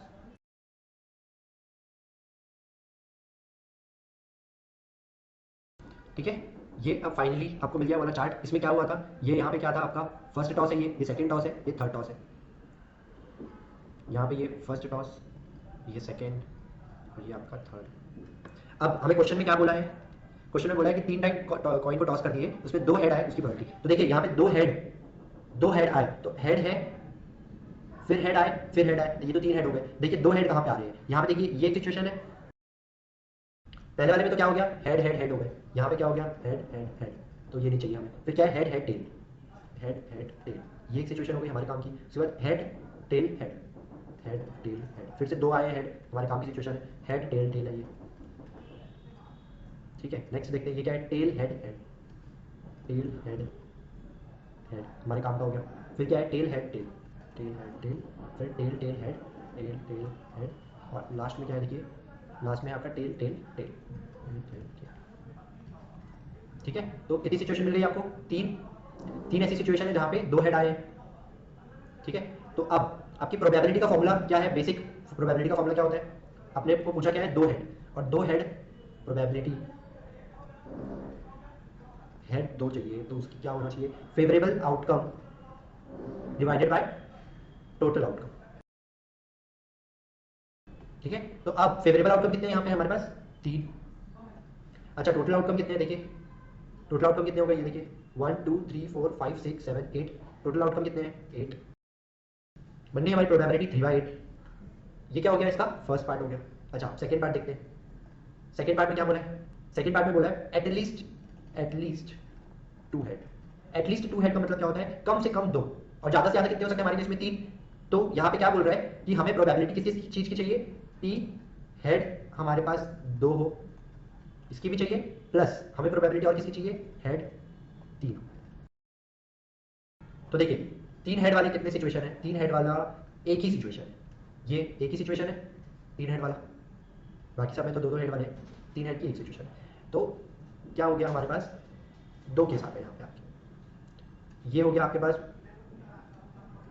2 हेड कितने आए थे, 3/8, प्लस एक और चाहिए आपको, तीसरे हेड भी होना चाहिए, एटलीस्ट 2 बोला तो 2 से ज़्यादा, तो यहाँ पे इसकी थी 1/8, कितना हो गया, 4/8। पॉइंट में लिख लेते हैं 4/8 इज 0.5 यहाँ की प्रोबेबिलिटी, और यहाँ पे आपकी प्रोबेबिलिटी आ गई 3/8 इज 0.375। समझ में आ रहा है पहला क्वेश्चन, ये क्या था आपका 16.1, क्वेश्चन नंबर 16.1। ये चार्ट बना लीजिए आप, यहाँ पे आप हेड टेल लिख दीजिएगा, यहाँ पे मैंने पिक का यूज़ किया, आप यहाँ पे हेड टेल लिख सकते हैं। ये चार्ट कल भी बनाए थे हमने, ये आज फिर यूज़ पे आया इंडिविजुअल वाले प्रोबेबिलिटी में। यहाँ पे क्या हो रहा है, हम डायरेक्टली फॉर्मूले में पुट कर रहे हैं और देख के लिख रहे हैं, यही हमारा इंडिविजुअल प्रोबेबिलिटी कहलाता है। ये जो आंसर आया है हो गया, यहाँ तक क्वेश्चन नंबर 1 कंप्लीट हो गया। अब आते हैं क्वेश्चन नंबर 2 में। देखिए एक डाइस जब थ्रो करते हैं तो हमारे पास या तो 1 आ सकता है, या तो 2, या तो 3, या तो 4, या तो 5, या तो 6। कितने ऑप्शन रहते हैं, 6 ऑप्शन रहते हैं डाइस में, डाइस में 6 ऑप्शन रहते हैं। अगर हम कोई भी एक चीज की इंडिविजुअल प्रोबेबिलिटी देखें तो अगर बोले में 1 आने की क्या प्रोबेबिलिटी है, तो 1/6, 2 आने की क्या प्रोबेबिलिटी है, तो भी 1/6। कोई भी एक डिजिट आने की प्रोबेबिलिटी क्या होगी, 1/6, क्योंकि 6 ऑप्शन है हमारे पास, 6 में से कोई भी एक आए उसकी प्रोबेबिलिटी 1/6 होगी। ठीक है, ये तो हमें समझ में आता है। अब देखते हैं हमारे पास क्वेश्चन क्या है। A dice is rolled twice. What is the probability of getting a difference of 2 points? अब क्या बोल रहा है, यहाँ पे कॉइन को 2 कॉइन को एक साथ क्या बोलते हैं, डाइस किया गया, 2 डाइस को एक साथ फेंका गया। ठीक है, तो यहाँ पे क्या है, 2 डाइस एट अ टाइम। ठीक है, 2 डाइस एट अ टाइम, जैसे यहाँ पे 1 और 6 आया है, तो इस तरीके से 2 डाइस को एक साथ फेंका गया। तो हमें क्या बताना है, इसमें क्या पूछ रहा है कि dice is rolled twice, what is the probability of getting a difference of 2 points. Probability किसकी बता रही है, गेटिंग डिफरेंस ऑफ 2 पॉइंट्स। मतलब अगर यहाँ पे 6 आ रहा है, एक में अगर 6 है तो दूसरे में 4 है, तो डिफरेंस किसका रहा, 2 का डिफरेंस रहा। ठीक है, अब यहाँ पे एक डाइस से चलते हैं, अगर एक डाइस ये वाले में अगर 6 आ रहा है तो ये वाले में कितना आ रहा है, 4। इस तरीके से दूसरी सिचुएशन देखते हैं, अगर यहाँ पे 5 आ रहा है तो यहाँ पे कितना आ रहा है, 3। ठीक है, अगर यहाँ पे 4 आ रहा है तो यहाँ पे कितना आ रहा है, 2। अगर यहाँ पे 3 आ रहा है तो यहाँ पे कितना आ रहा है, 1। इतनी सिचुएशन होती है इस डाइस पे। अब इस डाइस पे अगर 3 के बाद हम देखें, यहाँ पे 1 खत्म हो गया, तो हम यहाँ से चालू करते हैं। अगर यहाँ पे आपके पास 1 आ रहा है तो यहाँ पे कितना आ सकता है, 2 का डिफरेंस, तो यहाँ पे 2 का डिफरेंस में 3 आ सकता है। फिर नेक्स्ट अगर यहाँ पे 2 आ रहा है तो यहाँ पे 4 आ सकता है। फिर यहाँ पे अगर 3 आ रहा है तो यहाँ पे आपके पास 5 आ सकता है, और अगर यहाँ पे 4 आ रहा है तो यहाँ पे आपके पास 6 आ सकता है। खत्म हो गए सारी सिचुएशन। इसके आगे तो 5 आएगा, तो अब यहाँ पे 6 7 8 तो 7 तो आना नहीं है, तो सिचुएशन सारी खत्म हो गई। यहाँ से पहले हम गए 6 से एक एक डाइस को देखते गए। ये क्या था आपका डाइस नंबर 1, ये क्या था डाइस नंबर 2। हमें क्या देखना था, डिफरेंस ऑफ 2, इन दोनों के बीच में हमें क्या देखना था, डिफरेंस ऑफ 2।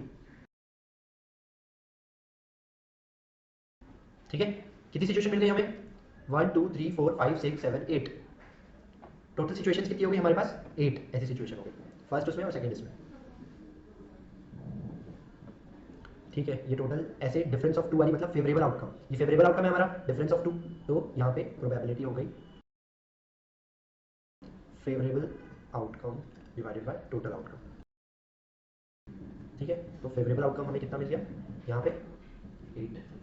अच्छा, टोटल आउटकम कितने हैं, अब देखिए अगर मैं ये डाइस को फेंकते जाऊंगा तो क्या हो रहा है कि दो दो नंबर आते जा रहे हैं, तो कैसे होगा, एक बार आया 1 1 के साथ आया, दूसरे में भी 1, फिर दूसरे में आया 2, फिर दूसरे में आया 3, फिर तो एक डाइस के साथ कितने कॉम्बो बन रहे हैं 6, फिर सेकंड नंबर के साथ कितने कॉम्बो बन रहे हैं 6, तो इस तरीके से आपके पास कितने, हर एक के लिए दूसरे वाले में 6, फिर दूसरे के लिए 6, तो इस तरीके से अगर डायरेक्टली पूरे हम निकालना है तो हम क्या कर सकते हैं, जितने टोटल आउटकम है उसका स्क्वायर, जितने बार इवेंट हो रहा है। ठीक है, तो यहाँ पे क्या होगा कि हमारे पास 6 सिचुएशंस होती है उसका स्क्वायर, तो यहाँ से हमारा क्या निकल जाएगा टोटल आउटकम।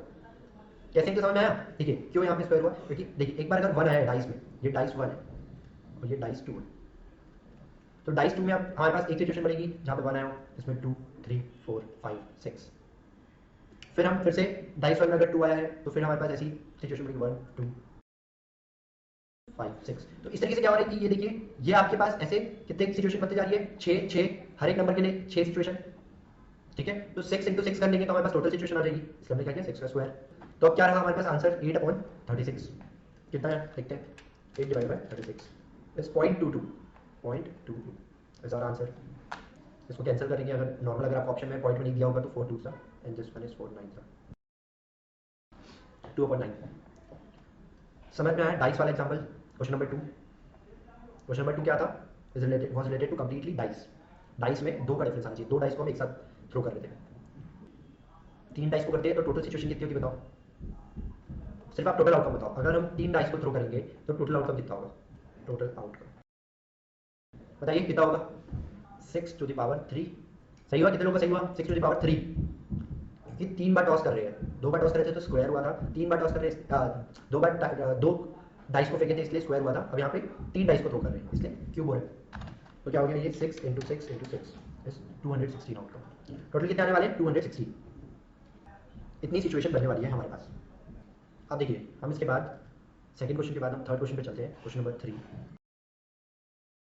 16.3 में देखिए 2 dice are thrown simultaneously, same वही क्वेश्चन है, इसमें भी 2 बार 2 डाइस को एक साथ फेंका जा रहा है। ठीक है, देखिए 2 dice are thrown simultaneously, 2 dice find the probability that the sum of the points on the 2 dice would be 7 और मोर। हमें सम चाहिए 7 और मोर, मतलब क्या हो रहा है इसमें देखिए, डाइस जब हम फेंके तो डाइस 1 में और ये डाइस 2, हमें सिचुएशन क्या चाहिए कि जो इसका टोटल है वो कितना होना चाहिए, पहले सिचुएशन में 7 होना चाहिए, तो 7 आए तो यहाँ पे क्या कर सकते हैं, अगर यहाँ पे हमारे पास 6 आया होगा और यहाँ पे +1 होगा तो ये हो गया 7 हमारा। ठीक है, फिर नेक्स्ट सिचुएशन और देखते हैं, अगर यहाँ पे हमारे पास 5 आया होगा,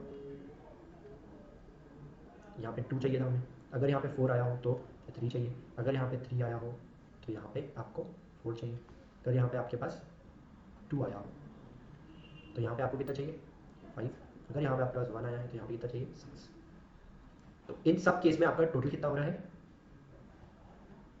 7 हो रहा है। इन केस में कितने सिचुएशन है ये 1 2 3 4 5 6 favourable outcome is 6। Favourable outcome क्या था यहाँ पे सम 7। ठीक है, समझ में आया। अब यहाँ पे क्या बोला आपको क्वेश्चन में 7 और मोर, 7 और मोर। देखिए अब यहाँ पे और मोर है तो मतलब इसकी प्रोबेबिलिटी तो हमें ये 6 जो रहेगा वो प्लस और जो आने वाले हैं 8 अगर रहेगा उसका टोटल, 9 अगर आया तो उसका टोटल, और 10 और 11 और 12 तक की जितने प्रोबेबिलिटी रहेगी सबका टोटल हमें चाहिए। 7 और मोर पूछा है प्रोबेबिलिटी। तो अभी तो ये क्या हो गया डाइस 1 और 2 अगर हम थ्रो करें तो 7 आ रहा है। अब 8 में देखते हैं, अगर हम फिर देखें कि हमारा टोटल कितना आना चाहिए, टोटल 8 आना चाहिए, तो क्या क्या सिचुएशन हो सकती है। हम यहाँ से फिर से 6 से चालू करते हैं। ठीक है, 6 प्लस यहाँ पे आपको कितना चाहिए कि 8 आ जाए 2। इतनी सिचुएशन हो सकती है। कितनी सिचुएशन हो रही है यहाँ पे आपके पास 1 2 3 4 5 5 सिचुएशन हो रही है। अच्छा टोटल कितनी सिचुएशन हो सकती है जो टोटल वाली, तो टोटल अभी हमने देखा था 6 का स्क्वायर 36 सिचुएशन होती है। तो हम डायरेक्टली यहाँ पे प्रोबेबिलिटी भी हाथ के निकालते चले जाते हैं। तो इसमें प्रोबेबिलिटी कितनी हुई, प्रोबेबिलिटी कितनी हुई 6/36। ठीक है, यहाँ केस में क्या प्रोबेबिलिटी हुई, क्या है यहाँ पे probability of sum 8 is equal to 5/36। ठीक है, 7 वाले में सिचुएशन में 6/36, 8 वाले सिचुएशन में 5/36। अब देखते हैं हमारा टोटल कितना आना चाहिए, यहाँ पे आना चाहिए 9। 9 के लिए फिर से 6 से चालू करते हैं, 6 प्लस यहाँ पे कितना चाहिए 3। अब और कोई सिचुएशन नहीं है 9 के लिए, तो यहाँ पे कितना आ गया probability sum 9 is equal to 4/36। इसके बाद देखते हैं टोटल कितना चाहिए 10। 10 के लिए 6 से चालू करते हैं, 6 प्लस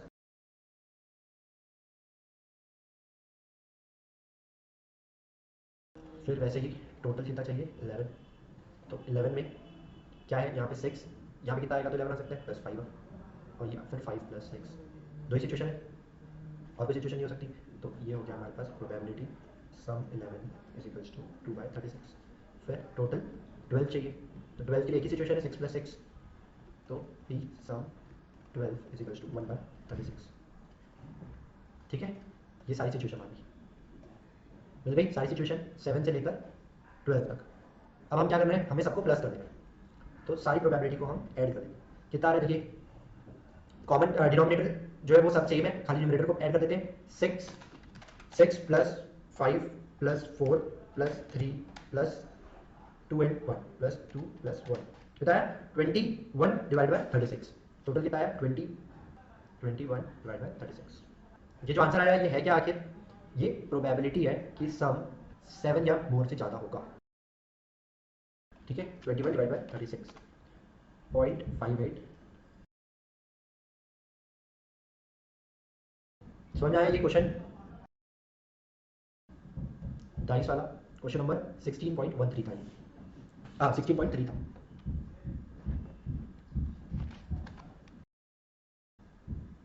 देखिए दो प्रकार के एक होते हैं डाई, एक सबसे पहले हम कॉइन का देखे थे हेड टेल, उसके बाद हमने डाइस के देखे दो सिचुएशंस वाले क्वेश्चन।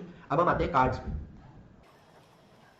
ये देखिए ये आपका डेक है कार्ड्स का, टोटल कितने कार्ड्स होते हैं 52 कार्ड्स और 4 वैरायटी है कार्ड्स की। पहली वैरायटी क्या है देखिए, ये है आपका डायमंड, ये आपके club, hearts and last one is spades.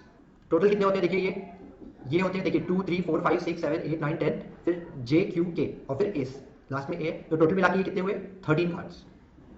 Total कितने होते हैं 13 कार्ड्स।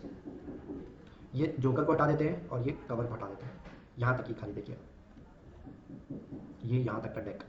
टोटल कितने हैं 52 कार्ड्स है। 52 कार्ड्स में से 13 ईच है। समझ में आ रहा है, स्पेड्स किसको बोलते हैं, हार्ट्स किसको बोलते हैं, क्लब और डायमंड। हिंदी में इसे ईट बोलते हैं, इसे चिड़ी, इसे बताइए क्या बोलते हैं। ये होता है हमारा काला पान, या का हार्ट्स ही बोलते हैं इसको, लाल पान कई लोग बोलते हैं।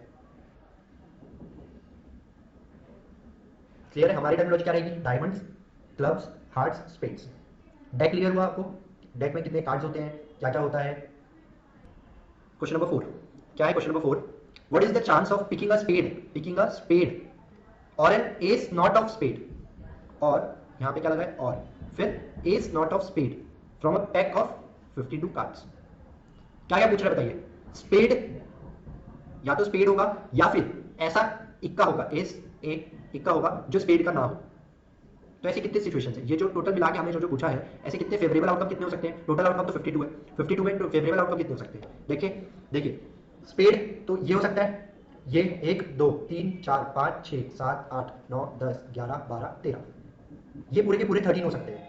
प्लस उसने क्या बोला है एस नॉट ऑफ स्पेड, तो एस नॉट ऑफ स्पेड उसके अलावा ये 1 ये 2 ये 3, 3 के और है, तो कितने हो गए 13 प्लस ये 3। फेवरेबल आउटकम की सिचुएशन कितनी हो गई, फेवरेबल आउटकम कितने हो गए किसमें 16.4, क्वेश्चन नंबर 16.4 में फेवरेबल आउटकम हो गए 13 + 3 डिवाइडेड बाय टोटल कितने हैं 52।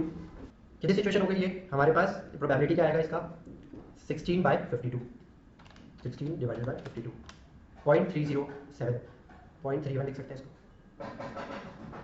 समझ में आया पूरे कार्ड्स का, किसे क्या बोलते हैं, कितने कार्ड्स होते हैं, कैसे हमें निकालना रहेगा, क्या हमें पता करना है। इस क्वेश्चन में देखिए हमने इसको लिया, ये पूरे सीरीज को लिया प्लस इसको लिया, तो ये 13 थे प्लस ये 3। क्लियर है? अब देखिए इसके बाद नेक्स्ट क्वेश्चन क्या है हमारा, fifth question, find the probability that a 4 digit number comprising the digits 2, 5, 6 and 7 would be divisible by 4। क्या बताना है हमें, प्रोबेबिलिटी बताना है 4 डिजिट वाले नंबर में अगर उसमें ये 4 डिजिट रहते हैं, इसके जितने कॉम्बिनेशन बन जाएंगे हम देखेंगे कितने कॉम्बिनेशन बन सकते हैं इसके, वो बन जाएंगे, उसमें से वो डिविजिबल बाय 4 होना चाहिए। क्या होना चाहिए? Divisible by 4। देखिए 4 डिजिट नंबर है, ठीक है, 4 डिजिट नंबर मतलब ये 1 2 3 4 digit.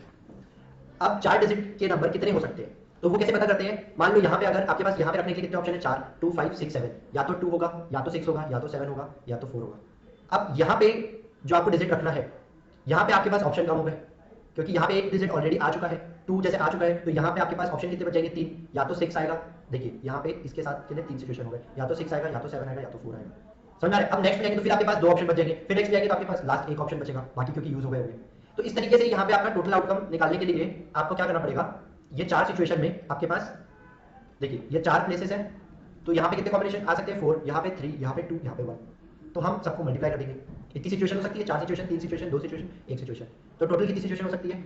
4 into 3 into 2 into 1, total 24 situation ऐसी हो सकती है। समझ में? टोटल आउटकम कैसे निकालें? ये हमारा क्या आ गया? टोटल आउटकम मिल गया 24। अच्छा अब देखते हैं कि हमारे को फेवरेबल आउटकम, अब ध्यान दीजिए फेवरेबल आउटकम में क्या हमें क्या पूछा है कि वो 4 से डिविजिबल होना चाहिए, डिविजिबल बाय 4 होना चाहिए। तो 4 से डिवाइड होने के लिए हम स्कूल में पढ़ते थे कि लास्ट की 2 जो ये 4 डिजिट है, इसमें से जो ये लास्ट की 2 डिजिट है ये डिविजिबल होना चाहिए 4 से। अगर ये 4 से डिविजिबल है तो फिर पूरा का पूरा आंसर हमारा 4 से डिविजिबल हो जाता है। ये रूल हमने पढ़ा था स्कूल टाइम पे कि लास्ट की अगर 2 डिजिट अगर 4 से डिवाइड हो जाती है तो पूरा का पूरा 4 डिजिट वाला नंबर भी 4 से डिवाइड हो जाएगा। ठीक है, अब देखते हैं 2, 5, 6, 7 से यहाँ पे कितने डिजिट आ सकते हैं जिसमें कि 4 से डिवाइड हो जाता। तो देखिए अगर यहाँ पे हमारे पास क्या क्या हो सकता है, देखिए 2, 5, 6, 7 से अगर लाइन से देखते हैं हम 2 और 5 को अगर यूज करें तो 2 और 5 को यूज करें तो 25 तो नहीं होता, तो क्या हो सकता है 52 होता है, हाँ 52 डिवाइड हो जाता है। अच्छा अब नेक्स्ट फिर से देखते हैं, नेक्स्ट देखिए अब 2 और 5 को लिए थे, अब 2 और 6 को लेके देखते हैं, 2 और 6 62 नहीं होता, 26 नहीं होता। ठीक है, फिर नेक्स्ट अगर 2 के साथ कोई 27 भी नहीं होता, तो 2 के साथ वाला हमने सब देख लिया, 2 के साथ में सिर्फ 52 ही हो रहा है। 2 के साथ 7 में, हाँ 7 के साथ अगर 2 रखे तो 72 डिवाइड हो जाएगा 4 से, तो एक और नंबर है क्या है 72। देखिए एक हमें मिल गया 52, दूसरा हमें मिल गया 72। उसके बाद फिर देखते हैं, उसके बाद क्या 5 के साथ देखिए अब 56 डिवाइड होता है क्या, हाँ 56 होता है। और 56 के बाद 5 के साथ 2 तो ऑलरेडी देख चुके, 5 के साथ 6, 5 के साथ 7, 5 के साथ 7 नहीं, उसके साथ कोई कॉम्बिनेशन नहीं बनता। अच्छा 6 और 7 को देखते हैं, तो 67 नहीं होता डिवाइड, 76, हाँ 76 डिवाइड हो जाता है।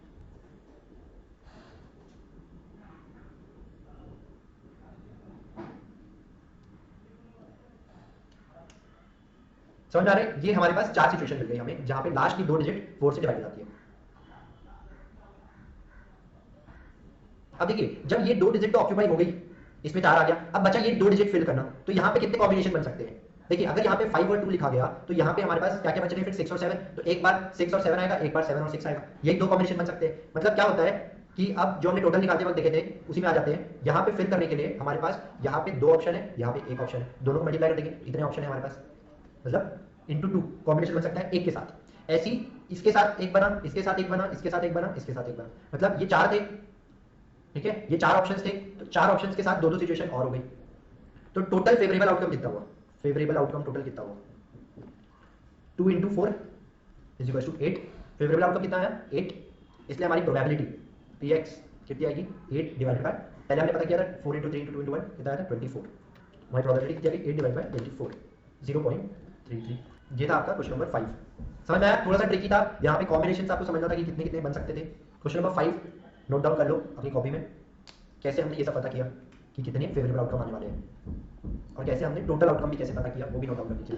4 into 3 into 2 into 1 with meaning समझिए, पूरा प्रैक्टिकली समझिए कि अगर पहली जगह में अगर 4 डिजिट 4 ऑप्शन है हमारे पास, दूसरे वाले में हमारे पास बचा ही नहीं है, एक तो ऑलरेडी फर्स्ट प्लेस पे यूज हो चुका है, तो 3 ही ऑप्शन बचे हैं, तो वहाँ पे 3 ही आ सकते हैं। इस तरीके से हमने सबके ऑप्शन देखे, उसमें सबको मल्टीप्लाई कर दिया, तो इतनी सिचुएशंस निकल जाती है। अच्छा इतनी सिचुएशंस हो सकती है। फिर फेवरेबल वाले में हमने ट्रिक से गए कि लास्ट का 2 डिजिट अगर 4 से डिवाइड हो जाता है तो भाई अगर लास्ट का 2 हो रहा है तो पूरी सीरीज भी 4 से डिवाइड हो जाएगी, मतलब पूरा नंबर भी। तो उसके लिए हमने 2 डिजिट अगर रिजर्व हो गई, 2 डिजिट बचा हमारे पास 2 डिजिट के ऑप्शन, तो उसमें या एक बार फर्स्ट वाली प्लेस में हमारे पास 2 ऑप्शन है, फिर जो सेकंड वाली प्लेस में आता है हमारे पास ऑप्शन ही नहीं बचा, एक ही जो बचा है वही लिखना पड़ेगा। इसलिए हमने क्या किया कि हर एक जो हमारे पास 4 से डिवाइड होने वाला नंबर था उसके लिए 2 ऑप्शन थे हमारे पास। तो हमारे पास 4 से डिवाइड वाले नंबर कितने थे? 4। तो हर 4 के लिए 2 ऑप्शन, तो टोटल कितने हो गए? 8। क्लियर है? आगे बढ़ूं मैं, क्वेश्चन नंबर 6 पे आते हैं। यहाँ पे आप सीख रहे हो कि कैसे आपको पूरे एक एक जो टोटल नंबर्स निकालने होते हैं वो हर क्वेश्चन में अलग वैरायटी है। यहाँ पे देखिए, यहाँ पे निकालने का तरीका क्या था, स्पेस एक एक भरते जा रही थी, उसका एक अलग तरीका था निकालने का। यहाँ तो हमने डायरेक्टली निकाल लिए देख के, क्योंकि हमें पता था स्पेस वगैरह ये सब में कितने क्या होते हैं। ठीक है, यहाँ पे हमने डाइस वाले में सीखा था कि हम डाइस का हमें टोटल आउटकम निकालने के लिए उसका स्क्वायर कर देते थे, जितने बार डाइस जितने डाइस थ्रो हो रहे हैं उतना मल्टीप्लाई कर दे रहे हैं। ठीक है, यहाँ पे भी देखिए वही फॉर्मूला था, आपको यूज हुआ था। यहाँ पे देखिए दो डाइस जो थ्रो कर रहे थे, तो फर्स्ट डाइस थ्रो करते तो हमारे पास 6 ऑप्शंस थे मल्टीप्लाई। सेकंड डाइस में ऐसा तो है कि एक डाइस में अगर आ चुका है तो यहाँ पे आ ही नहीं सकता, यहाँ पे अगेन हमारे पास 6 ऑप्शन है, 6 में से कोई सा भी आ सकता है, इसलिए ये 6 × 6 हुआ था। अगर ये 3 डाइस होते तो इंटू 6 हो जाता, क्योंकि यहाँ पे हमें ऑप्शंस देखने, यहाँ पे ऑप्शंस कितने हमारे पास? 6 के 6 ऑप्शंस है। और जो अभी क्वेश्चन वाला था उसमें 4 नंबर में से अगर एक यूज हो चुका है तो अब रिपीट नहीं करना है उस नंबर को, इसलिए हमारे पास ऑप्शन क्या है, यहाँ पे कम हो गए थे, 3 हो गए थे, 4 के बाद 3 आ गए थे सीधा, 4 के बाद सीधा 3 ऑप्शंस बचे थे, फिर उसके बाद 2 ऑप्शन बचे थे, फिर उसके बाद 1 ऑप्शन बचा था। क्लियर है? समझ में आया कैसे ये मल्टीप्लाई में टोटल आउटकम कैसे हम निकालते हैं? क्वेश्चन नंबर 6 में आते हैं। क्वेश्चन नंबर 6 क्या बोलता है, देखिए, a committee of 7 members is to be form. 7 member की कमेटी बननी है, उसमें से किन लोगों में से कमेटी बननी है? 8 जेंटलमैन है और 5 लेडीज है। ठीक है, 8 जेंटलमैन है और 5 लेडीज है, इनमें से हमें क्या बनाना है? 7 मेंबर की कमेटी बनानी है। तो हमें बताना है कि बताओ क्या प्रोबेबिलिटी होगी कि उस कमेटी में 2 लेडीज रहे या फिर एटलीस्ट 2 लेडीज रहे। ठीक है, हमें बतानी है क्या प्रोबेबिलिटी है कि 2 लेडीज कमेटी में आए या फिर एटलीस्ट 2 लेडीज कमेटी में आए। देखिए, एक कमेटी बनने वाली है जिसमें कि लेडी और जेंट्स 2 रहने वाले हैं, दोनों की मिलकर क्या बनेगी? एक कमेटी। इस कमेटी में कितने मेंबर रहेंगे? 7 मेंबर। अब लेडीज कितनी है? 5 और जेंटलमैन 8। ये हमारे पास 5 है, ये हमारे पास 8। टोटल कितने लोग हैं हमारे पास? 8 + 5 13 पीपल है। टोटल कितने हैं? 30। उसमें से 13 में से सिर्फ 7 की कमेटी बनने वाली है। और हमें क्या बताना है? हमें बताना है कि प्रोबेबिलिटी ऑफ 2 लेडीज और probability of more than 2, at least 2 मतलब 2 एंड अबव। तो 2 एंड अबव में क्या क्या हो जाएगा? 2 3 4 5, तो मतलब 2 lady plus 3 lady plus 4 lady plus 5 lady, इतनी सिचुएशन बनेगी हमारे पास। ठीक है, अभी हम कमेटी में चल रहे हैं। देखिए, 5 लेडीज है हमारे पास, 8 जेंटलमैन है। 5 लेडीज 1 जेंटलमैन। हमें पहले प्रोबेबिलिटी का एक क्वेश्चन ये है, फर्स्ट क्वेश्चन, और सेकंड क्वेश्चन ये है। अब ये तो हमें समझ में आ गया। अब हमें क्या चाहिए रहता है प्रोबेबिलिटी निकालने के लिए? 2 लेडीज निकालना है, तो क्या प्रोबेबिलिटी रहेगी? ऐसी कितनी सिचुएशन है जहां पे 2 लेडीज आ सकती है, और फिर टोटल कितनी सिचुएशन हो सकती है? ठीक है, 7 मेंबर है, तो 7 मेंबर में ऐसे हो सकता है कि एक लेडी आए, और पहले तो देखो अगर एक भी लेडी ना है, 7 के 7 जेंट्स हो जाए, ऐसा हो सकता है। एक लेडी आए और हमारे पास यहाँ पे कितने होंगे? यहाँ पे अगर एक लेडी है तो 7 की टीम पे 6 जेंट्स आ जाए। ठीक है, उसके बाद अगर यहाँ पे 2 लेडी आए और यहाँ पे कितने आएंगे? फिर अगर जेंट्स होंगे तो यहाँ पे जेंट्स आ सकते हैं आपके पास 5। इस तरीके से ये पूरी टीम बन रही है। अब ये जो टीम बनती जाएगी, अब इस टीम में तो क्या हो रहा है कि अब इस एक में भी क्या हो रहा है कि 5 लेडी है, तो 5 में से कौन सी एक? समझ आ रहा है? अभी इस एक में भी हमारे पास 5 ऑप्शन है, lady 1, lady 2, lady 3, lady 4, lady 5। अब इन सब में से कौन सी वाली लेडी इस एक में आएगी? अब इस 2 में भी हमारे पास ऐसे 5 ऑप्शन है। अब इसमें 5 क्यों? यहाँ पे 10 ऑप्शन है, 2 लेडी आनी थी, एक लेडी के लिए 5, फिर दूसरी लेडी के लिए 5। इस तरीके से देखिए ये बहुत ही कमर्सम होते जा रहा है। अब इसमें हमें पता करना बहुत ही मुश्किल होते जा रहा है कि सिचुएशन कितनी होगी, इसको हम देख के नहीं बता पा रहे हैं डायरेक्टली। तो अब यहाँ पे आपको यूज करना पड़ेगा क्या? कॉम्बिनेशन। आप अब यहाँ पे क्या यूज करेंगे? कॉम्बिनेशन। अब देखिए कॉम्बिनेशन का यूज कैसे होगा। देखिए 2 लेडीज, तो फेवरेबल आउटकम क्या है हमारे लिए? फेवरेबल आउटकम और total outcome divided by total outcome. देखिए टोटल 13 पीपल है, उसमें से कितने चूज करना है? 7। टोटल इतनी सिचुएशन बन सकती है आपके पास, क्योंकि टोटल आपके पास कितने हैं? 13 पीपल है, और कितने सिलेक्ट करने हैं? सिर्फ 7। ठीक है, इतनी सिचुएशन बन सकती है। अब हम देखते हैं कि फेवरेबल कितने हो सकते हैं। तो फेवरेबल में हमारे को 2 लेडी चाहिए, कितने में से? 5 में से। तो 5 में से 2 लेडी चूज करने का कॉम्बिनेशन कितना होता है? अब जब ये हो रहा होगा 2 लेडी का सिचुएशन, तो अभी हमने देखा था कि जब चार्ट में जब 2 लेडी होगा तो यहाँ पे भी तो आपके पास 7 की टीम है ना, तो 7 की टीम में यहाँ पे कितने लोग हो जाएंगे? 5 जेंटलमैन को होना पड़ेगा यहाँ पे। तो उन 5 में से भी तो चूज करना पड़ेगा, कितने में से चूज करेंगे उनको हम चूज करें 8 में से कौन 5 आएंगे। तो उसको अगर हमें देखना है तो उसके लिए कितनी सिचुएशन बन जाएगी? 8 में से कौन 5 आएगा, ये सिचुएशन बन रही है हमारे पास। 8 में से कौन 5 आएगा और 5 में से कौन 2 लेडी आएंगी इस टीम में, इतने कॉम्बिनेशन बन गए। और टोटल कितना है, 13 में से कौन 7 लोग आएंगे, टोटल 13 लोग थे तो 13 लोग में से कौन 7 लोग आएंगे। समझ आप कॉम्बिनेशन का यूज क्यों कर रहे हैं यहाँ पे, ध्यान दीजिए, क्योंकि आपको क्या हो रहा था यहाँ पे आप अब जैसे 5 लेडी भी है तो 5 लेडी में कौन सी लेडी आने वाली है, 5 में से कौन सी, हर एक अलग अलग आइडेंटिटी है यहाँ पे, हर लेडी एक अलग आइडेंटिटी, तो उनमें से किसी एक को ले रहे हैं तो वो एक सिचुएशन बन गई, फिर दूसरी लेडी को ले रहे हैं तो वो दूसरी सिचुएशन बन गई। यहाँ पे क्या होता है कि बहुत सारी सिचुएशन हो रही है हमारे पास, इसलिए हमने किसको यूज किया, कॉम्बिनेशन को यूज किया। कॉम्बिनेशन हमें सिलेक्शन करने में मदद करता है, हमें वेज बताता है कि कितने वेज हो सकते हैं जिसमें कि ये नंबर्स डिवाइड होंगे, मतलब ये लेडीज अगर कॉम्बिनेशंस बनेंगे हमारे पास, तो कॉम्बिनेशंस कितने बनेंगे हमें पता चल गया। अब डायरेक्टली हम इसे सॉल्व कर लेते हैं। सॉल्व करने के लिए मैंने आपको सिखाया था क्या होता है 5c2 को कैसे सॉल्व करते हैं, 5 into 4 into 3 into 2 into 1 divided bye 5 क्या फॉर्मूला था, n factorial divided by r factorial multiply by n minus r factorial. ठीक है, इसको हम ऐसे भी डिनोट करते हैं n factorial divided by r factorial into n minus r factorial, इस तरीके से भी डिनोट किया जा सकता है, ये दोनों सेम है। ठीक है, आप देखिए यहाँ पे n फैक्टोरियल तो हमने ले लिया, ये n है ये r है, ठीक है, ये n होता है ये r होता है, तो अब n क्या है 5, तो ये 5 फैक्टोरियल हमने कर लिया, divide by r factorial, r कितना है 2, तो 2 इंटू 1, फिर मल्टीप्लाई बाय, यहाँ पे मल्टीप्लाई है तो n माइनस r फैक्टोरियल, तो n कितना 5 माइनस 2 तो 3 फैक्टोरियल, 3 इंटू 2 इंटू 1 इंटू, ठीक है। नेक्स्ट कंप्यूट करते हैं 8c5, तो क्या आएगा 8 इंटू 7 इंटू 6 इंटू 5। अब मैं यहाँ इसलिए रुक गया क्योंकि यहाँ पे ये 5 फैक्टोरियल यहाँ पे आने वाला है, अब ये 5 फैक्टोरियल लिख सकता हूँ, फिर r कितना है 5 factorial into 8 minus 5, 8 minus 5 is 3, तो यहाँ पे 3 इंटू 2 इंटू 1, ये 5 फैक्टोरियल कैंसिल हो गया, ये 3 2 1 ये तीनों कैंसिल हो गए, यहाँ से 2 से ये 2 बन गया, यहाँ पे भी देखिए यहाँ पे ये 2 से 3 हो गया और ये 3 कैंसिल, ये ऊपर का पूरा सॉल्व हो गया हमारा। कितना आया 5 into 2 into 8 into 7, 5 into 2 into 8 into 7, यह आ गया 560। कितना आ गया ये आपका 560, ऊपर का आंसर आ गया है 560। अब नीचे का आंसर बस चाहिए, नीचे का आंसर देखिए 13 into 12 into 11 into 10 into 9 into 8 into 7 factorial, और अब यहाँ पे हमारा इसके नीचे 7 फैक्टोरियल इंटू 13 माइनस 7 फैक्टोरियल, तो 13 माइनस 7 इज 6 फैक्टोरियल, तो 6 into 5 into 4 into 3 into 2 into 1, 7 factorial cancel. ठीक है, अब इसकी कटिंग देखते हैं, ये एक स्टेप चल रहा है पूरा, देखिए अब इसकी कटिंग में क्या हो रहा है, देखिए ये हो गया हमारा 5 2 ज़ा और ये 2 2 कैंसिल, उसके बाद हमारे पास है, उसके बाद क्या है ये 4 2 ज़ा, ये भी कैंसिल हो गया, 3 3 ज़ा, ठीक है, ये 6 2 ज़ा, नीचे के सब कैंसिल हो गए, ऊपर क्या बचा हमारे पास 13 इंटू 2 इंटू 11 इंटू 3 इंटू 2, कितना आया 1716। ठीक है, कितनी प्रोबेबिलिटी आई 560 डिवाइड बाय 1716.326, यहाँ गई आपकी प्रोबेबिलिटी। ये जो आपने अभी सॉल्व किया ये क्या था, 7 मेंबर की कमेटी हम बना रहे थे, उसमें से 2 लेडी आए, उसकी प्रोबेबिलिटी अभी आपने निकाला है। ये समझ में आ रहा है कैसे इसको कैंसिलेशन करना है, कैसे निकालना है आंसर, नोट डाउन कर लो। अब आते हैं सेकंड क्वेश्चन पे।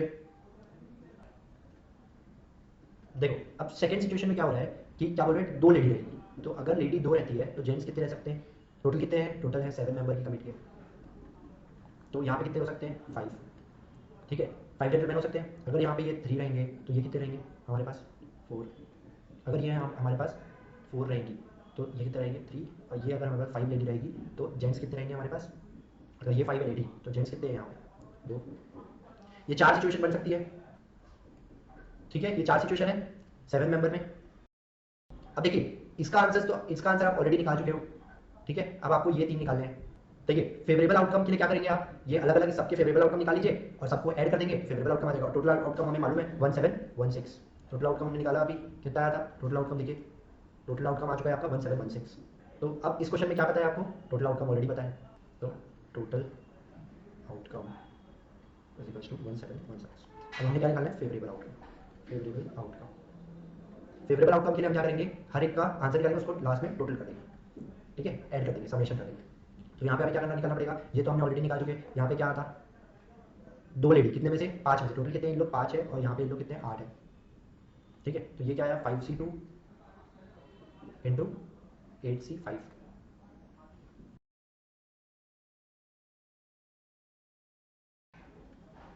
इस तरीके से आप टेबल ड्रॉ कर लीजिए, आसानी जाएगी आपको।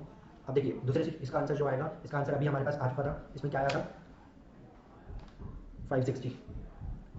ऐसे आपको लाइन से सबका निकालना है, यहाँ पे टोटल करना है। नेक्स्ट है आपका, देखिए यहाँ पे क्या आएगा 5C3 5C4 5C5 multiply 8C4 8C3 8C2। जो आंसर आएगा इसका आपको टोटल चाहिए, यहाँ पे आपको टोटल आएगा। ये टोटल आपका फिगर जो है ये क्या होगा आपका फेवरेबल आउटकम। कैलकुलेट करिए, ये पूरा कैलकुलेट करिए, फाइनल आंसर आएगा यहाँ पे आपका 1568 1568। मैंने अभी आपको सिखाया 560 कैसे निकाले हमने। देखिए 560 कैसे निकाला था, ये निकाले थे इस तरीके से, ये अपर वाला पार्ट 560 निकालने के लिए इससे क्या आया था 560 आया था ये अपर पार्ट से, फिर ये लोअर पार्ट अलग था। इसके लिए क्या फॉर्मूला था NCR का, NCR is equal to n factorial divide by r factorial into n minus r factorial. इस तरीके से निकाले थे हमने बेस, वही यहाँ पे यूज करना है आपको। चलिए कंप्यूट करिए, इसको हम प्रोबेबिलिटी बी नाम दे देते हैं पूरे को। तो प्रोबेबिलिटी बी कितना हुआ हमारा 1568 डिवाइडेड बाय 1716 कितना है 1568 डिवाइडेड बाय 1716 इज 0.913 914.91। ये आपका फाइनल आंसर मिल गया आपको।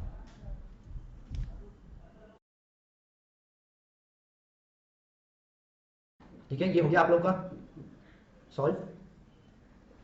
अब देखिए ये पूरा था आज जो हमने पूरा अभी तक पढ़ा, इसमें हमने क्या कि सबसे पहले कॉइन्स की सिचुएशंस देख लिए, डाइस के सिचुएशंस देख लिए, स्पेड्स डेक ऑफ कार्ड्स का देख लिए। अब उसके जो भी क्वेश्चन आएंगे अब आपसे बन जाएंगे इन तीनों के, और प्लस जेंटलमैन और वुमेन का हमने कैसे कॉम्बिनेशन बनाने, क्यों इसमें कॉम्बिनेशन का यूज हुआ सिलेक्शन करने के लिए, क्योंकि इंडिविजुअल आइडेंटिटी थे सब, तो अलग अलग सिलेक्शन हो रहे थे, इसलिए हमने कॉम्बिनेशन का यूज किया। यहाँ पे हमने क्या यूज किया था, इसके बीच में हमने एक क्वेश्चन किया था नंबर्स वाला, तो नंबर्स वाले क्वेश्चन में हमने क्या सीखा कि हर एक प्लेसेस के लिए कितने ऑप्शंस होते हैं, फिर उस ऑप्शंस जितने रहेंगे उससे मल्टीप्लाई होते जाता है, तो हमारा टोटल आउटकम निकलता है। टोटल आउटकम निकालने के जितने तरीके होते थे सब आपने सीख लिए, यही सब चीजें आपको प्रोबेबिलिटी चैप्टर में यूज होती है। ये जो आज का टॉपिक था वो बहुत ज्यादा ही इंपॉर्टेंट था प्रोबेबिलिटी में, क्योंकि ये बेसिक्स है आपके। तो आज हमने अभी तक क्या कवर कर लिया है, इंडिविजुअल प्रोबेबिलिटी में हमने जस्ट अभी इस एक डेफिनेशन को बस कंप्लीट किया, इस डेफिनेशन को कंप्लीट कर दिया। प्रायर डेफिनेशन क्या थी, prior definition favourable outcome upon total outcome. जब मैं चार्ट बना रहा था तब आप लोग ये तो इतना घटिया सा फॉर्मूला था, पर अब पता चला इसका लेवल कहाँ कहाँ तक काम आता है। आपको ये बहुत इजी सा लग रहा था कि अरे इसमें क्या है, इसके क्या क्वेश्चन आएंगे, बट इसके क्वेश्चन आपने देखे किस लेवल तक जाते हैं। जो आपने ये सब अभी सॉल्व किया, ये सब सारे क्वेश्चन उसी कैटेगरी के थे, सब में सिर्फ एक ही फॉर्मूला यूज हुआ है, आपने नोटिस किया तो सब में सिर्फ और सिर्फ एक फॉर्मूला यूज हुआ है सारे क्वेश्चन में। क्या क्या यूज हुआ, favourable outcome upon total outcome. हमें मतलब इस चैप्टर में मेहनत, इस पर्टिकुलर इस टॉपिक में जो प्रायर डेफिनेशन है, इसमें मेहनत किस चीज पे करनी है, उस फेवरेबल आउटकम को पता करने में और टोटल आउटकम को पता करने में, कि भाई इतने इसके सिचुएशन कितने सारे हो सकते हैं, क्या क्या हो सकते हैं, कितने हो सकते हैं। इनफैक्ट हमें बस इतना पता करना था कि टोटल कितने हो सकते हैं। तो उसके अलग अलग तरीके थे, वो सारे अलग अलग तरीके अलग अलग सिचुएशन में हमने रख के देखे, कौन सी सिचुएशन में कौन सा तरीका यूज करना चाहिए, कौन सा तरीका यूज नहीं करना चाहिए, या हमने क्या है बाइफरकेट करना आ गया है। क्लियर है। देखिए जो आपका क्वेश्चन नंबर 6 तक हो गया, अब क्वेश्चन नंबर जो 7 है, क्वेश्चन नंबर 7 आएगा। क्वेश्चन नंबर 7 में जस्ट आपको डाटा पूरा दिया हुआ है, आपको जस्ट इसमें फेवरेबल आउटकम जो पूछा होगा वो डिवाइड बाय टोटल आउटकम कितने हैं वो देखना रहेगा, और आपको डायरेक्टली आंसर निकालना है। बहुत ईजी सा क्वेश्चन है, ये आपके लिए होमवर्क है। Question number 7 is homework. ठीक है, अब हमारे चार्ट में हम आगे बढ़ते हैं।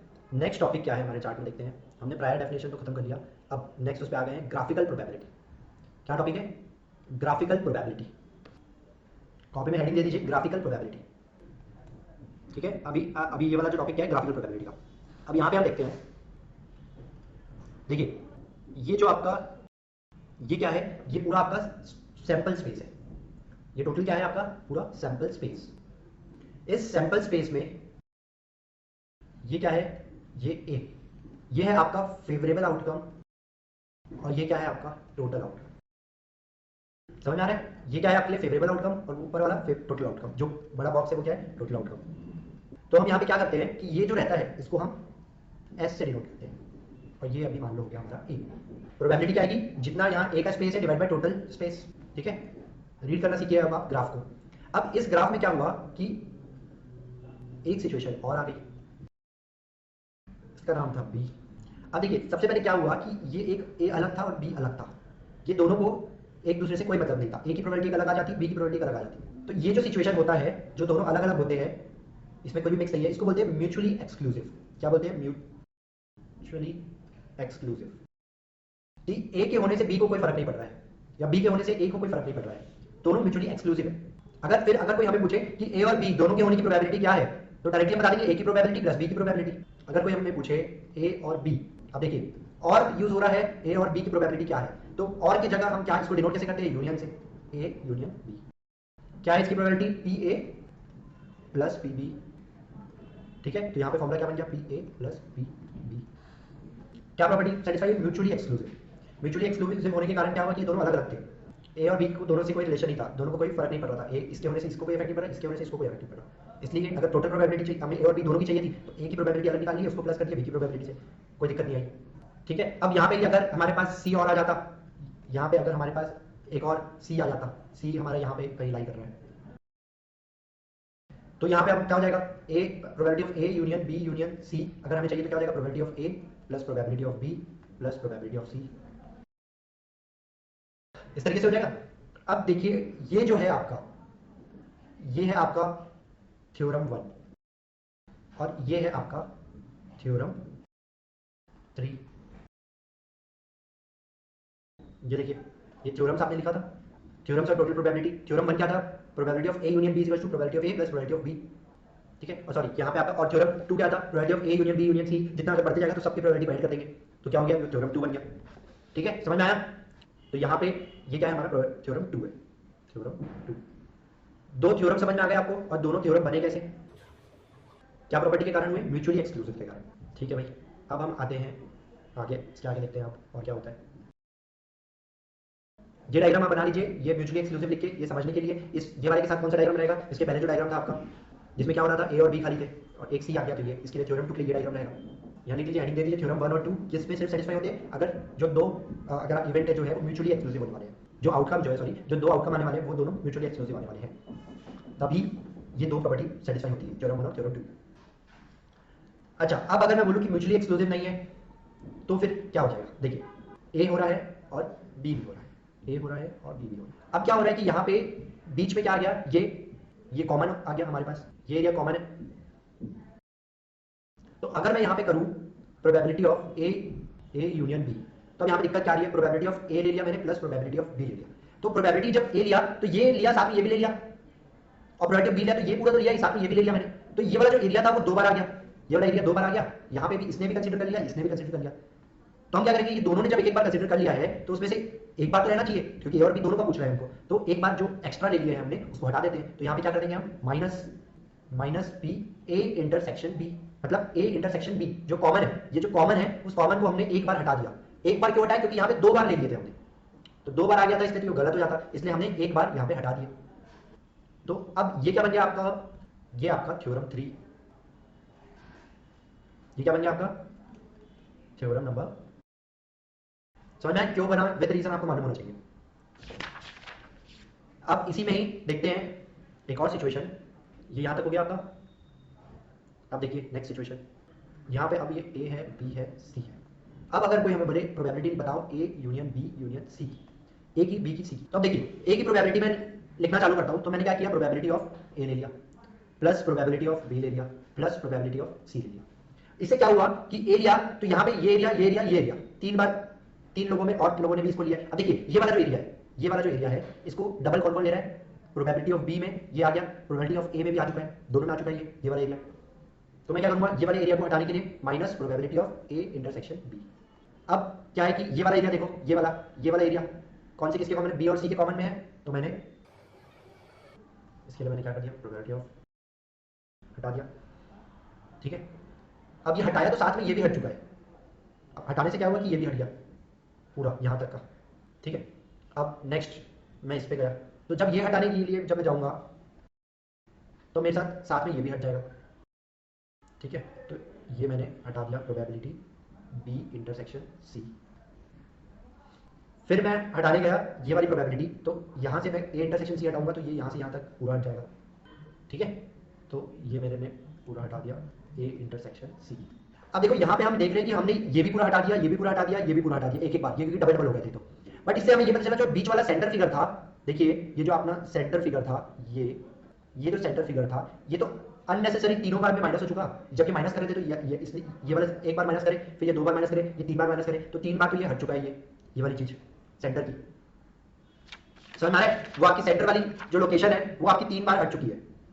3 बार हट गई मतलब ये 3 बार ही तो कॉमन आ रहा था ए बी सी, तो 3 बार में इसके साथ साथ में आया था ये, तो तीनों बार तो हमने हटा दिया, तो अब तो ये बचा ही नहीं।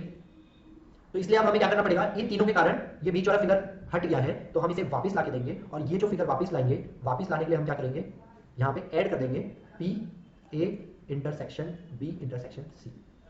अगर आपको विजिबल नहीं हो पा रहा है व्हाइट में, तो इसको ब्लैक में लिख देता हूँ, P A intersection B intersection C.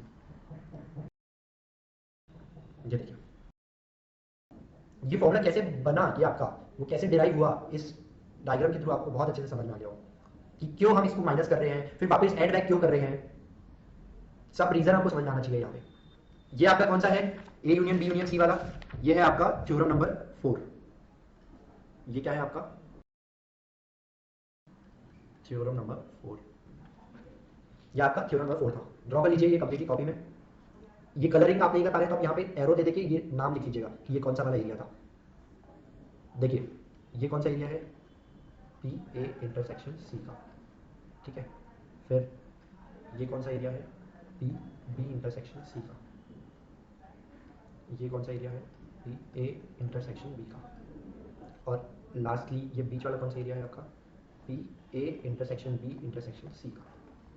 Arrow देख लीजिए, ये सारे एरियाज थे जिसके कारण आपको ये एडजस्टमेंट करने पड़े, बीच के सब ओवरलैप हो रहे थे, तो ये ओवरलैपिंग हमने हटाया है। ये इतने एडजस्टमेंट करके हमने क्या किया है, कुल मिला के ओवरलैपिंग ही हटाया है। ये पूरा का पूरा हमने यूज़ किया टू रिमूव ओवरलैपिंग।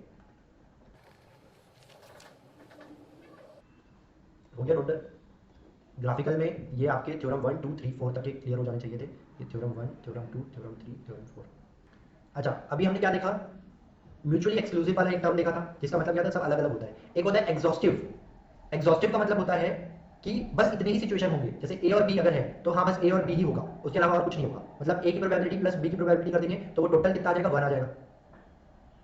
मतलब ए और बी कंप्लीट है, उसके अलावा और कोई सिचुएशन हो ही नहीं सकती, तो वो क्या कहलाता है, एग्जॉस्टिव,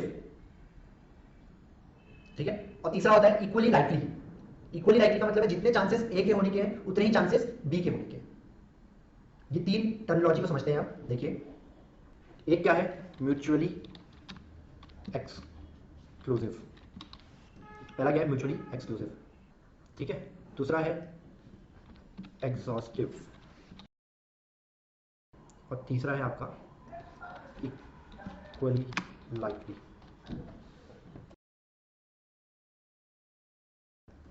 अब म्यूचुअली एक्सक्लूसिव का मतलब क्या हुआ कि प्रोबेबिलिटी, जो अगर हमें प्रोबेबिलिटी अगर निकालनी है ए यूनियन बी की, तो वो क्या बोला जाता है, probability of A plus probability of B होता है।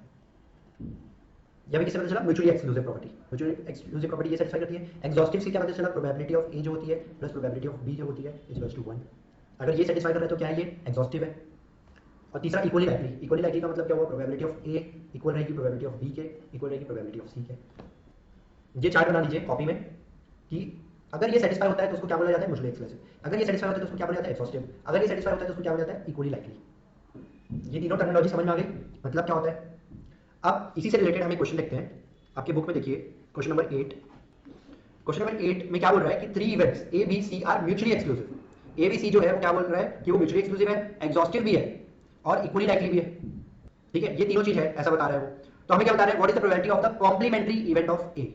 कॉम्प्लीमेंट्री इवेंट ऑफ ए, फिर से ये एक नई टर्मिनोलॉजी आ गई आपके लिए। कॉम्प्लीमेंट्री इवेंट ऑफ ए क्या होता है, देखिए कुछ नहीं है, बहुत ईजी है। कॉम्प्लीमेंट्री इवेंट ऑफ ए मतलब क्या होता है कि ए के अलावा वाली जो प्रोबेबिलिटी है, मतलब इसको डिनोट करते हैं ए डैश से। ए डैश का मतलब क्या होता है, 1 माइनस प्रोबेबिलिटी ऑफ, ये क्या है, कॉम्प्लीमेंट्री, कॉम्प्लीमेंट्री ऑफ ए। समझ में आ रहा है, ये क्या है, complementary of A. A dash क्या होता है, 1 minus probability of A. 1 total होती है, टोटल में से ए की प्रोबेबिलिटी को हटा दो तो क्या बन जाता है, कॉम्प्लीमेंट्री प्रोबेबिलिटी। ए डैश कि ए के ना होने की प्रोबेबिलिटी कितनी होगी, इसको आप कैसे बोल सकते हैं, ए के ना होने की कितनी प्रोबेबिलिटी होगी। ए के होने की प्रोबेबिलिटी तो पी ए बताता है, पी ए के ना होने की प्रोबेबिलिटी पी ए डैश बताएगा। क्लियर हुआ, टर्मिनोलॉजी क्लियर हो गई। अब हमारे क्वेश्चन में क्या हुआ था, ए बी और सी तीनों, ये तीनों प्रॉपर्टी सेटिस्फाई कर रहे हैं, म्यूचुअली एक्सक्लूसिव, एग्जॉस्टिव और इक्वली लाइकली। तो हमें प्रोबेबिलिटी पी ए डैश की बतानी है, समझ में आ रहा है। तो अब पहले हम देखिए हमारा जो क्वेश्चन है, ए बी और सी, ए और बी सी तीनों प्रॉपर्टी को सेटिस्फाई कर रहे हैं। पहली प्रॉपर्टी सेटिस्फाई कर रहे हैं म्यूचुअली एक्सक्लूसिव वाली, उससे हमें क्या पता चला, probability of A union B is equals to probability of A plus probability of B plus probability of C. ये किससे पता चला, म्यूचुअली एक्सक्लूसिव के कारण। म्यूचुअली एक्सक्लूसिव, अच्छा, दूसरा एग्जॉस्टिव। एग्जॉस्टिव से हमें क्या पता चला? एग्जॉस्टिव से हमें ये पता चला कि probability of A plus probability of B plus probability of C is equal to 1। ठीक है, और तीसरी बात क्या थी? Equally likely. इक्वली लाइकली, इससे हमें क्या पता चला? Probability of A is equal to probability of B is equal to probability of C. ये तीन प्रॉपर्टी हमें क्वेश्चन में दी थी, ये तीन प्रॉपर्टी सेटिस्फाई कर रहा है ए, बी और सी। तो उससे हमें पता चला ये तीन सिचुएशन हो सकते हैं। अगर ये सेटिस्फाई कर रहा है मतलब ये होता है ए और बी और सी का टोटल करें तो ए यूनियन बी कहलाता है। इससे हमें ये पता चला कि वो वन, ए बी और सी वो वन होता है। और इक्वली लाइकली से हमें पता चला कि ये सारा सेम होते हैं, A equal to B equal to C होता है। तो देखिए, अगर मैं इसको एक वेरिएबल दे देता हूँ कि प्रोबेबिलिटी ऑफ ए, बी और सी तीनों सेम है ना, तो ये के होता होगा। क्या नाम देखिए इसको? के। अब इस के को मैं अगर इस इक्वेशन में पुट करूँ, इस इक्वेशन में पुट करूँ तो क्या हो जाएगा? के प्लस के इज इक्वल टू 1। ठीक है, तो ये कितना बन गया? 3k is equal to 1। तो के कितनी प्रोबेबिलिटी कितनी आई? 1/3। तो इससे मेरे को क्या पता चल गया कि के 1/3 है, मतलब ये भी 1/3 है, ये भी 1/3 है, ये भी 1/3 है। इससे हमें क्या मिल गया? पी ए कितना होता है? 1/3। अब हमें क्या पता करना है? P A dash, P A dash. तो पी ए डैश का फॉर्मूला क्या होता है? 1 माइनस पी ए। तो 1 माइनस 1/3, तो ये कितना आया? 3 माइनस 1, 2/3। इस तरीके से आपको कंप्यूटेशन करना रहेगा क्वेश्चन नंबर 8। ये क्या था आपका? Question number 8। तो अभी तक हमने क्या क्या कंप्लीट कर लिया? एक तो हमने 4 थ्योरम देख लिए, प्लस हमने ग्राफिकल मेथड पूरा कंप्लीटली समझ लिए कि ग्राफिकल मेथड आखिर होता कैसे, कैसे हम इसे समझते हैं ग्राफ्स के थ्रू। उसके बाद हमने 3 टर्मिनोलॉजी देखी, उसकी 3 प्रॉपर्टी देखी कि म्यूचुअली एक्सक्लूसिव का क्या प्रॉपर्टी है, एग्जॉस्टिव की क्या प्रॉपर्टी है और इक्वली लाइकली की क्या प्रॉपर्टी है। उससे रिलेटेड हमने एक क्वेश्चन सॉल्व किया। अब देखिए, हमारे 6 थ्योरम थे, 6 में से हमने 4 थ्योरम कंप्लीट कर लिए। देखिए, theorem 1 A union B is equal to P A plus P B. कौन सी सिचुएशन में होता है? ये सिर्फ और सिर्फ म्यूचुअली एक्सक्लूसिव वाली सिचुएशन में होता है। ये दोनों थ्योरम कब एप्लीकेबल होते हैं? In case of mutually exclusive. ठीक है, थ्योरम 1 और 2, P A union B is P A plus P B and P A one union A two union till A n union करेंगे तो P A one plus P A two till P A n. ये दोनों mutually exclusive के case में होते हैं, theorem 1 और theorem 2। उसके बाद हमने थ्योरम 3 देखा, डायग्राम के थ्रू हमने समझा था। ठीक है, जो इंटरसेक्शन जो ये डबल रिपीट हो जाती थी तो इसलिए इसको हमने माइनस कर दिया, इंटरसेक्शन वाला एरिया। यहाँ पे इंटरसेक्शन वाला एरिया तीनों माइनस करे, माइनस करने से पता चला कि जो बीच का जो सेंटर वाला इंटरसेक्शन वाला एरिया था वो टोटली 3 बार माइनस हो गया। मतलब यहाँ पे जो 3 बार कॉमन ले लिए थे वो तीनों बार में पूरा ही माइनस हो गया, थोड़ा सा भी एरिया नहीं बचा। तो अब उसको एरिया को वापस लाने के लिए हम इसको ऐड कर दिए, A intersection B intersection C add कर दिए, तो ये थ्योरम 4 बन गया आपका। अब हम आखिरी टॉपिक पे आते हैं, थ्योरम 5 एंड 6, जो कि है कंडीशनल प्रोबेबिलिटी के ऊपर बेस्ड। किसके ऊपर बेस्ड है? Conditional probability. कंडीशनल प्रोबेबिलिटी देखिए, थ्योरम 5 एंड थ्योरम 6। अब इसमें हो क्या रहा है कि पी ए इंटरसेक्शन बी निकालना है हमें, पर यहाँ पे क्या हो रहा है कि ए और बी जो है वो एक अलग अलग इवेंट हो रहे हैं, पर किसी एक इवेंट के होने से दूसरा इवेंट डिपेंड हो रहा है। क्या क्या हो रहा है यहाँ पे? देखो, कंडीशनल मतलब हुआ क्या? इसमें हुआ ये कि पहले एक इवेंट हुआ ए, पहले एक इवेंट हुआ ए और उस पर डिपेंड था दूसरा इवेंट जो हुआ बी। किस पे डिपेंड था? ए पे।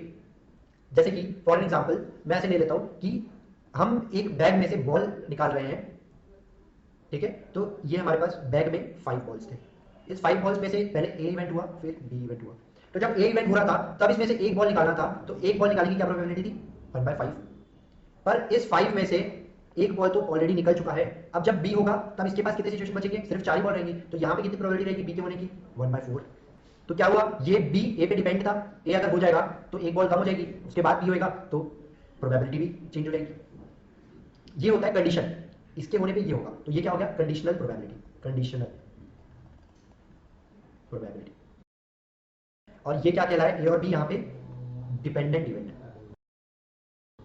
कौन किस पे डिपेंडेंट है? B is dependent on A.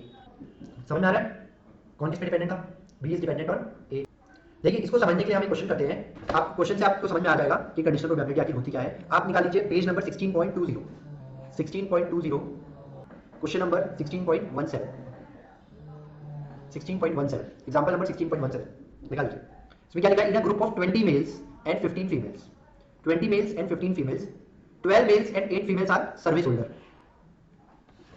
What is the probability that a person selected at random from a group is a service holder given that selected person is a male? अब देखिए क्या बोल रहा है क्वेश्चन, समझने की कोशिश करते हैं।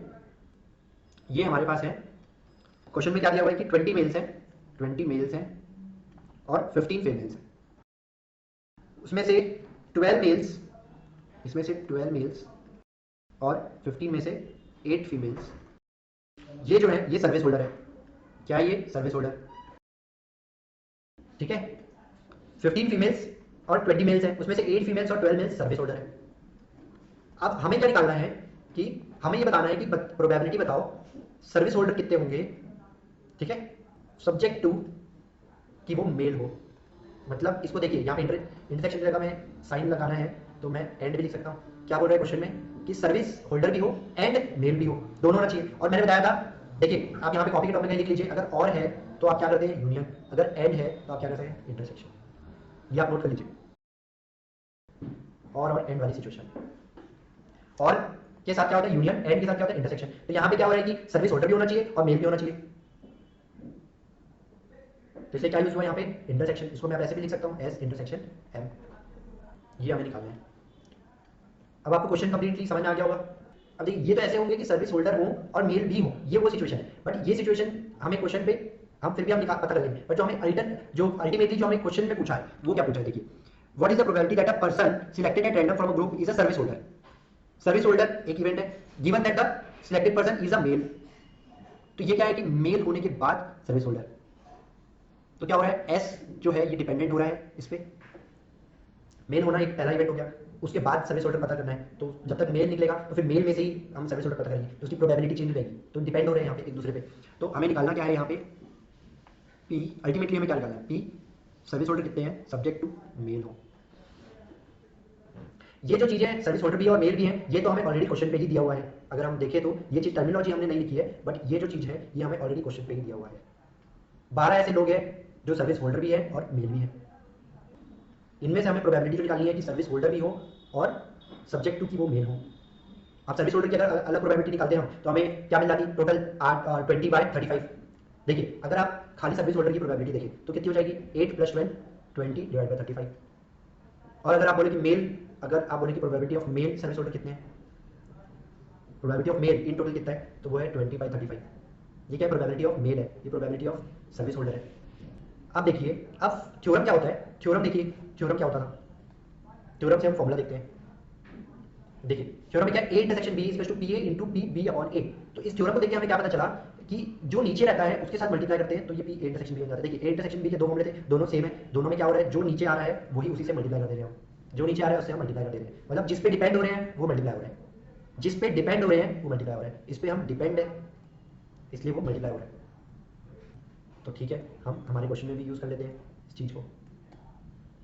ये देखिए हमारे क्वेश्चन में क्या है, आप देखिए P S intersection M is equals to, यहाँ पे पी एक आने वाला है, ठीक है। उसके बाद हम क्या करते हैं, अगला क्या होता है multiply by P S divide by M, जो हमें क्वेश्चन में दिया हुआ है। यहाँ पे क्या है एम, तो यहाँ पे भी एम आ जाएगा आपका। तो देखिए ये हमें पता है ये कितनी है प्रोबेबिलिटी 12 है, 12 बाय टोटल कितने सिचुएशन है 35। तो ये हमें पता है कि ये 12/35 है। मेल का भी हमें पता है कि ये 20/35 है। तो इससे हमें ये पता चल जाएगा एस अपॉन एम कितना है। पता कीजिए कितना ही है, probability of S divide by M. देखिए ये जब इधर जाएगा तो मल्टीप्लाई होकर डिवाइड में आ जाएगा, तो ये कैंसिल हो गया। क्या हुआ 12/20, 12/20 कितना है प्रोबेबिलिटी कि एस हो सब्जेक्ट टू वो मेल हो, उसकी प्रोबेबिलिटी है 0.6। अब देखिए आप बोलेंगे कि मेल है और सर्विस होल्डर, ये तो यहाँ पे भी आ गया था 12/35। बट अब समझिए बात को कि कंडीशनल प्रोबेबिलिटी क्यों बनी, क्योंकि पहले एक इवेंट हुआ जिसमें कि क्या हुआ कि हमने 35 लोगों में से मेल को चूज कर लिया, ठीक है। ये एक इवेंट हो चुका है एक, उसके बाद सेकंड इवेंट हुआ। फिर सेकंड इवेंट में क्या हुआ कि उस 20 मेल में से हमने सर्विस होल्डर को चूज किया, तो वो निकले 12।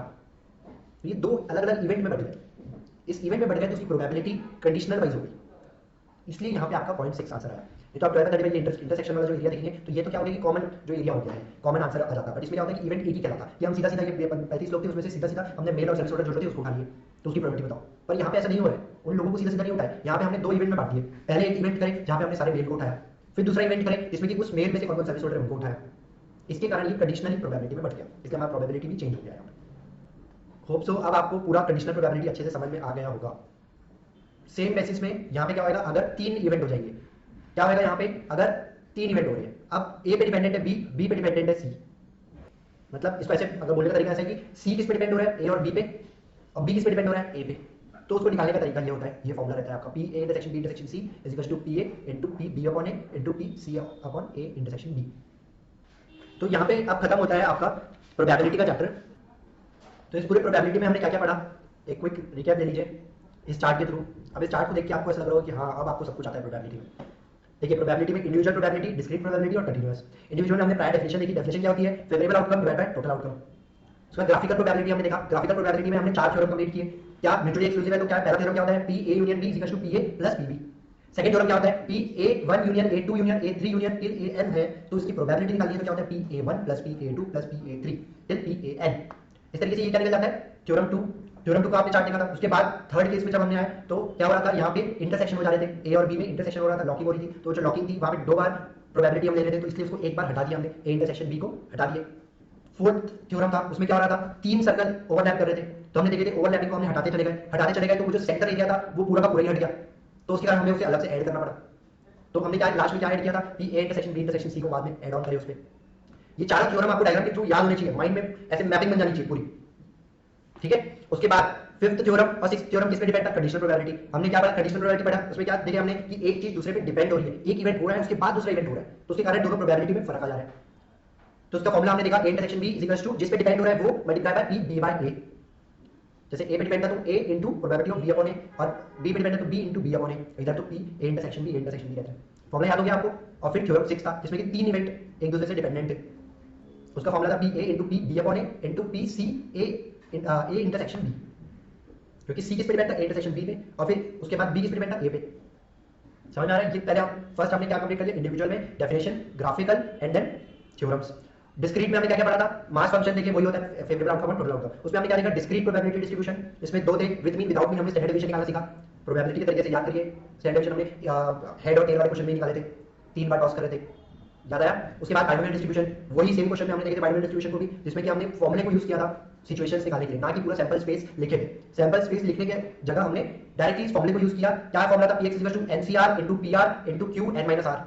क्या ncr px = ncr multiply by p to the power r multiply by q to the power n - r। ये फॉर्मूला भी याद हो गया होगा आपको, सिचुएशंस कहां यूज हुआ था आपको समझ में आ गया था। उसके बाद पॉइसन डिस्ट्रीब्यूशन पढ़े हमने। पॉइसन डिस्ट्रीब्यूशन का फॉर्मूला क्या था, e to the power m multiply by m to the power x divide by x factorial. इसे हमने एक अलग से डाटा लिया था, उस डाटा में हमने देखे थे ऑब्जर्व फ्रीक्वेंसी और एक्सपेक्टेड फ्रीक्वेंसी क्या होती है। तो ये हमने एक्सपेक्टेड फ्रीक्वेंसी निकालने के लिए हमें ये px यूज हुआ था, याद आया। उसके बाद हमने नॉर्मल डिस्ट्रीब्यूशन पढ़ा था। नॉर्मल डिस्ट्रीब्यूशन कंटीन्यूअस सीरीज में, कंटीन्यूअस प्रोबेबिलिटी में हमने देखा कि नॉर्मल डिस्ट्रीब्यूशन में ये फॉर्मूला होता है, z निकालना पड़ता है, चार्ट बनाना पड़ता है, कॉपी के बुक के पीछे चार्ट में देखना पड़ता है। याद आ रहा है आपको, सारे स्टेप थे। सबसे पहला स्टेप क्या था, क्वेश्चन को देख के चार्ट बनाओ, चार्ट जैसे बन गया तो फिर प्लॉट करो। फिर सेकंड में क्या था कि z निकालो, ठीक है। z निकालने के बाद हमने बुक के पीछे देखते थे, बुक के पीछे में हमें z की वैल्यू मिलती थी, फिर z की वैल्यू को प्लॉट करो। टेबल के नीचे हम एक चार्ट बनाते थे प्लॉटिंग का z टेबल का। फिर उसके बाद हम उससे पता करते थे हमें निकालना क्या है, तो वो z टेबल को देखते, जो डायग्राम था हमारे इस डायग्राम को देखते हुए हम ये पता कर लेते थे, चलो ठीक है ये हमारा प्रोबेबिलिटी, हमें ये वाला एरिया निकालना है, तो ये वाला एरिया अगर मान लो ये एरिया निकालना है तो हमें इस पूरे में से ये वाला जो आंसर आया है, z वैल्यू आई है, इसको माइनस करना होगा 0.5 में से। इस तरीके से हम पता करते थे। लास्ट में क्या करना है, तो ये था आपका कंप्लीट प्रोबेबिलिटी। ये प्रोबेबिलिटी आपको प्रैक्टिस करनी है, जितनी ज्यादा आप प्रैक्टिस करें, मैंने अपने तरीके से सारा कंप्लीट करा दिया, सारे जितने कंसेप्ट होते थे सारे कंसेप्ट आपको सिखा दिए। और होप तो आपको समझ में आएगा, इसकी हमने प्रैक्टिस भी कर ली है सारी एग्जांपल्स को देखते हुए, क्वेश्चंस को देखते हुए। अब आप इसकी जितनी ज्यादा प्रैक्टिस करेंगे आपका माइंड उतना क्लियर होता चला जाएगा प्रोबेबिलिटी के लिए। और आपके लिए बहुत इंपॉर्टेंट चैप्टर है, क्योंकि कितना कवरेज कर रहे हैं ये 12 मार्क्स। 12 मार्क्स बहुत ज्यादा होता है, और अभी आप देख चुके हैं कि कितना ईजी है प्रोबेबिलिटी में। अगर थोड़ा सा और मेहनत कर लें, थोड़ी सी प्रैक्टिस और कर लें, तो आप इस पे full out of full score ला सकते हैं, 12 आउट ऑफ 12। ठीक है, होप सो आप प्रैक्टिस करेंगे, ठीक है। बुक के सारे क्वेश्चंस करेंगे, प्लस बैक क्वेश्चंस जितने वो सारे सॉल्व करेंगे। कुछ भी डाउट हुआ तो आप कांटेक्ट कर सकते हैं वैसे, ठीक है। Thank you. Welcome students to statistics class. हम पढ़ रहे थे इंडेक्स नंबर का चैप्टर। इंडेक्स नंबर था आपका चैप्टर 19। चैप्टर 19 में हमने चार्ट्स कवर करते हुए चल रहे थे, तो चैप्टर 19 के चार्ट्स में यूनिट 1 में था इंडेक्स नंबर। इंडेक्स नंबर में 3 चार्ट थे, पहले 2 चार्ट ऑलरेडी हमने कंप्लीट कर लिया है, अब ये तीसरा चार्ट है। तीसरा चार्ट जो है आपका है इंडेक्स नंबर का लास्ट चार्ट है, आपका लास्ट टॉपिक है, ये चैप्टर कंप्लीट हो जाएगा इस टॉपिक के बाद। ये आपका इंडेक्स नंबर का थर्ड चार्ट 3.1.3। कॉपी को हॉरिजॉन्टल फॉर्मेट में कर लीजिए और ये चार्ट ड्रॉ कर लीजिए। 4 कॉलम आएंगे। 4 प्रकार के टेस्ट होते हैं। एक होता है यूनिट टेस्ट, एक होता है टाइम रिवर्सल टेस्ट, उसके बाद आता है फैक्टर रिवर्सल टेस्ट और फिर सर्कुलर टेस्ट। 4 टेस्ट होते हैं। अब ये टेस्ट हम कर क्या रहे हैं, टेस्ट ऑफ एडिक्वेसी मैंने बताया था आपको, जो हमने इतने सारे मेथड्स पढ़े अलग अलग, simple weighted, simple relative, simple aggregative, उधर पे क्या था वेटेड एग्रीगेटिव, वेटेड रिलेटिव। तो ये जितने भी मेथड है उसमें भी लेस्पर, पाशे, फिशर, मार्शल-एजबर्ग, इतने सारे लोगों के हमने फॉर्मुलेस पढ़े। अब इस फॉर्मुलेस को हम टेस्ट करेंगे कि कौन सा सबसे सही फॉर्मूला है, आइडियल फॉर्मूला कौन सा है, ठीक है। तो सबसे पहला टेस्ट क्या है, यूनिट टेस्ट। सबसे पहला टेस्ट है हमारा unit test. Formula should be independent of the unit, ठीक है। क्या है, formula should be independent of the unit. तो अब याद करिए हम क्या करते थे, जब सबसे पहला मेथड जो हमने पढ़ा था सिंपल में एग्रीगेटिव, उसमें हमने क्या किया था कि सारे प्राइसेस को ऐड कर दिए थे और वहां पे एक चीज का ध्यान नहीं रखा था हमने, वो था उसके यूनिट का। सबसे पहले क्या किया था हमने चीज, वो पर 100 ग्राम था, उसी में हमने ऐड कर दिया एग की प्राइस जो कि 1 एग का था, उसी में हमने पोटैटो का प्राइस ऐड कर दिया जो कि 1 केजी का था। याद आ रहा है आपको? पहला एग्जांपल देख सकते हैं आप, पहला क्वेश्चन अपनी कॉपी में निकाल सकते हैं। पहला क्वेश्चन वहां पे हमने क्या किया था, सिंपल एग्रीगेटिव वाले में हमने ध्यान ही नहीं दिया कि क्या चल रहा है यूनिट, हमने सबको बस ऐड कर दिया और डिवाइडेड बाय हमने क्या किया, ये सब हमको क्या मिल गया था इससे, समेशन ऑफ P1 और P0 का समेशन मिल गया, उसे हम डिवाइड करते चले गए और इंडेक्स निकाल लिया हमने। तो यहाँ पे इस मेथड ने यूनिट का ध्यान ख्याल नहीं रखा। और उसके बाद नेक्स्ट मेथड था, उसमें तो हमने अब उसके बाद से हमने क्या किया कि पहले ही हम उसको इंडेक्स में कन्वर्ट कर देते थे फिर ऐड करते थे। बाकी के जितने मेथड थे सब में हम पहले इंडेक्स में कन्वर्ट कर देते थे पर्टिकुलर हर एक आइटम को, कमोडिटी को, और फिर उसके इंडेक्स कैलकुलेट कर देते थे। तो बाकी सब में तो यूनिट का कोई चांस ही नहीं है, यूनिट का कुछ रोल ही नहीं था, हम सबको क्या कर देते थे, ऑलरेडी इंडेक्स में कन्वर्ट कर देते थे, उसके बाद फिर उसका इंडेक्स निकालते थे। तो सिर्फ सिंपल जो एग्रीगेटिव मेथड था वो ये टेस्ट में फेल हो गया, बाकी सब पास हो गए। यूनिट टेस्ट में कौन फेल हो गया, सिंपल एग्रीगेटिव मेथड। कौन सा मेथड है ये, देखिए आपका चार्ट 1 में ये पहला वाला मेथड सिंपल एग्रीगेटिव मेथड, जो ये मेथड था ये आपका फेल हो गया। किसमें फेल हो गया, फेल इसमें यूनिट टेस्ट में, यूनिट टेस्ट में फेल हो गया ये। कौन, सिंपल एग्रीगेटिव मेथड। चार्ट में लिख लीजिए, formula should be independent of the unit, satisfied by all formula except simple aggregative index। First test clear है आपको, ये क्या था आपका फर्स्ट टेस्ट था, फर्स्ट टेस्ट था यूनिट टेस्ट, सब पास हो गया, सिर्फ सिंपल एग्रीगेटिव इंडेक्स फेल हो गया क्योंकि वो यूनिट को ध्यान में नहीं रखा उसने। तो आंसर किसका अच्छा रहेगा, जो यूनिट टेस्ट में पास हुआ है वो आंसर ज्यादा अच्छे रहेंगे। समझ में आ गया कैसे हम टेस्ट कर रहे हैं, एडीपीसी पता करेंगे कौन सा मेथड ज्यादा अच्छा है। अच्छा अगला मेथड, अब अगला टेस्ट करके देखते हैं। ये तो पहला टेस्ट हो गया यूनिट टेस्ट। नेक्स्ट टेस्ट है आपका time reversal test. Next test कौन सा है, टाइम रिवर्सल टेस्ट। चार्ट में लिख लीजिए time reversal test. Time reversal test क्या बोलता है कि हम अगर प्राइस इंडेक्स निकालते हैं बेस ईयर से करंट ईयर का और करंट ईयर से बेस ईयर का, तो दोनों को अगर मल्टीप्लाई करें तो आंसर हमारा 1 आना चाहिए। ये क्या बोलते हैं, टाइम रिवर्सल टेस्ट। टेस्ट में क्या करना है हमें, देखिए P01 और P10, अगर ये दोनों आंसर हमने निकाले और उसको मल्टीप्लाई करते हैं तो वो आंसर 1 आना चाहिए। क्या करेंगे हम, बेस ईयर को एक बार करंट ईयर बना देंगे, एक बार बेस ईयर से सॉल्व करना है और एक बार उस बेस ईयर को करंट ईयर में कन्वर्ट करके जो करंट ईयर उसको बेस ईयर में कन्वर्ट करना है, मतलब स्विच कर देंगे। दोनों को स्विच कर देंगे तो दोनों का जो आंसर आएगा उस दोनों को मल्टीप्लाई करें तो आंसर 1 आना चाहिए। अगर ये ऐसा कोई फॉर्मूले में करने से आ रहा है आंसर तो ही वो पास हो रहा है। तो इसमें कौन पास होता है, टाइम रिवर्सल टेस्ट में पास हो रहा है फिशर इंडेक्स। जो हमने इतने सारे मेथड पढ़े उसमें से फिशर इंडेक्स जो था वो टाइम रिवर्सल में पास हो गया। ये देखिए ये था आपके फिशर का formula, under root summation P1 Q0 divide by summation P0 Q0 into summation P1 Q1 divide by summation P0 Q1। ये हमने निकाले। अब जहां जहां पे 1 है वहां पे 0 कर दीजिए, जहां पे 0 है वहां पे 1 कर दो। ठीक है, जहां पे 0 1 है वहां पे 0 आ जाएगा, जहां पे 0 है वहां पे 1 आ जाएगा। तो उससे ये क्या हो जाएगा, कन्वर्ट हो जाएगा पीरियड। तो जैसे ही पीरियड कन्वर्ट हुआ फिर उसके तरीके से अगर सॉल्व करते हैं तो दोनों को मल्टीप्लाई करेंगे तो आंसर हमारा 1 आना चाहिए। देखिए ये कौन सा सेटिस्फाई करता है। हम बाकी तो ये जो पॉसिबिलिटी है P01 और P10, बाकी में तो पॉसिबिलिटी हम लोग किसमें देखेंगे, वेटेड एग्रीगेटिव। वेटेड एग्रीगेटिव में देखते हैं ये सेटिस्फाई हो रहा है क्या। देखिए हम चालू करते हैं पहले लेस्पर्स।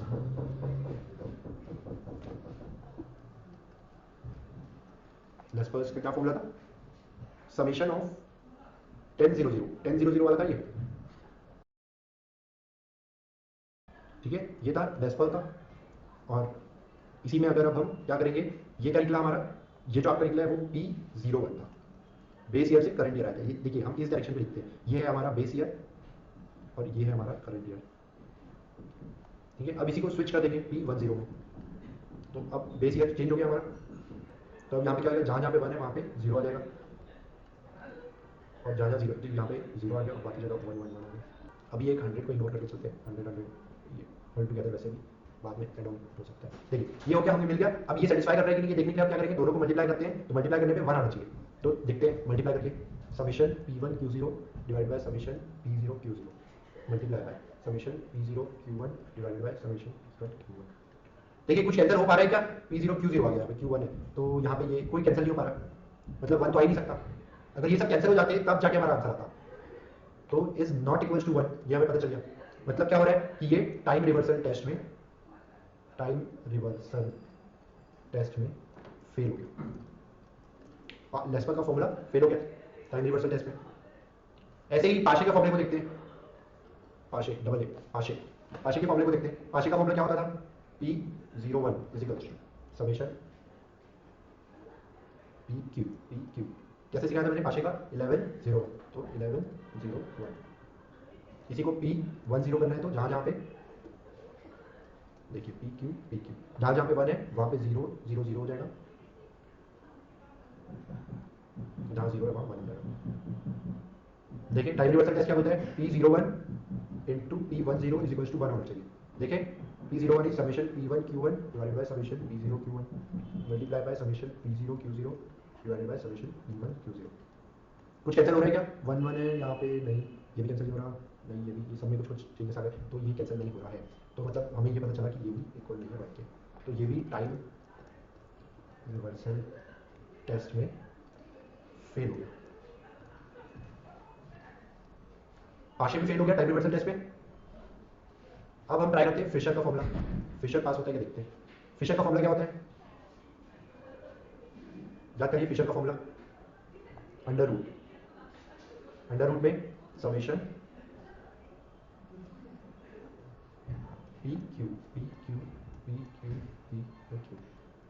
ठीक है। अब देखिए यहाँ पे लेस पर रहता है तो 10 0 0 और 11 0 1, इस तरीके से मैंने आपको सिखाया था, याद करना। ये क्या हो गया P01, ऐसे ही P10 अगर होगा तो सेम फॉर्मूला होगा, बस क्या हो जाएगा जहां जहां पे आपके 1 थे वहां पे 0, जहां पे 0 है वहां पे 1। देखो यहाँ पे 0 1 1 1, यहाँ पे 0 0 0, यहाँ पे 1, जैसे इसको देख के चेंज कर दो, जहाँ पे 0 है वहाँ, जहाँ पे 1 है वहाँ पे 0, ये दो मिल गए। अब क्या सेटिस्फाई होना चाहिए, P01 into P10 is equal to 1, ये सेटिस्फाई होना चाहिए। तो अब ये दोनों को मल्टीप्लाई करना है हमें, ये दोनों को मल्टीप्लाई करना है, यहीं पे करके देखते हैं, यहीं पे ही इसी को मल्टीप्लाई करके देखते हैं। ये दोनों को अगर मल्टीप्लाई करते हैं तो ये रूट हटा देता हूँ मैं। अब देखिए कुछ कैंसिल हो रहेगा, ये इंटू है बीच में तो कैंसिलिंग कहीं से भी कहीं तक कर सकते हैं। देखिए P10Q0 P10Q0 कैंसिल हो गया, P1Q1 और P1Q1 कैंसिल हो गया, दोनों न्यूमरेटर ही हो। फिर ये देखिए ये कैंसिल हो, सॉरी ये और ये कैंसिल हो गया, ये और ये कैंसिल हो गया, मतलब सारे इसमें कैंसिल हो जा रहे हैं, तो आंसर क्या आ रहा है हमारा 1, तो ये यहाँ पे सेटिस्फाई हो गया, तो फिशर यहाँ पे पास हो गया, किसमें, टाइम रिवर्सल टेस्ट। क्या हुआ, फिशर पास हो गया टाइम रिवर्सल टेस्ट में, क्योंकि सब कुछ यहाँ पे कैंसिल हो गए, तो आंसर हमारा 1 आ गया, तो फिशर इज पास। इसी तरीके का मार्शल का भी देख सकते हैं, मार्शल का भी देखेंगे तो मार्शल भी यहाँ पे पास हो जाएगा, क्योंकि वो भी कैंसिल हो जाएंगे उसमें भी फिगर्स। तो अभी तक तो हमें ये मिल गया कि लेस्पर और पाशे से तो फिशर ही अच्छा है। हम तो ये मान के चलते कि फिशर ही हमारा आइडल इंडेक्स है, आइडल ही फिशर क्या है, आइडल है, ज़्यादा अच्छा है फिशर लेस्पर और पाशे से, ठीक है। आपके कोर्स में यहीं तक का ही था, इसलिए मैं यहाँ के आगे नहीं बढ़ रहा हूँ, आगे करेंगे तो आप कर सकते हैं ट्राई, मार्शल का भी ट्राई कर लीजिए, मार्शल का भी ट्राई करेंगे तो उसको भी पास हो जाएगा, बट जो आइडल मान के चल रहे हैं हम वो फिशर को ही मान के चल रहे हैं। नेक्स्ट देखते हैं फैक्टर रिवर्सल टेस्ट। क्या है factor reversal test, factor reversal test क्या बोलता है कि P01 into Q01 is equal to V01, मतलब प्राइस इंडेक्स और क्वांटिटी इंडेक्स को मल्टीप्लाई कर दोगे तो ऑटोमेटिकली आपका वैल्यू इंडेक्स आ जाएगा। ये कौन बोलता है, फैक्टर रिवर्सल टेस्ट बोलता है, ठीक है। इसे भी देख लेते हैं कौन सेटिस्फाई कर पा रहा है कौन नहीं कर पा रहा है। देखिए हम चलते हैं लेस्पर से, हमें ये तो समझ में आ गया कि सब लोगों में जो है वो वेटेड एग्रीगेटिव मेथड ही सबसे अच्छा है, जो 4 साइंटिस्ट लोगों ने बताया था। अब हम क्या करें, उसमें से भी हम पता करने वाले कि कौन सबसे अच्छा है। अभी लड़ाई किसी चल रही है कि बहुत सारे मेथड तो पढ़ लिए, अब ये डिसाइड कर लो कि भाई सबसे अच्छा मेथड कौन सा है जो हमें हमेशा यूज करना चाहिए। तो हमें अभी तक ये समझ में आया कि फिशर बहुत अच्छा चल रहा है, अभी तक उसकी रैंकिंग बहुत अच्छी आ रही है, लेस्पर वेस्पर सब फेल होते जा रहे हैं, तो क्या हो रहा है कि अभी फिशर अभी आगे चल रहा है, ठीक है। इस मेथड में देखते हैं कि क्या होता है, इस मेथड में ये कौन सा है, factor reversal test. Factor reversal test क्या बोलता है, P01 into Q01 is equal to V01, ये कौन बोलता है, फैक्टर रिवर्सल टेस्ट। तो अब देखिए लेस्पर का हम पहले टेस्ट करके देखते हैं, लेस्पर का फॉर्मूला क्या होता है। अब देखिए लेस्पर में P01 देखिए डायरेक्टली मैं प्लॉटिंग करते जाता हूं, यहाँ पे P01 का फॉर्मूला क्या आएगा, summation of PQ divided by summation of PQ, क्या होता है 10 0 0, ठीक है, इनटू क्वांटिटी वाले में भी आपका फॉर्मूले में जहां जहां P है वहां वहां पे Q आ जाएगा, Q Q P और क्या होता है यहाँ पे 10 0 0 इज इक्वल वैल्यू का होना चाहिए। तो वैल्यू क्या है यहाँ पे, देखिए वैल्यू का क्या होता है PQ PQ, ऊपर में हमेशा करंट रहती है, नीचे में बेस रहती है, ठीक है। देखिए कुछ आंसर हो रहे हैं यहाँ पे, इसमें कन्वर्ट हो पा रहा है क्या, ये P1 Q0 नीचे नहीं है, Q1 P0 नीचे नहीं हो पा रहा कन्वर्ट इस फॉर्मेट में, तो ये सेटिस्फाई नहीं कर रहा, तो यहाँ पे ये फेल हो गया। लेस पेयर फेल हो गया। नेक्स्ट पाशे का ट्राई करते हैं। पाशे में क्या क्या होता है, समीशन ऑफ क्या होता था पाशे में 11 0 1 11 0 1 11 0 1 इज इक्वल टू वैल्यू में क्या होता है, समीशन समीशन पी क्यू क्या होता है यहाँ पे 1 1 0 0। आपकी ये आप कॉपी में पूरा प्रूफ करिए, ताकि क्या इसमें आपकी प्रैक्टिस हो रही है सारे फॉर्मूले की। यहाँ पे लेस पाशे ये सारे फॉर्मूले की आपकी प्रैक्टिस हो रही है। क्वांटिटी इंडेक्स वाले, वैल्यू इंडेक्स, प्राइस इंडेक्स, ये तो आपने क्वांटिटी इंडेक्स सॉल्व करके भी नहीं देखे हो, तो यहाँ पे तो आप कम से कम करो, ताकि आपको क्या ये सभी क्लियर हो क्वांटिटी इंडेक्स के फॉर्मूले कैसे बनते हैं। चार्ट में तो आपने लिखी है, अब उसकी थोड़ी प्रैक्टिस भी कर लो। पाशे का समझ आया। अब ये पाशे में देखो कुछ कैंसिल हो रहा है क्या, P0 P1 Q1 नहीं हो रहा, P0 Q1 नहीं हो रहा, कहीं पे कुछ कैंसिल होकर ये कन्वर्ट नहीं हो पा रहा है, तो ये भी फेल हो गया, पाशे भी यहाँ पे फेल हो गया। अब हम क्या फिशर ट्राई करते हैं। फिशर में पहले हमें क्या करना है, P01 मल्टीप्लाई बाय Q01 और फिर वो V01 आना चाहिए। ठीक है, तो सबसे पहले हम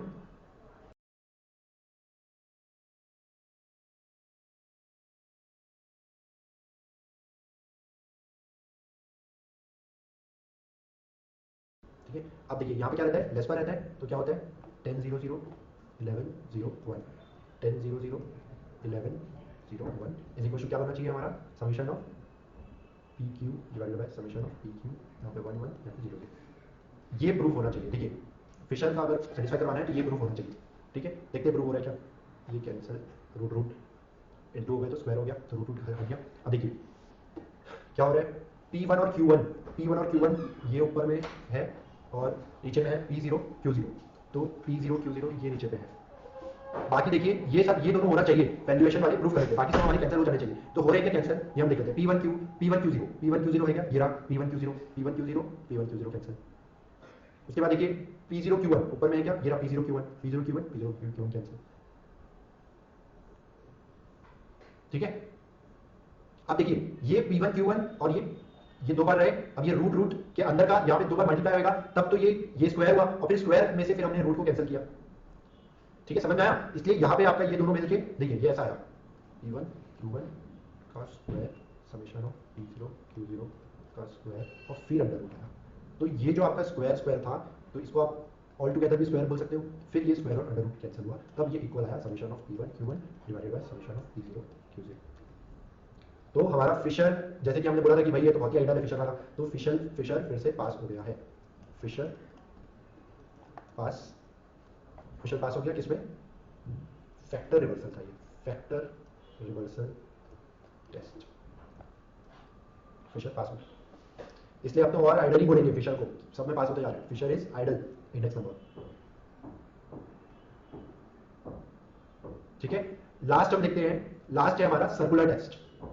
लिख लीजिए अपने चार्ट में, लास्ट है सर्कुलर टेस्ट। सर्कुलर टेस्ट क्या होता है कि टेस्ट, ये टेस्ट होता क्या है जिसमें हम टेस्ट करते हैं कि test of shiftability of base shift कर देते हैं, तो भी वो अगर इस टेस्ट में पास हो जाते हैं तब वो आइडल कहलाते हैं। तो इसमें क्या होता है P01 plus P12 plus P20, अगर सबका टोटल करें तो वो 1 आना चाहिए, ये बोलते हैं circular test. P01 plus P12 plus P20 is equal to 1, अगर ये प्रूफ हो जाता है तो वो सेटिस्फाई हो जाएगा सर्कुलर टेस्ट। यहाँ पे आप प्रैक्टिस करके खुद से ये देख सकते हैं कौन सेटिस्फाई करता है नहीं करता है। मैं डायरेक्टली अभी आपको यहाँ पे बता देता हूँ कि ये किसी से भी सेटिस्फाई नहीं होगा। आप लेस्पर, पाशे, फिशर, एजवर्थ, मार्शल एजवर्थ, किसी में भी अगर ये प्रॉपर्टी रख के ट्राई करेंगे तो एक में भी वो सेटिस्फाई नहीं होगा। ये सिर्फ और सिर्फ सेटिस्फाई होता है प्राइस रिलेटिव इंडेक्स नंबर में और weighted aggregative with fixed weights. Price relative और weighted aggregative with fixed weight. अगर हम क्वांटिटी वेट्स की जगह कोई एक फिक्स्ड वेट लेके चलते हैं तब वो सेटिस्फाई हो जाएगा, या फिर प्राइस रिलेटिव इंडेक्स नंबर में ये सेटिस्फाई हो जाता है। ठीक है, लिख लीजिए satisfied by price relative index number and weighted aggregative with fixed weight. देखिए ये था आपके test, unit test, time reversal test, उसके बाद फैक्टर रिवर्सल टेस्ट और फिर सर्कुलर टेस्ट। उसके बाद एक एग्जांपल है, ये आपके लिए होमवर्क है कि ये आप एग्जांपल कुछ नहीं करना है, बस फिशर आइडल इंडेक्स जो अभी हमने प्रूव किया उसको अब नंबर्स के थ्रू प्रूव करेंगे। बस वही है कि सारे फिगर्स अब नंबर्स में आ जाएंगे और फिर नंबर्स के थ्रू आप उसे सॉल्व कर लेंगे। तो ये आपके लिए होमवर्क है, आपको करना है, कंपलसरी है आपके लिए। ये होमवर्क आप करके देखेंगे, खुद से प्रूव करके देखेंगे। तो यहाँ पे आपका कंप्लीट होता है इंडेक्स नंबर का चैप्टर। ठीक है, क्या कंप्लीट हो गया आपका इंडेक्स नंबर वाला चैप्टर कंप्लीट हो गया है। देखिए इंडेक्स नंबर के चैप्टर में आपने ये 3 चार्ट बनाए। पहला चार्ट जो था वो प्राइस इंडेक्स का था, जिसमें आपने कितने मेथड पढ़े, 1 2 3 4 5 6 7 मेथड आपने पढ़े। फिर क्वांटिटी इंडेक्स था जिसमें कि 1 2 3 4 5 6 मेथड्स पढ़े, और वैल्यू इंडेक्स में सिंगल मेथड था, 1 मेथड आपने पढ़ा। इस तरीके से आपने क्या कंप्लीट कर लिया था, चार्ट 3.1.1। फिर 3.1.2 में आपने यूजफुलनेस देखी, उसमें आपने चेन इंडेक्स नंबर बनाना सीखा, डिफ्लेटिंग टाइम सीरीज सीखा कि पीछे जाते हैं तो उसको डिफ्लेटिंग बोलते हैं, शिफ्टिंग बेस को बदलना सीखा, स्प्लाइसिंग यहाँ पे भी बेस बदल रहे थे, दो सीरीज को मर्ज करना सीख रहे थे, स्प्लाइसिंग। फिर हमने टेस्ट ऑफ एडिकेसी देखा जिसमें unit test, time reversal test, factor reversal test और सर्कुलर टेस्ट था। ये चारों टेस्ट क्या बताते थे कि इन 7 मेथड में कौन सा सबसे बेस्ट है। तो अभी तक हमारे जो टेस्ट हुए हैं उसमें हमें ये पता चला है कि फिशर का जो इंडेक्स है वो ऑलमोस्ट 3 टेस्ट को सेटिस्फाई कर दिया, तो फिशर का जो इंडेक्स है वो अभी टॉप में है, ये सबसे आइडल इंडेक्स कहलाएगा। Fisher index will be called ideal index. ये सब आपके थ्योरी क्वेश्चंस है, ये आपके एक एक नंबर के लिए आते हैं, बहुत इंपॉर्टेंट क्वेश्चंस है ये सारे टेस्ट। और ये ऑलमोस्ट ये चैप्टर ही बहुत इजी सा है, जो ज़्यादा थ्योरेटिकल है, सिंपल सिंपल कैलकुलेशन है, ज़्यादा दिमाग लगाना नहीं है, फॉर्मुला याद है तो नॉर्मल कैलकुलेशन हो जाएंगे। स्कोरिंग है 3 to 4 मार्क्स इससे आता है इंडेक्स नंबर वाले चैप्टर से। Index number is covering 3 to 4 marks. ये आपके जाने नहीं चाहिए, आपने यही कंप्लीट कर लिया है, एक बार इसके पास क्वेश्चन सॉल्व कर लेंगे और तो आपके लिए ये 100% सिक्योर हो जाएगा ये 3 to 4 मार्क्स। ठीक है, अब नेक्स्ट हम चालू करेंगे टाइम सीरीज। लास्ट टॉपिक है हमारे पूरे स्टैटिस्टिक्स का। Welcome students to statistics class. हम पढ़ रहे थे इंडेक्स नंबर का चैप्टर। इंडेक्स नंबर था आपके चैप्टर 19। चैप्टर 19 में हमने चार्ट्स कवर करते हुए चल रहे थे, तो चैप्टर 19 के चार्ट्स में यूनिट 1 में था इंडेक्स नंबर। इंडेक्स नंबर में 3 चार्ट थे, पहले 2 चार्ट ऑलरेडी हमने कंप्लीट कर लिया है, अब ये तीसरा चार्ट है। तीसरा चार्ट जो है आपका है इंडेक्स नंबर का लास्ट चार्ट है, आपका लास्ट टॉपिक है, ये चैप्टर कंप्लीट हो जाएगा इस टॉपिक के बाद। ये आपका इंडेक्स नंबर का थर्ड चार्ट 3.1.3। कॉपी को हॉरिजॉन्टल फॉर्मेट में कर लीजिए और ये चार्ट ड्रॉ करिए। 4 कॉलम आएंगे, 4 प्रकार के टेस्ट होते हैं। एक होता है यूनिट टेस्ट, एक होता है टाइम रिवर्सल टेस्ट, उसके बाद आता है फैक्टर रिवर्सल टेस्ट और फिर सर्कुलर टेस्ट। 4 टेस्ट होते हैं। अब ये टेस्ट हम कर क्या रहे हैं, टेस्ट ऑफ एडिकेसी मैंने बताया था आपको, जो हमने इतने सारे मेथड्स पढ़े अलग अलग, simple weighted, simple relative, simple aggregative, उधर पे क्या था वेटेड एग्रीगेटिव, वेटेड रिलेटिव। तो ये जितने भी मेथड पढ़े उसमें लेस्पर, पाशे, फिशर, पाशे-एजवर्थ, इतने सारे लोगों के हमने फॉर्मुलेस पढ़े। अब इस फॉर्मुलेस को हम टेस्ट करेंगे कि कौन सा सबसे सही फॉर्मूला है, आइडियल फॉर्मूला कौन सा है। ठीक है, तो सबसे पहला टेस्ट क्या है, यूनिट टेस्ट। सबसे पहला टेस्ट है हमारा unit test. Formula should be independent of the unit. ठीक है, क्या है, formula should be independent of the unit. तो अब याद करिए हम क्या करते थे, जब सबसे पहला मेथड जो हमने पढ़ा था सिंपल में एग्रीगेटिव, उसमें हमने क्या किया था कि सारे प्राइजेस को ऐड कर दिए थे और वहां पे एक चीज का ध्यान नहीं रखा था हमने, वो था उसके यूनिट का। सबसे पहले क्या लिया था हमने चीज, वो पर 100 ग्राम था, उसी पे हमने ऐड कर दिया एग की प्राइस जो कि 1 एग का था, उसी में हमने पोटैटो का प्राइस ऐड कर दिया जो कि 1 kg का था। याद आ रहा है आपको, पहला एग्जांपल देख सकते हैं आप, पहला क्वेश्चन अपनी कॉपी में निकाल सकते हैं। पहला क्वेश्चन वहां पे हमने क्या किया था, सिंपल एग्रीगेटिव वाले में हमने ध्यान ही नहीं दिया कि क्या चल रहा है यूनिट, हमने सबको बस ऐड कर दिया और डिवाइडेड बाय हमने क्या किया, ये सब हमको क्या मिल गया था इससे, समेशन ऑफ P1 और P0 का समेशन मिल गया, उससे हम डिवाइड करते चले गए और इंडेक्स निकाल लिया हमने। तो यहाँ पे इस मेथड ने यूनिट का ध्यान ख्याल नहीं रखा। और उसके बाद नेक्स्ट मेथड था उसमें तो हमने, अब उसके बाद से हमने क्या किया कि पहले ही हम उसको इंडेक्स में कन्वर्ट कर देते थे फिर ऐड करते थे। बाकी के जितने मेथड थे सब में हम पहले इंडेक्स में कन्वर्ट कर देते थे पर्टिकुलर हर एक आइटम को, कमोडिटी को, और फिर उसके इंडेक्स कैलकुलेट करते थे। तो बाकी सब में तो यूनिट का कोई चांस ही नहीं है, यूनिट का कुछ रोल ही नहीं था, हम सबको क्या कर देते थे, ऑलरेडी इंडेक्स में कन्वर्ट कर देते थे, उसके बाद फिर उसका इंडेक्स निकाल देते। तो सिर्फ सिंपल जो एग्रीगेटिव मेथड था वो ये टेस्ट में फेल हो गया, बाकी सब पास हो गए। यूनिट टेस्ट में कौन फेल हो गया, सिंपल एग्रीगेटिव मेथड। कौन सा मेथड है ये, देखिए आपका चार्ट 1 में ये पहला वाला मेथड सिंपल एग्रीगेटिव मेथड, जो ये मेथड था ये आपका फेल हो गया। किसमें फेल हो गया, फेल इसमें यूनिट टेस्ट में, यूनिट टेस्ट में फेल हो गया ये। कौन, सिंपल एग्रीगेटिव मेथड। लिख लीजिए ये चार्ट में लिख लीजिए, formula should be independent of the unit, satisfied by all formula except simple aggregative index। First test clear है आपको, ये क्या था आपका फर्स्ट टेस्ट था, फर्स्ट टेस्ट था यूनिट टेस्ट, सब पास हो गए, सिर्फ सिंपल एग्रीगेटिव इंडेक्स फेल हो गया क्योंकि वो यूनिट को ध्यान में नहीं रखा उसने। तो आंसर किसका अच्छा रहेगा, जो यूनिट टेस्ट में पास हुआ है वो आंसर ज्यादा अच्छे रहेंगे। समझ में आ गया कैसे हम टेस्ट कर रहे हैं, एडीपीसी पता करेंगे कि कौन सा मेथड ज्यादा अच्छा है। अच्छा अगला मेथड, अगला टेस्ट करके देखते हैं। ये तो पहला टेस्ट हो गया यूनिट टेस्ट। नेक्स्ट टेस्ट है आपका time reversal test. Next test कौन सा है, टाइम रिवर्सल टेस्ट। चार्ट में लिख लीजिए time reversal test. Time reversal test क्या बोलता है कि हम अगर प्राइस इंडेक्स निकालते हैं बेस ईयर से करंट ईयर का और करंट ईयर से बेस ईयर का, तो दोनों को अगर मल्टीप्लाई करें तो आंसर हमारा 1 आना चाहिए। ये क्या बोलते हैं, टाइम रिवर्सल टेस्ट। टेस्ट में क्या करना है हमें, देखिए P01 और P10, अगर ये दोनों आंसर हमने निकाले और उसको मल्टीप्लाई करते हैं तो वो आंसर 1 आना चाहिए। क्या करेंगे हम, बेस ईयर को एक बार करंट ईयर बना देंगे, एक बार बेस ईयर से सॉल्व करना है और एक बार उस बेस ईयर को करंट ईयर में कन्वर्ट करके जो करंट ईयर है उसको बेस ईयर में कन्वर्ट करना है, मतलब स्विच कर देना है।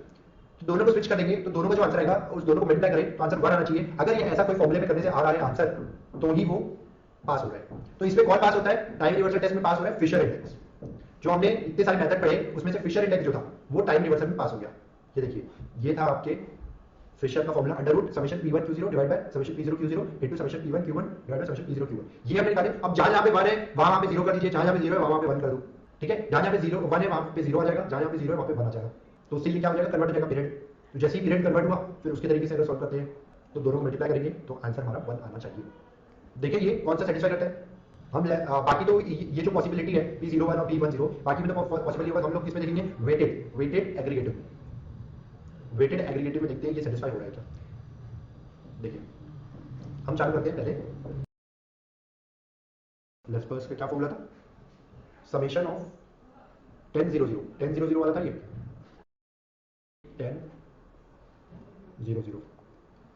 ठीक है, ये था लेस्पर का। और इसी में अगर अब हम क्या करेंगे, ये क्या निकला हमारा, ये जो आपका निकला है वो P01 था।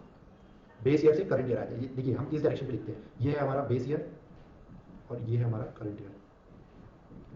ठीक है, अब इसी को स्विच कर देंगे P10 में, तो अब बेस ईयर चेंज हो गया हमारा।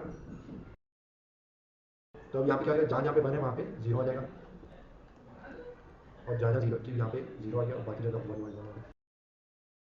अभी एक 100 को इग्नोर करके चलते हैं, 100 ये ऑल टुगेदर वैसे भी बाद में ऐड ऑन हो सकता है। देखिए ये हो गया, हमें मिल गया। अब ये सेटिस्फाई कर रहा है कि नहीं, ये देखने के लिए हम क्या करेंगे, दोनों को मल्टीप्लाई करते हैं। तो मल्टीप्लाई करने पे 1 आना चाहिए, तो देखते हैं मल्टीप्लाई करके। Summation P1 Q0 divide by summation P0 Q0 multiply by summation P0 Q1 divide by summation P1 Q1। देखिए कुछ कैंसिल हो पा रहा है क्या, P0 Q0 आ गया, यहाँ पे Q1 है तो यहाँ पे ये कोई कैंसिल नहीं हो पा रहा, मतलब 1 तो आ ही नहीं सकता। अगर ये सब कैंसिल हो जाते तब जाके हमारा आंसर आता। तो इज नॉट इक्वल्स टू 1, ये हमें पता चल गया। मतलब क्या हो रहा है कि ये टाइम रिवर्सल टेस्ट में फेल हो गया। लेस्पर का फॉर्मूला फेल हो गया टाइम रिवर्सल टेस्ट में। ऐसे ही पाशे का फॉर्मूले को देखते हैं, पाशे के फॉर्मूले को देखते हैं। पाशे का फॉर्मूला क्या होता था, P01 is equals to summation PQ। कैसे सिखाया था मैंने पाशे का, 1101, तो 1101। इसी को P10 करना है, तो जहाँ जहाँ पे देखिए PQ जहाँ जहाँ पे 1 है वहाँ पे 0 0 0 हो जाएगा, तो जहाँ 0 है वहाँ 1 हो जाएगा। देखिए टाइम रिवर्सल टेस्ट क्या होता है, P01 into P10 is equals to 1 होना चाहिए। देखें P01 is summation P1 Q1 divided by summation P0 Q1 multiply by summation P0 Q0 divided by summation P1 Q0। कुछ कैंसिल हो रहा है क्या, 1 1 है यहाँ पे, नहीं ये भी कैंसिल हो रहा, नहीं ये भी, सब में कुछ चेंजेस आ गए, तो ये कैंसिल नहीं हो रहा है। तो मतलब हमें ये पता चला कि ये भी इक्वल नहीं है 1 के, तो ये भी टाइम रिवर्सल टेस्ट में फेल हो गया। पाशे भी फेल हो गया टाइम रिवर्सल टेस्ट में। अब हम ट्राई करते हैं फिशर का फॉर्मूला, फिशर पास होता है क्या देखते हैं। फिशर का फॉर्मूला क्या होता है, याद करिए फिशर का फॉर्मूला अंडर रूट में समेशन। ठीक है, अब देखिए यहाँ पे लेस पर रहता है तो 10 0 0 और 11 0 1। इस तरीके से मैंने आपको सिखाया था, याद करना। ये क्या हो गया P01। ऐसे ही P10 अगर होगा तो सेम फॉर्मूला होगा, बस क्या हो जाएगा, जहां जहां पे आपके 1 थे वहां पे 0, यहाँ पे 0 है वहां पे 1, यहाँ पे 0 1 1 1, यहाँ पे 0 0 0, यहाँ पे 1। जैसे इसको देख के चेंज कर दो, जहाँ यहाँ पे 0 है वहाँ, जहाँ यहाँ पे 1 है वहाँ पे 0। तो ये दो मिल गए। अब क्या सेटिस्फाई होना चाहिए, P01 into P10 is equals to 1, ये सेटिस्फाई होना चाहिए। तो अब ये दोनों को मल्टीप्लाई करना है हमें, ये दोनों को मल्टीप्लाई करना है, यहीं पे करके देखते हैं, यहीं पे ही इसी को मल्टीप्लाई करके देखते हैं। ये दोनों को अगर मल्टीप्लाई करते हैं तो ये रूट हटा देता हूँ मैं। अब देखिए कुछ कैंसिल हो रहा है क्या, ये इंटू है बीच में, तो कैंसिलिंग कहीं से भी कहीं तक कर सकते हैं। देखिए P10 Q0 P10 Q0 cancel हो गया, P1 Q1 और P1 Q1 कैंसिल हो गया, दोनों न्यूमरेटर ही हो। फिर ये देखिए ये कैंसिल हो, सॉरी ये और ये कैंसिल हो गया, ये और ये कैंसिल हो गया, मतलब सारे इसमें कैंसिल हो जा रहे हैं। तो आंसर क्या आ रहा है हमारा 1, तो ये यहाँ पे सेटिस्फाई हो गया। तो फिशर यहाँ पे पास हो गया, किसमें, टाइम रिवर्सल टेस्ट। क्या हुआ, फिशर पास हो गया टाइम रिवर्सल टेस्ट में, क्योंकि सब कुछ यहाँ पे कैंसिल हो गए, तो आंसर हमारा 1 आ गया। तो फिशर। इसी तरीके का मार्शल का भी देख सकते हैं, मार्शल का भी देखेंगे तो मार्शल भी यहाँ पे पास हो जाएगा, क्योंकि वो भी कैंसिल हो जाएंगे उसमें भी फिगर्स। तो अभी तक तो हमें ये मिल गया कि लेस्पर और पाशे से तो फिशर ही अच्छा है। हम तो ये मान के चलते हैं कि फिशर ही हमारा आइडल इंडेक्स है, आइडल फिशर क्या है, आइडल ज्यादा अच्छा है फिशर लेस्पर और पाशे से। ठीक है, आपके कोर्स में यहीं तक का ही था, इसलिए मैं यहाँ के आगे नहीं बढ़ रहा हूँ। आगे करेंगे तो आप कर सकते हैं ट्राई, मार्शल का भी ट्राई कर लीजिए, मार्शल का भी ट्राई करेंगे तो वो भी पास हो जाएगा, बट जो आइडियल मान के चल रहे हैं हम वो फिशर को ही मान के चल रहे हैं। नेक्स्ट देखते हैं फैक्टर रिवर्सल टेस्ट। क्या है factor reversal test? Factor reversal test क्या बोलता है कि P01 into Q01 is equal to V01, मतलब प्राइस इंडेक्स और क्वांटिटी इंडेक्स को मल्टीप्लाई कर दोगे तो ऑटोमेटिकली आपका वैल्यू इंडेक्स आ जाएगा। ये कौन बोलता है? फैक्टर रिवर्सल टेस्ट बोलता है। ठीक है, इसे भी देख लेते हैं कौन सेटिस्फाई कर पा रहा है, कौन नहीं कर पा रहा है। देखिए हम चलते हैं लेस्पर से। हमें ये तो समझ में आ गया कि सब लोगों में जो है वो वेटेड एग्रीगेटिव मेथड ही सबसे अच्छा है, जो 4 साइंटिस्ट लोगों ने बताया था। अब हम क्या करें, उसमें से भी हम पता करने वाले हैं कि कौन सबसे अच्छा है। अभी लड़ाई किसकी चल रही है कि बहुत सारे मेथड पे पढ़ लिए, अब ये डिसाइड कर लो कि भाई सबसे अच्छा मेथड कौन सा है जो हमें हमेशा यूज करना चाहिए। तो हमें अभी तक ये समझ में आया कि फिशर बहुत अच्छा चल रहा है, अभी तक यूज करेंगे बहुत अच्छी आ रही है, लेस्पर वेस्पर सब फेल होते आ रहे हैं। तो क्या हो रहा है कि अभी फिशर अभी आगे चल रहा है। ठीक है, इस मेथड में देखते हैं कि क्या होता है। इस मेथड में ये कौन सा है? Factor reversal test. Factor reversal test क्या बोलता है? P01 into Q01 is equal to V01। ये कौन बोलता है? Factor reversal test. तो अब देखिए लेस्पर का हम पहले टेस्ट करके देखते हैं। लेस्पर का फॉर्मूला क्या होता है? अब देखिए लेस्पर में P01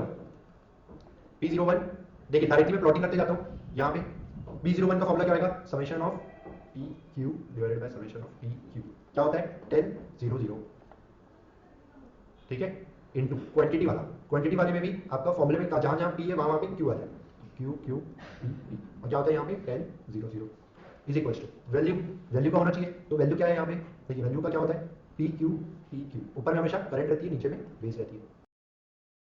ठीक है, देखिए कुछ कैंसिल हो रहे हैं यहाँ पे, इसमें कन्वर्ट हो पा रहा है कि P1 Q0 नीचे नहीं है, Q1 P0 नीचे नहीं है, नहीं हो पा रहा है कन्वर्ट इस फॉर्मेट में, तो ये सेटिस्फाई नहीं कर रहा, तो यहाँ पे ये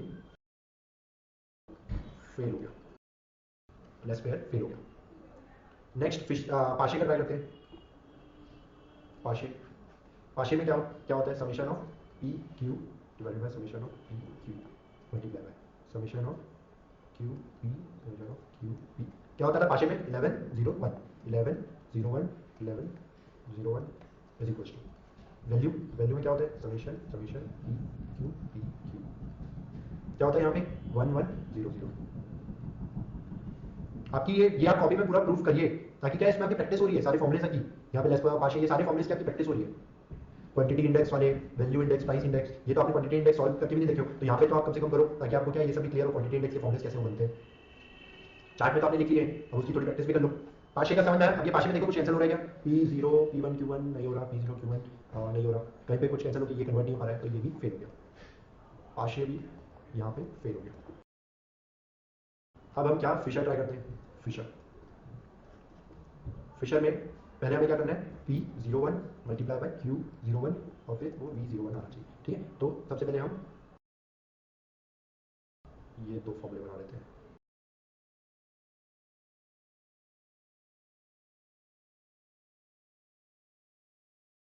ठीक है, अब देखिए यहाँ पे क्या रहता है? लेस पर रहता है, तो क्या होता है? 10 0 0 11 0 1 10 0 0 11 0 1 इज इक्वल टू क्या बनना चाहिए हमारा? Summation of P Q divided by summation of P Q, यहाँ पे 1 1 यहाँ पे 0 0। ये प्रूफ होना चाहिए। देखिए फिशर का अगर सेटिस्फाई करवाना है तो ये प्रूफ होना चाहिए।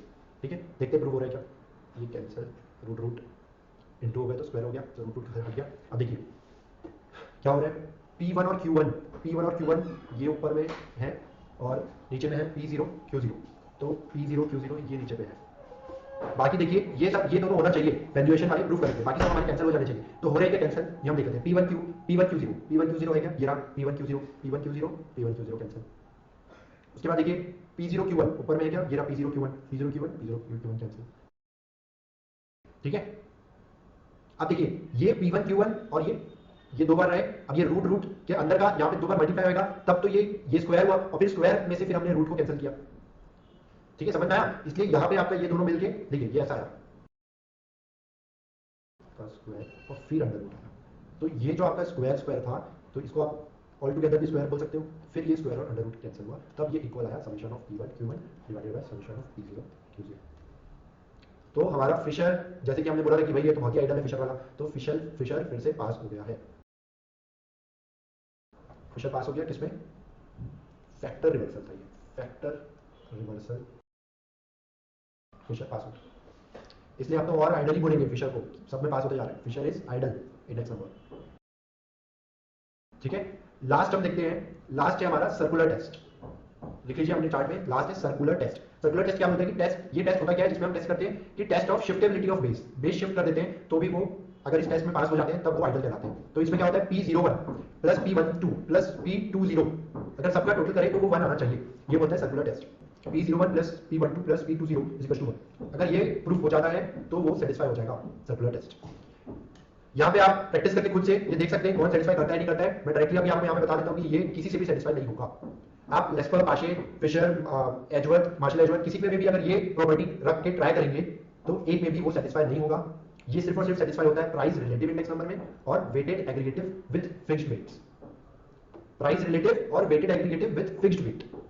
अगर हम क्वांटिटी वेट्स की जगह कोई एक फिक्स्ड वेट लेके चलते हैं तब वो सेटिस्फाई हो जाएगा, या फिर प्राइस रिलेटिव इंडेक्स नंबर में ये सेटिस्फाई हो जाता है। ठीक है, लिख लीजिए satisfied by price relative index number and weighted aggregative with fixed weight. देखिए ये था आपके test, unit test, time reversal test, उसके बाद फैक्टर रिवर्सल टेस्ट और फिर सर्कुलर टेस्ट। इसके बाद एक एग्जांपल है, ये आपके लिए होमवर्क है कि ये आप एग्जांपल कुछ नहीं करना है, बस फिशर आइडल इंडेक्स जो अभी हमने प्रूव किया उसको आप नंबर्स के थ्रू प्रूव करेंगे। बस वही सारे फिगर्स आप नंबर्स में आ जाएंगे और फिर नंबर्स के थ्रू आप उसे सॉल्व कर लेंगे। तो ये आपके लिए होमवर्क है, आपको करना है, कंपलसरी है आपके लिए। ये होमवर्क आप करके देखेंगे, खुद से प्रूफ करके देखेंगे। तो यहाँ पे आपका कंप्लीट होता है इंडेक्स नंबर का चैप्टर। क्या कंप्लीट हो गया है आपका? इंडेक्स नंबर वाला चैप्टर कंप्लीट हो गया है। देखिए इंडेक्स नंबर के चैप्टर में आपने ये 3 चार्ट बनाए। पहला चार्ट जो था वो प्राइस इंडेक्स का था, जिसमें आपने कितने मेथड पढ़े? 1 1 2 3 4 5 6 7 मेथड आपने पढ़े। फिर क्वांटिटी इंडेक्स था जिसमें कि 1 2 3 4 5 6 मेथड्स पढ़े, और वैल्यू इंडेक्स में सिंगल मेथड था, 1 मेथड आपने पढ़ा। इस तरीके से आपने क्या कंप्लीट कर लिया था? चार्ट 3.1.1। फिर 3.1.2 में आपने यूजफुलनेस देखी, उसमें आपने चेन इंडेक्स नंबर बनाना सीखा, डिफलेटिंग टाइम सीरीज सीखा कि पीछे जाते हैं तो उसको डिफलेटिंग बोलते हैं, शिफ्टिंग बेस को बदलना सीखा, स्प्लाइसिंग, यहाँ पे भी बेस बदल रहे थे, 2 सीरीज को मर्ज करना सीख रहे थे, स्प्लाइसिंग। फिर हमने टेस्ट और एडिकेसी देखा जिसमें unit test, time reversal test, factor reversal test और सर्कुलर टेस्ट था। ये चारों टेस्ट क्या बताते थे कि इन 7 मेथड में कौन सा सबसे बेस्ट है। तो अभी तक हमारे जो टेस्ट हुए हैं उसमें हमें ये पता चला है कि फिशर का जो इंडेक्स है वो ऑलमोस्ट 3 टेस्ट को सेटिस्फाई कर दिया। तो फिशर का जो इंडेक्स है वो अभी टॉप में है, ये सबसे आइडल इंडेक्स कहलाएगा। Fisher index will be called ideal index. ये सब आपके थ्योरी क्वेश्चंस हैं, ये आपके एक एक नंबर के लिए आते हैं, बहुत इंपॉर्टेंट क्वेश्चंस है ये सारे टेस्ट। और ये ऑलमोस्ट ये चैप्टर ही बहुत इजी सा है, ज़्यादा थ्योरेटिकल है, सिंपल कैलकुलेशन है, ज़्यादा दिमाग लगाना नहीं है, फॉर्मुला याद है तो नॉर्मल कैलकुलेशन हो जाएंगे। स्कोरिंग है 3 to 4 मार्क्स इससे आता है इंडेक्स नंबर वाले चैप्टर से। Index number is covering 3 to 4 marks. ये आपके जाने नहीं चाहिए, आपने यही कंप्लीट कर लिया है, एक बार इसके पास क्वेश्चन सॉल्व कर लेंगे और तो आपके लिए ये 100% सिक्योर हो जाएगा ये 3 to 4 मार्क्स। ठीक है, अब नेक्स्ट हम चालू करेंगे टाइम सीरीज। लास्ट टॉपिक है हमारे पूरे स्टैटिस्टिक्स का। Welcome back students, you are in the last stage of your statistics journey. आज हम जो चालू करने वाले हैं वो है टाइम सीरीज। टाइम सीरीज एक नया टॉपिक है जो अभी अभी ऐड हुआ है इस सीए कोर्स में। अभी तक जो सीबीटी का जो कोर्स होता था उसमें ये टॉपिक नहीं रहता था, ये सीए फाउंडेशन में नया ऐड ऑन हुआ है। इंडेक्स नंबर के बाद ये लास्ट चैप्टर है आपका। तो 19 चैप्टर में 2 बाइफर्केशन है, एक यूनिट 1 आपका इंडेक्स नंबर है और एक यूनिट 2 आपका टाइम सीरीज है। थोड़ी मिलती जुलती टॉपिक है, इजी सी टॉपिक है। 3 to 4 मार्क्स का कवरेज रहेगा इस टाइम सीरीज का। कितना? 3 to 4 मार्क्स का कवरेज रहेगा टाइम सीरीज का। अब देखते हैं हम टाइम सीरीज आखिर है क्या, इसमें करना क्या है इस चैप्टर। तो ये जो आपको जो चार्ट दिख रहा है ये आपका एक ओवरव्यू है। इस चैप्टर में इतनी चीजें आपको समझनी है, ठीक है। इसका चार्ट आपकी कॉपी में अगर ये नहीं आ पा रहा है तो आप इसको इसके जो अंदर का जो डाटा रहेगा जो क्वेश्चन सॉल्व करेंगे वो आप अलग अलग कर लीजिएगा, ये आप इसको स्क्वीज करके बना सकते हैं ये चार्ट।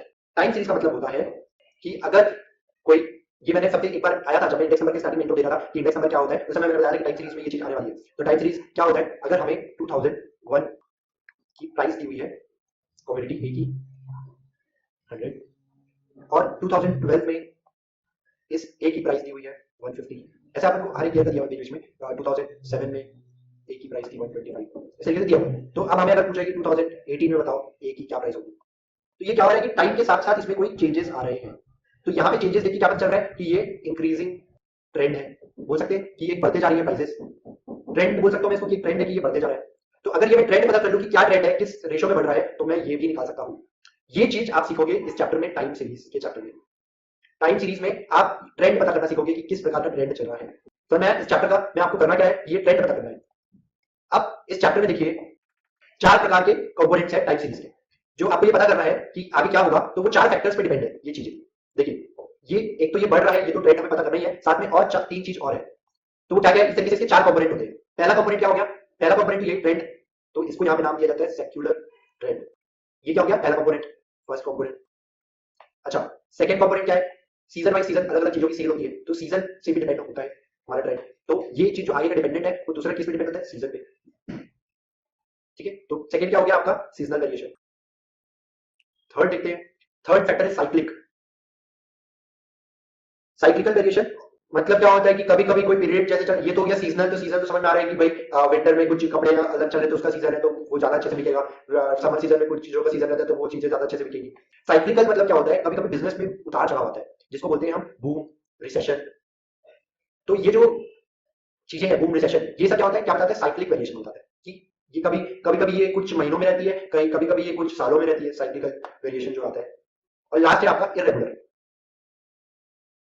इरेगुलर वेरिएशन क्या होता है, जैसे कभी अर्थक्वेक आ गया, ठीक है, कभी अर्थक्वेक आ गया, कभी कुछ कुछ ट्रेजेडी हो गई, ठीक है, तो नेचुरल डिजास्टर अगर कुछ हो रहा है तो ये क्या हम पहले से कुछ सोच ही नहीं चल सकते कि इस टाइप पे डिपेंडेंट, मतलब ये वाला फैक्टर हम पता नहीं कर सकते, इसलिए ये क्या वेरिएशन है, इरेगुलर वेरिएशन। क्या है ये, इरेगुलर वेरिएशन। इस तरीके से अगर हमें पता करना है आगे का ये फिगर 2018 में क्या होगा, तो 2018 में ये चार कंपोनेंट हमारे बीच में आएंगे। ट्रेंड बोलेगा इतना बढ़ रहा है, सीजनल फैक्टर पे डिपेंड हो जाता है कि भाई उस समय सीजन अब उस क्वार्टर के हिसाब से डिपेंड हुआ, क्वार्टर या मंथली, सीजनल तो अपना साल में चलेगा। और साइक्लिक फिर उस समय बूम में रिसेशन है क्या चल रहा है 2018 में डिपेंड करेगा। इरेगुलर वेरिएशन तो कुछ अर्थक्वेक वगैरह तो नहीं आ गया तो उसके कारण डिपेंड करेगा प्राइस में। तो ये प्राइस किस पे डिपेंड हो गई, एक तो हो गई सेक्युलर ट्रेंड, एक नॉर्मल जो ट्रेंड है पास्ट डाटा को देखते हुए एक ट्रेंड पता चलता है, उस पे पास्ट डाटा को देखते हुए एक सीजनल वेरिएशन पता चलता है कि किस सीजन में ज्यादा अच्छा रहता है मार्केट। उसके बाद साइक्लिक वेरिएशन कि अभी मार्केट में बूम चल रहा है कि रिसेशन चल रहा है, ये पता करना। और लास्ट में इरेगुलर, अगर अभी कुछ नेचुरल डिजास्टर वाली सिचुएशन तो नहीं आ गई है। तो ये चार चीज डिपेंड करती है, चार चीजों पे हमारा डिपेंड करता है टाइम सीरीज। अब इसको निकालने के अलग अलग तरीके होते हैं। देखिए सेक्युलर ट्रेंड और सीजनल वेरिएशन को तो हम पास्ट डाटा के बेसिस पे निकाल सकते हैं, इसलिए यहाँ पे हम हमारे पास चार मेथड सेक्युलर ट्रेंड को निकालने के लिए, पास्ट डाटा को देखते हुए, और सीजनल वेरिएशन को निकालने के लिए तीन मेथड है हमारे पास। पर साइक्लिक वेरिएशन को निकाल पास्ट डाटा से नहीं निकाला जा सकता। पास्ट डाटा को देखते हुए बोल सकते हैं क्या कि अब बूम आने वाला है, रिसेशन आने वाला है, ये चीज नहीं बोला जा सकता, इसलिए ये चीज ऑटोमेटिक अलग फैक्टर हो गया, ये मार्केट पे डिपेंड है तो इसको निकाल नहीं सकते। और इरेगुलर वेरिएशन, ये भी कब भूकंप आएगा किसको मालूम है, कब सुनामी आएगी, तो ये चीजें पता नहीं कर सकते। तो ये इरेगुलर वेरिएशन वाले फैक्टर्स है, ये दोनों फैक्टर हम पता नहीं कर सकते, हम उतनी गारंटी के साथ नहीं बता सकते कि ऐसा भी कुछ होने वाला है। बट जरूर ये जरूर बता सकते हैं कि ट्रेंड कैसा है और सीजनल कोई वेरिएशन तो नहीं आएगा। ये दो चीज हम पास्ट डाटा को देखते हुए बता सकते हैं, पास्ट डाटा को देख के बता दें। इसलिए यहाँ पे हम इसके सॉल्व करने के लिए चार मेथड है, चार तरीके हैं जिससे कि हम पास्ट डाटा की स्टडी कर सकते हैं। और सीजनल वेरिएशन को पढ़ने के लिए हमारे पास तीन मेथड है जिसके थ्रू हम पास्ट डाटा की स्टडी करके वेरिएशन बता सकते हैं क्या आने वाला है वेरिएशन सीजनल। समझ में आ रहा है? बाकी ये दोनों तरीके हमारे पास तरीके नहीं है, ठीक है। साइक्लिक वेरिएशन में देखिए चार हमारे पास सिचुएशन आती है, साइक्लिक वेरिएशन में चार पीरियड होते हैं, लिख लीजिए। अच्छा सबसे पहले तो आप ये डायग्राम बना लीजिए, फिर मैं आपको दिखाता हूँ इसके अंदर का। आप ये डायग्राम बना लीजिए, देखिए डायग्राम में क्या रहेगा, पहला कॉलम है आपका कंपोनेंट, पहला रो है वो कंपोनेंट का है, दूसरा रो है आपका मेजर्स, चार तरीके तीन तरीके। अगर देखिए ये चार्ट अगर आपके लिए बहुत बड़ा हो रहा है कॉपी में तो आप क्या कर सकते हैं, एक चार्ट बना लीजिए सेक्युलर ट्रेंड का, यहाँ तक ये देखिए ये भी मॉडल्स आ जाता है, ये अलग टॉपिक आ गई, नीचे मॉडल्स दो मॉडल होते हैं, एडिटिव मॉडल एडिशन वाला और मल्टीप्लिकेटिव मॉडल, ये दो मॉडल होते हैं और फिर चार कंपोनेंट होते हैं और हर कंपोनेंट के निकालने के तरीके होते हैं। तो सेक्युलर ट्रेंड को निकालने के चार तरीके हैं, सीजनल वेरिएशन को निकालने के तीन तरीके। तो ये तीन मेजर्स चार मेजर और इसके कोई मेजर्स नहीं निकालने के, साइक्लिक और इरेगुलर वेरिएशन। समझ में आ रहा है? एक चैप्टर ओवरव्यू मिल गया आपको कि भाई इस चैप्टर में आखिर है क्या क्या। तो चार कंपोनेंट है, चार कंपोनेंट भी मैंने बताया क्या होता है, एक तो ट्रेंड, एक सीजन पे डिपेंड होता है, एक साइक्लिक बूम रिसेशन वगैरह वाला और एक लास्ट ईयर अर्थक्वेक वगैरह। तो ये चीज हम बता नहीं सकते, तो इस तरीके से चार कंपोनेंट होते हैं। अब सेक्युलर और सीजनल तो क्या है कि ये चीज हमारे पास्ट डाटा को देखते हुए हम पता कर पाएंगे। तो पास्ट डाटा को देखते हुए निकालने के लिए हमारे पास मेजर है, इसको पता करने के तरीके हैं। तो सीजनल ट्रेंड को पता करने के लिए चार मेजर है, चार तरीके हैं, और सेक्युलर ट्रेंड को पता करने के लिए चार तरीके हैं मेजर है, और सीजनल वेरिएशन को पता करने के लिए हमारे पास तीन तरीके हैं, ठीक है। ये एक ओवरव्यू आपको समझ में आ गया। अब हम इस चैप्टर में पढ़ने के वाले ये जो चार मेजर्स हैं वो कैसे हम पास्ट डाटा को देख के ट्रेंड पता कर लें, वो इस चैप्टर में पढ़ेंगे। और सीजनल वेरिएशन कैसे हो रहा है पास्ट डाटा को देखते हुए अभी हमें कंप्यूट करना, ये हम सीखेंगे। टोटल हम 7 मेथड्स पढ़ने वाले हैं, 7 मेथड्स हम इस पे पढ़ने वाले मेजर्स, और दो अलग से मॉडल्स होते हैं, एडिटिव मॉडल और मल्टीप्लिकेटिव मॉडल। ये कुछ नहीं है, जब ये आपका आंसर आ जाएगा, इसका जो आंसर आया प्लस इसका जो आंसर आया प्लस इसका जो आंसर आया प्लस इसका जो आंसर आया, ये चारों को ऐड कर देंगे तो एडिटिव मॉडल बन गया हमारा प्राइस पता करने के लिए। तो ये वाला फैक्टर से कितना चेंजेस आ रहा है, ये वाला फैक्टर से कितना चेंजेस आ रहा है, प्लस ये इससे प्लस इससे, सारे चेंजेस को अगर हम ऐड लेस जो करना है वो करेंगे तो एडिटिव मॉडल हो गया। और अगर यही चीज हमें रेशियो में दिया हुआ है कि इतना परसेंटेज चेंजेस आएगा ट्रेंड में, इतना परसेंटेज सीजनल में चेंज आएगा, इतना परसेंटेज साइक्लिक वेरिएशन आएगा, इतना परसेंटेज इरेगुलर वेरिएशन आएगा, तो हम सबको मल्टीप्लाई कर देते हैं तो वो क्या आता है मल्टीप्लिकेटिव मॉडल। कुछ नहीं है, बस यही आंसर अगर आपका रेशियो परसेंटेज में आ रहा है तो अगर आप उसको मल्टीप्लाई कर दोगे तो मल्टीप्लिकेटिव मॉडल कहलाएगा, अगर आप यही सबको ऐड कर दोगे तो वो एडिटिव मॉडल कहलाएगा। यहाँ तक क्लियर हुआ? दोनों मॉडल क्या पढ़ने वाले हैं हम, कंपोनेंट क्या पढ़ने वाले हैं, मेजर क्या पढ़ने वाले हैं। चैप्टर ओवरव्यू हो जाने से क्या होता है कि मैपिंग क्लियर हो जाती है कि ठीक है भाई इतना चीज इसके अंदर हम पढ़ेंगे, इसके अंदर ये तो हम क्या पढ़ रहे हैं उसमें क्या आपकी नजर रहती है कि हाँ अभी हम यहाँ पे हैं। और अगर आप ये चीज नहीं करेंगे पहले, अगर आप प्लॉटिंग करना नहीं सीखेंगे कि आप कहाँ पे हैं, तो क्या होता है कि एकदम वेग बस आप पढ़े चले जा रहे हैं, पता नहीं है कि क्या पढ़ रहे हैं, बस हम पढ़ते जा रहे हैं। तो उस समय क्या होता है कि माइंड हमारा कंसंट्रेशन नहीं कर पाता। इसलिए मैं अपने सारी क्लासेस में सबसे पहले आपको कोई चैप्टर से रूबरू करवा देता हूँ कि भाई देख लो ये रहा चैप्टर, ये हम पढ़ने वाले हैं। तो इसलिए जब हम जहाँ पे कुछ पढ़ते रहेंगे तो आप ध्यान रखना कि हम कहाँ पे पढ़ रहे हैं, इधर उधर भटकना नहीं, इससे क्या कंसंट्रेशन बना रहता है, ठीक है। इसी टेक्निक को अगर आप फॉलो करें तो आपके लिए सीए फाइनल तक क्लियर करना बहुत आसान हो जाएगा। समझ में आ रहे? मैं जब अपनी टाइम जब ये फॉलो करता था तो मैं हर एक चैप्टर्स का एक समरी चार्ट क्रिएट करता था खुद से, ताकि एग्जाम के टाइम में मैं उसी को रेफर करके जाऊँ। फाइनल तक ये चीज को बहुत ज्यादा हेल्प करिए। उम्मीद करता हूँ कि ये चीजें जो मैं आपको सिखा रहा हूँ तो ये भी आपको काम आएगी। ठीक है, अब देखिए सेक्युलर ट्रेंड, हम सबसे पहले फर्स्ट मेथड पढ़ने वाले हैं सेक्युलर ट्रेंड। फर्स्ट कंपोनेंट है सेक्युलर ट्रेंड। अब देखिए सेक्युलर ट्रेंड मतलब क्या होता है? ट्रेंड मैंने बताया, जैसे कि इसका एग्जांपल लेते हैं, अगर मैं बोलूं इंडिया की जो पॉपुलेशन है वो क्या है, इंक्रीजिंग ट्रेंड में बढ़ते जा रही है, हर साल बढ़ते जा रही है, इंक्रीजिंग ट्रेंड में हमारी इंडिया की पॉपुलेशन। तो अगर मैं इसके पास डाटा को देखूं कितना हर साल कितना कितना कितना बढ़ी, तो मैं क्या एक चार्ट बना पाऊंगा कि देखो अगर हर साल इतना बढ़ रही है तो एक टाइम ऐसा आएगा कि यहाँ पे इस टाइम पे इतनी पॉपुलेशन हो जाएगी, इस टाइम पे इतनी पॉपुलेशन हो जाएगी। मैं क्या कर सकता हूँ, एक assumption बना सकता हूँ पास्ट डाटा को देखते हुए। ये क्या होता है, सेक्युलर ट्रेंड कहलाता है। अब इसको कैलकुलेट करने के हमारे पास चार मेथड है। देखिए हमारे पास ये चार मेथड है। पहला है free hand curve method. Free hand curve method जो भी हमारे पास डाटा है सबको चार्ट में प्लॉट कर देंगे और फिर एक हाथ से लकीर खींचेंगे कि किस डायरेक्शन में जा रही है हमारी लाइन। ये क्या हो गया आपका free hand curve method. Secondly आपका मेथड ऑफ सेमी एवरेजेस। बताओ क्या होता है मेथड ऑफ सेमी एवरेजेस, देख लीजिए सेकंड मेथड। थर्ड है आपका मेथड ऑफ मूविंग एवरेज। देखिए पहला तो ये बहुत इजी था, अब यहां से थोड़ा सा हार्ड पार्ट चालू रहेगा। क्या है तीसरा, मेथड ऑफ मूविंग एवरेजेस। देख लीजिए हेडिंग, अब ये चार्ट में हेडिंग हेडिंग कर लीजिए, फिर एक एक मेथड को देखते हैं हम, तब आपको समझ में आएगा कि कैसे कैलकुलेट करें। ठीक है, फोर्थ है आपका मेथड ऑफ लीस्ट स्क्वायर्स। क्या है मेथड ऑफ लीस्ट स्क्वायर्स। ये चार मेथड है, ये चार मेथड किसके लिए, सेक्युलर ट्रेंड पता करने के लिए। ये चारों से ही हम क्या पता कर रहे हैं, ट्रेंड ही पता कर रहे हैं कि किस डायरेक्शन में जा रहा है जो सीरीज है। ठीक है, सेक्युलर ट्रेंड पता करने के लिए हमारे पास ये चार मेथड है। आइए अब हम फर्स्ट मेथड से चालू करते हैं। फर्स्ट मेथड क्या है हमारा, फ्री हैंड कर्व मेथड। पहला क्या है, फ्री हैंड कर्व मेथड। तो देखिए आपके बुक में हम आते हैं मेजरमेंट ऑफ सेक्युलर ट्रेंड, ये चार मेथड दिए हुए हैं। एक है free hand curve method, method of semi averages, method of moving averages और मेथड ऑफ लीस्ट स्क्वायर। चार मेथड होते हैं। चार मेथड में हम अभी चालू करने वाले हैं। फ्री हैंड कर्व मेथड में कुछ नहीं है, बहुत सिंपल है। इसमें क्या होता है कि ये आपको डाटा दिया हुआ है, ये आपको डाटा दिया हुआ है, the following are the figures of the sale of the last 9 years. Last 9 years की आपको सेल दी हुई है। Determine the trend by a line by free hand method. Free hand method से हमें पता करना है। तो क्या करेंगे कि एक्स एक्सिस पे हमने ईयर को रख लिया। क्या कर रहे हैं हम, एक्स एक्सिस में, ये एक्स एक्सिस में हम ईयर को रख रहे हैं। ठीक है, एक्स एक्सिस है, और वाई एक्सिस में हम सेल्स को रख रहे हैं। और हमने क्या किया कि जो डाटा दिया हुआ है पहले उसको प्लॉट कर लिया, 75, 95, 115, 65, 120, इस तरीके से सब सारे प्लॉट कर लिए और एक रफ डायग्राम हमने बना लिया। रफ जो पॉइंट टू पॉइंट लिंकिंग है वो कर दी। उसके बाद हम क्या करेंगे कि हम अपनी स्केल में मिडिल इस लाइन के आसपास एक मिलती जुलती एक डॉटेड लाइन खींचेंगे। ये जो डॉटेड लाइन रहेगी, मतलब एक मिडिल फिगर में आपने जो डायग्राम बनाया हमारा, जो ये ट्रेंड बना हमारा रफ डायग्राम, उसके बीच से होती हुई निकलनी चाहिए ये डॉटेड लाइन। ऐसी रफ आप स्केल से खींचेंगे डॉटेड लाइन, और ये जो डॉटेड लाइन रहेगी ये आपको ट्रेंड बताएगी। तो देखिए ये डॉटेड लाइन जब आप एक्सटेंड करोगे तो इस तरीके से एक्सटेंड होगी, तो इससे पता चलेगा कि 2012 में ये क्या लेवल पे पहुंचेगी। जैसे पता चला कि ये 250 पहुंच जाएगी। ये ट्रेंड ऐसे आगे बढ़ते जाएगा और हमें आगे का डाटा देते जाएगा। समझ में आ रहा है? ये था आपका क्वेश्चन नंबर 2.2 बुक में देखिए, और ये आपको बताता है फ्री हैंड मेथड कैसे होगा। सीख रहे हैं आप, ट्रेंड निकालना फ्री हैंड, बस कुछ नहीं करना है, आपको प्लॉट करना है, लाइन खींचनी है, तो ये आपका फ्री हैंड मेथड हो गया। ठीक है, ये तो समझ में आ गया, बहुत ही सीधा फ्री हैंड मेथड। अब हम आते हैं हमारे अगले मेथड में। अगला मेथड है हमारा method of semi averages. Next method क्या है हमारा, मेथड ऑफ सेमी एवरेजेस। ये भी बहुत सिंपल सा है। देखिए हमें डाटा दिया हुआ है 2000 से लेकर 2006 तक, मतलब कितने साल का डाटा दिया है, 1 2 3 4 5 6 7 इयर्स का। 7 इयर्स का डाटा दिया हुआ है। तो यहाँ पे ये क्या बोलता है मेथड कि हम फर्स्ट हाफ और सेकंड हाफ दो पॉइंट निकाल लेते हैं, इसको दो हिस्सों में बांट देते हैं, पूरी सीरीज को दो हिस्सों में बाइफरकेट कर देते हैं। देखिए ये तो था आपका फ्री हैंड में क्या आप यहाँ पे लिख लीजिए, स्टेप्स लिख लीजिए। स्टेप 1,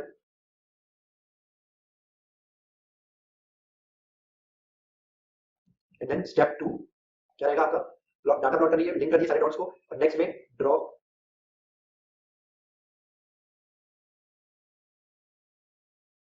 मतलब ये जो हमारे जो डाटा था उससे आसपास से पास होती हुई एक स्ट्रेट लाइन ड्रॉ करते हैं। तो ये क्या मेथड है आपका, फ्री हैंड कर्व मेथड। ठीक है, नेक्स्ट है आपका method of semi averages. Method of semi averages क्या बोलता है कि जो भी आपकी सीरीज है, जैसे मान लो 1 2 3 4 5 6 7 8, अगर 8 ये क्या है, अगर इवन नंबर ऑफ डाटा दिया हुआ है अगर आपको, तो आप क्या करेंगे कि ये दो हिस्सों में इसको बांट देंगे। ये एक हिस्सा हो गया, ये एक हिस्सा हो गया। ठीक है, ये सबको क्या करेंगे, ऐड कर देंगे और डिवाइडेड बाय 4 कर देंगे। इसको भी ऐड कर देंगे सबको और डिवाइडेड बाय 4 कर देंगे। ये क्या हो गया कि आपने ये चारों एक हिस्से को बांट दिया, इसको ऐड कर दिया, तो एक और इसका एवरेज निकाल दिया। तो ये एक हिस्से का एवरेज है, दूसरे हिस्से का एवरेज है। इस तरीके से आपको दो पॉइंट मिल गए, ए और बी, दो पॉइंट मिल गए। अब इस दो पॉइंट को आप ग्राफ में प्लॉट कर देंगे, इस दो पॉइंट को आप ग्राफ में प्लॉट कर देंगे, ए पॉइंट और मान लो ये ए पॉइंट और ये बी पॉइंट प्लॉट करेंगे, और फिर एक स्ट्रेट लाइन इन दोनों से पास होती हुई ड्रॉ करेंगे। तो ये कौन सा मेथड हुआ, method of semi averages. Method of semi averages कि दो हिस्सों में बांट रहे हैं, डिवाइड बाय 4 कर रहे हैं, और जो से दो पॉइंट आए उससे हम ड्रॉ करें लाइन। अच्छा ये तो था इवन नंबर ऑफ सीरीज के केस में।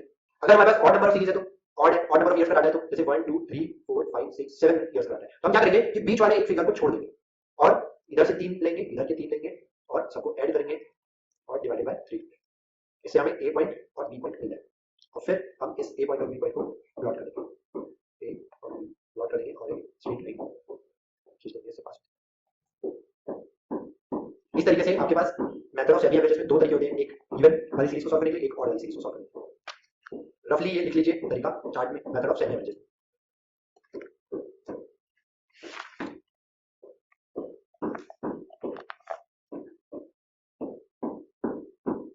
ठीक है, इवन में ये ड्रॉ कर लीजिए, ऑड में ये ड्रॉ कर लीजिए।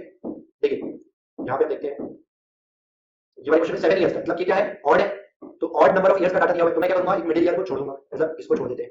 तो मैं क्या करूंगा, इधर 3 का डाटा लूंगा, तीनों को ऐड करूंगा, डिवाइडेड बाय 3। ठीक है, इधर 3 का डाटा लूंगा, तीनों को ऐड करूंगा और डिवाइडेड बाय 3। ठीक है, समझ में आया? तो इससे मेरे को क्या मिल गया, ये ए पॉइंट मिल गया और ये बी पॉइंट मिल गया। कितना आया ए पॉइंट बताइए, 100 plus 105, 100 plus 105 plus 115 divided by 3 is 106.67। कितना आया, 106.67। और यहाँ पे 120 प्लस 105 प्लस 115 डिवाइडेड बाय 3 113.33, 113.33। ये बी पॉइंट मिल गया हमें। अब ये दोनों पॉइंट को हम प्लॉट कर देते हैं, इस चार्ट में हम प्लॉट करेंगे। तो देखिए 106.67 ऑलमोस्ट ये आपका यहाँ पे आ रहा है। ये देखिए, ये देखिए, ये तीन का एवरेज था, तो ये 3 का एवरेज था, तो ये कौन सी ईयर में आया, 2001 में आया ये। ठीक है, 2001 में आ गया ये एवरेज करने से, तो ये यहाँ पे आप प्लॉट कर लेंगे और यहाँ पे 2005 में प्लॉट कर लेंगे, कितना 133।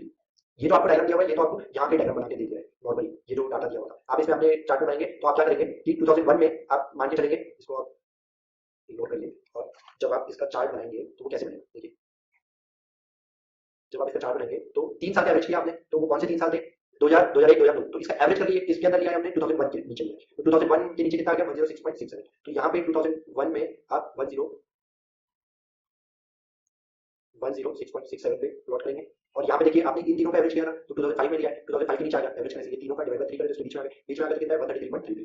तो ये आ गया, और फिर यहाँ से पास होती हुई एक लाइन खींच देंगे। ठीक है, इस तरीके से ये आपका रहेगा कौन सा वाला, method of semi averages. Method of semi averages, इससे आप ट्रेंड लाइन पता कर सकते हैं। ठीक है, और ये सबसे क्या हो रहा है कि ये तो भाई ऐसी तुक्का वाली लाइन, मतलब इतनी सही नहीं लग रही है, ये वाला मेथड भी, ये वाला मेथड भी, तो एग्जैक्टली कुछ नहीं बता पा रहे हैं।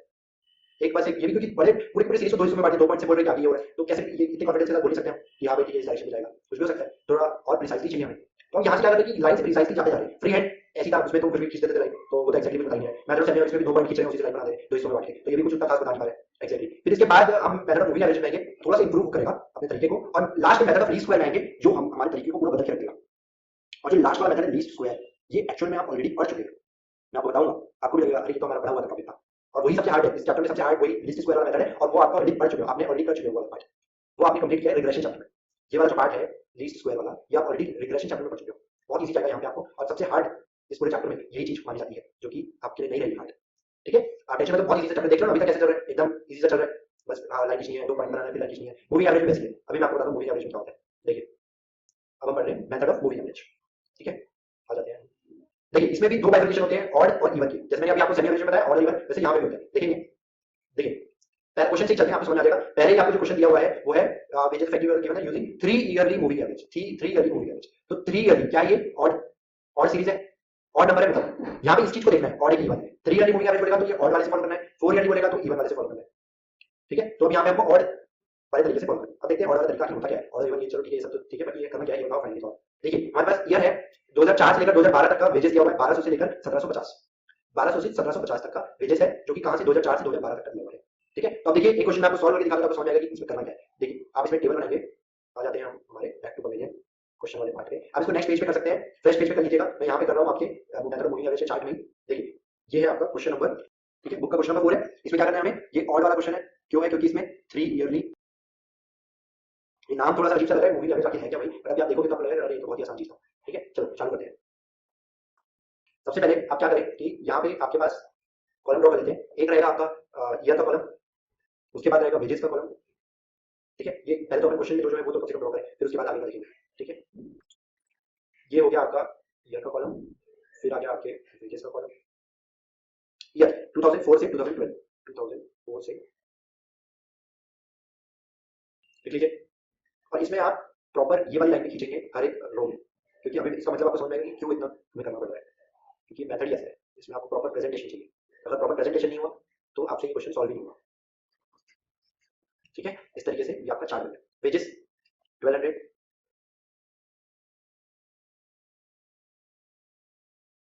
ये डाटा दिया हुआ है आपको। अब ध्यान दीजिए आप क्या करेंगे, अब आप नेक्स्ट जो कॉलम बनाओगे वो आप बनाओगे 3 ईयर मूविंग टोटल। हेडिंग क्या होगी उस कॉलम की, ठीक है। ये हेडिंग में बस थोड़ा कॉम्प्लिकेटेड है, बाकी काम बहुत आसान है। देखिए इसमें क्या करना है, आपको क्या करना है, इसमें 3 ईयर का डाटा लेना है, 1 2 3, और ये तीनों को ऐड करके यहाँ पे टोटल लेना है। अब टोटल कहाँ लिखेंगे, तो ये 3 का डाटा है तो तीनों के बीचों बीच लिखेंगे, ठीक है। आपको क्या करना है कि पहला तो आपको इसी कारण से यहाँ पे कुछ टोटल लिखा है क्योंकि इन तीनों के बीचों बीच लिखना है। देखिए प्रेजेंटेशन कितना काम का है, क्योंकि यहाँ पे क्या बताया मैंने, इन तीनों के बीचों बीच लिखना है। अब अगर ये प्रॉपर लाइन नहीं खींची तो किसी के आगे पीछे लिखा है, फिर आपका आंसर गलत होगा, ठीक है। करना बहुत आसान काम है, हमें बस टोटल निकालना है और टोटल निकालने के लिए यहाँ पे लिखना है बीचों बीच। अगर ये 3 निकालना है इनके बीचों बीच। अब यहाँ पे तो यहाँ पे लिखने के लिए इसके पहले का डाटा होना चाहिए था, तो कहां इसलिए इसको ब्लैंक छोड़ा, ठीक है। कितना हो गया 4100, कितना आ गया 4100। अच्छा अब इसके बाद क्या होगा, नेक्स्ट में मैं अगले 3 डाटा को लूंगा, ठीक है। तो मैंने अगले 3 डाटा को लिया, ये देखिए अभी तक मैंने ये ब्लू वाला, ये इसका इससे आंसर आया था। अब नेक्स्ट जो मैं ले रहा हूँ रेडी का, अब ये 3 को लूंगा तो मेरा आंसर यहाँ पे लिखा है, कितना आया 4650। फिर मैं नेक्स्ट आगे बढ़ा, चलो लेते हैं इन 3 में 1 2 3, इसका आंसर यहाँ लिखा है 4950। इस तरीके से ये आगे तक का पूरा निकाल लीजिए, टोटल पूरा निकाल लीजिए आगे तक का। जो लास्ट में 4850 आया है ये किसका है, ये है हमारे इन 3 डाटा 4850। तो अब इसके बाद तो कुछ बचा ही नहीं है, अगर इसके बाद होगा तो ये दो, फिर एक लास्ट में एक और आना चाहिए था, बट हमारे पास जो के बाद है ही नहीं सीरीज, तो अब इसलिए लास्ट में भी यहाँ पे कोई टोटल नहीं लिखा पाएगा, ये भी ब्लैंक छूट गया। फर्स्ट और लास्ट ब्लैंक छूट गए, बाकी सब इस तरीके से फिलअप हो गए, समझ में आ रहा है। अब इसके बाद क्या करेंगे हम, ये अभी तक क्या लिखे थे 3 ईयरली मूविंग टोटल लिखे थे। अब कितने ईयरली मूविंग टोटल लिखना था, मतलब मूविंग टोटल कितने का निकालना था 3 ईयर का, तो अब इसका एवरेज करेंगे, तो इसका एवरेज करने के क्या करेगा, इसको डिवाइड बाय 3 करना रहेगा। तो अब नेक्स्ट स्टेप में हम क्या करेंगे 3 ईयर मूविंग एवरेज, तो 3 ईयर मूविंग एवरेज को क्या करेंगे हम डिवाइडेड बाय 3 कर देंगे, डिवाइड बाय 3 कर देते हैं तो ये हमारा फाइनल आंसर आ जाएगा, 3 ईयर मूविंग एवरेज आ जाएगा, ठीक है। डिवाइड करते चलते तो अब डिवाइड इसको डिवाइडेड बाय 3 करते हैं, डिवाइडेड बाय 3 डिवाइडेड बाय 3, ठीक है। कितना आया 4100 डिवाइडेड बाय 3 इज 1366.67 1550, ठीक है। 4650 डिवाइड बाय 3 इज 1550। इस तरीके से निकालते चलिए 1650, नेक्स्ट 1750, ठीक है। तो ये आपको ट्रेंड मिल गया। अब ये आपका जो ये 3 ईयर मूविंग एवरेज आया है, अब क्या करोगे आप, इसको आप ग्राफ में प्लॉट करोगे तो आपको पता चल जाएगा कि क्या ट्रेंड चल रहा है। तो ये थोड़ा सा आपको थोड़ा ज्यादा एग्जैक्ट दिखाएगा, क्योंकि इसमें क्या हो रहा है कि 3 साल का एडजस्टमेंट हमने कर दिया है, अभी भी पूरा एग्जैक्ट नहीं बता रहा, थोड़ा एग्जैक्ट बता रहा है। ये क्या था आपका 3 ईयरली मूविंग एवरेज, ठीक है। समझ में आया होगा होप सो आपको ऑड नंबर पे 3 ईयर मूविंग एवरेज कैसे निकालना है। अब आगे देखते हैं हम इवन नंबर, अगर इवन नंबर मूविंग एवरेज रहा आपका, जैसे 4 ईयर मूविंग एवरेज अगर आपको निकालना है तो वो कैसे निकालेंगे।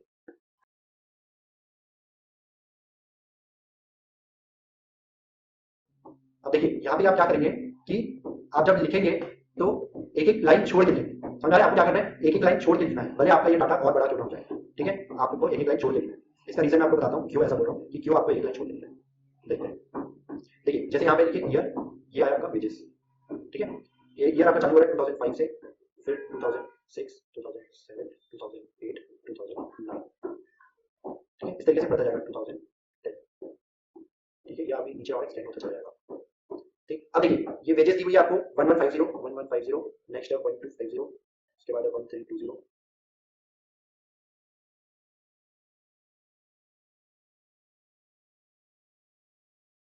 ये है आपका क्वेश्चन पूरा कंप्लीट।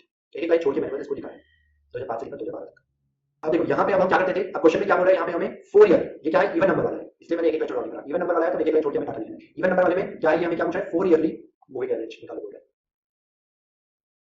ठीक है। 4 ईयरली मूविंग एवरेज निकालने बोल रहे हैं। तो अब 4 ईयरली मूविंग एवरेज के लिए हम सबसे पहले क्या करते थे, अभी तक कॉलम बनाते थे किसका 4 ईयरली मूविंग टोटल का, तो हम क्या बना देंगे 4 ईयरली मूविंग टोटल, ठीक है। अब टोटल निकाले 4 साल का, तो 4 साल का हमें टोटल निकालना है।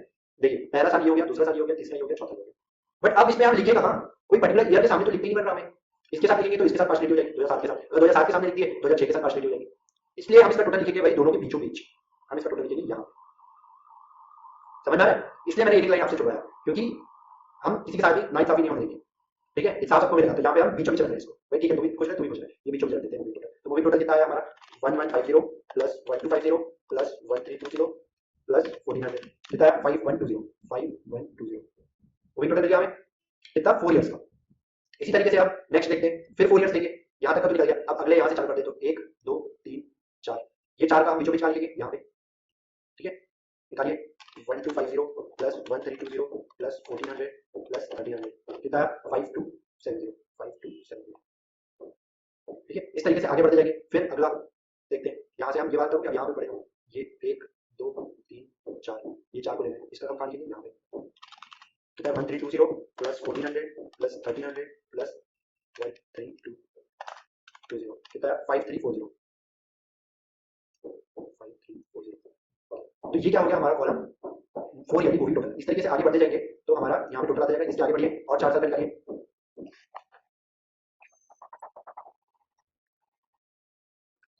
ठीक है, इस तरीके से आपको यहाँ पे मिल गया 1 2 3 4 5 5 आपको डाटा मिला होगा, टोटल मिलोगे 5।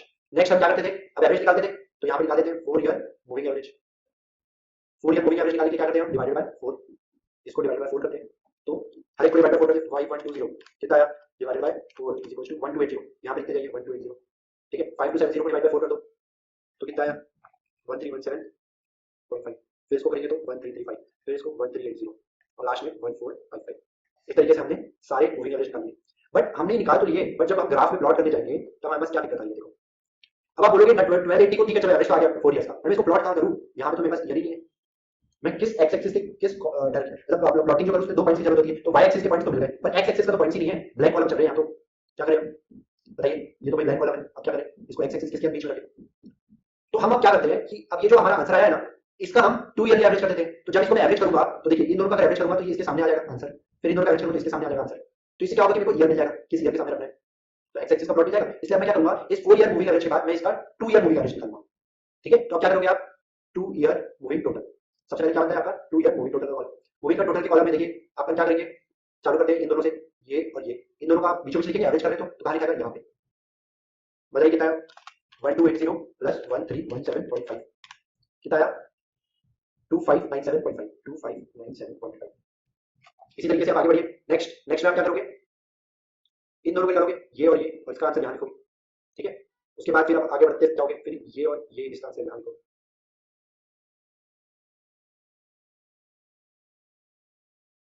तो ये भी क्या मिल गया आपको 2 ईयर मूविंग टोटल। इसके बाद आप क्या करते हैं, नेक्स्ट क्या होता है 2 ईयर मूविंग एवरेज निकालना। इसके लिए आप क्या करते हैं, डिवाइडेड बाय 2 कर देंगे, एवरेज 2 का करें ना 2 ईयर वाला है तो डिवाइड बाय 2 करेंगे। तो क्या करना होगा, ये वाले से हमें डिवाइड बाय 2 करके ये मिल जाएगा। ठीक है भाई, इसका डिवाइड बाय 2 कर देते हैं तो ये कर दो divide by 2 is equal to 2597.5 divide by 2 is equal to 1298.75। इस तरीके से इसको divide by 2 is equal to divide by 2 is equal to divide by, ये रहा आपका complete answer 4 year moving average. इस तरीके से आपको सॉल्व करना है। पहले 4 ईयर का करें, दिक्कत ये हमको भाई एक्स एक्सिस नहीं मिली तो एक्स एक्सिस पता करने के लिए हमने 2 ईयर मूविंग एवरेज और निकाल दी, उसके बीचों बीच आ गई। लेकिन 2007 अब मेरे को मालूम है 2007 में इतना है सेल्स, 2008 में इतना है, 2009 में इतना है, 2010 में इतना है, अब मेरे को ये पता चल गया। तो अब क्या होगा कि एक्स एक्सिस और वाई एक्सिस दोनों के मिल गए हमें, तो अब मैं प्लॉट कर पाऊंगा। इवन में बस दिक्कत ये आ रही थी प्लॉटिंग की, वो भी हमने कहां से चालू किए थे कि भाई किसी के साथ नाइंसाफी ना हो, तो भाई वहां से हम चालू किए कि चलो ठीक बीच में रख देते हैं। अब बीच में रखती है, अब आफत अपने मोड़ लिए तो ठीक है चलो ठीक है यार बीच में रख दिए, एक एवरेज और निकाल देते हैं 2 ईयर मूविंग एवरेज और निकाल दिए। अब तो ये मिल गया यार, अब कुछ बोले तो आपकी फाइनल हमारे को एक्स एक्सिस मिल गया, वाई एक्सिस मिल गया। ठीक है, ये आपका खत्म हुआ। कौन सा मेथड था, moving average, method of moving average. इसमें आपने ऑड नंबर को कैसे सॉल्व करना है, और तो बहुत इजी था, बस सीधा टोटल टोटल निकालो divide by 3 divide by 3। Even वाले में बस थोड़ा सा कॉम्प्लिकेशन था, एक एक लाइन छोड़ छोड़ के पूरा डायग्राम बनाना, चार्ट बनाना था, और उसके बाद फिर हमें 4 ईयर का निकाले, दिक्कत आ गई कि एक्स एक्सिस नहीं मिला, फिर हम 2 ईयर का फिर से निकालना पड़ गया हमें, अब मिल गया एक्स एक्सिस। ठीक है, एग्जाम में आएगा कर लोगे आप सॉल्व, थोड़ा सा आपको टाइम टेकिंग रहेगा, आपको थोड़ी स्पीड में प्रैक्टिस करोगे तो बढ़ जाएगी, स्पीड बढ़ानी पड़ेगी तब जाके ये जल्दी से आप सॉल्व कर पाओगे। क्योंकि यहाँ पे देखिए ये बहुत टाइम टेकिंग था, एक एक पूरा डायग्राम एक लाइन छोड़ना, इसमें थोड़ा सा क्या इधर उधर हो गया तो आपकी प्लॉटिंग गलत हो जाएगी। वैसे एग्जाम में आपको इतना बड़ा सम नहीं पूछेगा, इसका कोई एक पार्ट दे देगा कि बीच टॉप के 4 फिगर दे देगा, और छोटा क्वेश्चन रहेगा आपके एग्जाम में। या फिर यहाँ पे आपको 4 ईयर मूविंग एवरेज इतना इतना बता देगा, बताओ कि इसका मतलब 4 ईयर मूविंग टोटल दे देगा, दो बोलेगा कि बताओ कि वो 4 ईयर मूविंग एवरेज कितना है। तो यहाँ पे आपको एवरेज निकालने के लिए 2 ईयर मूविंग एवरेज तक यहाँ तक जाना पड़ेगा, विद ईयर करके पूछेगा आपको इस ईयर का बताओ कितना है। अगर आपको ये मेथड आता है तो आपको कैसे भी क्वेश्चन दे इधर उधर कितना भी घुमाए आप उसको आंसर कर लोगे, बस कंसेप्ट आपका क्लियर होना चाहिए। ठीक है, तो ये था आपका मूविंग एवरेज वाला मेथड। अभी याद रखिए किसमें चल रहे हैं, सेक्युलर ट्रेंड। अगर बार-बार भूल मत जाओ कि हम चल कहां रहे हैं, याद रखो, इसलिए मैं आपको ये चार्ट दिखाया कि ये देखिए अभी तक हमने टाइम सीरीज पढ़ रहे हैं, फिर सेक्युलर ट्रेंड पढ़ रहे हैं। सेक्युलर ट्रेंड में हमने 3 मेथड कंप्लीट कर लिए, फ्री है, method of semi average, method of moving averages. ठीक है, अब हम अगले मेथड की ओर बढ़ रहे हैं, मेथड ऑफ लीस्ट स्क्वायर। क्या है वो अगला, मेथड ऑफ लीस्ट स्क्वायर। ये आपका मेथड ऑफ लीस्ट स्क्वायर। अब मैंने क्या बोला कि ये मेथड आप ऑलरेडी पढ़ चुके हो, ये मेथड आपको आता है, क्या मान सकते हो कि ये मेथड आपको आता है, बताते हैं कैसे आता है, आपको पता चल जाएगा थोड़ी देर बाद बोलोगे हाँ ये तो बहुत इजी था, आता है। ये चैप्टर आप ये मेथड आपने पढ़े हो रिग्रेशन वाले चैप्टर में, रिग्रेशन एनालिसिस पे ये आप ऑलरेडी पढ़ चुके हो, रिग्रेशन एनालिसिस में आप ऑलरेडी इसको पढ़ चुके हो। ठीक है, अब ये चैप्टर जो है ये वाला जो मेथड है इसको हम देखते हैं, इसका क्वेश्चन के थ्रू पढ़ने की कोशिश करते हैं, आपको क्लियर हो जाएगा। चलिए देखते हैं, फोर्थ हो चुका है, फिफ्थ वाले में वही 4 ईयर मूविंग एवरेज निकाला था, सॉरी ये आपका हुआ था फोर्थ क्वेश्चन, इसमें 3 ईयर मूविंग एवरेज था, ये हमने कर लिया सॉल्व। फिर हम आगे बढ़े, आगे में था आपका 4 ईयर मूविंग एवरेज, ये भी हमने सॉल्व कर लिया। ठीक है, फिर नेक्स्ट आया आपका 5 ईयर मूविंग एवरेज दिया हुआ यहाँ पे, ये आप खुद कर लेंगे। 5 ईयर मतलब और इजी वाला है, गैप छोड़ छोड़ के नहीं करना, सीधा सीधा करना है। प्लॉटिंग करके क्या करेंगे, पहले 5 ईयर मूविंग टोटल निकालेंगे, फिर 5 year moving average divide by 5 करेंगे। तो ये आपके लिए क्या है, होमवर्क है, 6 क्वेश्चन आपके लिए होमवर्क है।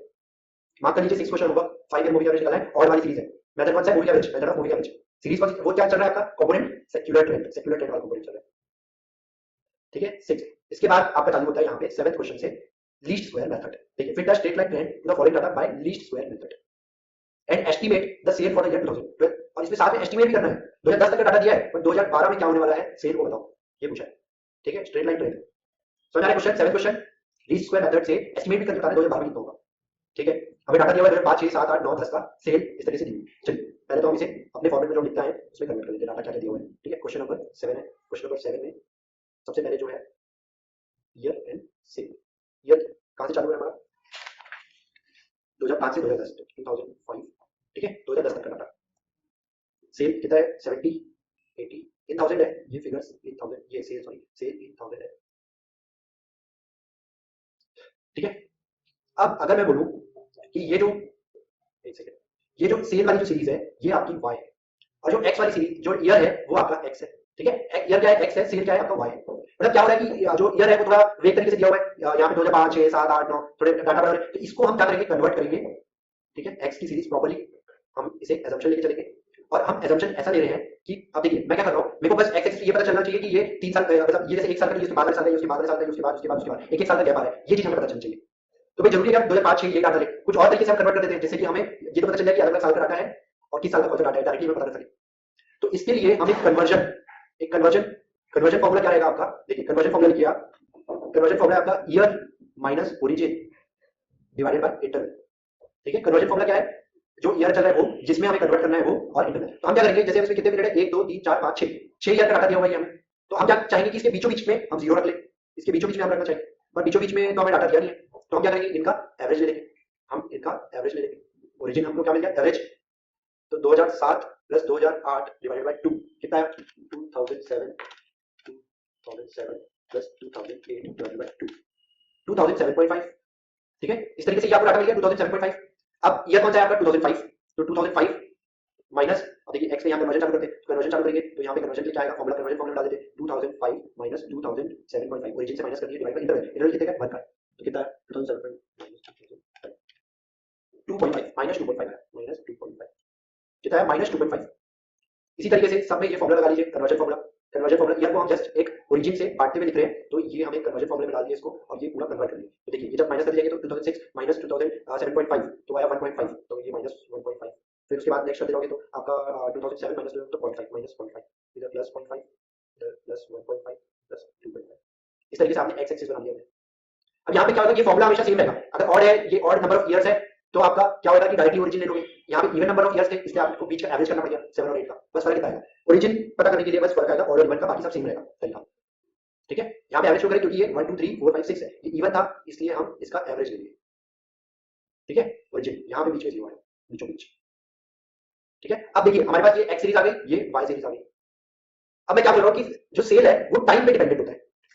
देखिए 2005 में इतनी सेल है, 2006 में इतनी सेल है, तो मतलब क्या हो रहा है कि जो सेल है वो टाइम पे डिपेंडेंट हो रहा है, हर साल बाय साल वो बढ़ता जा रहा है, ईयर बाय ईयर बढ़ रहा है, तो ईयर पे डिपेंड हो रहा है सेल। तो मैं क्या बोल सकता हूँ, ये कौन सी सीरीज है हमारी, देखिए यहाँ पे लिख सकते हैं सेल इज डिपेंडेंट, और सेल क्या है, वाई है, और ईयर क्या है यहाँ पे, एक्स है। ठीक है तो मैं क्या बोल सकता हूँ, वाई ऑन एक्स वाली सीरीज है। याद आया, वाई ऑन एक्स लिखते ही वाई ऑन एक्स वाली सीरीज है, मतलब क्या हो गया, ये रिग्रेशन चैप्टर में वाई ऑन एक्स याद आ रहा है, इसके फॉर्मूले क्या होते थे, तो इसकी इक्वेशन क्या बनेगी, वाई ऑन एक्स की, आपको मालूम है इक्वेशन बनाना, फटाफट बना सकते हो, क्या इक्वेशन बनेगी, y minus Y bar is equal to x minus x bar multiply by B Y X. ठीक है अब नेक्स्ट आपको क्या निकालना रहेगा, बी वाई एक्स, तो बी वाई एक्स का फॉर्मूला लिख लीजिए, बी वाई एक्स का फॉर्मूला याद करिए, बिना मीन वाला क्या होता था, बिना मीन वाला डायरेक्ट सीधा फॉर्मूला क्या होता था, n summation x Y minus summation X into summation Y divided by क्या होता है, divided by n summation x square, X बाद में तो नीचे में क्या आएगा, X square minus summation x का होल स्क्वायर। याद आ गया ये दोनों फॉर्मूले। हमने पहले क्या पता किया कि sale dependent on time, year dependent है, वाई ऑन एक्स है, इसलिए Y minus Y bar equal to x into b by x। ये तो मैं आपको सिखाया था लिखना, चार्ट लिख लीजिए अगर आपको डाउट है, चार्ट 1 में आपको मिल जाएगा वाई ऑन एक्स के लिए इक्वेशन होता है, और उस इक्वेशन का ये आपका फॉर्मूला होता है b बाय x, ये पता करने का, ये भी आपको मिल जाएगा, विदाउट मीन वाला है ये फॉर्मूला, आपको याद भी करवाया था मैंने, ये बहुत अच्छे तरीके से, ये b बाय x आप देखिए। अब जस्ट आपको क्या करना है, यही सब चीज इसमें पुट करना है, और आपको यहाँ पे क्या बोला है कि 2012 में, तो इसमें आपका क्वेश्चन क्या है, इसमें आपका क्वेश्चन है x अगर 2012 है तो y कितना है ये बताओ, ये आपका क्वेश्चन है। ठीक है चलिए सॉल्व करने की कोशिश करते हैं। अब यहाँ पे हमें क्या क्या चाहिए, y बार निकालना है और x y का टोटल चाहिए, x और y का समेशन चाहिए, x स्क्वायर का समेशन चाहिए और समेशन ऑफ x। तो ठीक है, x y अलग अलग समेशन चाहिए, x y मतलब दो बार हमें कुल मिला के बनाना है। एक तो ये मिल गया हमें, एक तो इसका बनाना है x y का, देखिए एक तो हमें x y का बनाना है और एक x y का बनाना है। ठीक है, तो दो कॉलम बना देते हैं, बाकी समेशन तो हमें मिल जाएगा। ये क्या दे देगा हमें, समेशन y। ठीक है, यहाँ पे समेशन x मिल जाएगा, फिर हमें एक x y का कॉलम बनाना है और एक x स्क्वायर का कॉलम बनाना है। देखिए अब ये टोटल निकालना है, summation x y summation x square, यहाँ पे समेशन x।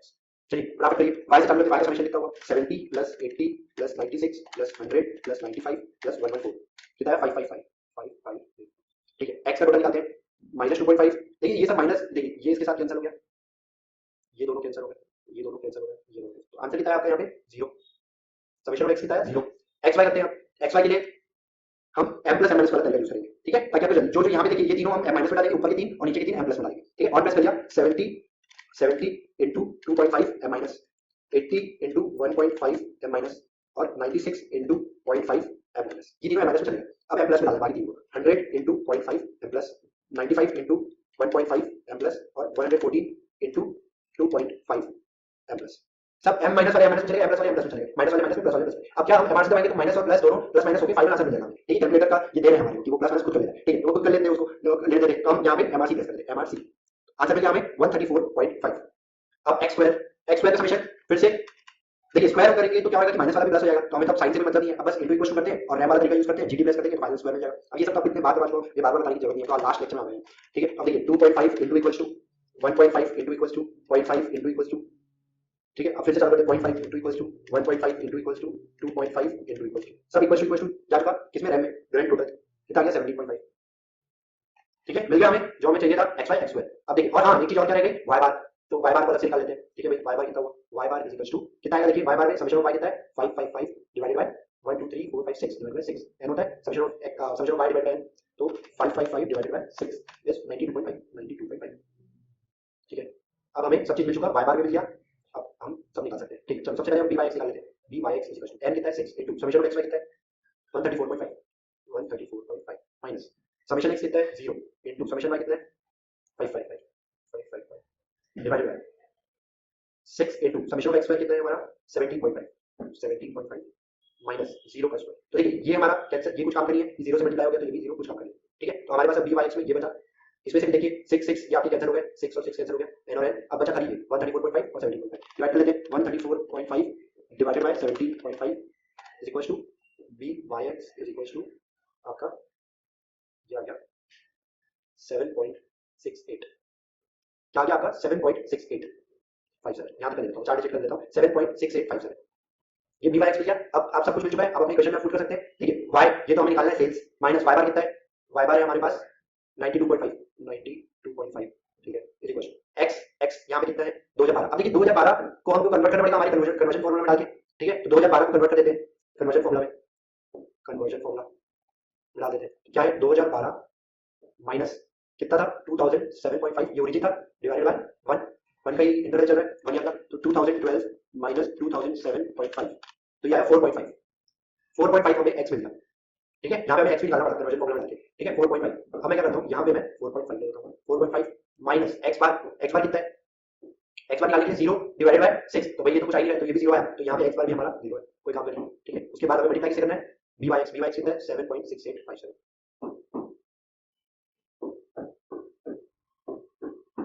ये byx निकाले थे हमने और उस byx को हम यूज कर रहे हैं। ठीक है, तो अब देखिए यहाँ पे देखिए ये क्या हो गया, y ये इधर चला गया 92.5। ठीक है, फिर यहाँ पे देखिए ये इधर प्लस होकर चला गया, अब यहाँ पे क्या आ रहा है 4.5 इनटू 7.6857 इज इक्वल टू 34.58 आ गया, तो y कितना आया प्लस 92.5 इज 127, y आ गया आपका 127। ये आपको फाइनल आंसर मिल गया। सेम आपकी पढ़ी हुई चीज थी, बस यहाँ पे एक चीज नया था, ईयर को हम कन्वर्जन फॉर्मूला डाल के एक्स सीरीज बना रहे थे। एक्स सीरीज बनाना बहुत जरूरी था। अब देखिए यहाँ पे ऑड हो या इवन हो, कोई भी हो, कन्वर्जन फॉर्मूला डालना है आपको एक्स सीरीज मिल जाएगी, और एक बार एक्स सीरीज मिल गई तो उसके बाद तो आपको बहुत आसान पता है कि y डिपेंडेंट है x पे, तो उसके कारण ये इक्वेशन ये बनेगी, उसी इक्वेशन में हमें ये कोएफिशिएंट चाहिए, रिग्रेशन कोएफिशिएंट, तो ये हम निकालेंगे, हमें फॉर्मूला पता है, उस फॉर्मूले में बस सारी वैल्यूज पुट कर देंगे। अगर मैं बोली इसी में, अच्छा ये बताओ मेरी ट्रेंड लाइन क्या है, ट्रेंड लाइन इक्वेशन है, देखिए ट्रेंड लाइन इक्वेशन आपको यहाँ पे मिल जाएगी। देखिए ट्रेंड लाइन इक्वेशन यहाँ पे बताता हूँ, y minus 92.5 is equal to x minus 0 into 7.6857, ये है। तो अब इसको जब मैं देखो y इज इक्वल टू 92.5, ठीक है, ये मल्टीप्लाई तो ये प्लस 7.6857x, ये आपकी ट्रेंड लाइन बन गई। 92.5 प्लस 7.6857x, यहाँ पे x किससे निकलेगा? कन्वर्जन फॉर्मूले से। कन्वर्जन फॉर्मूला क्या रहेगा? यहाँ पे हम एवरेज जो आएगा उससे हमें यहाँ पे 2007 जैसे जो भी साल का निकाला तो ईयर माइनस ओरिजिन, ओरिजिन यहाँ पे ऑड नंबर ऑफ ईयर्स इसलिए एवरेज को लिए मिडिल एवरेज। समझ में आ गया ट्रेंड लाइन कैसे बनाना है और कैसे सॉल्व करना है, एस्टिमेट कैसे निकालना है? इजी लग रहा है? रिग्रेशन पढ़ा हुआ था तो ये आपका कंप्लीट हुआ क्वेश्चन नंबर 7। देखिए question number 7, question number 7 book में जस्ट आपको थोड़ा सा अलग मेथड तरीके से बताया गया है, बट आपका जो मैंने आपको बताया वो पूरा परफेक्ट मेथड है और आपका पहले से पढ़ा हुआ है, आप उसी तरीके से सॉल्व करिएगा, आसपास आपको आंसर मिल जाएगा। वही अपना तरीका है, वही कट का आपका जो ये लोग यूज करते हैं उसी में अगर कैलकुलेशन अगर करते जाएंगे तो हमें जो हम तरीका यूज करते हैं वो इनका तरीका बन जाएगा। ठीक है, सेम मेथड है तो आप रिग्रेशन वाला मेथड यूज करते हुए चलेंगे और ये आपसे सॉल्व हो जाएगा। इसमें आपको कुछ एक्स्ट्रा नया करने की जरूरत नहीं। देखिए इन लोगों ने बस क्या किया कि x जो हमने निकाले थे 7.5 से डिवाइड माइनस करके उसमें इन लोगों ने बस 2 मल्टीप्लाई कर दिया, जिसके कारण इनका जो मेथड यूज करेंगे इन लोग क्यों करें 2 मल्टीप्लाई? ताकि कैलकुलेशन इजी हो जाए। हमें तो कैलकुलेशन इजी करने से कोई मतलब ही नहीं है, हमें तो सीधा टोटल कैलकुलेटर निकाल के दे देता है, इसलिए हमने ये 2 मल्टीप्लाई नहीं किया। ये फालतू का एक स्टेप हमने नहीं पढ़ा है तो ये से क्या होता है हमारा टाइम वेस्ट होता है। 2 करते फिर पूरा सॉल्व करते, ये टाइम वेस्ट हमने बचा दिया। आंसर आपका सेम आएगा। ठीक है, आंसर आपका सेम आएगा। देखते हैं आंसर क्या है, 126.59 which is equivalent to 127 out of, अपना यही आंसर है 127। समझ में आ गया? इसलिए इनका जो भी मेथड है, देखिए इन लोगों ने भी कुल मिला के वही अभी निकाल के x y और x स्क्वायर, हमने भी देखा कि वो x समेशन में x 0 आ गया था इसलिए उधर कैंसिल हो गया तो एट द एंड यही बचता है। ये हमारा फार्मूला b by x से ही आया है और a वाला फार्मूला देखिए इसने b निकाला, ये भी हमने देख लिया y बार की तो यूज हुआ था 92.5 y बार ही आया था, ये y बार ही तो आया था। तो यहाँ पे इनका b इसलिए अलग आया, मेथड वही यूज किया, इन लोगों ने x में 2 मल्टीप्लाई कर दिया इसलिए ये 2 से कम है, इसको इनटू 2 कर दोगे तो हमारा वाला आंसर आ जाएगा। अगर इसी को इनटू 2 कर दोगे तो हमने जो आंसर निकाला है b by x का वो आपको मिल जाएगा। समझ में आ गया? इन लोग क्या कर रहे हैं, हमने क्या किया और वो सेम है, हमने पूरा इसका इंडेप्थ जाके सॉल्व किया था, हमको पता चला कि अच्छा ये ऐसा होता है। इन लोगों ने डायरेक्टली बता दिया कि ये फार्मूला यूज करो और हमने इसका डेरिवेशन के साथ लिखा है, इसलिए हमें पता है कि कहां से आया है ये फार्मूला, कहां से कर रही है।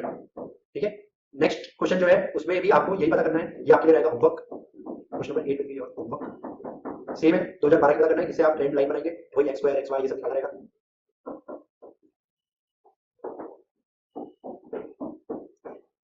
अब आपका इस चैप्टर का लास्ट टॉपिक आ गया है जो कि है सीजनल इंडाइसेस।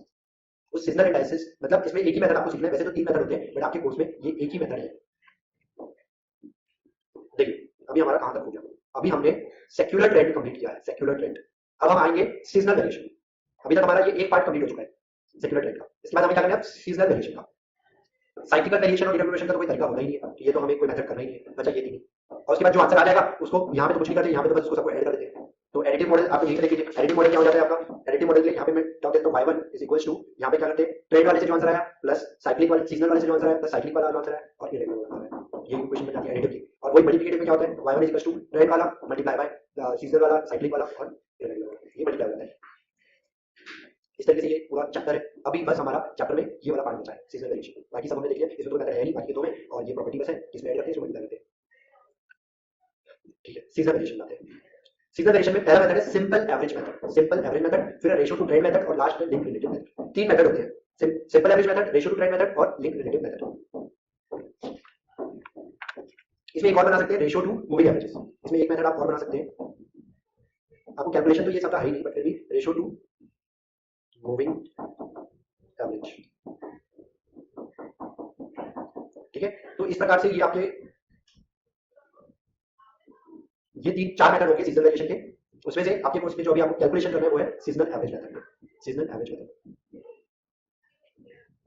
इसमें इस चैप्टर में सबसे हार्ड पार्ट यही था मेथड ऑफ लीस्ट स्क्वायर, वो आपको इसलिए इजी लगा क्योंकि आप ऑलरेडी पढ़ चुके थे। ठीक है, इसके बाद तो बाकी चीजें बहुत आसान है, ये मूवी एवरेज के बस टोटल करना था, इसमें भी बहुत आसान था, इस चैप्टर में बहुत इजी बाकी सब चीजें। यहाँ पे भी जो है सीजनल वेरिएशन, ये तो इसमें तो सब कुछ बहुत इजी है सीजनल वेरिएशन, ये चारों मेथड बहुत इजी होते हैं, चारों में बस मूवी एवरेज टाइप का ही होता है, इसी टाइप का चलता रहता है, ऐड करो डिवाइड करो, ऐड करो डिवाइड करो। इसमें एक बार अलग से ट्रेंड बना देते हैं फिर उससे डिवाइड करते हैं, इसमें रेशियो बना देते हैं मूविंग एवरेज का फिर उससे डिवाइड करते हैं। लिंक रिलेटिव में क्या होता है कि वो चेन इंडेक्स वाला जो हमने पढ़ा था, तो एक एक प्रीवियस ईयर से कंपेयर करते करते नए इंडेक्सेस बना देते हैं फिर उसका एवरेज कर देते हैं। हर एक में बस एवरेज क्वार्टर का एवरेज करना है, बट सब में तरीके अलग अलग है।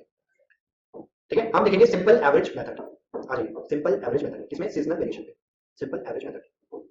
देखिए क्वेश्चन है क्वेश्चन नंबर 9, सीजनल इंडाइसेस बोला है। ठीक है, हमें सीजनल इंडाइसेस निकालना है, सिंपल एवरेज मेथड यूज करते हुए निकालेंगे, क्योंकि आपके कोर्स में सिर्फ यही है आपके लिए सीजनल इंडाइसेस का सिंपल एवरेज वाला तरीका ही बताया गया है। हर एक नाम अलग अलग दिया हुआ है बट सब में वो कैलकुलेशन आपको सिंपल एवरेज से करवा रहे हैं। ठीक है, तो उसी बेसिस पे हम चलते हैं सिंपल एवरेज वाले तरीके से। ठीक है, देखते हैं क्या करना है हमें। यह दिया हुआ है 2003 से लेकर 2007 तक का डाटा दिया हुआ है, सेल प्राइस इंडेक्स दिया हुआ है आपको, होलसेल प्राइस इंडेक्स। ठीक है, क्वार्टर वाइज दिया हुआ है, क्वार्टर 3 4 2003 का क्वार्टर 3 4 में और 2007 का क्वार्टर 1 में, एक कम है, मतलब कुल मिलाकर 4 क्वार्टर का दिया हुआ है आपको। अब देखिए बहुत आसान होता है, इसमें क्या करना होता है कि हमें क्या करते हैं, हम हर एक क्वार्टर का टोटल निकाल लेते हैं, क्या बोलते हैं इसको क्वार्टर टोटल। इसमें क्या करते हैं, ये प्लस ये टोटल आ गया 51.0 का 51 इसका टोटल आ गया, इन दोनों का टोटल 51 आ गया। अब इसको क्या करेंगे, ऐसा हर एक का निकाल लेंगे, हर एक का टोटल आ गया 53, हर एक का 52 और डिवाइड बाय 4 कर दिए क्योंकि 4 क्वार्टर का था, तो ये आ गया क्वार्टरली एवरेज। हर क्वार्टर का एवरेज निकालेंगे, क्वार्टरली एवरेज। और सीजनल इंडेक्सेस निकालने के लिए हमारे पास फॉर्मूला होता है, यहाँ पे आप फॉर्मूला लिख लीजिए।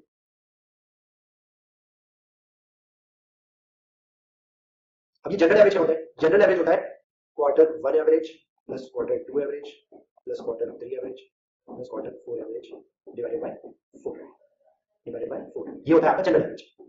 ठीक है, और आसान है, quarter average divided by general average. ये देखिए, अब यहाँ पे सबसे पहले तो ये इन्होंने क्या किया, क्वार्टर एवरेज निकालिए। इस मेथड में क्या करते हैं, सबसे पहले क्वार्टर एवरेज निकाल लेते हैं और फिर क्वार्टर एवरेज निकालने के बाद हम एक जनरल एवरेज निकालते हैं। ये रहा आपका average of quarterly average, average of quarterly average, ये हमारा क्या है, जनरल एवरेज, ये हमारा जनरल एवरेज है। उसके बाद सीजनल इंडेक्सेस निकालने के लिए क्या करते हैं, quarter average divided by general average, ये रहा quarter average divided by general average into 100। तो ये आ गया आपका इंडेक्सेस, इंडेक्सेस बनाते हैं 200 कर देते हैं, ठीक है, इंडेक्सेस बन जाता है, इंडेक्सेस के फॉर्मेट में। ठीक है, इस तरीके से आप क्वार्टर 1 2 3 4 का सीजनल इंडेक्सेस निकालेंगे। इजी था बहुत, कुछ नहीं करना है, बस आपका टोटल निकालना है, टोटल निकाले, एवरेज निकाले, क्वार्टर का एवरेज, फिर उस चारों क्वार्टर का भी एवरेज निकालिए, उसको हम नाम देंगे जनरल एवरेज। और इंडेक्सेस के फॉर्मूला क्या होता है, क्या हो गया, quarter average divided by general average into 100। ये फॉर्मूला हो गया आपका सीजनल इंडेक्स का। क्लियर है? अब देखिए, ये जो तीनों मेथड होते हैं, ये तीनों मेथड में फॉर्मूला और यही लगेगा, आपका फॉर्मूला सेम रहेगा। ये बाकी के बचे कुछ जितने मेथड है, ये सब में आपको यही मेथड यूज होगा। बस फर्क क्या रहेगा इन तीनों मेथड में कि जो ये क्वार्टर एवरेज निकालने के लिए जो डाटा दिया हुआ है ना, ये जो डाटा है वो डाटा आपको हर केस में अलग अलग चेंज करना पड़ेगा। इसमें ट्रेंड के हिसाब से एडजस्ट करना पड़ेगा, इसमें मूविंग एवरेज के हिसाब से एडजस्ट करना पड़ेगा अपने डाटा को, इसमें लिंक रिलेटिव के हिसाब से एडजस्ट करना पड़ेगा अपने डाटा को। बस ये तीनों मेथड में क्या होता है, जो हमारा डाटा है, मतलब डाटा इन द सेंस कौन सा डाटा बोल रहा हूं मैं, ये जो आपका डाटा है, देखिए ये जो आपका डाटा है, ये डाटा को आपको एडजस्ट करना पड़ेगा। एडजस्ट किसके अकॉर्डिंग, एक केस में ट्रेंड के अकॉर्डिंग, एक केस में मूविंग एवरेज के अकॉर्डिंग और एक केस में आपको लिंक रिलेटिव के अकॉर्डिंग। और एट द एंड आपको करना यही है, एट द एंड आपको क्वार्टरली टोटल एवरेज निकालना है और लास्ट में quarterly average divided by general average करना है। एट द एंड आपको करना यही है, बट ये डाटा को पहले आप एडजस्ट करोगे। एक मेथड वो बन गया जो ट्रेंड वाला कहलाया, एक मेथड हो गया इसमें मूविंग एवरेज के अकॉर्डिंग आपने एडजस्ट कर दिया, एक मेथड कहलाया जिसमें लिंक रिलेटिव के अकॉर्डिंग आपने एडजस्ट कर दिया। ठीक है, समझ में आ रहा है क्या होते हैं ये मेथड्स? ये जो तीन मेथड्स हैं वो क्या होते हैं, फॉर्मूला सब में सेम होना है, जस्ट फर्क क्या रहा है कि हम इन मेथड्स में इसको एडजस्ट करते हैं हमारे डाटा को। यहां लिख लीजिए, firstly data is adjusted, then seasonal indices is calculated। ठीक है, firstly data is adjusted then seasonal indices is calculated. और यही सेम चीज आपको इधर भी है। ये दोनों मेथड तीनों जो है मैंने आपको यहाँ बताया कि तीन हो जा रहे हैं, ये एक मूविंग एवरेज से भी रेशो होता है, ट्रेंड का भी रेशो होता है, एक लिंक रिलेटिव का। ये तीनों जो रेशो वाले हैं, ये तीनों इसी तरीके से सॉल्व होंगे, ये तीनों एक ही कैटेगरी के। अच्छा, अब इसमें ये तो हो गया आपका सीजनल वेरिएशन, और इसमें हमने बोला कि साइक्लिक में कोई मेथड नहीं कैलकुलेट करेंगे, बट आप ये लिख लीजिए कि साइक्लिक में क्या क्या होता है। आपको एक ऑब्जेक्टिव क्वेश्चन आ सकता है, देखिए साइक्लिक में क्या क्या वेरिएशन होते हैं। पहला वेरिएशन होता है प्रोस्पेरिटी, जिसको बोला जाता है बूम। सेकंड होता है आपका रिसेशन, थर्ड होता है आपका डिप्रेशन और फोर्थ होता है आपका रिकवरी। ठीक है, ये चार कैटेगरी होती है। देखिए बहुत आसान है, अगर हमारा ग्राफ जो है, देखिए अगर मेरा ग्राफ चल रहा है, अगर मैं स्पीड से बढ़ रहा हूँ मतलब मैं क्या हूँ, बूम में हूँ। ठीक है, उसके बाद क्या हो गया कि स्लाइटली आपका डाउनफॉल आया। ठीक है, तो ये क्या हो रहा है, रिसेशन। ठीक है, डाउनफॉल आया, तो उसके बाद क्या होगा कि डाउनफॉल के बाद ये आपका एकदम से और नीचे गिर गया और ये ऐसे गिरा हुआ है, तो ये क्या चल रहा है आपका, नीचे जो गिरा हुआ है वो है डिप्रेशन। और इसके बाद डिप्रेशन के बाद आपका क्या होगा, लास्ट में अगर ये इंप्रूव कर रहा है, वापस ऊपर जा रहा है, तो ये आपका क्या रहेगा, रिकवरी। ठीक है, ये था आपका साइक्लिक वेरिएशन। इरेगुलर वेरिएशन मैंने आपको बताया, पहले बता दिया, इरेगुलर वेरिएशन को तो ट्रेस नहीं कर सकते। क्यों नहीं कर सकते, क्योंकि ये नेचुरल कैलेमिटी होती है, तो नेचुरल कैलेमिटी हमारे हाथ में नहीं है। क्या क्या हो सकता है इस पे, जैसे कि फ्लड्स, वार्स, अब लिख लीजिए यहाँ पे ये सिचुएशन होती है, तब ये इरेगुलर वेरिएशन होता है। फेमाइन्स, अर्थक्वेक, स्ट्राइक्स, लॉकआउट्स, बहुत सारी सिचुएशन हो सकती है। ये कुछ एग्जांपल्स है जो आपके बुक में दिए हुए हैं, एपिडेमिक्स एक्सेट्रा, बहुत सारे हो सकते हैं, कुछ हो सकते हैं, इरेगुलर वेरिएशन कोई तरीके से हो सकता है। ठीक है, इस तरीके से ये आपका कंप्लीट हुआ टाइम सीरीज का चैप्टर, जिसमें कि हमने क्या क्या पढ़े। टाइम सीरीज के चैप्टर में देखिए चार्ट बहुत बड़ा होते चला गया, एक्सटेंड होते होते हमने क्या क्या पढ़े, कंपोनेंट्स, चार कंपोनेंट्स रिवाइज करके मेरे साथ चार कंपोनेंट्स होते हैं, secular trend, seasonal variation, cyclic variation, irregular variation. Secular trend निकालते हैं चार तरीके, सबसे पहले फ्री हैंड ड्राइंग कर देते हैं, दूसरा आधे आधे हिस्सों में बांट देते हैं, मिड क्या बोलते हैं उसको, सेमी एवरेजेस। उसके बाद मूविंग एवरेजेस, कैसे मूव कर रहा है, 3 ईयर 4 ईयर हमने कैलकुलेट किया था, मतलब ऑड वाला, इवन वाला, अलग अलग तरीके होते हैं। उसके बाद मेथड ऑफ लीस्ट स्क्वायर, जो रिग्रेशन वाला तरीका था। ठीक है, ये चार किसके थे, सेक्युलर ट्रेंड। उसके बाद आया सीजनल वेरिएशन वाला पार्ट, कंपोनेंट, उसमें चार मेथड, उसमें भी चार मेथड होते हैं। पहला क्या है, सिंपल एवरेज। सिंपल एवरेज में क्या होता है, quarter average divided by general average. General average मतलब क्या होता है, addition of summation of all quarter average divided by 4। ठीक है, मतलब जनरल एवरेज क्या होता है, क्वार्टरली एवरेज का भी average, average of quarterly average, वो तो जनरल एवरेज। जब देखा करें इसको सॉल्व करेंगे। और इसके बाद में देखा कि तीन मेथड होते हैं, क्या, रेशियो टू ट्रेंड, उसमें क्या फॉर्मूले सामने सेम रहेंगे जो सिंपल एवरेज मेथड में थे, बस तरीका क्या होगा, जो डाटा रहेगा वो हमें एडजस्ट करना पड़ेगा अकॉर्डिंग टू किस तरीके से एडजस्ट कर सकते हैं हम, ट्रेंड के अकॉर्डिंग एडजस्ट कर सकते हैं, मूविंग एवरेज के अकॉर्डिंग एडजस्ट कर सकते हैं, और तीसरा लिंक रिलेटिव के अकॉर्डिंग एडजस्ट कर सकते हैं। 3 तरीके से हम उस डाटा को एडजस्ट कर सकते हैं, ठीक है। और उसके बाद हमें लगाना फॉर्मूला वही सिंपल एवरेज का। उसके बाद साइक्लिकल वेरिएशन होता है, उसमें 3 चार्ट जाते हैं, प्रोस्पेरिटी बूम कहलाता है, उसके बाद हमारा रिसेशन, उसके बाद डिप्रेशन और उसके बाद रिकवरी, ठीक है। और इरेगुलर वेरिएशन अर्थक्वेक वगैरह स्ट्राइक्स लगा दो। तो एडिटिव मॉडल होता है, मल्टीप्लिकेटिव मॉडल होता है। ये जो हमारे वेरिएशंस हमें पता चले, उस वेरिएशंस को अगर ऐड कर देते हैं तो वो हमारा एडिटिव मॉडल कहलाता है। ये वेरिएशंस को अगर मल्टीप्लाई करते हैं तो वो हमारा मल्टीप्लिकेटिव मॉडल कहलाता है। तो ये खत्म आपका टाइम सीरीज का चैप्टर, और इसके साथ आपका पूरा स्टैटिस्टिक्स का पोर्शन कवर अप हो चुका है। 40 मार्क्स का कवरेज रखता है ये स्टैटिस्टिक्स, बहुत इंपॉर्टेंट है। और जितने चार्ट्स मैंने आपको बनवाया हूं, सारे चार्ट्स को आप अच्छे से प्रॉपर्ली, अगर कुछ रफली आपने लिखे तो उसको प्रॉपर्ली मेंटेन कर लेंगे, क्योंकि यही आप एग्जाम टाइम रिवाइज करने में काम आएगा। YouTube पे आप लेक्चर्स जो रिविजन लेक्चर्स रहेंगे उसे देख के इसी चार्ट्स को देखते रहिए, रिविजन लेक्चर्स को सुनते रहिए, आपका एक बार में सारा कोर्स पूरा रिवाइज हो जाएगा, ठीक है। प्लस साथ में आप क्वेश्चंस प्रैक्टिस करेंगे, जितने ज्यादा क्वेश्चन प्रैक्टिस करेंगे उतना ज्यादा आपको क्लैरिटी आएगी और उतनी स्पीड आती रहेगी। स्पीड बढ़ना बहुत इंपॉर्टेंट है, ये पूरे हमने पूरे स्टैटिस्टिक्स की जर्नी में देखा, कैलकुलेटर के कितना इंपॉर्टेंस था ये भी हमने देखा। स्टार्टिंग कुछ क्लासेस तो मैं कैलकुलेटर को ही डिवोट करी वाले, अभी बोल रहे हैं कि हम सीए बनाएं, कैलकुलेटर सीखना है, बट कितनी जरूरी थी आपको खुद पता चल गया होगा, उसके कारण ही हम कितनी सारी चीजें सॉल्व कर पाए, नहीं तो हमारा बहुत टाइम वेस्ट हो गया होता, ठीक है। ये था आपका पूरा स्टैटिस्टिक्स कोर्स। अगर कुछ भी डाउट हो तो आप मेरे को कॉन्टैक्ट कर सकते हैं, एंड थैंक यू इतनी पेशेंटली मेरी बातें सुनने के लिए, मेरे से पास कंसंट्रेशन रखने के लिए।